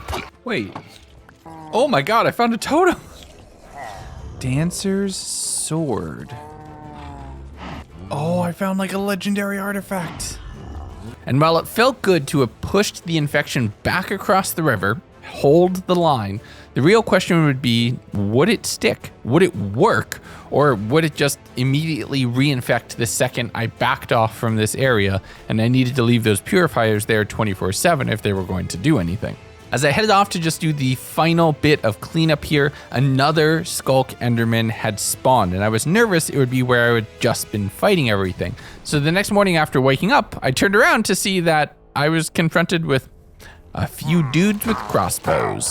I used their absolutely abysmal trigger discipline to deal with most of that situation, killing off the stragglers and then focusing my attention back on the Sculk. The fact that we had gained ground and it hadn't been reinfected yet made me think I could push a little bit further. So I worked my way around on the left side of the shore where the river actually ended, and I was getting gutsier just putting the purifiers down on the ground instead of worrying about building them up on towers. Mainly because if the mobs are there, they're focusing on me because I'm what's killing them, even though the purifier is what's actually killing them.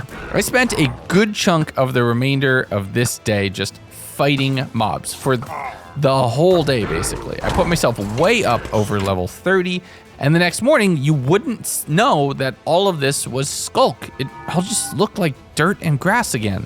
The problem I had was all of a sudden I was getting messages about the Sculk horde having successfully destroyed objectives, even though I didn't know that another raid had started, which made me nervous and had me run back to the village thinking maybe something was there. Oh my god. I didn't even notice. That's massive. I was so busy fighting over here, it just expanded this way instead. Oh no. What do I even do with that? Okay, real quick. Can I make another purifier? So it turns out I was able to make another batch of purifiers, bringing me up to a grand total of 5. I had lost 1 at some point in all of that fighting. I did a little bit more enchanting on things, just seeing what I could put on that legendary sword, and I got sharpness, but I think the fire aspect's gonna do most of the work here. All right, new horse, your turn. That new horse was actually awful, so I didn't even bother bringing them along, instead working on foot. Once again, just trying to hold the horde back from this side of the river, and then swimming across to get an idea. It turns out my first horse's death was basically the catalyst it needed to fully overtake the entire village. I don't know how it was that bad from one mob's death, but I spent all, and I mean all, of day 79 just fighting mobs here and trying to get an idea of how bad it was. I'm throwing down purifiers, just trying to hold back the line, carve a path, or at least stop the growth where it stands, force it back underground, force it to redirect in another direction that wouldn't potentially lead to another village. And by the time I was halfway through the day, I was making good progress. As I would get close to the village, I was getting more messages, which meant this is where the raid target was, but it felt like there was a secondary raid of sorts going on right now. I was kiting the Ravagers. That's the biggest damage dealing threat to these purifiers that I have to worry about, making sure that their aggro was on me and not what they're getting rid of. As I kept the attention of a lot of the aggressive mobs in this area, the final wave completed and I once again failed successfully. Despite not actively being there and protecting the village, I was doing a great job at protecting the village. Just pat myself on the back a little bit there. That feels nice. But 2 days worth of fighting seemed to make a difference here. As it started getting a little bit later though, I collected up all of the purifiers just to make sure that I wouldn't lose any, having a quick nap because my supplies were starting to run a little low. But the next morning, things were gonna get a little weird.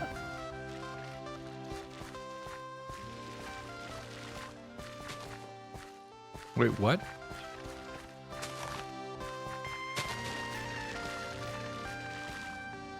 Why am I hearing Minecraft music? So it's kind of weird having a soundtrack to this because one of the first things I usually do is turn off music so I don't need to worry about the mod packs, but I'm just trying to figure out where that was coming from.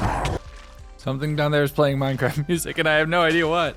I made my way down into the caves underneath, which were, no surprise, infested with Sculk all over. But the interesting thing was one very musical creeper.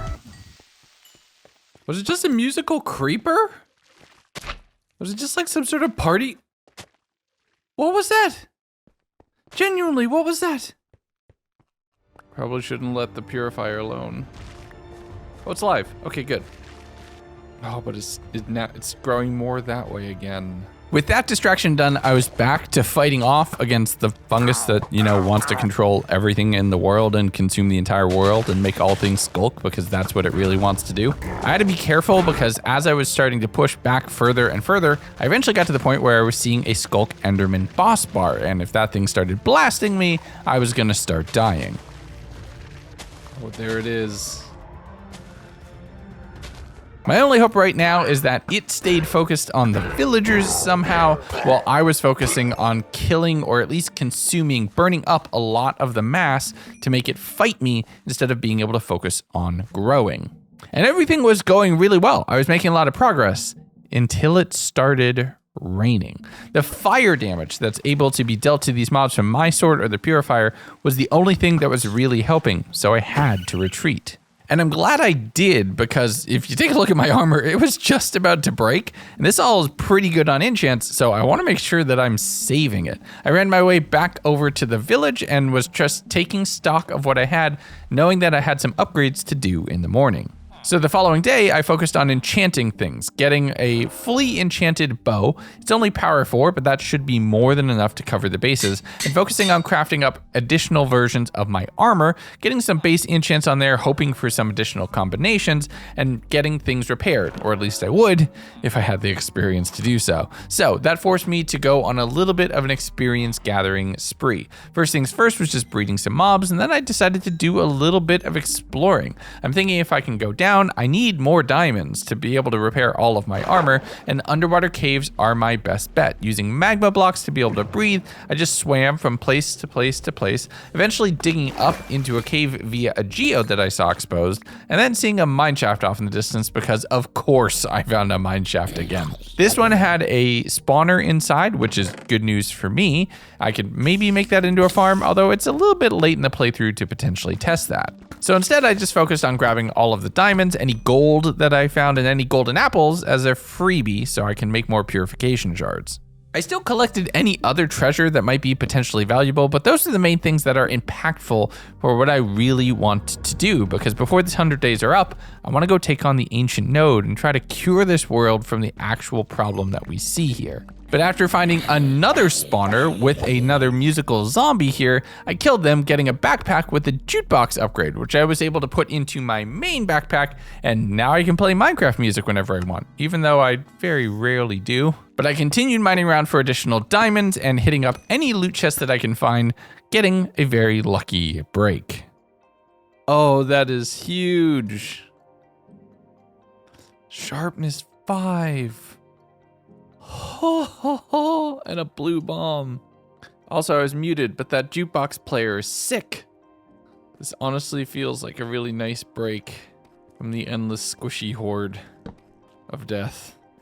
That sharpness book was going to make a massive difference. Being able to just do more damage, eliminate mobs a little bit faster, is that much quicker. I can burn down the mass of the horde and potentially make an impact, especially if I'm going to attack the more highly fortified areas that are going to be filled with more and more mobs. I spent the whole day basically just caving. It was a nice distraction from the apocalyptic events that were happening up there on the surface, even though if you check the map as I'm looking at it right now, all of the damage I had done to the village earlier had fully regrown and then some. I didn't notice it at the time, but taking my attention away from the constant battle against the horde was going to cost me dearly. But once I returned back up to the surface, had a quick nap, and then focused on recrafting everything, I was able to make new and additional versions of my chest plates and boots, getting them enchanted, focusing on a little bit of TNT from the creepers, smelting up all of the gold that I could, breeding all of the mobs, and then going out in search for additional apples to be able to make more golden apples for more purification flasks. All the meanwhile having this deforestation serve the additional benefit of having less plant matter for the horde to absorb when it eventually, inevitably, crossed the river again. Once I had everything I needed supply-wise, at least physical supplies, it was time to go mining for experience, and well, wouldn't you know, I happen to know some blocks that happen to drop experience if you hit them with a hoe that happen to be multiplying at an extremely rapid rate and are readily available right here on the surface. So I spent a good portion of day 85 just mining up Sculk to get myself all the way back up above and beyond on level 30, dealing with whatever mobs were spawning. I was still around the dormant node, so they were kind of lower tier, and believe me, I was also mining up leaves whenever I could to try to get more apples. It was kind of a very hoe-centric kind of a day. Do I safely think I can put that line in the video and none of you will make a joke out of it? No, I don't. Am I going to include that line in the video regardless? Yes, I am. Now, once you all have your minds out of the gutter, I'm continuing fighting off the Sculk horde, using that same hoe to be able to push things back when my shield broke. That puts me at a pretty big disadvantage here. See, there were multiple Ravagers. One, I can tank, I can kite around, I can deal with even one hit from it, because in the cooldown of it being able to hit me again, I can basically kill it. 3, cover each other's cooldowns pretty well, and those hit really hard. Once I was able to clear them, I made my way back around and figured with the growth being so aggressive to the north and the west, the new grave mine site was probably down underneath on that side, instead of in the caves that I had pretty thoroughly explored at this point. Plus, everything was touching at this point, so it was all one big pile of goop anyway. But before I'm gonna be able to go tackle that, I'm gonna need more supplies. I crafted myself up a diamond shield to allow myself a little bit extra defense, and then went home taking whatever I could as far as the enchanting to get some basic enchants on all of my armor and then get that combined. And then went back to fight the horde some more to get my levels back up because I was basically spending them right away.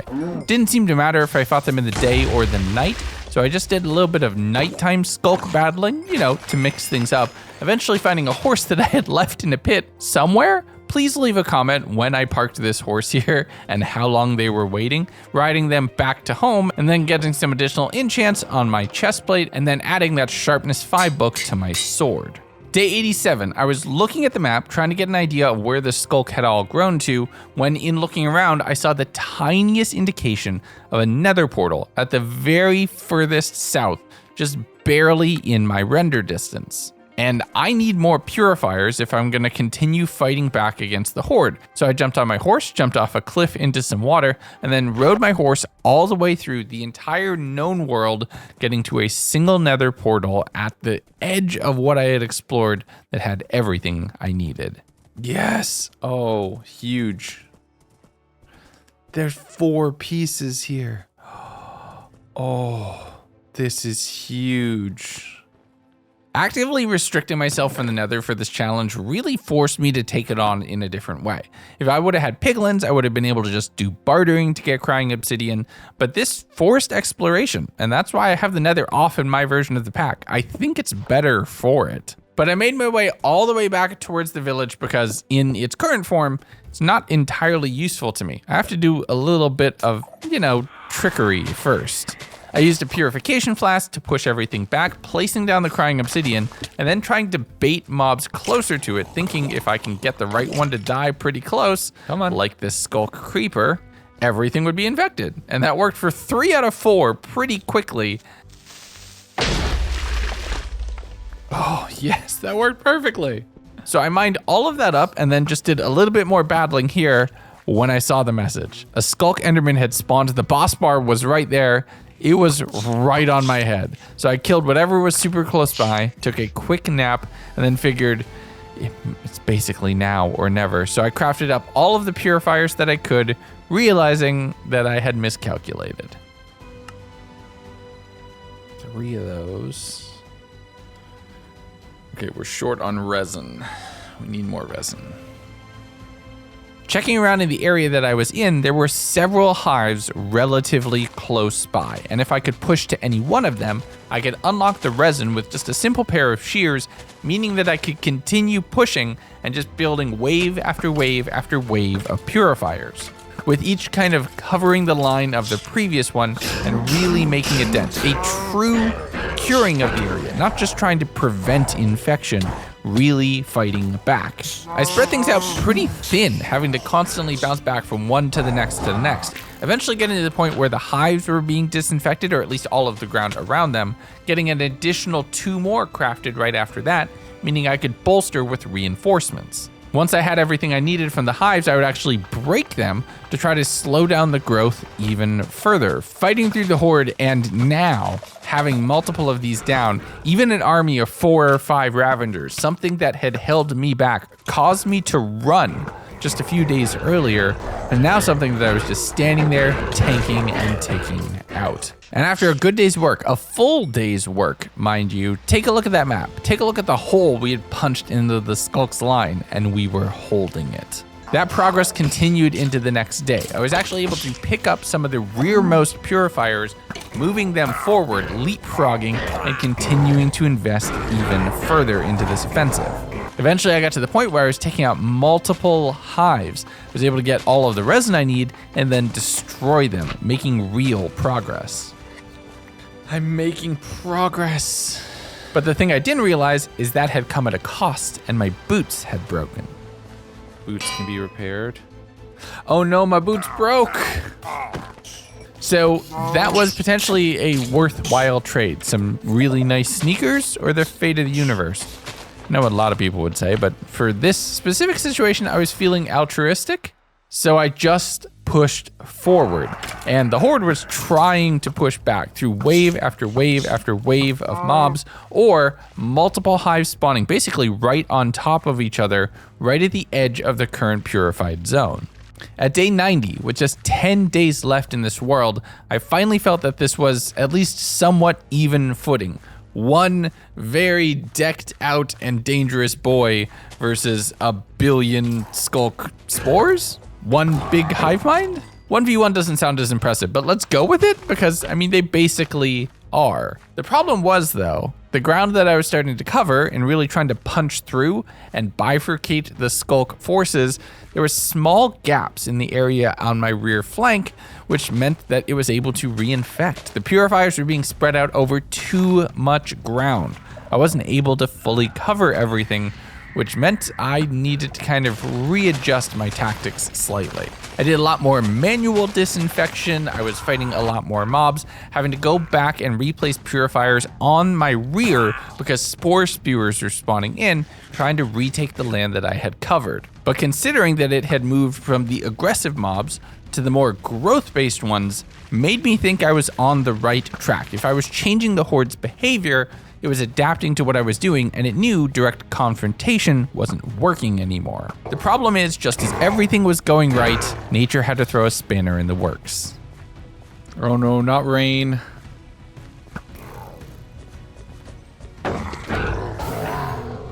Not now. No.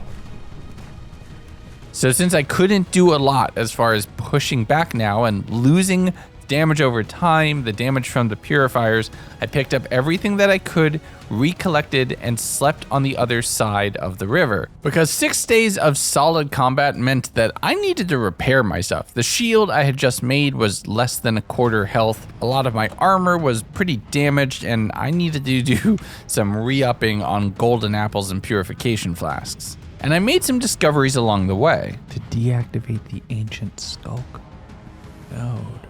Yo, wait, I didn't read that.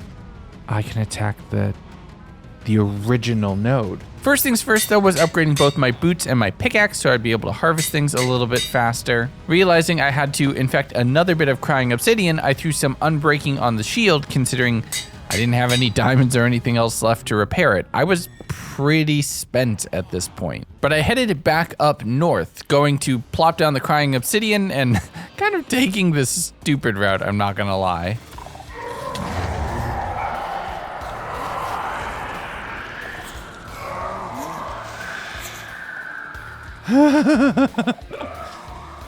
Okay, that was stupid, but funny. And it turns out the Sculk had taken advantage of my 1-day break and had already reclaimed over half of the land that I had purified. It took me 6 days to fight to make that much space, and it took it less than 1 to regain half of it. I spent some time kiting mobs around, just trying to get a creeper close towards that one piece of crying obsidian, eventually doing so very late in the evening, using that to get an infected block, and then kind of realizing live what I just told you in voiceover. It regrew over half of what it defeated in a day. That took me 5 to make that progress. This is impossible. There's no defeating this without taking on the main node. And it's raining. Well, that matches how I feel. And the ominous rain reflected on another tragedy that was about to befall me.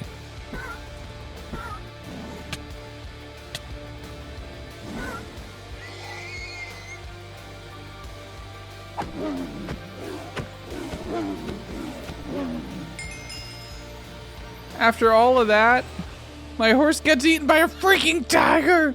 Are you kidding me? That horse survived the freaking apocalypse. It gets eaten by Raishan or something. I don't know. Whoever the tiger is from Jungle Book. Now stranded without a ride, having nothing to be able to easily get over the mountain, I figured I'll just spend a little bit more time today mining up everything that I can over here, trying to get myself back up for one final round of enchants before I focus on attacking the main ancient node. It was going to be the most heavily fortified position, the most infected area of the entire map, been literally growing since day one, so I figure I needed everything I could possibly get. But once I was done here and I headed back up over through the cherry blossom biome and back towards home, I noticed some familiar cyan just a little bit south. Oh, no, that's the problem. Oh, this is south. I thought, let's not even bother with flasks. I threw down purifiers immediately. There was no summoners on the surface, which made me think that this was the very, very early stages of an emergence, and I had potentially caught it just in time when a Sculk Enderman spawned, and it was definitely hunting, most likely around the area that I had been fighting the Sculk in for most of the past 15 days or so. Hoping that that was the case, just trying to get visual confirmation of that while the purifiers ran, I climbed up over the mountain just trying to peek around, and I didn't see anything right away, which gave me a little bit of a respite. But this area was covered in spores. While there might not be anything on the surface, there was enough to give me the lure effect, which meant that they were relatively close to the surface. This wasn't just growth from deep down. There's probably a cave right underneath here, and a quick bit of mining down showed that that was the case. It was pretty heavily infected with 4 spewers relatively close to the surface. Oh my god, this is so many. I spent some time just trying to take out whatever I could using the purifier to push back and push down the Sculk deeper underground. This was more of a surgical strike, where everything that I was doing in just trying to take everything out around the village was more generally explosive. The somewhat more methodical approach was definitely going to be important for clearing things up this far south. I did almost forget about the lure effect before returning to my village though, which could have been disastrous. Oh shoot. I think I might have just led them directly to this village. If the Enderman scouts from here, there's no way it doesn't notice it. I mean, it's already growing this way. This village is on borrowed time.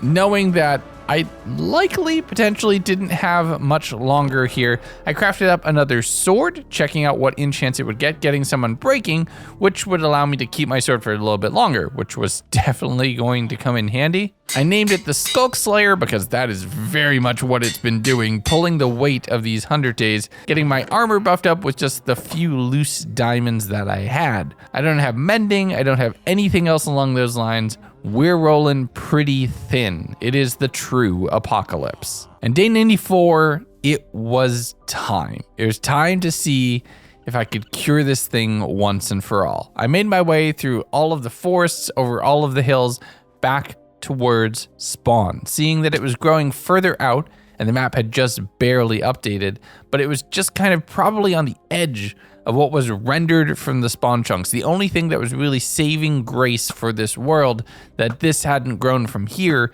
and infected everything. I slowly made my way around the perimeter, trying to find an area where I could punch in and establish a beachhead. There was nothing really safe, so I thought, let's take this a little bit more overtly. Putting down a purifier on that side of the river, waiting for a whole bunch of mobs to spawn in, and then sneaking my way out and around, basically sacrificing my forward attacking unit to be able to establish something a little bit closer in, where I made a platform up on the top of several of the trees, like I had done with some of my initial purifiers on the southern beachhead of the river, and just started letting that do its work. A bunch of mobs spawned in, they were all aggressive as they could be, but they couldn't reach up here, which meant that all I had to do for the moment was just kind of pick them off and wait. Try to understand where the forces were coming from, predict, take them out, and then get a second purifier down, and then a third.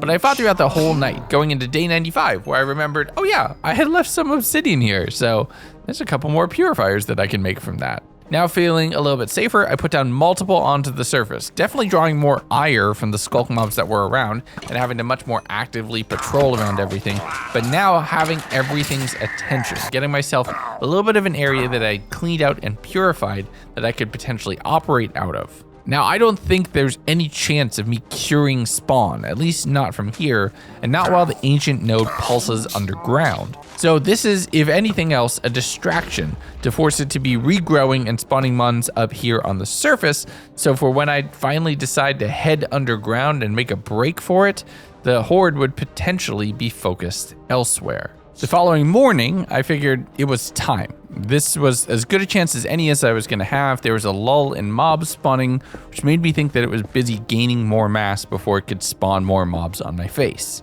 I set up a small chamber, throwing down a purifier in a box inside of it, thinking that will hopefully protect it while I'm underground, far away, and unable to fight directly.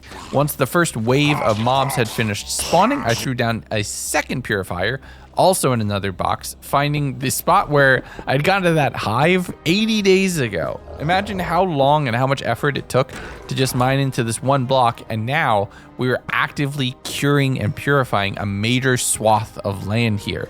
Just goes to show how much progress we made over this 100 days. But I found my way down into a cave, started mining down in a simple 2x1 tunnel, and then straight down vertically like you never ever should do, eventually entering a large chamber with a massive deep slate structure hidden within. You could just barely hear a heartbeat from up this far, knowing that once I get closer, the oppressive thumps of the Sculk horde were going to be all around me. I bridged out to get a little bit closer, finding a spot where I could get some water down and then ride that water column down to the uppermost layers of the citadel, mining my way in through the edges to just see what was here. It was deeply infected. The heartbeat was ever present, and the spores just hung in the air. This is where everything had started. There's basic spawners and everything, because normally you interact with it. But for me, the horde was just triggered remotely and set loose to consume this world and potentially me. I grabbed whatever loot I could find, the gunpowder being one of the things I was happiest about, using that to craft up a few more blocks of TNT, thinking that if all else fails, we just start blasting and explode our way out of here. It took over a day to loot some of the upper levels as I continued delving deeper down, the Sculk growth getting thicker and more intense with each layer descended.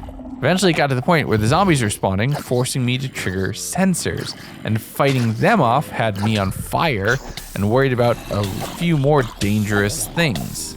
And then the warden spawned. Now when you fight a warden in an ancient city, it's big, it's open, you have space to run around, but there's a small, cramped, confined quarters, very short sight lines. So if it came around the corner, I was dead. And the two heartbeats intermingling with each other, it's just this awful, unnerving chorus. Hearing the whines, the moans of the warden combined with the more dangerous things that I knew lurked underneath had me really worried that I would not survive this. I heard the warden's attack charge and then blast away, thankfully not aimed in my direction. Oh my god. And then the two heartbeats together, almost pounding as hard as my own, I entered the final chamber, the ancient Sculk node suspended amongst tendrils of that fungus, just right there in the middle of the room. But I had to be smart. There were still sensors here. There were still mobs being spawned in defense. I fought my way through the first wave and then threw down some blocks to keep myself protected. I had to be careful about the sound that I was generating, that it wouldn't attract the warden above, and also wouldn't spawn more mobs, but I had to kill them because those mobs themselves were already pretty dangerous. I threw down a purifier here, thinking as long as everything's aggressive, we might as well give it a good reason to be, and that would help me push back against the summoners, disinfecting some of the wood around here, having dirt and grass be right here next to the source of all evil in this world. Once there was an opening, I pillared myself up on cobblestone, stood in front of the ancient node, and went to end this terror, and failed. No. No, no, no, no, no, no, no, no, no, no, no, no. No, no, no, no, no, no, no, no, no, no, no, no, no, no, no, no. Oh, this can't be happening. This was supposed to be the big finale. My big success. Oh, sure, I'll take a god apple, why not? No, no, no, no, no, no, no. I was supposed to win here. What do I do? If I couldn't defeat the node here until I attacked every other node in the world, and given how fast and aggressive those nodes spawned, this felt like a losing gamble. It felt like I'd almost been tricked. I've been trapped. I thought that this would be where I had to go, what I had to do, and I failed. And just as I was starting to come to terms with that, it sounded like the warden was closing in. Thankfully, it seemed to be aimed at something else, so I mined my way out through the ground and then over and across, climbing up some of the water to avoid the ravagers that were here, and then just punching a hole up to the surface, mining my way up as fast as I could as I watched the Sculk actively regrowing over the space that I had protected, making me think that the purifiers that I had up here had failed. By the time I got up to the surface, it was already almost the middle of the night, and I could hear mobs everywhere as far as the eye could see. Creepers and zombies tried dropping into the hole to kill me, and I could see ravagers flanking my potential surfacing point. I ended up using a flask and the Sculk horn that I had crafted to eventually cause the briefest of windows, breaking down the Sculk that was guarding my tunnel, dealing with one final zombie, and then just running as fast as I could, not caring about whatever sensors I set off. I made my way into the middle of the area that was still just barely purified, pillaring up against one of the trees to just keep myself away from the dangers down on the surface. But I should have been more aware of the dangers from within, above and around, the ones from across reality. Wait. Found you. Thank you all so much for watching. The multiverse never left. You just stopped paying attention. Did it not give you pause, strike you with awe? The process hasn't been perfected. Clear it would be preferable to retain more of the mind. But look at it! The consumption of an entire reality's life into a single perfect collective. It is a thing of beauty.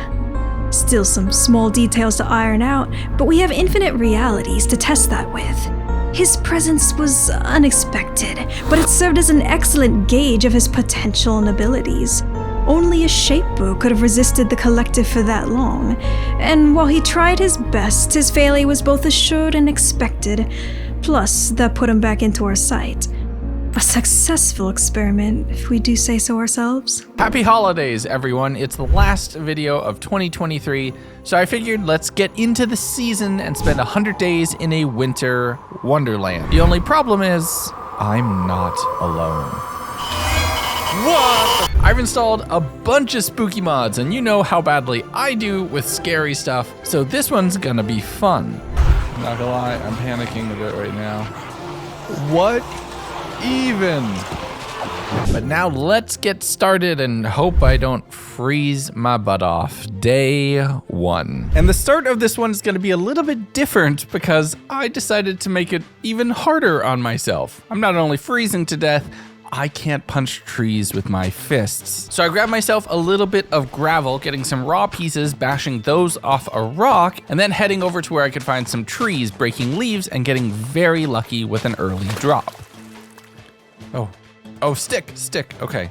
1, 2, that's the wrong knife. I made the wrong knife. Okay, so we had to reset a little bit there, breaking more leaves, hoping for a stick drop, getting another piece of flint, and crafting up the correct knife this time, using that to cut a little bit of grass to get plant fiber, to be able to make a flint axe to actually be able to chop some trees. And I need to hurry. That box in the corner, that's me being immune to the temperature, and that's only gonna last another 60 seconds at best. So I killed a few sheep that I could find around, both for food as well as wool, because I'm going to need a lot of that, making myself a wooden pickaxe and digging into the mountain, trying to get a space that I'd be able to heat up relatively quickly or I'm going to freeze to death. Oh, and you don't get cobblestone, you get rocks that you need to craft into cobblestone first. But I crafted that and then into a furnace, using that and cooking up the meat to be able to generate the heat that I would need so that I can survive here. I used the time I still had where I wouldn't freeze, going up for a bit more coal and getting some lucky finds.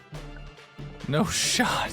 So I grabbed the waste stone, killed another sheep that I had found here, and then killed a snow cow, thinking that it might drop me beef, but just dropped snow. I mean, I guess the name should be a bit of a giveaway. But I was able to craft myself up the thing that I was gonna depend on a lot in early game, a campfire. This constantly generates heat, so I won't freeze. And I think my friends here enjoyed the warm temperatures as well. Are you friendly? You're not gonna try to eat me?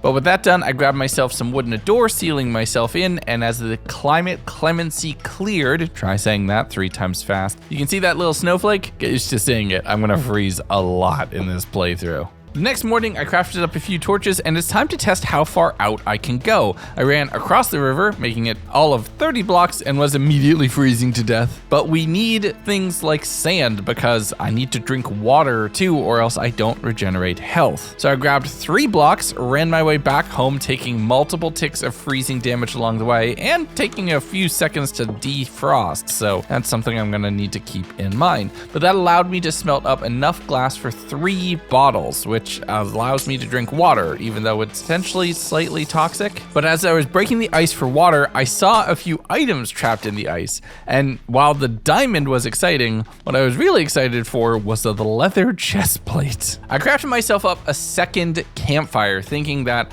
I need more than one place to be able to warm up so I can actually go out and explore. I tried testing one direction and then kind of chickened out and headed back, just going for across the river, digging out a little pit into the side of the hill here, getting the campfire placed down and seeing what it would take to keep warm. And it basically needs a roof and a mostly enclosed space. With that done, I did a little bit of mining downwards and a little bit more exploring outwards, just trying to see what exists around here and what I could potentially use to build a better kit. Because if I only can make it about 50 blocks in one direction, it's gonna be a very long 100 days. But I headed out punching any grass I could find, trying to get both seeds and plant fibers so I could be able to craft up more stuff. But it turns out I wasn't alone here. Hello there. Well, that's a pillager. Oh no. I headed in the opposite direction and I found what I was looking for, some flax, which I can break to eventually craft up a plant that I can craft into string and then wool. I killed a few of the chickens that I found here and then ran back to my campfires, freezing my butt off. Oh my goodness. I can make it so much further. And if right now you're thinking, wow, this is a really lucky run, he's getting everything he needs. Well, allow me to quickly show you the 7 times where I died without that. Man, this is hard. Come on, I'm in the closed space. This is too easy. It kind of defeats the purpose, I'm not gonna lie. No. Nope.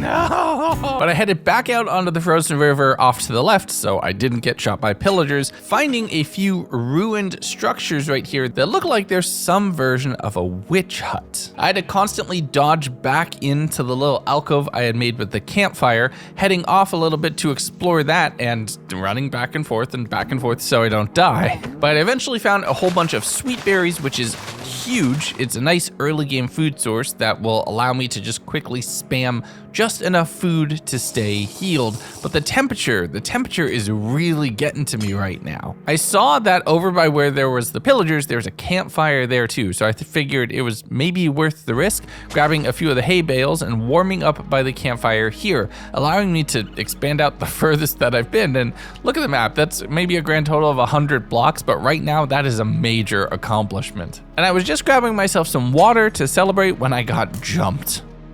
What's going on? What's going on? What's going on?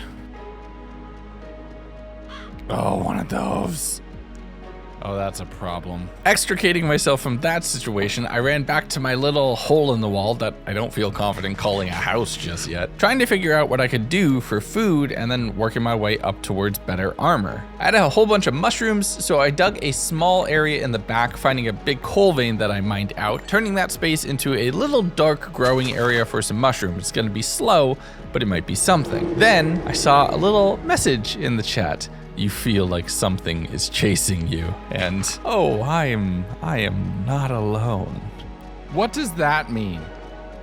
I'll tell you what that means. That means I'm scared. I don't feel comfortable in this situation. Why did I do this to myself? But I kind of refused to go outside for a little while that morning, staying inside and expanding out the mushroom area, so I was planting both. But eventually I realized I needed to. I made myself another campfire and headed off to where there was a patch of sand nearby, putting the campfire down underneath the tree, and thankfully that provides enough ambient warmth underneath the leaves that it will stop me from freezing to death. I used being a little bit closer to better explore out those sunken ruin areas, getting a little bit of glowstone from a block here, and that will be useful because I can't go to the Nether in this pack. I was also lucky enough to go find some salmon berries, which is an even better fuel source than the sweet berries that I have, and being able to now hopscotch from campfire to campfire is making it that I can venture out and stay out a little bit longer. I actually made my way all the way down to what feels like a fork in the river on this side, seeing some animals that I would have to come back for later, stopping over at the campfire and then returning and exploring those ruins a little bit further and a little bit more inland from the riverbank, finding a chest with some pretty interesting loot inside. The extra water bottles are definitely going to be great, the glowstone is useful, and I'm freezing to death again. Oh god, oh no, I need to run to some fire. If it wasn't clear, these early days in this pack are punishing, and if you don't have some setup, you will likely freeze to death. Believe me, I did it several times. But just as punishing as it can be, every now and then you get lucky. Oh, here we go.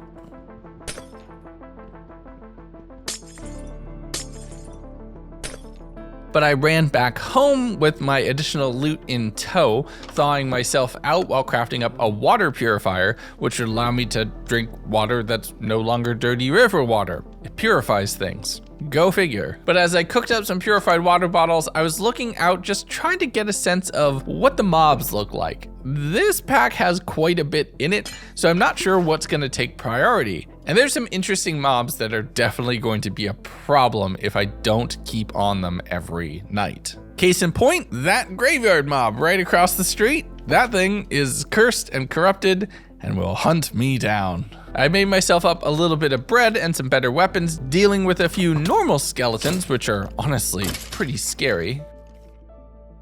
Oh, a summoner. And now you see why I can't stay inside. The mobs persist. They don't burn in the daylight. So if I'm not taking care of the threats around me, they will be always present. But with the 2 iron I had collected, I crafted up some shears and headed over and sheared the sheep that was close by. Right now, I'm mainly hanging around the sheep, just trying to get more wool from them, but the weather had different ideas. So I ran back into and blocked up my house for right now, making sure that I was fully hydrated, fully fed, and fully spooked by the noises that I was hearing here. Oh, I don't like that. I don't like that at all. But I used the time of staying mostly indoors to run across the street, the river, to my other base, putting a door on that as well, mining down a little bit more to the point where the campfire was no longer helping me, and then running back home to get a quick nap. The next morning, I ran back across the river again to shear the sheep, getting enough blocks of wool that I was finally able to craft my first pair of real thermal armor. Oh, there we go. That's something. And with some wool pants, I crafted up a boat, threw that down on the river, and it was time to zoom. I'm covering way more ground right now, but it also feels like I'm potentially freezing a little bit faster. Maybe being in the boat makes me considered as in water, which will make me freeze. I'm not sure, but now we had a much further out waypoint with a campfire there, and I was able to fight all of the animals, slaughter all of the animals here for feathers, meat, and other things which I desperately needed. But I'm more mobile, I'm more able and agile. I'm shearing the sheep whenever I see them again, thinking I should really get them a little bit closer to the base, but I don't really have a way to do that just yet. So I'm moving from campfire to campfire, up and down the river, seeing what's really around here and getting an idea from my area instead of this tiny pocket that I had been surviving in so far. It's probably the least I've traveled in any of my 100 days to date, minus maybe the one chunk world where I didn't have the option to travel. So this definitely is a new and interesting experience for me. I was once again freezing to death, heading back into the house, munching munching down on salmon berries and guzzling river water, before heading out a little bit later in the night, thinking maybe I can find some more sweet berries, but what I really needed was a few bones that I could use to craft up some crops. And the next morning, I think I got more than what I had wished for.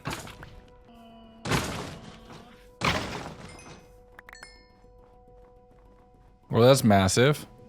See, that's my first few pieces of dark metal. If I want to embrace the spooky and become a little bit more akin to the mobs that we're gonna see in this pack, that's gonna be extremely essential for some of the higher tier upgrades. But I finally had a piece of wheat that I had grown up, so I headed across the river to lure the sheep back over towards my house, getting it a little bit closer so I could shear it more frequently and get myself what I need so I won't freeze. I did end up with 4 pieces of wool, which would allow me to make a pair of wool boots. And now I'm in full wool and leather armor, and I'm finally, at least moderately, protected from the elements. With this, I can sail out and cover far more ground. I was sailing to just check and see what my range was, and it was already maybe double or better what I had previously. I made my way all the way over to a swamp area, which I thought had a ton of wheat in it, and I was super excited, but it was just reeds that broke into nothing. So I boated back over the other way, finding some more flax seeds and a giant mushroom, which I was able to break up to get a few more brown mushrooms, which would allow me to make some stews down the road. I also swung and passed by this interesting dungeon looking structure, and it was up on the surface, so the spawner wasn't too high of a light level to be able to spawn anything, which was an easy break, grabbing and looting everything out of the chests here,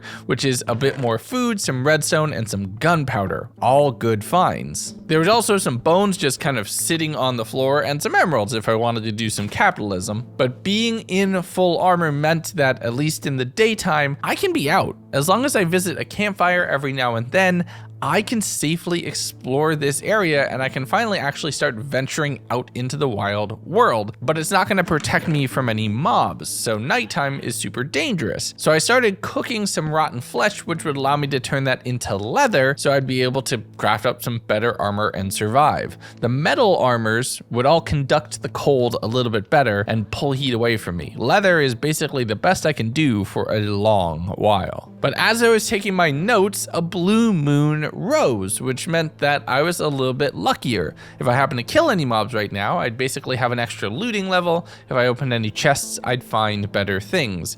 But unfortunately, the cold was going to prevent me from doing either of those, and I had to call it a night early. The following morning, I am zooming my way in ice boating, covering as much ground as possible in whatever little stints and excursions I can go out in. I found some stone brick ruins around here, and like any good Minecrafter, immediately demolished and dug into anything that I found that was interesting. Seeing some potential base locations that looked pretty cool. That mountain would be sick to base into. But as I headed down the river, I found a second waystone, which was huge, working my way back over and finding a whole herd of sheep over the mountain here, which is going to allow me to get a whole lot more wool. But I headed over that and beyond, trying to push my limits, seeing just how far I could go. With the waystone in hand, I felt I could even warp home if necessary, make this a one-way trip. So I just continued pushing, finding a sunken ship here, another waystone, and some massive come-ups.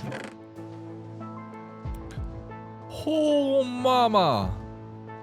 That helmet has thermal tuning. It's basically an insulation enchant, which greatly increases my range even further. Now I'm going to be able to go out and explore and actually conquer this world instead of just jumping from campfire to campfire. I looted the remainder of a chest, got robbed by a seagull, which is the worst mob. I am so glad it was not part of the mob vote. I would have killed it.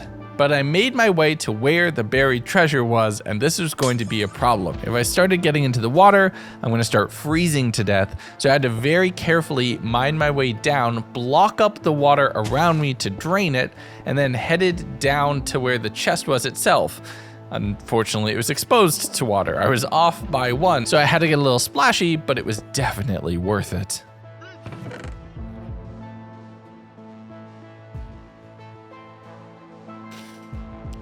Goodness, there's so much stuff. With my pockets very full, I continued a very long walk over the mountains, through the woods, to my hole in the wall I go. But as I stepped out onto the ice, I was reminded, oh yeah, this is a spooky mod pack. The following morning, there were some very festive zombies and a few skeletons chilling out on the river that I had to deal with and clear, but I needed to increase my storage size as I had collected far too much treasure and didn't really have a place to put it. I made sure to keep myself hydrated while chopping down trees because a healthy supply of wood is going to keep me alive, both in shelter as well as fuel. Charcoal is probably my best bet. I'm not going to be able to go mining for some time. But basically, sticking on the surface, I saw a fir tree over here, which looks basically like a Christmas tree, and this feels thematically appropriate. So I spent a good portion of the day just chopping that down. And the thermal tuning helmet came in clutch here because it's more than enough time to fully chop this down, and I have more than a stack full of wood, so I'm pretty set on supplies for the near future. Once I decide to actually move out of the hole in the wall base, I'm actually going to have the materials to build a base, a proper structure to survive in, and that's going to be nice. So I was feeling emboldened. I was feeling like I had a really good shot, so I decided to go over and take on that pillager that had blinded me.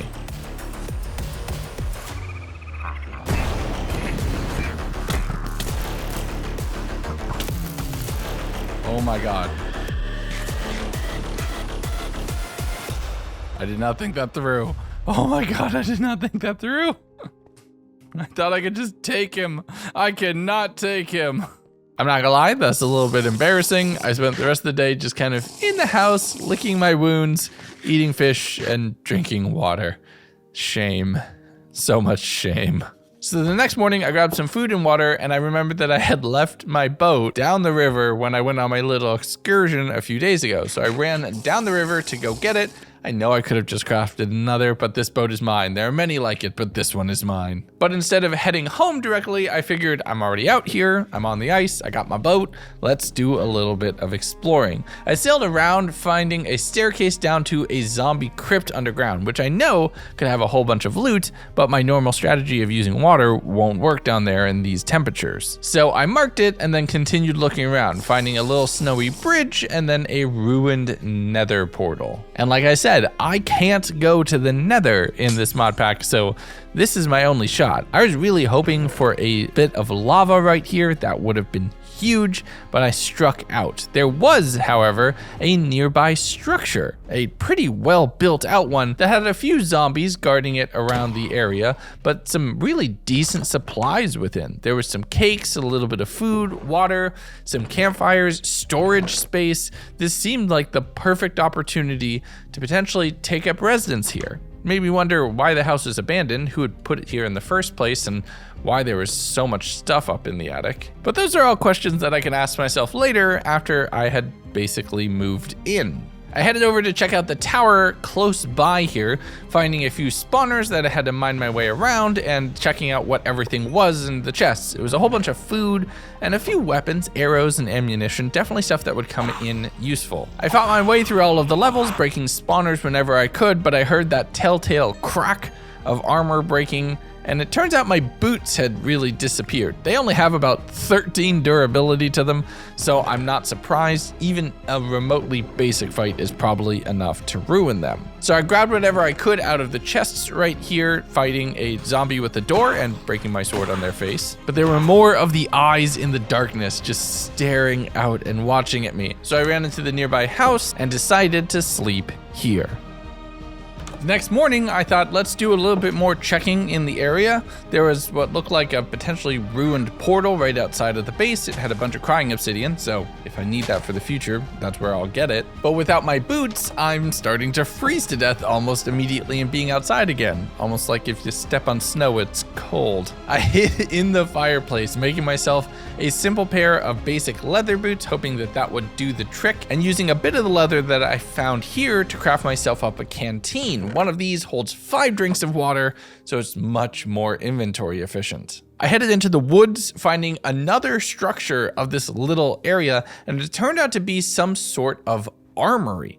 There's a bunch of blast furnaces, coal, iron, and some armor hidden inside. And while the first floor was very freezing, the second was a little bit more temperate with some food and supplies hidden inside there and the attic. I grabbed whatever I could out of the chests and then saw, amazingly, lava in the furnace directly out front of the structure. I immediately made myself a bucket and grabbed that. This is going to carry me through this 100 days kicking or screaming. Most likely both, let's be honest. But with a whole bunch in my pocket right now, I dropped off a bunch of stuff in the chests there at the house and then sailed my way over, trying to ice boat for a bit and then having to run over the mountain. And thankfully, whenever you're freezing, you can just hold a bucket of lava and be warm, be perfectly fine, actually, not burst into flames or anything. Minecraft makes so much sense. But I made my way over the mountain, over towards my hole in the wall, and slept there.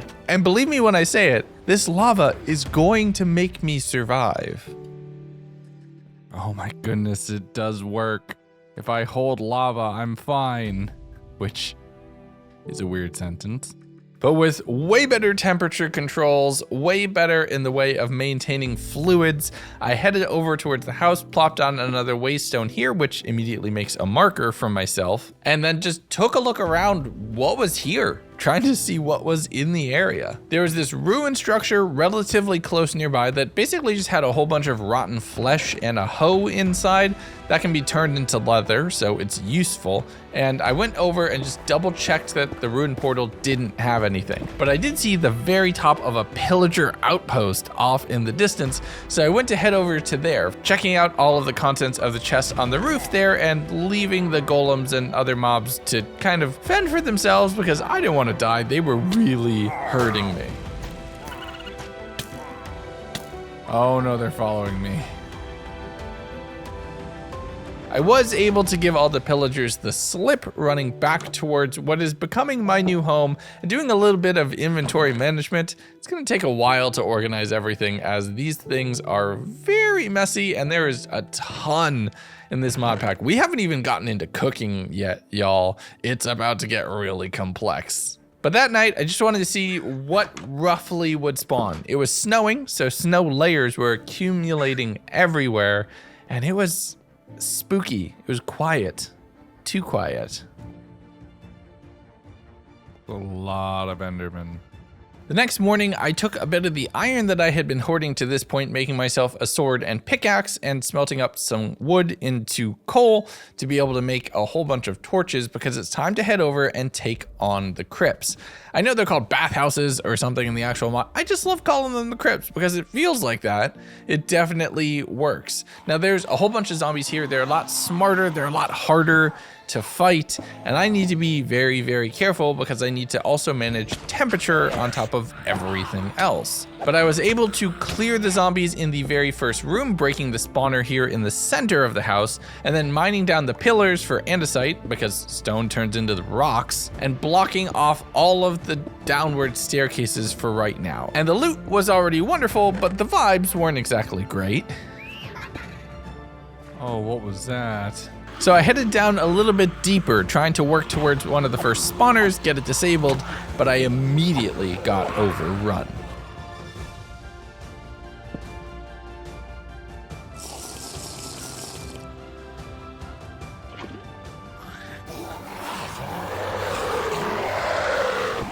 What is that? Wait, what? Did they turn into... What? Can I not use lava to kill zombies? Oh no.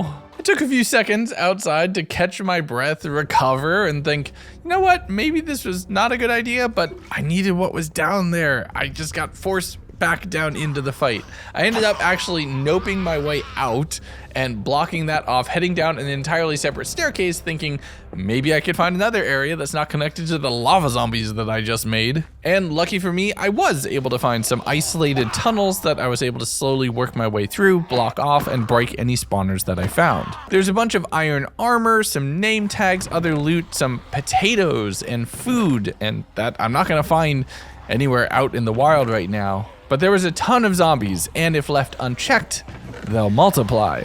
So I kind of had to push my luck.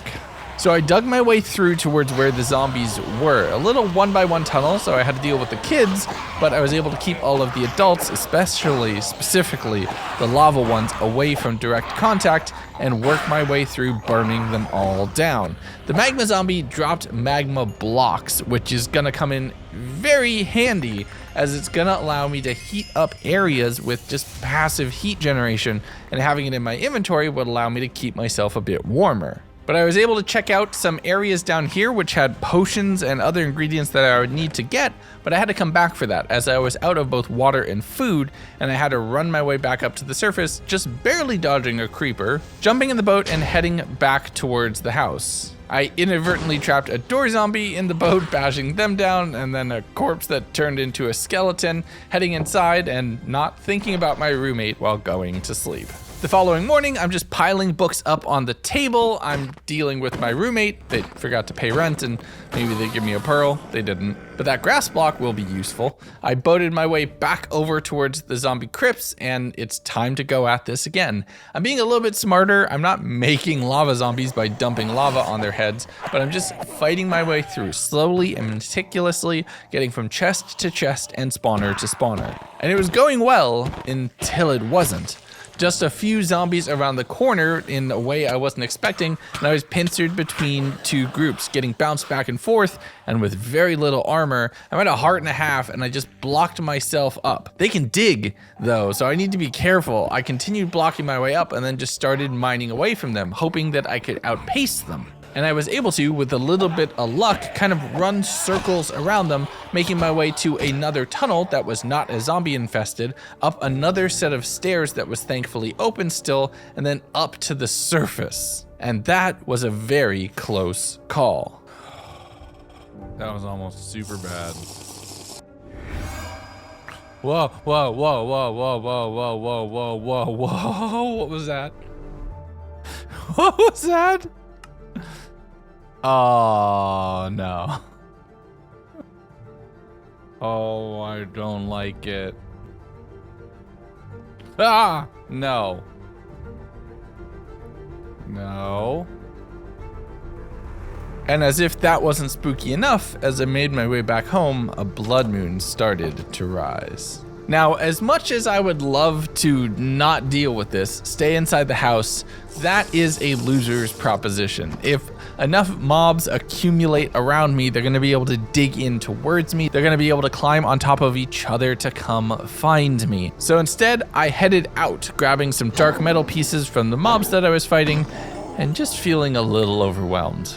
Thankfully, we're not at that point yet, and a Nightmare Stalker would basically kill me in one hit.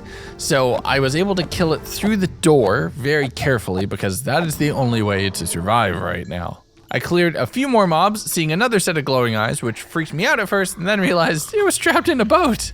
So I was able to bop that one down without too much trouble, but more mobs kept running in. There's these giant corrupted corpses, these monsters that would climb up out of the ground, void creepers that multiply when you hit them for the first time. But the children were probably the scariest thing. I utilized my tactical boating wherever possible, fighting a few more copies of the Born in Chaos mob, accidentally getting cursed by one of them, which was another jump scare waiting to happen.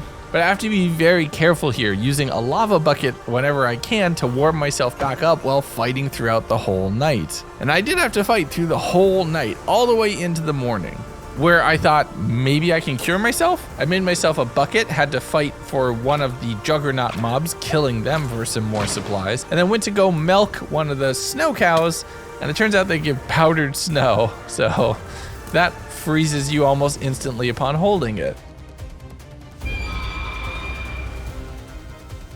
So I wasn't able to deal with the curse. The jump scare happened, and thankfully I knew what was gonna happen here, having remembered Horror Island. So I was able to fight off all of the ghosts, getting a few spirits, and seeing a very lively guest right outside of my home. They had cantaloupe, which is huge for me. That is a really powerful food source, well, drink source, well, kind of both source, and it's gonna be very hard to grow it in this climate, so I bought their entire stock, everything I could afford.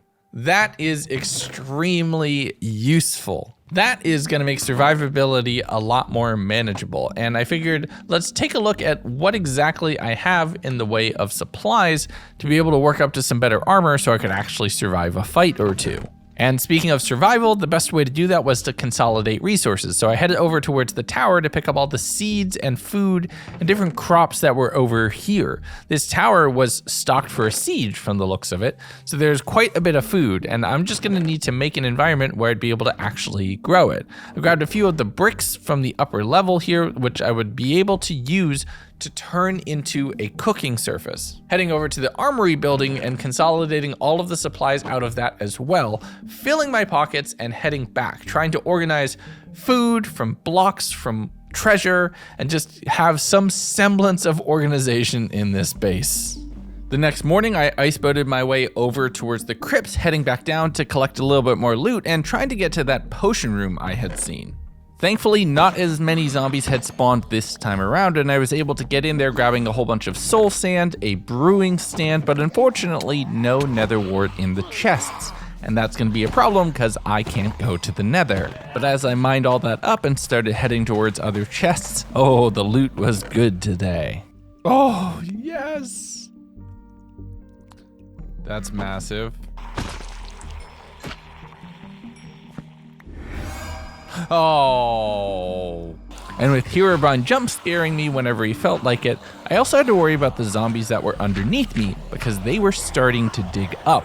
If I fell down into that mob, I was almost certainly dead. But I also couldn't just leave them there, so I dug down to see kind of roughly where they were, and then headed out and around through another staircase trying to get behind them and block them off to be able to take out the mob without having to worry about dropping down into them. I did eventually find the horde, staying back, keeping my distance, using an axe to crit everybody out, and kind of getting pinched in a corner at one point in time. I actually had to run through all of the zombies, getting down to about half health and just booking it. Oh, I saw you again. But it was getting late, I was getting cold, and I really needed to get home. Did they steal my stairs? But I couldn't sleep. I mean, I wonder why, and I had to head outside and fight that nightmare stalker that was just outside my base, and thankfully I was able to take it out without too much trouble. The next day, I'm just doing a little bit of work around the house. It's starting to snow a lot more, which means that we have quite a bit to deal with. And the ice here, the holes in the lake, are gonna be a problem with my ice boating if I just continue to let them be. So I broke all of the grass so that that would start to freeze over, putting water in and through this area, freezing to death while doing it, but fixing all the water knowing that it would freeze over and I'd have a safe runway again. But I cleaned out more of the different areas around here and just cleared the shrubbery so that I didn't have to worry about as much. Actually, just a little behind the scenes, I broke my mod pack right here for a little bit, which is why you're seeing things like floating grass. I tried a different optimization mod, which turned off one of my mods, which from here till the rest of the 100 days, I had so many crashes. It was insanely frustrating, but it'll get fixed in a little bit. The next morning, all of those stairs that had disappeared, I thought it was because of Herobrine, it was because I broke the mods. I ran over towards the armory building near the house, grabbing a whole bunch of stairs from there to repair the damage to the roof so that it was actually covered and I wouldn't have snow piling up right in front of my house. From there, I was just recouping on water, putting down torches to fix the glitch ground that was in front of the base, and making myself a brand new water purifier so I could once again purify water here at home. But we are halfway through spring at this point, and at some point in time, especially in the later seasons, we're not going to be able to grow food anymore. So I have to start working on that now if I'm going to survive the winter. So I started working on building a little greenhouse structure that I can cover up, warm up inside, and grow crops in safely. And as I was continually freezing and running inside, I noticed that my hat was almost broken. Oh my goodness, I just realized. That would have been devastating. I'm pretty sure thermal tuning is the only reason why I am still alive, but I'm also thinking we probably need to represent appropriately making a blue beanie, just like my friend. With that productive day behind me, the following day, I'm continuing to work on the greenhouse area. I set up all of the logs, used fir planks for all of the walls, considering, you know, that feels a little bit more festive, and then thought, why don't I go with snow for the roof? You can actually craft snow into snow bricks, which are better for insulation, and they're insanely cheap. There are literally infinite resources as far as the eye can see. So I set up a very simple pitched roof made out of the snow blocks on top of this little greenhouse. I basically have to offhand the lava though, to not constantly be freezing to death, which is extremely dangerous while building, because right click, if you're not careful or if you run out of blocks, puts the lava down at your feet. And believe me, I did that quite a few times. But honestly, that was a simple day, just doing a little bit of building, making myself like a little igloo, a little greenhouse, and one nice calm day in this very scary spring.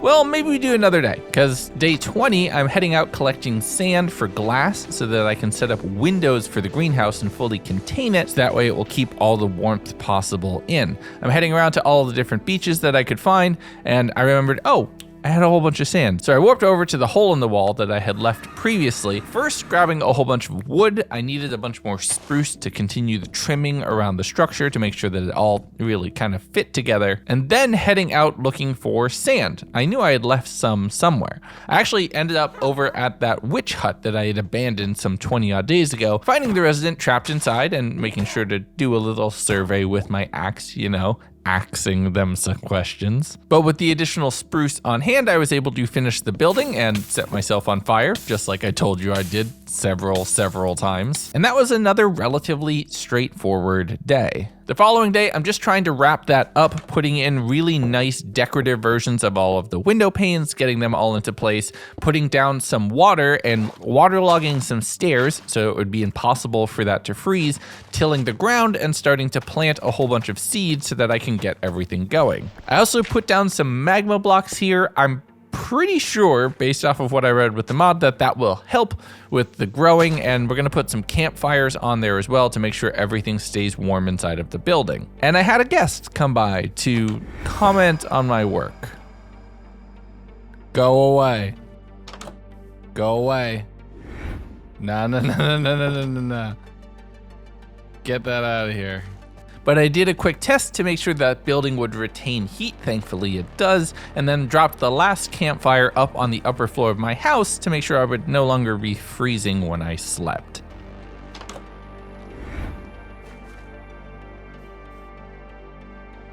All right, get back here. Oh, I was ready to fight.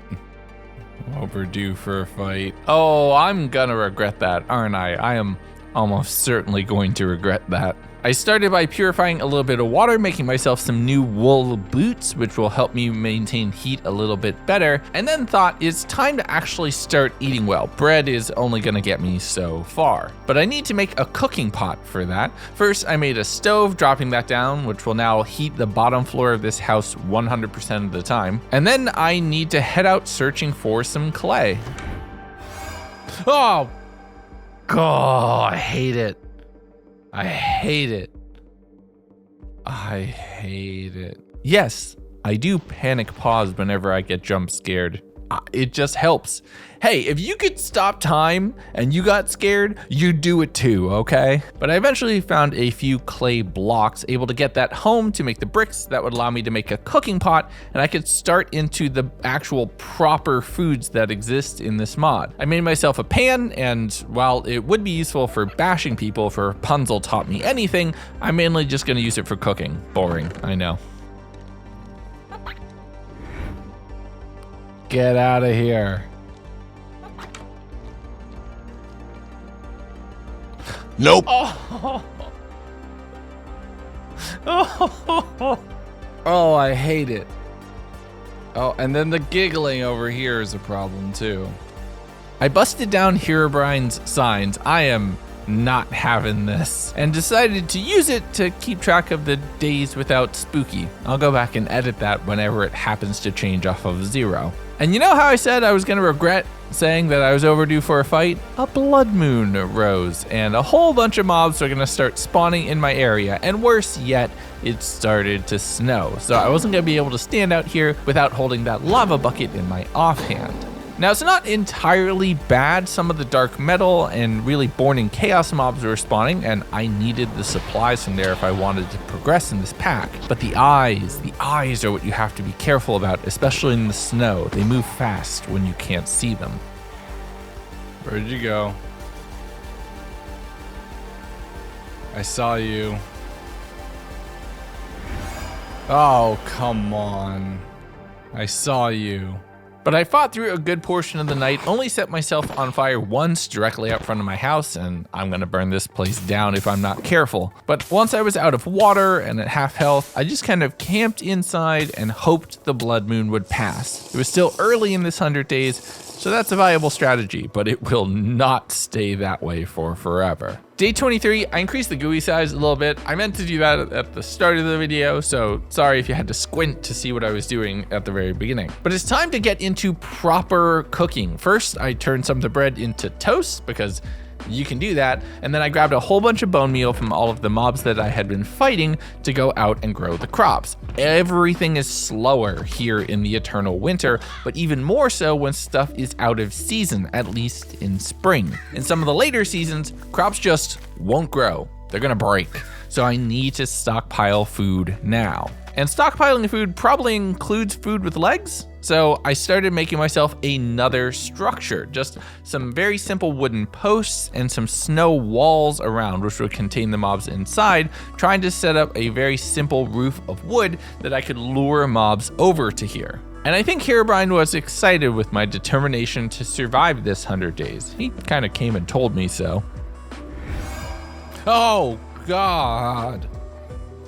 But through the rest of the day, I got the animal pen basically set up, had to deal with a few eyes that were chasing me in the darkness. Oh, that's concerning. But when I went to go sleep, I couldn't. Monsters were nearby. So I did a little bit more fighting, finding a sheep just kind of chilling out here by a tree and leading that back towards the pen, my very first real animal. And since I was already out, I just kept going through the night despite whatever would happen. Oh, come on. Getting to Pig's home right as it rolled over to day 25. Where I wanted to continue this and just see if I could stockpile and start setting up a proper farm as we were approaching summer. I found 2 chickens and then a third, getting them all leads and getting them stuck in, accidentally burning one to death with the lava, you know, as you do. But I was quickly able to replace them starting to breed animals together so that I could start working on some high protein diet. But I remembered seeing some cows over by the pillager outpost, so I ran off in that direction, leading all of the cows and then having to run away from all the pillagers with crossbows. Does this make me a cattle rustler? I think it might technically make me a cattle rustler. But I was able to get most of the cows in at the cost of one of my sheep, burn. Calling it a night as we moved into the final day of spring. Here, I'm first just trying to take care of all of the animals. I'm purifying some water so that I can drink a little bit more. Made myself a second canteen to be able to double up on my water supply, and then warped over to the hole, just grabbing the final bit of supplies from over there, as I'm pretty sure this is one of the last times I used the waste stones, as they're about to get way more expensive. But I stockpiled all of my food over on one side of the house, and I really have a decent bit, but not enough to last me 75 days. So I'm gonna need to act fast during summer. But it was as I was doing all of this organization that I noticed something about the house I'd been living in for the past few weeks. Wait a second.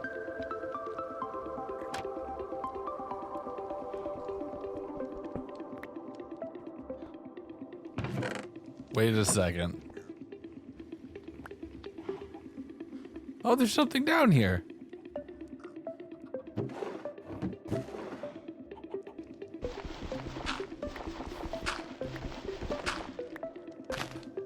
Oh, there's something down here. Oh, that was almost really bad. And there's beehives. I wonder.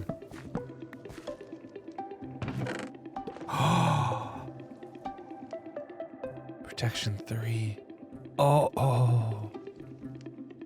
That's so good. That's so good. How did I not notice this? I'm just gonna put that back. I can't believe I didn't notice that. I've been living here for 25 days. Well, 20 days. Took me a while to find this place, but that's massive. As I headed out, I wanted to make sure that the greenhouse would actually work well, and I was concerned that the snow roof might not be considered an actual insulating block by all of the mods. I'm not sure how well they work together, so I built a quick interior roof for that, and then right to end the season perfectly, a super harvest moon rose. That meant all crops would triple their yields, which was huge for me trying to stockpile. So I grabbed all of the bones that I had, converted all of that to bone meal, and then spent quite a while just growing all of the crops I had: carrots, potatoes, and wheat. They were all slightly out of season, but thankfully with bone meal, you can force the growth, at least right now. Oh. And with jump scares aside, I just exhausted my entire supply of bone meal, went in to drop that off, and then fought off a few mobs around the base, seeing multiple pairs of glowing eyes, and being afraid if it was nightmare stalkers or skeletons or raccoons, and I have way too many mods with glowing eyes in this pack. Oh, it's a thing, isn't it? But I kept kiting mobs around on the ice for a little while, dealing with those directly around my base, before heading upstairs and calling it a night as we moved into our second season. And then with that, it was the start of our first season change. We're gonna have 3 of these every 25 days, and each one comes with new rules and additions to the world. So let me in the past explain. Okay, welcome to summer. So I fixed the mod pack. The stairs are back now, and that's all good. But it's gonna be a little bit warmer. There's gonna be a little bit more daylight, like days are slightly longer. And most importantly, our food can grow. So we need to do everything we can to grow all of this as much as possible, as quickly as possible. Because if we don't stockpile food for the winter, we are most likely gonna die. So this is gonna be tricky, and we need to get to work. So we have a lot to do, but I figured the first thing I need to do is defend myself a little bit better, and I crafted up a staff of infinite arrows. This will allow me to have range combat without the very, very limited bow shots I currently can do. I grabbed myself a little bit of water, bred up the animals, slaughtered a few, and took them inside, chopping that up into hamburgers, and then seeing what I can cook with that, including some very nice beef stew, which is gonna feed me immensely better than what I could previously. I converted some of the milk into bottles, and I used that to make some stuffed baked potatoes as well, so I'm gonna be eating good. And with that in my pocket, let's actually go out and exploring. It's a little bit warmer, so I don't need to worry about holding my lava bucket all the time, especially not out in the daytime. I made my way over to a nice little bricked ruined building that I found, seeing some treasure in a few of the spots, but the bookcases were nice. That was the main thing I wanted to grab. But this is part of what I'm looking for. These are these small little wild melons, which you can go out and grab, and they are an excellent food and drink source down the road. So I'm gonna make sure to grab all of those, and they happen to be by a grave, which is just kind of sitting here. I mean, I had to open it. You know I had to open it. Nearby that grave was a signpost, which was pointing off to a nearby village, and a spooky looking pumpkin, which I pushed the big red button and broke it. Oh, no. Oh, no.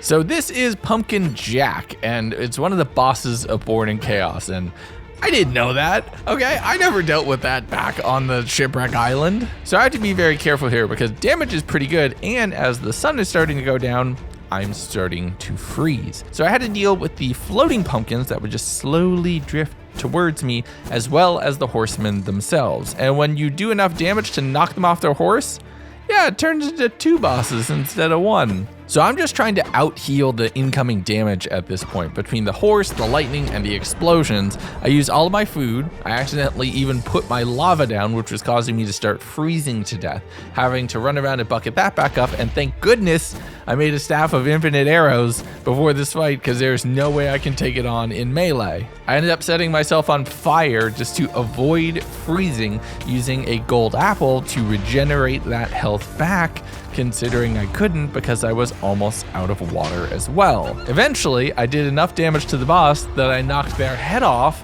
and they kept coming at me. It's literally the Headless Horseman's origin story that you have to deal with right now. So I was able to kill the body through critting it out enough, and then eventually, with great effort, take out the head.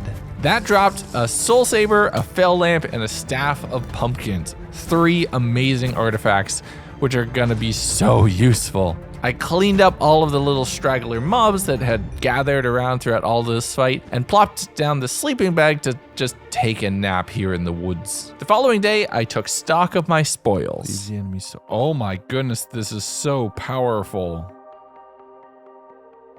That is genuinely so powerful. Okay, we need to get home. So I ran back home, accidentally stuck my flask down in the ice, and then checked out what the pumpkin staff would do. It's basically portable bombs. I found a few pieces of mutton sitting on the ground, which told me that a wolf was somewhere nearby, most likely. But I headed into the house, set myself on fire again, because of course I did, and dropped off the fail lamp and a few other supplies in the structure proper. I purified my water up, grabbed myself some leads, and headed back to grab 2 more sheep that I had seen camping out behind my house. The white on white with the snow makes them so hard to find, so I'm grabbing them as soon as I can. Getting them into the pen took a decent bit of effort, and there were a few escapees that I needed to eliminate. Getting those sheep inside the pen was a bit of a hassle, and without any guarantee that I'd be able to find more passively spawning mobs anywhere close by, I actually spent the time and effort to secure and move everybody back into the pen. It's like that 3 river crossing problem,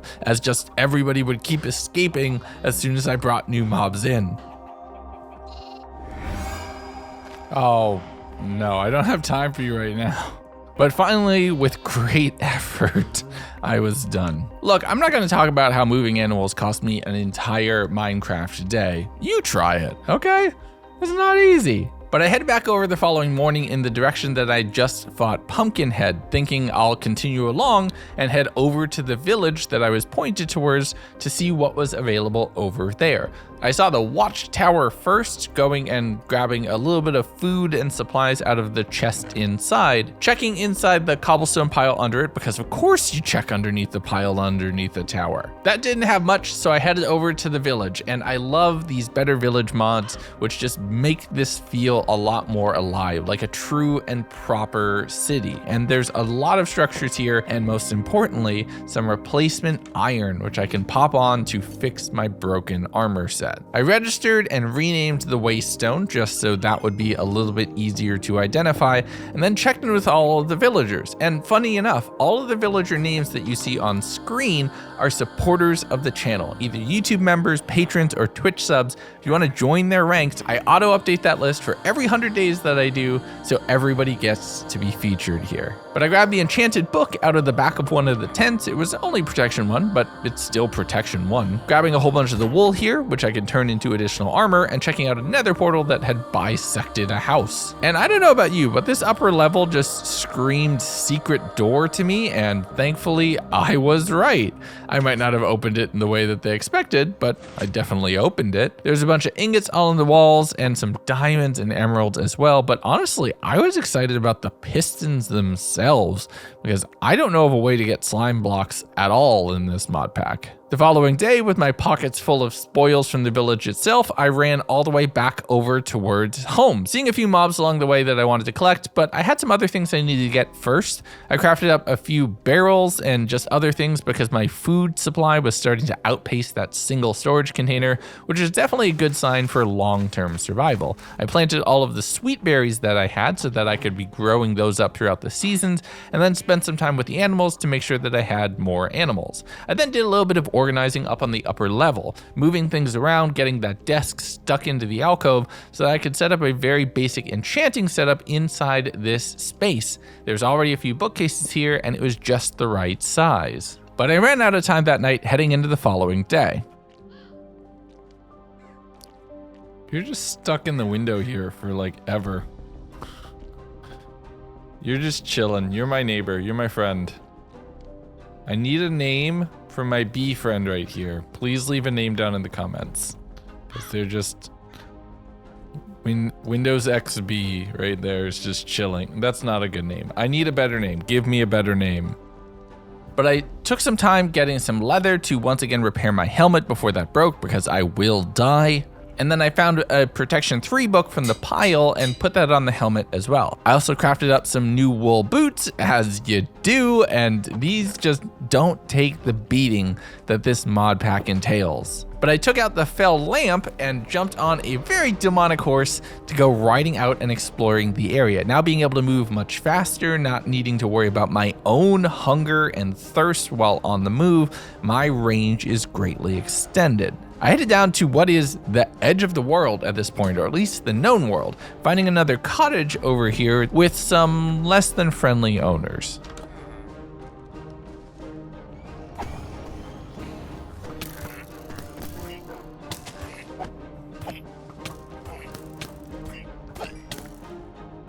Totem of Illusion. I don't know what that'll give me. With a suddenly recently abandoned house, I went and did some exploring.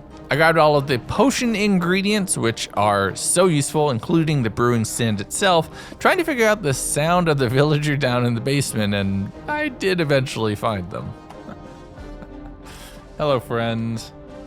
Be free, Brian. Be free. Oh.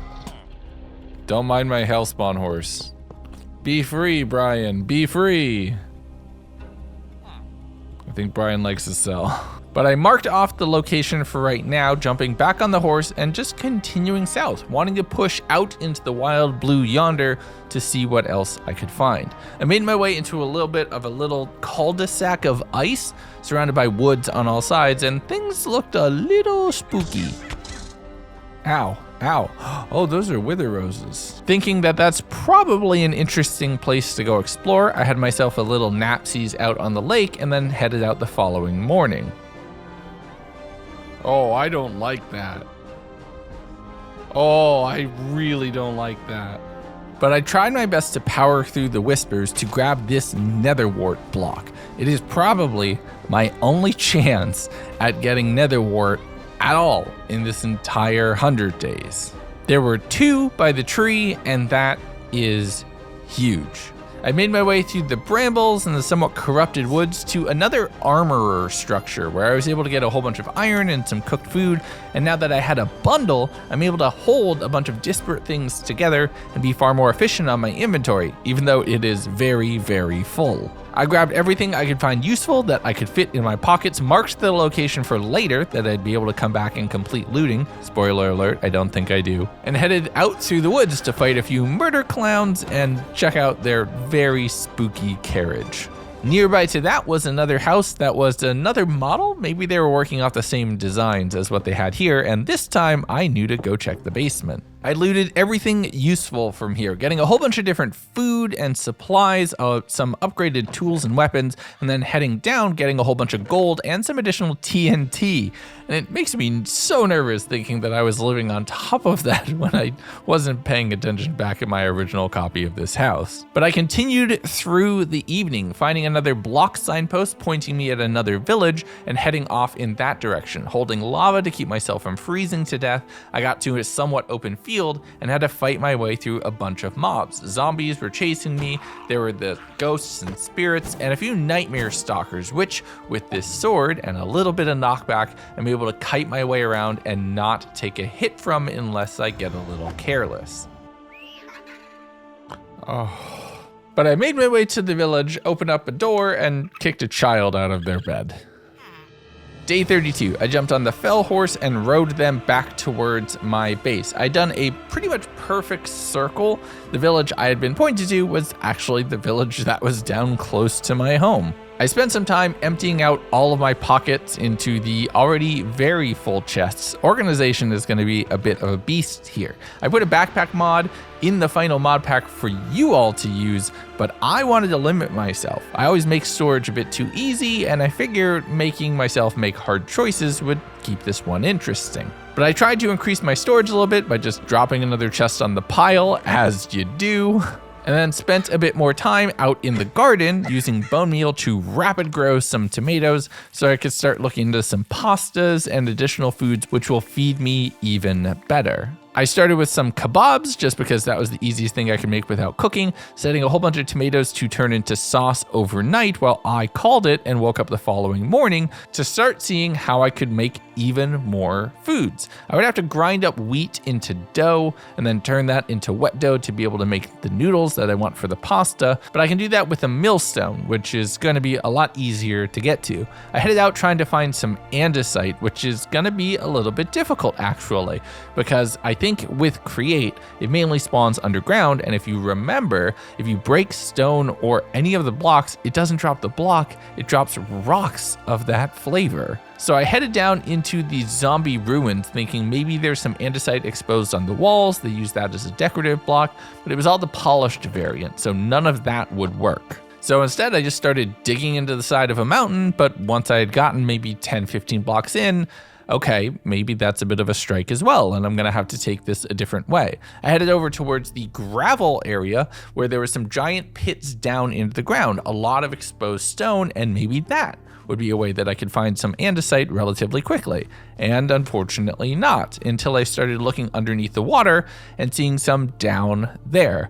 Now getting into the water in this mod pack isn't exactly smart. You'll take a lot of cold damage very quickly. But I'm holding a bucket of lava, and logic works like that, okay? And I didn't even find andesite. I found some diorite down there, which I was able to craft up into diorite blocks, and then combine that with cobblestone to craft andesite. Did you know that you could craft andesite? You can craft it. I don't know why you ever would, unless you're using the Create mod, but I did. That night, as I was heading home, I dealt with a few of the pigs around base, just slaughtering them for pork chops and dealing with a few phantoms that were killing me and annoying me as they had spawned on the full moon. But I was able to make my way home, take a quick nap, and the following morning it's time to get into the Create mod, or at least the little bit that I actually can. Without Nether access, you'll never get access to blaze burners, which mean mixers won't work, which means you'll never hit the Bronze Age. If somebody makes a mod that allows that to work without the Nether, please let me know and I will add it to this pack. But I stripped up some wood, made the andesite casings, and then made myself a millstone, having to set it up outside because there's no room in the house. It's actually kind of cramped right now, and it's only gonna get worse as I do more storage. I made myself a water wheel and set up a very basic space where the water was just running underneath it because I'm pretty sure it's gonna freeze if I try to do anything more interesting than that. But I set that up with a few gear transitions, just trying to have it be the slightest bit faster than what it is currently, setting up the millstone and dropping some wheat into that so that I could get some dough as it cooked overnight.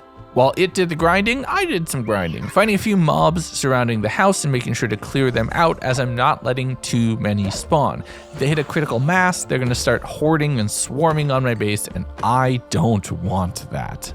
On the morning of day 35, as I was just continuing to slay mobs around the house, I found a few blocks of salt. I didn't even realize that this would be here, and it was part of another separate food mod that I added, and the two actually work together, which is awesome, and you're gonna see some really cool foods that you can make for yourself with this. But I headed home, repaired and replaced my wool boots, and spent some time converting all of that ground flour into wet dough, which I then took inside and chopped into noodles, which I could then combine with the tomato sauce and some raw meats that I was able to collect either from mobs in the wild or from the ones here in the pen by the house to bake either spaghetti and meatballs or spaghetti and bacon bits, which is gonna be great. I crafted up a whole bunch of shears, 8 pairs, because there's a recipe in the pack that allows you to take the netherwort block and 8 pairs of shears and get 1 nether wart. It's a big resource investment, but it is the only way to get it since you can never really get to the grindstones. With that, I headed over to the greenhouse, harvested my very first and potentially only melon, planting a few sugarcane by hiding some flooded water underneath the walls of the house. And that was a productive day. I'm a much better chef, and our greenhouse is starting to actually come along pretty nicely. Day 36, I jumped on the horse and started heading off in a new direction to go explore around the world. That's the main way I'm going to be able to get new supplies and resources is from looting other structures, either abandoned or soon to be abandoned once the inhabitants are killed at my blade. I found another illusioner house, which had another bundle hidden inside, which was great, a whole bunch of emeralds in the attic, and a graveyard nearby, which I was able to loot for a bunch of amethyst, cobwebs, and leather. There's also a lot of bones, and bone meal is super important for this cooking, so you know I'm collecting all of that. I headed out to the point where I was on top of a frozen ocean, ice as far as the eye could see. Once I crossed that, I made my way into some slightly spooky woods to an even larger version of the graveyard, guillotine and all.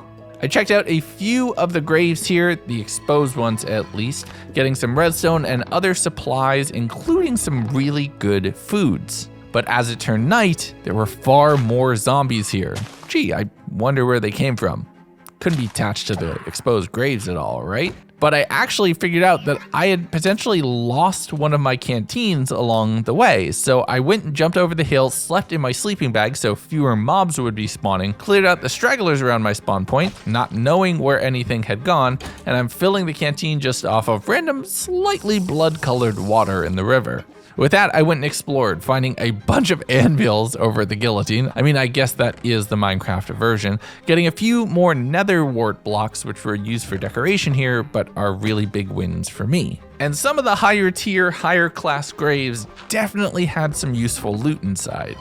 But I really have to be careful because with all of these different types and so many items in my inventory, item management and bucket safety are paramount importance.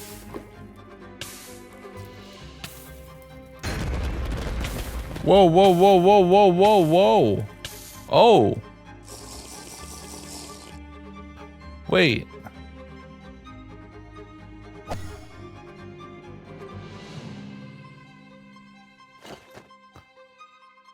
Oh my god, I'm so stupid.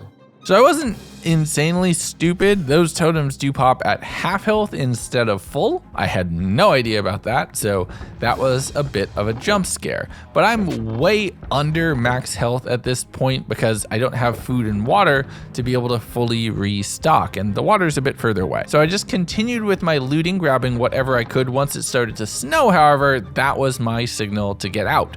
I'm freezing to death just standing here, and it took the entire night holding the lava bucket in my hands at all times just to make it back home, which I couldn't even sleep because there was nightmare stalkers prowling around the premises and a whole bunch more mobs to deal with. And all of them swarming and attacking me is one thing, Herobrine just constantly walking away in the periphery is a whole nother.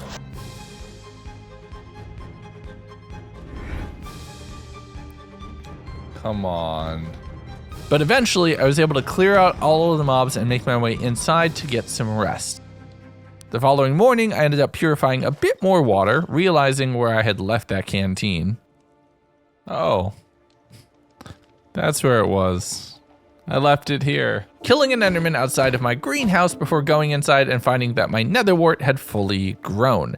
Now I could really ramp up on production of this, so that was huge. Once inside, I was looking into other things that I could craft with all of the supplies that I had, specifically looking into the dark armors and the nightmare armor set. It's basically an upgraded higher tier version of leather, so it'll provide the same insulation levels that we would have in other armors, but give me a whole bunch more survivability and some really cool skills. The only problem is it needed a nightmare skull and a whole bunch of dark metal. I took 2 piles over towards the armorer, smelting that up into 2 ingots and getting my first piece. Oh, that looks awesome. And if I'm gonna want more, there's no more sleeping through the night for me right now. I'm gonna have to go out and fight all of these mobs. I spent time searching around, mainly looking for the ones that had dark metal potential drops, but fighting anything really that got a little bit too close. At one point in time, I did get jump scared by an armor break sound effect, thinking, oh no, I'm in danger now. But thankfully, it was a pair of boots, not my helmet, so I was okay. The following day, I warped back, made myself up a diamond pickaxe finally, and then headed over towards the ruined Nether portal, and it's time for everybody's favorite joke.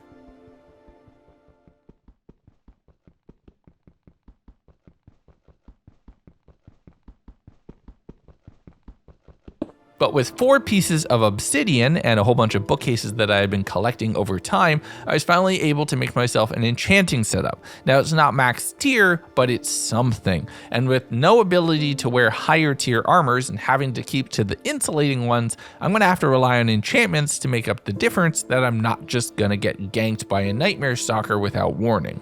I repaired up my beanie so that I'd be able to retain the thermal tuning enchantment, and then made myself a whole bunch of bottles and started brewing myself up some apple cider. This did require harvesting honey from all of the beehives around the house, either on the ground or built into the roof, but the bees were kind of too frozen solid to notice, which allowed me to have a lot more sugar so I could be able to brew this up. And they basically act like golden apples without the regeneration, but that's still huge. Day 40, if we're gonna do more enchanting, we're gonna need lapis, which means it's finally time to go caving. I've been sticking to the surface because I know a lot of mobs will spawn down here in the dark that are extremely dangerous to me, especially in a weakened state. So I have to play this one very carefully. I went around mining up a few pieces of lapis and getting what I thought was a diamond block, but it spawned this cool little glowy guy. Just look at him, he's so cute. But I made my way down into the deep slate layers because not only lapis was gonna be useful, but some diamond would be great too, just so I could be able to craft up a few better pieces of gear. I did get visited by a goblin trader, and oh my goodness, if I had some books, this would be so nice. But I'm mining up lapis, fighting any of the mobs that approach. The miner zombies are nice because they do drop metals when you kill them, so that comes in handy. But as soon as I started getting a little bit comfortable with the zombies, the centipedes started attacking.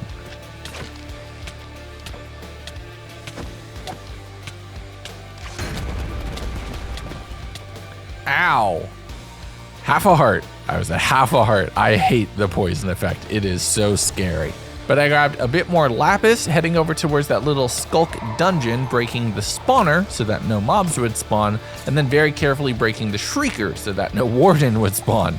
Can you imagine me fighting a warden right now? I looted through all of the chests, getting some okay supplies here, fighting off a few other skeletons, and then seeing a structure off in the distance made of deep slate tiles. It's not something I'm gonna be able to fight right now, but it is something we're gonna wanna explore later.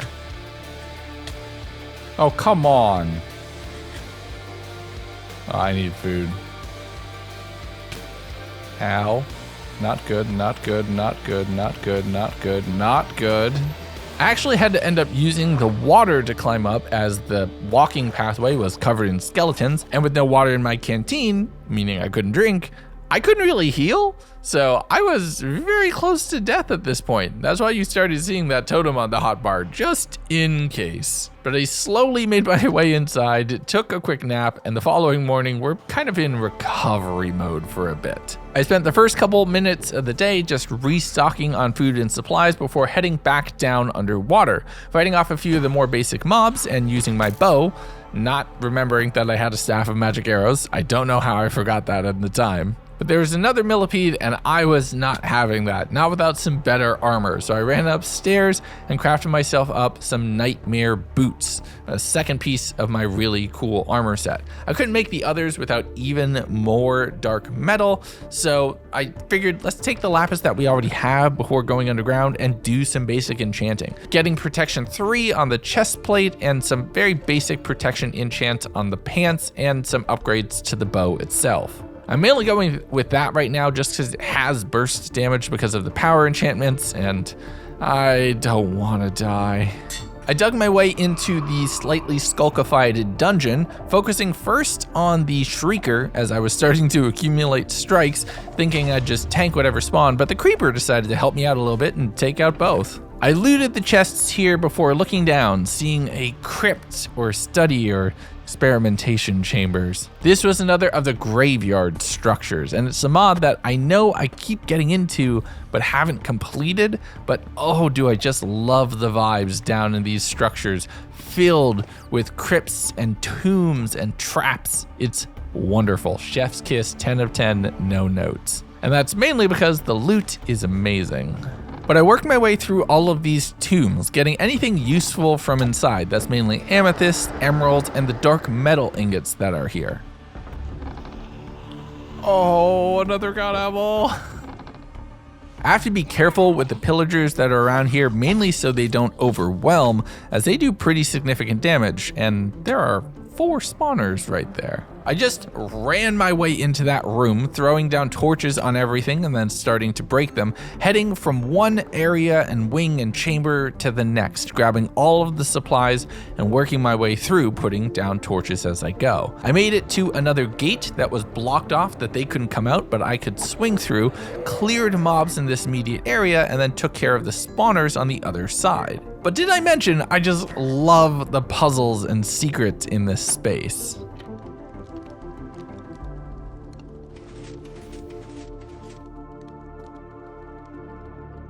So don't be the fool, customers will choose wrong and everything will be gone.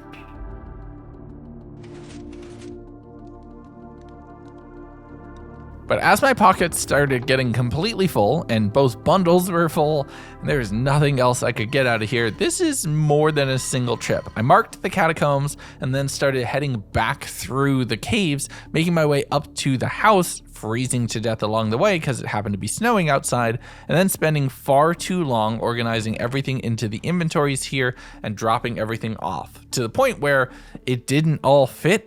So I went out, grabbed a few logs, came home and made some chests, and then reorganized the entire house. I broke all of the chests so I could turn them sideways, doubling up on inventory space, which required me digging into the roof. It required me reorganizing everything. It was a mess. I took the whole night and I just manic cleaned the entire house. I was finally organized until I have so much loot that it won't even fit into these chests, which is inevitable, but I'm gonna just say that we're done for now, okay? Okay. But the following day, I was just finishing that up. I spent a little bit more time organizing all of the food, heading over to the greenhouse and taking care of the crops. First the netherwort and then growing a whole bunch of cabbage because I wanted to make myself some cheeseburgers, which would allow me to have some really cool properties associated with the food that I'm eating, on top of it just feeding me. I spent most of the day just kind of re-upping on my food supplies and cooking and organizing everything until the nightmare stalkers started to attack in the evening.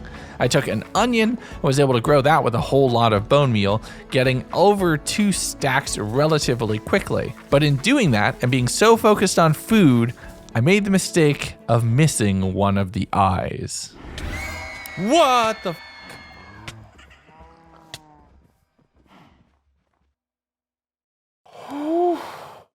You know, I'm gonna be honest, I don't normally need to censor or edit around myself in videos. I think this might be the first time that genuinely scared me.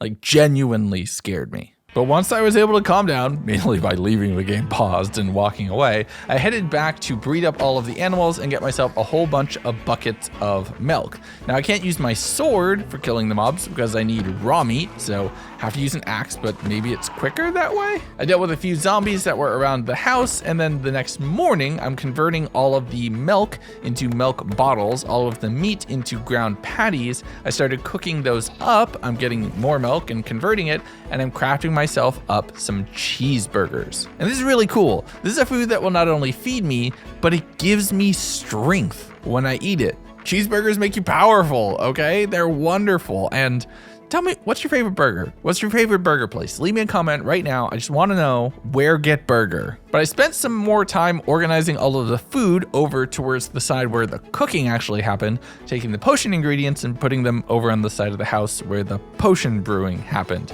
Things are finally a little bit more logistically making sense. But I headed over getting even more wood, chopping down an entire Christmas tree because I'm gonna need more chests.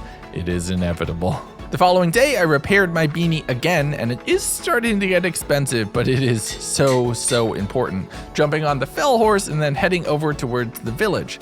I grabbed some netherrack from around there, which I could use to be able to start some fires in a very controlled way, and then saw this kind of dark well off in the distance. It was guarded by these bugs which dropped firelight powder. There's a whole bunch of lava in here. This is huge. Turns out though, there's also a chest where inside there was some firelight power, magma cream, and nether wart.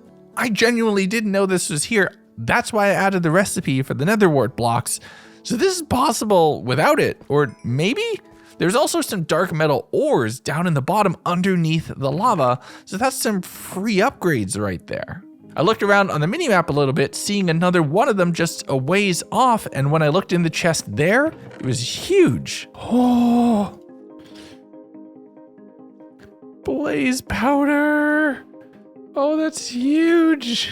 I genuinely did not think it would be possible to get into potion brewing in this pack. I at one point considered adding a blaze rod recipe just like I had done for nether wart, but you know what? I kind of stepped away from it. I walked back on it and thought it would be more interesting if we can get it a different way. And then it's just there. This is wonderful. I spent the whole night kind of celebratory fighting mobs, trying to get more dark metal and looking for Nightmare Stalkers, actually seeking them out, because if I can get a Nightmare Stalker skull, I can complete this armor set and I will look amazing. But we're actually starting to get towards the end of summer. We kind of blew through the season. It flew by, which, I mean, that is how summer normally feels, right? I threw the blaze powder into the potion brewing stand so I'd actually be able to craft some things up, and figured, why don't I go ahead and do that right away? I first crafted up some dark metal, heading over to the blast furnace to smelt that. I don't know why I didn't move it to my house. I just kind of like having it be like this special moment where I go over and get it. But my sword is very near broken, so I stashed it into an item frame, making myself a very basic diamond sword for right now, completing all of the bookshelves needed and getting some enchanting on that, trying to get looting so I'd be able to get even more dark metal at some point. But I grabbed all of the books that I had, and instead of having them in piles, organized them into a chest so I'd actually be able to see what everything was, spend some time organizing the inventory, and again, just searching for looting. I got looting 2 in a book, and then thought, let's just head out and just fight mobs, no looting or nothing, and see if we can get just enough to repair the sword. And I kind of struck out on mobs that spawn dark metal, instead seeing the boss wolf, a mob I never actually seen before. And this one will spawn in additional wolves. It bites a lot harder. It does some really significant damage, but when you kill it, you get a bunch of these really cool claw items. But I spent the night fighting all of mobs, just trying to collect dark metal. I was actually getting more seeds of chaos than anything right now, but I do need those too. Stay tuned. But it was when the superior bone caller appeared that I started having a problem. Ow. My helmet. No, my helmet. Having my helmet broken is honestly bad. If I wasn't holding lava right now, I would almost certainly immediately be freezing to death. I spent some time just trying to bow down the bone collar, just using golden apples to regenerate and tank the damage, eventually getting a few seeds of chaos and an orb. That's something. I say that because it's about to be fall, which means we're start getting into much colder temperatures. It's gonna start to get bad, y'all. I ran home, dropped off all of the loot, and just crafted myself up a diamond helmet. As long as I'm gonna be freezing, I might as well be protected from mob attacks, just trying to do something. I made a few golden apples so that I'd be able to regen a little bit more, and then brewed up some potions of ice resistance. With these, it's the same as fire resistance, but for cold.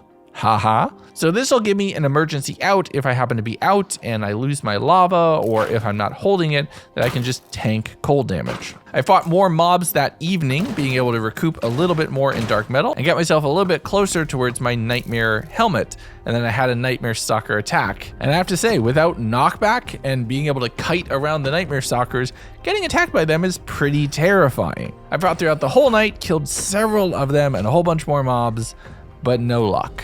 The following morning, I headed home, did a little bit of organizing, and then did some enchanting. I first enchanted the sword just for sharpness, and then enchanted a book, getting another looting 2.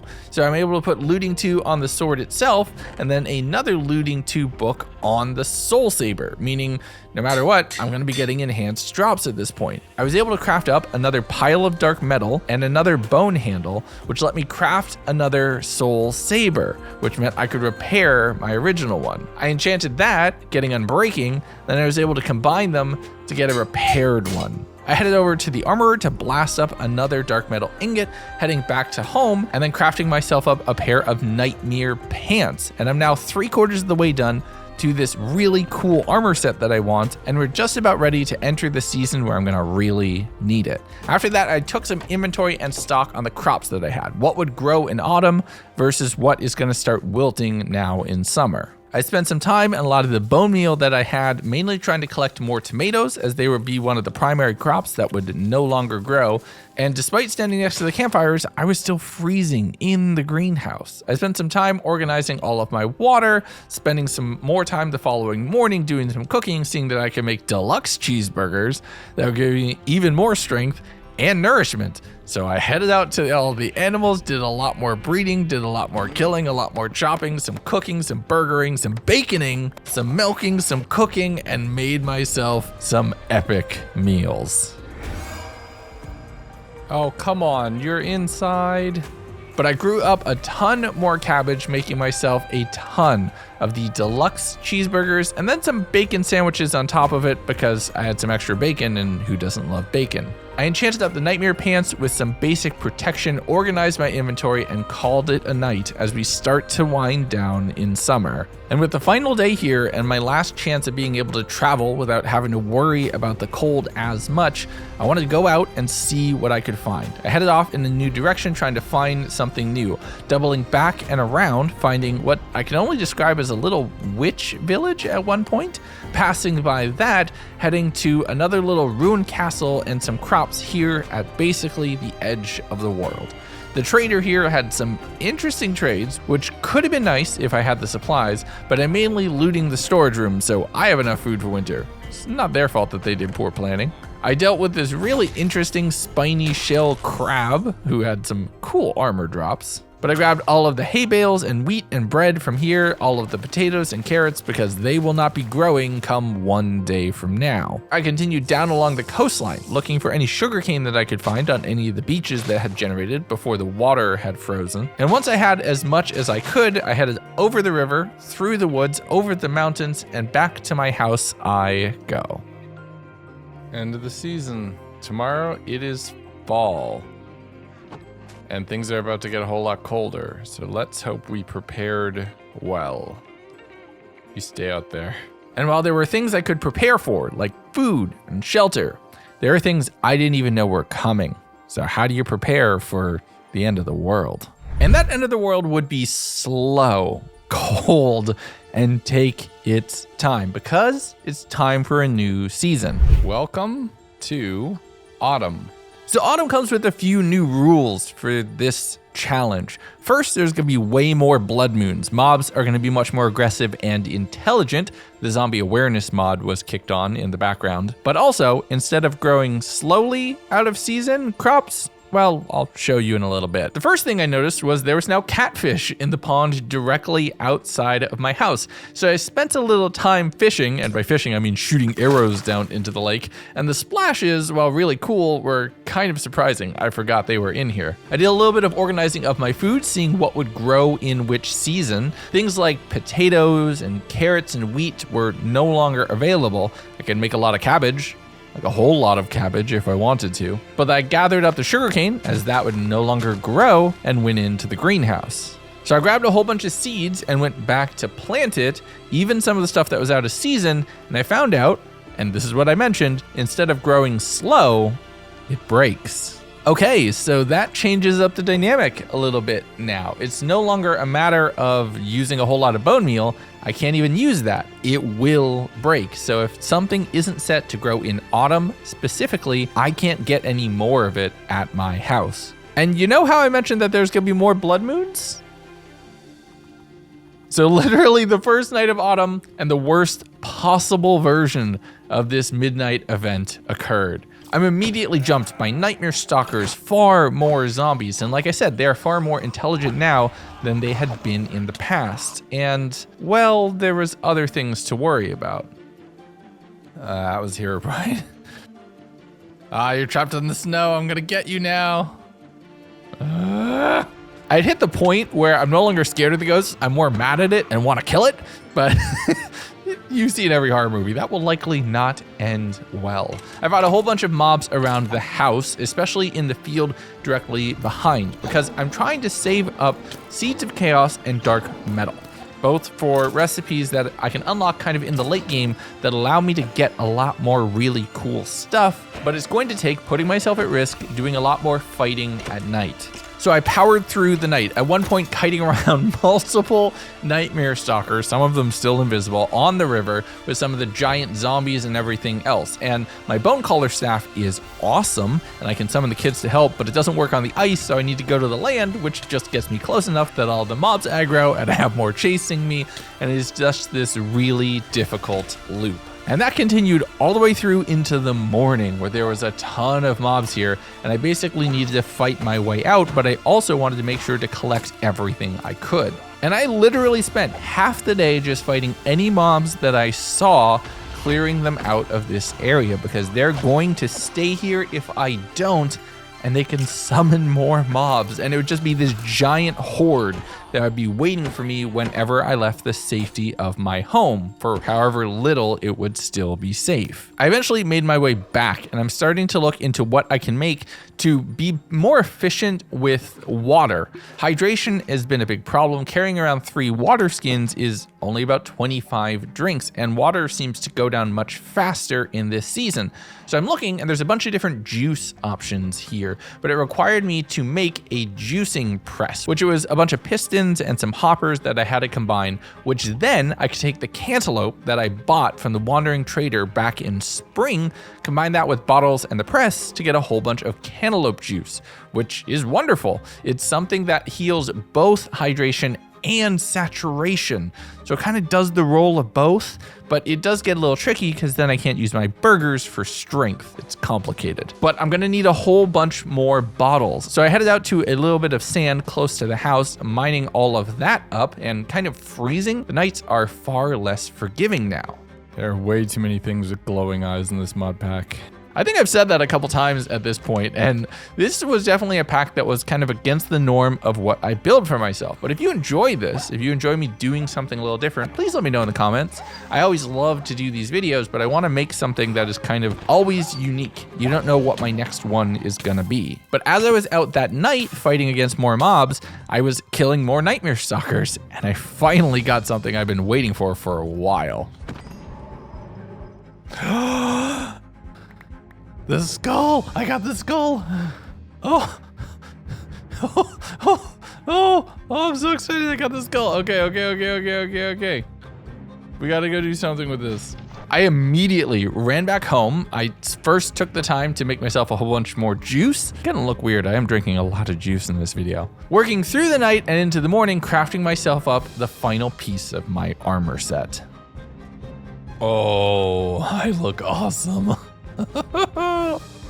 Look at me. So now I finally look as spooky as this video has been, which is awesome for me. I spent some time enchanting that first, getting some basic protection on it, and I'm all glowy and purple and spooky, and it's wonderful. And I thought with a full armor set now, I could head down into the crypts to go do a little bit more looting for more supplies. Now that I have this set that makes me faster in the dark, running around those crypts and evading the pillagers would be a whole lot easier. Now the smarter zombies did make just getting to the crypts a lot more complicated.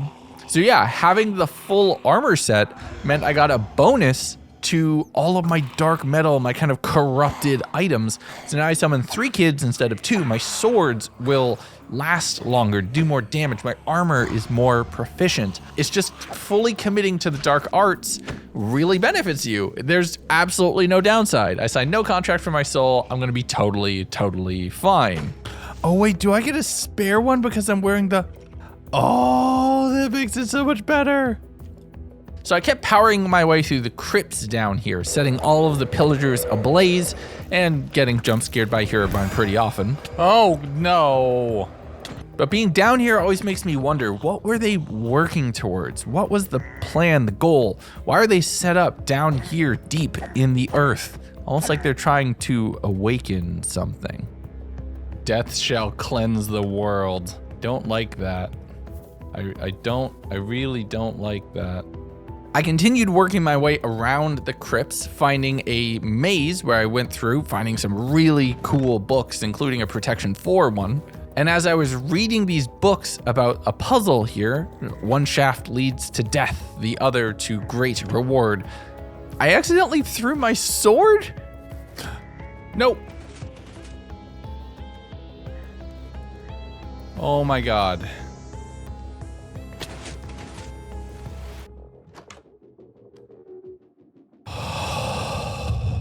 I almost lost my sword. I thought I was gonna drop a torch. But in the barrels here was, I mean, it wasn't great loot.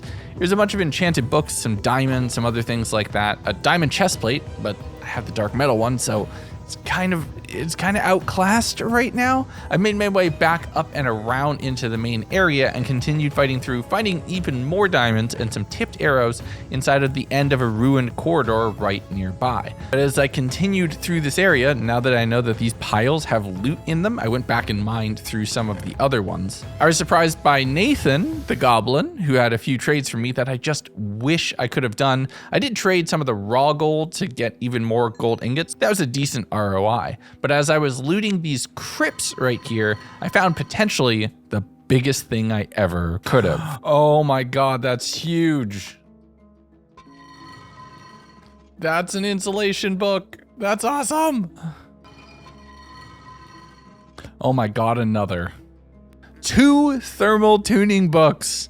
It's like underwear. It's amazing. But with that on my nightmare armor, I'd finally be able to go out and weather the storm, survive in the snow in the evenings, and I could really, really try to conquer this winter. I kept pushing through the crypts, reading more books and lore, accounts from a world long since dead and decayed. And they spoke about things that would happen for centuries to come and puzzles behind the books. I'm not sure what that was supposed to be.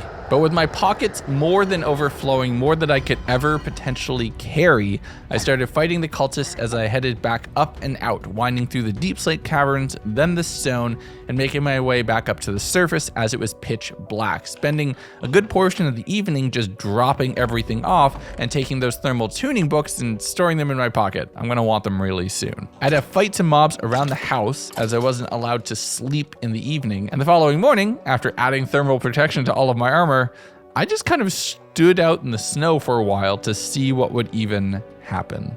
And I was fine. I was doing wonderful. So much so that I kind of forgot to keep paying attention. Whoa, whoa, whoa, whoa. So that was just a nightmare stalker out in the middle of the day. Now everything persists into the following morning. Not just the vanilla mobs, not just simple basic things like zombies and skeletons. Everything is out all day. That's new.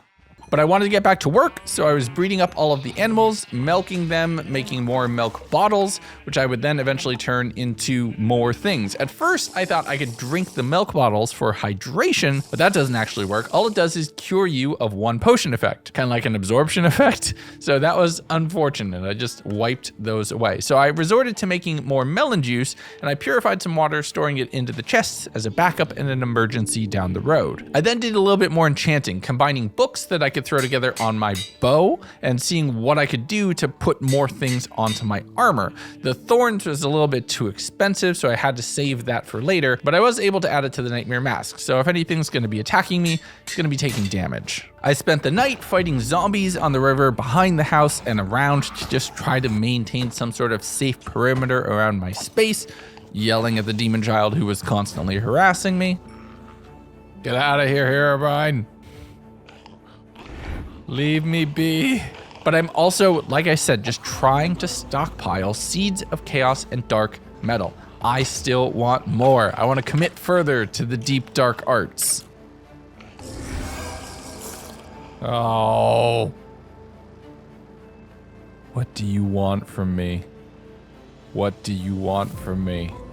I did have a little bit of a problem with the Supreme Bone Caller, who just shoots so fast, they're constantly holding you back, so I had to use a bow to really take them out, which I got a death totem. That definitely seems interesting. It's another way to avert death at the cost of maybe just a small part of my soul. That'll be fine, nothing to worry about there. Day 56, I felt like my home was probably pretty secure and I'd gotten some decent loot, but I wanted to venture out further and in a direction I hadn't been in yet. With a lot of thermal tuning, I can just go for some distance, and I'm holding the death totem in my hand now because I don't need to worry about keeping myself warm, just alive. I found and looted this witch's village. I don't know how else to better describe it. It was a bunch of buildings in a nice little coven circle. Coven, that was the word that I was looking for, but that's fine. I continued heading off to the west, finding and looting a few graves, getting some okay stuff out of here, mainly wheat, which I can't grow anymore, so all of that is useful. But as I got to the ocean at the edge of what I would consider safe, yeah, you're gonna see why I didn't keep going. What is that? Now, against my better judgment, I did break through the ice, shooting arrows down into the water to try to kill whatever this thing is with all of this teeth, doing damage, but it seemed to be mostly fine. Like, it was unbothered by all of my shots, and almost as if to double down, yet another blood moon rose just a few days after the last. Oh no. So I'm pretty far out from home at this point. I don't have an out or an escape, so I'm just kind of dancing around out on the ice, hoping that mobs aren't spawning too close to me and getting occasionally jump scared by mobs in the distance. Get out of here, Herobrine. Oh, ice, ice, ice. Every now and then, Herobrine would jump scare me, which would take me off of a Nightmare Stalker, who would then bite me and blind me, which allowed a whole lot more mobs to collect around me because I didn't know where I was going, and I ended up just kind of walking around in circles. So I fought for quite a while before eventually it was starting to get a little much, and I was feeling overwhelmed. I was starting to run low on juice.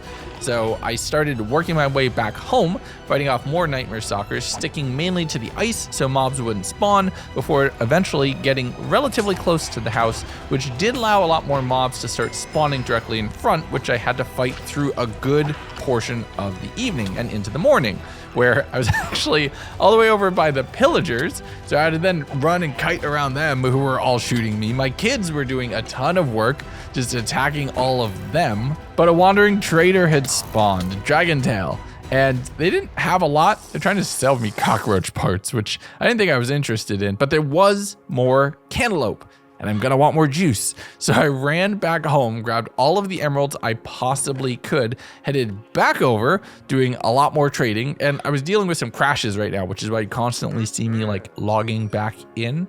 It is fixed for the mod pack. It was because of that thing that I did that the mods were wrong. But I also grabbed this weapon template for 50 emeralds, a rapier pattern. And it made me think that it would allow me to just make a cool sword of some kind. But it was just like this tic-tac-toe board with not a lot on it. I absolutely got scammed there. So I made an armorer's table and put that down thinking, okay, maybe now I can make a thing out of this, but it just didn't work. No matter what I did, where I put the pattern in, it didn't work. I totally got scammed out of a ton of emeralds right there. So I took out my aggression by mashing some potatoes. Well, making a mortar and pestle and then a whole bunch of potatoes and mashing them and getting a whole lot more food, which is not like in a bowl or anything. It's just piles of mashed potatoes that you eat. Steven is an absolute savage. But I couldn't sleep, so I spent the night just fighting zombies around the house, eventually getting to the point where my bed was usable. And the following morning, finished making all of the mashed potatoes. And like I said, look at this. It's just a pile of mashed potatoes that you're just eating with your hands. That's so gross. It's so disturbing. But it was snowing like all get out, and the snow was now accumulating a lot higher than it had been previously, to the point where the little area around my house that wasn't torched up was starting to be too tall, which meant I couldn't get out and over unless I dug up. So I spent some time just kind of cleaning and manicuring the snow around the house, trying to kind of measure it and see how far we were gonna get buried. But I didn't want to just sit around at home and see what would happen here. Spoiler, I'm gonna get buried. So I headed out in another direction, just trying to see what I could do with getting a little bit different things and having the snowfall happening somewhere else. I can't sleep to make it go away right now, and I just don't want it at home. I eventually made my way to a frost wizard's house. They immediately froze me, but I was prepared for this at this point. I've been dealing with frostbite since day one of the scenario, old man. You got nothing on me. After murdering them and sleeping in their house, getting another bundle from my troubles, which greatly increased my storage capacity, I headed out the following morning, finding a very weird and putrid looking zombie. It's basically a boomer from The Last of Us, and ugh, that's gross. But I headed out finding another copy of the house that I had taken up residence in, and there was a Protection 4 book just sitting in the chest right here, which is huge. There's also a whole bunch of pumpkins nearby, and they grow in autumn, but I was having trouble with getting them to grow back at my house. I don't know if temperature or something else was wrong, so I harvested all of them up so I could have them, finding another illusioner and getting them all rapidly murdered, really letting my kids do the work, finding another bundle so I could store even more. Andrew was released from the basement as I continued on in my direction, killing a gator so I wouldn't get nommed on, and then finding somebody waiting for me out on the ice. He's just standing there, menacingly. On my way along the coast, I was out grabbing any sugarcane that I could find since everything was frozen. It did generate, which was useful, but I couldn't grow anymore because it was out of season. But as I headed into the village, activating the waste stone so I'd be able to potentially warp back and forth, even though it is so expensive on levels to do so, another super blood moon rose, and I felt slightly obligated to defend the village as I had kind of brought this on them, so cue the combat montage.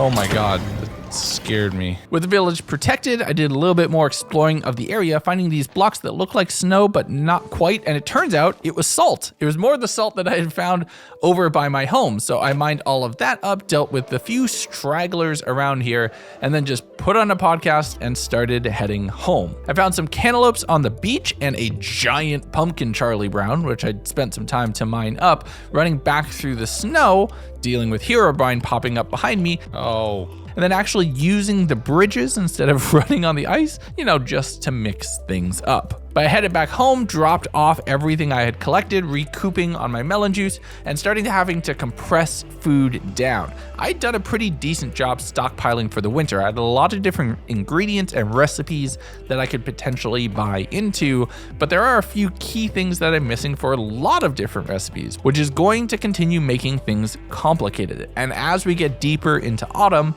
and we start having to think about the last 25 days of this video, where it's only going to get worse. Day 61. I had actually taken a decent bit of damage in the previous few blood moons, so my armor wasn't looking great, and I desperately needed some better enchants so I could be taking less damage. So I spent a good portion of the morning just kind of enchanting books and repairing all of my nightmare armor. Thankfully, it worked with just the leather, and I didn't need dark metal, so I had a pretty good supply of that, and I was able to keep things topped up. Once that was all taken care of, I took care of the mobs a little bit, breeding up a few more before just seeing what else was around. There was a bunch of snow blocks here, and I was actually concerned with the poor visibility that you have during the storms that maybe this ravine would be a bad idea and I would be able to fall down into it.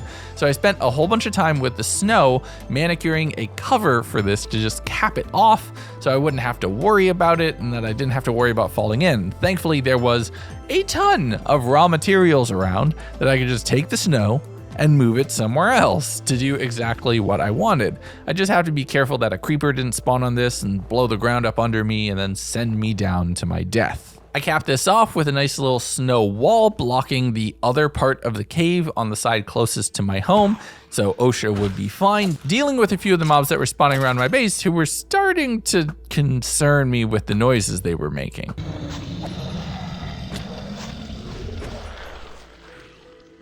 I don't like that sound.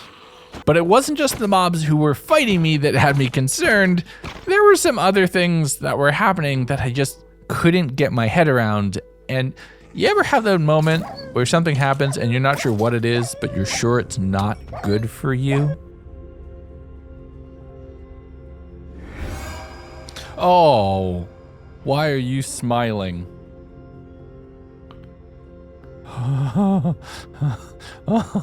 But the next morning, I just cleared out the remaining mobs around the base, and somehow I had gotten stinky. I had flies just constantly around me. I'm not sure what that was, but I did know that I wanted to keep going. It was a nice day, the weather was somewhat relaxing, so I headed out, finding a skeleton horse just chilling on a hill, and then going off to loot a nearby dungeon that was up above ground, so the spawner was nothing to worry about. Oh my goodness. I headed down the river, finding another one of those dark wells, so I broke that to find the chest with a bunch of coal and magma blocks inside. So that's a pretty nice win, and I'm checking the map, seeing another one of the pumpkins, where I thought, you know what, I've killed this boss before, in way less powerful gear, so let's maybe get another Soul Saber as a backup. Fighting the Headless Horseman this time around, like I said, with a much better armor set, much better weapons, was a little bit more forgiving, and the fact that I had a bow, I was feeling pretty good. The kids were doing a good chunk of the work, and I could just run around, tank, and take care of all of the mobs. I was taking some pretty significant damage to my armor in the moment, so I had to be careful about that. But I was able to, through a good portion of the day, honestly, fight my way through all of the phases of the boss, eventually killing the body first and working my way through all of the explosions to be able to go kill the head, which was actually floating up too high for my kids to do any damage. That's really funny for me as a parent of very short children, but I don't know, I just found that kind of hilarious, I'm not gonna lie. But this was a night of a harvest moon, so I wanted to get home as quickly as possible and take advantage of that.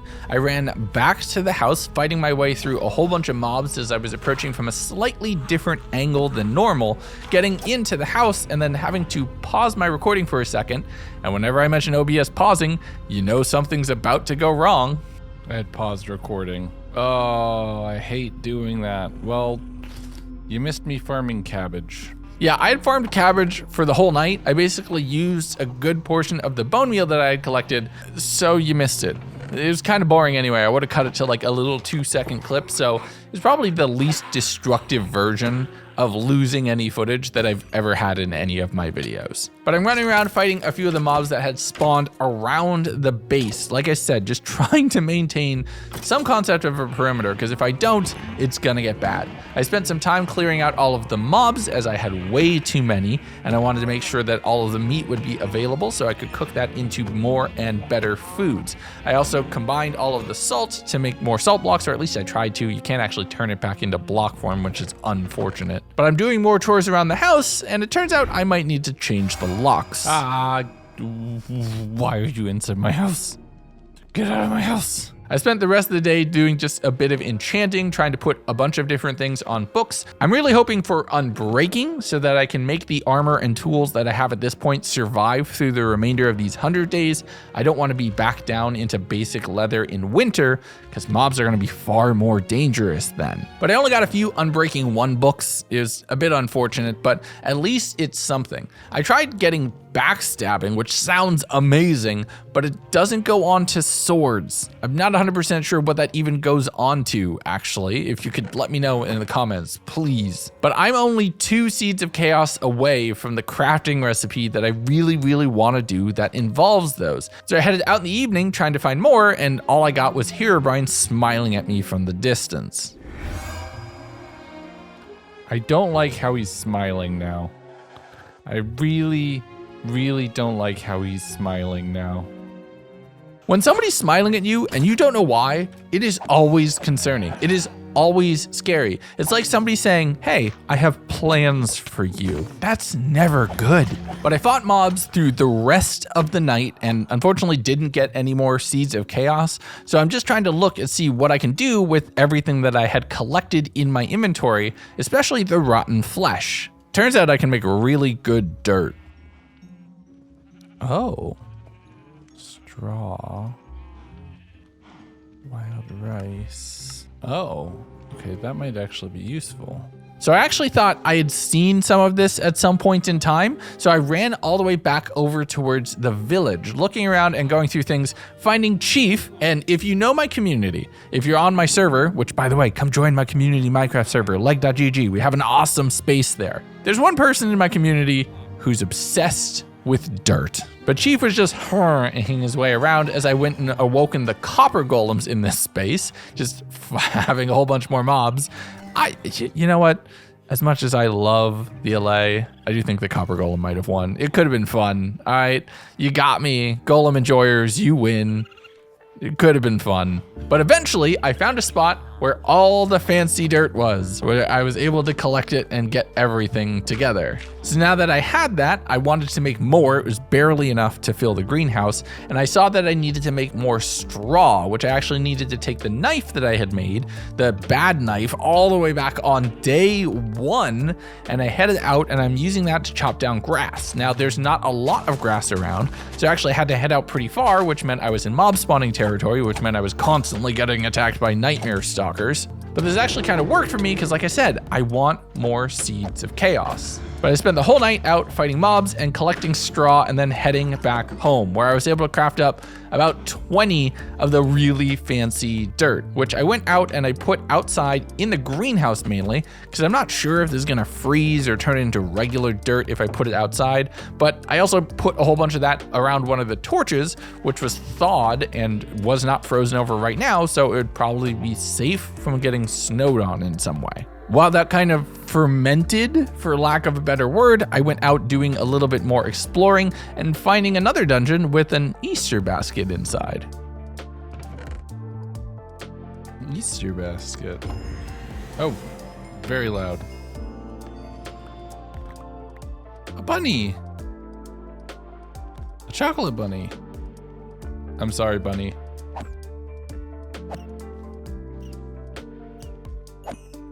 Oh look, they went away. But as I got a little bit late, I realized I had headed out without my sleeping bag, but despite that, phantoms were starting to spawn, and I actually kind of wanted some phantom membranes or some of the drops that you can get from them, because there's a possibility if I get really lucky, I can craft an elytra, which would honestly be super cool to fly around this space. I have a ton of gunpowder, so I wouldn't be able to go far, but it would be nice. But I'm running around fighting off more mobs and then continuing along in this direction, finding another of the witches areas, another of the kind of coven circles, fighting all of the witches around here where I could get a whole bunch more bottles, which was awesome for my juice production, and a whole lot more experience from killing mobs, which is good because I want to get back up above level 30 so I could try to get some Unbreaking 3 books. I kept fighting the whole night, ending up with a witch's hat in the morning, so I'm part of the coven now, digging around the central cauldron, finding a chest underneath, grabbing a waystone, and then jumping on my horse and continuing out. I got to the point where we met another frozen ocean, and there was a village right here, kind of nestled into the coast. I registered on the waystone, which would cost me 5 levels to get back home. Pretty expensive considering I'm trying to save up. But I just kind of checked what was around the village. Looted the chests, stole from all the villagers, you know, the usual Minecraft thing. But as I was checking the woods nearby and surrounding the area, I found a dark tower. Now, I'd seen this before over on the shipwreck island, so I knew how it would work. You can't really mine in here. The spawners actually fight back. So you have to be careful about that. Whenever you're mining them, you're poisoned, you're blinded. So you have to do it when you know you're really safe to. And I started fighting my way, spiraling up all of the towers. And there's quite a bit in here. Handling this on my own basically required going up, getting to the point where I can mine something, and then having to come back down to the main floor to heal. But that all started to fall apart at about the halfway point. What the heck? Need to come back for this a little bit better equipped. It's gonna be expensive, but Might actually make sense to use the waystone for a change. Yeah, let's use the waystone for a change. 5 levels, that's expensive. But worth it. So since I was out of almost anything to drink and I had earned a whole bunch of levels from the tower, I warped back, which put me at level 29. It kind of sucked to be under 30, but we'll make it work. Mainly because I can go around and fight mobs all night since I can't sleep for some reason. And I'm just prevented from sleeping through the night. And I have to spend all night fighting everything. Next morning, I saw a whole bunch of mobs just through the window off doing their thing as I made myself some more melon juice so I'd be hydrated and more able and capable to take on the tower once I headed back. I dealt with all of the mobs that were around, made myself a new knife, and chopped up some beef to make some burgers, did a little bit of milling to make more spaghetti, and made myself a whole bunch more pasta. And honestly, that kind of took all day. The burgers are nice, and being able to get strength is good, but nourishment and saturation effects will be able to allow me to stay out longer because I'll need to eat less, and I just need to worry about hydration. The only problem was, as I started finishing that up, a super blood moon rose. Oh, well, that's a problem. So there's gonna be quite a few mobs around here, and all the snow has kind of hit a perfect level where it's now spawnable again. So that is about to get really bad. And this specific blood moon seemed to be almost exclusively zombies, or at least a lot of zombies spawned, and then the zombie calling reinforcement mechanics started to really work, and then it started to really snowball very quickly. I was setting myself on fire from hitting the mobs, and then they would hit me, so I had to occasionally use my water bucket to help kind of fix myself, but that made me colder, so I had to balance and then hold the lava bucket and then try not to use that and waste that, or use it on the zombies because then it'll make more fire zombies. And it was just this chaotic just kiting back and forth on the ice. But then I had a different problem. They were drowned underneath me, and they were breaking the ground under me, trying to get me to fall into the water with them. This is a problem.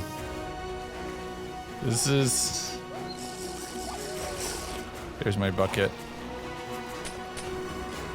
They keep trying to throw me under the ice.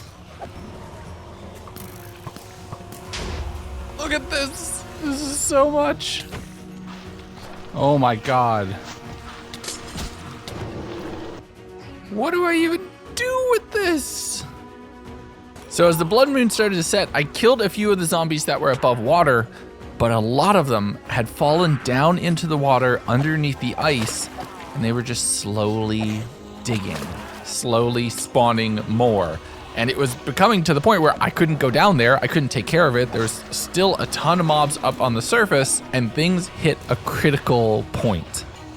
Look at everything trapped under the lake. Oh, there's my apple.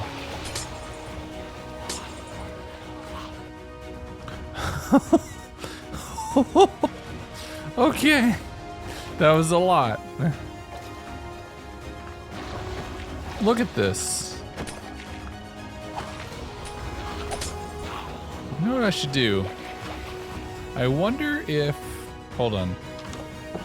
There's something I've really been meaning to use in this pack for a while. So one of the mods I had allowed you to make custom snowballs, which could be very fun. And one of them, you could just stick a TNT in a snowball. And I'm thinking, when am I ever going to use this? Now is when I'm going to use this. Oh, these don't stack.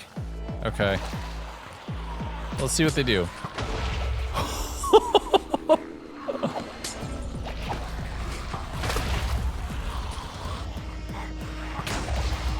Oh, ow, ow. And that last explosion was extremely unfortunate because that broke my nightmare helmet, which was a problem. I no longer had the full set. I had most of the utility to be able to make it, but just losing that and the enchants on it was a bit of a setback. You know what's way more of a setback? Once those zombies made it to land. Oh my God. What am I supposed to do here? So, this feels like a bad situation, right? This feels like the moment where things take a turn and I'm kind of nervous. I'm trying to run the math on if I can kill the zombies faster than they're spawning reinforcements. and if that's even possible to do. I did a lot of sword swinging throughout the whole night. I quickly slept to avoid darkness so more wouldn't spawn, and in the morning, I'm starting to hear very scary sounds. So the first thing I'm going to need to be able to deal with this is better armor, right? I had gotten the last seed of chaos I needed in the previous night to finally make some progress here. You can turn diamonds into netherite coins with 4 seeds of chaos surrounding them. 4 coins turns into netherite scrap, which is 1 ingot, which is what I needed to be able to work towards a dark metal chest plate. I crafted up a diamond version, made the netherite ingot first, did a bit of enchanting on the diamond chest plate just to get that ready to go, then set up with all of the books and dealt with someone who had made it inside. Oh my god. I didn't even notice. What's up? I have a child sitting down for dinner. I kind of want to leave you there. But I kept throwing TNT into the lake, and it's doing basically nothing. Okay, this is gonna get so much worse. It's only gonna continue getting worse. So I headed over towards the armorer, first blasting up some dark metal so that I could work towards a plate. I used the smithing table that was inside there to upgrade my chest plate to netherite, and then once I had all of the dark metal, made a dark metal plate which I can then put on the chest plate to protect me even more. Does this suck, losing a bit of thermal tuning? Yes, absolutely. But we need to be able to tank damage. This is getting worse. Ow. With all of this, I'd forgotten about Herobrine, I'm not gonna lie. We're gonna go to sleep before it gets too much worse. Oh, I can't sleep with my kid here. Oh, I'm sorry, child.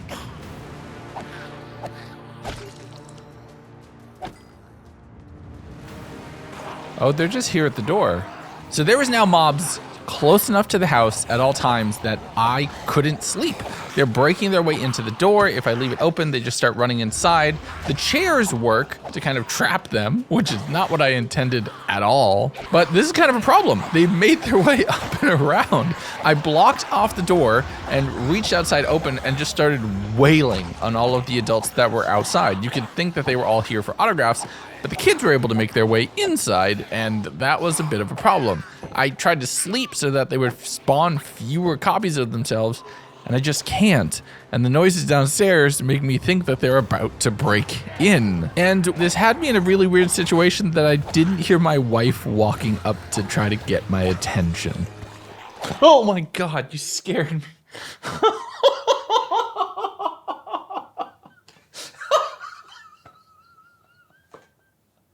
You scared the shit out of me. How are you? Hi, what's up? Are you telling to him? No, that's a video. But that spook was enough to kind of bring me back to my senses, and I'm not gonna be able to deal with that horde from the door. So I headed up to the attic, carved a hole in the roof, and tried to take stock of the situation. Oh my god. The only problem was standing on the roof was freezing me to death. And the mobs, they can pillar. They can help each other, like the zombies in World War Z, to climb over the walls once they're in mass. I'm not gonna lie, I'm panicking a bit right now.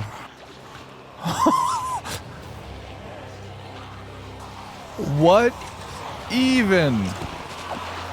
What do I do here? What do I even get off the roof?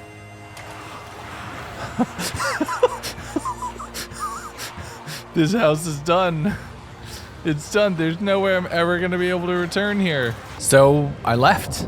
I jumped on my fell horse, I took whatever I could in my pockets, and I ran, hoping that maybe there'd be a way I could recover the house and what I had left inside, but the first thing I needed to do was survive. I ran over to the village because that was the only other place I could think of potentially surviving, just hiding one of the houses and trying to realize where I was kind of at. Oh my god. What do I even begin to do in this situation? Oh, it warmed up. Oh, thank goodness. Okay. It stopped snowing. I can stand outside now. We need our stuff. I need the lava bucket, if nothing else. So I banked everything in a chest here and then thought, let's go back. Let's take a look. Let's try to see where it's at. And the lack of thermal tuning is very apparent. Oh, wait, I have the lava bucket in my hands. I was so panicked and so scared. I didn't see it in my inventory and I was sure I had lost it. Oh, that's a little less bad. It's still not great because we basically have to offhand this thing to survive. Legundo and losing things that are obviously in his inventory. Name a more iconic duo. I'm blind sometimes. So I slowly crept in towards the house, trying to sneak through the horde, hoping that maybe they had dispersed, they didn't have a scent on me, and I'd be able to try to get in and get some of my stuff. I dealt with a few of the mobs that were right out front of the door, running in and blocking it up right behind me. I wanted to take no chances. I ran into the chests as they started breaking down the doors, and I could hear them starting to dig to spawn more friends inside the house, grabbing a whole bunch of food, anything else I could carry. I compressed down iron, emeralds, anything valuable, and then it was time to go. My first thought was to try to fight my way back out the front door. That was just not gonna work. There were far too many zombies around, so I made my way back up to the attic level, climbing through that little hole in the roof, and then jumping down, throwing a pearl off in a direction, summoning my horse, and just seeing zombies overrunning the entire building. And I felt like that was it. I was kind of reset. I mean, I'm setting myself on fire again with the lava. Yes, it's business as usual, but at the same time, it feels like a massive problem. Hi, I'm taking this.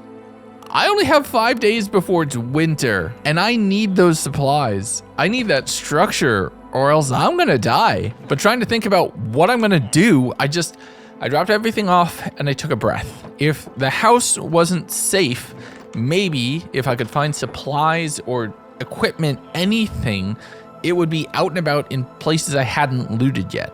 So I spent almost all of my levels warping out to the very far village that had the dark tower right next to it that I had been on right before that just zombie overrunning of my main base. I worked my way up the levels, this time bringing torches so I can light up what's behind me and fighting up to each of the individual spawners. You have to be extremely careful when breaking these because it puts you in such a vulnerable state. And also, I'm high enough up and without thermal tuning, I'm taking cold damage. So now I need to be much more vigilant on keeping my temperatures up as well, whereas before I could just focus on fighting. I got up to the point where the Vexes were spawning, and this started to become a problem, so I offhanded the totem in order to keep myself from a really inadvertent ganking from behind, and would switch to the bucket whenever I started getting cold, downing melon juice as much as I could to keep my health up to full, because thirst was going down so fast with every bit of damage. But at one point, there was far too many mobs to deal with, and I was getting kind of overwhelmed,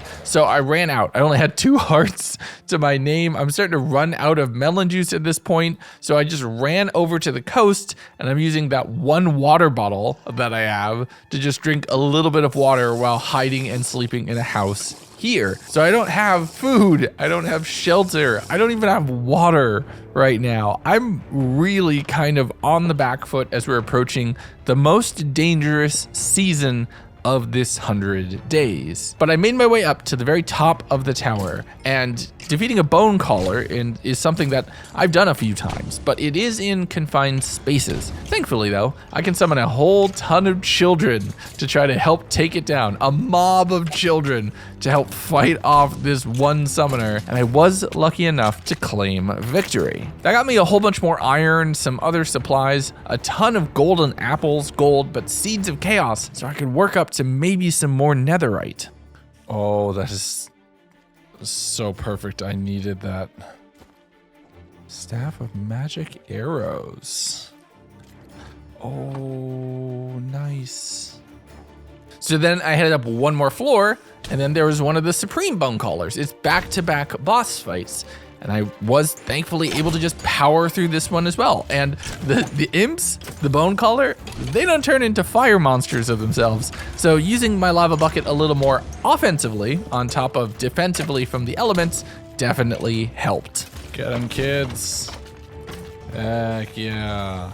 But I spent the time looting all of the towers, working my way down, seeing a kind of a little depressed, like inset little base that had been set up with a few witches and pillagers inside. There's a little bit of loot here which had food, but I'm out of water, so I'm eating the golden apples to recover my health because that's the only way I can heal right now. So with 2.5 hearts and a dream, I'm heading in, getting a few sweet berries after setting a witch on fire with a bucket of lava. My life is weird. How is that a sentence I just said? But I ended up drinking some more ocean water, which does hydrate you, apparently, using the waystone to warp back to the village, and just as I did, a blood moon rose. Oh no. Now, I can't afford to lose the village as well, and I don't have the benefit of all of the ground being spawn-proofed from the snow that had been falling around that structure for the last 70 odd days. So I had to go out and fight I did. Just trying to keep everything I could away. I'm staying away from the village, so that's not being marked as a potential area to attack. I'm just running around on the river, kiting mobs, fighting through everything I possibly can. There were drowned spawning now, and they were continuously trying to break the ice underneath me, but at least now I had a little bit of experience dealing with that, and I was able to stay away and go to the coasts whenever possible to recover. I had to tank a lot of this with very little damage because I didn't have a way to heal. I didn't have food or water that could actually help me fully recover. So I had to be very careful, but I was able to power through. The following morning, I just tried to see what I had. I was able to make a whole bunch of more melon juice based off of everything that I had saved from the village, but going from 6 chests filled with loot down to a single one, I can't lie, it was a bit of a downgrade. But I was very close to another piece of dark metal armor. I was only 3 seeds of chaos away. So the blood moons had at least come in handy for something, as well as taking on the tower and getting all the loot from there. But there is no way that I'm going to be able to survive winter just crashing on the couch of a few villagers. I need to go and retake my home. That is the only way I'm going to survive. It's where all my supplies are. That's it. It's that or freeze to death in the winter because I am not strong enough to make it through. So I approached from the south and just started fighting my way through, attacking early enough in the day that more mobs weren't spawning, and being lucky enough that a lot of the ones who had actually made their way into the house were trapped on the chairs. Zombies apparently don't know how to stand up once from a seated position. But I was lucky enough to power through all of those, and then it was just the lake that I had to deal with. Fighting and making sure to attack anyone as soon as they started digging, which cancels the spawning process and allows me to actually gain some ground. With really aggressive, just pushing for it, making sure to never right click with that lava bucket when I'm underwater, because that is game over as well, I was able to finally secure a beachhead, getting the doors down, repairing the door over at the greenhouse, and immolating some of the cabbage that I had. But I harvested the rest, including the nether wart, and my fancy dirt was ready to go, but we'll use that in a minute. But I'd done it. I'd somehow recovered the house through just 2 or 3 days of poking at it near continuously. I was able to regain ground, but I needed to be ready because this could potentially go bad again. And with only 2 days left in autumn, I needed to be smart about what I was going to spend my time on. First, I ran all the way back to the village to just recollect a lot of my loot, sailing back over towards the house to make myself a whole bunch more juice, to organize inventory, and to take care of all of the animals. I was in the process of just breeding those up so I could get another generation set and in the bank when, let's just roll the clip.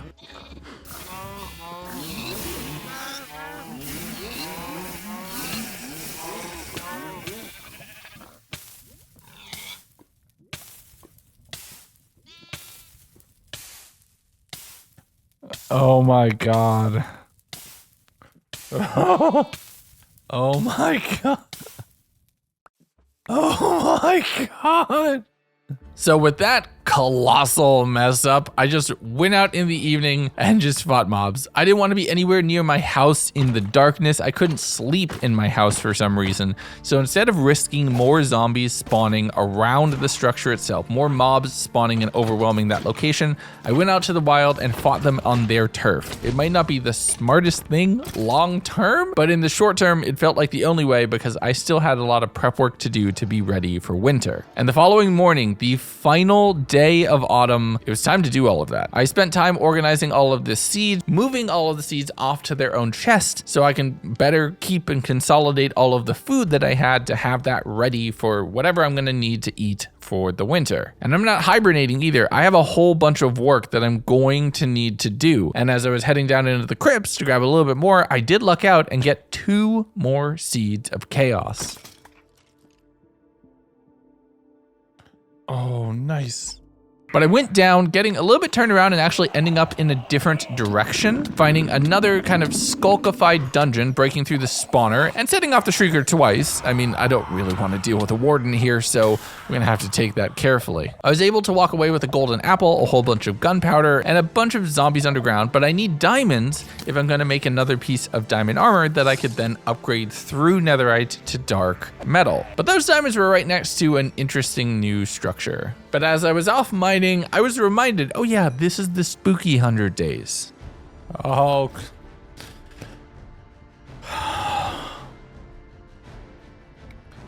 It had been just long enough, and with the zombie horde, I forgot that Herobrine was in the game. My God. But I kept pushing through to diamond ore and eventually found this really interesting deep slate structure buried here.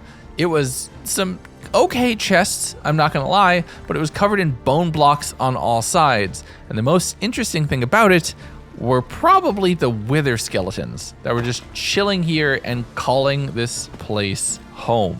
I did spend some time just poking around the outside coordinates of the space, seeing what chests I could find that were somewhat defenseless. I found a mending pickaxe, which is really nice, and the water is helping me keep the wither skeletons away, and since I'm deep enough, I don't need to always hold my lava bucket to keep me warm. But I marked the coordinates for later, just saving this off because it's the end of the season, and I really should start winter, the harshest time in this entire 100 days, at home. The last thing I want to do is be stuck out in a cave and freeze to death before I can make it through the door. So I made my way up to the surface, inside, banked everything, and took one last deep breath. Right, that's the end of autumn.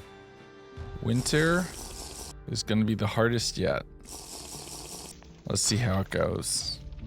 And I couldn't have got in at a better time because welcome to winter. This season's gonna be a lot more difficult than anything else. Firstly, it's always snowing, which means mobs can always spawn, and it's always cold. Even with a lava bucket in my hand, I'm gonna start taking freezing damage after only a few seconds. But with the new higher spawns, I had quite a bit to deal with right around home. But just when I thought I had a handle on everything that was happening around my house, the snowmen started to attack. Yes, that's a real thing that's gonna start happening now in winter. Snowman raids. Wait, wait. Frosty, why? Wait. Okay, that's genuinely annoying. Kids.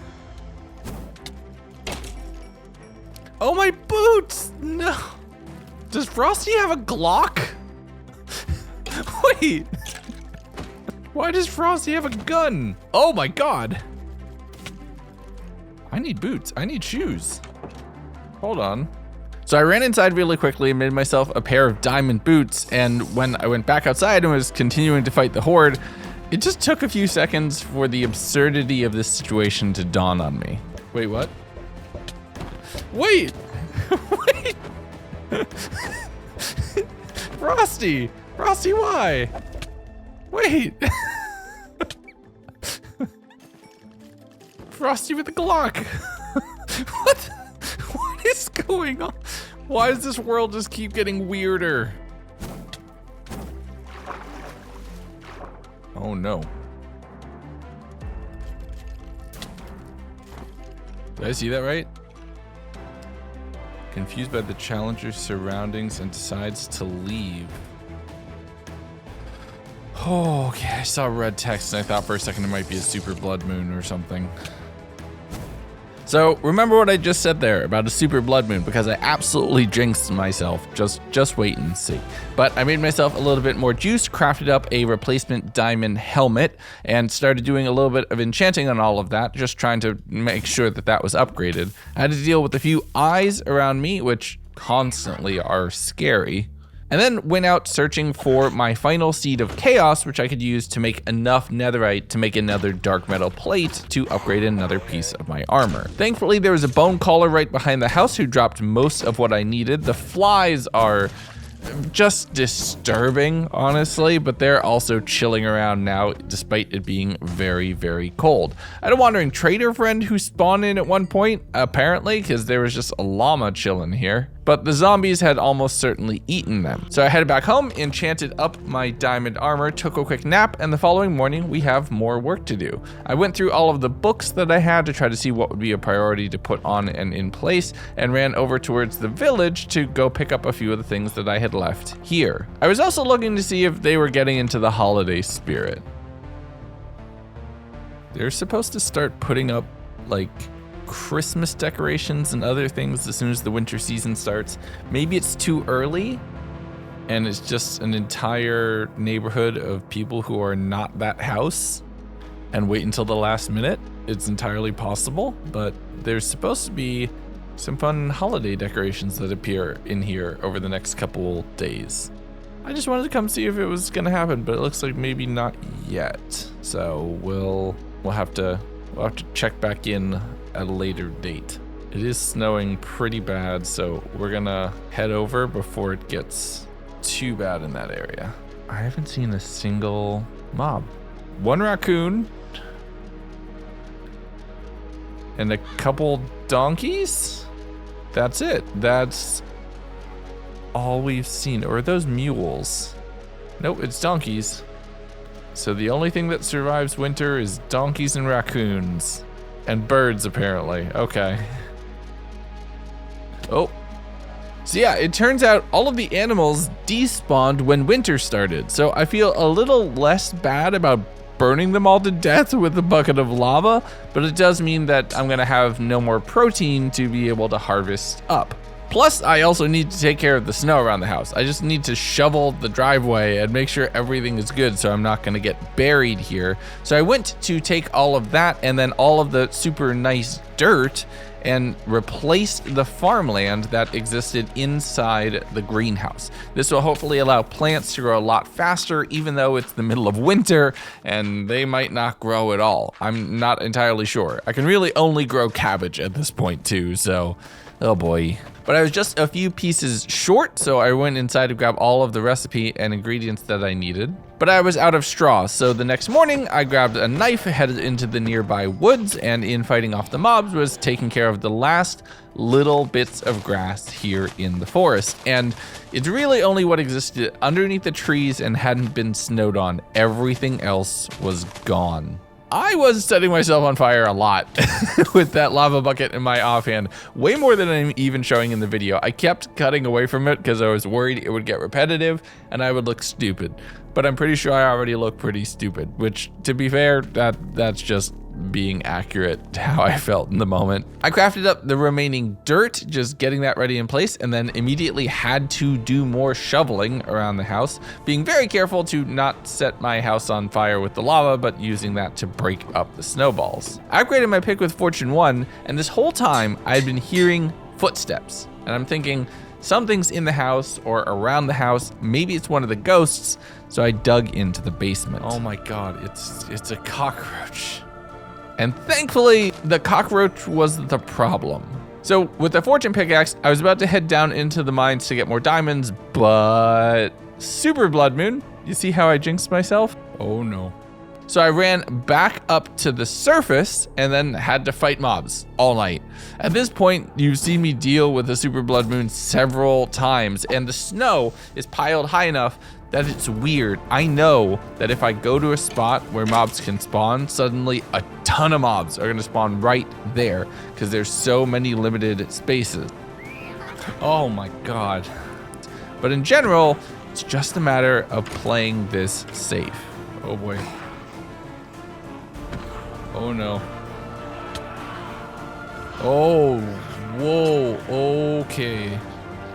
Oh my god. I don't know why the Super Blood Moons seem to spawn just exclusively zombies. Maybe I changed something or misconfigured something. Or it might be the fact that as soon as the zombies spawn, they start making thousands more zombies. Oh no. Okay, children. Nope. Kids aren't working. Why are you so fast? But this time, instead of going in the house to hold up, give them a consolidated target that they can just kind of pile into and just eventually overwhelm the defenses of, I kept on the move, I kept running around, I was picking off zombies one by one, trying to make sure that I was careful enough to take out the ones that were aggroing around, and I did okay. I survived through the night into the following morning, where I was mainly on cleanup duty. The kids were doing a lot of work as far as taking out a few of the zombies, and I'm using the staff of magic arrows to be able to fight everything from range. But that did not stop from another massive horde of zombies and drowns from being underneath the ice. Doing a little bit of repairing to that ice over the last couple days had bought me some time, but it was still going to be a problem. So I crafted up a few more TNT snowballs and just started yeeting those into the horde, which kind of broke a few of them out, and then a lot of zombies were chasing me. But I can't just stay out here fighting on the lake for forever. I do eventually need to be able to do something else. So I did make my way into the house at one point, just securing myself off, making a little bit of a quick access, going and grabbing the dark metal that I needed and some ender pearls and getting up onto the roof. Oh my god.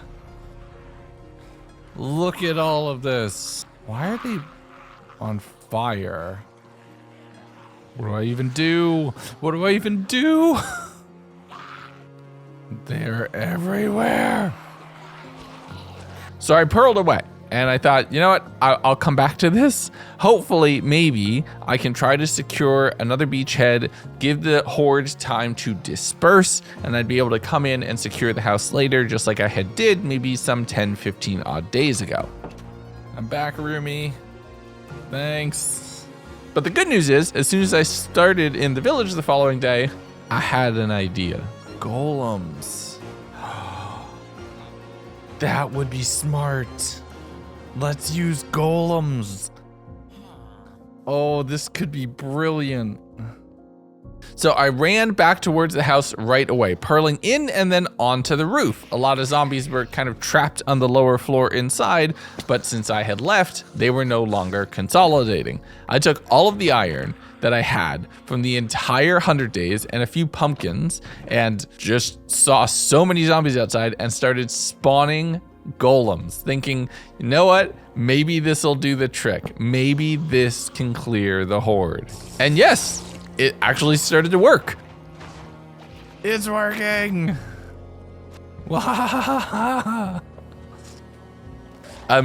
Who knew having a robot army would be really good for fighting, or making it, you know, slightly better odd than 100 to 1, making it like 20 to 1. That is much more manageable. Oh, every time, as soon as I start to forget about Herobrine in the pack. Honestly, this is kind of working. I mean, the problem is they're trapped in the bottom of the lake. And that was honestly really promising. Having some backup, being able to secure the lake, being able to actually take out a bunch of the zombies, or let the zombies be taken out by my creations while I focus on fighting things like nightmare stalkers that they would never engage with, or shoveling up all of the snow around the base so that I won't get completely buried. That's working. That's an even and fair trade-off, and it's doing pretty good. The only problem is I couldn't sleep, because there were still mobs all around the house. So on the morning of day 81, I'm just clearing out a few drowned that I saw underneath the ice in one area that the golems couldn't get to, and just a few stragglers around the base, letting the golems go off and do their work in the lake unimpeded. The giggling continued to horrifying effect. But the one thing I wanted to do was make sure that the golems were actually protecting relatively close to the house. They had wandered out pretty far at this point, so I went over and grabbed some leads, leading them back to the house and tying them to the pole directly outside. After that, I went and I got some sand so I could craft up some more bottles so I'd be able to increase my food stores even further. But I was out of some other essential supplies. We need more diamonds. You see, I had all of the seeds of chaos to make netherite, but I didn't have any diamonds. So I made a grindstone and I ground off the enchantments from a spare diamond pickaxe that I had.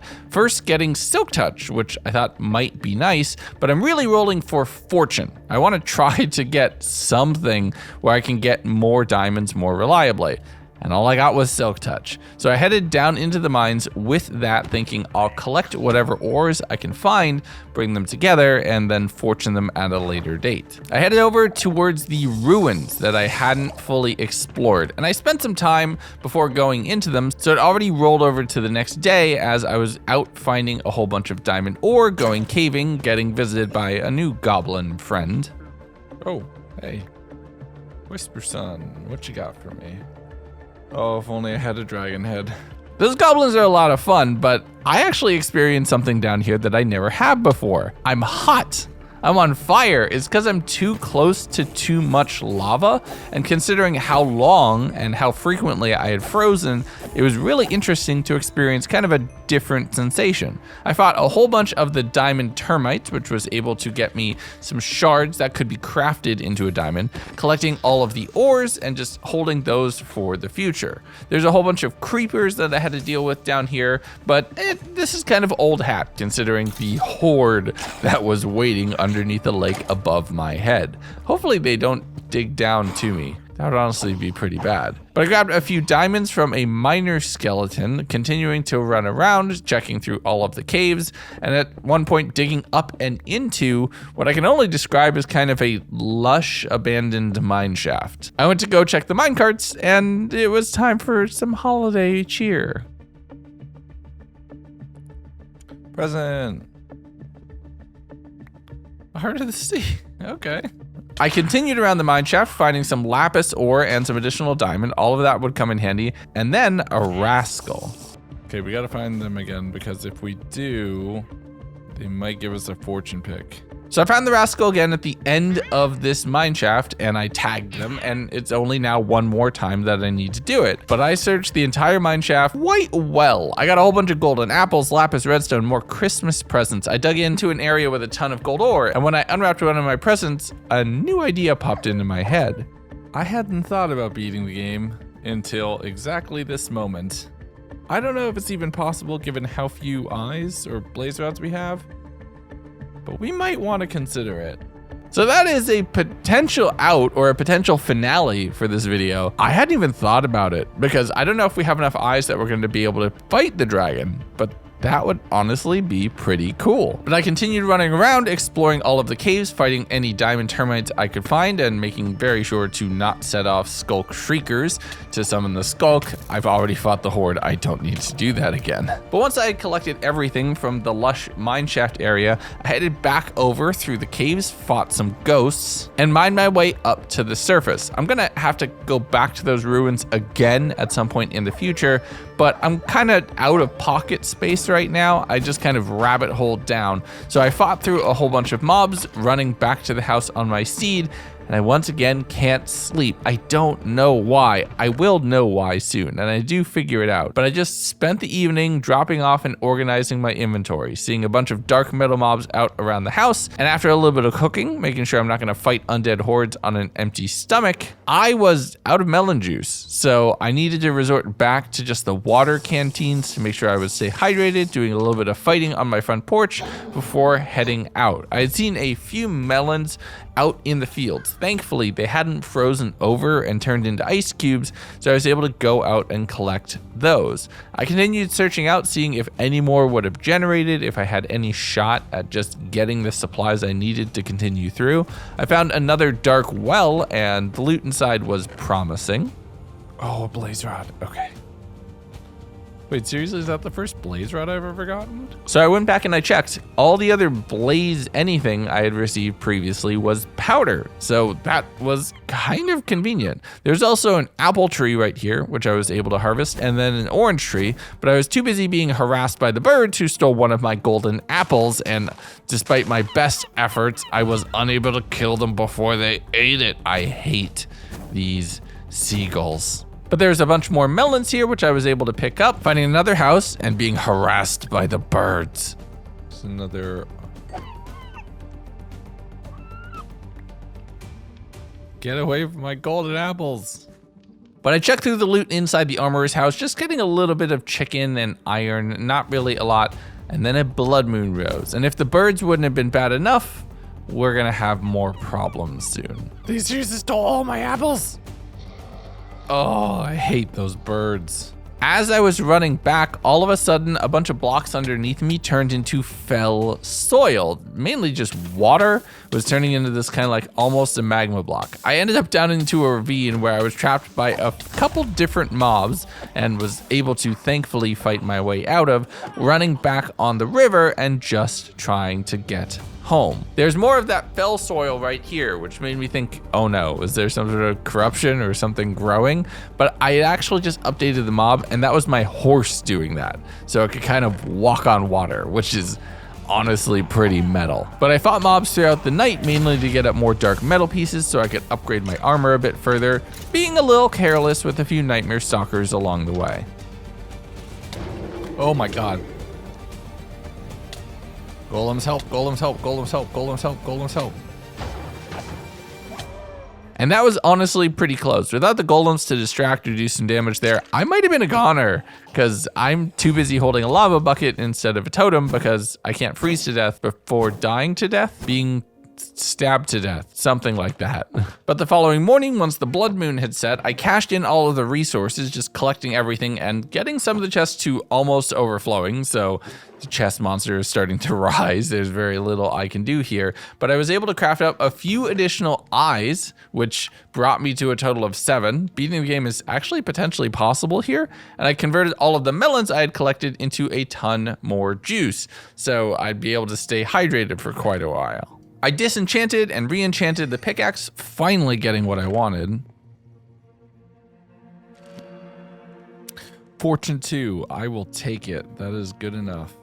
And with that, I plopped down all of the ores and mined that up for more resources, also upgrading my chest plate along the way. So I converted half of the diamonds into netherite coins, and I stored off the rest of the seeds of chaos because I didn't have enough to make any more coins. I smelted that up to make another netherite ingot, and then I also upgraded my nightmare pants with some unbreaking because that has thermal tuning on them, and I don't think I can afford to upgrade those or remove that when I'm in the middle of winter. I headed over towards the armorer nearby to smelt up the 3 dark metal piles that would allow me to make the 3 dark metal ingots, which when I ran back home, combined that with the netherite ingot and a whole bunch of the dark leather, was another plate, which I made a smithing table over here so I could do the final step of it, and went ahead and upgraded my boots from diamond to netherite and then netherite to dark metal. So I'm a lot more durable now. I can take a whole lot more damage. I just can't sleep for some reason.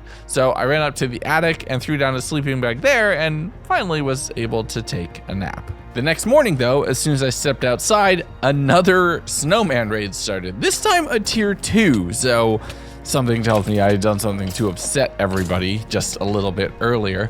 A ton more of the snowmen appeared. Now, there were 2 new types. Ones with presence, where if you let them get a little bit too close, they would explode and add a whole ton of snow everywhere. And these other ones that would make me blind or drunk when they hit me with certain projectiles. The real problem with this, however, was the snowmen were far more efficient at killing my golems than the zombies were, since they had ranged attacks and they would actually be aggressive at the golems where skeletons weren't. Nope. No, don't do it.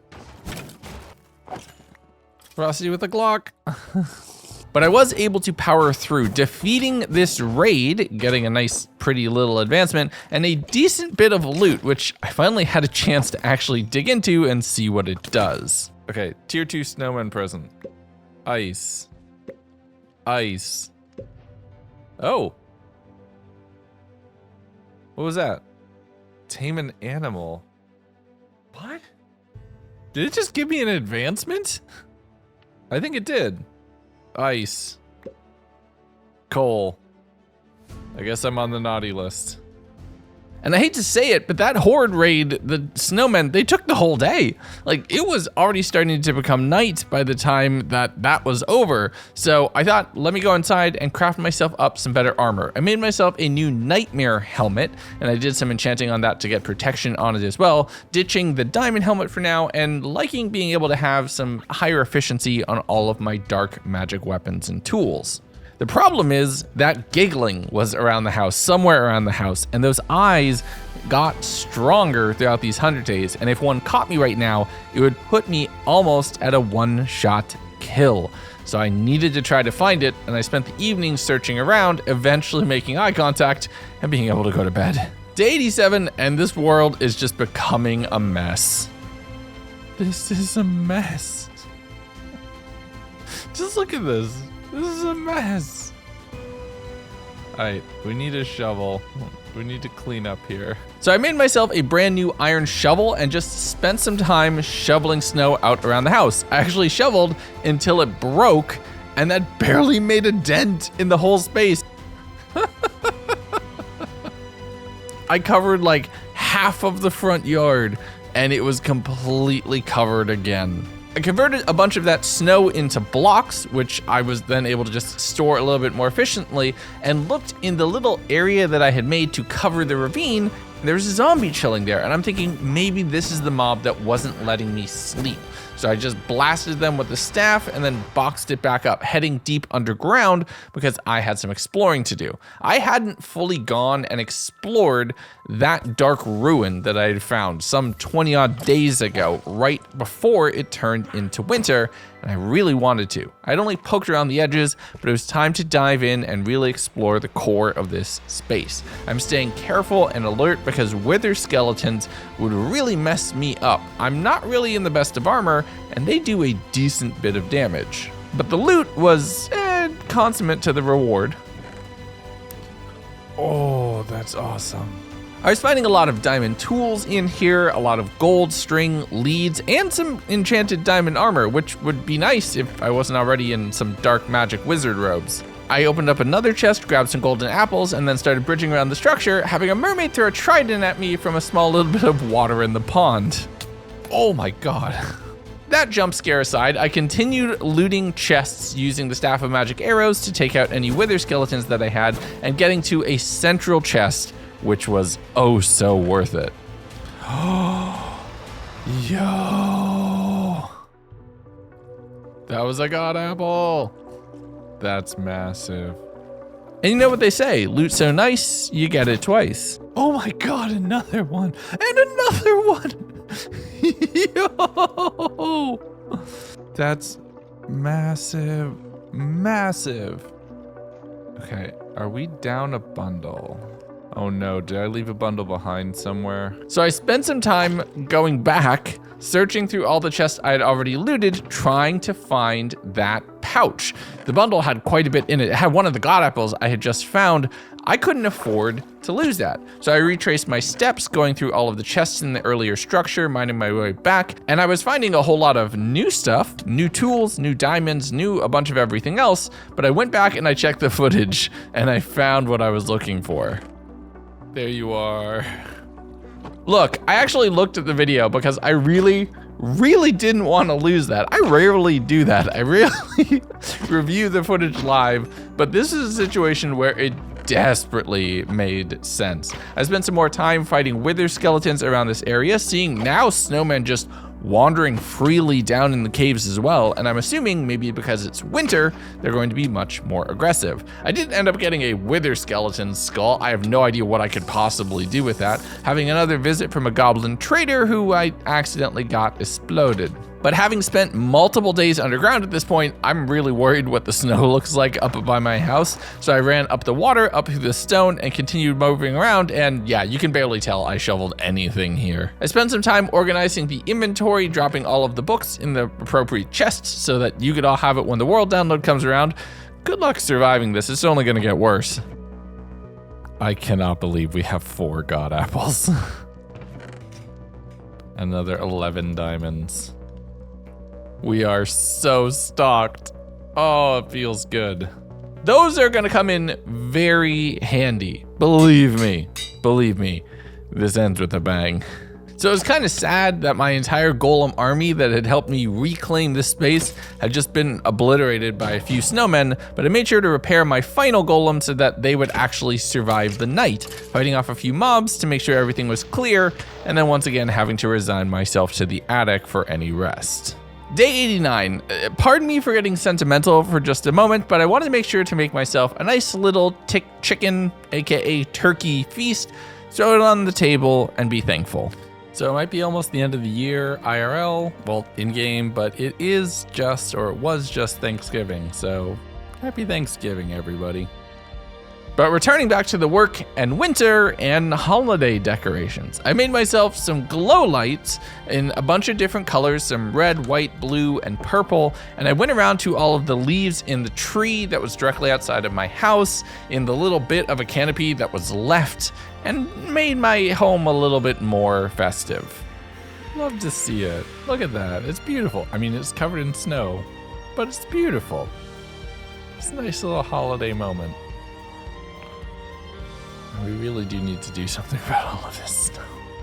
So I thought, let's actually invest in some proper snow clearing tools. I made myself a diamond shovel, went up and enchanted it to get efficiency. I also got silk touch, which means I was gonna get snow layers instead of these snow balls, which meant I could maybe actually do something with this right here. I used the snow blocks to actually repair the kind of coastline between the lake and the coast. So that way it wasn't just a straight meter drop as soon as you got to ice. And that was gonna come in handy because I wouldn't want to get trapped there as a blood moon rose that evening. Oh no, oh no, oh no, okay. And at this point, I was a bit of an old soul. I kind of knew how I needed to get through this night. I knew what I needed to do. I just didn't know everything I would find. A chicken. But it turns out, not all of my golems had died. Actually, a few of them had wandered back into the woods and I had no idea. There was a decent bit of mobs here and I was able to move around a little bit, kite from place to place, but the just intense amount of snow was somewhat safeguarding me from the dark magic of the blood moon, as these two hazards that were both trying to kill me were kind of conflicting for who would get the honor, and the weather was winning right now. I'd pause my recording. I just fought zombies all night and you didn't get to see it. I just noticed that it was paused because my family needed me. So I fought zombies all night, and keeping this video and having all of the scenario that you just watched last week still on that drive, it filled up, and I only noticed in the morning. Oh my God, this is so, it's like too deep. It's genuinely 2 blocks deep. I would be buried if this was normal snow. But I went ahead and banked all of the loot, including all of the TNT snowballs that I had made that you didn't get to see, using a dark metal ingot to repair my chest plate to make sure that it would survive the remainder of this 100 days. And the snow at this point is taller than me. It is fully over 2 blocks and gaining, so much so that I can only really enter and exit the area on my horse from very specific angles, as the fell horse cannot jump. But I made my way over to the village to kind of give them time to be loaded, to potentially do some holiday decorating in their area, really setting up the copper golems, and okay, I feel bad about this. Oh, I'm so sorry. Oh, please stop burning. Okay. I feel bad. They're so excited to push buttons. Oh, you zoom in, my friend. Really, no decorations up at all? I'm disappointed, village. Thought you would have done something by now. But apparently they weren't feeling very festive. I mean, I know it's because they're in unloaded chunks and they don't actually get to do anything when they're not in loaded chunks, but I'm gonna rag on them. They didn't put up their holiday lights and I'm gonna make fun of them for it. I spent some time stealing whatever money I could find, as well as dealing with a few mobs that were around, and was kind of like a slightly bit of a guardian angel Grinch. I steal and I keep them alive. So yeah, we'll call that an even trade. Hi, Rumi.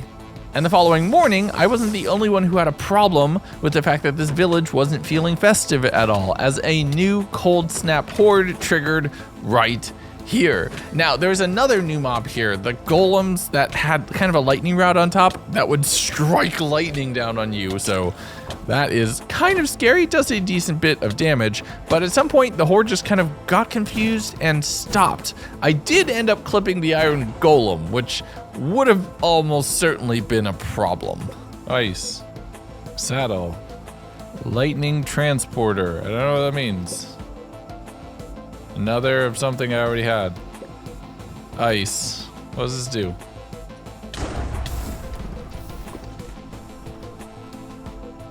Oh, it makes lightning. I guess I should have guessed that.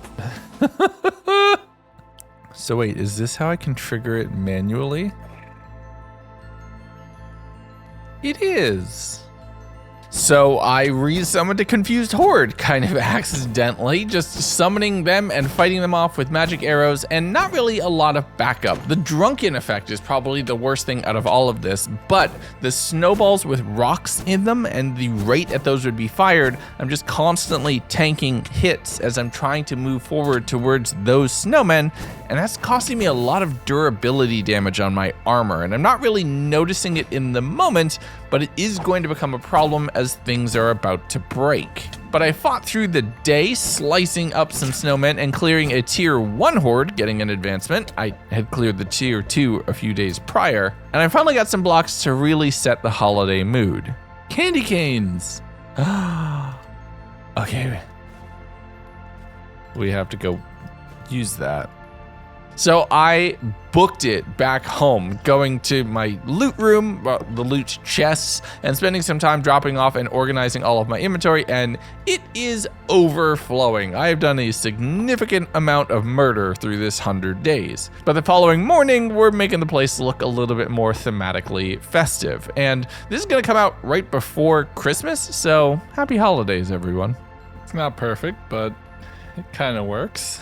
I spent a little bit more time cleaning up snow and then was riding out and along on the fell horse because I'm starting to run out of melons again, and I really need to hope that I can find some in chunks that were previously loaded and that they hadn't been replaced by snow. I found a few patches here or there before heading out and finding some very interesting looking pigs. But the problem that I had is that they were standing on a metric ton of powdered snow. And I'm not kidding, this is powdered snow, 6 blocks deep, and it's everywhere, genuinely everywhere, and no matter what I could do, it took so much effort to just get back onto land. That beach is a death trap. It also was the fact that now there was ice that was starting to spawn that would break underneath my feet. So great, I could get trapped underneath the lake without any drowned. And if I go to even remotely touch the coast, I sink down 6 meters and almost freeze to death. It's just a massive amount of powdered snow. Nope.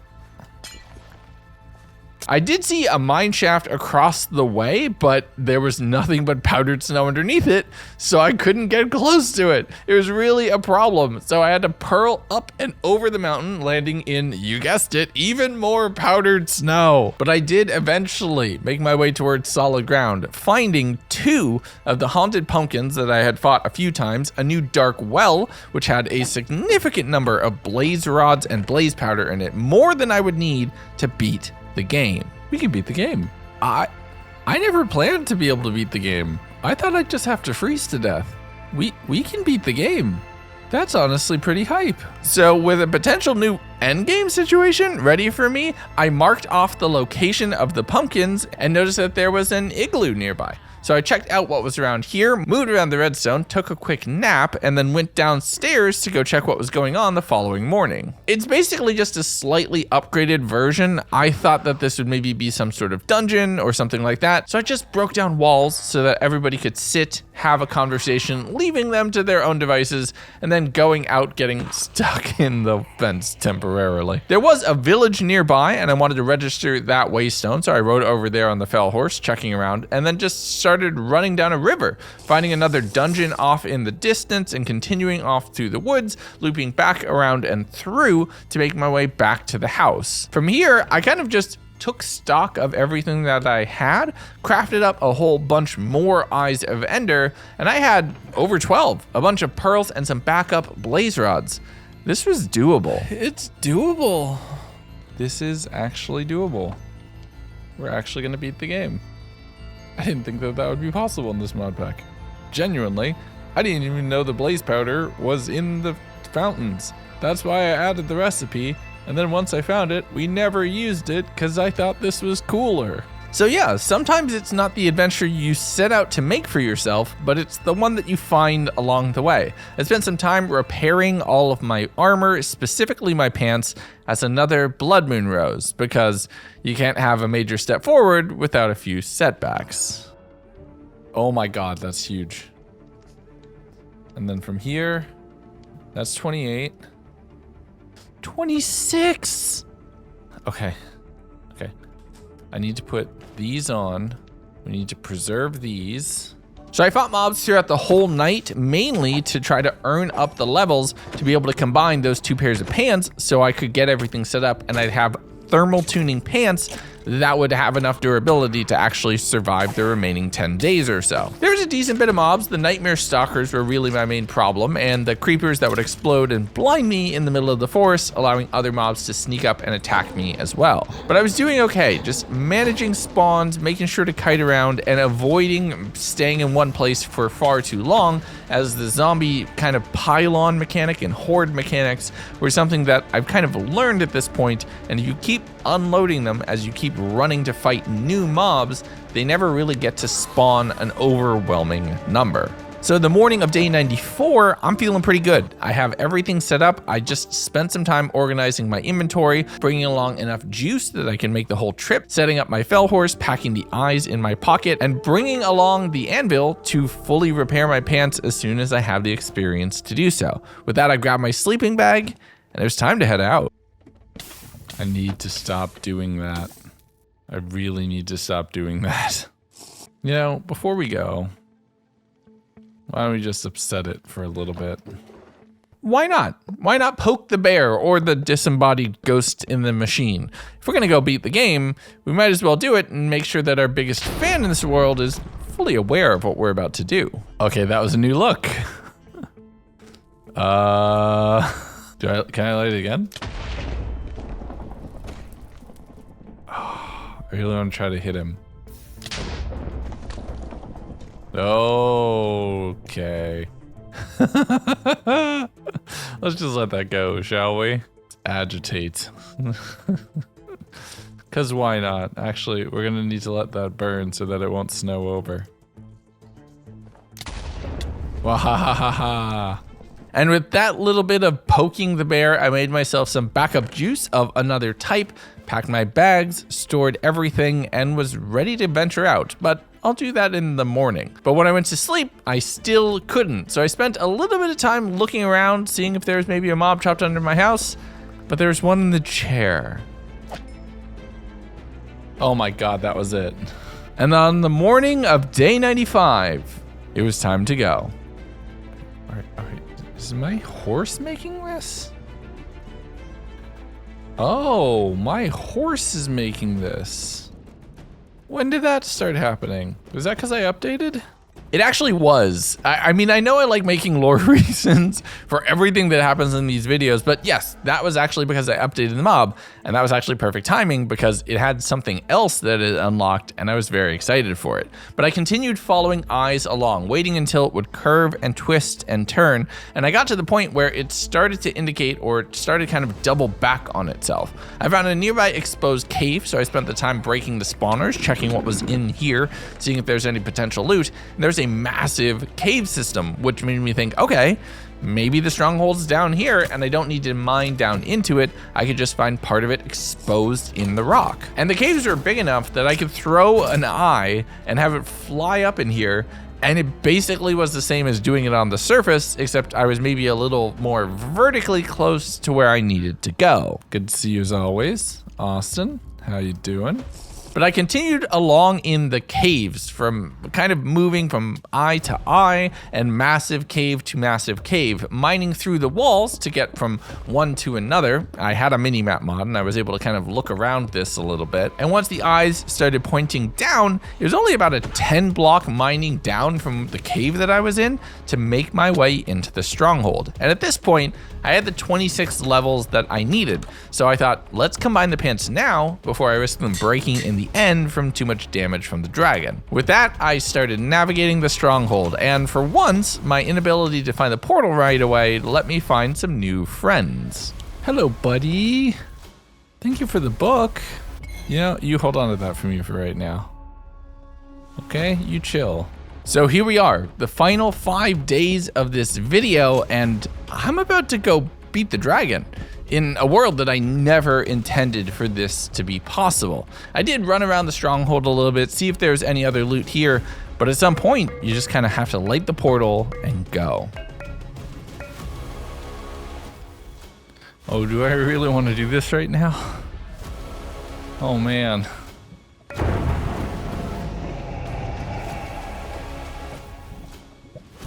I'm gonna be completely honest, when I started this playthrough, this was not something that I imagined was possible. I thought this was gonna be man versus elements, not man versus dragon. Screw it.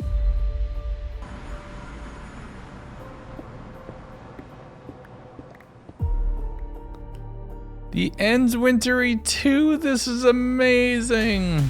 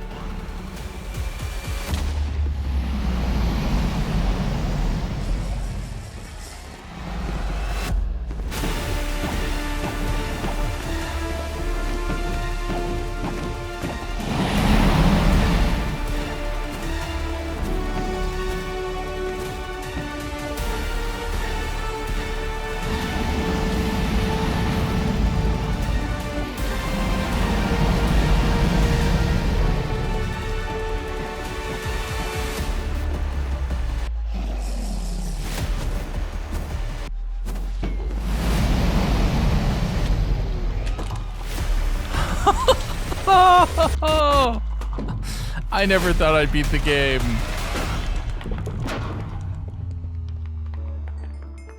This is awesome. That took a whole day, but it was worth it. We did the impossible.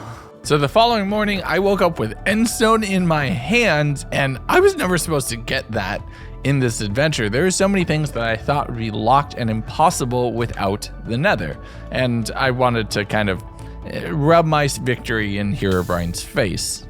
No shrine for you. I took care of a few mobs around my house and then admired the impressive snow coverage. The snow is officially taller than me now. I see you. And I thought, you know what? If we're finishing the game, let's finish the game fully. I crafted up a tier 3 snowman globe and decided to take on the horde once again.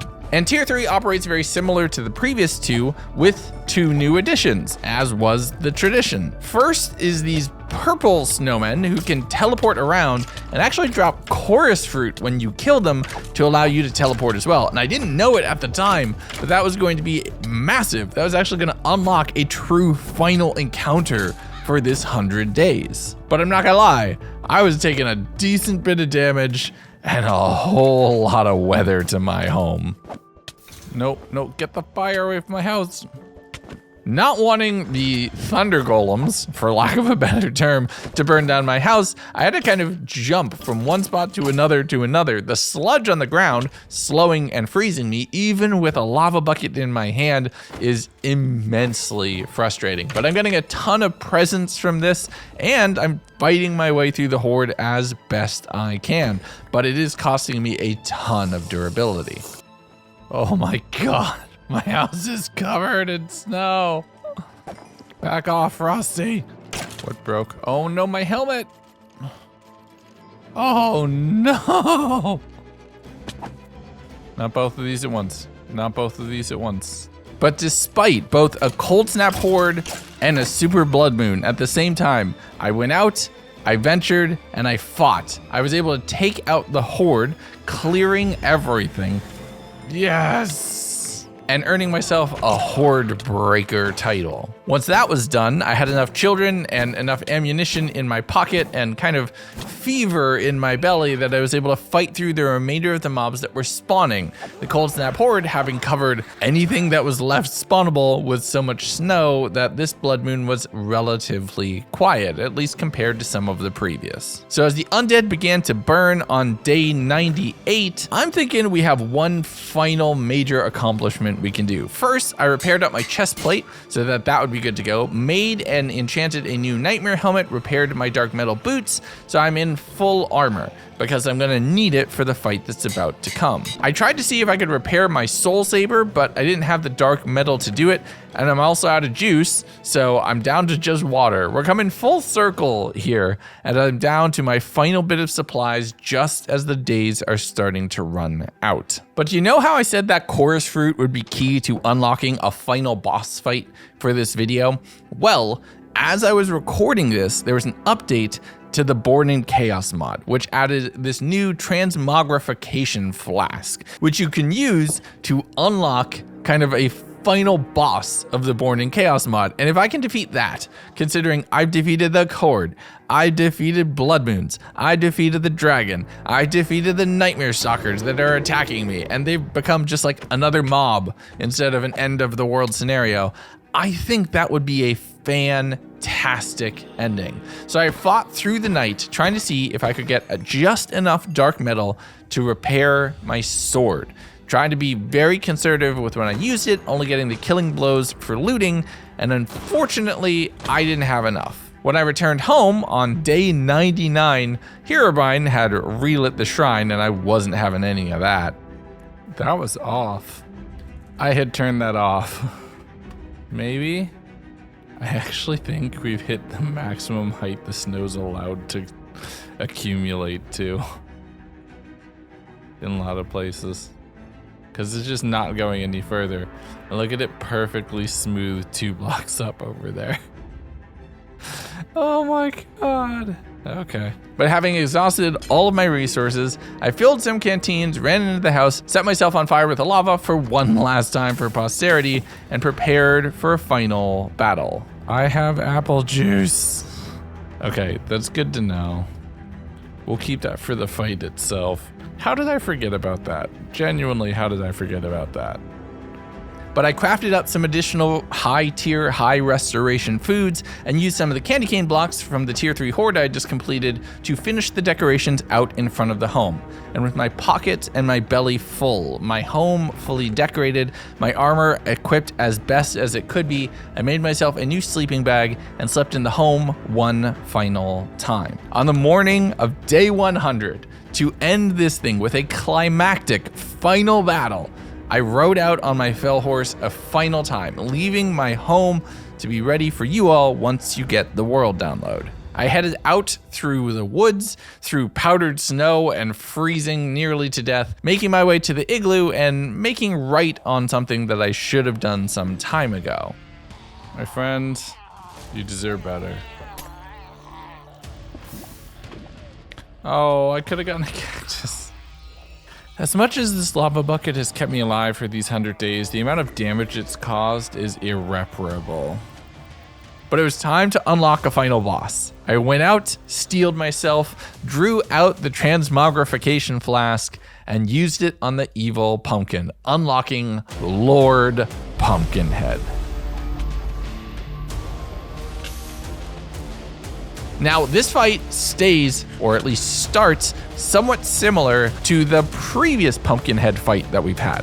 You have the Headless Horseman throwing pumpkins all around at you, and you need to kind of crowd control and do boss damage. The only problem is they're much stronger, and because of that, I'm not holding my lava bucket, I'm holding the totem, which means I also have to contend with freezing damage. They're also faster, taller, hit harder, so I had to purl into the tree a few times, eating and chugging god apples, using 3 before I'd barely done 10% of the boss's health, just standing in the tree to try to hurt them.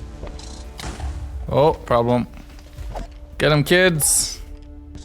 I eventually started getting an idea of the boss's attack patterns. They would run at you, do a few swings, set you off with this fire effect in the top right-hand corner, and then right away, letting that tick you down and continue to do damage. I was also purling away, using range as best as I could to try to not get meleeed by the boss and make the most out of the additional health and resistance I had from the god apples. But staying hydrated was difficult, and once I got to the point where that restoration and those extra hearts were being knocked off of me, I wasn't feeling great. At one point in time, I even got the zombie doctor advancement, which meant I was fighting for the better part of the day, but I'm sitting here eating cabbage rolls, having a bunch of snowballs, and just throwing them at the flying, exploding pumpkins that were chasing me. But as it starts moving into the night, I'm starting to make progress. It is slow, it is painful, it is meticulous, and I have to hold a lava bucket in my hand to avoid fire damage, which means if I'm gonna take lethal damage,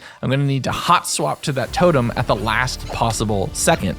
I've exhausted all of my apples, all of my golden apples, my totem pops, and I'm sitting here thinking, this might be more than I can chew.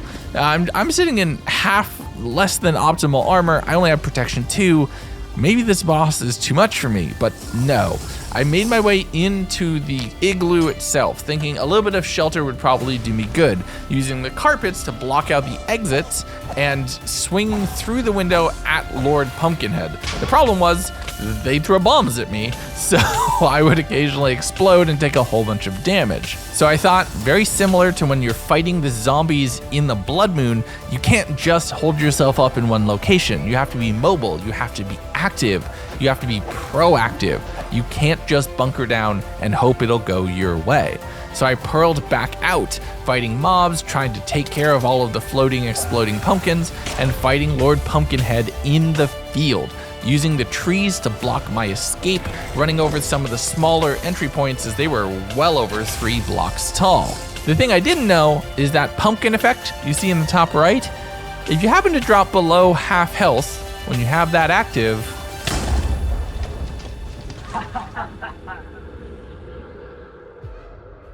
and that's the last of my adventure here in the frozen wilds. Don't worry, I'll be punished for my failure. My next adventure, you could say it's a bit of damnation. I know I don't pop up on camera too much in these videos, aside from a few where I'm normally in a ridiculous costume.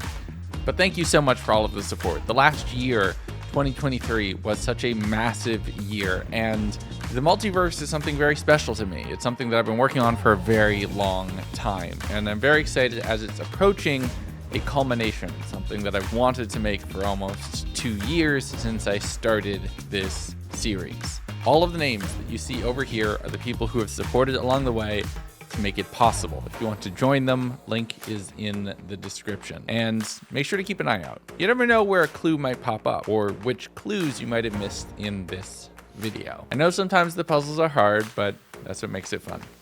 I'll see you all very, very soon, as long as you all find the way.